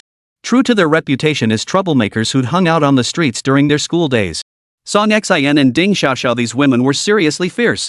The 2 bottles exploded on their heads. Blood instantly began streaming down their foreheads. They spun around instantly, grabbing Song Xin and Ding Xiaoxiao by the throats. "You little bastard, I'll kill you." These 2 were martial artists, at the first tier level. With no defense whatsoever, they were struck in the head by the bottles. Such commotion erupted here. Despite the loud music, many people present saw it clearly. 3 burly men were bullying 3 young female troublemakers. Some wanted to play the hero and come to the rescue. But they were stopped by the bar's security guards, who told them not to meddle in other people's business. Gao Xiao clung to Lin Fei's chest, sobbing, "Brother, save us. Why, if he doesn't wake up soon, Song Xin and Ding Xiaoxiao will be strangled to death." Lin Fei suddenly opened his eyes. He couldn't keep pretending any longer. He moved Gao Xiao aside and immediately sprang into action. He lunged forward, grabbed one of the attackers by the head with both hands, and twisted it violently. Snap!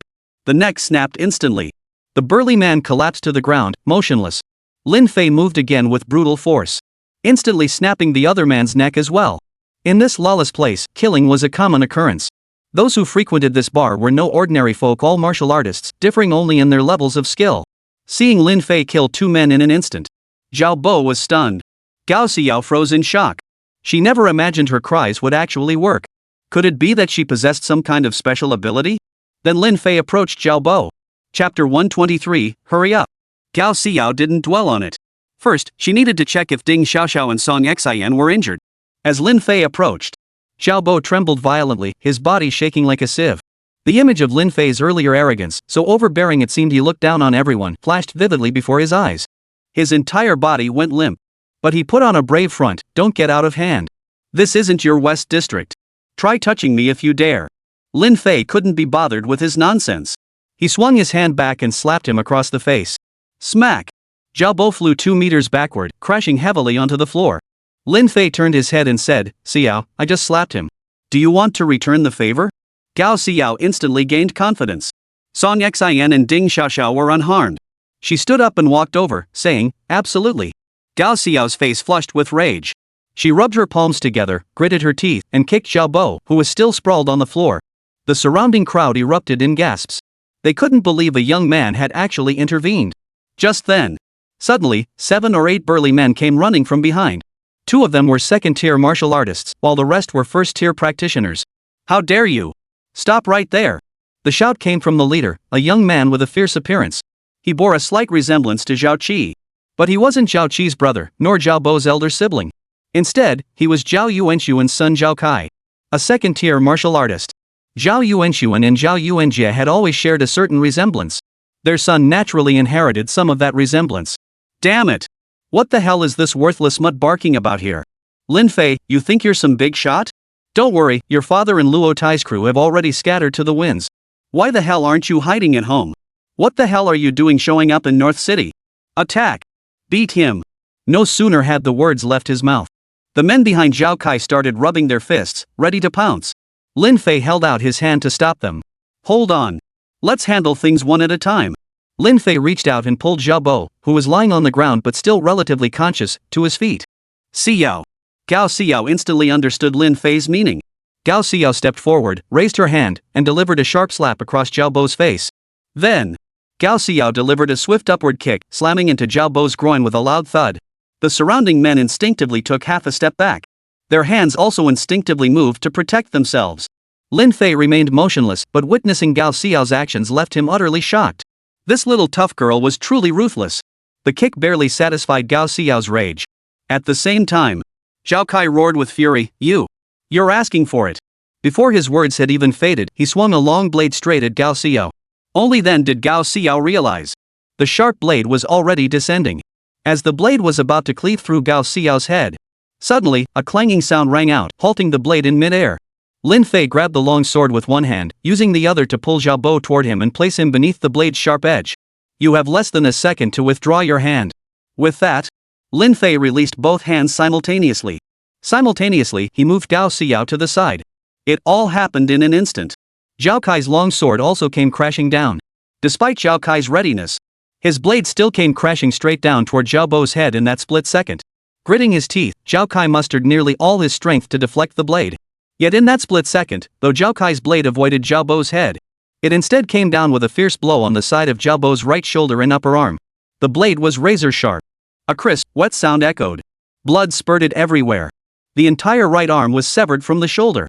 Zhao Kai's long sword continued its downward arc halfway before he managed to halt it. Blood was drawn. The onlookers were utterly shocked.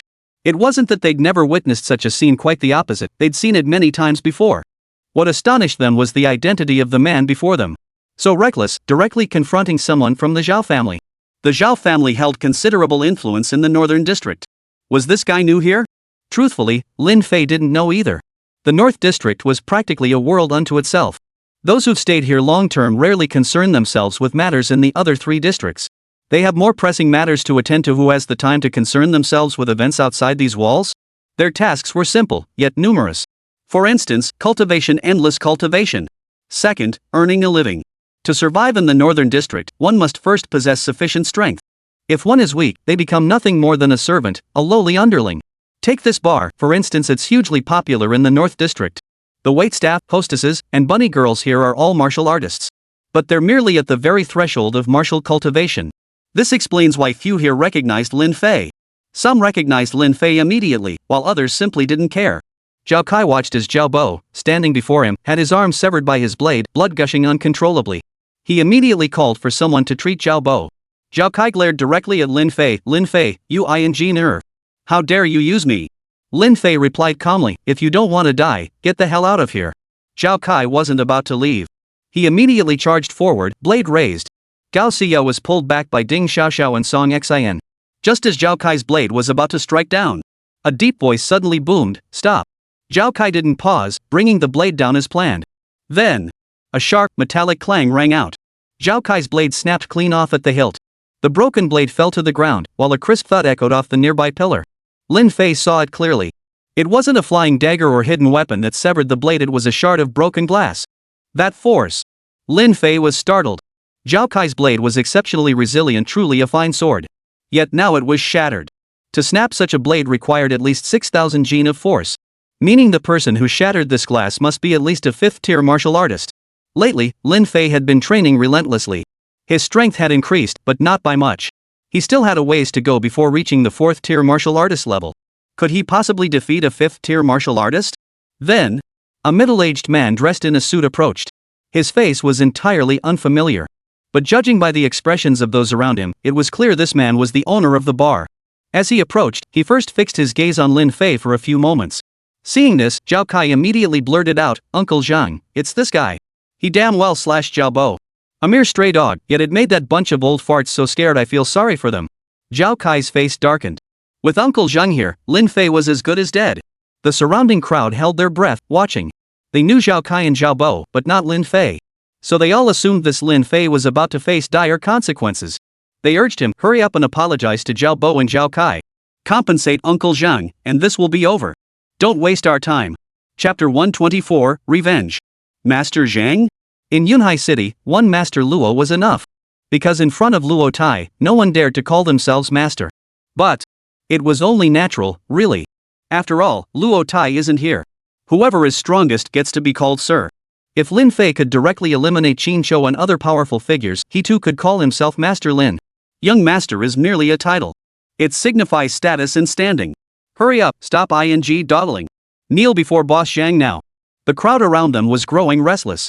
The music throughout the bar had stopped. Such an incident made this crowd extremely uncomfortable. They'd seen it happen before. Anyone who caused trouble here always met a brutal end. Having witnessed the same outcome time and again, they naturally found it utterly tedious. Zhao Kai wore a cold smirk. With a single gesture from this Mr. Zhang, several burly men approached. Their aura suggested they were at least 4th-tier martial artists. Without a word, they immediately began beating Zhao Kai and his men. Whoosh! A chorus of gasps erupted from the surrounding crowd. What's going on? Why is old Zhang beating Zhao Kai? Master Zhang's cold voice cut through the air. Killing someone with a knife in my territory? Throw him out. Zhao Kai and the others were beaten to the ground, gasping for breath and writhing in agony. Moments later, they were dragged out of the bar by several people. They soon returned. They were simply tossed out the bar door. Even Zhao Bo's severed arm was tossed out along with them. Then, a few cleaners arrived to wipe away the large bloodstain and clear the excess debris from the floor. Master Zhang beckoned with a single hand gesture.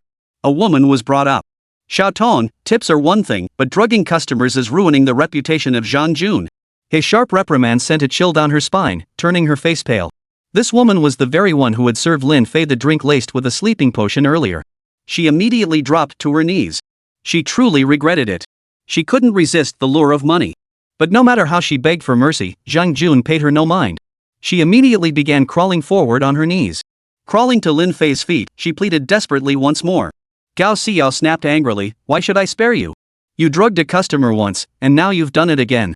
You caused him physical harm with that drug. You should consider yourself lucky we didn't make you pay for it. Gao Xiao felt a real chill of dread. If Lin Fei hadn't woken up then, Ding Xiaoxiao and Song Xian would have been strangled to death. Lin Fei looked at her. Explain clearly. Who is he? Gao Xiao's cheeks flushed slightly. Lin Fei pressed further. Just now, did I hear you call me something? Gao Xiao rolled her eyes. Stop messing around. Zhang Jun interjected. I share responsibility for this. I'll cover the bill tonight. Gao Xiao waved it off. No need. I'm sick of this place anyway. Let's go. Gao Xiao was telling Song Xian and Ding Xiaoxiao to leave, not Lin Fei. Lin Fei looked at Zhang Jun. The middle-aged man wore a smile. His gaze gave Lin Fei the feeling that he seemed to recognize him. Without further thought, he bid farewell and departed.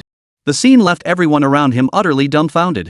How could this guy remain so calm and composed? Could he possibly know old Zhang? Lin Fei? A name they'd never heard before. And this whole episode didn't fit Master Zhang's usual style at all.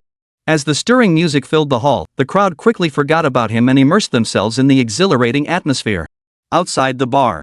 After all that commotion, night had long since fallen outside. This area was near the center of the northern district.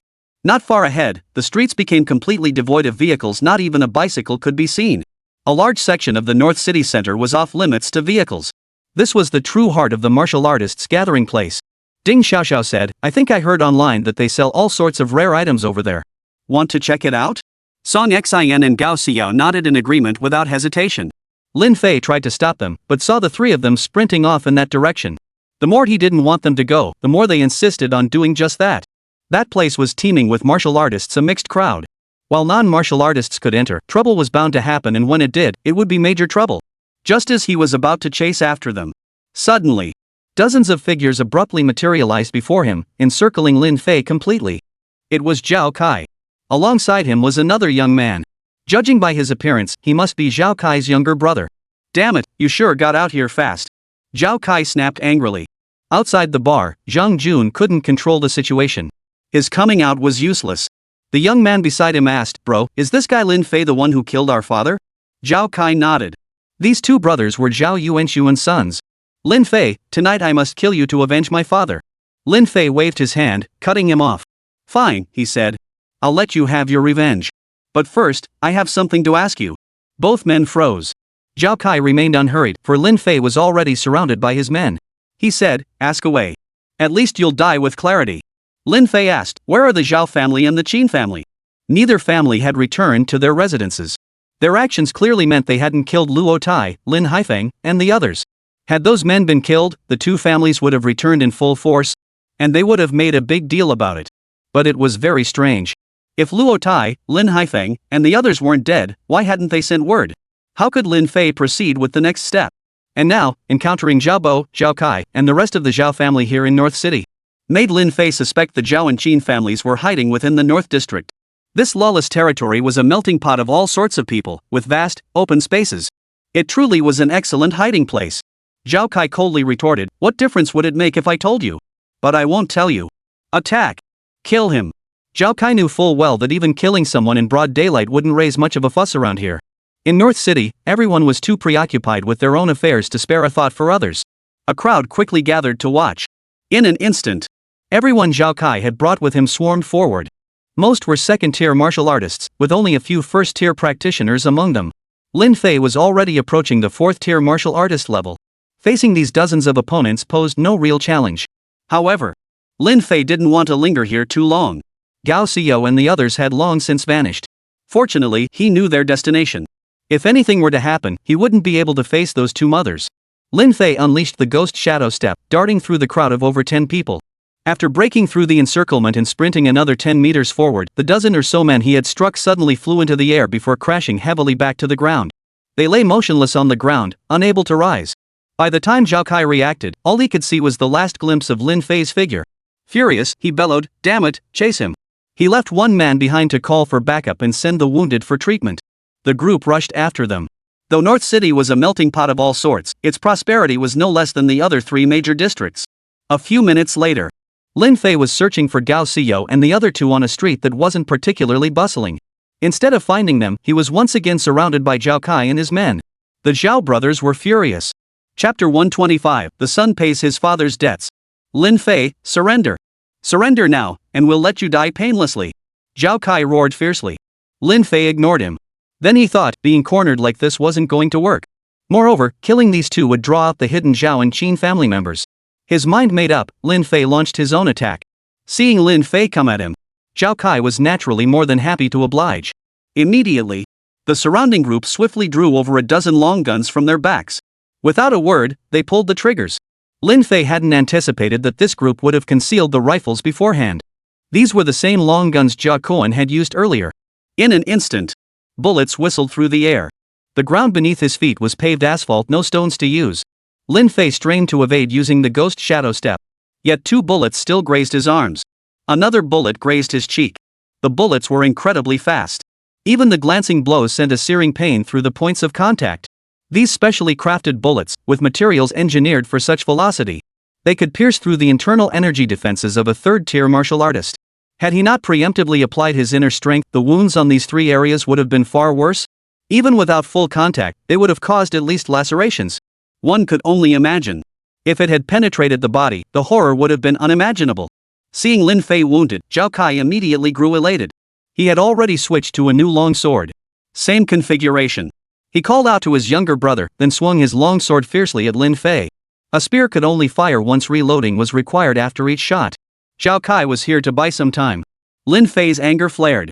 He had spared him at the bar, yet now he dared come to meet his end. Zhao Kai swung his blade down. Lin Fei grabbed the blade with both hands. His internal energy surged through his hands, rendering the blade utterly harmless.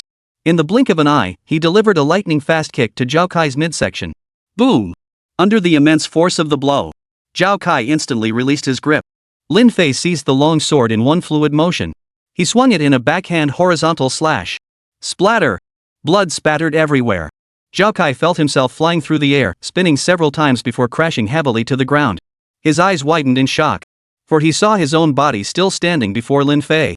The reason he had flown through the air was because Lin Fei had sliced his head clean off. The surrounding crowd gasped in horror. Lin Fei kicked Zhao Kai's headless body away with a single stomp. He slammed the long sword into the ground. He coldly declared, "Don't come after me again. I'll kill every last one of you. Next time, try to bring some real fighters." Lin Fei wasted no time. He turned and left immediately. His words struck fear into everyone present. No one dared to advance. Lin Fei's movement was lightning fast. He sliced off Zhao Kai's head with a single stroke. And amidst a barrage of over a dozen spears, he sustained only minor injuries. His prowess was utterly beyond comparison with anyone present. To charge forward would be suicide. Whose life isn't precious? They could only watch helplessly as Lin Fei calmly walked away.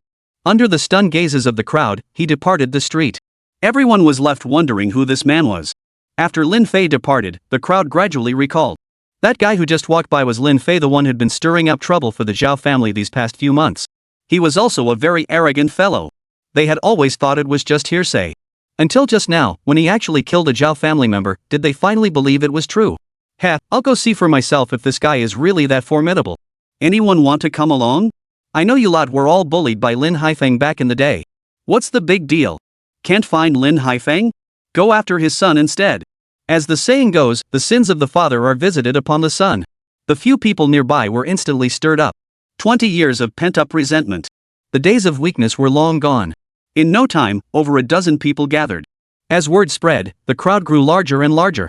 These were all people who had once been bullied by Lin Haifeng or the Lin family. Though they called it humiliation, that was merely their one-sided account. The true circumstances were likely known only to themselves. In the martial arts world, sometimes, no legitimate reason was needed at all. No excuses, no lies, just punch whoever you don't like. That's precisely why they've gathered here. At this moment, Lin Fei remained oblivious to the impending disaster. In the Tianqing district of the northern city. This was the district Ding Xiaoxiao had mentioned, where rare and unusual items were sold. In reality, it was a place that supplied equipment for martial artists, including those specially modified firearms. Martial artists required a great deal of gear. Clothing, armor, various weapons, antidotes for poisons, and all manner of medicines. Martial gear may only be sold to martial practitioners. Commoners are strictly forbidden from peddling such items. Beyond this, rare treasures are also sold here. Herbs and medicinal plants, even rare exotic beasts. Items kept hidden from ordinary folk are readily available here. Consequently, this district is always teeming with people. Lin Fei found it extremely difficult to locate Gao Xiao and the other two. Lin Fei scanned his surroundings. He realized that 99% of the people were martial artists. Ordinary people were extremely rare. Gao Xiao, Ding Xiaoxiao, and Song Xian were all ordinary people, dressed like street toughs, making them easy targets for unscrupulous merchants or even those with ill intent. That's him. Lin Fei, freeze right there. Lin Fei was about to enter a slightly larger shop when a voice suddenly called out from behind him. Lin Fei turned his head. He froze in surprise. It wasn't the Zhao family. They were clearly martial artists who frequently lingered in this northern district. His surprise stemmed from the sheer number 40 or 50 people had gathered, and it seemed the ranks were swelling. Leading them was a middle-aged man with a full beard. The moment he approached, Lin Fei sensed the aura emanating from him, a 5th-tier martial artist. Lin Fei hadn't even reached 4th-tier martial artist yet. That was why the middle-aged man looked at him with utter disdain. First, let me ask you something. Is your father Lin Haifeng? Lin Fei frowned. What if I say no? The man instantly snapped, how dare you? Answer my damn questions. No need for any ing nonsense. He immediately stood atop a nearby flower bed, arms spread wide. He bellowed, everyone, this is Lin Haifeng's son. Back then, Lin Haifeng deceived us, claiming his son was dead. Now he's alive and well, and has even become a martial artist. Many of you here were once bullied by Lin Haifeng or the Lin family. Do you want revenge? The crowd around him was instantly swayed by his words. Combined with the Zhao family's frequent confrontations with Lin Fei over the past few months, it was clear enough that he was indeed Lin Haifeng's son. The crowd was swiftly stirred into action. Lin Fei's brow furrowed deeply. Lin Fei had ample reason to suspect that Lin Haifeng had expelled numerous people from Yunhai City back then. The Qin family wasn't the only one expelled. Upon learning of Lin Haifeng's imprisonment and the Lin family's downfall, they naturally returned from their exile. Only Qin Chou led his family to leave permanently. This was because he had already joined a mercenary group at the time. Thus began his plan for vengeance using the Zhao family to destroy the Lin family. Chapter 126 Face. The sins of the father are visited upon the son, got it? If we can't find Lin Haifeng, we'll have to go after his son. But I hear Lin Haifeng has a daughter here too. So, gentlemen, find her as well. No matter what, both siblings must bear the consequences. This middle-aged man in charge seemed to hold considerable authority. He had everyone around him dancing to his tune. He himself stays put, reaping all the benefits while leaving the dirty work for others. There was no way around it. As the instigator, he'd stirred up the crowd's emotions, naturally leaving them under his control. Immediately, dozens of people began striding toward the interior. Now that they knew Lin Fei's identity, they also recalled that Gao Yara had a daughter. They wouldn't make a mistake. Lin Fei didn't move. Rather than searching for the three of them himself in this vast sea of people, he'd rather let this crowd help him search. At worst, Gao Xiao and the others would endure some hardship. It was something everyone had to go through. Let them see what kind of place this really is. The middle-aged man observed Lin Fei sitting calmly beside the flower bed. He couldn't help but raise an eyebrow. Who gave you permission to sit down? Get the hell up. Don't act like this has nothing to do with you. Lin Fei looked at him and asked, what's your name? So I know who I'm killing. The middle-aged man snorted angrily. My name is Liao Tai, he said coldly. They call me Uncle Tai. Lin Fei ignored him. He searched his mind silently, but found nothing. This man clearly had been lurking around here for years. Perhaps Anna knew him. But Lin Fei had no interest in learning more about him. Seeing Lin Fei only ask questions without responding, he remained seated with unruffled composure, while those around him couldn't help but feel indignant. Uncle Tai. Several people approached Liao Tai and whispered to him. I was skeptical earlier, but now I see clearly this kid is Lin Haifeng's son. That arrogant, cocky demeanor is identical to Lin Haifeng back in the day. Hearing this, the others shuddered instantly. It vividly replayed the scene of their past subjugation under Lin Haifeng. How utterly humiliating, how utterly disgraceful. Their shock quickly turned to fury. Over the years, it wasn't just Qin Shou who sent men into prison to assassinate Lin Haifeng. They themselves had pooled funds to send men in as well. Without exception. Over a decade, at least 100 people. But none have emerged to this day. 80% of them likely died inside. By whom? That goes without saying. Who would have thought that even this couldn't kill Lin Haifeng in prison? Rumor has it he just killed Zhao Kai and injured over a dozen of his men. That kid seems pretty powerful. Liao Tai snorted coldly. Strong? He's nothing special. He's not even a 4th-tier martial artist. Stop boosting others' morale and undermining our own. Who knows when that group brought Gao Xiao here? Liao Tai clearly couldn't wait any longer. He rallied the remaining 20-odd men present, surrounding Lin Fei completely. Liao Tai declared, Lin Fei, I won't make things difficult for you. Killing you to settle your father's debt wouldn't be very satisfying. Here's the deal, pay us back. We know you've made a killing these past few months. Liao Tai had been after money all along. He had only threatened to kill Lin Fei in front of others to stir up their emotions. Lin Fei rose slowly. So, when you first said you wanted to kill me, it was all a bluff, you just wanted me to give you money. Why didn't you just say so? You had to beat around the bush. You just wanted to hold all the cards so you could get the biggest share later. Hearing this, everyone present turned their gaze toward Liao Tai. Someone beside him remarked, so that was your plan all along. How clever. Uncle Tai, you can't be like this. Soon, more and more voices joined the protest. They argued that the money should be split equally among everyone, not based on who spoke up first. But some stood firmly behind Liao Tai, arguing that without him stepping forward, no one would have gotten any money. Seeing them split into two factions, they actually started arguing. Lin Fei raised an eyebrow and quickly interrupted them. The money is still in my pocket, and you're already arguing. If I hand it over now, you'll probably start fighting each other. Liao Tai snorted angrily. He asked, if you're willing to compensate, then there's no need to concern ourselves with the rest. Lin Fei declared, I won't pay. Liao Tai clenched his fists tightly and declared, if you won't pay, I'll kill you. Lin Fei stared at him. Liao Tai caught the subtle look in Lin Fei's eyes and froze. He understood. He gritted his teeth and snarled, you little punk. You dare toy with me? I'll beat you into the ground. Before he could finish speaking, Liao Tai suddenly strode forward, raising his right fist to smash down. Those around them instantly snapped to attention. Lin Fei's earlier remarks had clearly been mocking them all. Seeing Liao Tai already charging forward to deal with Lin Fei, the others remained motionless. Liao Tai's strength was well known to nearly everyone present. Lin Fei wasn't even a 4th-tier martial artist. Liao Tai, however, was a 5th-tier martial artist. No matter what, he could easily beat Lin Fei into submission on the ground. Facing Liao Tai's punch, Lin Fei chose to evade. Employing the ghost shadow step, he narrowly evaded it. Liao Tai hadn't expected Lin Fei to dodge. A strike from a 5th-rank martial artist dodged by a punk who wasn't even 4th rank? That was a blow to his pride. He unleashed another furious punch. Lin Fei simply dodged again. Lin Fei needed to gauge whether he had the strength to stand against him. He needed to understand his opponent's attack patterns first.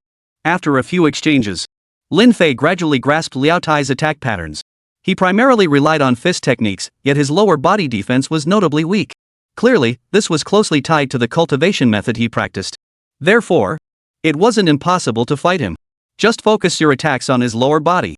You cowardly little punk, all you know how to do is dodge. Just you wait till I get my hands on you, I'll skin you alive. Lin Fei kept dodging his attacks one after another. This left Liao Tai feeling utterly humiliated. He had no clue what Lin Fei was planning. Then, Lin Fei launched his counterattack. For Lin Fei, there was only one chance. If he didn't take him down completely this time, then the next one to be taken down or even killed would be himself. After years as an assassin, Lin Fei had mastered countless formidable skills. His martial realm might not be high, but the ghost shadow tracker step had long been mastered to perfection by Lin Fei. In an instant, he flickered away, circling behind Liao Tai with ghostly speed and afterimages. His foot slammed into Liao Tai's legs with brutal force. The instantaneous force of the blow, combined with Liao Tai's lack of defense behind him. He never imagined Lin Fei would appear behind him. The fierce kick immediately sent Liao Tai flying several meters backward. Thud! He slammed hard onto the floor several meters away, face first in a spectacular faceplant. But it wasn't over yet. Lin Fei lunged forward. A fist came crashing down toward Liao Tai's head. But he was still a split second too late. Liao Tai's reflexes were astonishingly quick. In an instant, his head darted aside, followed by his body rolling several times across the ground. Liao Tai scrambled to his feet. Only then did Lin Fei's fist slam down onto the floor. Chapter 127, Death. The onlookers were utterly stunned. Every pair of eyes stared wide-eyed at the unbelievable scene unfolding before them. Boom! Lin Fei's fist left a large dent in the floor. The surrounding stone slabs cracked and split. Lin Fei retracted his fist, stood up, and brushed the dust off his hands. Liao Tai was also deeply shocked. Lin Fei's speed was astonishingly fast, and his strength was incredibly immense. Liao Tai felt that punch all too clearly. It had already surpassed the strength of a mid-level 4th-tier martial artist. It reached a staggering force of 4,600 to 4,700 Jin. Such force should only be possible at the 4th-tier martial artist level, yet the aura of internal energy in his dantian clearly belonged to a 3rd-tier martial artist. This made Liao Tai realize that if he didn't eliminate this guy early on, no one would ever be able to stand against him in the future. In that case, I have no choice but to eliminate you. Earlier, Liao Tai had merely intended to beat Lin Fei up and then extort some money. But now, Liao Tai had truly developed a murderous intent. Lin Fei and everyone around him could feel the murderous intent radiating from Liao Tai. Someone spoke up, "Uncle Tai, don't kill him. How will we get the compensation that rightfully belongs to us if he's dead?" In my opinion, if we all gang up and beat Lin Fei up a few times, the compensation money will come to us naturally. Liao Tai whipped his head around to glare at the speaker. He sprang into motion.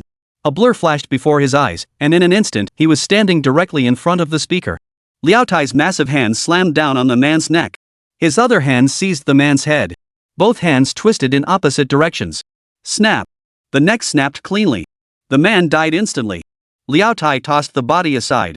He bellowed, "Whoever dares to make another damn sound will meet this ing fate." The surrounding crowd immediately fell silent. They couldn't help but take a few steps back. This place was a lawless zone to begin with, where people got killed almost every day. Everyone had grown accustomed to it. Liao Tai whipped his head around, glaring viciously at Lin Fei. "Your turn." Lin Fei assumed a defensive stance. Liao Tai, now intent on killing, would surely strike to finish him off. However, though he couldn't match Liao Tai's raw power, his weak lower body was a significant advantage. Capitalizing on this weakness, Lin Fei carefully calculated his odds and concluded he had a 60% chance of victory. Even if the odds were just slightly in his favor, Lin Fei was willing to take the chance. Closing the door and working in isolation would yield no growth. Only through continuous real combat could one rapidly enhance their strength. Lin Fei showed no sign of backing down. This was precisely what puzzled everyone present. They all assumed that with Lin Fei's masterful footwork, he could easily escape.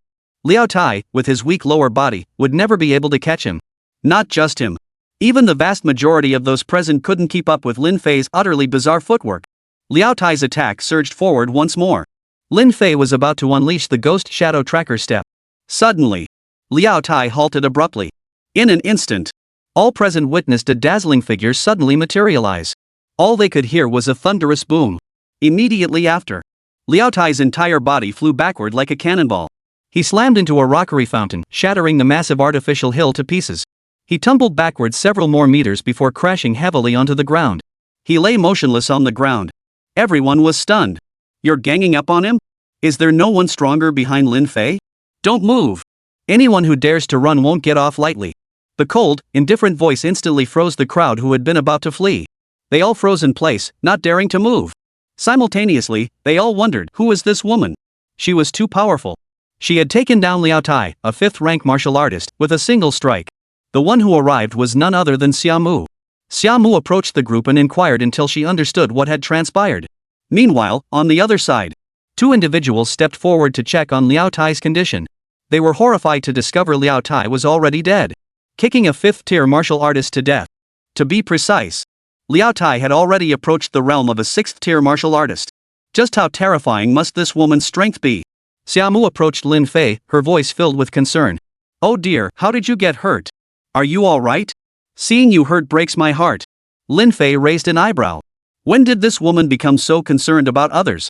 But judging by her expression, she seemed sincere. Yet there was also something insincere about it. In any case, it was hard to discern her true intentions. Lin Fei shook his head and said it was nothing. Over 10 minutes passed. Xiaomu didn't let anyone present leave. Anyone who dared to walk out would die. This woman was far more powerful than Liao Tai. Soon, the group that had gone searching for Gao Xiao and the others began returning one by one. Upon seeing Liao Tai dead on the spot, they were all shocked beyond belief. Lin Fei asked, "Didn't find them?" Almost instinctively, they all shook their heads. They were stunned by the cold, indifferent woman beside Lin Fei. It was clear that Liao Tai had been killed by her. Speaking of which, how come every woman by Lin Fei's side is incredibly powerful? What the hell does this kid have going for him to have so many women by his side?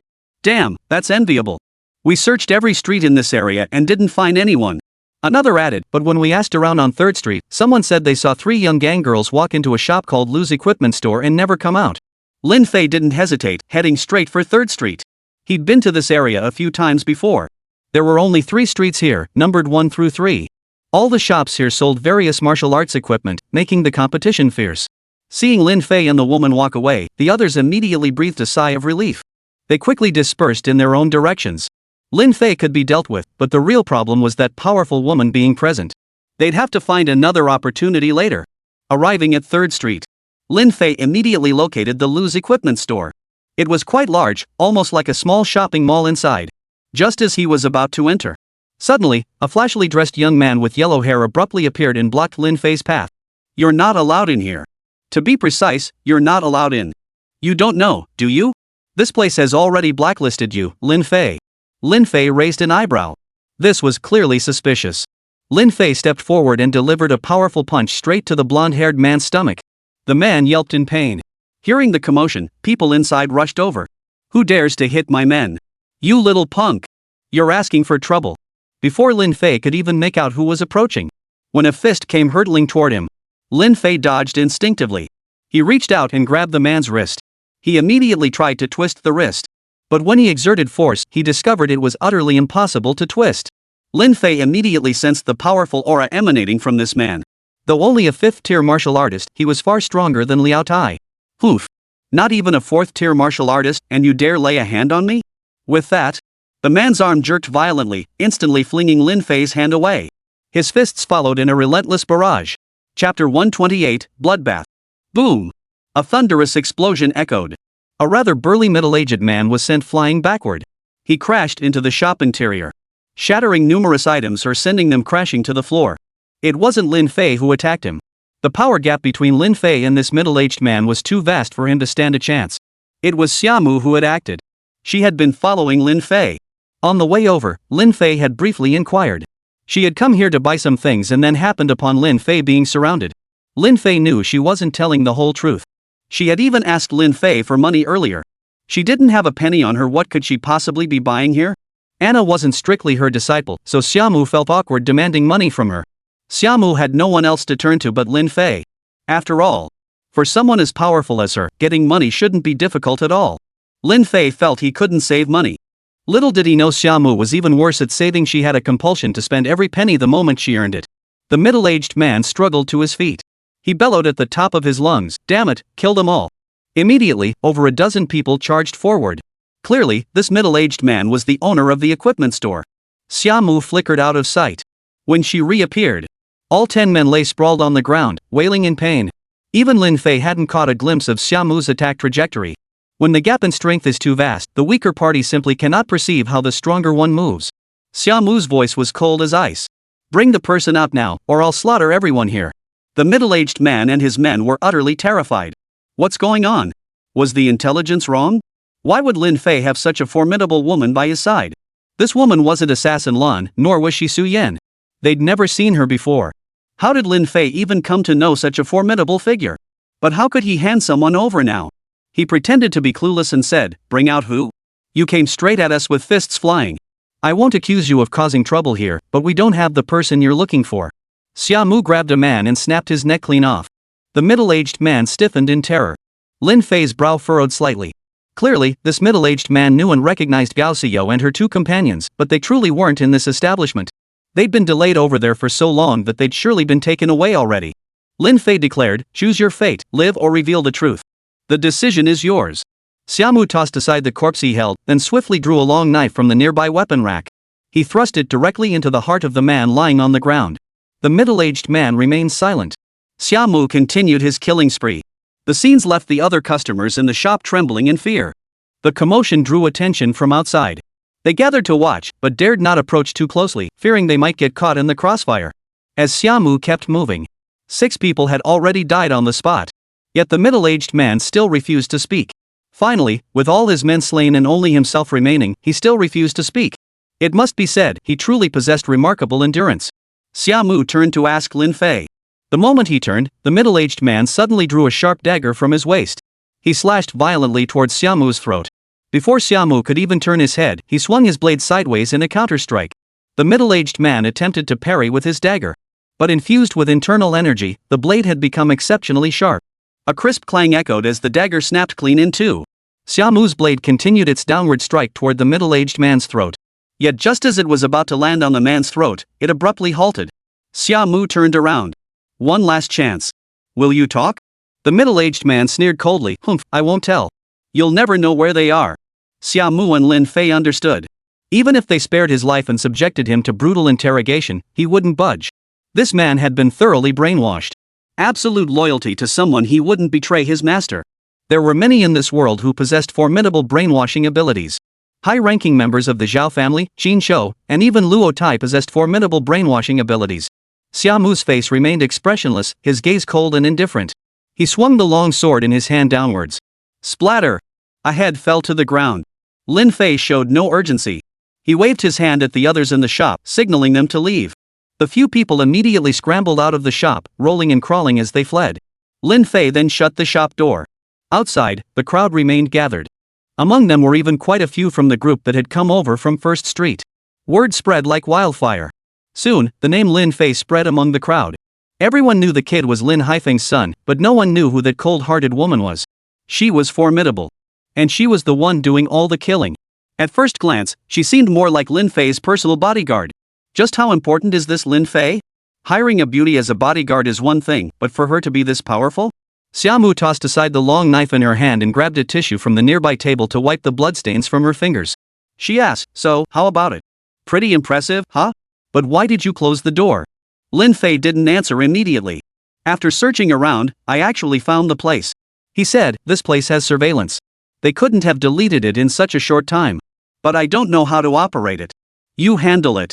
Xiaomu tossed aside the blood-stained tissue in her hand and replied calmly, disciple, I've taught you all these years, haven't I? Lin Fei raised an eyebrow. He sighed softly. Alright, don't play the sympathy card with me. Just tell me how much you want. Xiaomu chuckled. Not much, 10 million. Lin Fei raised an eyebrow. 10 million isn't much? Seeing this, Xiaomu reached out and clasped Lin Fei's hands. My dear disciple, even if it's a loan from your master, just add the interest. Please? Her tone was almost like she was pouting. Only Lin Fei had witnessed this and seen it many times. If Luo Tai had witnessed this scene, his jaw would have dropped on the spot. Lin Fei inquired, first, I need to know what you intend to use this money for. As the lender, I require details on its purpose. She must be facing some difficulties. Though she was always playful, even ditching Luo Tai to go shopping before the banquet. But she wouldn't normally ask anyone for money. She'd rather just take it directly. Of course, she'd only ever stolen from Lin Fei. Every penny he earned during his 7 years as an assassin was saved for her. Lin Fei had long known that the moment he entrusted her with his money, it would never return to him. She didn't even bother saving it. Every time Lin Fei earned a sum, she spent it immediately. Before Lin Fei descended the mountain, fearing she couldn't account for it, she slipped away silently ahead of time. Lin Fei wouldn't blame her. After all, it was only natural for a woman to spend money. Besides, she was his master, the debt of her nurturing surpassed all else. Xiaomu hurriedly said, I'll use it for the Xia family's revival. I'll bring Xia Qing along to thank you properly later. Whether her words were true or false. For now, he chose to believe her. He nodded. Alright, finish the current task first. I'll give it to you later. Xiaomu nodded and went to check the surveillance footage. Chapter 129, Found. Outside, chaos had erupted. Lin Haifeng's son, Lin Fei, had killed over a dozen people in this store. News like this was bound to grab attention. Word spread like wildfire, quickly reaching far and wide. Inside the shop, Lin Fei took advantage of Xiaomu checking the surveillance footage to wander around a few times. Everything sold here catered to martial artists' needs. Blades, spears, staffs, and other weapons, along with poisons and hidden weapons, everything was available. The materials were rather crude, though. Lin Fei wasn't impressed. Finally, he discovered the shop's ledger. Lin Fei confirmed his suspicions. The ledger clearly stated that it belonged to the Zhao family. Monthly settlements were required. All profits were reported in full. In other words, the boss they killed was essentially just a tool in the Zhao family's hands. A tool for generating profits and gathering intelligence for the Zhao family. Before long, Xiaomu found a lead. Lin Fei stepped forward to look. Sure enough, Gao Xiao, Ding Xiaoxiao, and Song Xan walked into the shop. But it wasn't the shop that drew them in. Rather, it was someone leading them inside. Much like a salesperson in a mall, once the pitch was successful, they ushered the customers inside. It was perfectly normal. But Gao Xiao and her two friends, being young and inexperienced, were easily swayed. The one who led them inside was a young man. He was lying on the floor over there, already lifeless. The store surveillance showed. Shortly after Gao Xiao and her two friends entered, they were drugged unconscious. A delivery van then pulled up to the entrance, a common sight in this area. In the footage, the three were loaded onto the delivery van and driven away immediately. The destination didn't appear to be outside the North District or even on another street. The exact destination, however, was unclear. Based on my familiarity with this area, that delivery truck must have been from nearby. I'd spotted it before during previous visits. Xiaomu immediately pulled out his phone and dialed a number. He inquired about the owner's identity and casually instructed them to send someone to track down the vehicle and its occupants. Lin Fei couldn't help but ask, "Who are you having investigate?" Xiaomu shot him a look. "Who else?" "The Hitman Group, of course." "Seriously, you're practically on par with Luo Tai in status, yet you don't know how to call in reinforcements? How could you let yourself get surrounded by that gang right here in North City?" Faced with Xiaomu's scolding, Lin Fei was momentarily speechless. From start to finish, Lin Fei hadn't even considered calling for backup. For him, it simply hadn't reached that critical point. Besides, it was addictive. But Lin Fei said no more. About 10 minutes passed. Xiaomu received a text message and said, "Let's go. The car is nearby. Someone over there has already secured the owner. We can just head straight over."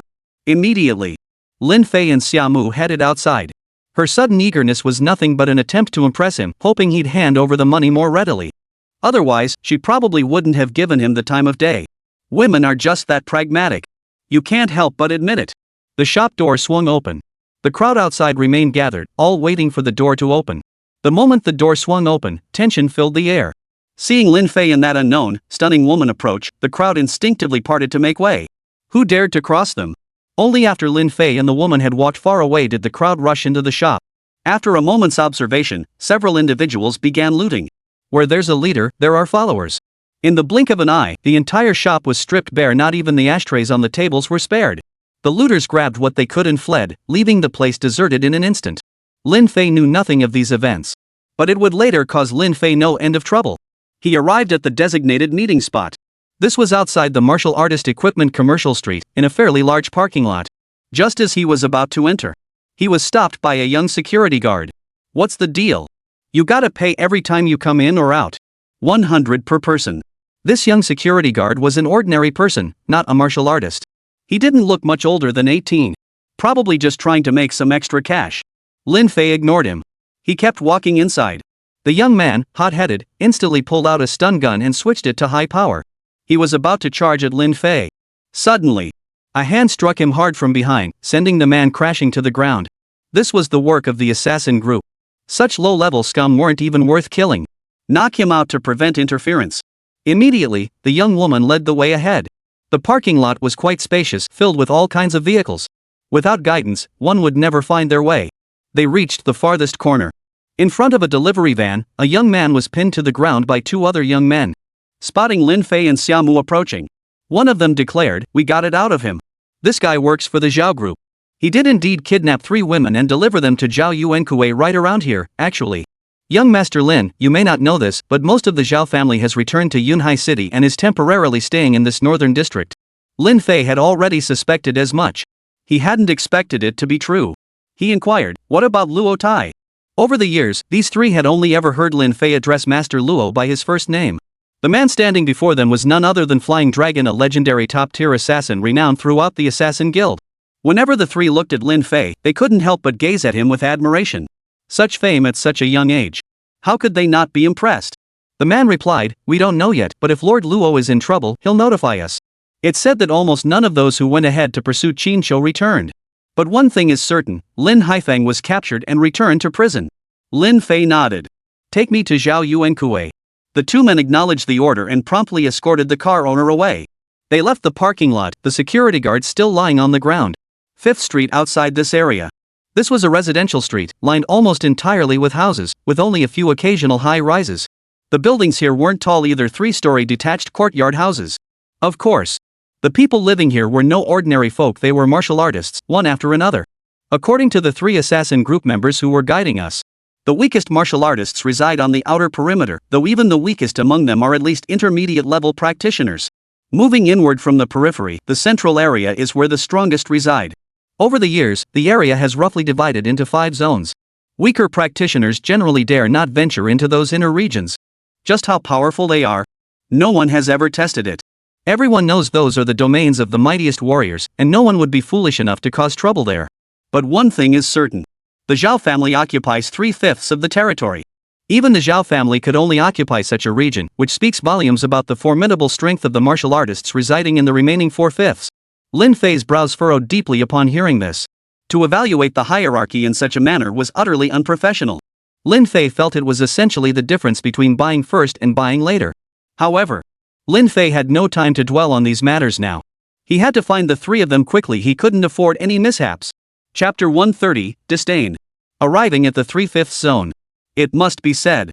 In this expansive residential district, the deeper he ventured, the more exquisitely crafted the exteriors and courtyard arrangements of the houses became. A palpable sense of extravagance permeated every corner. What those 3 said held some truth, but it wasn't entirely accurate. They arrived before a large, 3-story detached Western-style mansion. This was Zhao Yuankui's residence in the northern district. The courtyard appeared rather cluttered, as if long unoccupied and neglected, yet fresh signs of activity were evident within. Lin Fei instructed, "You 2 go ring the doorbell. Try to stall as long as possible, but avoid physical confrontation. I'll sneak in." Xiaomu asked, "Don't you need my help?" It was clear Xiaomu didn't want to help. But considering she needed to borrow money from Lin Fei, she felt obliged to be polite. Lin Fei had lived with her for 20 long years. The moment she wiggled her hips, Lin Fei knew exactly what she was up to. Lin Fei shook his head. "I'll go in alone. I'm an easier target. You stay out of it for now. Just let those 3 handle it." Xiaomu merely nodded. She had no desire to go in at all. Lin Fei also thought it would be quite convenient for her to go in. She was powerful. Without time to dwell on it, Lin Fei approached the courtyard wall and leaped over it. He landed directly within the courtyard. Inside the house, Gao Xiao, Ding Xiaoxiao, and Song Xian were bound to a large solid wood chair. "Stop struggling. You can't escape my grasp." In North City, this entire building is surrounded by our Zhao family. Lin Fei couldn't possibly come here. Give up that notion. Standing before Gao Xiao and the others was none other than Zhao Bo. Zhao Bo coldly declared, "Marry me willingly. Otherwise, Song Xian and Ding Xiaoxiao will be meeting the King of Hell shortly." Zhao Bo was dead set on forcing Gao Xiao into marriage. Gao Xiao blared at Zhao Bo with fury. "Who wants to marry you? You wish. Let me tell you this, I'll never love you. The day Lin Fei finds his way here will be the day you die." Hearing this, Zhao Bo burst into laughter.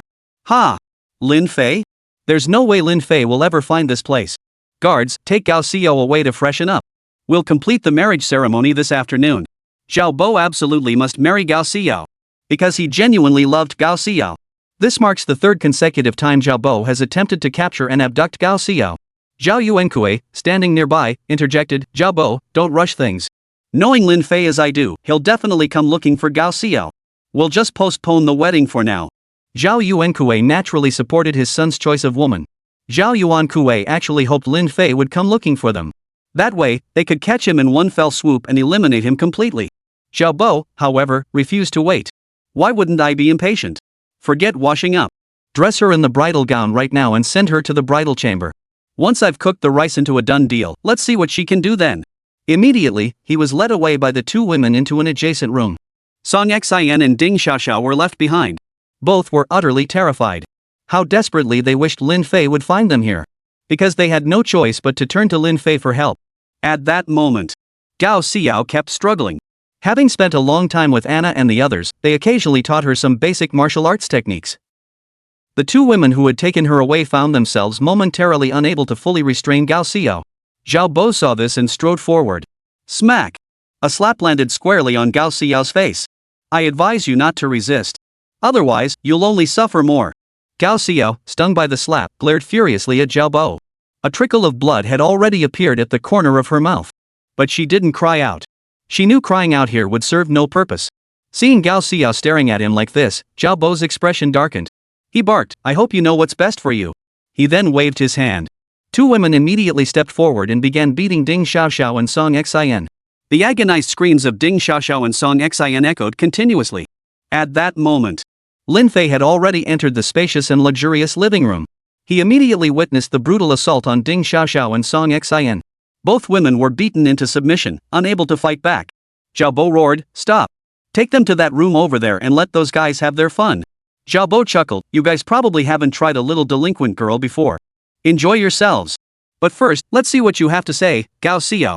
As Song Xin and Ding Xiaoxiao were about to be dragged into the adjacent room, those singled out by Zhao Bo wore expressions of excitement and anticipation. Gao Xiao suddenly grew frantic. This was bad. Gao Xiao gritted her teeth. "Alright, don't hurt them. I'll agree to your demands." Hearing Gao Xiao's agreement, Zhao Bo waved his hand, signaling for them to be released. Ding Xiaoxiao and Song Xin both breathed a sigh of relief. But both understood that Sister Xiao had sacrificed herself to secure this brief reprieve. Seeing the three in distress, Lin Fei couldn't sit idly by. He coldly declared, "You have 3 seconds to take your filthy hands off my sister." Hearing that voice, everyone present shuddered instantly. Lin Fei's voice was all too familiar to everyone present. They looked over and saw Lin Fei had truly appeared here. How had he managed to arrive so silently? Gao Xiao and the others saw Lin Fei arrive, their eyes immediately lighting up. It was like a drowning person suddenly grabbing a lifeline, a feeling of escaping certain doom. Zhao Yuan Kuei frowned deeply. "Lin Fei, I never imagined you'd actually find your way here. I suspect you must have subdued that delivery driver and forced his confession. But it doesn't matter. You're dead here." This was his home turf. He certainly wasn't afraid of Lin Fei alone. Meanwhile, outside, a dispute erupted. Who knows how those three got themselves into this mess, dragging the conflict out until now. But it didn't really matter. Among the 15 people in this living room, Zhao Yuankue possessed the greatest strength. It had been a while since I last saw him, but Zhao Yuankue seemed to have grown tremendously. He's actually reached the 4th-tier warrior realm. This development was quite unexpected for Lin Fei. Aside from him, the rest were mostly at the 1st or 2nd-tier martial artist level. Even at the 1st and 2nd tiers, they could clearly sense the powerful martial aura emanating from Lin Fei. He was a 3rd-tier martial artist above them, approaching the 4th tier. Whose life isn't precious? The idea of risking their lives to fight Lin Fei filled each of them with deep reluctance. Zhao Yuankue, relying on his 4th-tier martial arts cultivation, held Lin Fei in utter contempt. In Zhao Yuankue's view, a 4th-tier martial artist should crush a 3rd-tier opponent. Zhao Yuankue sneered, "Little Lin Fei, with your measly 3rd-tier martial arts cultivation, I'll let you have one hand." With that, he made an extremely provocative gesture toward Lin Fei. Lin Fei paid him no mind. He stated calmly, 3 seconds are up." The moment the words left his mouth, Lin Fei launched his attack abruptly. Instantly unleashing the ghost shadow step, he deftly sidestepped Zhao Yuankue. He appeared directly behind him. Chapter 131, Emerging from the Mountain. Boom! Lin Fei unleashed a double punch. They slammed into the stomachs of the 2 women escorting Gao Xiao. With a dull thud, the 2 women were sent flying backward. Lin Fei grabbed Gao Xiao and pulled her into his arms to prevent further injury. Gao Xiao froze in surprise. It was the first time Lin Fei had ever held her. The closeness of his embrace made her cheeks flush instantly. Though she disliked Lin Fei intensely, he always appeared the moment she was in danger, rescuing her from the brink of disaster. For a tough girl like her, was overwhelming. To this day, no one else had ever been willing to do this for her. Was he really her brother? If he were her biological brother, Gao Xiao couldn't shake the bitter taste in her heart. After all, a man as exceptional as Lin Fei was truly a rare find. At that moment, Zhao Yuankue snapped out of it. He roared angrily, "You little punk! Causing trouble in my Zhao Yuankue's house? You're asking for it." Before the words had even left his mouth, Zhao Yuankue launched a direct attack. His attack relied solely on fist techniques. Compared to the boxing techniques he had cultivated, however, Zhao Yuankue's moves were rather rudimentary. Only when his attack arrived, Lin Fei finally sensed its true power. Lin Fei's heart skipped a beat. Damn it, a counter move. And Zhao Yuankue's counter was quite peculiar. His initial strike seemed ordinary, almost laughably predictable. But the moment it reached his face, the force and speed surged several times over, fully demonstrating the formidable power of a 4th-tier martial artist. Life and death battles between warriors rarely involve flashy, frivolous exchanges. Most engage with full force, striving to crush their opponent with a single decisive strike. Lin Fei, naturally, held nothing back. Facing a 4th-tier martial artist, Lin Fei dared not take him lightly. Zhao Yuankue's fist came hurtling toward him. Lin Fei chose not to meet it head-on. Instead, he executed the Ghost Shadow Tracker step to evade. With astonishing speed and an unexpected angle, he circled around to Zhao Yuankue's rear. This was Lin Fei's strategy. Once he was behind Zhao Yuankue, Lin Fei delivered a fierce punch directly above Zhao Yuankue's head. Boom! Zhao Yuankui hadn't anticipated Lin Fei's move at all, so he hadn't channeled any inner energy to protect his head. Lin Fei's punch landed squarely on Zhao Yuankui's head. This punch carried a force of no less than 4,600 Jin. It had already reached the level of a 4th-tier martial artist. As a fellow 4th-tier martial artist, Zhao Yuankui was utterly defenseless against this blow. The blow instantly crushed Zhao Yuankui's skull flat. The impact shattered Zhao Yuankui's skull. Immediately, streams of crimson blood gushed from the top of Zhao Yuankui's head. Lin Fei gave him no chance to catch his breath. Another punch slammed into Zhao Yuankui's heart. Thud! Another muffled thud echoed. This punch shattered Zhao Yuankui's rib cage, the bones piercing directly into his heart with the force. Under the immense force, Zhao Yuankui's face instantly froze. Then his entire body stiffened.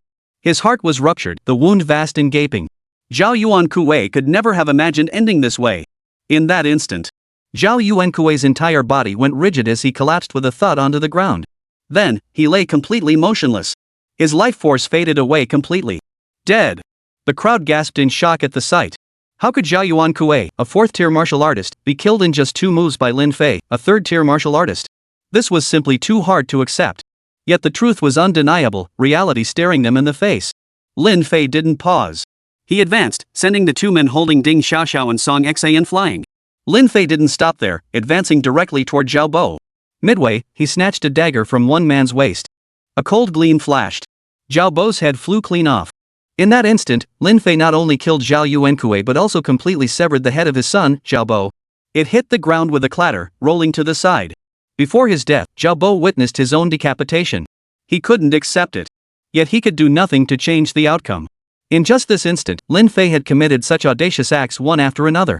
The surrounding crowd was frozen in terror, unable to move. Lin Fei said, "Alright, I'll take you guys somewhere else to have some fun." Gao Xiao and the other 2 immediately nodded. At this critical juncture, they dared not utter another word. Lin Fei had just killed Zhao Yuankui and Zhao Bo, father and son, right here. Such ruthless killing moves weren't something ordinary people could pull off.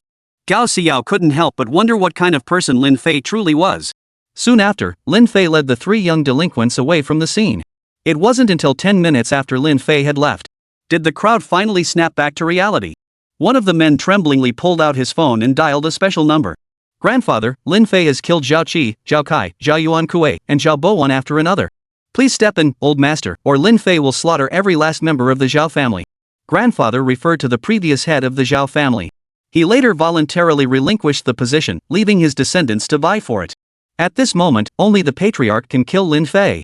In another province, beneath an unnamed mountain peak, beside a murmuring river, an elderly man, his age evident, held a simple fishing rod as he cast his line into the river.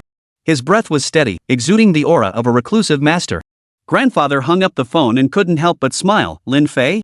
He must be Lin Haifeng's son. Well done, he's killed several members of our Zhao family. Suddenly, the fishing rod in his hand began to jerk violently. The old man yanked it up, revealing a large fish hooked on the line. No one knew that there was no hook at all on the line beneath the old man's rod. Yet without a hook, he still managed to catch a fish. The old man remarked calmly, "The big fish has taken the bait. It seems I should be heading back." At that moment, Lin Fei remained unaware that a massive crisis was quietly approaching. Lin Fei shielded Gao Xiao and the other 2 as they walked outside the mansion. Xiaomu had already arranged for a vehicle. Everyone got into the car. After that, Gao Xiao and the others were in no state to continue sightseeing. The series of unexpected events had left them overwhelmed. They had no desire to continue shopping. Following their mutual decision, they headed straight back to Xiqing district. With nowhere else to go, they headed to Lin Fei's home. No one else was home. Only Su Jiaojiao, Yang Xiao, and Shen Xinyu were present. Anna was managing the assassin group, while Su Yan had returned to her own territory to handle affairs. Upon returning, Xiaomu clung tightly to Lin Fei's side. "Alright, you don't have to follow me so closely. My memory isn't that bad." Lin Fei handed his phone to Su Jiaojiao. He asked her for help. Lin Fei was hopeless when it came to online transfers on his phone. Su Jiaojiao fiddled with the phone for a moment and transferred the 10 million into Xiaomu's account. Xiaomu beamed with joy the moment the money arrived. "Wow!"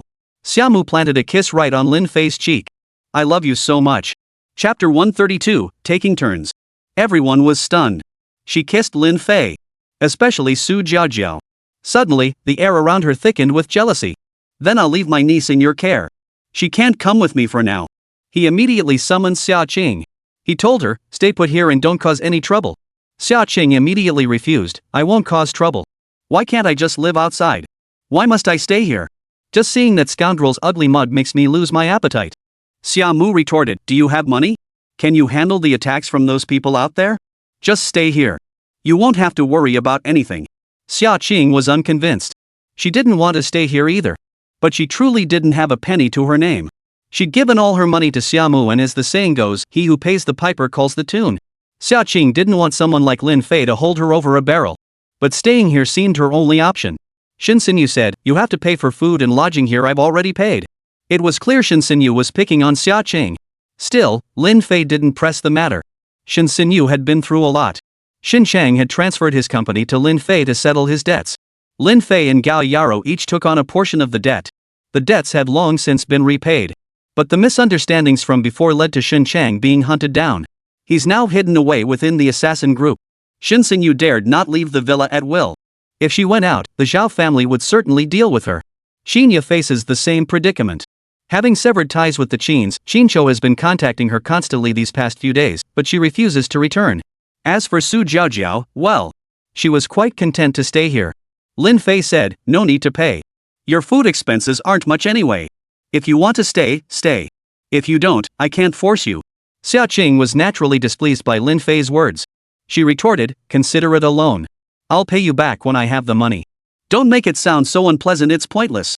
Xia Qing was deeply annoyed with Lin Fei, yet she had no other options. When you're under someone's roof, you have to bow your head. Xia Mu promptly left. Lin Fei didn't pry into what she was going to do. Lin Fei said, no need. I'm not short on money. If you can live here, stay. If you can't, leave. Xia Qing snorted coldly. What do you mean by that? I haven't even settled the score with you for your earlier harassment. So many days had passed since that incident, yet she brought it up again. Lin Fei retorted, what about you impersonating me and ruining my reputation? Besides, I didn't know you were a woman back then. Xia Qing retorted immediately, you could have asked. Instead, you just grabbed my chest. Lin Fei was momentarily speechless. Groping was a special circumstance. He had been grabbing her neck, but she unexpectedly jumped up. Of course. Lin Fei wasn't going to argue with her. You can reason with anyone, but never try to reason with a woman. Because most women don't truly engage in reasoned discussion, they often dismiss it with just a word or two. Fine, I'll pay you back later. You better keep a detailed record of every penny. Also, since I paid, that makes me the customer here. Whatever I want to eat or need, you're responsible for providing. Lin Fei raised an eyebrow. How could she, a guest in someone else's home, speak with such confidence? Just then, Shen Xinyu and the others, who had just returned to their room, heard this and came back. Shen Xinyu snapped angrily, hey, do you think Lin Fei owes you something? You need to know your place. Here, or rather, throughout the entire Maple Leaf neighborhood, Lin Fei is the master, while you are a guest under someone else's roof, not a visitor here. So, from now on, we can provide you with food and lodging, but you must help with household chores. Come here, we need to reassign responsibilities. This was Shen Xinyu's proposal. Each person would be responsible for cleaning the house and courtyard daily, taking turns. Shen Xinyu brought this up mainly because she knew she had wronged Lin Fei before. Now she wanted to make amends, but empty words were meaningless. She needed to take concrete action, something Lin Fei could see, to try and resolve this misunderstanding. Su Jiaojiao then called over Gao Xiao and the other three. Su Jiaojiao said, with us here, there are already 6 people. You coming makes 7. At this point, Gao Xiao and the other 2 were still unaware of what was happening. But seeing the looks on everyone's faces, they sensed it wasn't good news for them. Gao Xiao hurriedly protested, don't count us 3. We're students. Besides, Lin Fei promised me that once I get into a top university, once I get excellent grades, I'll be completely free. No one will be able to control me. Su Jiaojiao replied, if you really get in, I'll be happy for you. But there's one problem, how will you pay for tuition? As far as I know, your mother, Gao Yaro, seems to have cut you off, and all your accounts are frozen. That is indeed a problem. Lin Fei countered, don't worry about that yet. Whether I get in or not is still up in the air. Hearing this, Gao Xiao retorted, don't underestimate me. I'll definitely get in. You'll see tomorrow. Ding Xiaoxiao and Song Xian chimed in defiantly, we've been studying so hard lately, and we performed well on the exams. Don't underestimate us, Lin Fei. If we get into top universities, what will you say then? Lin Fei replied, getting in would be great, of course. If all of you get in, I'll reward each of you with 10 million. Gao Xiao and the others chimed in unison, you mean it? Lin Fei nodded. After all, she was his little sister.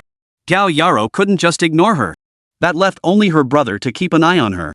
Lin Fei said, of course, this money isn't free. You still have summer vacation, you'll be doing chores at home. Learn some household chores from the teacher so you can take care of yourselves when you go to college. Su Jiajiu seized the chance to echo him. Facing this relentless pressure, the three inexperienced young girls couldn't hold out. The three nodded in agreement. All eyes then turned to Xia Cheng. Seeing the women before her all subdued by Lin Fei. What was so great about this scoundrel? His looks were nothing special, and there wasn't a single spark of brilliance about him. Xia Cheng couldn't figure it out. But if she refused, she wouldn't be able to stay in this villa any longer. Even her aunt now needed to borrow money from Lin Fei. The Xia family was desperately short on cash right now. So she said, fine, I'll do it. But I won't be shortchanged either. So doing housework would cover my room and board here. Su Jiajiu and the others agreed to her terms. Finally, things have settled down. Lin Fei breathed a slight sigh of relief. Fortunately, Su Jiajiu was on his side.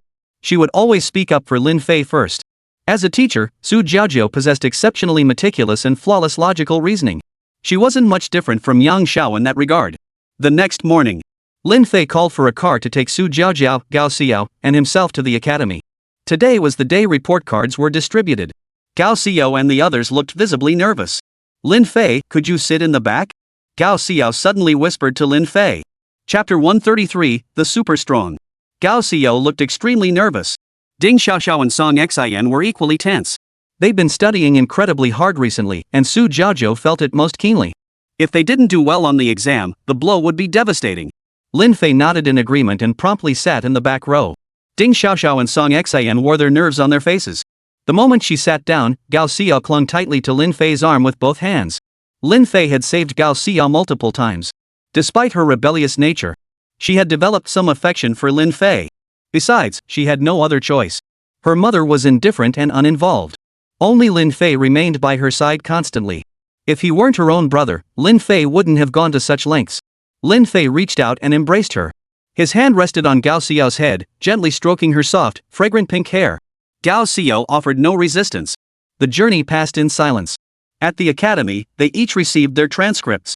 Surprisingly, Gao Xiao, Song Xian, and Ding Xiaoxiao all received extremely poor exam results. In other words, they hadn't even met the minimum passing requirements for most universities. Upon seeing the transcripts, Ding Xiaoxiao and Song Xian didn't seem particularly affected. It was Gao Xiao, however. Her scores weren't bad, but they were quite average. After all, they didn't even meet the minimum requirements for a regular university. Oh no, what should I do? Lin Fei, what should I do? Gao Xiao began to cry uncontrollably. In the blink of an eye, her tears had soaked through her shirt. Lin Fei pulled her into his arms. He said, it's okay if you don't do well on the exam. You still have me, your brother. Gao Xiao clung tightly to Lin Fei. She sobbed, I don't want you to take care of me. I can support myself, but I didn't even make the passing score. Ding Xiaoxiao and Song Xian also came to comfort her. Truthfully, neither of them cared about grades at all. Their mothers had successful careers, and they could join their mothers' companies. They were fully capable of supporting themselves. But Gao Xiao was different. Yao Yaro had essentially given up on Gao Xiao, making it virtually impossible for her to join the Gao group. She had nowhere to go. The only option left was to stay by Lin Fei's side. But she didn't want that. That's why she launched such vicious verbal attacks against Lin Fei. Gao Xiao wept, I'm sorry, Lin Fei. I'm truly sorry. She wasn't some despicable little delinquent. Lin Fei's sacrifices for her were clear to Gao Xiao. She was just accustomed to a wild lifestyle and simply couldn't accept Lin Fei. After living alone for over a decade, a man suddenly appeared, a man she had already engaged in a fierce martial clash with. And then to be told he was her own brother? For the young and naive Gao Xiao, it was utterly unbearable. Ding Xiaoxiao, Song Xian, and the others watched as Gao Xiao threw herself into Lin Fei's arms, wailing uncontrollably. They were utterly stunned. All along, not just Ding Xiaoxiao and Song Xian, but everyone else knew Gao Xiao supposedly had an older brother named Lin Fei. But their relationship wasn't good. Gao Xiao also disliked Lin Fei intensely. At this very moment, Gao Xiao was burying her face in Lin Fei's chest, crying openly without restraint. Gao Xiao had her vulnerable side too. Had Lin Fei not come today, Gao Xiao would never have shown this side of herself. Only in front of Lin Fei could she reveal this side of herself. Lin Fei said, if you don't get in, it's no big deal. Whatever you want, I can give it to you. Gao Xiao gradually stopped crying. Seeing her fair, delicate face streaked with tears, she truly looked heartbreakingly adorable. At that moment, Wang Zhengchu approached. Gao Xiao, don't worry about the exam results. I can arrange for you to repeat the year and try again next year. Generally, such arrangements aren't permitted. But Gao Xiao is Lin Fei's sister. She's the flying dragon assassin who fought alongside Master Luo. Special treatment is only natural. Gao Xiao wiped away her tears and took a few deep breaths. Then she said, "No, I don't think it's worth it." Lin Fei didn't understand either, but he still said, "Then go repeat the year. All three of you together. Don't overthink it, I'll cover all the expenses." Under the relentless persuasion of the group, Gao Xiao finally nodded in agreement. Seeing Sister Xiao agree, Ding Xiaoxiao and Song Xian also gave their consent. Wang Zhangchu said, "No problem. Actually, repeating a year is quite normal. Just a few years ago, repeat students made up about half of all college entrance exam takers. After the 2-month summer break, you can come register. You three don't need to come and specially just show up when the new semester starts." Ding Xiaoxiao and Song Xian didn't seem particularly affected. Only Gao Xiao felt the strongest emotions. The three of them had barely studied at all, spending their days either skipping class or on their way to skip class. Cramming at the last minute, it was only natural they performed poorly. This wasn't Su Jiaojiao's fault. Su Jiaojiao had taught them as hard as she could. Had she not taught them at all, Gao Xiao and the others would have scored zeros. But because she did teach them, Gao Xiao and the others managed to score just barely above the passing threshold for average universities. Gao Xiao's mood gradually stabilized. Then, a hoarse voice echoed from behind the group, "Who is Lin Fei?" Everyone turned to look. Behind them stood an elderly man clad in black, his frame rather gaunt and his hair streaked with gray. Though the old man radiated an air of advanced age. Yet upon closer inspection, one would notice his face was entirely devoid of wrinkles. His skin was as smooth as that of a man in his 30s. What astonished Lin Fei most was, the old man had appeared behind him without a sound. Lin Fei hadn't sensed him at all. Who was he? Lin Fei coldly demanded, "What do you want with me?" Suddenly, the old man materialized directly before everyone. In the next instant, he materialized directly before Lin Fei. In an instant, he unleashed a palm strike, aiming straight for Lin Fei's chest. Lin Fei had no time to react to this strike. But years of reflex training had ingrained muscle memory into his body. Muscle memory allowed him to instantly block or counterattack when danger struck. This was a reflex entirely beyond conscious control. Lin Fei met the strike head-on with both fists. Upon impact, a sharp crack echoed. Bone snapped. Only then did Lin Fei's mind register what had happened. This alone demonstrated just how terrifying the old man's speed truly was. His strength was also immense. Immediately, an excruciating pain shot through his hands. Immediately after, a tremendous force violently propelled Lin Fei backward, sending him flying several meters before he finally came to a halt. Gao Xiao and the others rushed over to help Lin Fei up. Wang Zhengde roared with fury, "Who the hell are you to dare attack someone on my turf?" He immediately pulled out his walkie-talkie and called for backup. Meanwhile, Gao Xiao exclaimed in horror, "Lin Fei, your hand." The others followed suit, their faces filled with horror. Lin Fei finally looked down. His massive frame trembled violently. His hands were severed cleanly at the wrists, stark white bone protruding from the torn flesh. Thick, crimson blood flowed continuously from the broken wounds. Unbearable waves of pain pierced his heart. This agony was not something an ordinary person could endure. Chapter 134, Beloved Disciple. If I recall correctly, your name is Wang Zhangchu. I advise you not to act recklessly, or I will kill you. My target is Lin Fei, no one else matters. The old man said coldly. Wang Zhangchu roared in fury, "Whoever you are, as long as I'm here, you won't harm young Master Lin. I deserve to die 1,000 deaths." No sooner had the words left his mouth. Immediately, over 20 men appeared from all directions. They surrounded the old man completely, though they did not immediately attack. Meanwhile, Gao Xiao wanted to reach out and help Lin Fei, but she didn't know how to assist him. Her voice trembled as she asked, "Lin Fei, your hand is broken. What should we do?" Even Su Jiaojiao was seeing Lin Fei injured for the first time. And so severely. Lin Fei gritted his teeth. "It's fine, Xiao. There's a bottle of medicine in my pocket. Get it out." Gao Xiao hurriedly complied. She reached into Lin Fei's pocket and pulled out an ordinary glass bottle. "Take out the 2 pills inside and give them to me to swallow." Gao Xiao complied. Su Jiaojiao handed over the half-empty bottle of mineral water she was holding. After swallowing the pills, Lin Fei immediately felt the pain in his wounds subside. "This stuff is for pain relief." Lin Fei channeled his internal energy onto the wound, circulating it through the injured area. The bleeding quickly stopped, no longer dripping onto the ground. Lin Fei extended his right arm, which immediately began to tremble violently. The fractured bones snapped back into place. The torn flesh began to rapidly repair itself under the influence of his internal energy. Then came the left hand.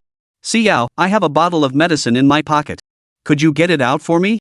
As Gao Xiao retrieved it, Lin Fei instructed her to reach inside with her finger and retrieve a glob of green, viscous ointment. He spread it evenly over the wounds on both hands. Immediately, an intense burning sensation spread around the wounds. This signaled the wounds were rapidly healing. But to fully restore them to their original state would take at least half an hour. As an assassin, carrying medicine was essential. Even if not for self-treatment, they can be used to treat others. After all, minor scrapes and bumps are inevitable when out and about. At that moment, the old man was gaunt and frail, clearly not a martial artist. Moreover, Lin Fei carefully recalled the aura from earlier. He sensed that the old man wasn't a martial artist either. A very peculiar aura.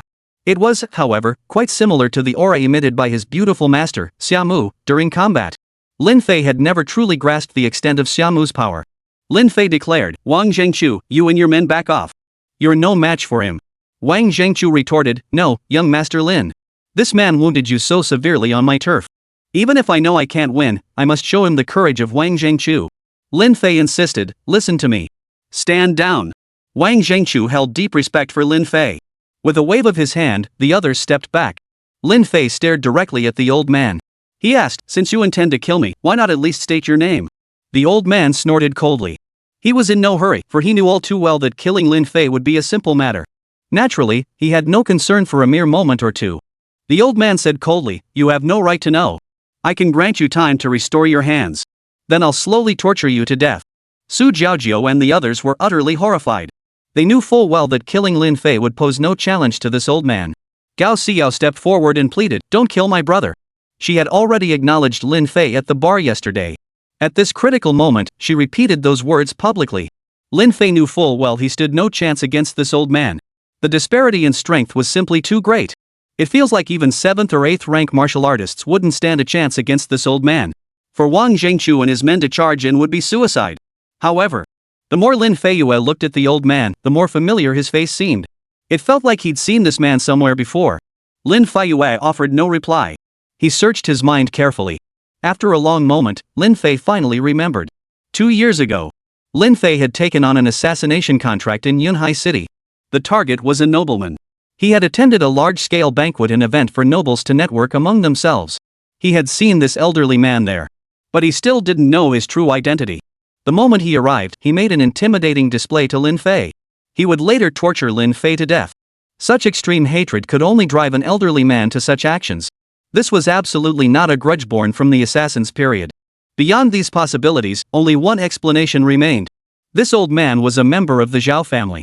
The Zhao family is currently upheld by 4 brothers. Zhao Yuanxuan and Zhao Yuankui are both dead. Zhao Qi, Zhao Bo, and Zhao Kai are also dead. Such a massive loss all at once, who should step forward? Naturally, it would be the previous patriarch of the Zhao family, known as the Old Master Zhao, who has always maintained an air of mystery. Though he maintained a low profile and shrouded himself in mystery, information about him still circulated. The assassin group in the northern district had previously gained some insight into him. The patriarch of the Zhao family was a rather gaunt-looking elder who favored wearing all black attire. Most often, he wore a black mandarin jacket paired with black cloth shoes. A very old-fashioned style of dress. All these characteristics perfectly matched the old man standing before him. This must be the man. Zhao family patriarch's name was Zhao Heiyan. He was 89 years old at the time, with unknown combat prowess. At 89, he was as vigorous and energetic as a man in his 30s. This alone speaks volumes about his formidable strength. Lin Fei said, "Oh, I remember now, you're Zhao Heiyuan." The old man chuckled. "It surprises me that a youngster like you knows me." His expression immediately hardened with fury. "Knowing the Zhao family has me, you dared to kill multiple elites of my clan, including my son and grandson." Lin Fei sneered coldly. "They deserved to die. If I could, I'd kill you too." Everyone gasped in shock. Though none had met Zhao Heiyuan personally, they had all heard of his formidable reputation. Lin Fei actually dared to challenge him. Not a trace of fear for Zhao Heiyuan flickered in his eyes. With such a vast disparity in strength, why was he still unafraid? Zhao Heiyuan sneered, "A young bull fears no tiger. I regret not chasing you down back then and killing you, you mangy mutt. But it doesn't matter. I can still kill you now." No sooner had the words left his mouth. Zhao Heiyuan suddenly launched his attack. Lin Fei couldn't block his attack. Especially with the wounds on his hands still unhealed, it would take at least another 27 minutes. As Zhao Heiyuan's attack closed in on Lin Fei, suddenly, a striking figure appeared. Immediately, a cold, furious voice rang out, "So you're the one from back then?" Boom! A thunderous crash. The old man was knocked back. Xiamu also stumbled back several steps. Judging by this single confrontation, Xiaomu's strength was slightly superior to Zhao Haiyuan's. Everyone gasped in shock. Lin Fei was astonished. How had Xiaomu appeared here? Zhao Haiyuan, you injured my beloved disciple. Do you think I, her master, don't exist? Xiaomu glanced at the wound on Lin Fei's hand. Her eyes blazed with fury, and not just for Lin Fei. Chapter 135, Evenly Matched. Oh? Xiaomu. It's you, woman. What a delightful surprise. Zhao Haiyuan appeared both startled and delighted. Yet his eyes betrayed a glimmer of anger. He seemed to harbor even deeper resentment towards Xiaomu. I knew there must be secrets hidden within the beautiful master Xiaomu. Just as I suspected. She had never revealed her true origins to Lin Fei. When Lin Fei asked as a child, Xiaomu had evaded the question. Later, after becoming an assassin and growing closer to Luo Tai, he asked again, but she still wouldn't say. Now that Luo Tai had vanished without a trace, Xiaomu still wouldn't speak plainly. There was only one person left to ask, Xia Qing. Xiaomu declared, I've been tracking you without a single lead, yet here you are appearing on your own and wounding my beloved disciple. Xiaomu had long ago taught Lin Fei how to heal himself quickly. You have two choices, apologize to my beloved disciple, or I will torture you to death. Hearing this, Zhao Haiyuan sneered, with you? Not finishing you off back then was truly my mistake. But I can still wipe you out now. Both men's expressions turned intensely furious. Clearly, they harbored deep-seated grudges against each other. The Xia family. Lin Fei found no records. It seemed Luo Tai had deliberately concealed all information concerning the Xia family. As long as I'm here, your Xia family will never rise again. Furthermore, Lin Fei, don't even think about reviving the Lin family. Lin Haifeng escaped prison but has already been recaptured. Do you really believe he's that formidable? I advise you both to surrender willingly. That way, I might even arrange for you to see Lin Haifeng one last time. Zhao Haiyuan was about to continue. But Lin Fei cut him off. First, Lin Haifeng is him, and I, Lin Fei, am me. Don't conflate the two. Second, I'm not afraid of you. Lin Fei flexed his wrist. It could move again. But only 1/3 of the bone joints inside had healed. Only 1/3 of the surrounding flesh and skin had regenerated. Full recovery would still require at least 20 more minutes. After taking the medicine and applying the ointment, the pain had subsided. Zhao Haiyuan couldn't help but sneer at the words. Lin Fei, I must say I admire your courage. You're just showing off your reckless bravado. How could a 4th-rank martial artist like you possibly stand against a 9th-rank martial artist like me? 9th-rank martial artist? Lin Fei was utterly shocked. I've never seen a 9th-tier martial artist before. Xiaomu interjected, he's not a 9th-rank martial artist, but he's even higher than that. Regarding martial artists, Lin Fei currently only knew there were 9 ranks. But the realms couldn't be that simple, nor could one reach the pinnacle so easily. What realm lay beyond the 9th rank? Lin Fei had no idea. Xiaomu continued, step back. You're no match for him. Lin Fei nodded. He immediately ordered Gao Xiao, Su Jiaojiao, and the others to retreat. Lin Fei also thought to himself that he must lie low for a while. His strength was too weak, he was no match for these old hands. Su Jiaojiao asked in confusion, I'm a martial artist too. What exactly is a 9th-rank martial artist? Sounds like some kind of super-powered being. Lin Fei replied, of course they're super strong. There exists a group of martial artists who stand at the very pinnacle of all practitioners. This group is beyond our capabilities. Let's retreat further. The group retreated several more steps. Ding Xiaoxiao retorted, haven't you beaten so many martial artists lately? I thought you were invincible.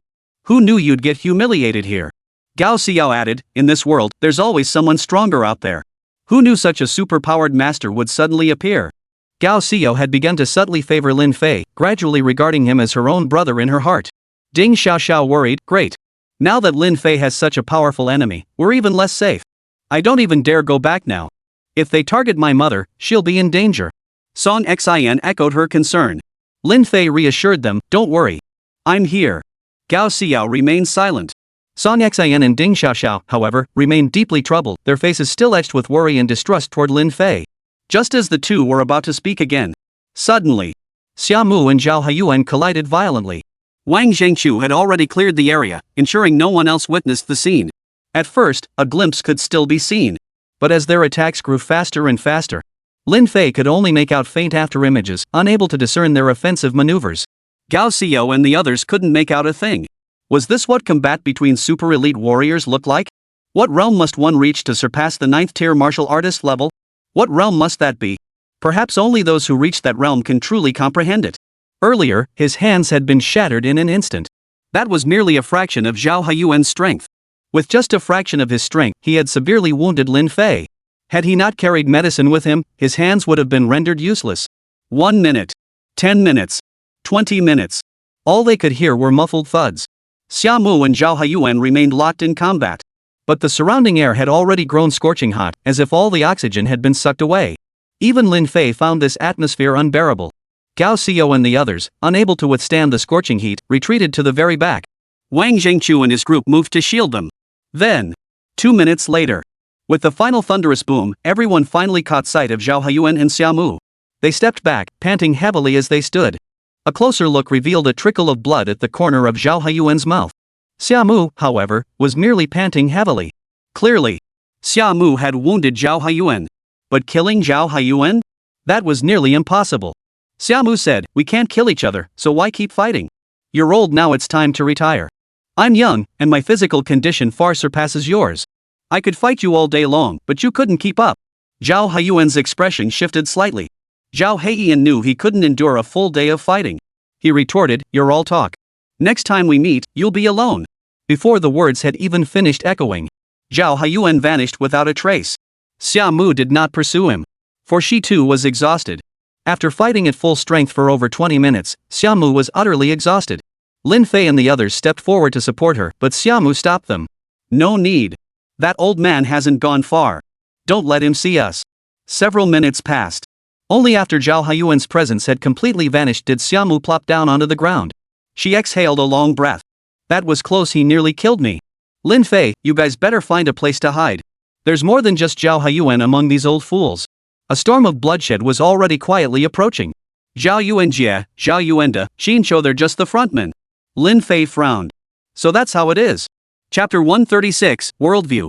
"You mean there's more than just Zhao Haiyuan among these superpowered beings? There are many more?" Ding Xiaoxiao hurriedly asked. Lin Fei first helped Xiaomu into the academic building and found a classroom where they sat down. Wang Zhengqiu and the others cleared everyone else out of the academy grounds. Only then did Xiaomu speak up. "Of course. The martial arts world has its own pyramid structure. Those at my level and Zhao Haiyuan's are merely the lower tiers beneath the apex. There are quite a few powerful individuals standing at the very apex of that pyramid. Yunhai City is no longer peaceful. So, those who need to strengthen their ability should do so, and those who need to hide should do that too. There are no outsiders here." Lin Fei then asked Xiaomu, "Beyond the 9th tier martial artist, what other realms exist?" Xiaomu explained, "Martial artists only have 9 ranks. Beyond that, they are called martial cultivators. Beyond that, there are cultivators.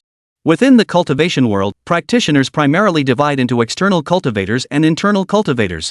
Beyond these, there are also poison cultivators, bug cultivators, and others, all niche and obscure paths.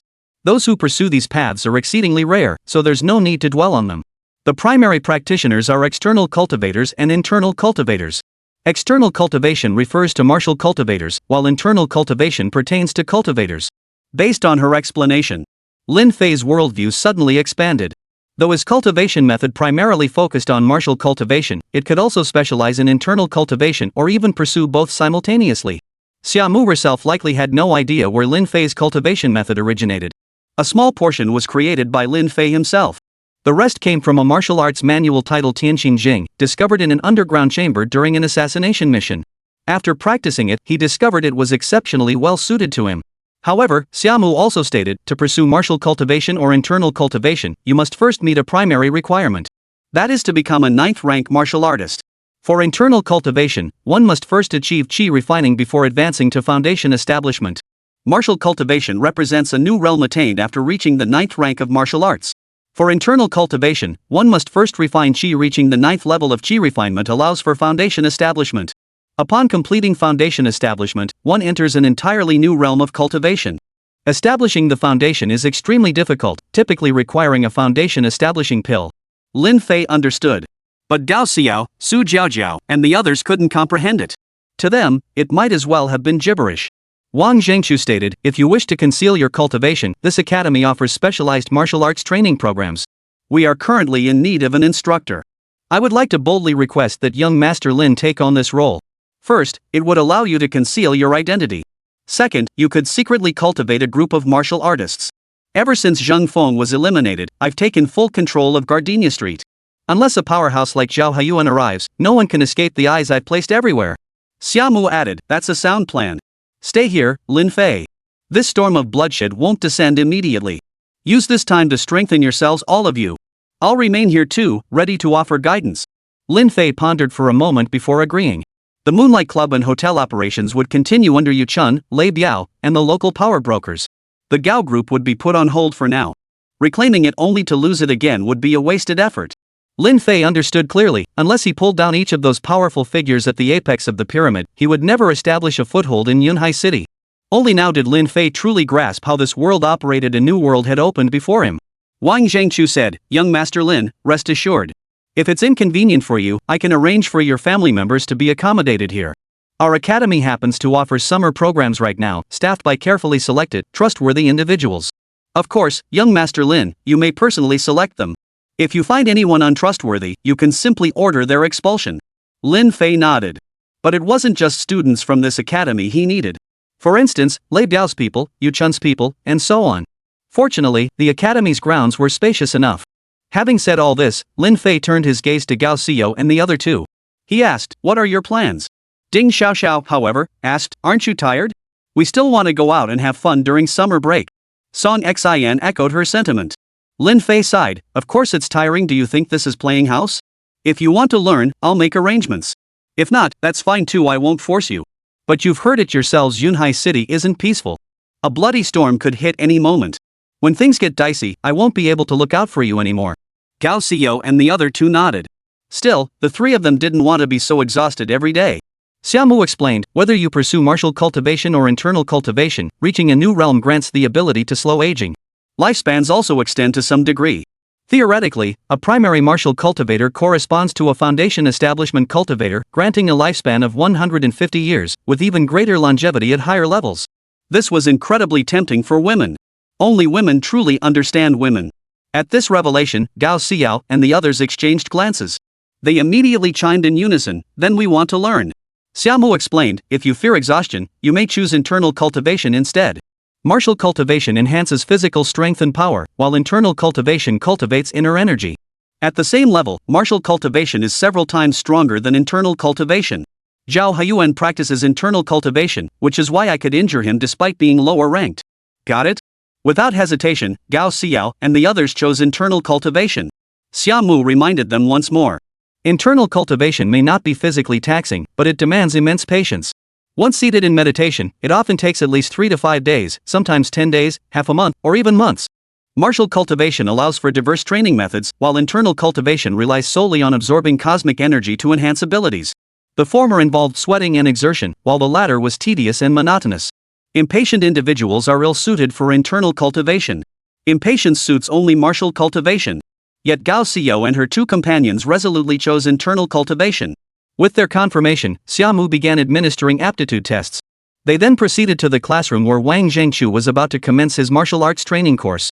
Xiaomu had the three sit in a row, then channeled his internal energy into their heads. Xiaomu closed his eyes to sense their responses. Lin Fei then addressed them, "Su Jiaojiao, I've assessed your aptitude. You possess the potential for both martial cultivation and internal cultivation. Will you choose one path or pursue both simultaneously?" Su Jiaojiao had been practicing according to Lin Fei's teachings these past few days. Progress was slow, but steady. She had now reached the advanced martial artist realm. Su Jiaojiao wanted to become a force by Lin Fei's side. She couldn't bear to always be protected by him. She declared resolutely, "I want it all." Though Su Jiaojiao appeared gentle, her softness was merely superficial. Lin Fei nodded. Not long after, Xiaomu completed the examination of Gao Xiao and the other two. Without a doubt, the three of them were only suited for internal cultivation. Pursuing the path of martial cultivation would prove extremely difficult for them. On the contrary, their aptitude for internal cultivation was exceptionally promising. "Stay here. I'll go get some cultivation techniques." Xiaomu departed. This news thrilled the three of them immensely. Chapter 137, The Stagnation. North City District. Within a spacious villa, Zhao Haiyuan rushed back here in one breath. As soon as he reached the courtyard, he could no longer hold back and spat out a mouthful of blood. Damn it, that woman actually injured him this badly. Martial cultivation truly surpasses internal cultivation. Zhao Haiyuan was naturally feeling quite miserable. Zhao Haiyuan wiped the blood from the corner of his mouth. Suddenly, a deep, cold voice echoed, "Zhao Heiyan, once one of the strongest internal cultivators, has suffered such a crushing defeat. That woman was right, you really should retire." This sudden voice made Zhao Haiyuan tremble violently. His face turned ashen. He whipped his head around, glaring fiercely at the pavilion behind him. Seated on the stone bench within the pavilion was a burly middle-aged man. The man had slightly long hair, but his most striking feature was a streak of white hair running from the front to the back of his head. Stop spouting off from the sidelines. If you're over there, why aren't you helping me? Zhao Haiyuan said coldly. His tone brimmed with resentment, convinced his misfortune stemmed from the other man's refusal to lend a hand.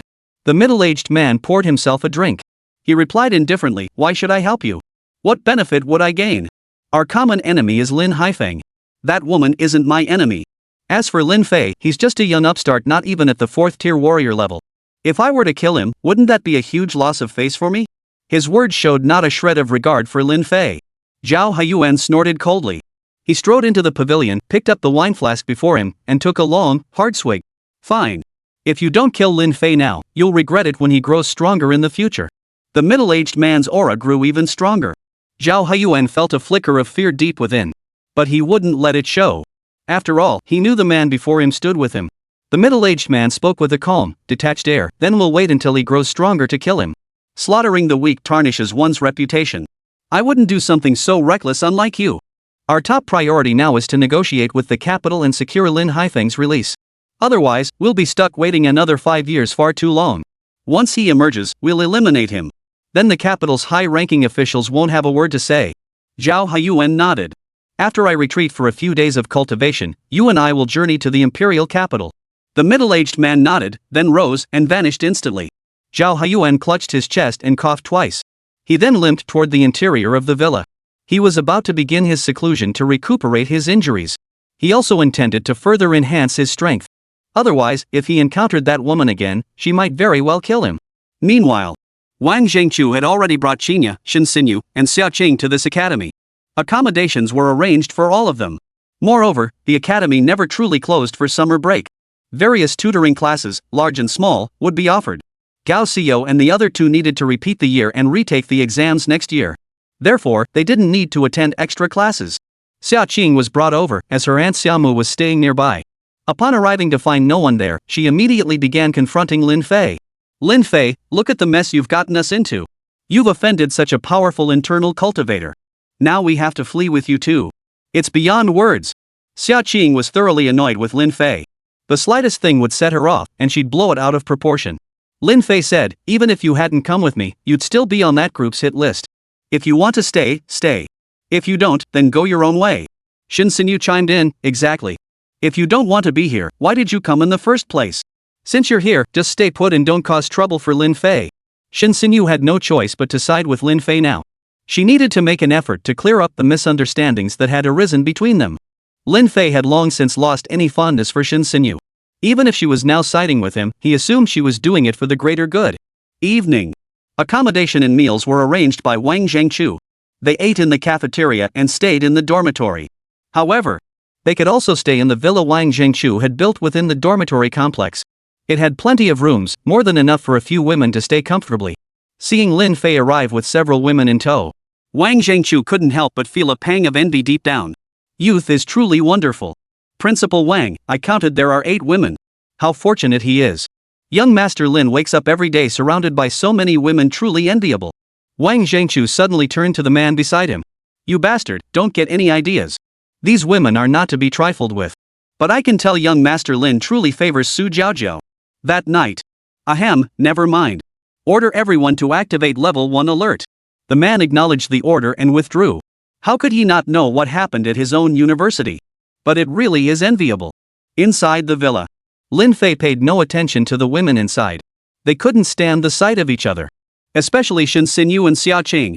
Su Jiaojiao and Qinya were quite similar in personality, and upon meeting, they found little to say to each other.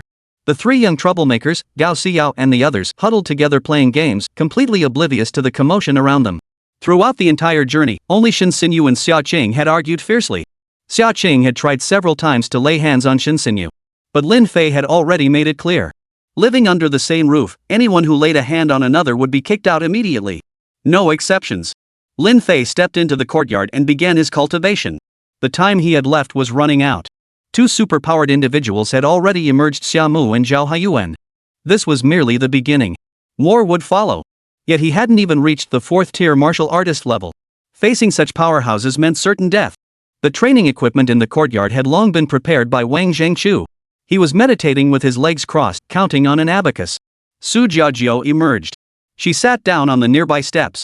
Lin Fei, I need to talk to you about something. Lin Fei froze in surprise. Su Jiajiao touched her stomach. Lin Fei was even more astonished. Could it be? Lin Fei set down the iron bar and stepped closer. Su Jiajiao giggled, just kidding. Look how nervous you got. That time, I don't think I got pregnant. It might have been because of the medication. Lin Fei's scalp instantly tightened. He had absolutely no understanding of such matters. Lin Fei grabbed her hand and hurriedly asked, will your body suffer any lasting effects? Su Jiajiao shook her head. I went to the hospital before, and they said my body is fine. If you're willing, I can. She stopped herself mid-sentence. As a woman, such words were truly difficult for her to utter. Lin Fei understood. He said, sorry, I don't have any plans in that direction right now, because things haven't settled down yet. But I'll always protect you. Lin Fei didn't know what to say either. To others, those words might sound cliché. But Su Jiajiao could hear the sincerity in Lin Fei's voice. Su Jiajiao nodded. I know. Don't push yourself too hard. Go now. Chapter 138, Becoming a Teacher. The next morning. Academy Teaching Building, Summer Martial Arts Class. Over 20 students stood before Lin Fei and his group. These were the students selected by Wang Zhangqiu in the first round of screening at this academy. Each possessed remarkable aptitude. Among them were even advanced martial artists. You're our new teacher? You're about our age, what special skills do you have to teach us? Yeah, shouldn't we be looking for a powerful teacher? Lin Fei had barely arrived when these 20-odd individuals already looked down on him. They didn't know who Lin Fei was. They'd barely even heard of him. The parents of these students certainly wouldn't tell their children about the things Lin Fei had done. Moreover, Wang Zhangqiu had always worked to suppress any incidents whether on or off campus as much as possible. This included the incident where Zhao Bo was beaten up earlier. Wang Zhangqiu had even held a special lecture to explain that Zhao Bo's beating was the work of someone else. In short, he suppressed all negative news related to Lin Fei.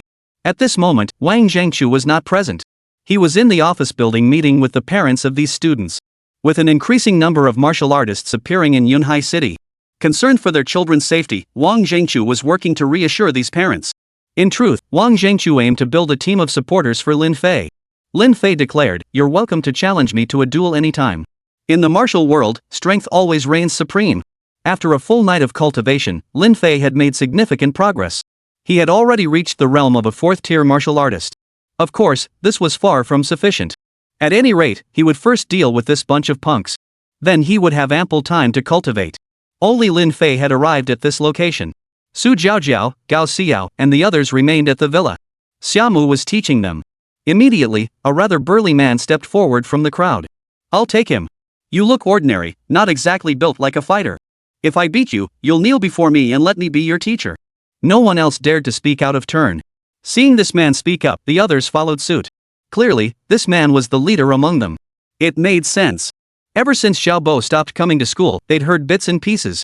Zhao Bo was dead. Naturally, someone had to step up to fill the leadership role here. Barring any surprises, it should be this burly man.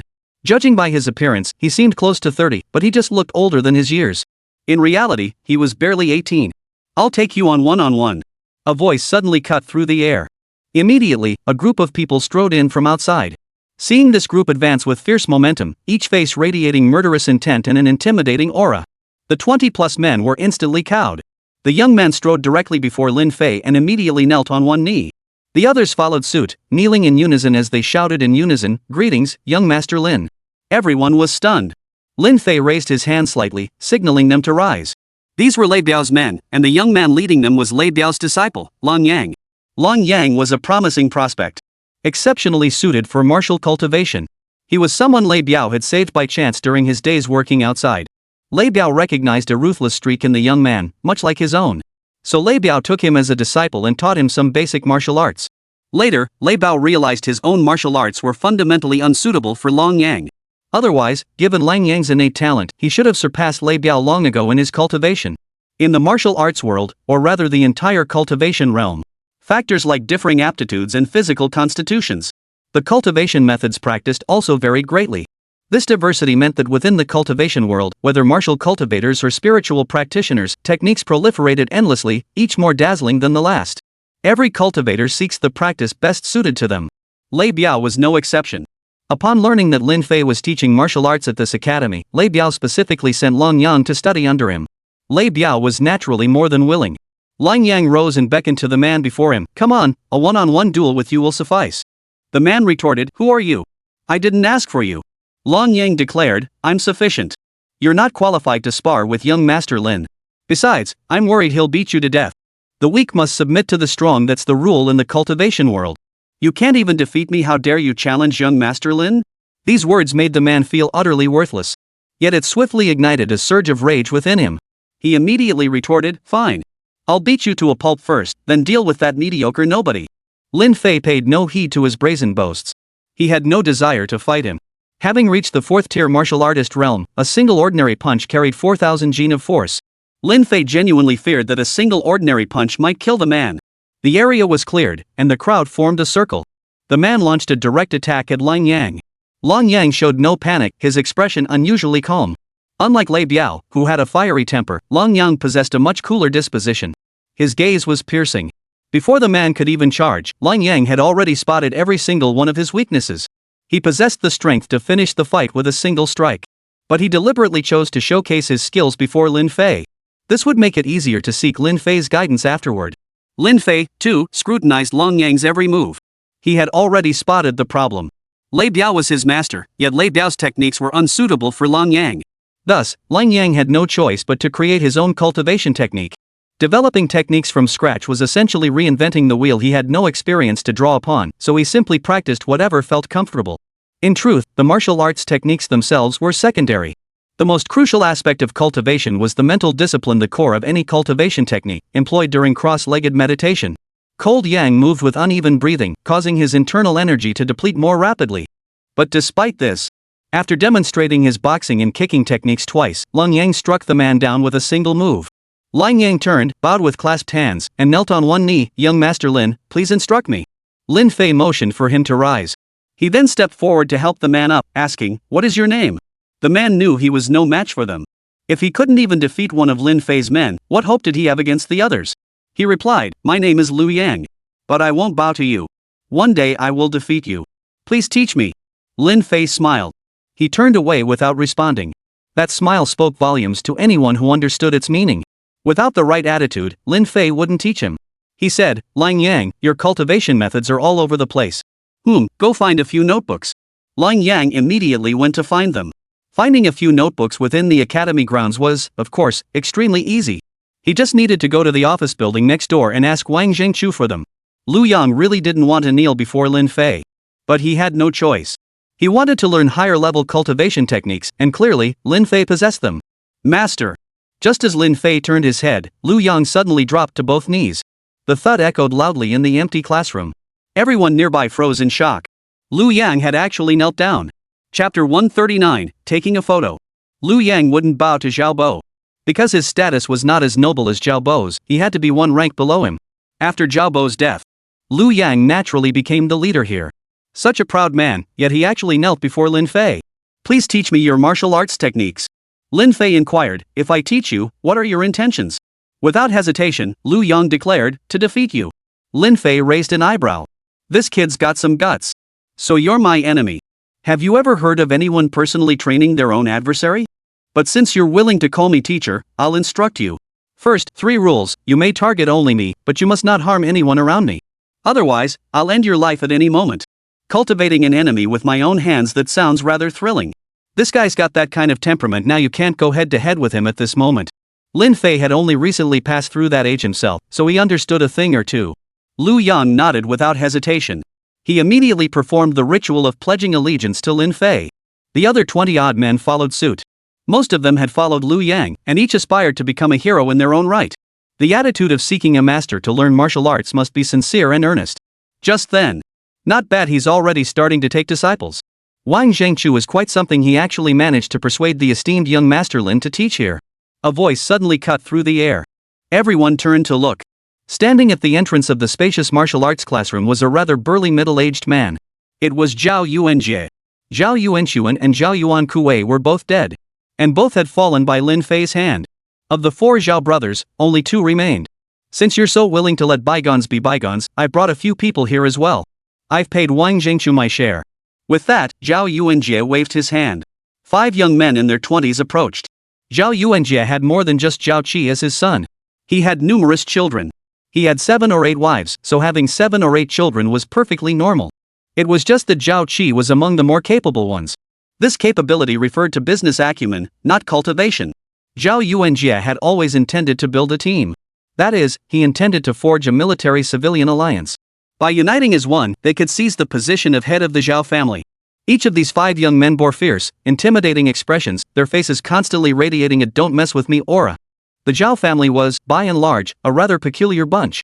Combined with their respective statuses and positions, their offspring had grown exceptionally arrogant and overbearing. Wang Zhangqiu rushed over immediately. "Young Master Lin, he forced me into this. The money was shoved into my hands against my will." Wang Zhangqiu had no desire to get entangled with the Zhao family. But he was in a tough spot. After all, Zhao Bo was a student at his own academy. Yet he was killed by young Master Lin. However, Zhao Yuanjie's visit this time wasn't for Zhao Bo, nor was it for Zhao Yuanchuan or Zhao Yuankui. He was here for his own son, Zhao Qi. But now, Zhao Yuanjie seemed less enraged than before. Could it be that his son Zhao Qi had somehow returned from the dead? He remembered the burial had taken place long ago, with a fairly large funeral held. But whether it was Zhao Qi who was buried in that grave was a secret known only to Zhao Yuanjie himself. Zhao Yuanjie said, "Rest assured, I'm not here to cause trouble. Wang Zhangqiu had promised me before, so I sent all 5 of my sons here." Who could have imagined Wang Zhangqiu would hire young Master Lin as the martial arts instructor? "Wang Zhangqiu, you'd better not go back on your word, otherwise, I'll be in a very difficult position." Wang Zhangqiu's face turned grim. He understood Zhao Yuanjie's meaning. If he refused, his family would suffer. They were already prepared to act. Refusing now would mean he'd never see his family again. Lin Fei understood Wang Zhangqiu's predicament. Zhao Yuanjie had sent his son here and discovered Wang Zhangqiu teaching. This was absolutely no coincidence. What devious scheme was this man plotting? Let's see first. Lin Fei said, "No problem. As long as you're willing to kneel and take me as your master, I'm still willing to teach you." Zhao Yuanjie gritted his teeth. How could he possibly make his son kneel before Lin Fei? One of the men roared angrily, "Why must one kneel to become your disciple? What kind of feudal nonsense is that?" Lin Fei remained silent. "Kneel if you want to. How else could I establish my authority over you on our first meeting?" Zhao Yuanjie gritted his teeth and shot a look at his 5 sons. The 5 were naturally reluctant. But remembering their true purpose for coming here, they all approached Lin Fei and knelt on both knees before him. Lin Fei snapped his fingers with one hand. Long Yang understood the signal, pulled out his phone from his pocket, and snapped a photo of the scene. Zhao Yuanjie couldn't hold back any longer. "You little brat, what are you doing?" Just as Zhao Yuanjie lunged toward Long Yang, Lin Fei interjected, "It's the initiation ritual. Just taking a photo for keepsake." Zhao Yuanjie was furious beyond words. It was bad enough that his son had knelt before Lin Fei. But now he'd actually photographed it. If this got out, Zhao Yuanjie would be finished. Zhao Yuanjie spat venomously, "Lin Fei, I let my son kneel before you that I can tolerate. But taking a photo as a memento? How dare you give such a pathetic excuse?" Lin Fei smiled. "So, you'd better behave yourself from now on. The same goes for your sons. Since they've taken me as their master, they must obey my commands. Alright, class is about to begin. All non-essential personnel, please leave." Wang Zhangqiu then led Zhao Yuanjie away. He had no choice but to leave. He'd come here intending to show Lin Fei a thing or two, only to find himself outmaneuvered instead. Lin Fei had snapped a photo of him. If that picture reached the eyes of those old fools, he was as good as dead. The 5 men immediately began to rise. Lin Fei barked sharply, "Who gave you permission to get up? Stay kneeling. I have questions for you later." The 5 men looked thoroughly displeased. They exchanged glances. Zhao Kai, the second son of the family, abruptly stood up. He bellowed, "Lin Fei, we didn't come here to learn martial arts. You've made us look like fools." The other 4 men also sprang to their feet. They swiftly drew short knives from their waists. They charged straight at Lin Fei. Long Yang reacted with lightning speed, bellowing as he led the others beside him to intercept the attack. Lin Fei called him back, "You're no match for those 5. Stand down." The 5 continued their assault. Lin Fei stepped forward and seized the short knife from one of them. They hadn't come here to genuinely seek martial arts instruction. They were well prepared, they brought knives. Gripping the blade, Lin Fei exerted force, snapping the dagger clean in 2. He swiftly disarmed the remaining 4, tossing their knives onto the ground beside him. Long Yang stepped forward to pick up the short knives. Lin Fei swiftly delivered several punches. A thunderous crash. The 5 men were sent flying backward several meters, crashing heavily to the ground. At the same moment, the classroom door burst open. Lin Fei, you dare hit my son? You're asking for it. The one who opened the door was Zhao Yuanjie. He hadn't gone far when he heard a commotion from the classroom behind him. Chapter 140, Investment. I'll kill you. Zhao Yuanjie stormed over, seething with rage. He'd been on the verge of losing control already. His 5 sons kneeling before Lin Fei, though ostensibly to seek martial arts instruction, looked entirely different through the eyes of those old fools. If Lin Fei leaked those photos, Zhao Yuanjie's life would be forfeit. Now, seeing his 5 sons beaten by Lin Fei, Zhao Yuanjie could no longer contain his fury. He raised his fist and charged straight at Lin Fei. Based on the aura he sensed during their earlier contact, Lin Fei judged Zhao Yuanjie to be only at the 3rd tier martial artist level. Below the martial cultivator realm, advancing from the 1st tier to the 9th tier was relatively straightforward. Of course, it also depended on individual aptitude. Without natural aptitude, even the most diligent effort would prove futile. Evidently, Zhao Yuanjie possessed quite good aptitude. 3rd tier martial artist. To Lin Fei, who had now advanced to the 4th stage, Zhao Yuanjie was weak. As for Zhao Yuanjie, his intelligence on Lin Fei was still stuck at the pre-4th tier stage. He figured he could easily handle him. After all, he practiced martial arts techniques passed down through the Zhao family lineage. It was beyond comparison to ordinary practitioners. He considered the martial arts manuals passed down by the Zhao family to be supremely exalted and exceedingly precious. In reality, they couldn't even last a single move against Lin Fei. The next instant, he was sent flying by Lin Fei, crashing heavily to the ground. Lin Fei remarked indifferently, just a master disciplining his disciple. No need to overreact. Watching his 5 sons beaten until blood streamed from their noses and mouths, and this was called discipline? Lin Fei, how dare you discipline them like this? Don't push me to get serious. Do you know we have a great-grandfather in the Zhao family? Let me tell you, he's a 9th rank martial artist. He'll kill you without a second thought.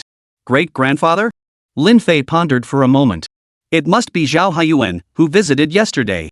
He wasn't a 9th rank martial artist either, but a qi cultivation practitioner. According to Xiaomu, he was only at the 2nd level of qi cultivation. The more accurate martial cultivation equivalent would be the initial realm martial cultivator. Reaching the martial cultivation realm. The initial realm of martial cultivation corresponds to qi cultivators below the 3rd layer. The intermediate realm of martial cultivation corresponds to qi cultivators at the 3rd to 6th layers. Advanced martial cultivation corresponds to practitioners at the 6th to 9th layers of qi cultivation. Beyond this lies the foundation establishment stage, corresponding to the great realm martial cultivator. Wang Zhengqiu laughed heartily. Zhao Haiyuan, is it?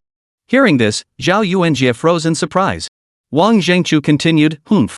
That old codger came yesterday, got his ass kicked, and scurried off like a scared rat. I'm sure you've heard about it. My guess is that old geezer has gone into seclusion to nurse his wounds.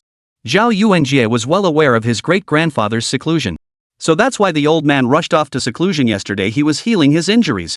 Who did it? Lin Fei? Of course not. Then there's another powerful figure here. Someone even more powerful than Zhao Haiyuan. This is not good. Wang Zhengqiu declared, you may leave quietly. Your 5 sons will remain here to study diligently under the master. Of course, you may withdraw them, but tuition is non-refundable. With Lin Fei present, Wang Zhengqiu's arrogance grew even more pronounced. Zhao Yuanjie was filled with rage, yet he had nowhere to vent it. This made Zhao Yuanjie feel utterly miserable. Glancing at his 5 sons lying on the ground, he gritted his teeth and walked away. After leaving, Zhao Yuanjie headed to a facility resembling a hospital. It was a large-scale research center located in the Eastern District. It was the only place in the district not under the Zhao family's control. Zhao Yuanjie entered a room filled with various instruments and equipment. A hospital bed stood in the center. Zhao Qi lay upon it. Zhao Qi's body was covered in wounds, with 10 critical injuries in total. Even the wound around his neck had been stitched up directly. Zhao Yuanjie asked, Professor Taylor, is my son truly going to be okay? Beside Zhao Yuanjie stood a foreigner. Professor Taylor replied, he will be fine. Within 6 months at most, your son will awaken. And upon awakening, he will become the strongest being in your Eastern worldview. He'll directly achieve foundation establishment. Professor Taylor didn't understand what foundation establishment meant, but he was thrilled. Because this was his first successful case ever. Yet his excitement stemmed not solely from this breakthrough. With this advanced technology, he could cultivate even more superpowered individuals. A professor without ambition is no professor at all. Zhao Yuanjie expressed his gratitude repeatedly. This time, he had invested an enormous sum to find this idiot foreigner. He had entrusted him to revive his son and forge him into a superpowered warrior capable of annihilating Lin Fei. Beyond Lin Fei, he intended to eliminate countless others. So-called cultivation was nothing more than strengthening the body and soul. And all of this could be achieved through modification. Within a remarkably short time frame, anyone, children, adults, even the elderly, could be transformed into the ultimate powerhouse. In essence, it was using scientific methods to transform someone with no innate talent into a cultivator capable of practicing cultivation. The sole drawback is the inability to cultivate independently. To cultivate, one must rely on constantly updated brain chips. Or rather, those who undergo this transformation cease to be truly human. Their subjective consciousness remains frozen at the moment of their death. They cannot comprehend events occurring afterward. Information must be transmitted to them, but the transmission speed is extremely slow. Professor Taylor departed. Zhao Yuanjie gazed at Zhao Qi, motionless on the bed.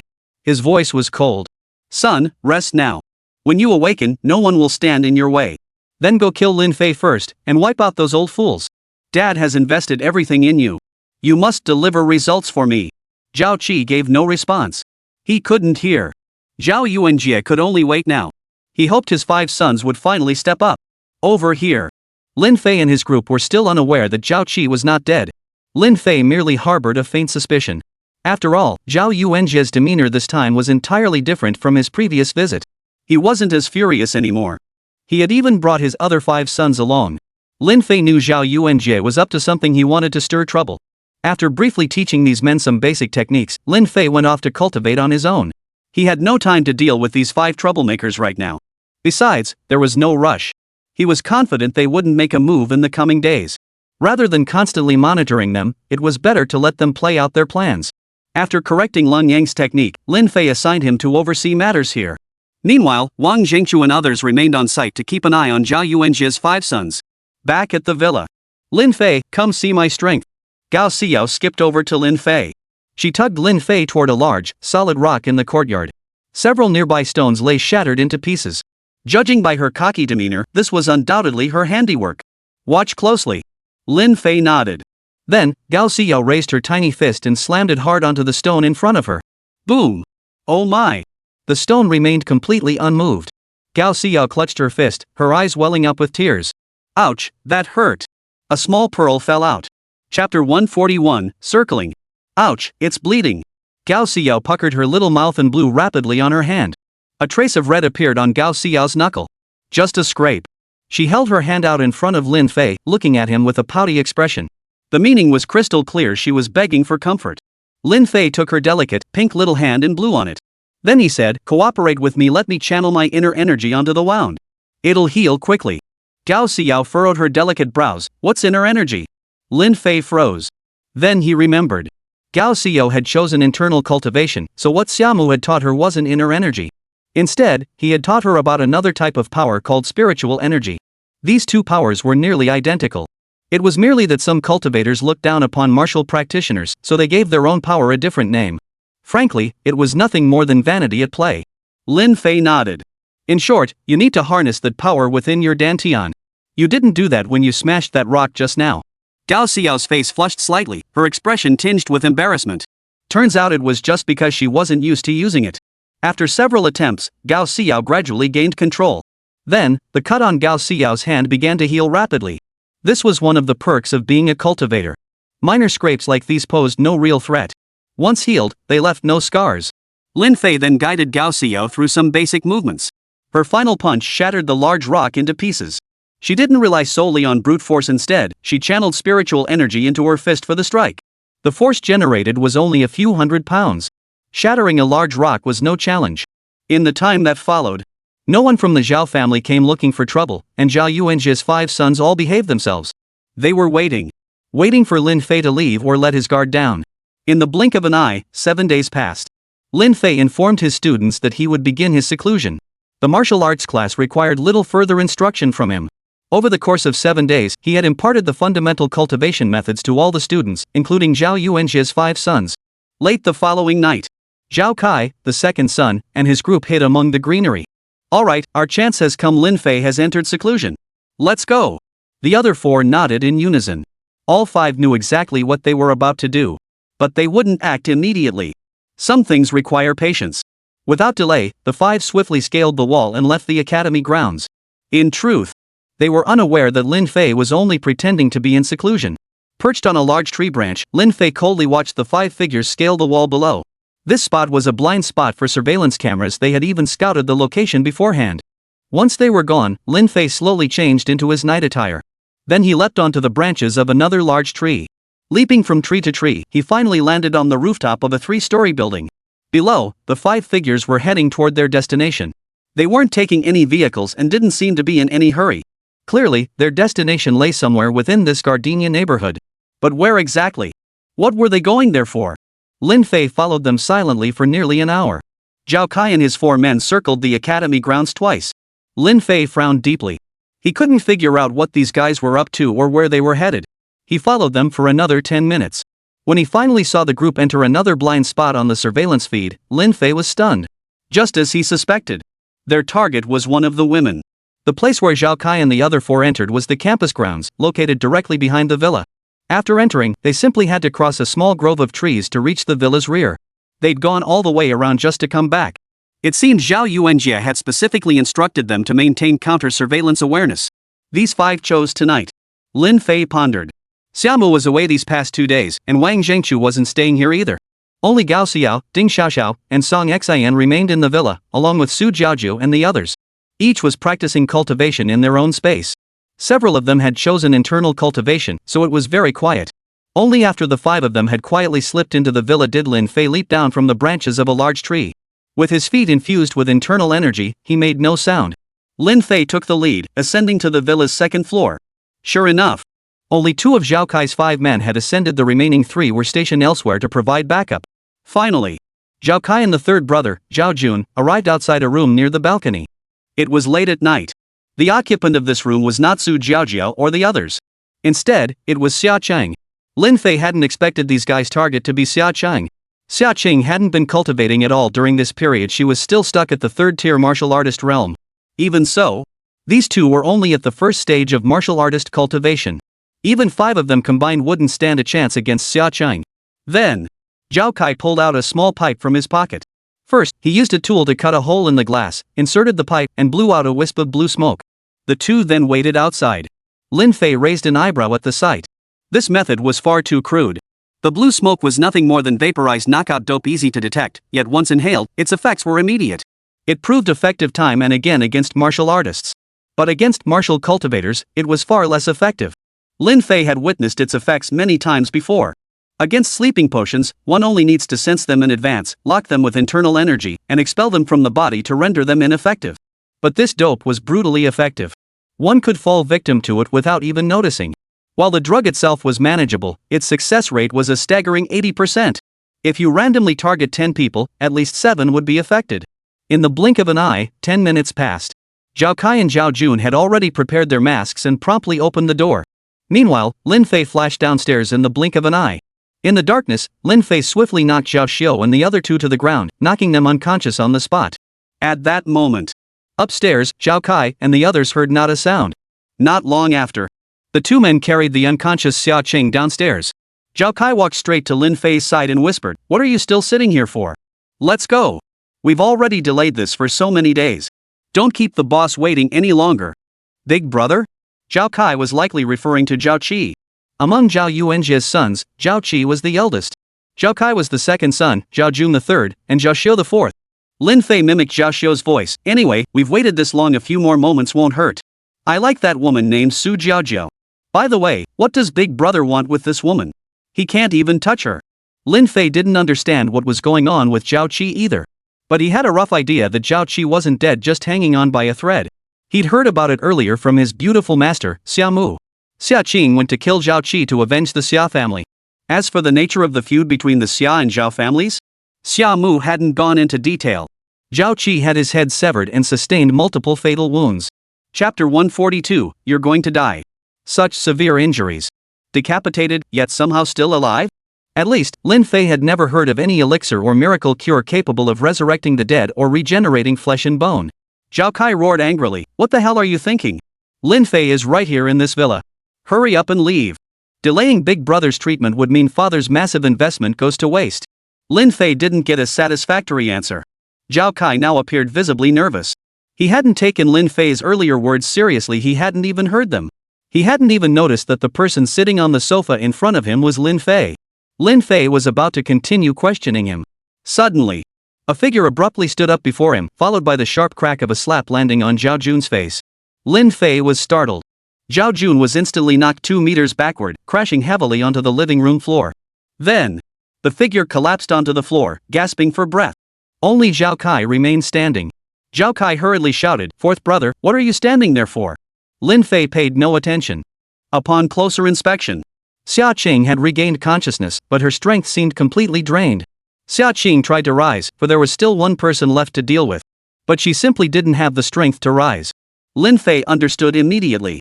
The green smoke Zhao Kai had just released into her room contained not only a sleeping agent, but also a bone-softening incense that could render martial artists completely powerless. It also contained a small amount of deadly poison. Working in tandem, this combination meant that even the slightest exposure would instantly incapacitate Xia Qing. This time around, Xia Qing wasn't just completely drained of strength. The success rate of this compound poison was exceptionally high. Having survived years on the cutting edge of danger, she maintained high vigilance in such matters. Moreover, her very presence here required a certain level of vigilance. Her vigilance wasn't directed at anyone in particular, it was almost entirely focused on Lin Fei. Just as she was about to sleep, a pungent odor suddenly filled the air. She reacted immediately. Carried out to the living room, she seized the chance to knock Zhao Jun unconscious with a slap. She wanted to attack Zhao Kai next, but the last of her strength was already spent. At this hour, Su Jiaojiao and the others were all immersed in meditation within their respective rooms. It was impossible for them to hear the unusual commotion. Lin Fei, meanwhile, was in seclusion. Lin Fei had chosen a secluded spot within the villa itself. It was the last training room at the end of the villa. It was fully equipped with training apparatus and featured exceptional soundproofing. This training room had been specially constructed for Wang Zhangqiu at great expense. He had rarely used it, so when Lin Fei came to stay, he naturally gifted its use to him. If she needed anything, she could simply ask him to procure it. Xia Qing desperately wished someone would come to help her. But that was nothing but wishful thinking. Was she really going to suffer? Though she hadn't inhaled much of the poisonous smoke, it made her feel terribly unwell, and it would take at least 6 hours to fully recover. By then, she would be long dead. At that moment, Zhao Kai barked at Lin Fei, "Fourth brother, what are you still sitting there for?" Zhao Kai's brow furrowed, he seemed to sense something. Before he could think further, Lin Fei continued mimicking Zhao Xiu's voice, "No, I haven't gotten my reward yet. Come on, tell me about Zhao Qi." Hearing this, Zhao Kai couldn't help but gasp in astonishment. Zhao Kai frowned. "Who are you? Where's Zhao Xiu?" Lin Fei saw no need to keep up the charade. He reverted to his own voice, "Right beside you. Haven't you noticed?" The moment Zhao Kai heard that voice, he froze in utter shock. "Lin Fei, how are you here?" Zhao Kai's face was utterly incredulous. Lin Fei coldly retorted, "I'm your master. Show some respect." Zhao Kai leapt up in rage. Without a second thought, he swung a punch straight at him. Lin Fei reached out, grabbed Zhao Kai's fist, and squeezed with all his might. The sound of cracking bones, fingers and wrist echoed through the air. He yanked Zhao Kai toward him and slammed his palm into the man's forehead. With a dull thud, Zhao Kai was sent flying several meters, crashing heavily to the ground. He grimaced in pain. Lin Fei rose and stepped before Zhao Kai. "Zhao Qi isn't dead. Where is he?" Zhao Kai didn't respond. He was in agony, but once he regained his senses, he glared back furiously, "I won't tell you. I don't care if he won't talk." Lin Fei kicked Zhao Kai squarely in the forehead. Another thud echoed. Zhao Kai collapsed unconscious on the spot. Lin Fei turned to switch on the living room light. Everything became crystal clear. Xia Qing, lying on the floor, slowly lifted her head and looked at Lin Fei. She hadn't expected Lin Fei to be here. Logically, he wouldn't have come out after entering seclusion, nor would he have heard any sounds from outside. Was it just a coincidence? No. Lin Fei had been tailing Zhao Yuanjia's 5 sons all this time. They chose tonight to act because their strongest member, Xia Mu, had been gone for 2 days. Lin Fei had also entered seclusion yesterday. After observing for 3 days, the group confirmed it was safe before taking action. Lin Fei approached Xia Qing and crouched down. "How about it? Do you need my help?" Xia Qing's mind was in turmoil. She hated Lin Fei, yet he had just saved her. Should she say thank you? Or had Lin Fei colluded with these guys just to make her feel better about him? No way. Don't think I don't see through your little scheme. Don't conspire with them to put on this show. Lin Fei froze in surprise. What was she thinking? How could she possibly think he was colluding with Zhao Kai and his crew? Women's thought processes really are something else. After spending so much time together, Lin Fei understood her personality. She was a woman prone to overthinking. Lin Fei said, "I don't have that kind of hobby." Xia Qing snorted coldly, "Don't pretend. How would you know they were coming if you were in seclusion? Why target me instead of Su Jiaojiao or Shen Xinyu?" Su Jiajiu and Shen Xinyu are unlikely targets. Xinyu was the most likely to be drugged and abducted. But why me? How do you explain that? Lin Fei was truly at a loss for words. But he still said, you should ask them first. I'll ask you one last time, are you sure you don't need any help? Xiaoqing snapped, get lost. You filthy scoundrel. Lin Fei stood up, but still offered a warning, just so you know, you've probably been exposed to other toxic fumes too. That means your life is on a countdown. Regarding this point, Xiaoqing had already sensed it. She knew her own body better than anyone. She had tried to force it out with her inner energy, but it was useless. This poison clung to her blood in meridians like dust. Lin Fei had just risen. Suddenly, Xiaoqing, overcome with fury toward Lin Fei, felt her blood surge violently. She coughed up a large mouthful of blood. The blood carried a dark purple tinge. The toxin had already invaded Xiaoqing's bloodstream. After circulating through her body for so long, the poison had long since invaded her heart and other vital organs. Lin Fei wouldn't abandon her. Her beautiful master, Xiaomu, had entrusted her to him. If she died here, how could he possibly explain it to his master? Xiaoqing panicked instantly. She didn't want to die. Chapter 143, Get a Grip. Suddenly, Xiaoqing grabbed Lin Fei's pant leg. What can you do? You're the one who caused this. Aren't you going to take responsibility? Don't you fear my aunt returning to punish you? Xiaoqing herself didn't believe Lin Fei and Zhao Kai had conspired with 5 others. Lin Fei had kept Zhao Kai and the others behind mainly to see what Zhao Yu and Jia was really up to. But this incident was directly connected to Lin Fei. It was his decision to keep Zhao Kai and the others behind that led to her misfortune. If he hadn't kept them there, how could this have ever happened to me? Lin Fei retorted, I didn't kill you, so why should I take responsibility? Lin Fei pulled out his phone, preparing to call Wang Zhengqiu to bring men over. What were Zhao Kai and his 4 men after? Is Zhao Qi really dead? The answers could only come from their mouths. Xiaoqing was furious. Gritting her teeth, she forced herself to endure. No matter what, you have to save me first. Let's put everything else aside. I'll cover your medical expenses, is that acceptable? The proud woman had finally lowered her head. Lin Fei smiled faintly. Do you have money? Besides, I don't need it anyway. Here's the deal, you beg me. Hearing this, Xiaoqing was furious beyond words. She glared at Lin Fei, panting with fury. Lin Fei, don't push your luck. If you want me to beg you, I'd rather die. Enough nonsense. I'll give you money. Is $1 million enough? Xiaoqing gritted her teeth as she struggled to rise from the floor. She made her way to the nearby table, picked up paper and pen, and with great effort wrote out an IOU.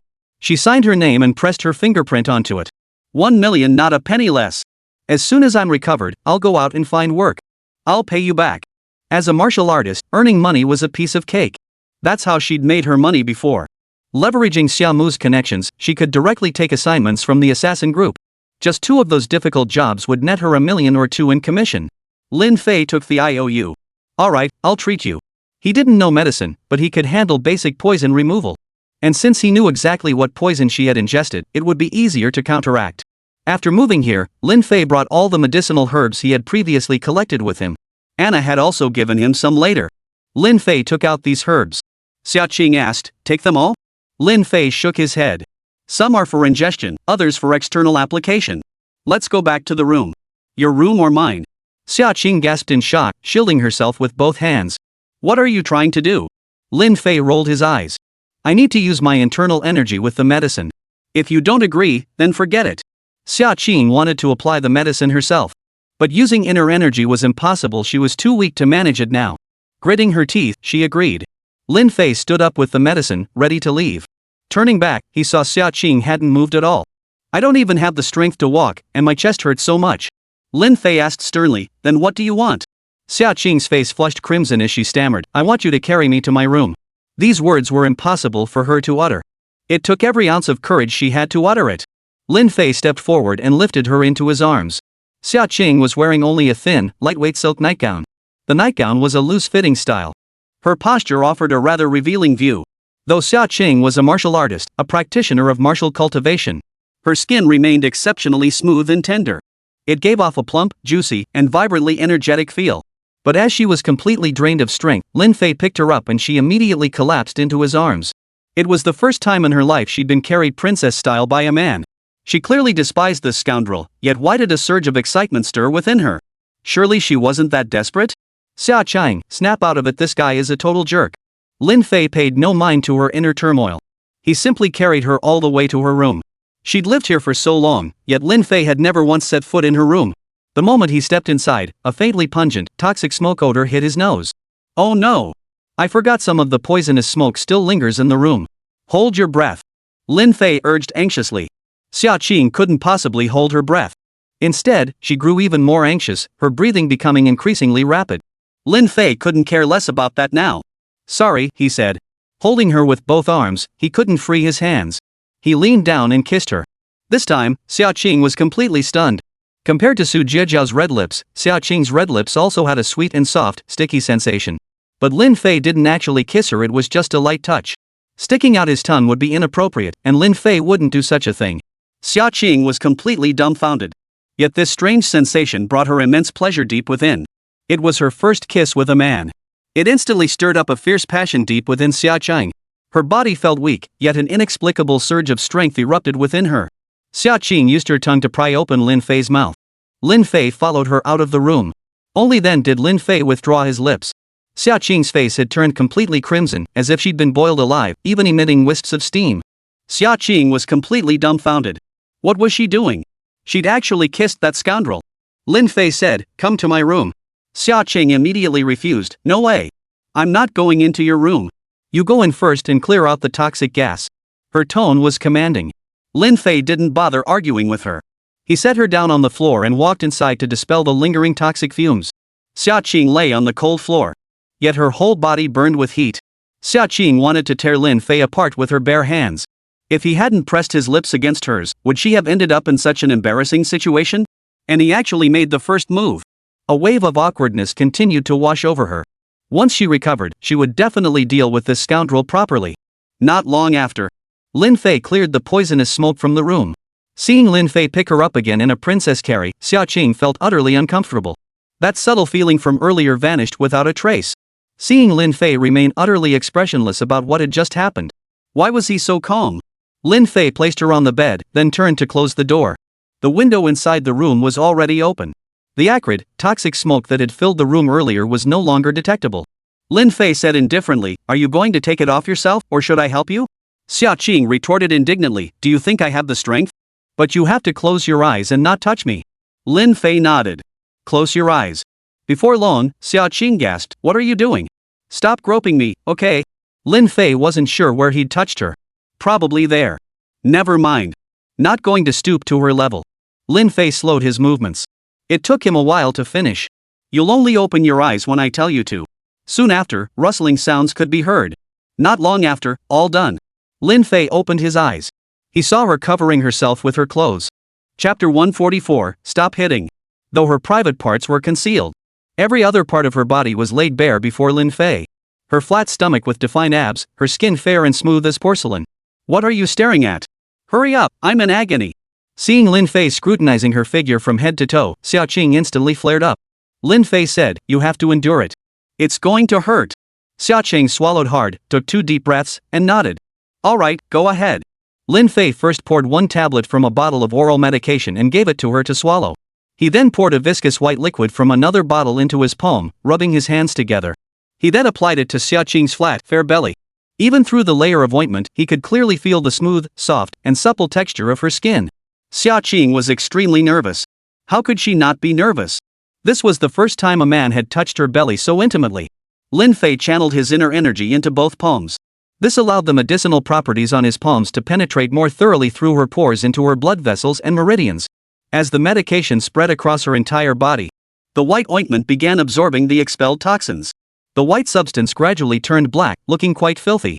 "All right, I'm leaving. Oh, and no cultivation for 24 hours. Rest for a while, and you should regain your strength." Lin Fei stood up and left. Xia Qing's entire face, even her ears, were now flushed bright red and burning hot. Kissing was nothing compared to this. That filthy pervert actually groped every inch of her body. How shameless. But Lin Fei seemed completely unmoved. He was simply treating her. Even so, it felt incredibly uncomfortable for Xia Qing. After lying down for a while and feeling her strength return, she got up, grabbed a clean nightgown, and walked out the door. She turned and headed to the second-floor bathroom. Lin Fei was sitting in the living room. He called Wang Zhangqiu to bring people over. It was the dead of night, and Wang Zhangqiu was fast asleep. Suddenly receiving Lin Fei's call, he immediately got up and brought 4 or 5 men to the villa. Young Master Lin, I failed in my supervision. Please punish me. Zhao Kai and his 5 men had come here in the dead of night to make an arrest. Wang Zhengqiu had previously promised to keep a close watch on Zhao Kai and his crew. Yet he had failed to supervise them at all. Lin Fei showed no sign of blaming them. These men possess strong counter-surveillance awareness. I hold no blame against you. First, rouse them from their slumber. Wang Zhengqiu and the others breathed a sigh of relief, immediately stepping forward to bind the 5 men. They were placed in the courtyard outside the house. Then a basin of ice-cold water was poured over them to rouse them. Wang Zhengqiu set down the basin and immediately slapped Zhao Kai across the face. He demanded, "What were you trying to accomplish by capturing Xia Qing?" Zhao Kai and the others, jolted awake by the water, were dazed for a few seconds. Then, seeing themselves bound, they snorted coldly, "We won't talk. Don't waste your breath. You might as well just kill us. Father invested so heavily in my eldest brother's venture, how could he just blurt it out? Besides, the 5 of them had no idea where Zhao Qi was receiving treatment. Zhao Yuanjia's task for the 5 of them was simply to capture Xia Qing and bring her to a designated location. He would then arrive directly to take her away. Not to mention, Zhao Yuanjia was also worried that mission failure would expose their location. Wang Zhengqiu roared angrily, "You won't talk, huh? We'll find ways to make you talk. Beat them. Right, only the hands and feet, no other parts." Immediately, Wang Zhengqiu himself joined in, and Zhao Kai and the others were subjected to a brutal beating. The blows landed on their limbs, sparing other parts of their bodies. Hitting their limbs wouldn't cause serious injury, but it would make them suffer terribly. They were thoroughly beaten. Zhao Kai and his crew remained stubbornly defiant. After 3 rounds of beatings, one finally broke. It was the 4th man, Zhao Xiu. Compared to the other 4, Zhao Xiu was somewhat more delicate. Wang Zhengqiu had long noticed that among the 5 brothers, only Zhao Xiu was afraid of pain. Thus, when the group beat them up, Zhao Xiu bore the brunt of the punishment. Zhao Xiu's arms and legs hadn't broken, but the pain was excruciating. His body was already covered in bruises. If they kept beating him, he'd start crying. Zhao Xiu cried out urgently, "Stop! Stop hitting me! I'll talk!" Zhao Kai instantly flew into a rage. "4th brother, if you dare say a word, you're dead meat. Don't even think about it. Let them beat us. Even if we die, it's our honor. Do you want to be branded a traitor to the Zhao family?" Zhao Kai began pressuring Zhao Xiu. But Zhao Xiu paid no heed. "No. It hurts so much. I said, stop hitting me." Lin Fei ordered, "Take him out separately." The others led Zhao Xiu to kneel before Lin Fei. Lin Fei asked, "You know when to be practical.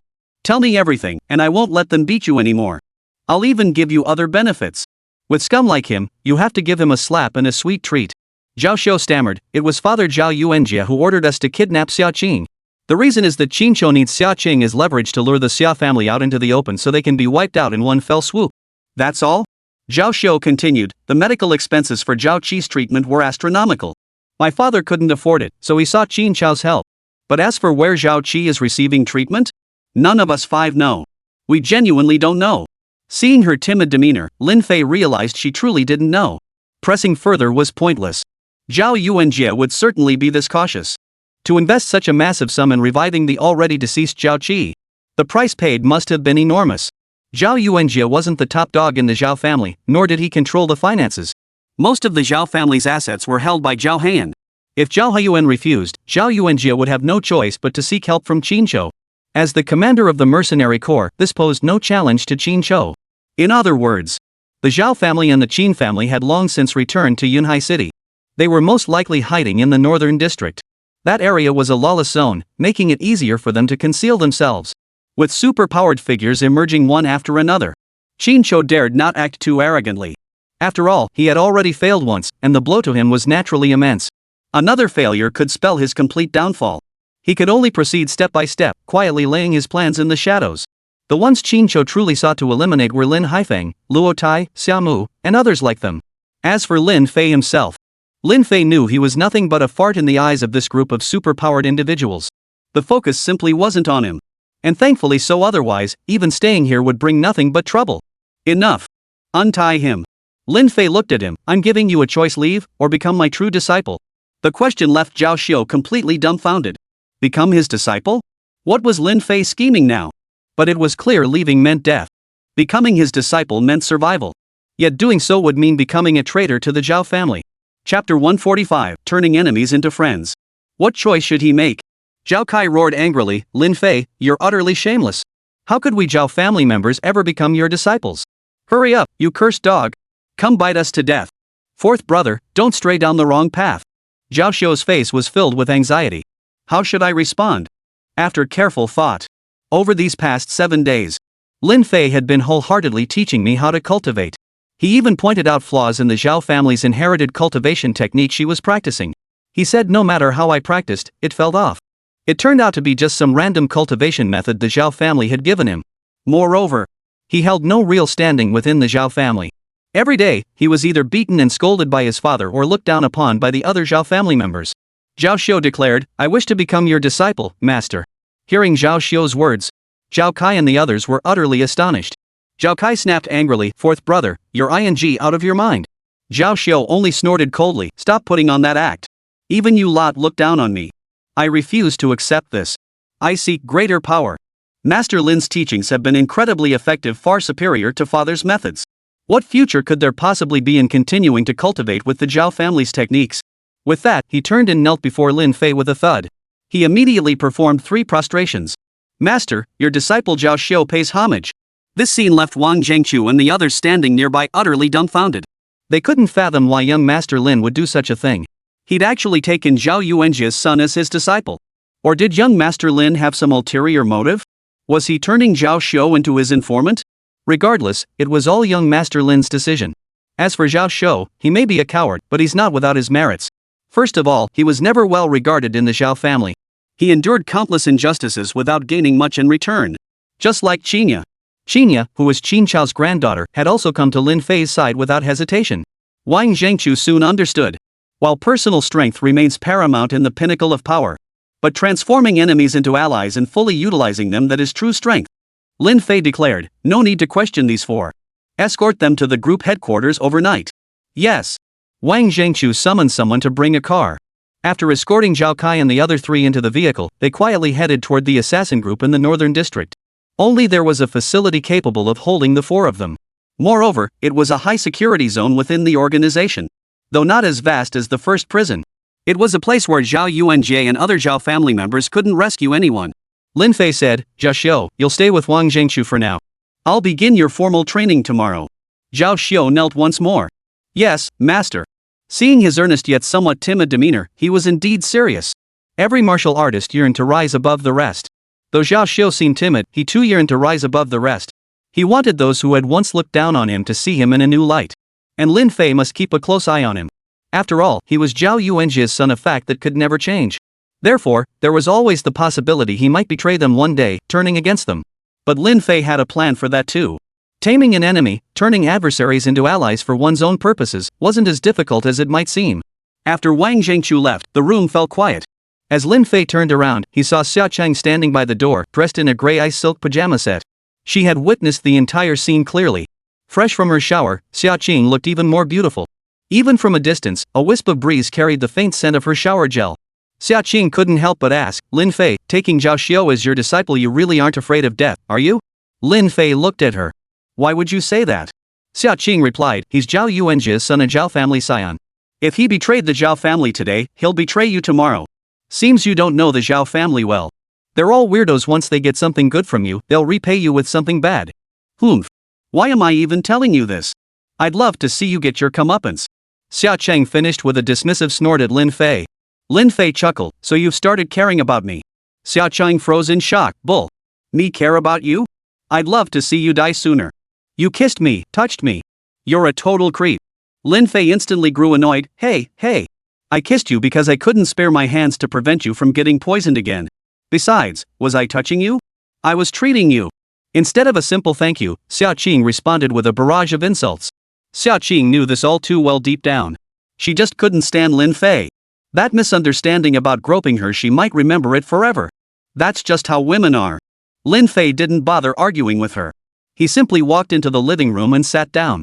Xia Qing was no longer sleepy, and since she couldn't practice her cultivation, so she followed suit, plopping down on the nearby sofa and crossing her legs. In an instant, her snow-white thigh was exposed. The air in the living room seemed to freeze solid. Lin Fei couldn't help but ask, this must be your first time kissing a man, right? You're quite the go-getter. He wouldn't be going into seclusion for the time being. I still have to teach Zhao Xiu tomorrow. First, I'll use some methods to shift his mindset, then gradually correct it. Wang Zhengqiu will likely discuss this with him as well. At those words, Xia Qing's face flushed instantly. It was she who had actively stuck out her tongue to pry open Lin Fei's mouth just now. It was utterly humiliating. She had intended to forget it completely. But now Lin Fei had to bring it up. Her embarrassment turned to fury. Lin Fei, you're asking for it. She lunged at him immediately. Her right hand swept across the nearby coffee table, snatching up a fruit knife resting there. As he lunged forward, she thrust the knife straight down toward Lin Fei's throat. She had regained some strength. Though she couldn't use her inner energy yet, as a third-tier martial artist, her physical strength was still formidable. Lin Fei grabbed the blade of the fruit knife, exerting just enough force to wrest it away. With his other hand, he yanked her toward him and pinned her onto the sofa. Lin Fei pressed the fruit knife fiercely against Xia Qing's throat. He roared, if you can't take a joke, I won't joke with you anymore. This is a warning, don't push me to kill you. Seeing Lin Fei's bloodthirsty gaze, a wave of intense pressure surged towards Xia Qing. Xia Qing's heart trembled. She sensed Lin Fei's overwhelming dominance, and at the same time, she felt the scent of death. Even someone as tough as herself had to yield at this moment. Lin Fei immediately released his grip, retracted the fruit knife, and tossed it onto the coffee table. He sat down on the nearby sofa. Xia Qing lay on the sofa for a long while before gradually coming to her senses. But her heart still pounded wildly. Lin Fei said, I'm sorry. I was rude just now. Once Xia Qing had fully regained her composure, she looked at Lin Fei. His face was heavy with regret. His apology was sincere. The sudden outburst of anger and killing intent felt like a second personality of Lin Fei. Xia Qing still felt a lingering sense of dread. I'd like to have a drink. Would you like to join me? Xia Qing asked. Lin Fei nodded. Chapter 146, Open Conversation. Xia Qing was startled by Lin Fei. Not knowing what to do, the only thought that sprang to mind was drinking. Xia Qing retrieved several bottles of champagne from the nearby liquor cabinet. She carefully opened the bottles. She poured 2 glasses. Lin Fei watched her, and she looked back. As their eyes met, the atmosphere grew slightly awkward. Lin Fei apologized, I was wrong earlier. Here's to you. Xia Qing replied, there have been some misunderstandings between us, but they're all trivial matters. Let's put it all behind us with this drink. They drank together. The tension eased. They drank several more glasses afterward. At this stage, Xia Qing was unable to manipulate the internal energy within her body, but Lin Fei could. However, Lin Fei did not use his inner energy to sober up. Therefore, after a few cups of wine, both felt the effects of the alcohol, though neither was completely intoxicated. For martial artists, an increase in strength meant improvements across all aspects, including their tolerance for alcohol. Half an hour later, as they chatted, Lin Fei seized the opportunity to ask her about the Xia family. He needed to understand these matters to repay his beautiful master's nurturing kindness. As a single woman, she had raised and taught Lin Fei since his teenage years. Because of this, she had never married, nor even had a boyfriend. He had caused her so much sacrifice, how could he not repay her as much as possible? He inquired, I've never heard of the Xia family in Yunhai City. Are you and my master locals? After downing over a dozen cups of wine, Xia Qing was visibly tipsy. A flushed glow spread across her exquisitely beautiful face. She replied, of course we're from Yunhai City. The Xia family fell long before your Lin family did. But honestly, it wasn't that long ago. I recall elders mentioning that the Xia and Lin families used to have a good relationship. Beyond that, I know little else. The Xia and Lin families were on good terms? If that's the case. When Xiaomu fled, he took Lin Fei with him. That wasn't a coincidence. It was planned and arranged. It's even possible he intended to take his mother, Tian Mei, with him at the time. Unfortunately, it was too late. Xia Qing couldn't possibly know who killed her mother back then. But Xiaomu certainly knew. To this day, Anna has yet to find the individuals in those 2 photographs or the names recorded in the notebook. These individuals had used knives to murder her mother. The masterminds behind it were another group entirely. But the suspects have been narrowed down. Either the Zhao family or the Qin family. It could even be a joint effort between the 2 families. At this stage, our Xia family is striving for revival, which requires substantial funds. You may not know this, but over 20 years ago, the Xia family's territory was precisely the North City district. Times have changed, and North City has become a lawless territory occupied by multiple factions. The wealthy and powerful figures there are the very ones who carved up the Xia family back then. At this point, Xia Qing's teeth began to grind in fury. Hearing this, Lin Fei was utterly shocked. Who exactly are these wealthy and powerful figures? Count them carefully, and there are quite a few. The North District was chaotic precisely because of its multitude of factions. In other regions, they'd be called local kingpins. In the end, the assassin group also went there to get a piece of the pie. It's even possible that the assassin group was involved in the division of the Xia family's assets back then. Though it can't be confirmed. But if that's the case, they deserve a beating. As they chatted, Lin Fei realized Xia Cheng knew little about the Xia family's more secretive affairs. Lin Fei didn't press further. He changed the subject. After a few drinks, Xia Cheng opened up, willing to share many things with Lin Fei. She likely had little contact with outsiders beyond her younger aunt, Xia Mu. Consequently, she harbored hostility toward everyone in this world. It seemed the Xia family had instilled in her the belief that outsiders were untrustworthy, that dealing with them could lead to being cheated, scammed, or even losing her life. This was practically brainwashing. The next morning, Wang Zhangqiu brought Zhao Xiu over. He handed over several phones. Wang Zhangqiu said, "These phones belong to the 5 of them. This one is Zhao Xiu's. I expect Zhao Yuanjie will call before noon today. I'm not sure what to say yet, so I came to consult young Master Lin." Lin Fei nodded. Zhao Yuanjie was waiting for his son's call. He might have been waiting since last night. If he hasn't heard from him, he'll likely call to inquire before noon at the latest. Wang Zhangqiu was no novice, he'd surely figure it out. Lin Fei said, "Zhao Xiu, what do you think?" Zhao Xiu looked determined. "Master, I'm ready to follow your lead. This kid probably just wants to learn some skills.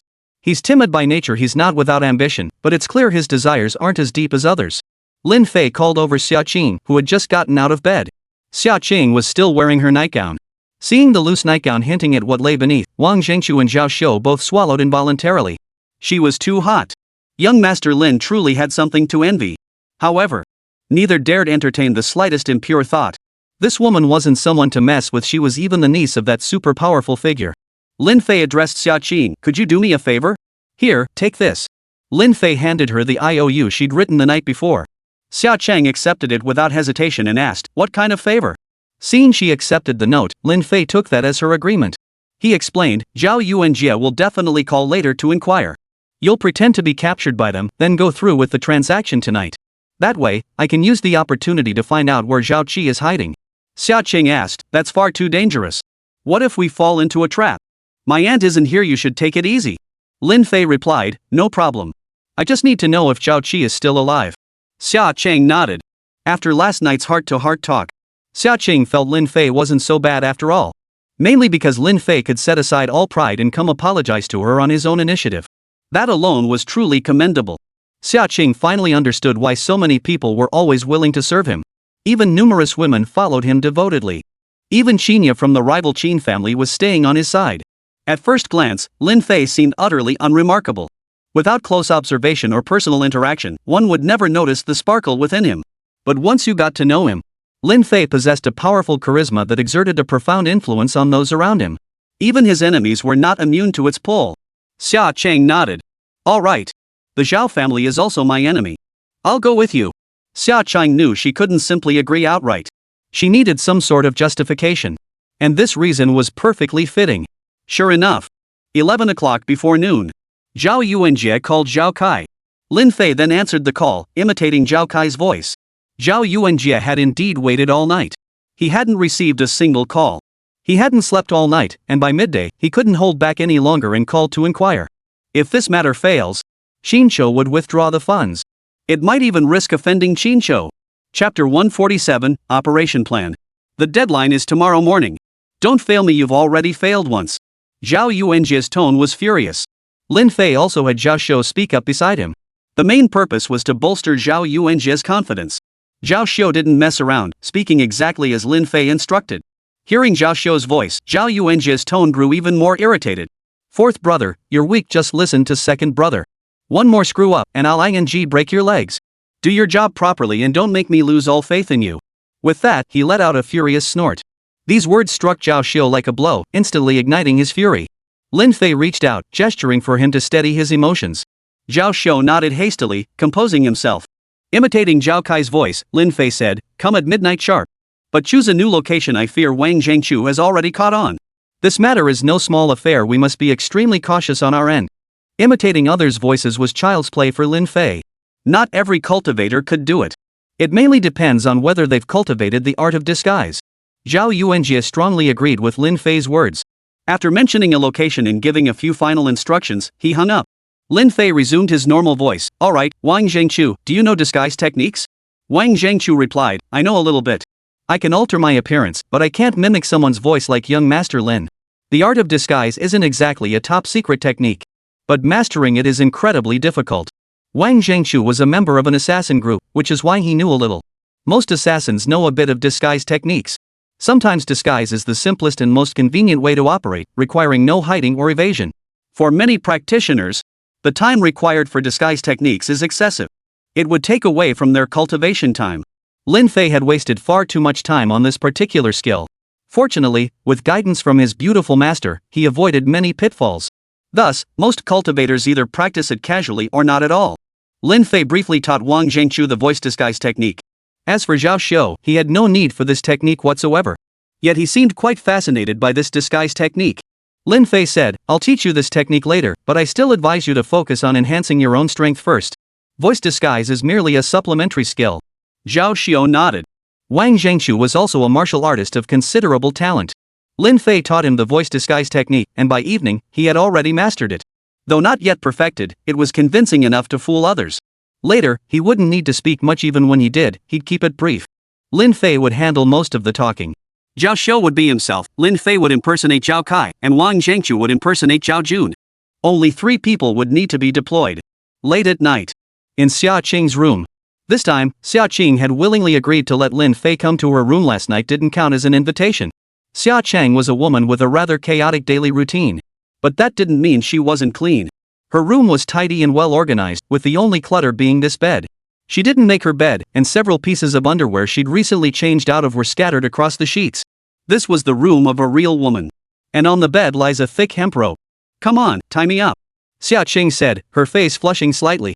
The words were somewhat difficult for her to utter. If anyone overheard, they'd think she was into bondage. Lin Fei picked up the rope from the bed and whispered, "Sorry about this. To make it feel real, I'll tie you pretty tight. Bear with it." Her 24-hour recovery period had already passed. She could now control her inner energy, but she needed to endure the initial discomfort. Before meeting Zhao Yuanjie, she had to pretend to be unconscious. Xia Qing looked at Lin Fei.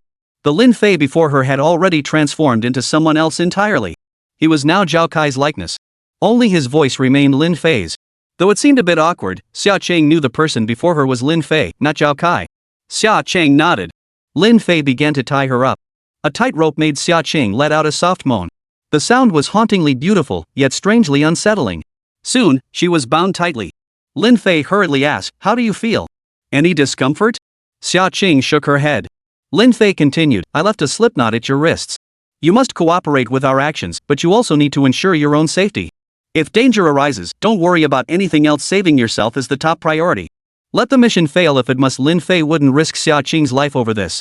Lin Fei spoke these words with genuine concern, though largely to avoid punishment from his beautiful master. To Xia Qing, however, Lin Fei's words were filled with genuine concern. Xia Qing smiled faintly. Such a genuine smile was rarely seen on her face. Immediately, Lin Fei hoisted her onto his back, covering her with a black sack. Outside, Zhao Xiu and Wang Zhengqiu were already ready. Without delay, the 3 of them scaled the back wall of the villa and made their escape. If they were going to put on a show, they might as well go all out. Once outside, they hailed a taxi on the street. Lin Fei spoke in Zhao Kai's deep voice, "Take us to nightclub number 1 in the East District." The driver, seeing the 3 men dragging a bound woman and sensing their menacing aura, immediately agreed with hurried nods. This was essential to the act. In fact, this driver might have been arranged by Zhao Yuanjie himself. Throughout the ride, Lin Fei casually observed the roadside scenery and the driver's various reactions. Nothing unusual happened along the highway. But this driver was undoubtedly planted by Zhao Yuanjie. Zhao Yuanjie is no spring chicken either. He would certainly consider every aspect. He also has greater confidence in the capabilities of his 5 sons. After the first failure, if tonight's attempt succeeded, there would undoubtedly be some complications. So he dispatched a taxi driver to pick them up. He planned to observe them along the way. Every taxi was equipped with cameras, allowing Zhao Yuanjie to monitor them directly. Lin Fei had already briefed Zhao Xiu and Wang Zhengqiu on these arrangements. Xia Qing had also reminded them to avoid unnecessary movement during the journey. If Zhao Yuanjie caught on to anything, it would spell trouble.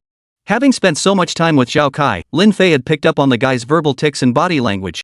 He had also observed the distinct differences in his demeanor under varying emotional states. Lin Fei had studied and observed him thoroughly. The journey passed in silence. The driver remained silent too. But he would occasionally adjust the camera mounted on the windshield. Whenever he received instructions from Zhao Yuanjie through his earpiece during the bumpy ride, he would make the necessary adjustments. They passed through Xiqing District and entered Dongqing District. Nightclub number 1 was Zhao's territory. It was an entire entertainment complex. Inside, it was entirely filled with entertainment venues like bars, clubs, and KTVs. Then there were foot massage parlors and the like. The car pulled up to the entrance. After everyone got out, the driver sped off in a flash. He pulled over at the next corner. The door opened, and a middle-aged man stepped inside. None other than Zhao Yuanjie. Chapter 148, The Experiment. So, was your direct observation accurate? Is anyone else following behind the car? Zhao Yuanjie inquired. The driver remained calm. He said, rest assured, no one is following us. Only 3 of the 5 young masters arrived: Zhao Kai, Zhao Jun, and Zhao Xiu. Zhao Yuanjie nodded. Don't let your guard down. Go gather the entire convoy to patrol this area. Report any issues immediately. Yes, sir. Zhao Yuanjie stepped out of the car. This driver was a member of the Zhao family, one of Zhao Yuanjie's men. The Zhao family had already cornered the market in Dongqing district. They have their hands in every industry. The taxi industry was Zhao Yuanjie's primary focus. They own tens of thousands of taxis, covering every corner of Yunhai City. This allows him to gather intelligence everywhere. And it keeps him under the radar. Outside nightclub number 1. Lin Fei received a message sent by Zhao Yuanjie to Zhao Kai's phone. Zhao Yuanjie instructed him to bring the person to the back of the nightclub. Just go around the side. Lin Fei didn't think twice. It was obvious Zhao Yuanjie wouldn't let them enter the club itself. Zhao Xiu remarked, I know this place well. Behind the nightclub lay a relatively spacious, undeveloped plot of land. It was temporarily fenced off and used as a training ground for new recruits joining the Zhao family. To outsiders, it was presented as a site ready for imminent construction. But I know the newcomer training grounds are mainly for them to practice all sorts of strange and bizarre cultivation techniques. Lin Fei frowned. These so-called strange and bizarre cultivation techniques refer to certain dark arts. After cultivating such techniques, a person's nature undergoes a drastic change. They become bloodthirsty and psychologically twisted. Such unstable personalities also make them adept at handling troublesome matters. No time to think about it now. He'd deal with it once he got there. With that, he set off in that direction. He arrived at the entrance of this large, enclosed area. Several guards stood at the entrance. Recognizing Zhao Yuanjie's 3 young masters, who were dragging a bound woman with them, they opened the gate without further inquiry. Upon entering the grounds, he discovered the terrain here was noticeably lower. Whereas the outer courtyard walls stood about 2 meters tall, the walls inside were clearly 3 meters high. Moreover, the entire area was surrounded by Zhao family forces. There was absolutely no need to worry about anyone leaking information from here. They wouldn't let a single stranger in. Even influential figures wouldn't deign to observe such a minor location. This was the first time Lin Fei had ever seen a place like this. And this was merely the tip of the iceberg for the Zhao family. Bringing down the Zhao family would prove an incredibly difficult task. Walking through it, none of the 3 spoke. Lin Fei carried the bound Xiaoqing on his back. After a few minutes, they arrived at a row of prefabricated houses. Only one man stood before them: Zhao Yuanjie. Haha, congratulations, my sons. You finally completed the mission. The light inside came mainly from the reflection of streetlights outside. The scene remained rather dim. What about the other 2? Lin Fei mimicked Zhao Kai's voice. Just the 3 of us came out. The other 2 are keeping watch over there. We need to shake off the tail behind us. Zhao Yuanjie nodded with satisfaction. His face lit up with a smile as he said, as long as we hand this woman over to Qin Shou, Zhao Qi's subsequent funding will be completely secured. Zhao Yuanjie couldn't come up with such a huge sum. He could earn it over a year or 2. The problem was he could afford to wait, but Zhao Qi couldn't. Lin Fei asked, where exactly is Big Brother? Can we go see him? We brothers are worried about him too. Hearing this, Zhao Yuanjie's expression stiffened. The smile vanished completely from his face. He coldly replied, don't pry. This is a critical moment. After a moment's thought, he relented, alright, I know you're more worried than I am. Fine, you can go over and take a look from outside. Lin Fei and the other 2 hurriedly nodded. Immediately, Zhao Yuanjie clapped his hands, and 2 men stepped forward. Zhao Yuanjie ordered, you 2 take that woman to Qin Shou. Don't waste any time, get her there immediately. The road's quite long, watch out for tailing. The 2 men nodded and approached Lin Fei. Lin Fei was carrying Xiaoqing on his back, gently patting her body a few times. It was a Morse code signal for her. Morse code is quite easy to decipher. I'd asked Xiaoqing about it before she knows it.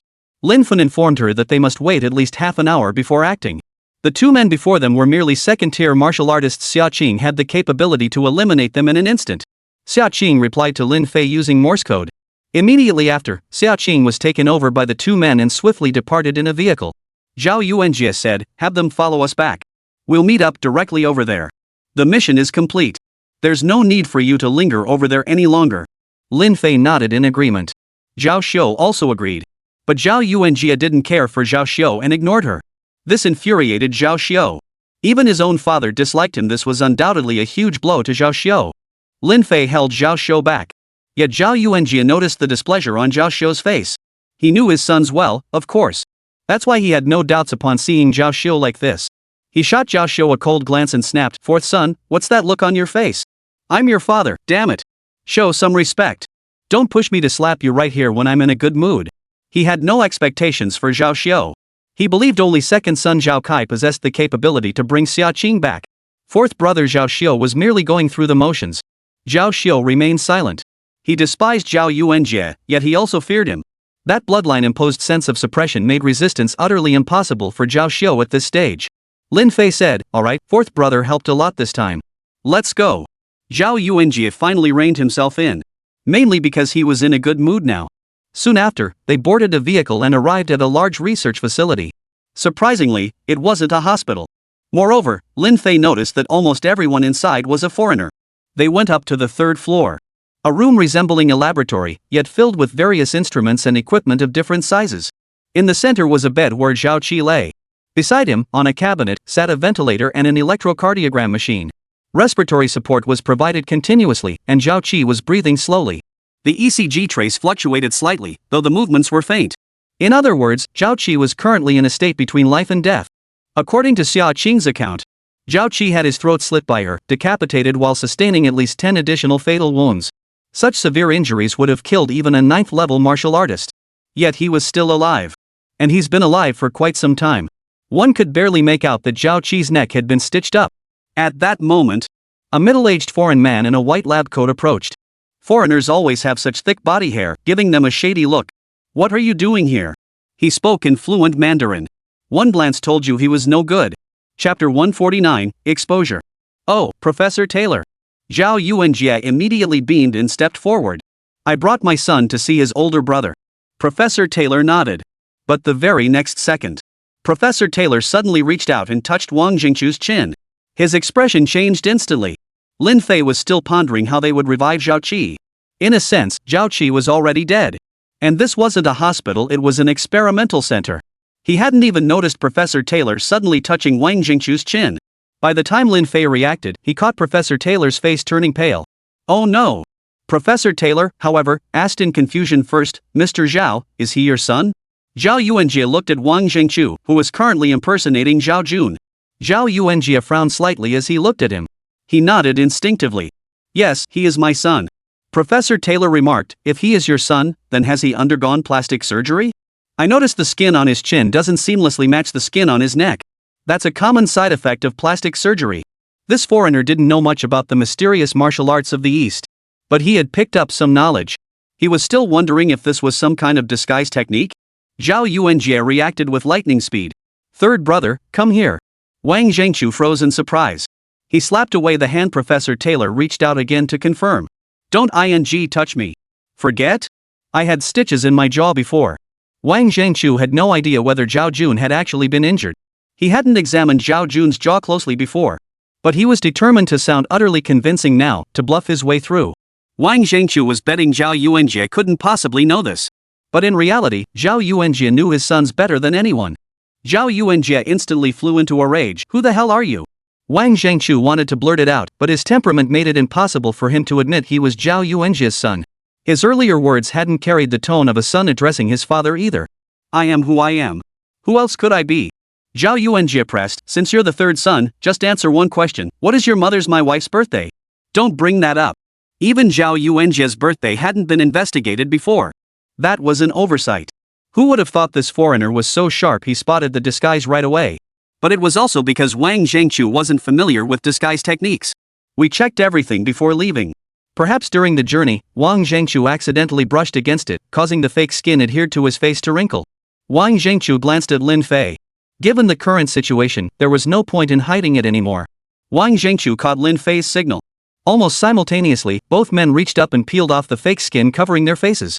When he saw the two men before him, Zhao Yuanjie froze in shock. "Lin Fei. Wang Zhengchu, it was actually you too." He immediately turned his gaze toward Zhao Xiu. Zhao Xiao hadn't removed his mask, indicating he was indeed Zhao Xiao. No one was impersonating him. Lin Fei declared, "It's me." Lin Fei abruptly raised his fist and swung it down toward Zhao Yuanjie. This punch wasn't meant to truly strike him. Zhao Yuanjie sidestepped to avoid it. Wang Zhengqiu followed closely behind.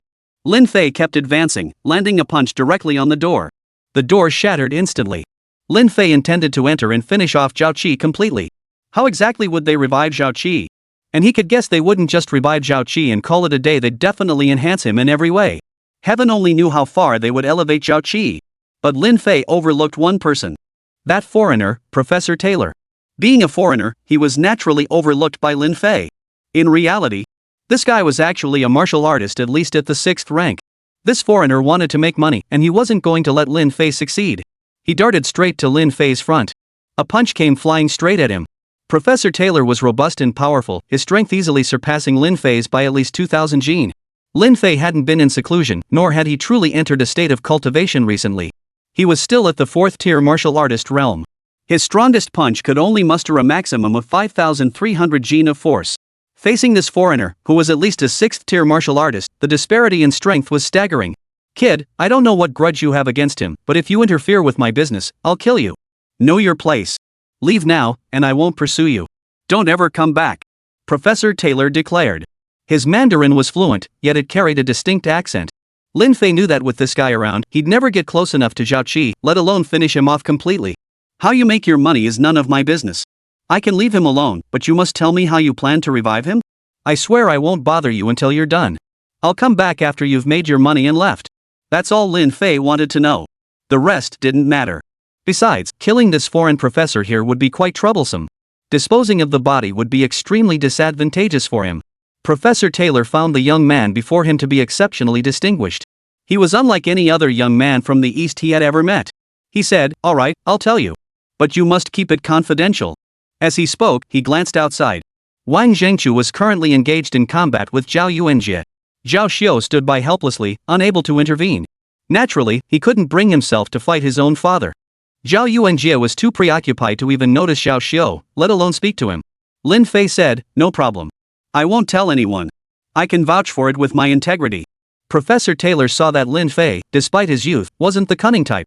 Moreover, he was beginning to admire the young man. He continued, "I'm transforming Zhao Qi, essentially altering his physiology. Once complete, he'll be at least a martial cultivator, or perhaps even a foundation establishment cultivator." Lin Fei's heart sank. This foreigner actually knew about martial cultivators and cultivators. But then again, it made sense. Given his fluent Mandarin, he must have conducted extensive research into the mysterious forces of the East. He continued, "Come back in 6 months. By then, I'll have finished. Once I receive payment, I'll leave this place. After that, you can do as you please. But I believe that the moment I finish, he will come to you of his own accord." Lin Fei glanced at Zhao Qi. Who would have thought? It really is the modified human I suspected. Such methods I've heard my beautiful master, Xiamu, mention them before. But she said it was still immature, so it was merely a rumor within the cultivation world. Never imagined I'd witness it with my own eyes today. Lin Fei bowed his hands in respect. All right, thank you for the information. With that, he turned and walked out of the room. Then he slammed his fist into Zhao Yuanjie's right arm. Boom! Zhao Yuanjie stumbled backward. Zhao Yuanjie, if you value your life, stop now. If you want to die, I can finish you off right this instant. Lin Fei's words instantly silenced Zhao Yuanjie, who had been poised to attack. Focus on healing your son properly. Let him grow strong and come find me later. Let's go. Chapter 150, Pursued. Halt! Fourth brother, are you going with him? Zhao Yuanjie called out to Zhao Xiao. Lin Fei and Wang Zhengqiu also halted. Zhao Yuanjie knew full well he was no match for Lin Fei. The gap between them was quite obvious. He never imagined Lin Fei would be the one to show up today. What about Xia Qing's side? He wanted to call for backup for those two, or else Xia Qing would escape. If Lin Fei dared to snatch Xia Qing so casually, he must have everything prepared. And who knows, maybe Xia Qing had already escaped by now. Lin Fei paid no attention to their father-son conversation. He pulled out his phone and opened an app. The screen displayed an electronic map with 2 location markers, one for himself and another in the northern district. That was Xia Qing. Xia Qing herself wasn't carrying a tracking device, but a micro-tracker had been sewn into the hemp rope binding her. Lin Fei studied Xia Qing's movement trajectory on the map. She had just arrived in the northern district and would soon reach the meeting point with Qin Chou. Naturally, she couldn't reach the meeting point otherwise, she'd truly be trapped. Moreover, this micro-tracker possessed a special function, it could detect heart rate. The moment Xia Qing's heart rate fluctuated excessively, Lin Fei's phone would emit a beep as an alert. Immediately afterward. The moment Lin Fei thought this, his phone emitted a beep. Sure enough. Xia Qing's heart rate was beginning to rise dangerously. She must be fighting those two right now. She must be driving, and any struggle could cause a car accident. At that moment, Zhao Xiu declared bitterly, I'll never return to the Zhao family. I've officially become Master Lin Fei's disciple and young Master Lin's apprentice now. I will make everyone look at me with new respect. Zhao Yuanjie froze in shock. He truly hadn't expected his fourth son to actually betray him. Before Zhao Yuanjie could speak, Zhao Xiu said, Master, let's go. Lin Fei was still staring at his phone screen. On the screen, Xia Qing's trajectory map began to move. The tiny tracking device was hidden in the hemp rope near Xia Qing's hand. With a firm tug, she could pull the tracker free from the rope. She must be carrying the tracker now. She wasn't driving. Instead, she was running at full speed. Judging by her speed, she must be being pursued. It was either Zhao Yuanjie's men or the Qin family's people. Her current situation was dangerous, and Lin Fei dared not slack off. She had made such a huge sacrifice for his operation. If anything happened to her, he'd never be able to face his beautiful master. He declared, Zhao Yuanjie, I won't kill you today, nor will I bother you again. Mind your own business and don't come bother me again. This is your only chance, don't waste it. With that, he turned and walked away. Zhao Yuanjie's heart burned with fury. But he was truly helpless. Although Professor Taylor's team had arrived, it seemed he had no intention of attacking Lin Fei and his two companions. Clearly, Lin Fei had exchanged words with Professor Taylor. What could he do now? If Xia Qing escaped, Xinqiu would withdraw the funds. But facing Lin Fei's words, he felt utterly humiliated. He roared, Lin Fei. You think you can just walk away so easily after humiliating me like this? Lin Fei turned his head, face is something you earn yourself, not something others give you. Of course, I can accept your challenge. Do you want to die? One sentence silenced Zhao Yuanjie once more. Who would choose death over life? Zhao Yuanjie gritted his teeth, glaring furiously at Lin Fei. Seeing Zhao Yuanjie didn't respond, Lin Fei didn't linger. He continued walking toward the exit of the experimental center. Zhao Yuanjie remained silent. Professor Taylor had someone come to clean up the area. He then ignored Zhao Yuanjie and walked out. Just as Lin Fei was about to exit the lab center. But Professor Taylor's voice called out from behind, Sir, please wait. Lin Fei turned around as Professor Taylor approached. Would you mind giving me your business card? We may have opportunities to collaborate in the future. He was a professor, but also a businessman. Even if not in the business of developing modified humans, there were other avenues. Lin Fei hadn't had business cards before. But later, Anna had some printed for him. After all, his status had changed. A shareholder in over 100 companies, and also the major shareholder of Gao Group. But Lin Fei didn't have any on him. Wang Zhengqiu, however, pulled out a business card from his pocket. He handed it to Professor Taylor and said, This is young Master Lin's card. Please refrain from calling unless necessary. Should any collaboration arise in the future, we'd be happy to discuss it. Professor Taylor hastily accepted the card. He also handed Lin Fei a business card. Wang Zhengqiu having Lin Fei's card was perfectly normal. Lin Fei wasn't surprised by this. Lin Fei glanced at it. The foreigner's full name was Alan Taylor. There was no time to discuss matters with this foreigner. He left the place. This was the East District, while Xia Qing was still in the North District. The distance wasn't far. Just then, a car passed by in front of him. Wang Zhengqiu suddenly sprang forward and forcibly stopped the car. Bro, give us a ride. He pulled out a few hundred yuan bills from his pocket and handed them to the driver.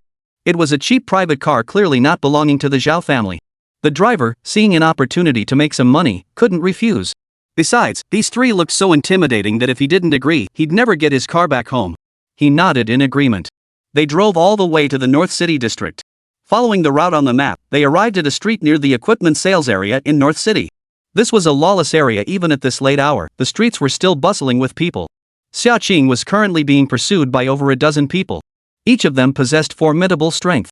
Xia Qing couldn't fight them off and could only flee. Her face was drenched in sweat and she was gasping for breath. Her right hand clenched tightly around the miniature tracking device. Squeak! The car skidded to a halt in front of Xia Qing. Lin Fei and his two companions quickly got out. The moment Xia Qing saw Lin Fei arrive, her tense expression vanished instantly. Xia Qing took several long strides to reach Lin Fei's side. There are 15 of them in total. I've assessed them, 5 are third-tier martial artists, 5 are fourth-tier martial artists, and the last 5 are second-tier martial artists. Reinforcements should be on their way. We need to move out fast. The assassin group's headquarters building wasn't far from here. Lin Fei could easily call for backup. But it didn't seem necessary. The Qin and Zhao families still appear unaware that Lin Fei is a member of the assassin group. He'd keep it hidden as long as possible. Besides, Lin Fei didn't want to rely on the assassin group's strength. It wasn't necessary. He also didn't want to owe Luo Tai a favor. Debts of gratitude are the hardest to repay in this world. Especially when it came to owing that old man a favor. Seeing help arrive for Xia Qing, a young man at the front strode over with a stride that showed no regard for anyone. Well, if it isn't that black dog of misfortune. The speaker was Qin Feng, one of the Qin family's young masters, senior to Qinya. Qinya should address him as her cousin. Chapter 151, Swift and Fierce. Qinya had mentioned this man before. Deeply favored by Qin Zhou. His abilities were quite exceptional. Despite his youth, he possessed strength approaching that of a 5th-rank martial artist. 5th-tier martial artist. Lin Fei is also nearing that level. This fellow is indeed a rather troublesome opponent. Qinzhou was also a cunning old fox. He must have spoken with Zhao Yuanjie first. After Lin Fei and the others left, Zhao Yuanjie would certainly contact Qinzhou again. Therefore, Qinzhou would send more men next, perhaps even come personally. From this perspective, the enmity between the Qin and Xia families must run deeper, otherwise, Qinzhou wouldn't have instructed Zhao Yuanjie to act this way. Regardless, this must be resolved swiftly. If it can't be resolved, then call for backup. This street was fairly bustling. As the two groups collided, onlookers immediately gathered around. Ever since Lin Fei had killed Zhao Kai and Zhao Yuan Kuei one after another in this northern district last time, and the commotion he caused in the equipment sales area right next door, the onlookers instantly recognized Lin Fei. Several days had passed. Lin Fei reappeared here, once again being hunted down. How had this young man managed to offend so many people? But soon, the crowd recognized the origin of this group. They were from the Qin family, led by Qin Feng. The Qin family and the Lin family were sworn enemies. That explained everything. But who was that woman hiding beside Lin Fei? And that young man standing on the other side of Lin Fei looked familiar. They felt a sense of familiarity, yet couldn't quite place him. Zhao Xiu's presence was minimal. He held no standing within the Zhao family, being at best the 4th son of Zhao Yuanjie. He was someone who rarely made public appearances. How could anyone know him? You worthless dog. Hand that woman over to me. You can go your own way. I won't touch you today. Qin Feng's tone dripped with contempt. He could naturally sense Lin Fei's internal energy aura. Both were at the 4th-tier martial artist level. But he felt far more confident in himself, so he held no fear for Lin Fei. Besides, Zhao Yuanjie had surely already notified Qinzhou. It wouldn't be long before Qinzhou sent reinforcements. If possible, he would avoid a fight. After all, this was North City, a lawless place. Some people just love to play dirty tricks in the shadows. Lin Fei demanded, "Give me a reason." Qin Feng snorted coldly, "Reason my ass. Who the hell do you think you are, bargaining with me? Got that? You're nothing but a worthless dog." Seeing Lin Fei had no intention of handing over the woman, he waved his hand, signaling his men to move. Lin Fei said, "Wang Zhangqiu, protect those two. Keep a close eye on Zhao Xiu. This kid might pull some dirty tricks behind the scenes." Lin Fei needed to focus all his attention on facing these dozen or so men.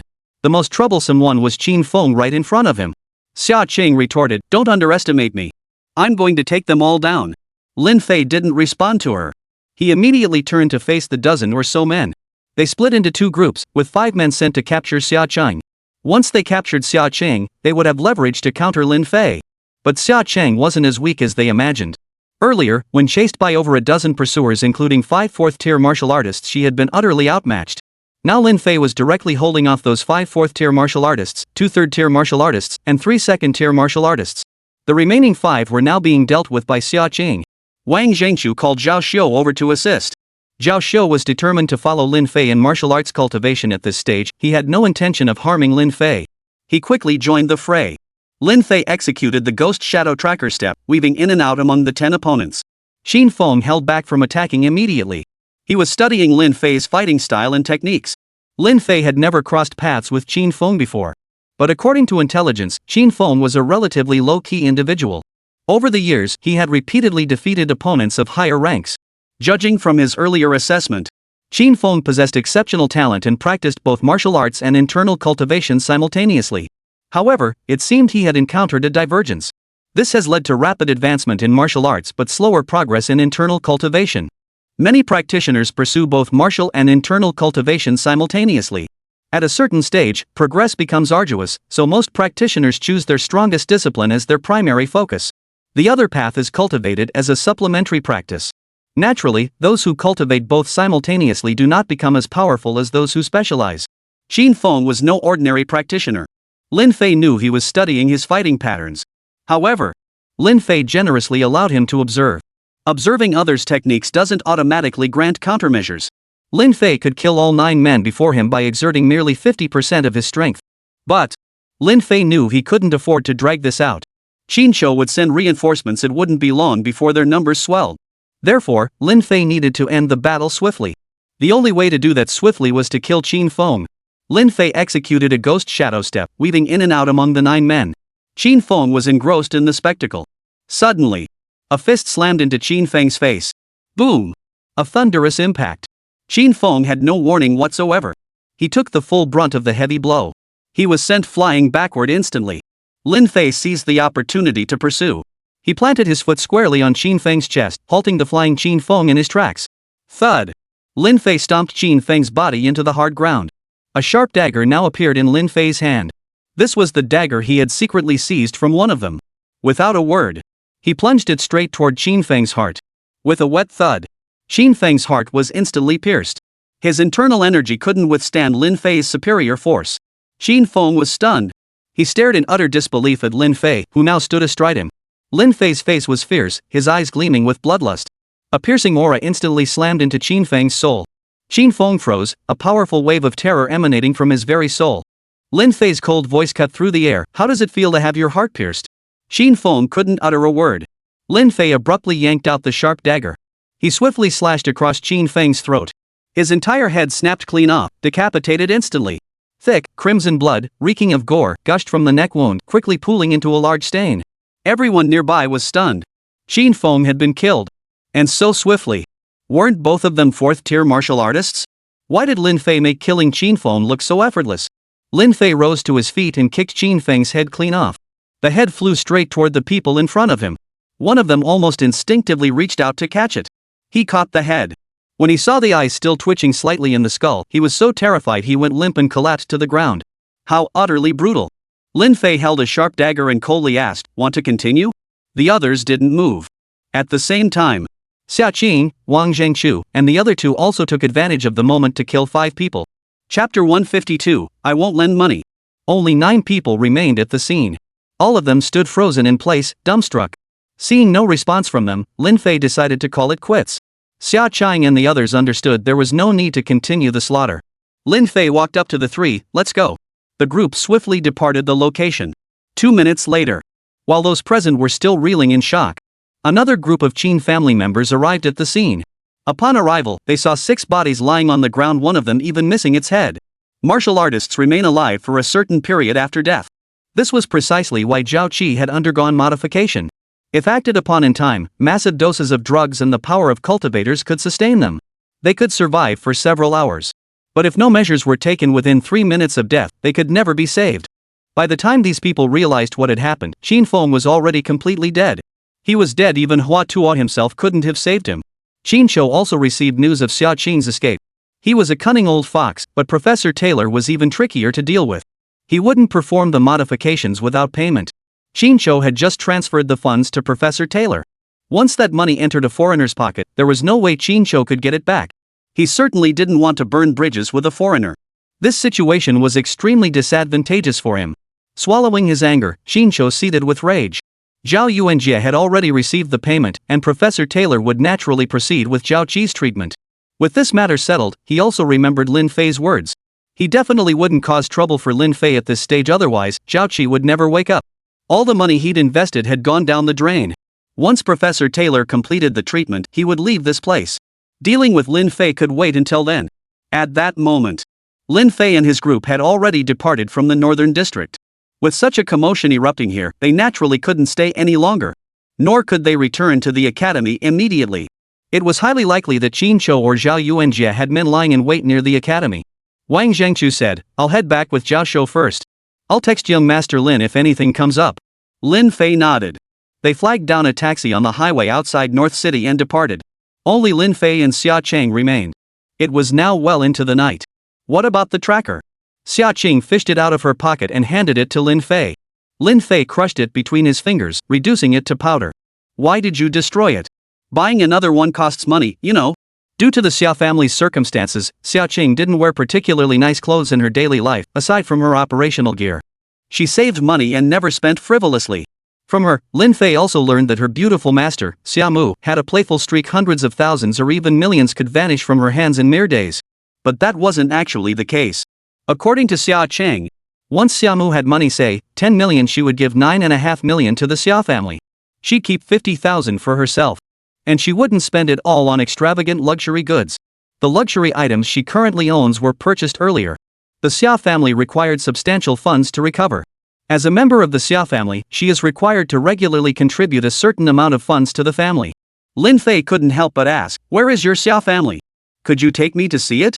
Lin Fei hoped that by going there, he might uncover some information about the murderers who killed his mother. After all, the Xia family had suffered a similar tragedy back then.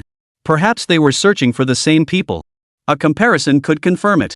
Xia Cheng replied, "No, I can't even go back myself right now. Otherwise, my aunt and I wouldn't be staying at your place. All we need to do is transfer at least 5 million yuan to the family account each month." Lin Fei frowned. "You're penniless now.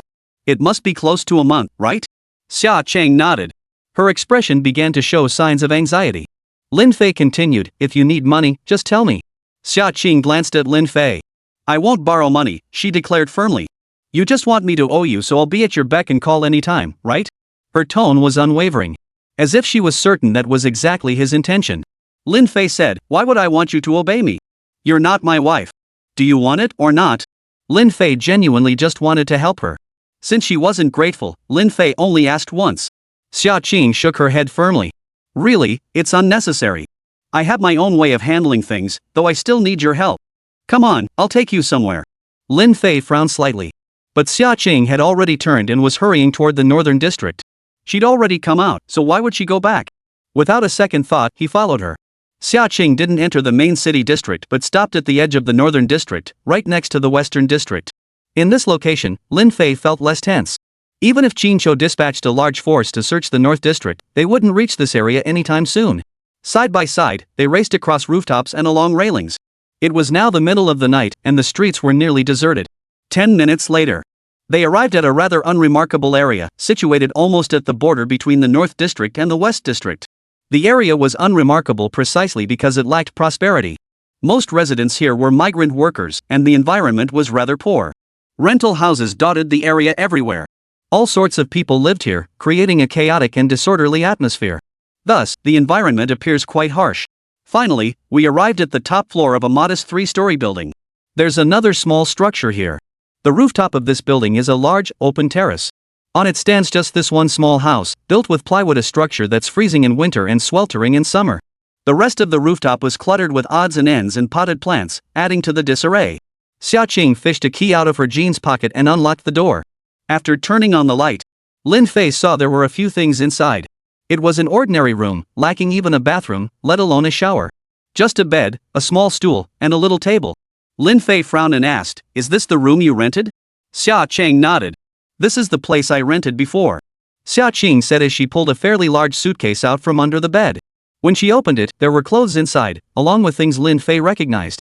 A complete set of disguise tools, false skin, cosmetics, and other items. Xia Qing selected a black bodysuit and laid it on the bed. "Turn around," she said. "I'll change." Lin Fei turned away, exited the room, and closed the door. The room's location was also unique, situated right at the edge of the rooftop. Lin Fei stood on this side, looking down below. Suddenly, a black minivan slammed to a halt right at the entrance. 3 men emerged from the vehicle. The leader was a young man in a suit, looking no older than 24. The other 2 were burly young men, along with a driver. They headed straight down the stairwell below. This was a rental property with nearly 30 rooms spread across 3 floors. Were they after Xia Cheng? Lin Fei never would have imagined Xia Qing living in a place like this. Chapter 153, Kissing in Front of Everyone. Late at night. The surroundings were exceptionally quiet. A gentle breeze rustled the leaves of nearby trees, casting dancing shadows. Footsteps echoed in the stairwell. Before long, the 3 of them had reached the rooftop. The moment they stepped out, they spotted Lin Fei. The man in the lead frowned slightly. Judging by his expression, he didn't seem to recognize Lin Fei. Ignoring Lin Fei, he walked straight to the door and knocked. The man himself was nothing special in appearance, but his lavish attire made his entire demeanor stand out a cut above the surroundings. He was likely the scion of a wealthy family. He was actually lurking around this neighborhood in the middle of the night. He was clearly pursuing Xia Qing. Xia Qing, are you ready? I'm pushing the door open.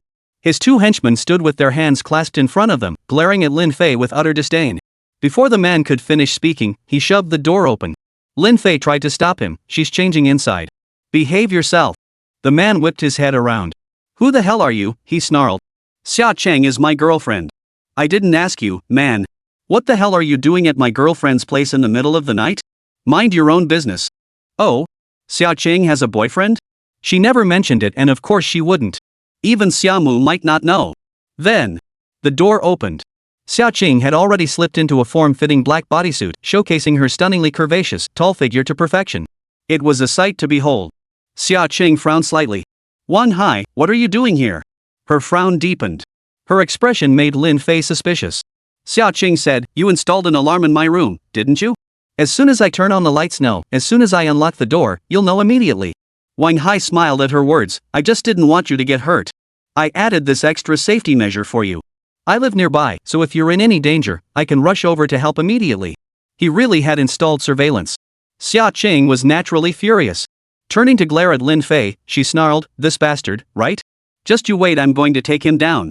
With that, Yunhai waved his hand, signaling his two henchmen to handle it. Lin Fei didn't move. Both of these henchmen were actually 4th-tier martial artists. And Yunhai himself was a 5th-tier martial artist. Lin Fei truly hadn't expected this. And who exactly was this Yunhai? Lin Fei had never heard of him. But he recognized the Wang family. It had been ages since he'd had any dealings with them, but during his 7 years as an assassin, Lin Fei had once saved the life of a middle-aged man surnamed Wang. He had promised that if the man ever needed help in the future, he should just give the word. Could this be that same Wang family?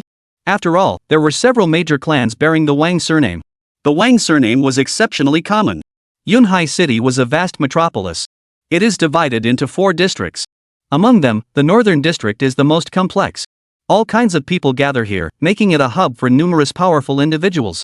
4th and 5th tier martial artists are essentially at the bottom of the barrel here. When Yunhai approached and sensed the aura emanating from Lin Fei, he recognized it as merely that of a 4th tier martial artist.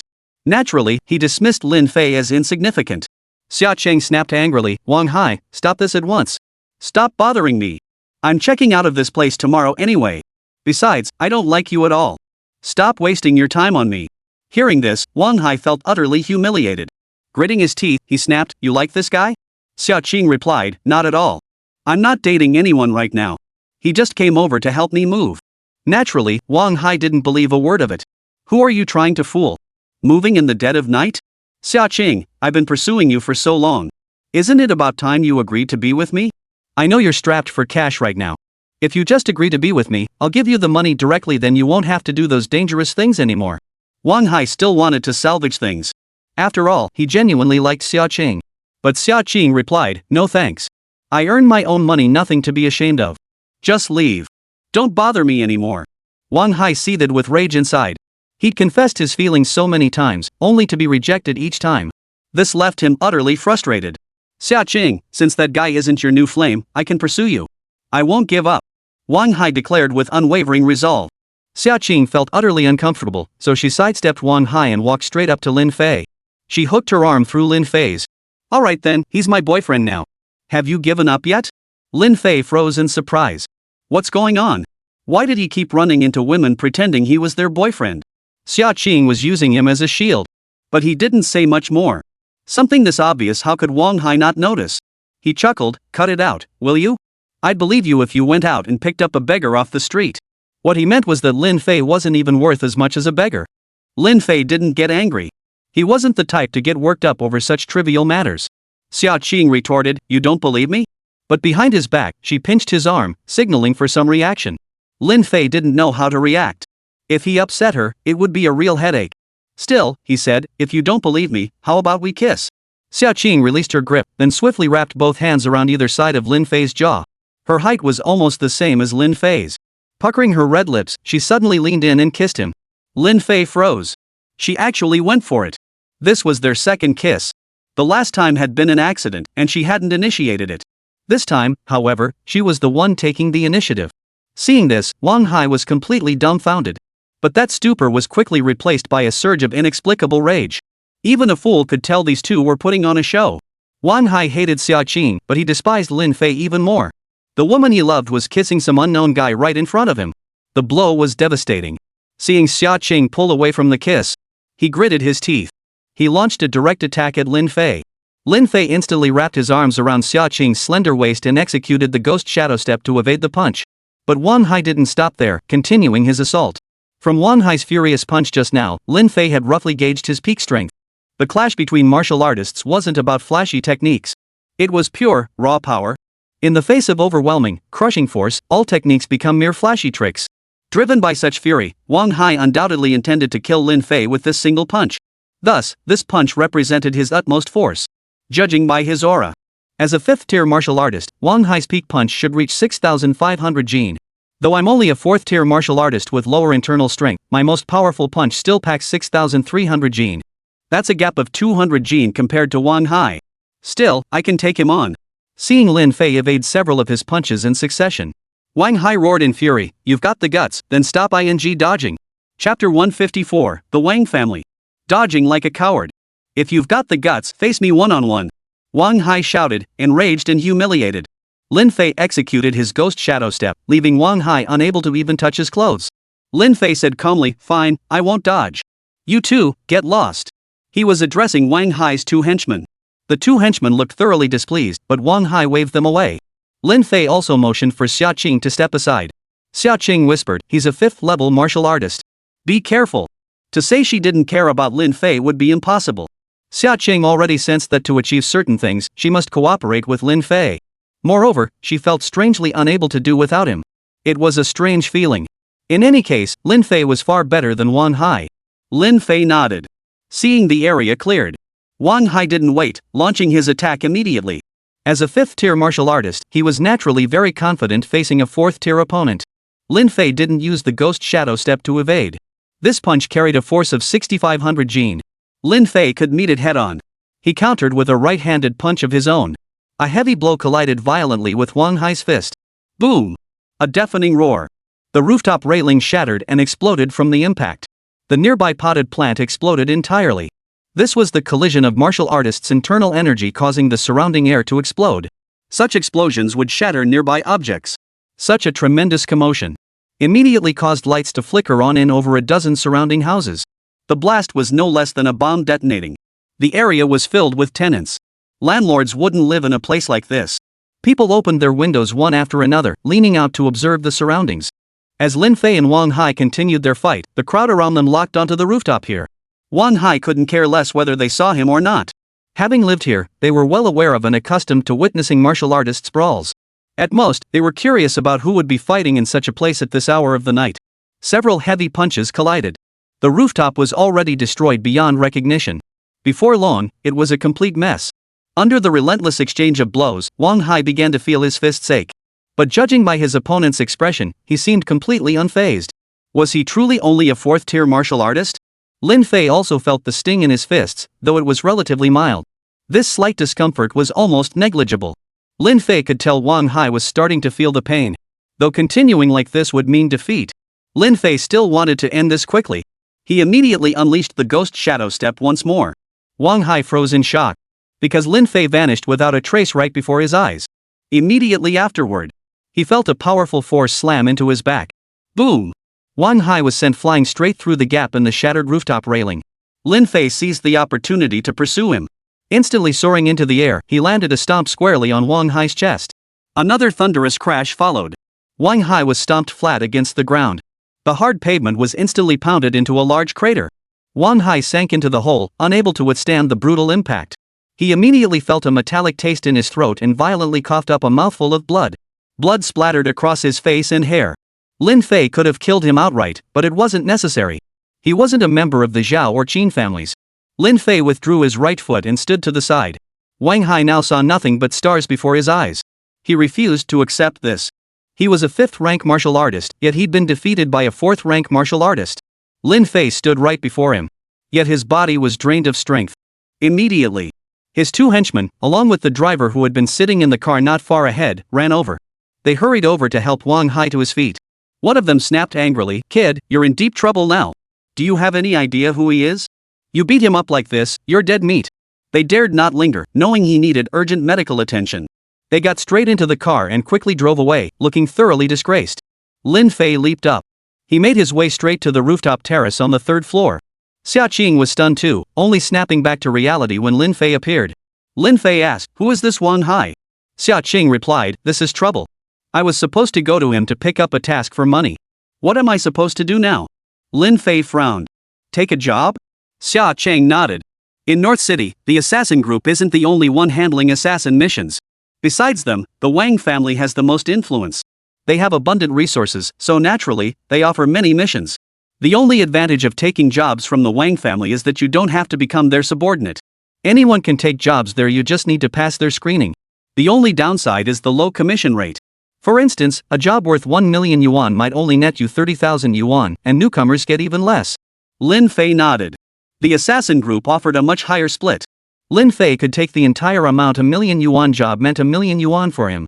Even the lowest ranking assassins get at least 60%, with the sole requirement being membership in the group. So you're not joining the assassin group because you don't want to become one of them? Xia Chang nodded in agreement. There was no other way without joining the assassin group. She couldn't take assignments and earn money there. Lin Fei continued, "Then go to the Wang family. I'll go check it out too." Xia Cheng froze. "What are you going there for? You just beat up Wang Hai." Lin Fei smiled, not taking it seriously. Xia Qing was even more stunned. She couldn't fathom what Lin Fei was up to. Lin Fei said, "Besides, how else will you earn money? They might give me a hard time, but they won't give you any trouble. Will you come?" Xia Cheng nodded repeatedly. "Of course I'll go. If I don't go, I won't be able to earn 5 million for the Xia family in such a short time." After that, Xia Qing went inside, packed a few things haphazardly, took the essentials, and left the rest behind. Dragging a large suitcase, she departed the rental housing complex. Finally, she arrived on a street several blocks away. She had originally planned to go straight to the Wang family's place, but then the incident with Wang Hai happened. Xia Qing said, "I need to stash the suitcase somewhere first." As she spoke, she began to stammer. "So, could you go book a room at that hotel?" Lin Fei nodded. Returning to Xiqing district now was clearly out of the question. "Tonight, we should keep our activities small scale." She suggested, "Let's go to the Wang family's place first, then stay at the hotel. That way, it'll be easier to move around later." Xia Cheng nodded. This North City district was peculiar. Taxis were practically non-existent in the wee hours of the night. Lin Fei hoisted the suitcase onto his shoulder. The two hurried along, Xia Qing leading the way to the other side of North District, bordering East District. They arrived at a fairly large hotel. The North District had no established factions, except for groups like the assassin gangs. Many areas were ruled by a different boss each day, until they were challenged and killed. Then tomorrow, another big shot would take control. This cycle repeats endlessly. The territory remains unchanged, but the boss in charge changes. After leaving his belongings at the hotel, he headed straight for the so-called Wang family. Chapter 155, The Lifesaver. The Wang family. A rather large estate-style residence stood here. News of Wang Hai's situation hadn't reached here yet. Xia Chang presented an identification card and was granted entry. But they wouldn't let Lin Fei in. "Of course you can't come in. You don't even have a badge. Either show your badge or get lost. Got that?" One guard barked. Xia Qing retorted, "Do you even know who he is?" The guard sneered with contempt, his tone dismissive. "Who the hell cares who he is? You're just a low-level assassin. If it weren't for young Master Wang's favor, you wouldn't even be allowed here. What are you playing at, woman?" He surely knew Xia Qing had rejected Wang Hai's advances several times. There was no chance of anything happening between them. Seeing his master, young Master Wang, suffer a loss and lose face naturally made him extremely displeased with Xia Qing. Seeing her words failed to intimidate him, Xia Qing had no choice. He wouldn't let her in. Lin Fei had no choice but to take action. In an instant, before the man could even react, Lin Fei sprang into action. He raised his right hand and lightly tapped the man's neck before returning to his original position. The entire sequence appeared as though Lin Fei hadn't moved at all. No one knew that Lin Fei had just held a needle coated with a bit of puppet drug. Once ingested, this drug would swiftly place the victim under the control of another individual carrying the primary puppet master drug. This drug was classified as top secret. Lin Fei knew that besides himself, only his beautiful master, Xiamu, and Luo Tai possessed the ability to concoct it. Few others possessed this knowledge. Lin Fei controlled his fingers and asked, "Can we go in?" The man's expression had grown vacant, and he replied in a dull tone, "You may enter. Please come in, both of you." Lin Fei smiled. Xia Cheng beside him, however, was utterly dumbfounded. The contrast between his previous state and this was too stark. What had Lin Fei done? She sensed something, yet couldn't quite put her finger on it. They entered the Wang family estate.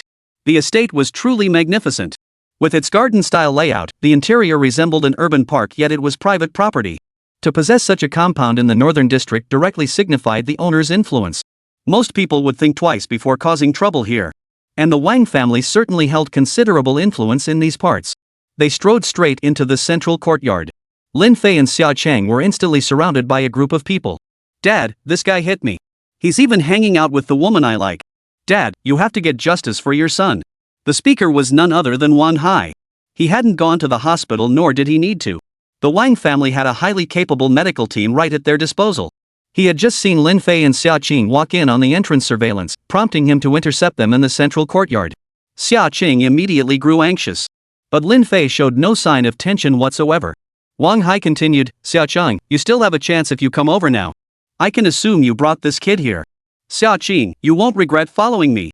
Xia Qing retorted, forget about it. Besides, I haven't even considered anything like that yet. Yunhai flew into a rage. He shouted, Dad, kill this kid. Now that he's on Wang family territory, disposing of him would be simple. And we can easily label him an intruder. The next second, a middle-aged man of average build beside Yunhai, clad in loose-fitting robes, suddenly shifted his expression. Then, smack! A slap landed squarely on Yunhai's face. Though the slap echoed loudly, its force was minimal. Yet it sent a searing pain across Yunhai's entire face. Yunhai was completely dumbfounded. The onlookers were utterly stunned. Why would the master strike his own son? This middle-aged man was Yunhai's father, named Wang Shun. Lin Fei recognized him the moment he arrived. Just as expected. He was the man surnamed Wang whose life Lin Fei had saved before. You good for nothing. Haven't I always told you? This man is your father's savior. The crowd was stunned once more. Life-saving benefactor? In an instant, Wang Shun strode up to Lin Fei. Bowing deeply in gratitude, young Master Lin, I still haven't repaid the debt of saving my life all those years ago. What might you need here? Lin Fei looked at him and helped him to his feet. This old fox was cunning as ever. He knew all too well how unbearable it was to owe someone such an enormous favor. The longer he delayed, the greater the cost of repayment would become. He simply wanted to repay this debt as soon as possible. But this was a life-saving favor, like being reborn through one's parents. Could such a debt ever be repaid so easily? Moreover, he knew Lin Fei's true identity. Not only was Lin Fei the son of Lin Haifeng, but he also held another identity. He was the top assassin of an assassin group. He also shared an unusual connection with Luo Tai. In truth, it was better to remain indebted. At least it preserved the opportunity to maintain connections with Luo Tai. Lin Fei said, my friend wants to earn some money working for you. Give her some assignments. Luo Tai braced himself for an unreasonable demand. Wang Xuanbian hurriedly nodded. Absolutely no problem. Rest assured. Someone, bring the contracts immediately, ones with low risk but high commissions. A subordinate took the order and left. Lin Fei added, also, it seems your son has been secretly monitoring her. I want her left undisturbed during this period. Failure on this mission is no laughing matter. Wang Shan nodded hastily. He turned and barked at Wang Hai, you brat, keep your nose out of things. If anything like this happens again, you'll face the consequences yourself. Wang Hai was utterly baffled. He had indeed heard his father mention a life-saving benefactor, but who the hell could have guessed it was this guy? This guy looked barely 20 years old. At that age, a fourth-tier martial artist was nothing special. How could he possibly be the man who saved his father's life? But Wang Hai knew his father's stern nature better than anyone. Though seething inside, he could only nod in agreement for now, vowing to deal with this guy later. Not long after, the subordinate who had left earlier returned carrying a stack of documents. Wang Shun said, they're all here. Take a look and make your selections. The assignments haven't been dispatched yet. With that, Wang Shun motioned for the others to step back. Wang Hai followed suit. He continued, these orders include both local and out-of-town assignments. The out-of-town ones command higher prices. Xia Qing was also carefully selecting orders, ultimately choosing 10. The total commission amounted to 20 million. Calculating it out, she could expect a commission payout of roughly 6 million. Wang Shun, ever the old fox, instantly saw through Xia Qing's calculation of her own commission. Since she was brought by his life-saving benefactor, she seemed to have a deep connection with Lin Fei. Calling them friends might be an understatement, their bond could be far deeper. It made perfect sense that his son got beaten up for spying on this woman. In this era, might ruled supreme. And since the one who struck his son was his own savior, it can only be said that his son was ignorant his own misfortune. The survival of the fittest had always been the sole worldview of cultivators. Chapter 156, Growing Stronger. Let me break it down for you. Wang Shun hurriedly explained, typically, we split it 70-30, we take 70%, and the task taker gets a maximum of 30%. We have operational costs, logistics expenses, and other overhead. How about this, we split it 50-50. Complete these 10 orders, and I'll pay you 10 million. That's how it is today, and that's how it will be from now on. Xia Qing couldn't have asked for more. 10 million would cover 2 months' worth of family tasks. Lin Fei knew this was Wang Shun's maximum concession. Any further concessions would mean he'd be losing money. Moreover, such matters were unfavorable to him. If word got out, it would cause significant repercussions and lead to a great deal of trouble. Xia Qing understood the implications and knew this matter should remain between them. Lin Fei stated, in that case, you only need to complete the task within the time frame indicated above. I'll be leaving now. Staying here is best for you. But Xia Qing insisted, I'll go with you. I still have questions to ask. Lin Fei didn't know what she wanted to ask, but he agreed nonetheless. Wang Shun then offered to see them off. Lin Fei told him it wasn't necessary. After Lin Fei and Xia Qing left, Wang Hai reappeared and asked, Dad, is that guy really the one who saved your life? No way. He's only around 20, so young. Wang Shun snapped angrily, don't make me slap you. Watch your tone. Without this savior, there would be no Wang family today. How could you possibly have achieved what you have? Stop obsessing over that woman, you brat. She doesn't like you. If you get beaten up again, you'll lose your life and even your old man won't be able to save you. Wang Hai naturally didn't believe it. He felt his father was more likely being threatened by someone. But for now, he could only agree verbally. He seethed with resentment inside. At that moment, Lin Fei and Xia Qing had already returned to the hotel. Lin Fei asked, by the way, what were you going to ask me earlier? Xia Qing sat down and placed the 10 forms on the table. She replied, nothing. I just needed an excuse to leave the Wang residence. If I stayed there, I'd be constantly harassed by Wang Hai. She and Wang Hai had met when Xia Qing first went to the Wang family to take on a job for money. Ever since then, Wang Hai had clung to her like a dog's skin plaster. Finally, with no other choice, she resorted to altering her appearance with disguise techniques every time she went to the Wang residence to avoid his attention. When Wang Hai couldn't find her, he directly monitored the house she rented. This was why Xia Qing hadn't returned.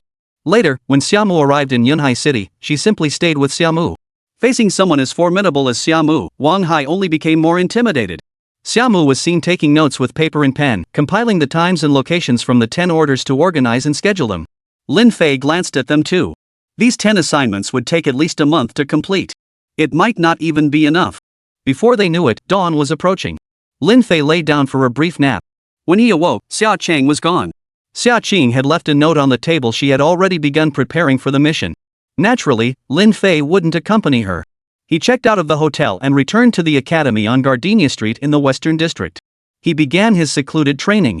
Time was running out. In about half a year, that foreigner, Professor Taylor, would fully revive Zhao Qi.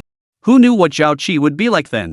But that foreigner had said that reviving Zhao Qi would essentially grant him the strength of a novice martial cultivator equivalent to a foundation establishment cultivator. That's terrifying.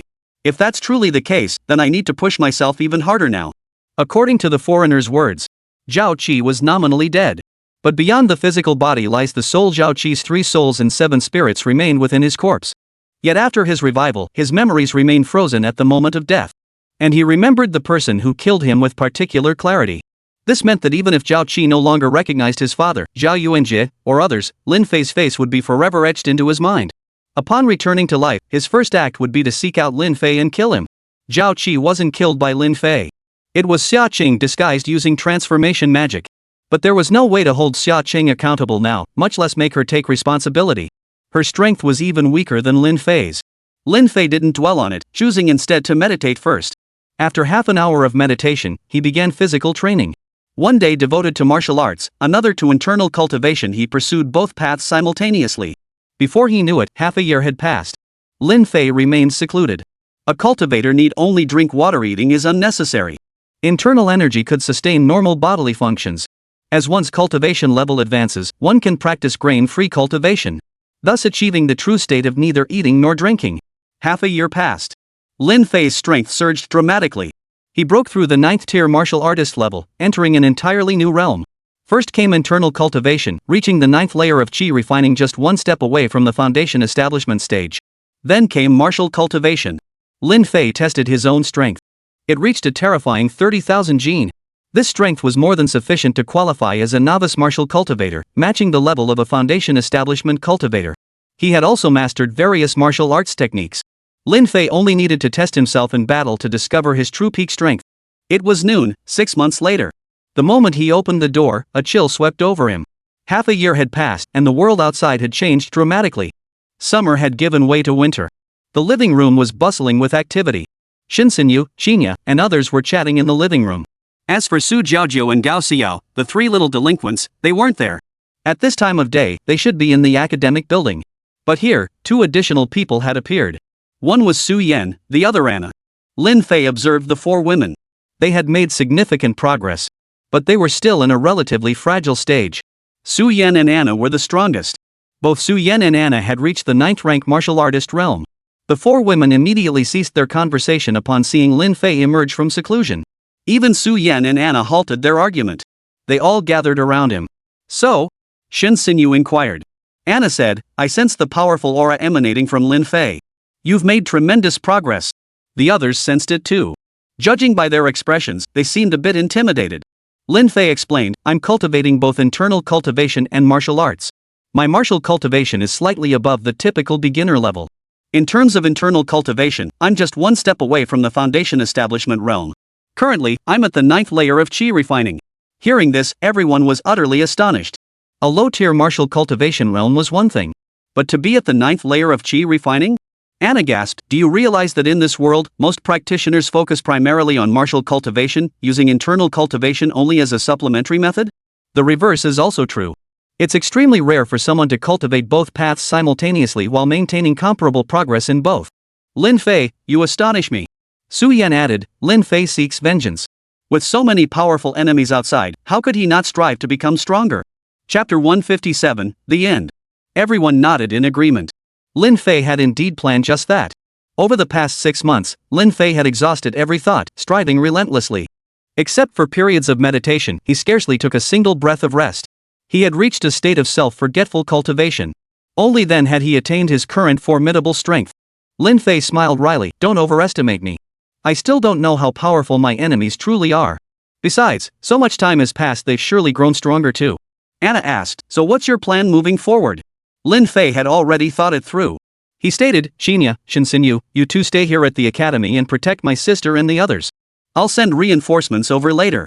Su Yan, Anna, would you 2 come with me on an outing? Without hesitation, both nodded in agreement. They both liked Lin Fei.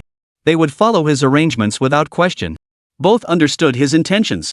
Rather than sitting idly by waiting for disaster, it was better to strike proactively. By taking the initiative, they could seize control of the situation. Based on the timeline, today should be the day Zhao Qi was saved by Professor Taylor. Just then, Lin Fei's phone buzzed. For the past 6 months, he'd kept his phone close at hand. He kept it close, hoping to receive news from Professor Taylor. Picking it up, he saw it was indeed a message from Taylor. Taylor stated, I have successfully revived Zhao Qi. He is currently undergoing testing and adaptation. By midnight at the latest, Zhao Qi will have completed all adaptation procedures. I've already sensed Zhao Qi's rage. The first words he uttered upon waking were your name, Lin Fei. Be prepared. I can't say more now. I'll contact you later. His meaning was clear, do not reply to his message. Lin Fei set his phone down. Just as I thought. But the timing couldn't be better. Zhao Qi, right? Even if he doesn't come, Lin Fei will go find him first. This guy was an unpredictable factor. Lin Fei was also worried he might come here and harm others. So he had Anna and Su Yan prepare first, waiting until nightfall to take action. Their task was to deploy personnel, with the final battlefield set in the northern district. Since he held the initiative, he naturally chose the battlefield's location. Just outside the northern district lay a stretch of beach. After nightfall, almost no one lingered there. Su Yan and Anna dispatched personnel to prepare in advance, setting up ambush positions. Once night fell, they would form an encircling perimeter and clear the surrounding area. Lin Fei took the lead, heading straight for the research center where Professor Taylor was located. This facility belonged to the Zhao family. Professor Taylor merely operated it to generate profits. Not a single penny here was his property. Having reached the 9th level of Qi cultivation, the internal energy within Lin Fei's Dantian had transformed into a higher tier force. It had become purer and more potent.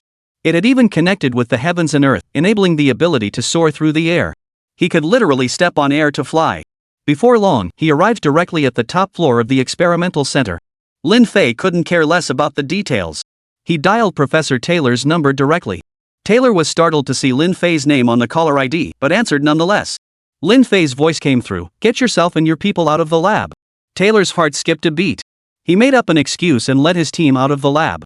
The moment they stepped outside, the research center building began rumbling violently. Then, the entire building collapsed. The deafening roar and billowing smoke left bystanders pale with terror. This building was, of course, destroyed by Lin Fei. With his current power, it took only a slight effort to bring the entire structure down. It posed no difficulty whatsoever. Lin Fei swiftly locked onto two figures. One was Zhao Yuanjie and the other was Zhao Qi. At that moment, Zhao Qi was pinned beneath a pile of rubble. Zhao Yuanjie, however, had dodged the impact, though his clothes were dusty. "Lin Fei, you!" Zhao Yuanjie was furious beyond words. But before he could finish his sentence, Lin Fei appeared before him, his voice cold. "I gave you half a year." His hand formed a palm strike, thrusting straight into Zhao Yuanjie's chest. He ripped out the heart and crushed it in his fist. The fragments scattered on the ground, yet not a single drop of blood stained Lin Fei's hand. Zhao Yuanjie died instantly. Lin Fei then turned his attention to Zhao Qi. Zhao Qi hadn't fully regained his bearings yet. Trapped beneath the rubble, he showed no signs of reaction. Lin Fei wasn't about to wait. Professor Taylor had already received the final payment. His work was done. No matter what Lin Fei did, he couldn't interfere. And he wouldn't dare interfere either. Lin Fei was now far more formidable than he had been just half a year ago. Professor Taylor knew that the current Lin Fei was not someone he could afford to provoke. Lin Fei stepped forward and killed Zhao Qi completely. Then he pulverized his entire body. Now, even a great immortal descended from heaven would be powerless. Lin Fei then approached Professor Taylor. Upon seeing Lin Fei, everyone instinctively took half a step back. His aura was so overwhelming it inspired fear. Lin Fei stated, "If there's nothing else here, you should leave immediately. I won't hold you accountable for anything." With that, Lin Fei soared into the air. The crowd was even more stunned by this sight. What? He can actually fly? This was utterly mind-blowing. Night fell. Everything was in place. Lin Fei spent the entire afternoon causing chaos in the northern district. He deliberately let himself be hunted down. What began as a chase by the Zhao and Qin families escalated until over 1,000 people were hot on his heels. Night. Dark clouds hung low in the sky, and the biting cold whipped relentlessly against everyone's faces. Lin Fei found himself surrounded by layers upon layers of pursuers, completely encircled. At Lin Fei's signal, Anna led the entire assassin group. Su Yan commanded her own forces alongside Lei Biao and others, encircling the 1,000-strong group from the outer perimeter. Their numbers were 2 to 3 times greater than the enemy's. Soon after, Luo Tai, Xiaomu, and other members of the Xia family appeared. Finally, Lin Haifeng arrived with his own force of several hundred. Only then did Qin Chou and the others realize they'd been tricked. But now, they had no choice but to fight to the death. Under the relentless assault of Lin Fei, Lin Haifeng, and their forces, even Zhao Haiyuan couldn't hold out, let alone Qin Chou and his men. In the end, it was almost a complete victory. The others had barely lifted a finger. The Zhao and Qin families suffered a crushing defeat. The last few hundred survivors surrendered outright. Among them were those who had witnessed the events firsthand all those years ago. Capturing these individuals would allow for the reconstruction of the truth behind what happened to the Lin and Xia families 20 years ago. Ultimately, imprisonment awaited the Zhao and Qin families. Lin Haifeng would be exonerated and cleared of all wrongdoing. Similarly, as a key participant in the events of that time, Gao Yaru would be sent to prison. Gao Xiao, having played no part whatsoever in being completely unaware of the matter, faces no danger. She spent another year preparing for the college entrance exams at a review school. Lin Fei couldn't be bothered with such matters. He kept his shares firmly in hand. As for the Gao group, it returned to Lin Haifeng's control. Thus, everything was settled perfectly. Lin Fei also announced his relationship with Su Jiaojiao. And that was the end of it.